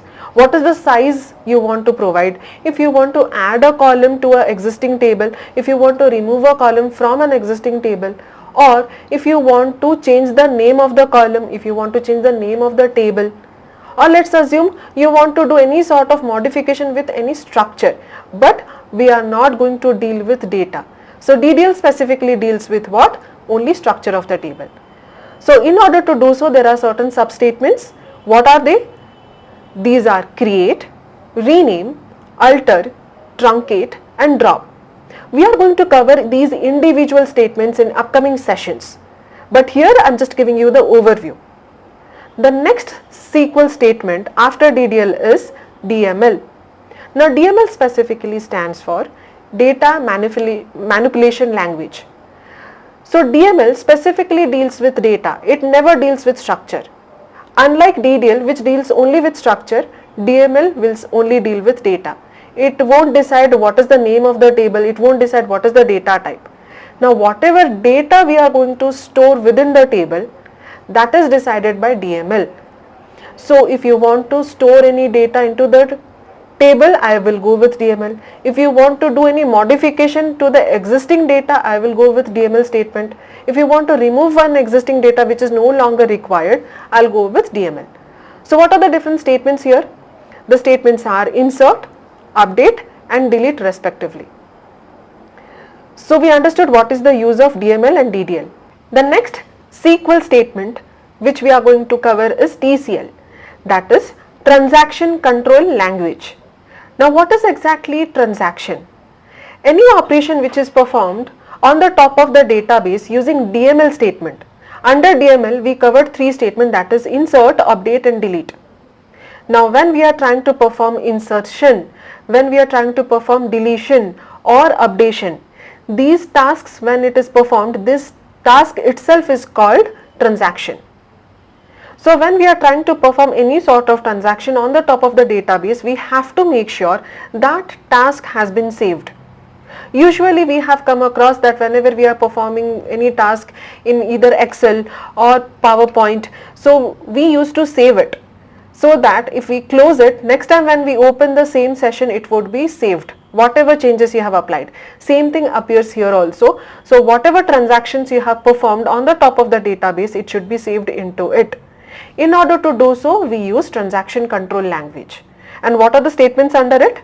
The statements are commit, rollback and save point. Each of these statements have their own usage which we will cover in the upcoming sessions. The next SQL statement is DCL, which stands for Data Control Language. I have mentioned in the previous session that the important properties of databases are security and authorization. That means any XYZ person cannot have the access to the database. We are storing lot of data into the database. If any XYZ person has the access, it is no longer secured. Only the person with the privilege or with the permission can have the access to the database. In order to do so, we are going to make use of data control language. And what are the statements under it? The statements are grant and revoke. So if I need to give you a permission that you can have the access to the database, in order to do so, I will make use of grant statement. And if I need to take back the permission from you so that you would no longer have the access to the database, in order to do so, I will make use of revoke statement. The next statement under SQL is DQL, which stands for Data Query Language. So as of now, we understood, we have created the structure of the object, we have saved the data and it is saved into the database and it is secured also. In the future, whatever data you have saved into the database, if you need it, so I need to fetch it. So in order to do so, I have to request our database, and for that purpose, we would be using DQL, that is Data Query Language. And what are the statements under that? Select, projection, selection and joins. So broadly, SQL statements are divided into 5 types, that is DDL, DML, TCL, DCL and DQL. And we got a basic idea what is the task of these individual statements, and we are going to individually use these statements in upcoming sessions. Now in the previous session we have already created our dummy database also by using create statement, and we have also utilized DML to store the data within it. So we already know how to execute certain queries in MySQL workbench. In the upcoming session, we would be using DQL. We are going to get started with DQL. Why? DQL itself is a vast portion to be covered. DDL, DML, TCL, DCL we would be covering after DQL is finished. So when I'm saying I need to start with DQL, we need to have certain database within the MySQL workbench. As of now, we have just created our dummy database. We do not have any database, we do not have any table to work on, or I can say we do not have any table to fetch the data from. So if we need to get started with DQL, we need to have certain database. So in the upcoming session, we will be sharing you certain script which has the entire script to create a database. The script is already ready with a table and the data present. So we just have to execute the script and we would be ready. The database would be created, the table would be created, and our task is to retrieve the data from the existing data table which is present in the database. So in this current session, we have covered what are the different data types, that is string, numeric, date and time, and followed by we understood what is the overview of SQL statement. In the upcoming session, we are going to cover DQL, that is data query language. We are going to get started with that. Along with it, we are going to execute certain scripts which will introduce a database and the table on the top of which throughout SQL we are going to work on.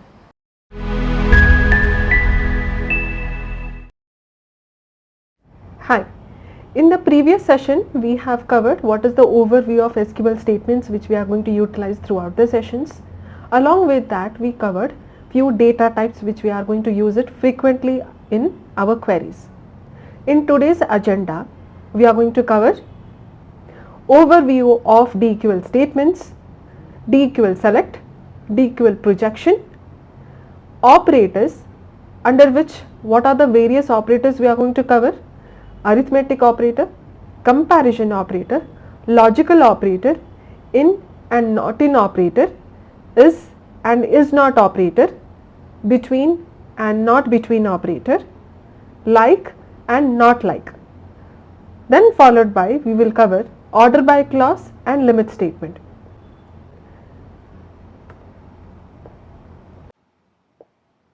Overview of DQL statements. So in previous session we already knew what are the statements we are going to use under DQL: select, projection, selection, then joins. Let's have a basic idea regarding all these statements. Of course, to complete selection, projection, selection and joins, it will take few days, but we will have a basic idea what are these statements all about.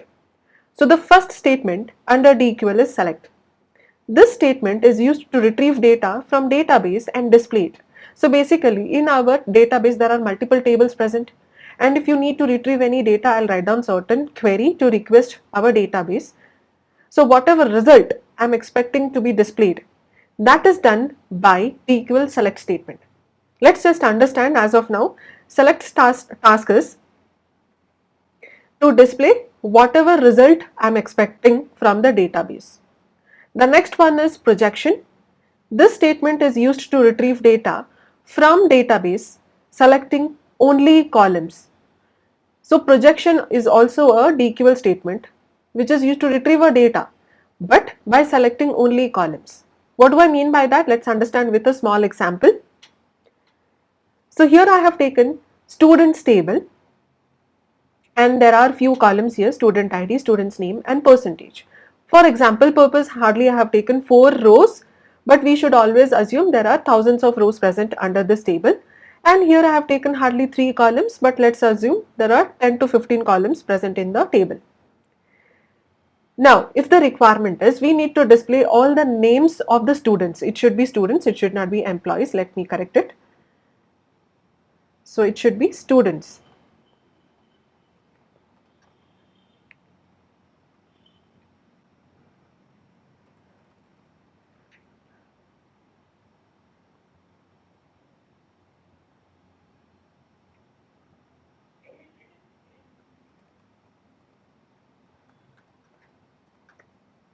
Fine. So coming back to our example, so we need to display all the names of the students. So what are the columns present in our students table? Student ID, student's name and percentage. Do we need percentage? No. Do we need their student's ID to be displayed? No. The only thing which we need to display is student's name, and there might be hundreds of names present under this column. So we will select only which column? Student's name. And automatically whatever names are present under that column, it will display. So this process of retrieving data by selecting only columns is called projection. Moving on to the next one, that is selection. This statement is used to retrieve data from database by selecting both rows and columns. What do I mean by this? Again, I have taken the same table, that is students table, where we have student ID, student's name and percentage. But now the requirement is we need to display the names of students who have scored more than 70%. Let's read the question again. It is asking us to display the names of students. It is not asking us to display the percentage scored by individual students. So now when I am saying I need the names of the students who have scored more than 70%, there is a condition. I need to display only the names, but which follows the condition, that is those who have scored more than 70%. Now what is our task is, we have to first check which all records or rows belongs to percentage more than 70. So you can very clearly see student ID 1 and the student ID 4 have scored more than 70%. So first we are going to select which are the rows which are fulfilling the criteria or the condition provided.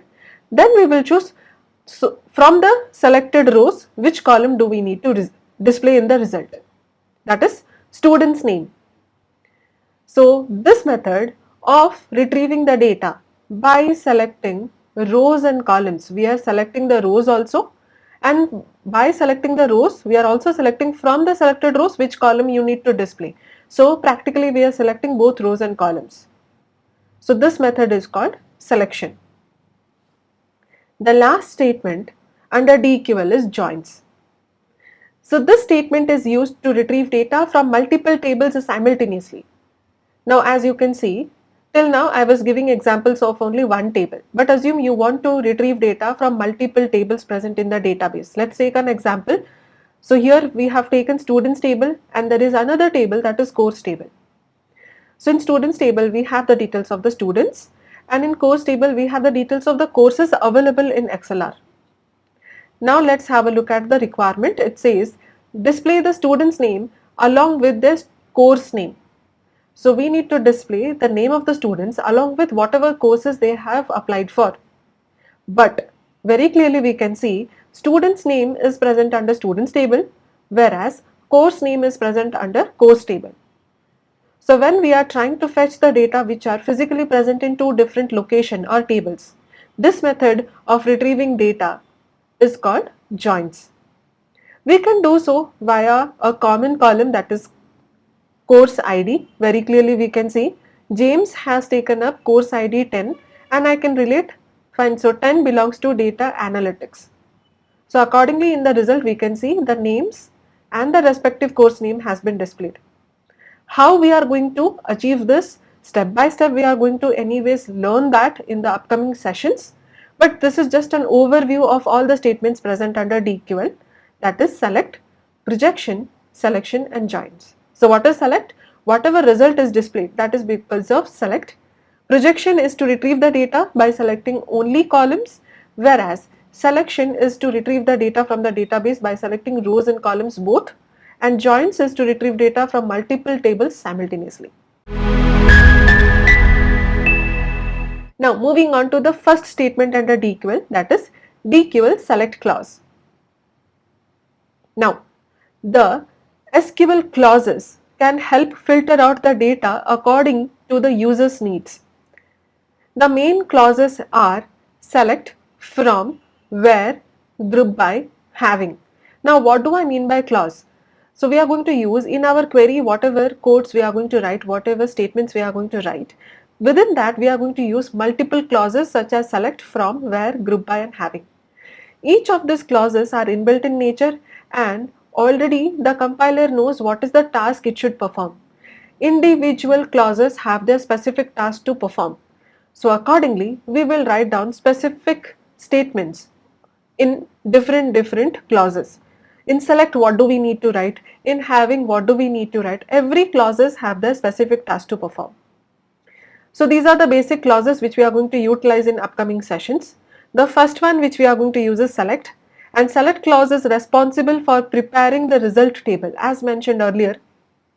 When we use select, so it is responsible whatever in result table we want to display.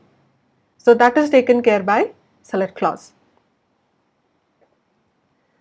Now the next statement under DQL is projection.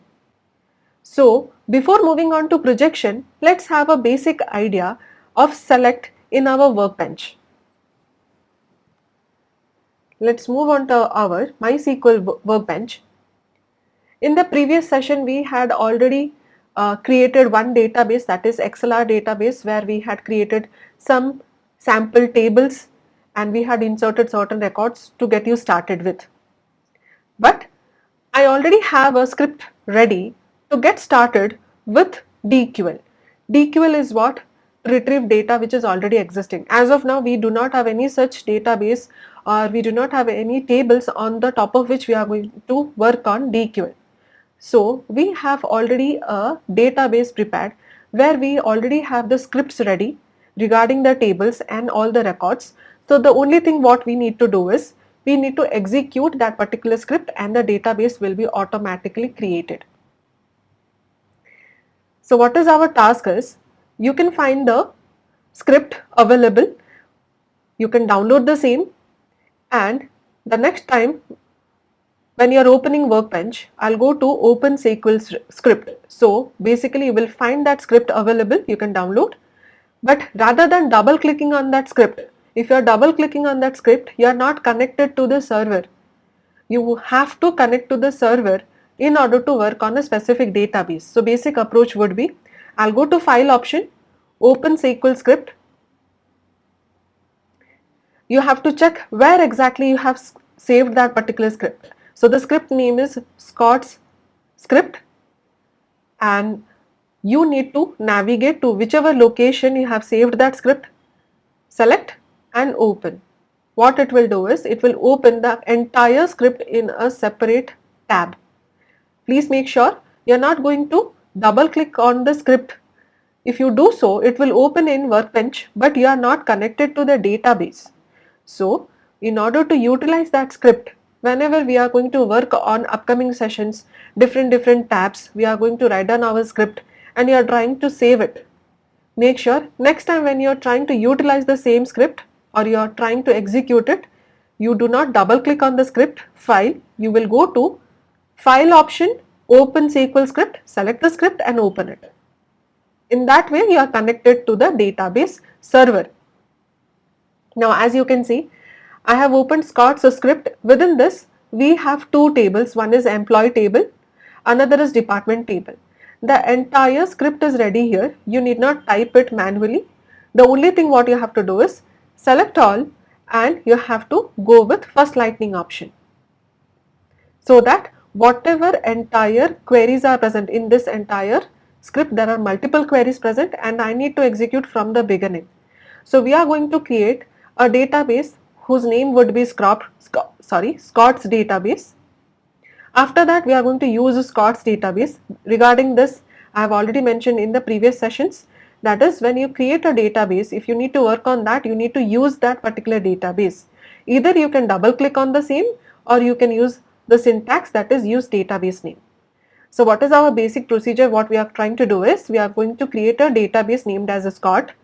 We are going to use that database, and again, if there is any tables, why do we have this drop table if exist? That means if there is already present any table in your database, it will remove and you are trying to create that table again. Because in our database, if there is already present any employee table, it won't accept any duplicate employee table or any other table with the same name to be created. So we are trying to drop any existing employee table and we are trying to recreate another new table. So the entire script for creating the table, and we have few columns under that: employee number, name, job, MGR, hire date, salary, commission, department number. So these are the few columns and respective data types have been provided. What are the rest of the things mentioned? We will get to know in upcoming sessions. Then followed by, we are creating another table, that is department table. So the query regarding that is also present. So first we are creating two tables, then individually we are entering records into both the tables, that is employee table and department table. So this is the entire script. We need not type this, we just have to open the script, then Control A, and I'll go with the first lightning option. Is there any shortcut key for this? Yes. Control Shift Enter is the shortcut for the first lightning option, whereas the second lightning option, the shortcut key is Control Enter. So it is much more easier. Just remember, for first lightning option, when do we use this? When you are trying to execute multiple lines of queries. I'll go with first lightning option, and the shortcut key is Control Shift Enter. Whereas the second lightning option, when you are trying to execute a specific query, I'll go with the second option, and the shortcut key is Control Enter. So anyways, the entire script has been selected and I'm going with the first lightning option. Very clearly you can see all the queries has been successfully executed, but we cannot find any Scott's database here. So what I'll do is I'll click on refresh. Now very clearly you can see Scott's database is there. And if you click on the tables, you can find employee table and department table. Both the tables are present. So these are the tables throughout SQL on the top of which we are going to work on. So after execution of the script, you need not do any changes to this. Just close the script. In case in future you lose it, you should have that particular script without any modification. Don't continue your queries in the same script. Just execute and you can close that particular tab. Okay. So the first thing which we are going to apply is, we were trying to check how does our select statement work. That is, select is utilized to display the result. Assume I'm using select and then followed by I need to display 2 plus 3.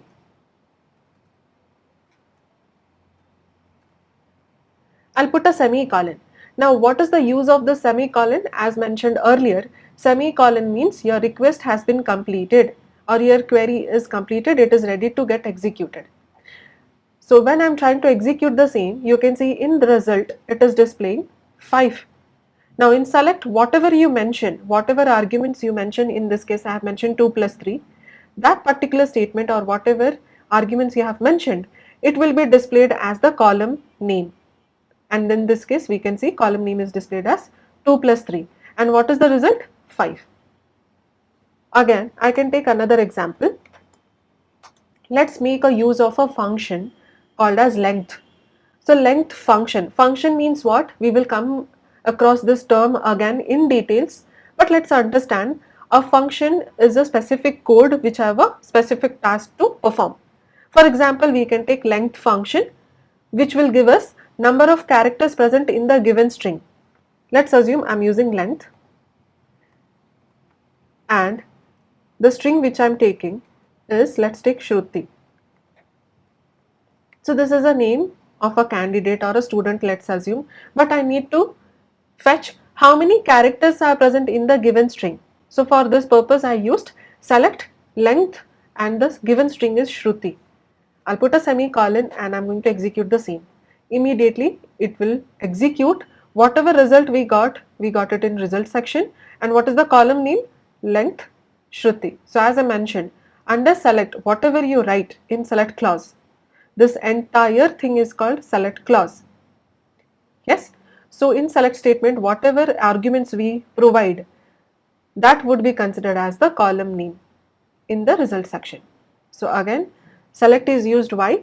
It is used to prepare the result table. Let's move on to the next statement under DQL, that is projection. And already we know what is projection. Projection is retrieving the data from the database by selecting only columns. Let's have a look at that. DQL projection. Now, in SQL, throughout the sessions, we are going to follow syntaxes. When we are writing any specific queries to request our database, there is certain rules we have to follow, and that is called syntax.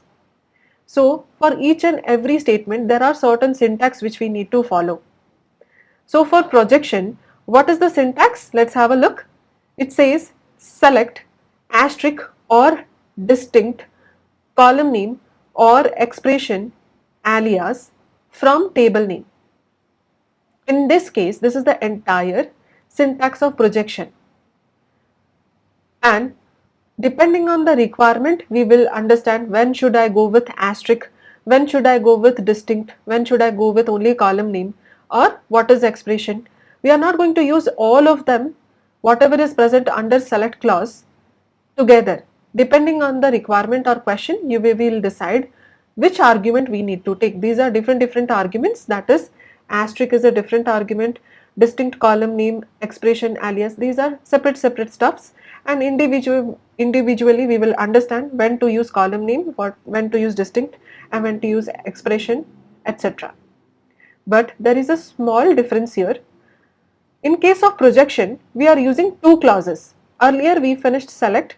Now under projection we are using select along with from clause. Both of them are two different clauses. Now the question arises, do we need to write down step by step? No, that is not true. We can write the entire statement in one single line. But to avoid any mistakes, since we are starting new with SQL, for early learners, it is better to go with step-by-step manner, and on the top of it, it makes our query much more readable. That's why I prefer to write my queries in step-by-step manner. As of now, we are focusing only on select and from, but in upcoming sessions, we will learn different other types of clauses. So now, select clause, we already understood what is the task it does. It is responsible for the result. But what is the task of from clause? As you can see in our syntax, from, I have mentioned table name. We have to be very careful. In select, what all things do we need to display? We can display column names and expressions. But in from clause, we never mention column name, we mention the table name. So what is the task of from clause? Whenever we are dealing with any table which is present in a database, the task of from clause is, it will first search for the table, it will keep it ready, then we can work on that particular table. From that table, what is the column do you need? Anyways, we will understand select and from with a better example, but this is the entire syntax which we need to remember so that we can solve upcoming questions. Now under notes, you can see there are few symbols, descriptions has been mentioned.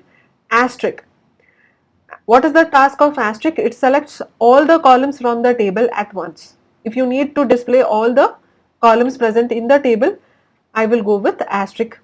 What is the use of semicolon?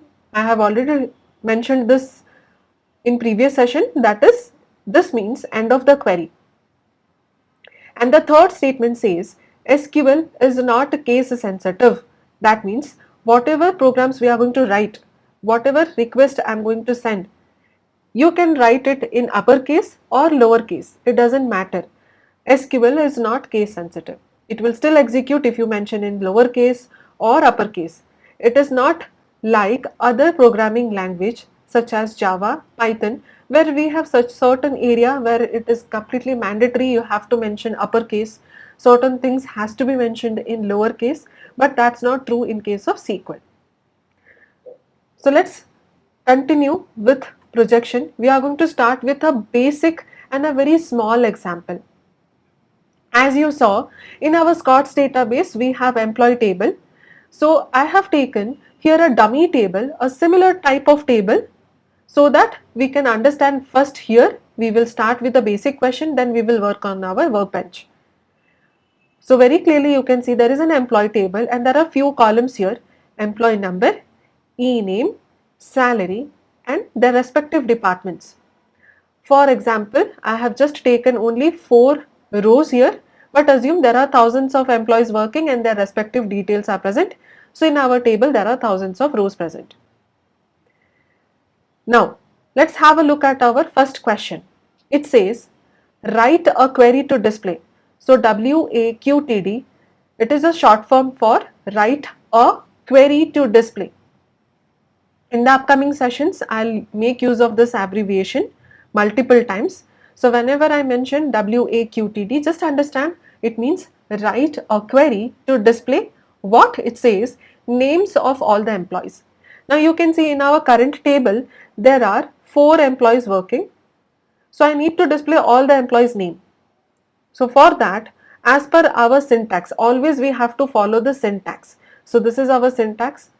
We need to follow the syntax and accordingly we need to write down our queries.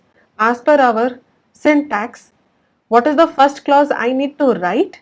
That is select. Then we need to go with from clause. Individual clauses have their own task. So first I'll go with select, then from, following the syntax. So by following the syntax, you can see the answer says select which column. Since our question asks to display only names, I'll go with ename. From employee. From, we mentioned what is the table name. So from employee table. Then semicolon. So this is the query which we need to write down and we need to run the query. And as a result, I'm expecting all the names to be displayed. But this is as per the syntax how I wrote or I sent the request. Internal process is little different, and this is most important thing till end of MySQL. We need to keep this in our mind. We have to follow the syntax and we have to write down the queries. That is a separate thing, but internal execution is different. So now when I'm saying I need to display the names of employees and I'm using Scott's database, simply don't assume there is only one table, there might be different tables. So if you need to display employee name, first what is the task we need to do? We need to display or we need to find internally from which table you are trying to fetch the records or the columns. So in Scott's database, there are multiple tables, or any database in fact, there are multiple tables present. Whenever we are writing a query, we need to first find the table on the top of which you are trying to work on. So internal process is, you can see order of execution every time. Internally, from clause will execute first. What is the task of from clause? It will go to the database, search for the table. Once it found the table, it will put it under execution. That means when I am saying under execution, the table is ready to be worked on. So I wrote select ename from EMP and I am trying to run the query, but internally first from clause will execute, then select. So what is the task of from clause? First it will try to find the table, which table, whatever table name you have mentioned against from clause. Once it found the table in the database, it is going to get it ready, or it should put it under execution. Now the table is ready. What is the next clause we are going to work on? After from select. So which column I am trying to select among all the 4 columns present? Only ename. So basically I am just selecting ename column, and after running the query, it will display all the names present under that particular column. So this is how projection works. Let's have a look at the next question. Write a query to display names along with their salary. This time I am not asking to display only names. I am asking to display names along with salary. So what is the query? Select ename salary from employee table. Now since we are expecting both the columns along with the names and salary, I won't choose department number, I won't choose employee number. So as per the question, I'll go with ename then salary. When you want to display multiple columns, you can separate those column names by a comma. So select ename comma salary from EMP then semicolon. This entire thing we can write in single line, but as I said, it makes it much more readable, and we are simply getting started with the SQL, but in upcoming days we are going to use multiple clauses and our query size will also increase. So to make it much more readable, we are writing our queries in step-by-step manner. So select ename comma sal from EMP, we will get only name and salary column in our result set. Again, the last question here, it says write a query to display all the details of all employees. When I am saying all the details, that means I need employee number, their name, their salary, then their department number. If there is any other columns present, I need everything to be displayed, and it is not for only 1 or 2, I need to display it for all the employees. So basic approach, you can go with select employee number, name, salary, department number from EMP. That is also fine. But here this is a small table and we can see there are only 4 columns. So we can have that approach. But assume there are 20 to 15 to 20 columns present and I need to get all the details. In that scenario, it is very much difficult to write down the column names individually. Or let's assume you don't know what are the columns present in the table. You just have the names which are present, names of the table which are present in the database, and you need to see what are the columns present and entire details. So when you do not know what is the columns present in the table itself, how would you write the table column names in select statement? So in such type of criteria, I'll go with asterisk symbol. So select asterisk from employee table. As mentioned earlier, under notes you can see very clearly what is the task of asterisk. It selects all the columns from the table. So if you need to display all the columns from the table, I'll go with select asterisk from table name. Now what is the task it will do? First from clause will execute, it will go to the database, search for employee table, put it under execution. Then select clause will execute, and since you have mentioned asterisk, it will fetch you all the columns under that table, and automatically whatever rows are present, it will display all the rows. So basically I'll get all the details of that respective table. Let's try to execute these examples on the top of our workbench. So now we can see here, we are going to work on Scott's database. Assume your database is not selected. So somewhat at the right hand side you can see the database list, and you are going to work on which one? Scott's database. You can just double click on that until it gets bold, or you can make use of statement that is use Scott. So your Scott's database is ready. Under this, what are the tables you can see? There is department table and employee table. But can we see what are the columns present here? No. We can just see the names of the tables, but we do not know what are the columns and what are the details present under the table. In such type of scenario, just now we learnt projection. We are trying to get the data present under the table, but by selecting only columns. Since I am trying to get, let's assume, write a query to display details of employee table. So this is the question. You need to get all the details, but we do not know what are the specific columns present. In such case, I'll write down select asterisk from EMP. I just followed the syntax. In select clause, we mentioned what do you need to display. I need to display the entire columns present in the table. So I went with asterisk. Now from which table? From employee table. So let's try to execute. I pressed Ctrl Enter, or you can go with second lightning symbol with cursor. As soon as I executed, you can see how many rows returned. It says it returned 14 rows. So in our table we have 14 rows, and you can verify the table also. So it has returned all the 14 rows. What are the columns we have here? Employee number, e-name, job, MGR. MGR stands for manager reporting. Then hire date, salary, commission, and department number. So these are the few columns. There are total 8 columns and 14 rows present in our table.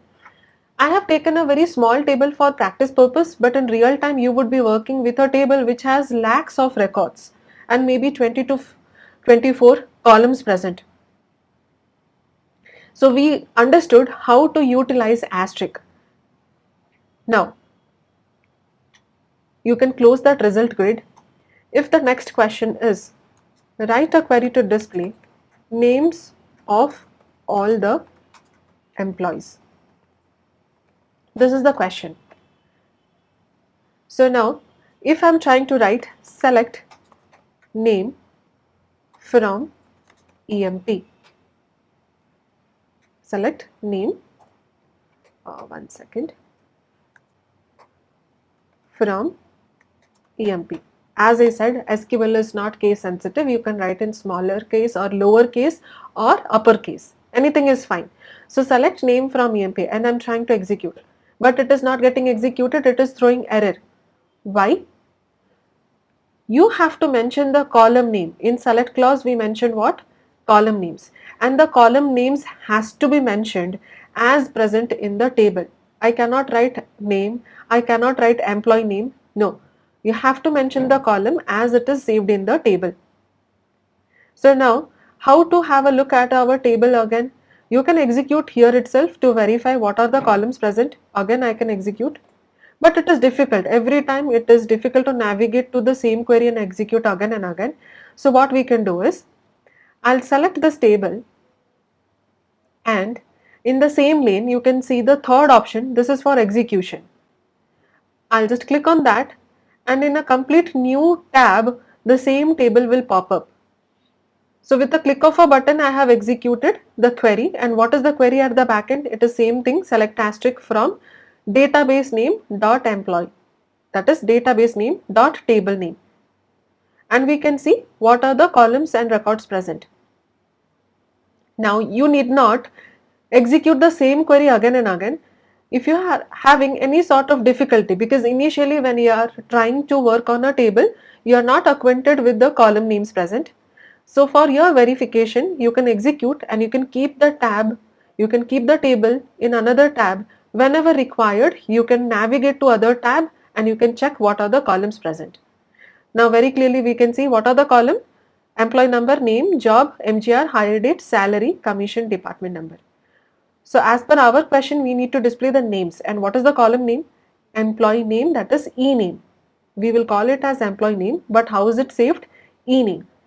So instead of writing name I would go with E name.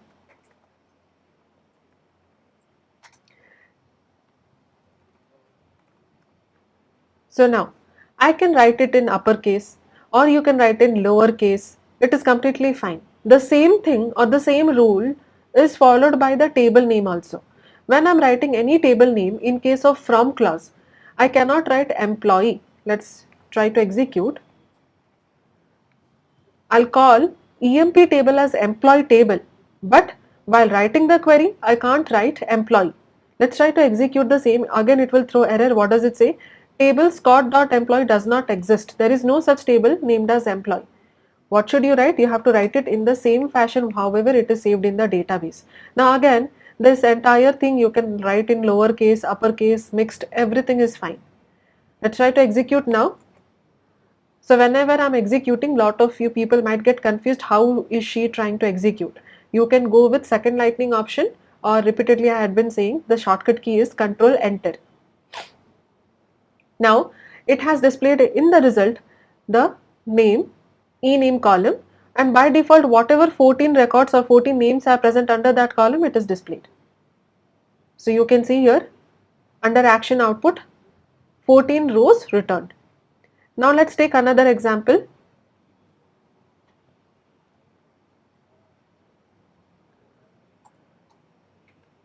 Write a query to display names of employees along with their designation and salary. Let's have a look at the question again. It is asking us to display the names, designation and salary. So let's navigate to our table to check which are the columns required. Okay, names means e-name. Designation, let's go through individual columns. Okay, designation here means a person is working as what? If he is working as a clerk, salesman, manager, so what is the designation? In the question I mentioned designation, but while writing the query, you have to write the same column as it is saved in the table. So I'll go with job, and the next thing is salary. Assume these salary are monthly salaries of individual employees. So what are the columns is required? We can go with select e-name, comma, job, comma, sal from EMP, and let's try to execute. Every time we need to put semicolon. So you can see from 8 columns, what are the columns represented? Names, jobs and their salary. So the respective name of the employees, their respective designation and salary has been mentioned. Of course, I cannot write here salary because the name of the column, how it is saved is sal. You have to mention the name of the columns and the table's name as it is saved into the database. So we got a brief example of how to use asterisk and how to use multiple columns or single column under select clause. But we should never forget internally which clause executes first? From clause. It will go to the database, search for the table, put it under execution. Once the table is ready, then the select will execute and it will check which are the columns needed to be displayed. Moving back, so we understood in case of our syntax, we understood how to utilize asterisk and how to use a basic column. Now we will understand what is the use of distinct. In the upcoming sessions, every time I'll give certain syntaxes. So whenever in the syntax you come across the square brackets, that means whatever is included within square brackets, that is optional, that is not mandatory. Only whenever required or the question asks for, I have to mention it. Otherwise, without that also it will work.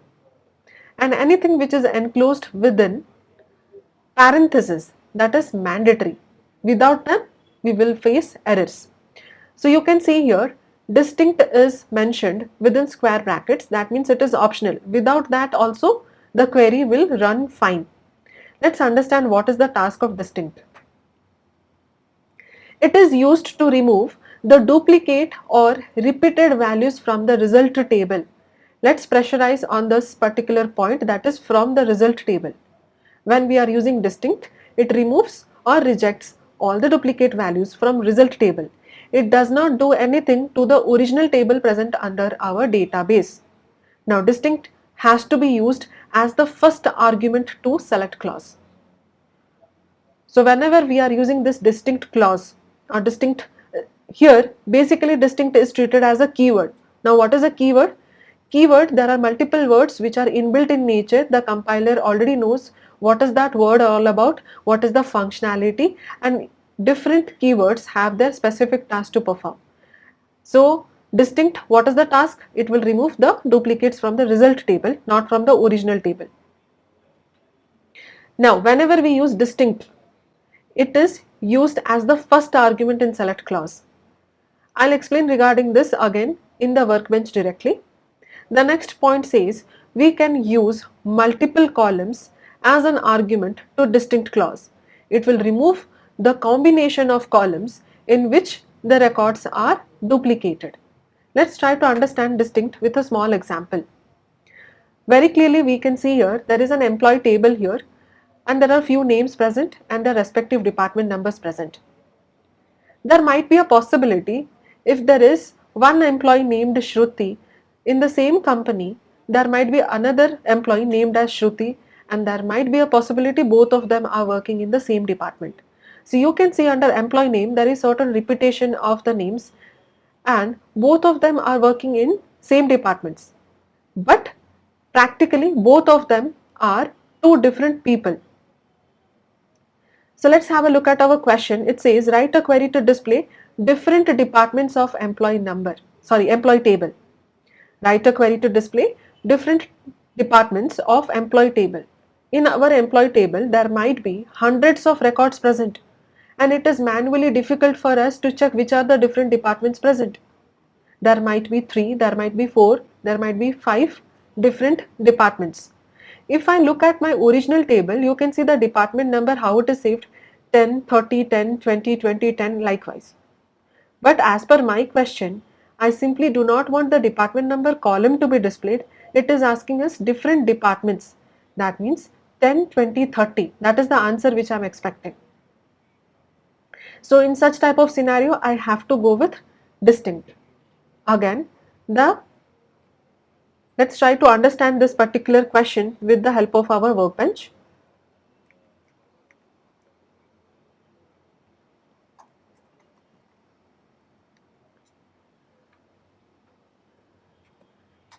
Assume the question is write a query to display different, okay, let's take only department number. Write a query to display department number of EMP tables. So I'll go with select department number from EMP. As I mentioned earlier, you can write the entire query in single line and let's try to execute. It will execute fine. So department number and whatever departments, how many number of rows we have for all the employees, it will display the department number column. 14 rows returned.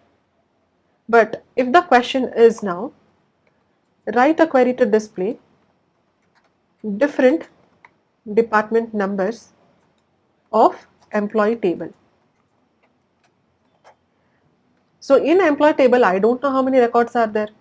In real time, I'm saying there would be thousands of records.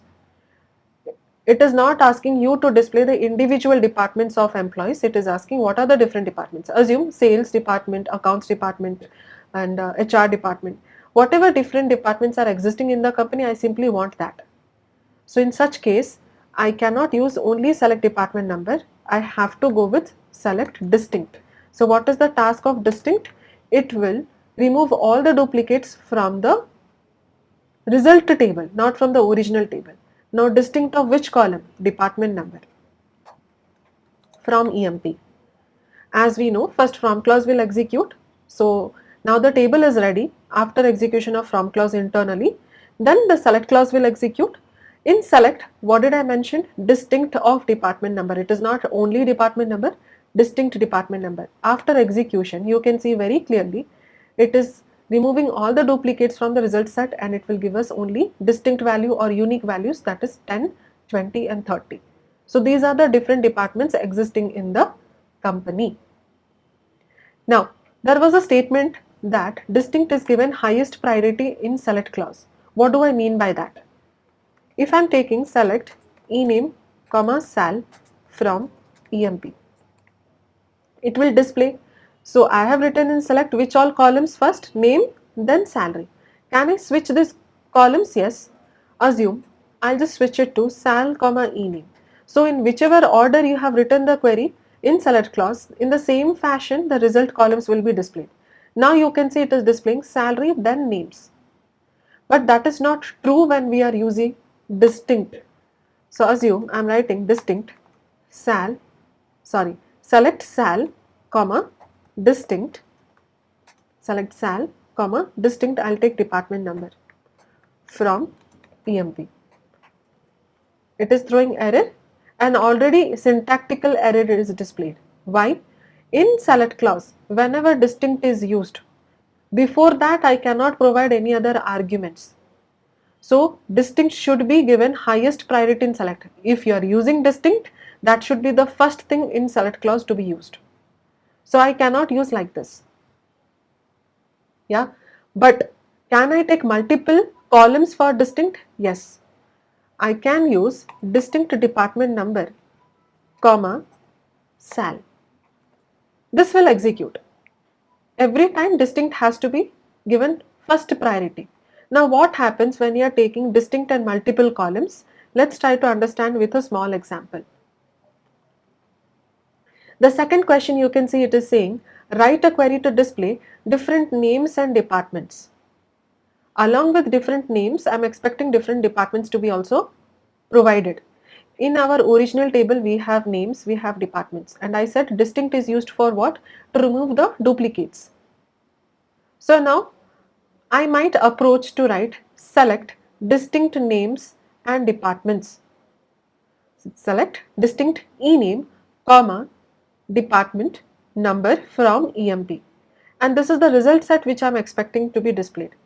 What is happening? Let's have a note over here. So the compiler will go to the first row and it will check what is the name A, what is the department number 10, and it will display it. Well and good. Now it will go to the second row. Okay, B30, is it present in the result table? No. So it will display B30. The next one, A10, this entire record is already present in the result table, so it would be rejected. Now the fourth one is C20. This particular record is not present, so it will display C20, then followed by D10. You might ask me, here 10 is repeating, 10 is already there, A10 is already there. So will it display? Of course. So Here when I am taking multiple columns under distinct, it is going to work for both the columns. That means e-name also, department number also. So it is not going to verify only department number, or it is not going to verify only name. It is going to verify together both the columns at once. So if I am checking D10, we can see 10 is already available, but A of 10 and D10 is completely different. So it will display D10. Moving on to the next one, B20. Now this name B is already present, well and good, and department 20 is also present earlier. But B30 is different from B20. Similarly, C20 is different from B20. Since there is no such record of the combination B20, this record is also included. So this is how distinct works for multiple columns. Let's try to execute the same with our workbench. We do not have any names as such which is repeating, but in our table, if we will have a look, we can see there are certain designations which we have. On the top of it, we can go with department number also, designation and their respective departments. So there are certain duplication we can verify by applying distinct for multiple columns. So select, okay, let me frame a question here. Write a query to display different names along with their department number. So select distinct e-name, comma, can we write distinct department number? Already it is throwing error. Already I have said distinct when you are using in select clause, it should be given highest priority. Before that I cannot use any arguments. So I can't use like this. Instead, I am going to remove this. I'll simply write distinct e-name, comma, department number. Now this distinct will work for name also, department number also from EMP. Let's try to execute. Okay, let's take another example. Since there is no names which are repeating, I can take designation, different job along with the department number. So I'll make the changes here. Distinct job, I'll take distinct job, department number, and let's try to execute this now. So what you can see here is there are managers, there are 3 managers. You might be wondering, there is repetition here, but along with the manager you are also verifying their respective department. There are 3 managers, but manager 20, manager 30, manager 10, these are separate records. Similarly, you can see 30, 30, 10, 10, these are repeating, but their respective designation is different. So we understood how to use distinct. Let's have a look at our syntax again. So in our syntax, you can see we covered how to use asterisk, how to use distinct column name, and the third argument which you can see is expression. Let's understand what is expression. Expression is a statement which gives result. It is a combination of operand and operator. So in the example itself, you can see here any statement which gives us result. For example, 5 plus 3, this is a statement and the result is 8. So this entire thing is called an expression. Expression is the combination of what? Operands. So what are operands? These are the values that we pass. So in this case, 5 and 3 are acting as operand. And what are operator? These are the symbols which perform some operations on the operand. So here we have used an arithmetic operator, that is plus symbol. So expression is the combination of operands and operator. Let's try to utilize this expression in our workbench.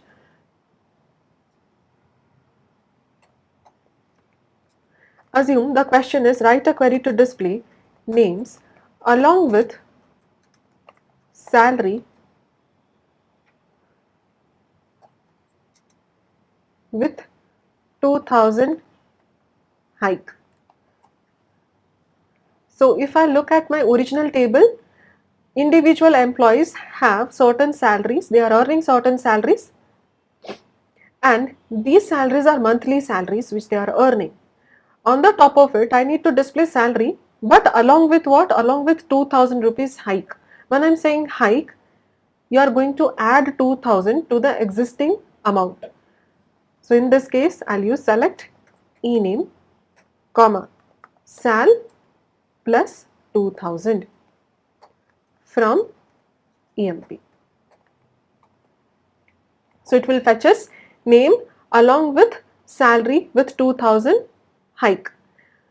So 800, Smith was earning 800, to that we have added 2000. So 2800. Similarly, rest of the 14 records has been displayed. So this is nothing but an expression. Sal plus 2000, which are your operands. 2000 and the salary column are acting as operands, whereas operator is this plus symbol.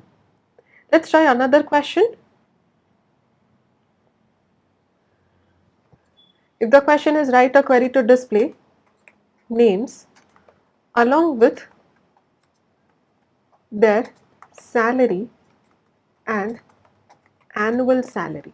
You need to display salary and annual salary. So I'll go with select ename, comma, sal, comma, sal into 12. Annual salary means 12 months salary. So originally in our table we have the data regarding monthly salary. If you need annual salary, I will multiply 12 to all the data present under salary column.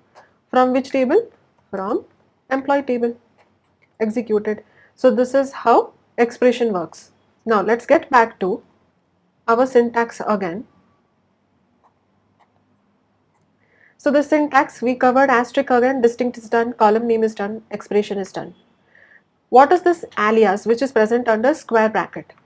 Again, anything is mentioned within square bracket, that means it is optional. So without alias also the query will run. So what is this alias? Let's try to understand that. Alias, it is an alternative name given to a column or expression in the result table. It doesn't change the name in the original table, it simply changes the name of the column in the result table. We can assign alias name with or without as keyword. To provide a alias name, you can use as keyword, or without using as keyword also it will work fine. Alias names have to be a single string which is separated by an underscore or enclosed within double quotes. Let's try to understand this thing with a small example in our workbench. If I am taking the question as write a query to display annual salary of employees. So I would write down select sal into 12 from EMP. So till now we have already executed and we know whatever we mention in select clause, the same thing would be mentioned as the column name in result table. So since I have mentioned sal into 12 in select clause, it is displaying the same thing in the result table.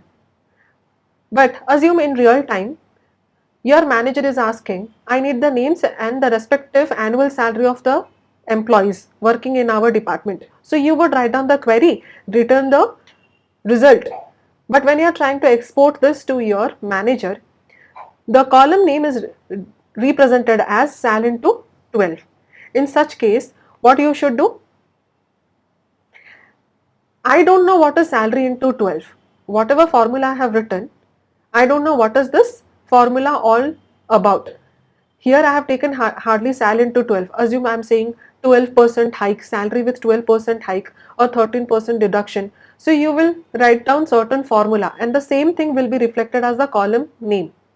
But this doesn't look good. In the result set, I want this sal into 12 should be displayed as annual salary. So instead of sal into 12, what do I want? It should display sal annual salary. So that is the alternate name which we are going to provide. How we are going to do so? We can do it with or without using as keyword. So first of all, I'll mention sal into 12, well and good. But for whichever column or expression you are trying to give the alternate name, I can give as, then I'll provide what is the alias name you want to provide. So annual sal. Let's try to execute. Now you can see in the result set, the column name is displayed as annual salary. What was the rule here? Whatever alias name I am providing, you can give it with or without using as keyword also. Without using as also, when I'm executing, it is executing fine and it is giving us the result. But the alias name which I'm providing, it should be a single string. Assume I'm giving a space and now I'll try to execute. It is throwing error. Whatever alias name I'm trying to provide, it should be a single string. I can provide a underscore, that is well and good and it will execute. But when you are giving two different strings for alias, it might not work. But yet if your requirement is no, I want this annual sal should be given as two different words, you can enclose it within double quotes. I can simply enclose it within double quotes. Now if you will execute, it will execute fine and it will give us the column name. So what are the rules we understood? Regarding alias, alias is nothing but an alternate name provided to any expression or a column in select clause in result table. It works only in result table, it does not change anything in the original table. And on the top of it, the alias name should be a single string. If you want to give a multiple string as an alias, you have to enclose it within double quotes. So, is it only for expression? Let's try. I need to display the names along with annual salary. So, I'll go with select ename. Instead of ename, you want to display it as employee name. I'll go with as emp name. So, this is an alternate name which I gave along with sal into 12 and you want to display it as annual salary. So, I'll give annual sal from emp. As you can see, I can give alias name with or without using as keyword also. And you can give alias name to a normal column names. It got executed successfully and it generated the result. Now distinct and alias are optional. You can see without using distinct also the query executes. You have to understand what is the requirement and depending on that you have to decide if I have to go with distinct. Same way alias is optional. If you want to give an alternate name to any column, you can mention the alias name. With this we understood how to use. Let's get back to our syntax. So select asterisk is completed, distinct is completed, column name, expression, alias and from which table we understood. So entire query regarding projection we understood. There is a small thing which we need to keep in mind. Let's get back to workbench again, and if there is a question such as write a query to display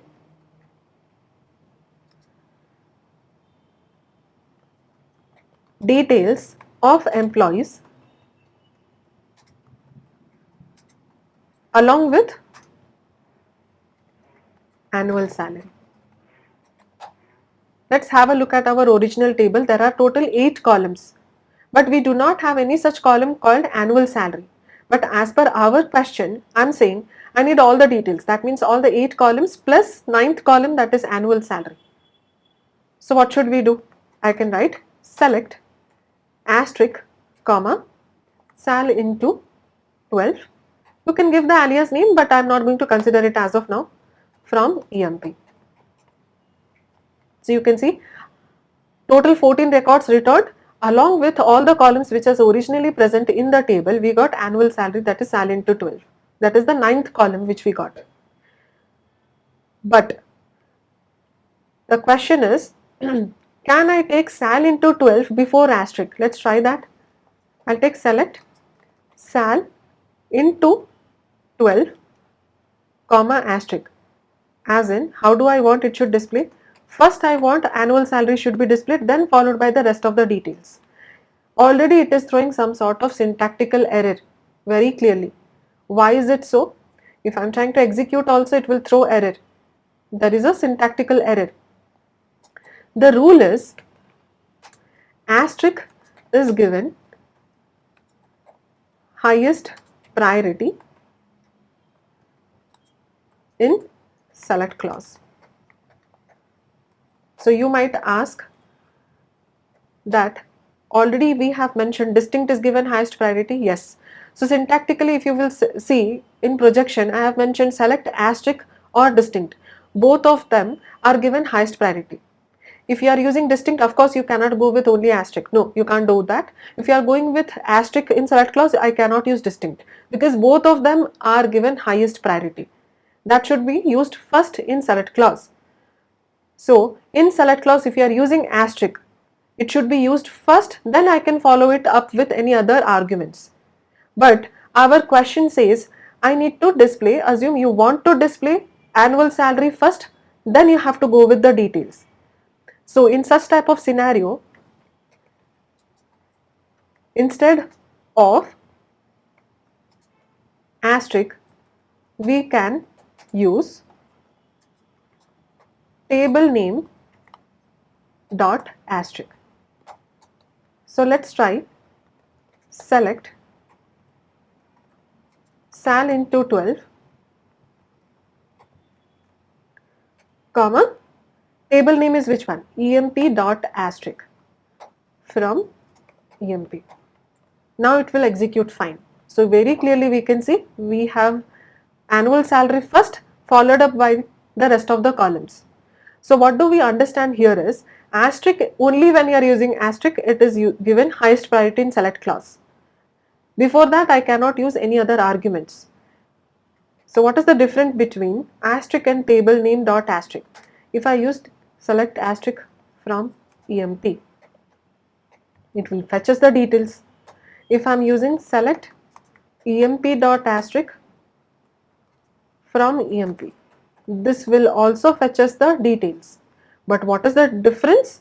When you are using only asterisk, it is given highest priority. But before the details, if you want to get any other columns, instead of asterisk, I can go with table name dot asterisk. So with this, we understood how to use projection and select the first two statements of DQL. Okay, let's try to solve another question. If the question is somewhat, write a query to display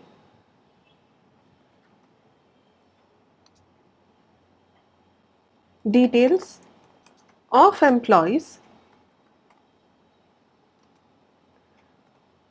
working in department 10. So the question says, I need the details of all the employees who are working in department 10. Do I need the details of all the departments? No, I need the details. What is the thing we need to display details? So let's go with select details, as in I have to go with asterisk. Then from which table? From EMP table. But if I'll only write this much, it will give us the details of all the employees. What does our question say? We need to display the details of the employees, but specifically those employees who are working in department 10. So let's have a look at our table. And you can see there are few of the employees who are working in department 20, 30, 10, and it is not easy for us to manually check who are the employees who are working in department 10. Here we hardly have 14 records, so it is easy. But in real time there will be thousands of records and it is not easily possible for us to check which are the records or rows belonging to department 10. So how would we solve our question? I need the details from the employee table, but there is a condition now. So this is a criteria where we are going to move on to the third statement of DQL, that is selection. Let's have a look at the statement. Selection. As mentioned earlier, selection is a DQL statement which retrieves the data from the database by selecting both rows and columns. Unlike projection, which retrieves data by selecting only columns, selection will retrieve the data by selecting both rows and columns. Let's have a look at the syntax now. It is similar to projection. We have a select and from clause here. So select asterisk or distinct column name, expression alias, where we already know distinct is optional and alias is also optional. Whenever required, we will go with this argument. From table name, now we are going to cover a new clause, that is where clause. In where clause, we mentioned the filter condition. Whatever condition we need to execute, that condition we write in where clause. So what is the task of where clause? Select clause specifically is responsible for the result table. From clause retrieves the, or it will check which table you are executing. So basically it will go to the database, search for the table and put it under execution. That is the task of from clause, and work of from clause is done. Then what is the task of where clause? It filters records or rows. When I'm saying filter, you can imagine depending on certain condition, we do not want all the records to be displayed. I want a specific records to be considered. In such type of criteria, we will go with where clause. Let's understand this thing with a small example. Here you can see there is a table which says employee table, and we have 4 columns here: employee number, name, salary, department number. Now the question says write a query to display names of all employees working in department 10. We do not want all the employee names, we need specifically the names of employees who are working in department 10. So select ename from employee table. Now we have a condition to execute. What is the condition? The department number should be 10. So I'll write on where department number equals to 10. We just followed our syntax and we went with the query. But the important thing which we have to consider is order of execution. Earlier in projection also we covered order of execution, how internally it works. Similarly, in selection also we have a specific syntax. Now the size of the query have increased, or I can say the request has been increased. So accordingly you will put a semicolon single time at the end. Lot of time we have this confusion that in from clause earlier we have already used a semicolon. Do we need to put 2 semicolons? Absolutely not, because the query size have increased. So accordingly semicolon would be utilized at the end only once. The query size have increased. That's it. Now let's have a look what is the order of execution. First, as usual, from clause executes first. Why? Because if you need to execute a query, you need to find the table on the top of which you are trying to work on it. So for that, from clause should be executed first. Then the question might arise. Earlier we understood after from clause we need to execute select, but that's when there is no other clauses present. After the table has been selected, then you are trying to retrieve the data by selecting only the columns and you are done and dusted. But now before displaying the result, there is certain condition to be executed. So for that purpose, there is another clause which has to be executed, that is called where clause. And what is the task of where clause? To filter the records or to segregate the records depending on a specific condition. So that's what I have mentioned here. First from clause, then select clause. Okay, here there is a small mistake. It should not be select. Second, it should be where clause. And after that, third, it should be select. So observe, first from clause has to be executed, then where clause has to be executed, then select. Select is ultimately for result table, right? So before displaying the result, I need to execute certain conditions. So first I need to find the table, second I need to execute the condition, then depending on that I will display the result. So select is going to get executed at the end, but before that where clause. Now how does your where clause execute? We have to remember this point, very important thing.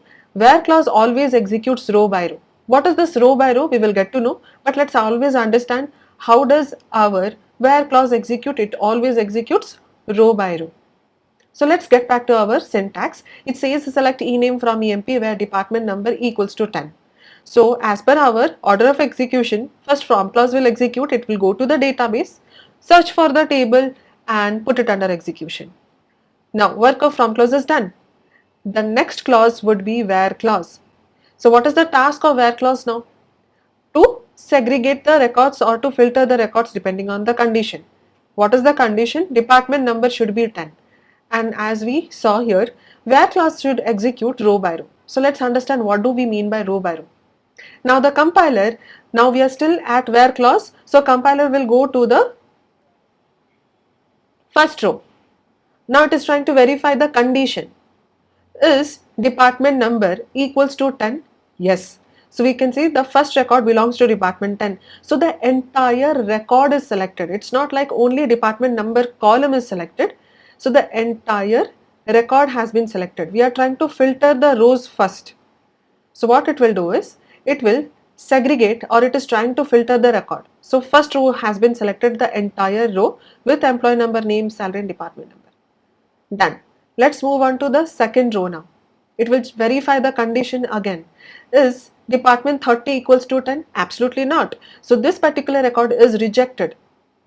Then the compiler will move on to the next record. Is 10 equals to 10? Yes. So again, third record has been selected. So it is segregated now. So two records as of now has been segregated, or I can say it has been filtered. Moving on to the last one, is 20 equals to 10? No. So again, the last record has been rejected. From the entire table as of now, how many records has been selected? Only 2. But is this our final answer? No.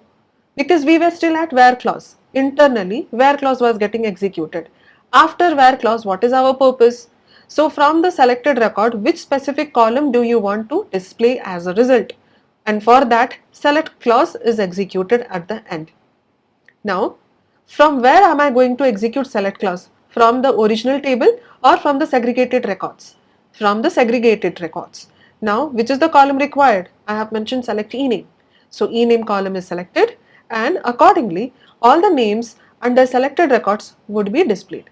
So, this is the final answer which I am expecting.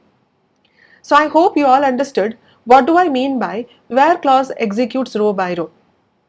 Because when we are executing any condition mentioned under where clause, it will go to each and every row to verify the condition. So this is how where clause executes. Let's try to execute few of the questions in our workbench. So as earlier I had given a question, write a query to display details of employees working in department 10. So I would write select asterisk from EMP where department number should be equals to 10. Semicolon, let's try to execute with the second lightning option with cursor. Okay, so the problem here is, what is the error? Whenever we get any error, let's not panic and we have to see what is the message. It says table ExcelR.emp does not exist. But this employee table is existing in which database? Scott. It is not present in ExcelR. Since ExcelR database got selected, it is throwing error. This table is not present in ExcelR. It is present in Scott's. So I'll just double click on Scott's database, and now we will execute the query again. Well and good. So we got how many rows? 3 rows. So out of 14 records, we got 3 rows which specifically belongs to department, and we can verify the same here also. So Clark, King and Miller, these are the 3 people who are working in department 10. In such type of scenario, we have to be careful what is the condition, which column it relates to, and in select clause, as per our requirement or the question, which are the things it is asking for. If it is asking details, we should not write ename because it is asking all the details. If it is asking you to display the name, let's not go with the asterisk because unnecessarily it will give us the details. So as per the requirement, we have to think what are the column names or expression I am going to mention in the select clause. Let's try to solve few more questions. Write a query to display, let's take details of Smith. So I'm asking to display the details of a specific person, that is Smith. Now, Smith is under which column? So there is a condition here. I need to display what? Details. And do we have a condition? Yes. The condition is related to ename column, that is Smith. So let's write down our answer. Select asterisk from EMP where ename equals to Smith. I'll have this approach and I'm trying to execute, but it is throwing error. What does the error say? Unknown column Smith in where clause. Now, the problem here is it is not able to identify which one is the column, which one is the data. Why there is such problem?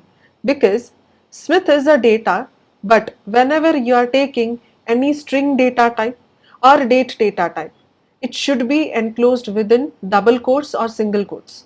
As mentioned earlier in the previous session when we were covering data types, I have clearly mentioned any particular column which has been provided char data type, varchar data type, date data type. So these are certain columns which has to be mentioned within double quotes. Which has to be mentioned? Not the column names, the data present under that whenever you are utilizing those specific data present under those columns has to be present under or enclosed within double quotes or single quotes.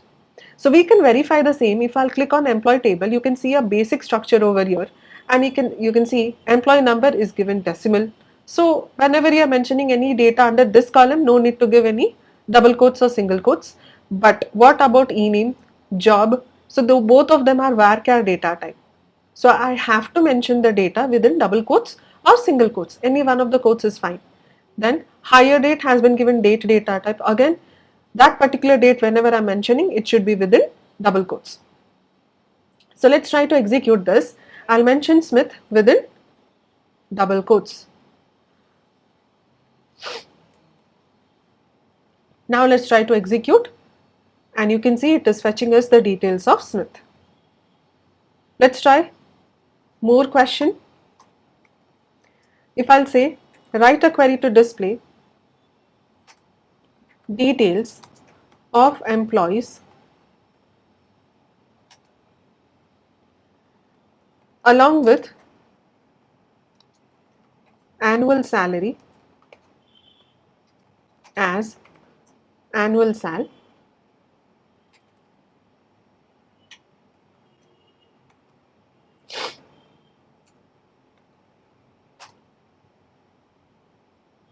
if the employee earns annual salary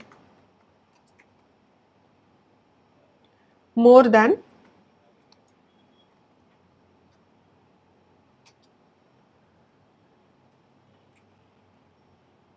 25,000.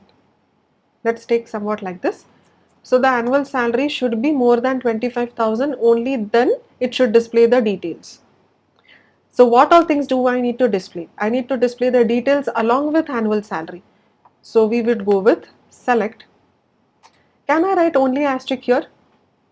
Along with details, what do we need to display?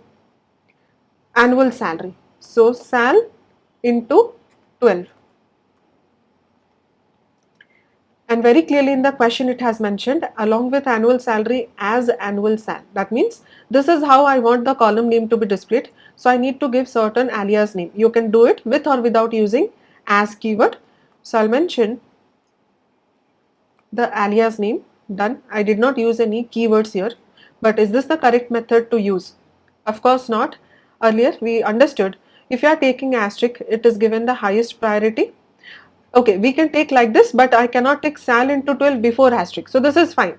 I can take asterisk under select clause. This is absolutely fine, but I cannot take sal into 12 before asterisk. So it is good to go. Then we will move on to from EMP. Now the next question is, do we have any condition? Whose details do we want? Specifically those employees whose annual salary is more than 25,000. So a lot of students think like that, since I have already given an alias name here in select clause, can we make use of that alias name in where clause? Because you have already provided the alias name in select. I'll write down annual sal should be greater than 25,000. Is this correct? Let's try to execute. It is throwing error. What does it say? Unknown column annual sal in where clause. What is this error all about?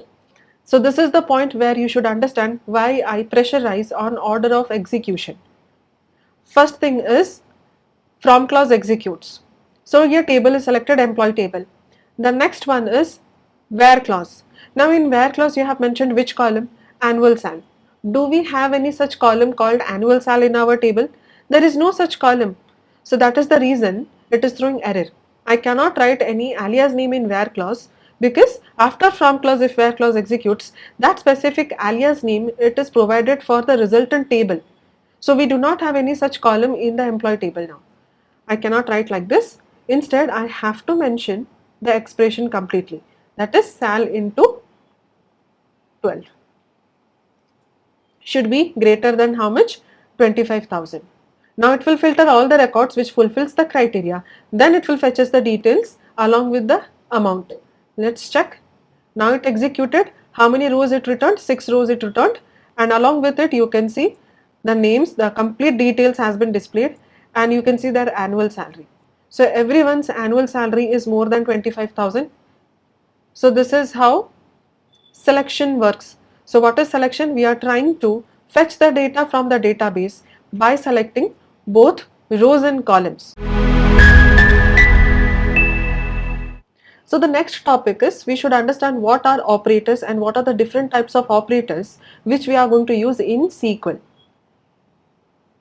So as you can see, operators, there are a variety of operators such as arithmetic operator, and the symbols in that is plus, minus, division, multiplication.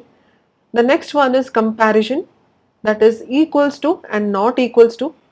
Under relational operator we have less than, greater than, less than equals to, greater than equals to. The next one is logical operator, and operator, or operator, not operator.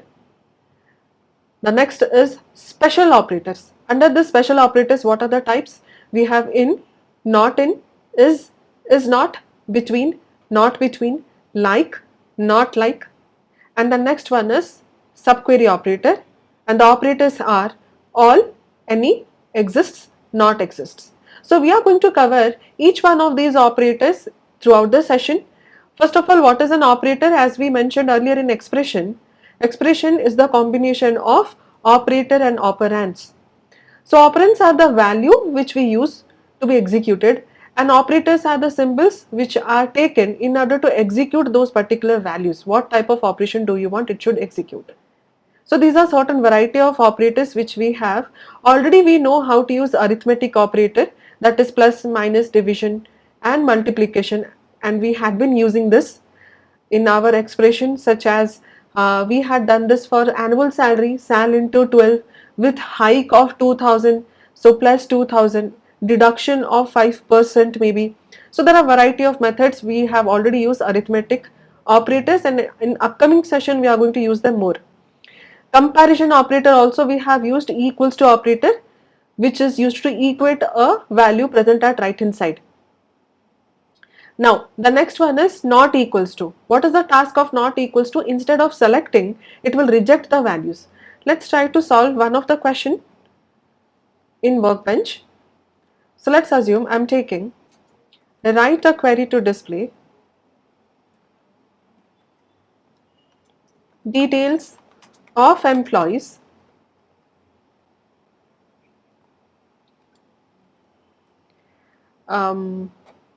except those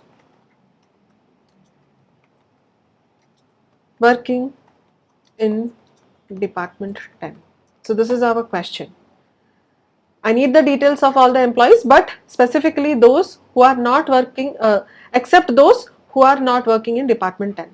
So do I need department 10 or do I need to remove department 10? Except those, sorry, so the spelling, there is a small mistake here. Except those working in department 10. So except means I need to reject department 10. I don't need department 10. I do not know how many people are working, but it doesn't matter. All the employees working in department 10 should be rejected. So what should be my approach? Select asterisk from EMP where department number not equals to 10. If I would have written equals to 10, it would specifically search for department 10. But now what I'm writing, not equals to. So except department 10, it is going to reject whatever value you have given. Then it will fetch us the records.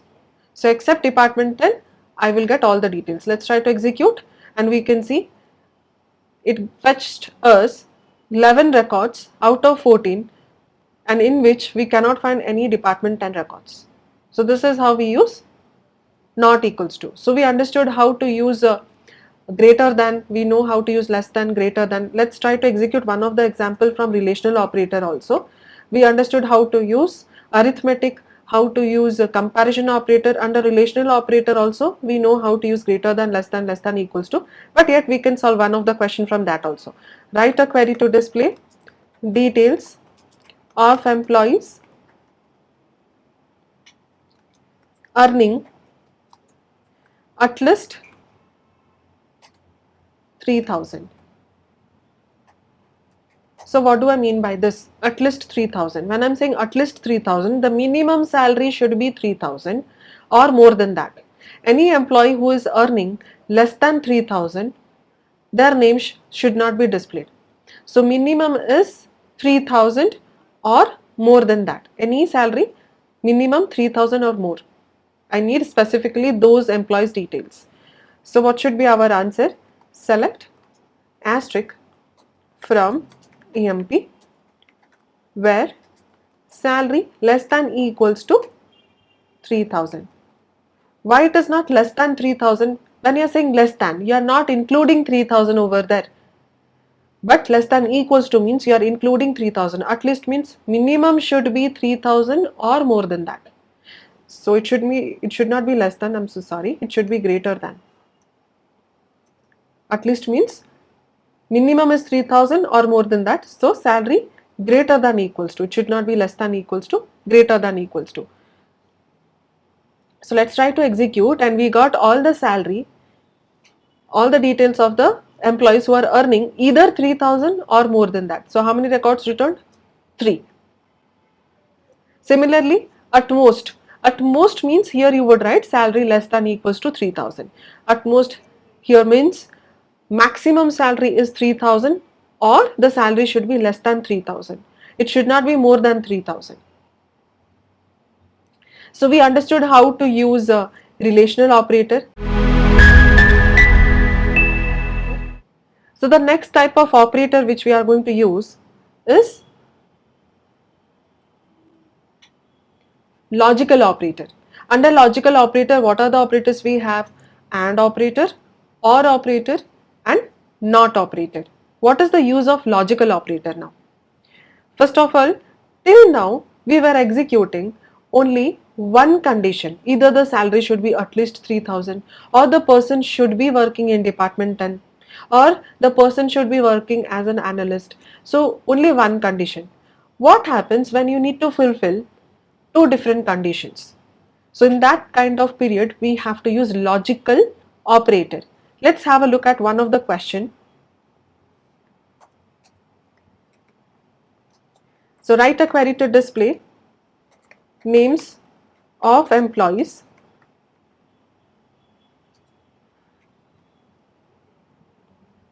let's take earning more than 1,500 in department 10. Let's have a look at the question again. So write a query to display names of employees earning more than 1,500 or 1,500 in department 10. So it is not mandatory that the employees who are working in the company who are specifically working in department 10, all the employees are earning 1,500. Some of them might be earning some different amount. So whoever is working in department 10, it is not mandatory everyone are earning the same amount. And similarly, in the company who are earning 1,500, it is not mandatory all of them are working in department 10. But as per our question, it is asking specifically those employees who are earning more than 1,500 but working in department 10. So what should be our answer? Let's try to write it down. Select, I need names, so I'll go with ename from EMP where. So in where clause we write down a condition. How many conditions do we have? We have now two conditions. First thing, the salary should be more than 1,500 and on the top of it, the person should be working in department 10. So if I'm writing salary greater than 1,500 and you might put a comma to write a different condition, that is department number should be equals to 10. Let's try to execute. Syntactically it is already throwing an error, but let's try to execute and you can see it is throwing error. You can see there is a cross mark and there is a small underlined red color zigzag line which is mentioned. So this is not a place where we should put a comma. So what should be done? Basically, this is the point where we use logical operators. So logical operators are always used within conditions. It is never used within data. Why do we use logical conditions, logical operators? To give multiple conditions to the compiler. It would identify or it would differentiate between two different conditions, and it is always used. The logical operators are always used between the conditions, they are never used between the data. Let's try to understand logical operators. Logical operator. SQL logical operators are essential tools used to test the truth of conditions in SQL queries. They return Boolean values such as true, false or unknown, making them invaluable for filtering, retrieving or manipulating data. These operators allow developers to build complex queries by combining, negating or comparing conditions effectively. So under logical operators, what are the different operators we have seen? So there is AND operator, OR operator, NOT operator. Let's try to understand each of these operator one by one.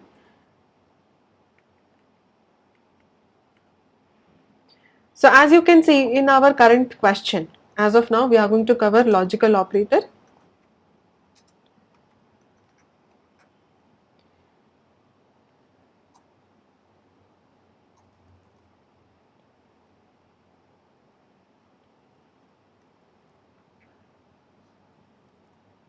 And the question says write a query to display names of employees earning more than 1500 in department 10. So we understood there are two conditions. One is 1500, more than 1500 the salary should be, and the person should be working in department 10. There are two different conditions. To differentiate between two different conditions, you have to use a logical operator between the conditions. It can be AND operator, it can be OR operator, but which is the operator I should be taking? So now the first operator which we are going to cover is AND operator. What is the use of AND operator? The use of AND operator is it returns true when all the condition satisfies. All the condition satisfies, as in there are two conditions here. Definitely the person should be earning more than 1500 and definitely that same person should be working in department 10. Both the condition is true. If any one of the condition is false, then I do not need the record to be displayed. For example, as per our question, assume the person is earning, I'll take salary and I'm going to take department number column. So I'll just write down certain values here. Assume the salary is 1000 but department number is 10. Similarly,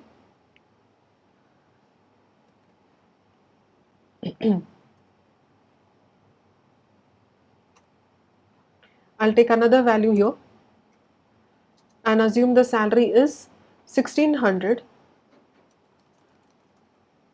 and the department is 30.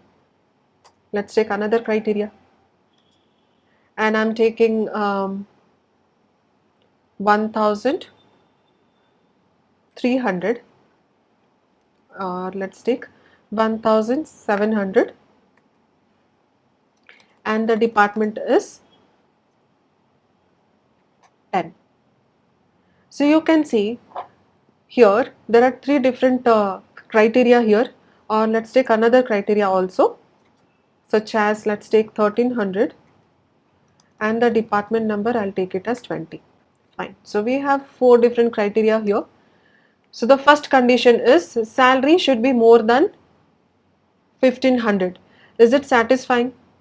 Is the salary more than 1500? Of course, when where clause executes, it should execute row by row. So why am I explaining like this is, there are first of all two different conditions. Within these conditions, I have to mention a logical operator. Instead of comma, I have to mention a logical operator. So which operator I should take? So the first one which we are covering is AND operator, returns true when both the conditions should be satisfied. So we have to understand what is the question asks for. As per this question, it is saying definitely the employee should be earning more than 1500 and working in department 10. Both the conditions should be true. And now when I have written these conditions in where clause, it will execute row by row.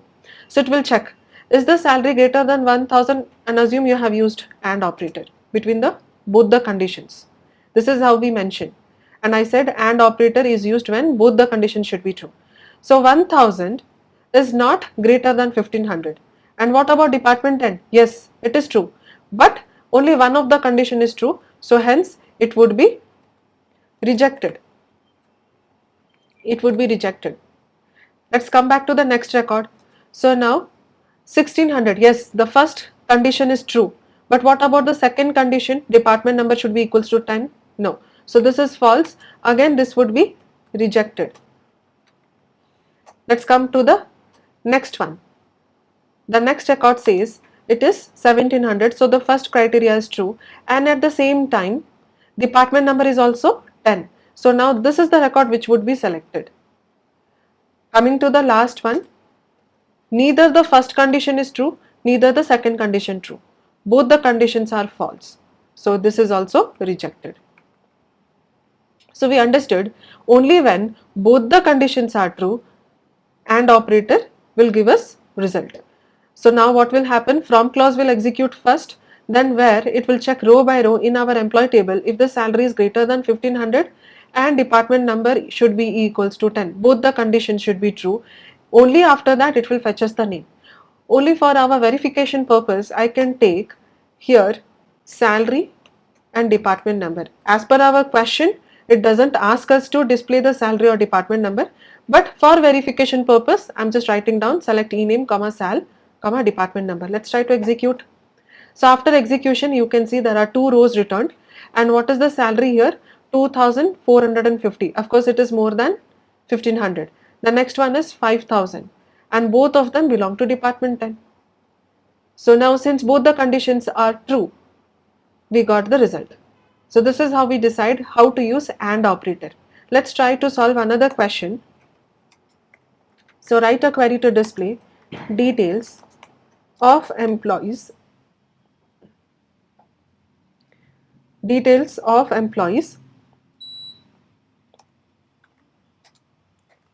earning more than 1000 but less than 3000. So here we have a question such as the salary should be more than 1000. We can write down the condition first. So salary should be more than 1000. And meanwhile there is another condition, salary should be less than 3000. So a lot of time we have this confusion, can we write logical operators within the data? So a lot of people have this approach, they will write down simply where, I'm just mentioning where clause how they write. So the students might have a approach that is salary should be greater than 1000 and less than 3000. This is absolutely wrong. MySQL sometimes gives us certain results. It is by glitch. It will still execute. It might give you the result, but we have to always verify if the answer is correct or not. Now we have to understand, just because a query got executed, that doesn't mean the answer is correct. Let's assume I'm giving you a question, write a query to display names of employees, but you have written select Sal from EMP. Do you think it will throw error? It will still generate the answer, but the query is wrong. So SQL Workbench doesn't know what is the requirement. It will still execute the query and your query is correct.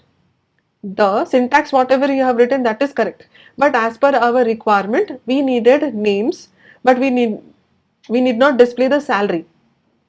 Similarly, when we are executing, if it is not generating any answer, it is not throwing error, but on the top of it, it is generating null records, assume. There is no records displayed. That does not mean our answer is wrong. It simply means the condition is not satisfied. So let's have a look here.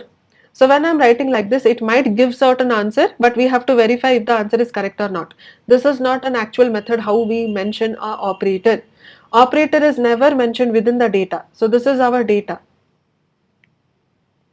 These logical operators are always used between the conditions. We have to mention the entire condition, such as Sal should be less than 3000, Sal greater than 1000. So this is how I want the record should be displayed. Okay. So sal greater than 1000, sal less than 3000. So when I'm saying like this, we are dealing with a range of salary. It is not a specific salary we are dealing with. We are dealing with a range of salary. What is the range of salary here?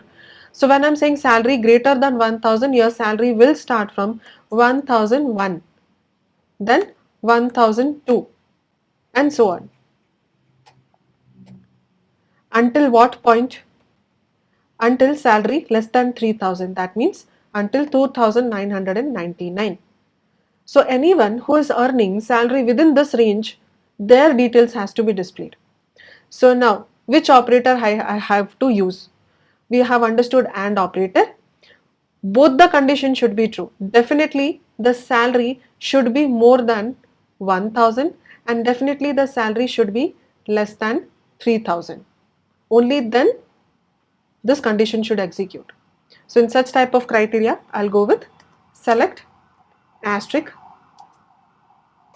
from EMP where salary greater than 1000 and sal less than 3000. So we are saying that specific salary should be definitely more than 1000 and it should be less than 3000. Let's try to execute and you can see all the salaries, that is 9 records which has been returned. It is more than 1000 but less than 3000. So this is how we use AND operator. Now let's try to understand the next type of logical operator, that is OR operator. OR operator. When do we use OR operator? So it returns true. It returns true when minimum one condition satisfies. Minimum one condition satisfies. And I am going to take the same question. Assume write a query to display details of employees either earning more than 1500 or working in department 10. So this is the criteria now. The person should be either working in department 10 or if he is earning 1500 then also fine. Minimum one of the conditions should be true, then I want the details to be displayed. Let's take the previous example. I'll just copy paste.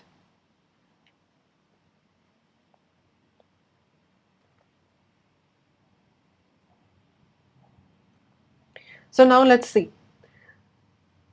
Such type of criteria when minimum one of the conditions should be true. So as per our question, let's have a look. Is the salary greater than 1000? No. But the department number is 10. So here one of the condition is true. So it should be selected. It should be selected now. Now next one, 1600. Yes, it is more than 1500. But department number is not 10. Still it will be selected because one of the condition is true. Minimum one of the conditions should be true. So the record would be selected. Now again, it is more than 1700 and the department number is also 10. Both the condition is satisfied, so it is selected. What about the last one? Neither the salary is more than 1500, neither the department number is 10. So the last one is rejected. So here we got how many rows?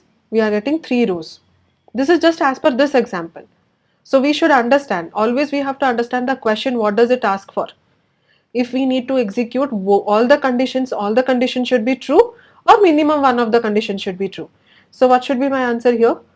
So I'll write down select ename, or since it is asking details, I'll go with asterisk from EMP where salary should be more than 1500 or department number should be equals to 10. Minimum one of the condition should be true. I have executed, it returned 8 rows and you can see here, even though the department number is 30, still it is giving a certain result. Why? Because salary is more than 1500. Yes. So minimum one of the conditions should be true. Any one of the condition, then it will give us the result.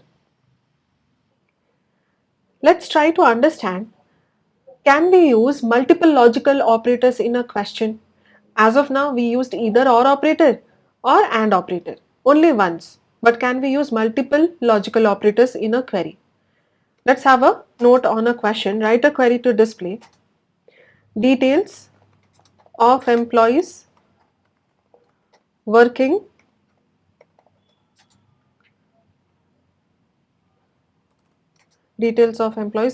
as analyst earning more than 1500 in department 20. So there are total three conditions now. The person should be working as an analyst earning more than 1500 in department 20, and all the three conditions should be true. So select asterisk from EMP where job is equals to analyst and salary should be more than 1500 and department number should be equals to 20. So all the three conditions should be true, hence I have used AND operator. You can shuffle the conditions, it doesn't matter that I have to go with job or should I go with first salary, because anyways all the conditions should be true. You can shuffle the conditions and I'm going to execute. You can see there are two records returned and both of them are fulfilling all the three conditions. That is, they are belonging to analyst, salary is more than 1500 and the department number is 20. So I can use multiple AND operator. Let's have a look at another question where we can have multiple OR operators. So write a query to display details of employees working in department 10, 20, 30. So I need the details of all those employees who are working in this department, that is 10, 20, 30. Now, you might say we can go with select asterisk from EMP, it will give us our entire table. In this table, in our example, it is very small table where we already know all these employees belong to 10, 20, 30. But in real time, you won't be knowing what are the different departments existing. There might be 50, 60, 70, but I need specifically the employees who are working in department 10, 20, 30. So lot of people might think we have to use AND operator. Why? Because we need the details of employees who are working in 10 also, 20 also, 30 also. What happens if I will go with AND operator? Let's try to understand that. I'll just copy this. This is much more easier. One second.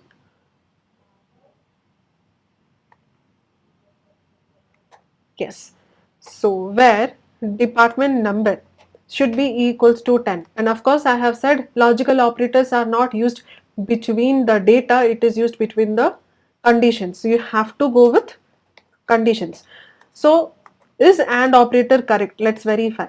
Department number equals to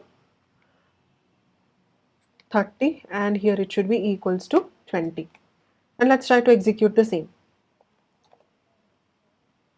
It is not giving us any records.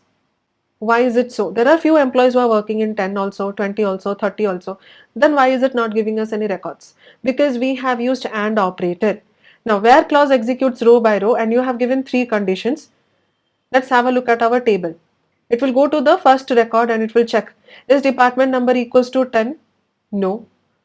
You have used AND operator. Is department number equals to 20? Yes.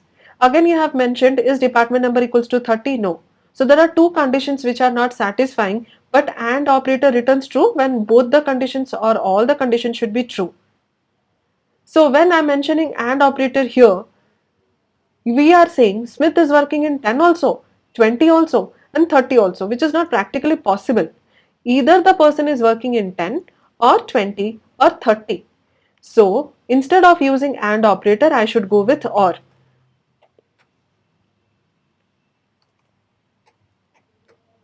So minimum one of the conditions should be true. Let's try to execute the same. Now we got the details of the employees who are working in 10, 20, 30. So we should always have a clarity how AND operator and OR operator works. Let's assume there is a question, write a query to display details of employees who are earning 3,000 and 4,000. So here also we cannot use AND operator.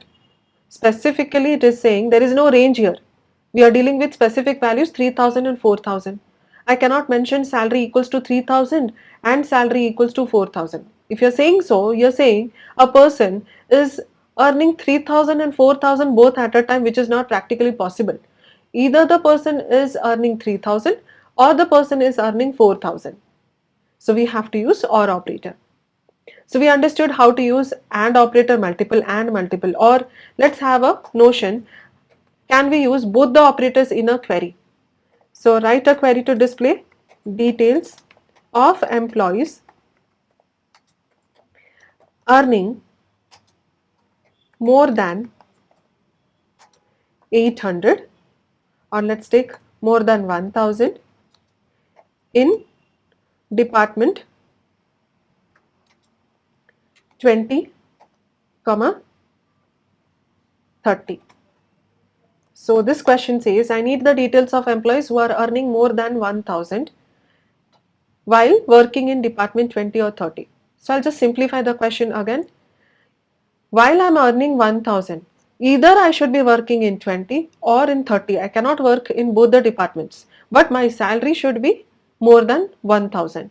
So let's have an approach to this. So select asterisk from EMP where salary is greater than 1,000 and department number should be equals to 20 or department number should be equals to 30. And we got certain records. So of course we can use multiple logical operators, multiple types of logical operators in a single query, that is both AND and OR. But let's have a look at our data. Is it correct? So the salary should be definitely more than 1,000. Okay, department 20 and 30 we do not have any department 10 over here. That is fine.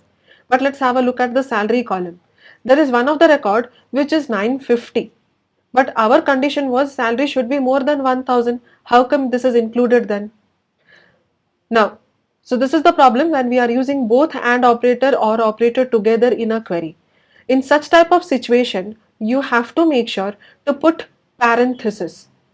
Now, when we are mentioning AND operator or operator, the compiler might get confused. Which is the condition and which is the operator I am going to execute first? Should I take salary greater than 1,000 and department number equals to 20? So whatever result I am getting due to these two conditions, then I am going to execute department number equals to 30. Is this the approach? So it might get confused which condition, which operator I am going to execute first. So what we are going to do is, we will put parenthesis for these two conditions. Now what will happen? It will be executed separately and whatever output we get from here, it would be executed along with AND operator with salary greater than 1,000. Now let's try to execute and you can see that 950 record has been removed. Definitely all the salaries are more than 1,000 and the department belongs to either 30 or 20. Now our answer is correct. So we have to remember, whenever we are using logical operators, multiple types of logical operators, we have to put parenthesis. So very clearly we understood how to use OR operator and operator. The last type of logical operator is what? NOT operator. What is the task of NOT operator? Instead of selecting, it will reject the values, or whatever conditions you have given, it will simply reverse it. I can write down, it reverses the condition. It is kind of similar to not equals to operator. Let's have a note here. If the question is, write a query to display details of employees except those working in department 10. So I do not want the employees who are working in department 10. Earlier, how did we solve this? Select asterisk from EMP where department number not equals to 10. So this is a comparison operator. This is not a logical operator. This is a comparison operator and we got the answer. This is one of the method to do so. By using logical operator not, how to answer the same. So I'll just copy paste.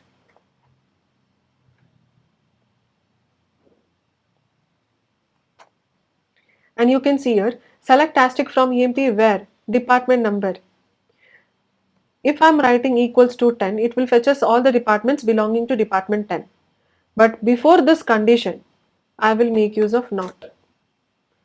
So where not department number equals to 10, what it will do is, whatever conditions you have given, it will simply reverse it. So department number equals to 10 and before it I have given not, so it will reverse this. Now let's try to execute. So we got all the details of employees except department 10. So this is how not operator works. So we have a clarity regarding arithmetic operator, comparison operator, relational operator and logical operator. The next type of operator which we are going to move on to are special operators. Before understanding what is special operators, let's try to execute few questions. Assume the question is, I'll give the same question again, write a query to display details of employees working in department 10, 20, 30. And I can answer this question by using OR operator. Why? Because a person cannot work in department 10, 20, 30 both at a time. So I should not be using AND operator, rather I should be using OR operator. So how would I approach this? Select asterisk from EMP where department number equals to 10 or department number equals to 20 or department number equals to 30. And it would fetches all the employees who are working in 10, 20, 30. Now the question arises, this is very much lengthy. Do we have any shortcut for this? Can we write department number equals to 10 or 20 like this? Is it correct? So already we can see here, it is throwing us syntactical. Okay, one second. We will execute here. Earlier I have mentioned logical operators are not used between data. They are used between the conditions. In MySQL, even after execution, we have to verify if the answers which I am getting is correct or not. Certain times in MySQL, it will not throw you any error, it will give you the answer, but the answers are not correct. Whenever we use any logical operator, it should not be used between the data. And when I am saying data, here it means 10 and 20, these are data. But you can see it displays 30 also. But I did not mention anywhere 30. So this is not how I should write. I should write department number equals to 10 or department number equals to 20. So this is the correct method and it will fetch us only department 10 and 20 records.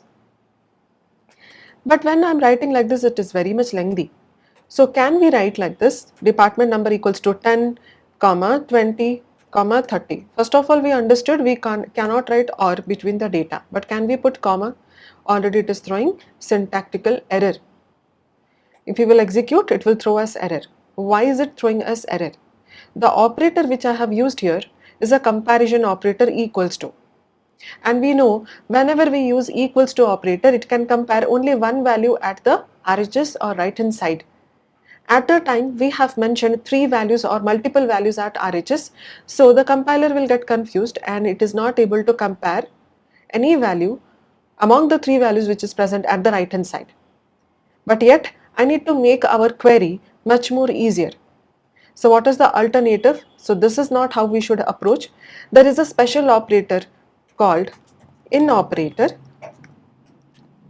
What is the task of this in operator? It is a multi-valued operator which can compare multiple values at RHS. It can compare multiple values at right hand side. Unlike equals to or comparison operator, which can compare at a time only one value, in operator can compare multiple values. When I am saying multiple values, it can compare with one also and more than one also. Now, what is the syntax for this? Whenever we mention any condition in where clause using in operator, it should be column name in value 1, comma, value 2, comma, value 3 and so on until value n. So this is how in operator is utilized. This is the syntax of in operator. Now let's try to solve the same question using in operator. I'll just copy paste it. So instead of equals to, I will utilize in, and you have to give the values within the brackets. Now let's try to execute, and it fetched us all the records from department 10, 20, 30. Now I mentioned a statement here, in operator can compare with multiple values. Of course we understood here it can compare with multiple values now. What about only one value? Let's try to solve it. Select asterisk from EMP where department number in 10. So now you can see it fetched us specific records from department 10. That means in operator can compare with one also and more than one value too. So what is the inference we got from here is, in place of equals to operator, I can make use of in. But in place of in operator, we cannot use equals to. It's not vice versa.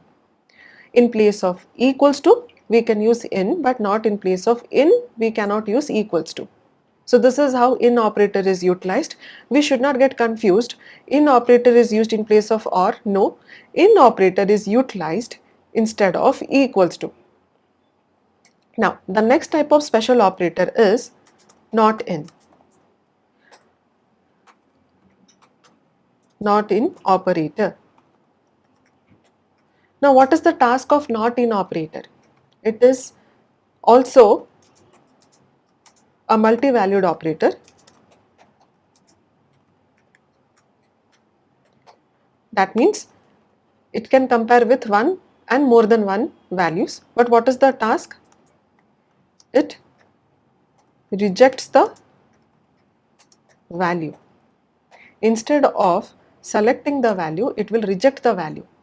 For example, if the question is, write a query to display details of employees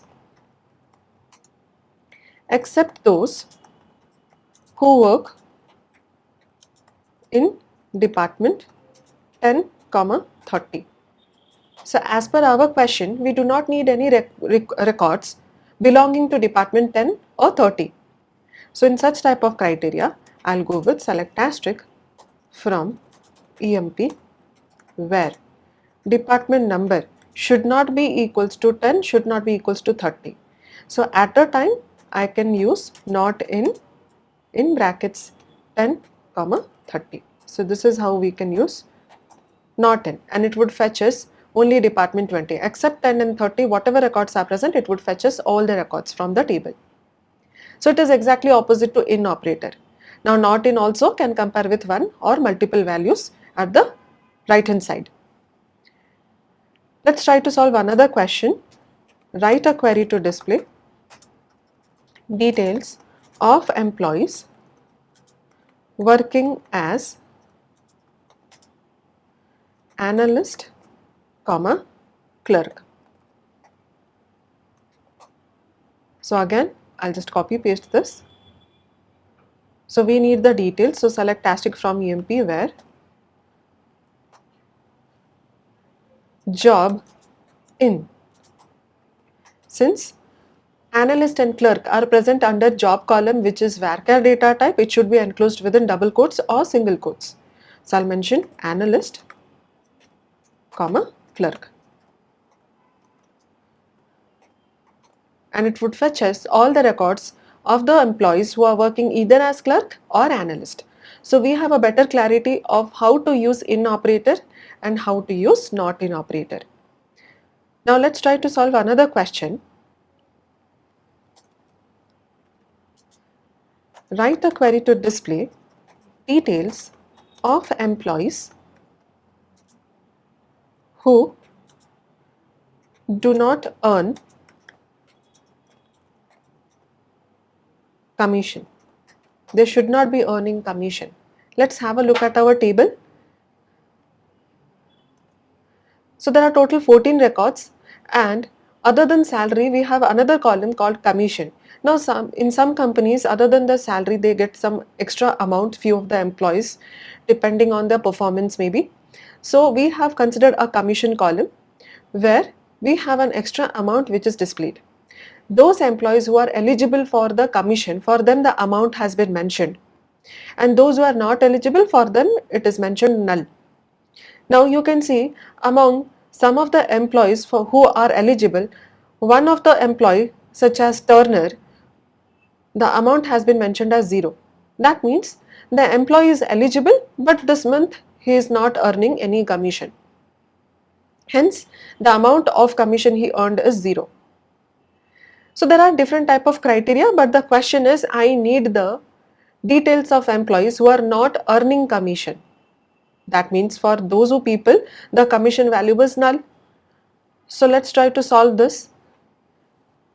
So the first approach which everyone goes with is select asterisk from EMP where commission equals to 0. What it will do is, it will give you only that specific record for which the commission value is mentioned as 0. But what about rest of the employees? First of all, we can consider like this employee Turner is eligible, he is earning commission, but what is the amount he earned this month? 0. What about other employees who are not eligible and who are not earning the commission? So in such criteria, some of the students might approach like this, that is commission equals to null. Now null is a keyword, hence we need not enclose it within double quotes or single quotes. When I execute it, it doesn't fetch us any records. So what is the problem here? I am writing commission equals to null. Why did I approach this? Because I am trying to find out all the records for whom the commission value is null.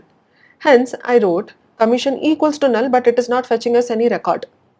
The problem is with the operator. The operator which we are using is comparison operator equals to. Now when we are using equals to operator, there should be some value to compare with at right hand side. But what is null? We have understood null means void. It doesn't have any value to it. So how can I compare commission with nothing? That's the very reason it is not giving us any such records. So in order to overcome this, there is a special operator designed called is operator. There is a special operator designed such as is operator.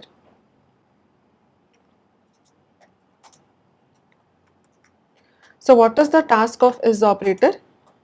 It specifically compares with null value. It specifically compares with null value. And what is the syntax for the same? Column name is null. This is easy to understand. Column name is null. So this is the syntax. Let's try to solve the question now. So I cannot use is operator in place of in operator.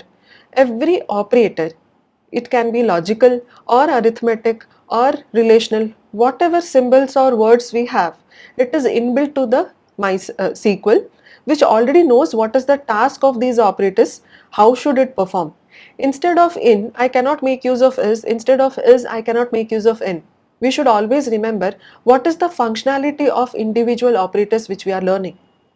Is operator cannot compare with texts, it can't compare with numbers, nothing. It simply compares with null value. The only task of is operator to compare with null value. So To get our answer, instead of equals to, I would write down select asterisk from EMP where commission is null. And let's try to execute. It would fetch us all the records for which the commission value is null. Now some of you might ask, I want to get the records for whom the commission value is null along with those records for whom the commission value is 0. Both of them are not earning commission. You can ask me like that. In such case, either the person can earn commission value null or 0. The person cannot earn null and 0 both at a time. So we can use a logical operator OR, that is commission equals to 0. Either the person is earning null or the person is earning 0. Let's try to execute and check. So now you can see along with all the records for whom the commission value is null, we got the record of Turner also who is earning the value 0 under commission column. So we understood what is the use of is operator. Let's try to solve another question. Write a query to display details of employees who don't have a reporting manager. Let's have a look at our table now. So there are total 14 records and there are 8 columns. So under 8 columns we have employee number, e-name, job, MGR, hire date, sal, commission, department number. What do we mean by reporting manager? That means MGR column.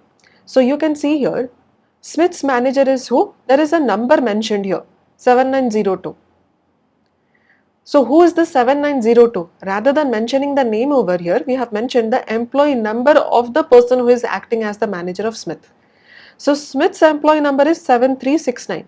But who is the manager of Smith? 7902. Now who is this person? Let's try to find out. 7902, Ford. So Ford is the manager of Smith. So the only thing is, rather than mentioning the name directly, we have mentioned the employee number of the person who is acting as the manager. Now we need to find out who are the employees here. Employees means under e-name column. Who are the employees who do not have a reporting manager? That means under MGR column the value should be null. So we can see there is only one employee, that is King, who doesn't have a MGR number, or I can say who doesn't have a reporting manager. So what should be our answer? Select asterisk from EMP where MGR is null, and it would fetch us the list of all the employees who do not have a reporting manager. So with this we understood how to use is operator. Let's try to understand is not operator. The next type of operator is not. So what is the task of is not operator? It compares with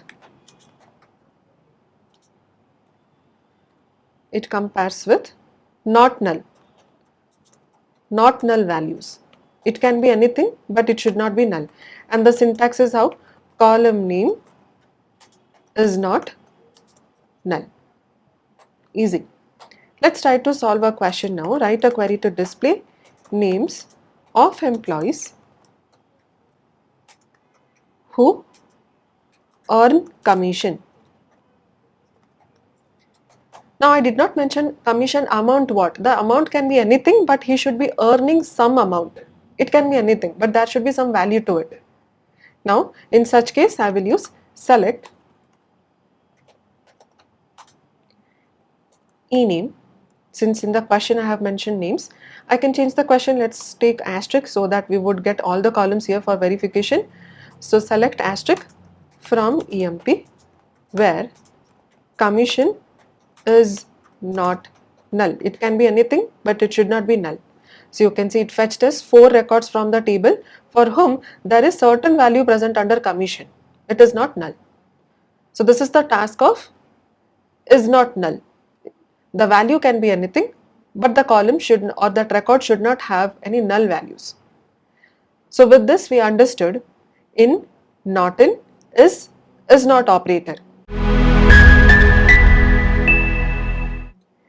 Let's try to solve another question now.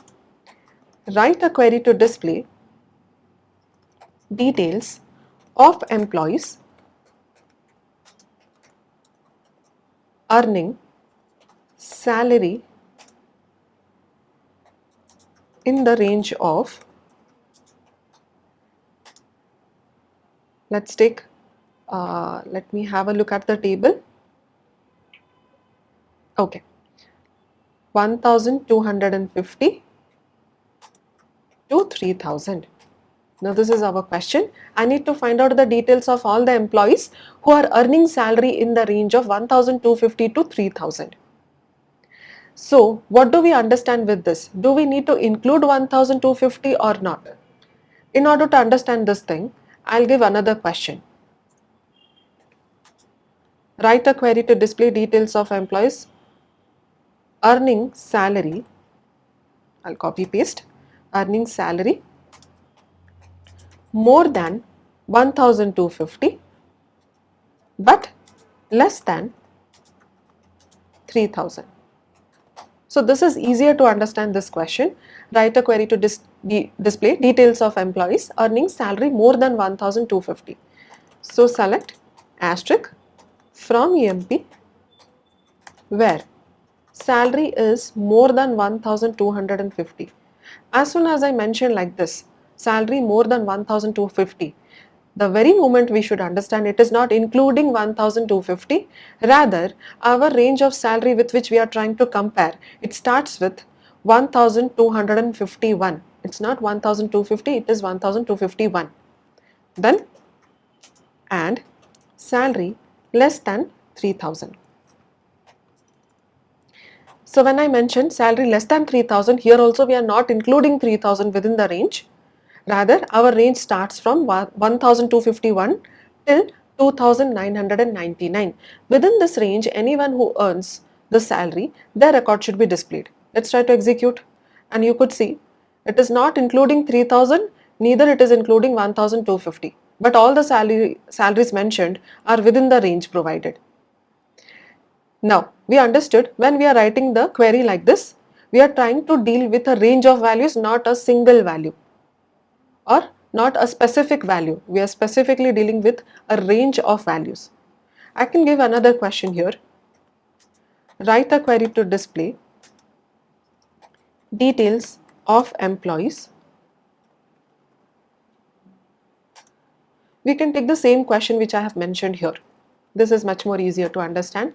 Write a query to display details of employees earning salary in the range of 1250 to 3000.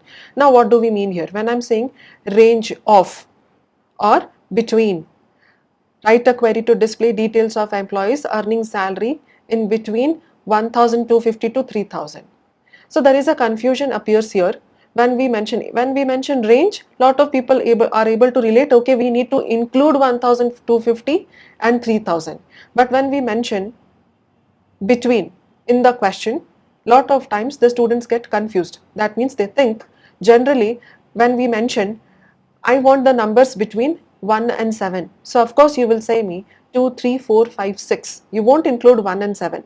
But in industry, when we are trying to execute certain query or example, I'll say I need the details of employees who are being hired between the year 2000 to 2025.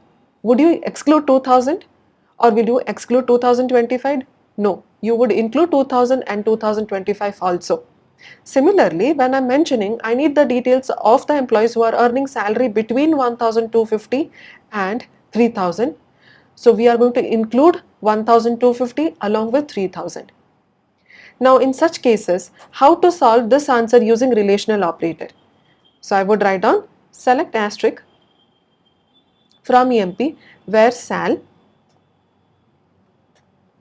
I won't mention sal greater than, I will mention greater than equals to, because we need 1250 and salary less than equals to 3000. So now the range will start from 1250 to 3000. Let's have a clarity on these questions. You can see here it included 1250, it included 3000 also here. So there is, the questions seem similar, but the ranges which we are including are different. So in the previous case, when we mentioned details of employees earning salary more than 1,250, that means our salary should start from 1,251, 1,252, so on till 2,999. So this is the range. Whereas for the second question, the range will start from 1,250 till 3,000. So this is the clarity which we should have regarding the ranges. Now, I can have this approach to answer the question, but still it is lengthy. That is salary greater than 1,250 and salary less than 3,000. I am writing like this. And we could understand in both the cases we are trying to deal with range of values, not a single value.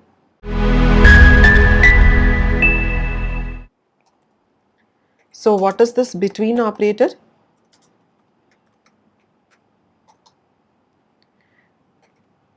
Now, it compares range of values. It doesn't compare with a single value, it helps us to compare with range of values. So as you can see in the previous question, we were dealing with the salary starting from 1,251 till 2,999. There are range of values. So in such type of criteria, I can make use of between operator. But let's understand what is the syntax. So when we use between operator, column name between lower range and higher range. So this is the basic syntax of between operator. Whenever we use between, I have to go with and. We cannot mention between so to or between lower range or no. Always by default, whenever we use between, along with it we use and operator. Now there are certain rules to follow whenever we are using between operator. The first rule is ranges cannot be interchanged. Ranges cannot be interchanged. That means whenever we use between operator, we have to use lower range first, then higher range. We cannot mention higher range, then lower range. It cannot be interchanged. Every time we should use lower range, then higher range. The next important rule is the ranges are included in result set. The ranges are included in result set. Whatever lower range and higher range you provide. For example, if I am saying between 1,000 and 3,000, I am saying salary between 1,000 and 3,000. So it will check starting from 1,000 to 3,000. The range will be taken from 1,000 to 3,000. It's not like 1,001 till 2,999. No, it will take the lower range also, higher range also. So this is how between operator is used. Let's try to solve the previous questions using between operator. I'll take the same question.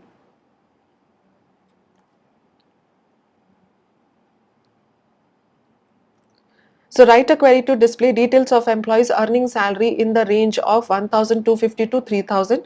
So we understood in this case we need 1,250 and we need 3,000 also. So how should we answer? Select asterisk from EMP where sal between 1,250 and 3,000.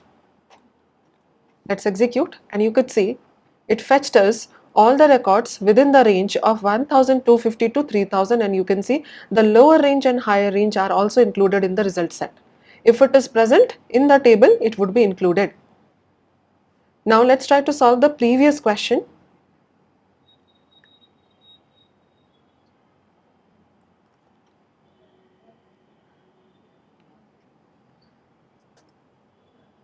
So it says write a query to display details of employees earning salary more than 1,250 but less than 3,000. In such type of criteria you could say we are not including 1,250, we are not including 3,000. So instead of it, how should I answer? I'll copy paste here. So select asterisk from EMP where sal between. This time I would take the lower range is how much? 1251. We have to think which should act as our lower range. We are not including 1250. Our lower range is 1251 and 2999. After executing, you can see it has gave us all the records within the range, but it is not including 1250, neither 3000. It is excluding those ranges, those specific values from the ranges, because as per our question, we are saying it should be more than 1250 and less than 3000. So this is how between operator is utilized whenever we are dealing with range. It's not about only numerical values. You can deal with dates also. Let's take a small example here. Write a query to display details of employees who were hired in 1982. So basically I'm saying I need the details of all the employees who were hired in the year 1982. So a lot of you people might ask me to write like this, select asterisk from EMP where hire date equals to 1982. Let's try to execute. It did not give us any error, but that is not the proper method to write. Whenever we deal with any sort of dates, let's have a practice. Always we have to mention the entire date. That is month, date and year. Everything should be present. We cannot mention only date, we cannot mention only month, or we can't mention only year. This is not the proper method to write any specific dates in SQL queries. And moreover, when I'm saying who were hired in 1982, that means I do not want any years before 1982, that is for example 1981 or 1980, or we do not need any years in the upcoming year, that is 1983 or 1984 and so on. Specifically those were hired in 1982, I need their details. So here we are dealing with a range of values. What is the range? Starting from January 1, 1981 till 31st December starting from January 1, 1982 till 31st December 1982. Within this range of dates, if anyone was hired, we need their records to be displayed.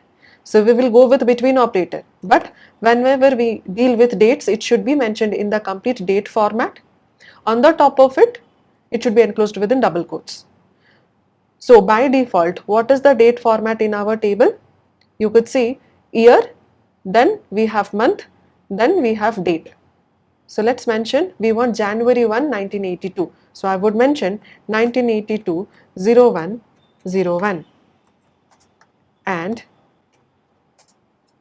1982 12 31st, that is 31st December 1982 semicolon. So higher date between, I have to mention between here, higher date between, so lower range and higher range. Let's try to solve the question.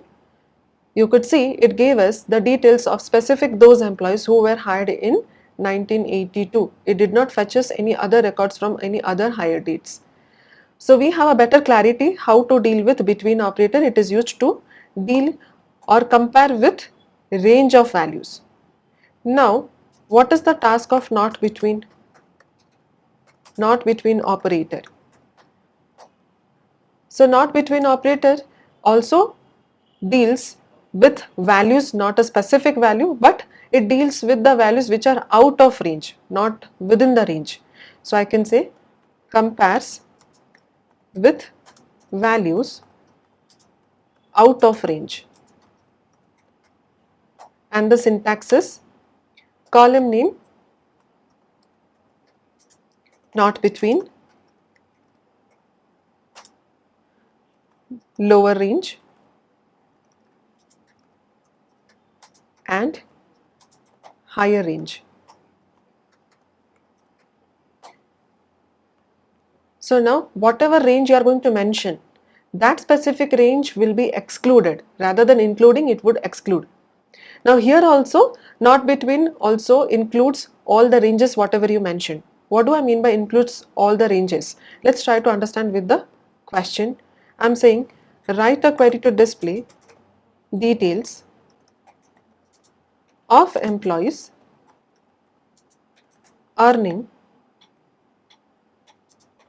less than 1250,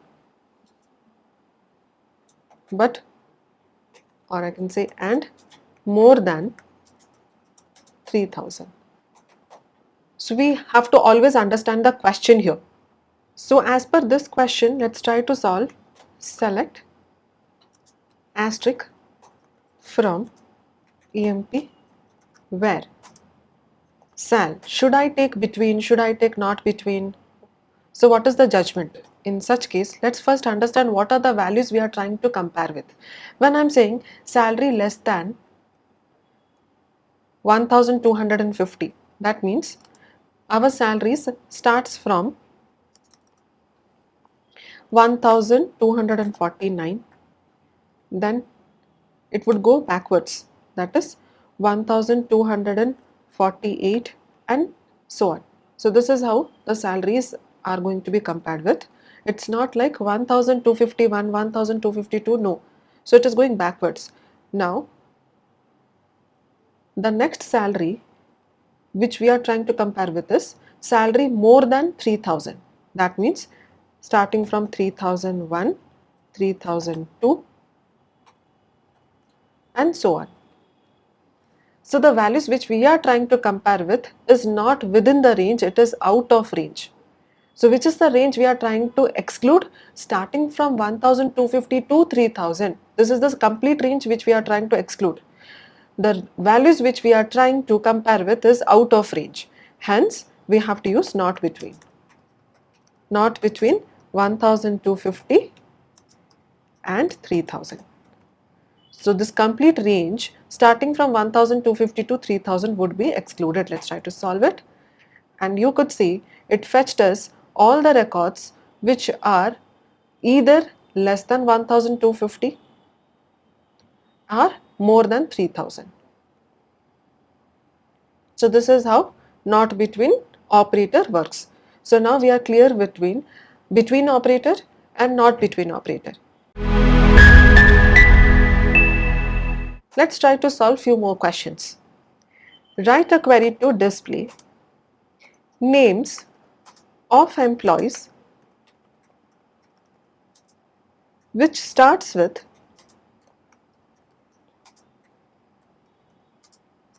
character A.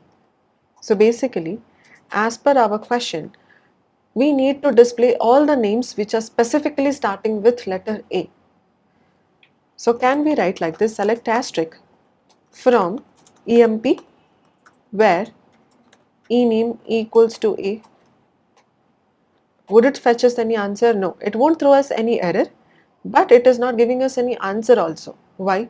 When I'm writing E name equals to A, you're specifically searching for A. You're not searching for the names starting with A.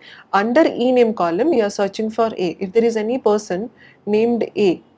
But our question was, I need to fetch us all the names which should start with A. In such case, we are going to use a specific special operator called as like operator. The next type of special operator which we are going to use is like operator. Now what is the task of like operator? Using like operator, we are going to give certain pattern to our compiler, taking the help of which it will go row by row and it will check for the pattern if it is matching or not. If the pattern got matched, it would fetch us the records, otherwise it won't. So I can say like operator is used to give pattern to match. It is used to give pattern to match. And what is the syntax here? Column name like. In quotes, we would mention the pattern which we want to provide. Pattern to match. So whatever pattern we want to provide, that pattern has to be mentioned within the quotes. Now, in order to provide the pattern, we are going to use a certain wildcards.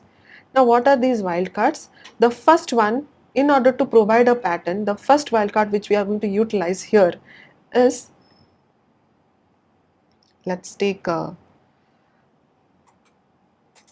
percentile.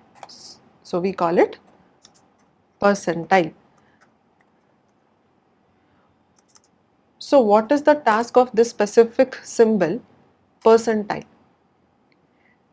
Now this percentile can compare, or I can say this percentile can hold any number of characters.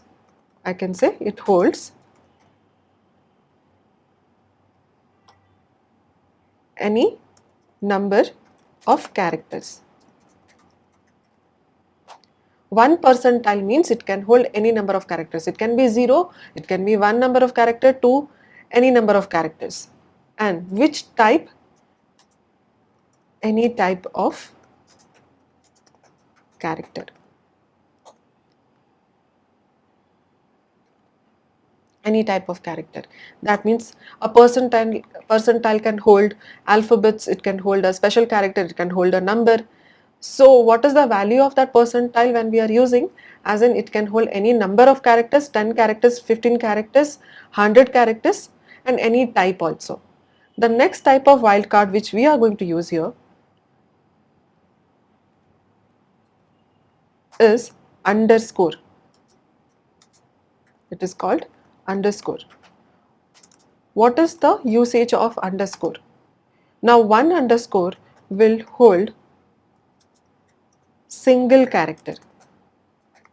It can hold at a time only single character. And which type? Again, any type of character.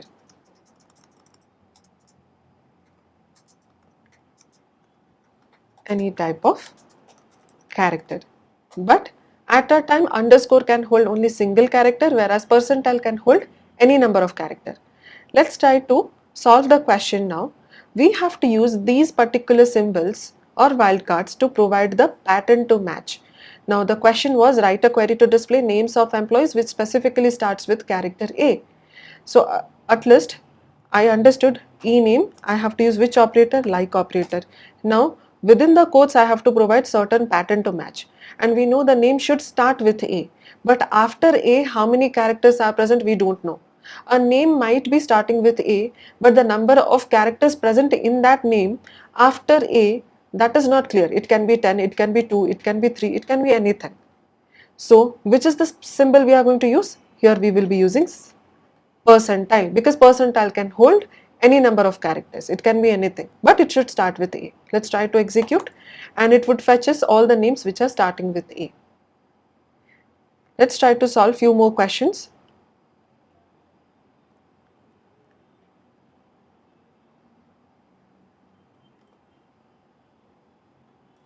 Write a query to display names of employees which ends with character S. I'll say the name should be ending with S. In such case, I will go with select ename, select asterisk. Oh, it should not be asterisk. Basically, in the previous question, it should be ename because I had asked for names. So it should not be asterisk, it should be names. Okay. So let's take select ename from EMP, where ename like. Now what is the pattern I should provide? The name should be ending with S. Of course, it should be ending with S, but before S, how many characters are present? We do not know. So I would mention a percentile. And let's try to execute. So it will fetches all the names which are ending with S. Okay, let's try to execute few more questions. Write a query to display names of employees which has minimum 2A in it. The name should have minimum 2A. It can have more than 2A also, but minimum 2A. In such case, I'll go with select ename from EMP, where ename like. Now there should be minimum 2A. So first I mentioned 2A. That is the minimum requirement. But before this first A, how many characters are present? We don't know, given a pattern. Now after second A, how many characters present? We don't know, because I did not say it should start with A or end with A. A can be anywhere. So before first A, how many characters we do not know. After second A, we do not know how many characters. So accordingly, we have provided percentile. What about within this 2A? It can be consecutive, or there might be some characters within this 2a. So again 1 percentile. Let's try to execute and it would fetch us all the names which has 2a. Okay, so we understood how to use percentile in like operator. Let's try to understand how to use underscore.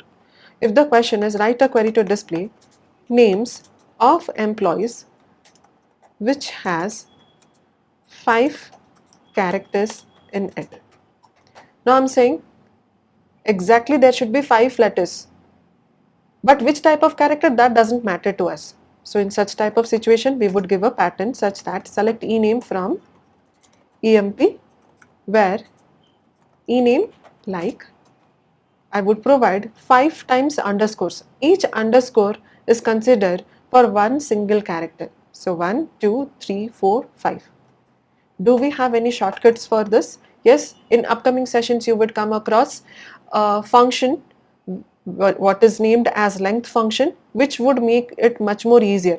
Assume I would asking I need the names of employees who have 10 characters. In such type of situation it is difficult to use, like it's not easy to enter now 10 underscores. So in upcoming sessions you would learn certain functions which would make our task much more easier. But by using like operator, this is how I can answer. We would use 5 times underscores and we got the specific names which have exactly 5 characters in it.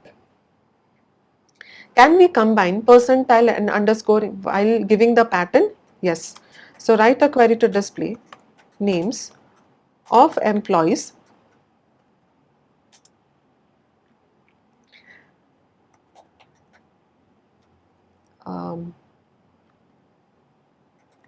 which has 5 characters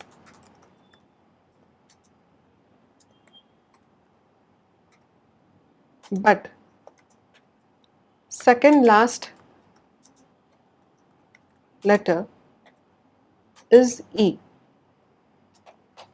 It should have 5 characters but second last letter is E. There are 2 methods to answer this. Now I can go with this. Select ename from emp, where the first condition says the name should have exactly 5 characters. So 1, 2, 3, 4, 5, done. One condition is done. The next mandatory condition is second last letter should be E. So what should I mention? And. Why and? Because both the conditions are mandatory. Ename like, now I have to provide a pattern. Second last letter means last letter, whatever we have a last letter, before that we should have a E. Before that how many characters? I can use percentile. So this condition is satisfied, exactly 5 characters. On the top of it I am saying second last letter should be E.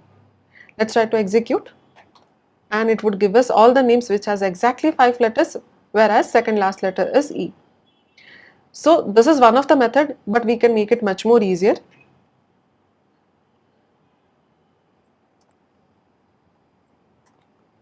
So I can write ename like 1, 2, 3, E.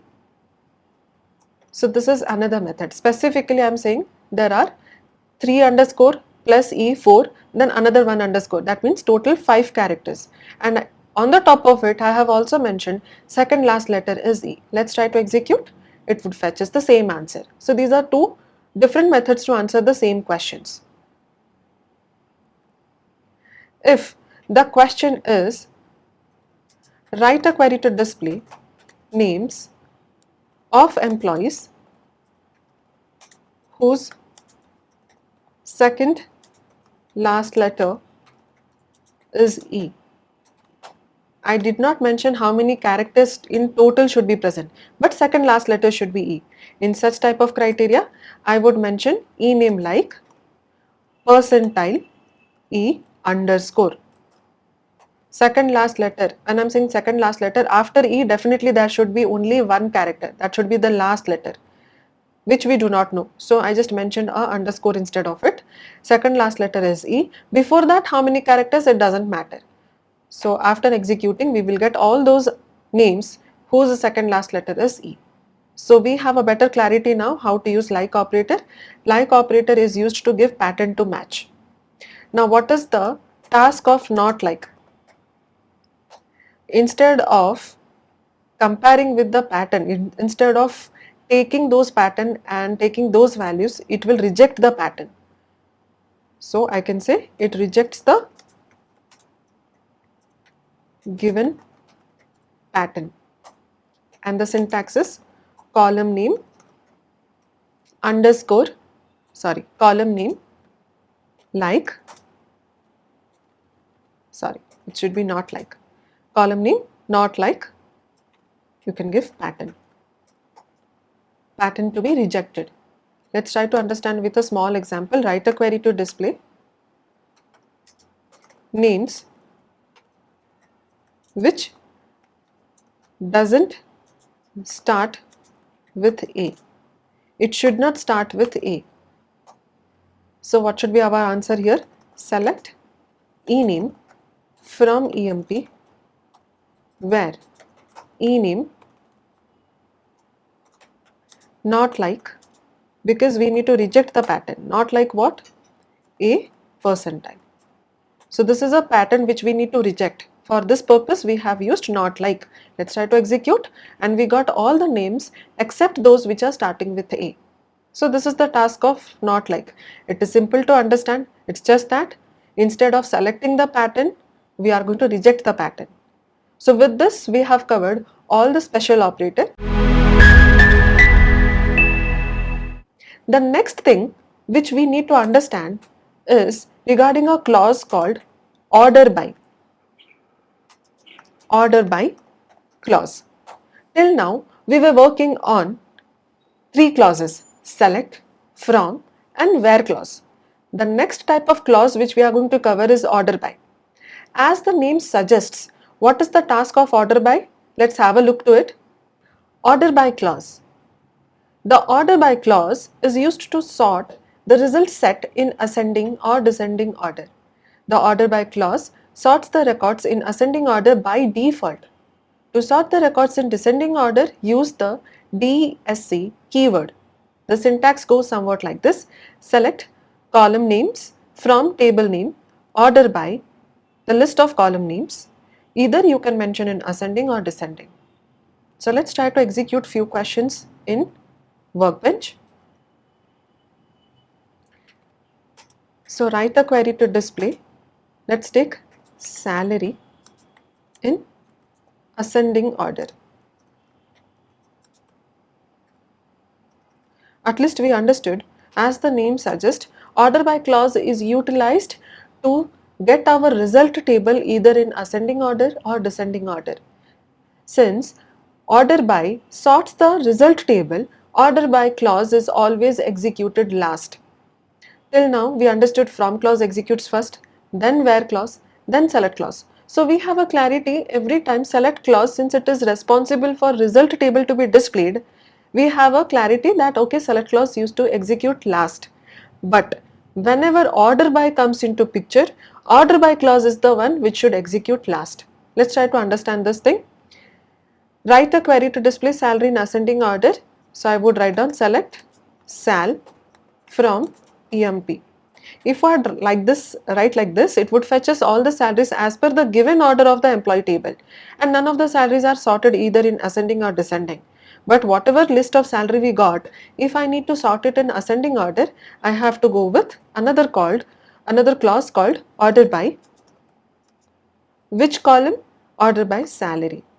Now, if you are not mentioning either ascending or descending, by default order by clause will always arrange the records in ascending order of the given column.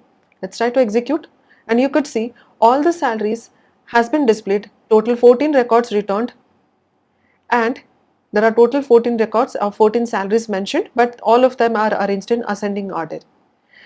Either I can mention like this, or I can specifically mention ASC.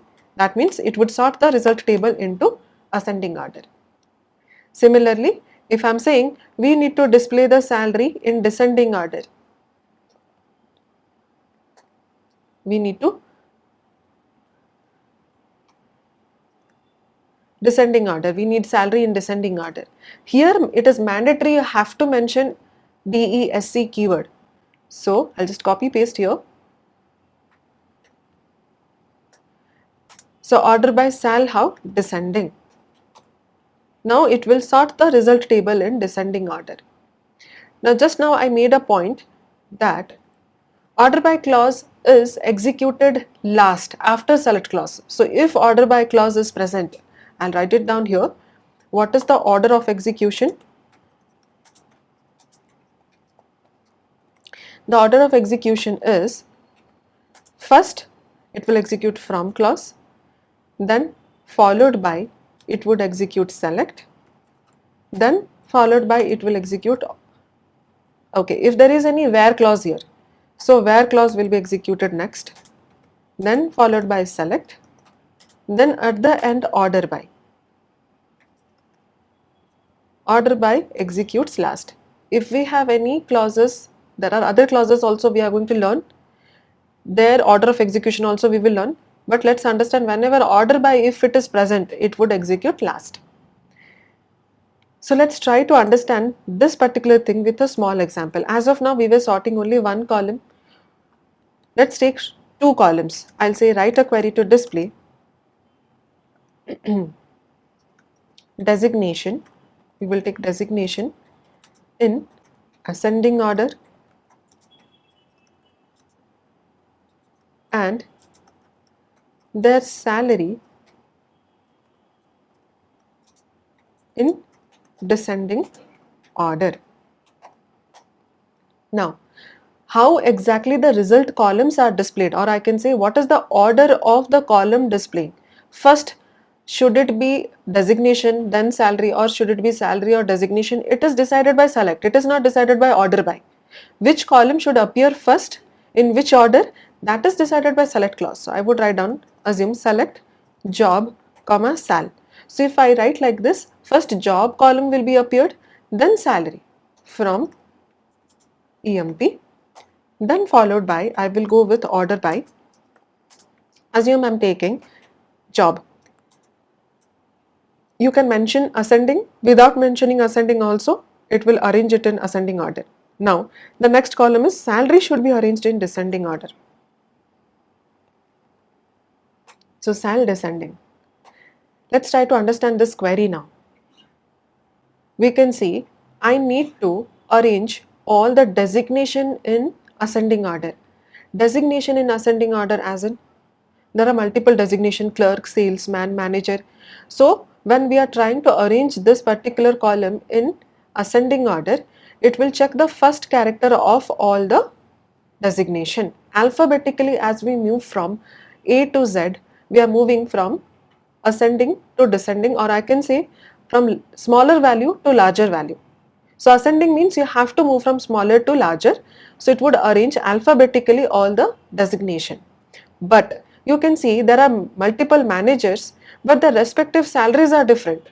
Now the respective salary should be arranged in descending order.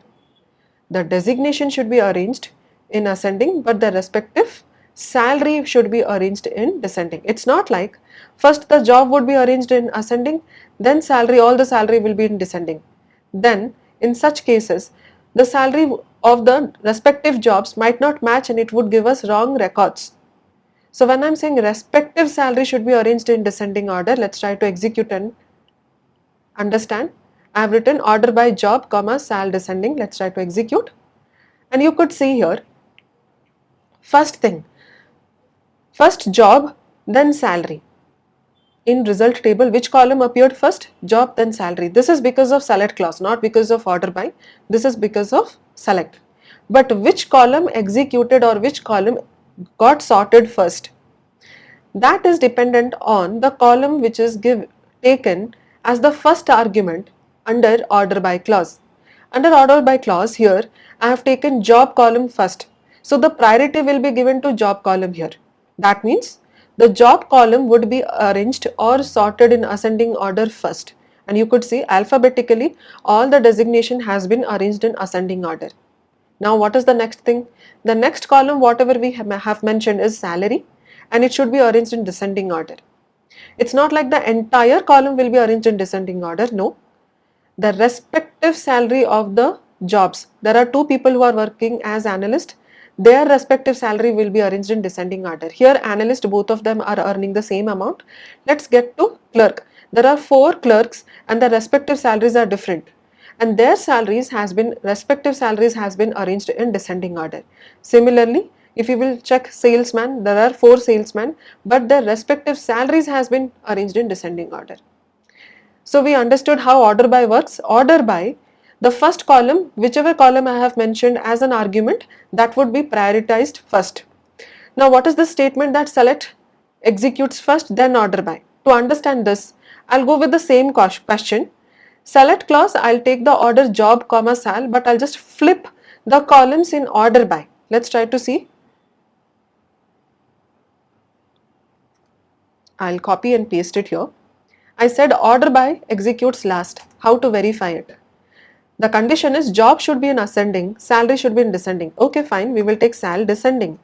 I'm not changing the conditions here. Then job ascending. You can mention ascending, without mentioning also it will execute in ascending order. I have just flipped the columns in order by clause. What would happen now? First from clause will execute, then select. That means first job column will appear in the result set first, then salary. After that it will try to sort the salary column first. This time all the salaries will be arranged in descending order first. Then if there is any repeated salaries, their respective designation will be arranged in ascending order. Let's try to execute. You could see here job and salary, same order as we mentioned in select clause. Then it is trying to sort the salary column first. It's not like it arranged the job column first, it arranged the salary. So you could see all the entire salary column has been arranged in descending order. Now we could see there is certain repetitions here. Let's take regarding this. So there are certain salaries, all of these salaries has been arranged in descending order. Let's check any repeated values and their designation. Here any salaries which has been repeated, coincidentally their designation is also same. But you should understand all the salaries are arranged or sorted in descending order first, then their respective jobs are arranged in ascending order. So this is how I can verify that whenever we are using order by clause is utilized or executes last after select clause. So we understood what is the purpose of order by, to sort the resultant table either in ascending or descending order. Now our table might have thousands of records. This employee table has hardly 14 records, but assume we have thousands of records.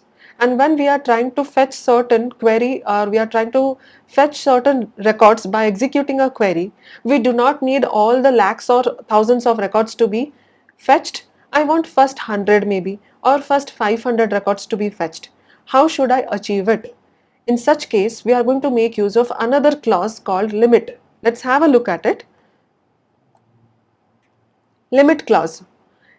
The limit clause in MySQL can be used to specify the number of records to return. This clause is mostly used when dealing with tables that have thousands of records. So basically, I need this limit clause to limit the number of resultant records which we are trying to get in the result. Let's try to execute few questions. Let's assume I'm saying write a query to display details of first 5 employees in EMP table. I need first 5 employees in employee table. How to achieve it? So I'll go with select asterisk from EMP. If I would end the query like this, it would fetch us all the 14 records, but I wanted only specifically 5 records. So I would go with limit 5. Now it would fetch us only 5 records from the top. So limit clause will restrict the number of records returned to us in the result set. Is there any other use to limit clause? Let's try to understand with a small example. Write a query to display third highest salary. Whenever we want to fetch third highest value or third minimum, it's not exactly third, nth highest or nth minimum, nth maximum or nth minimum value I want to be displayed. So there might be thousands of records and there are different type of salaries present, and you need to find out which is the third maximum salary, or let's take third minimum salary. In such case, what should we do? There might be repetition in records. First thing what we need to do is we need to remove all the records, all the repeated records, and we need to either arrange it in ascending or descending order. That is the first thing what we need to do. Let's have a look at our table, employee table. There is a salary column and there are few salaries which are repeating itself. Which is the third maximum? The first maximum is 5,000. Let's have a see. This is 5,000. Second maximum is 3,000 and the third maximum is 2,975. So the answer which I am expecting is 2,975. But if I need the third maximum, we could see here there are certain repeated salaries. Okay, let's solve it step by step. First thing, if I need the third maximum salary or third highest salary, I need only salary column. So I'll go with select sal from EMP. This query will give us only the salary. But how to understand which one is the third maximum? The salaries are randomly present. To find the third maximum, it is easier if I would sort the salary in descending order. So I'll go with order by now. Order by sal descending. Okay. So now the salaries has been arranged in descending order. Very clearly I can see the first maximum is 5,000, second maximum is 3,000 and third maximum is 2,975. If you need the third maximum salary, and if I'm going with limit, I'll go with limit now, limit 3, assuming whatever record we have at the third position, it would fetch us the third maximum. It is giving us first 3 records. Is it giving us the exactly third value? No. If you want exactly the third value starting from the top, I have to go with a offset value now.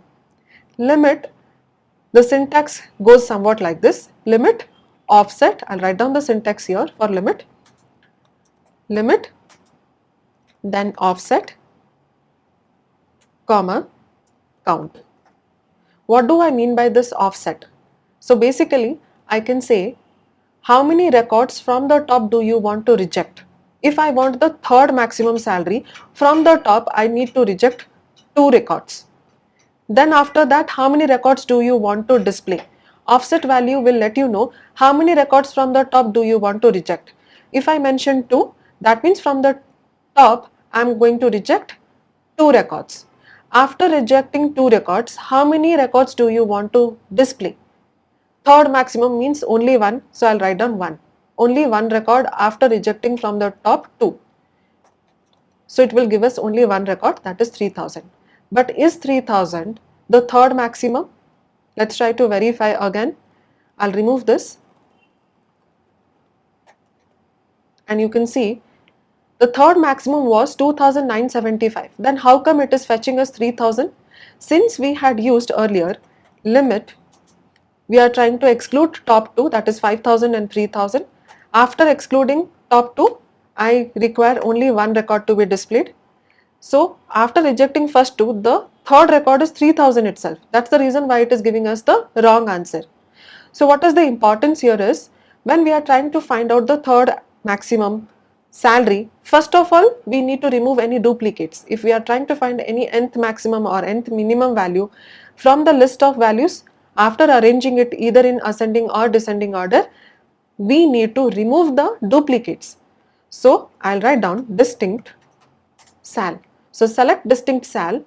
First it will remove all the duplicates from the salary column. Let's try to remove this limit and check if it has actually removed all the duplicates. First it will remove all the duplicates, then it will arrange in descending order. Okay, you could see very clearly now all the duplicate values has been removed. Now from this we need the third maximum. So now I will go with limit From the top I need to reject 2 values. After rejecting 2 values, how many records do I need to display? Only 1. So it would fetch us the third maximum salary. So this is how limit clause is utilized. Let's try to understand another question. Write a query to display top, third and fourth salary. This time I am asking to display top, third and fourth. I do not want the maximum or second maximum. I need third maximum and fourth maximum salary. In such case, I'll go with select distinct because we need to remove any duplication from EMP, order by sal descending. If you need third or nth minimum, I will arrange the data in ascending order. Now let's try to see if we have removed all the duplicate values. Yes. So as per our question, we need the third maximum, that is 2975, and fourth maximum is 2850. So in result we should get these two salary. So from the top, how many records we are trying to reject? Top 2. Then after that, how many records do we need to display? Again 2, because third and fourth we want. So I will write down here limit offset is 2, we need to reject 2. After that I need to display again a count of 2 records. Let's try to execute, and we got third maximum and fourth maximum salary. ExcelR. We don't just train, we build careers.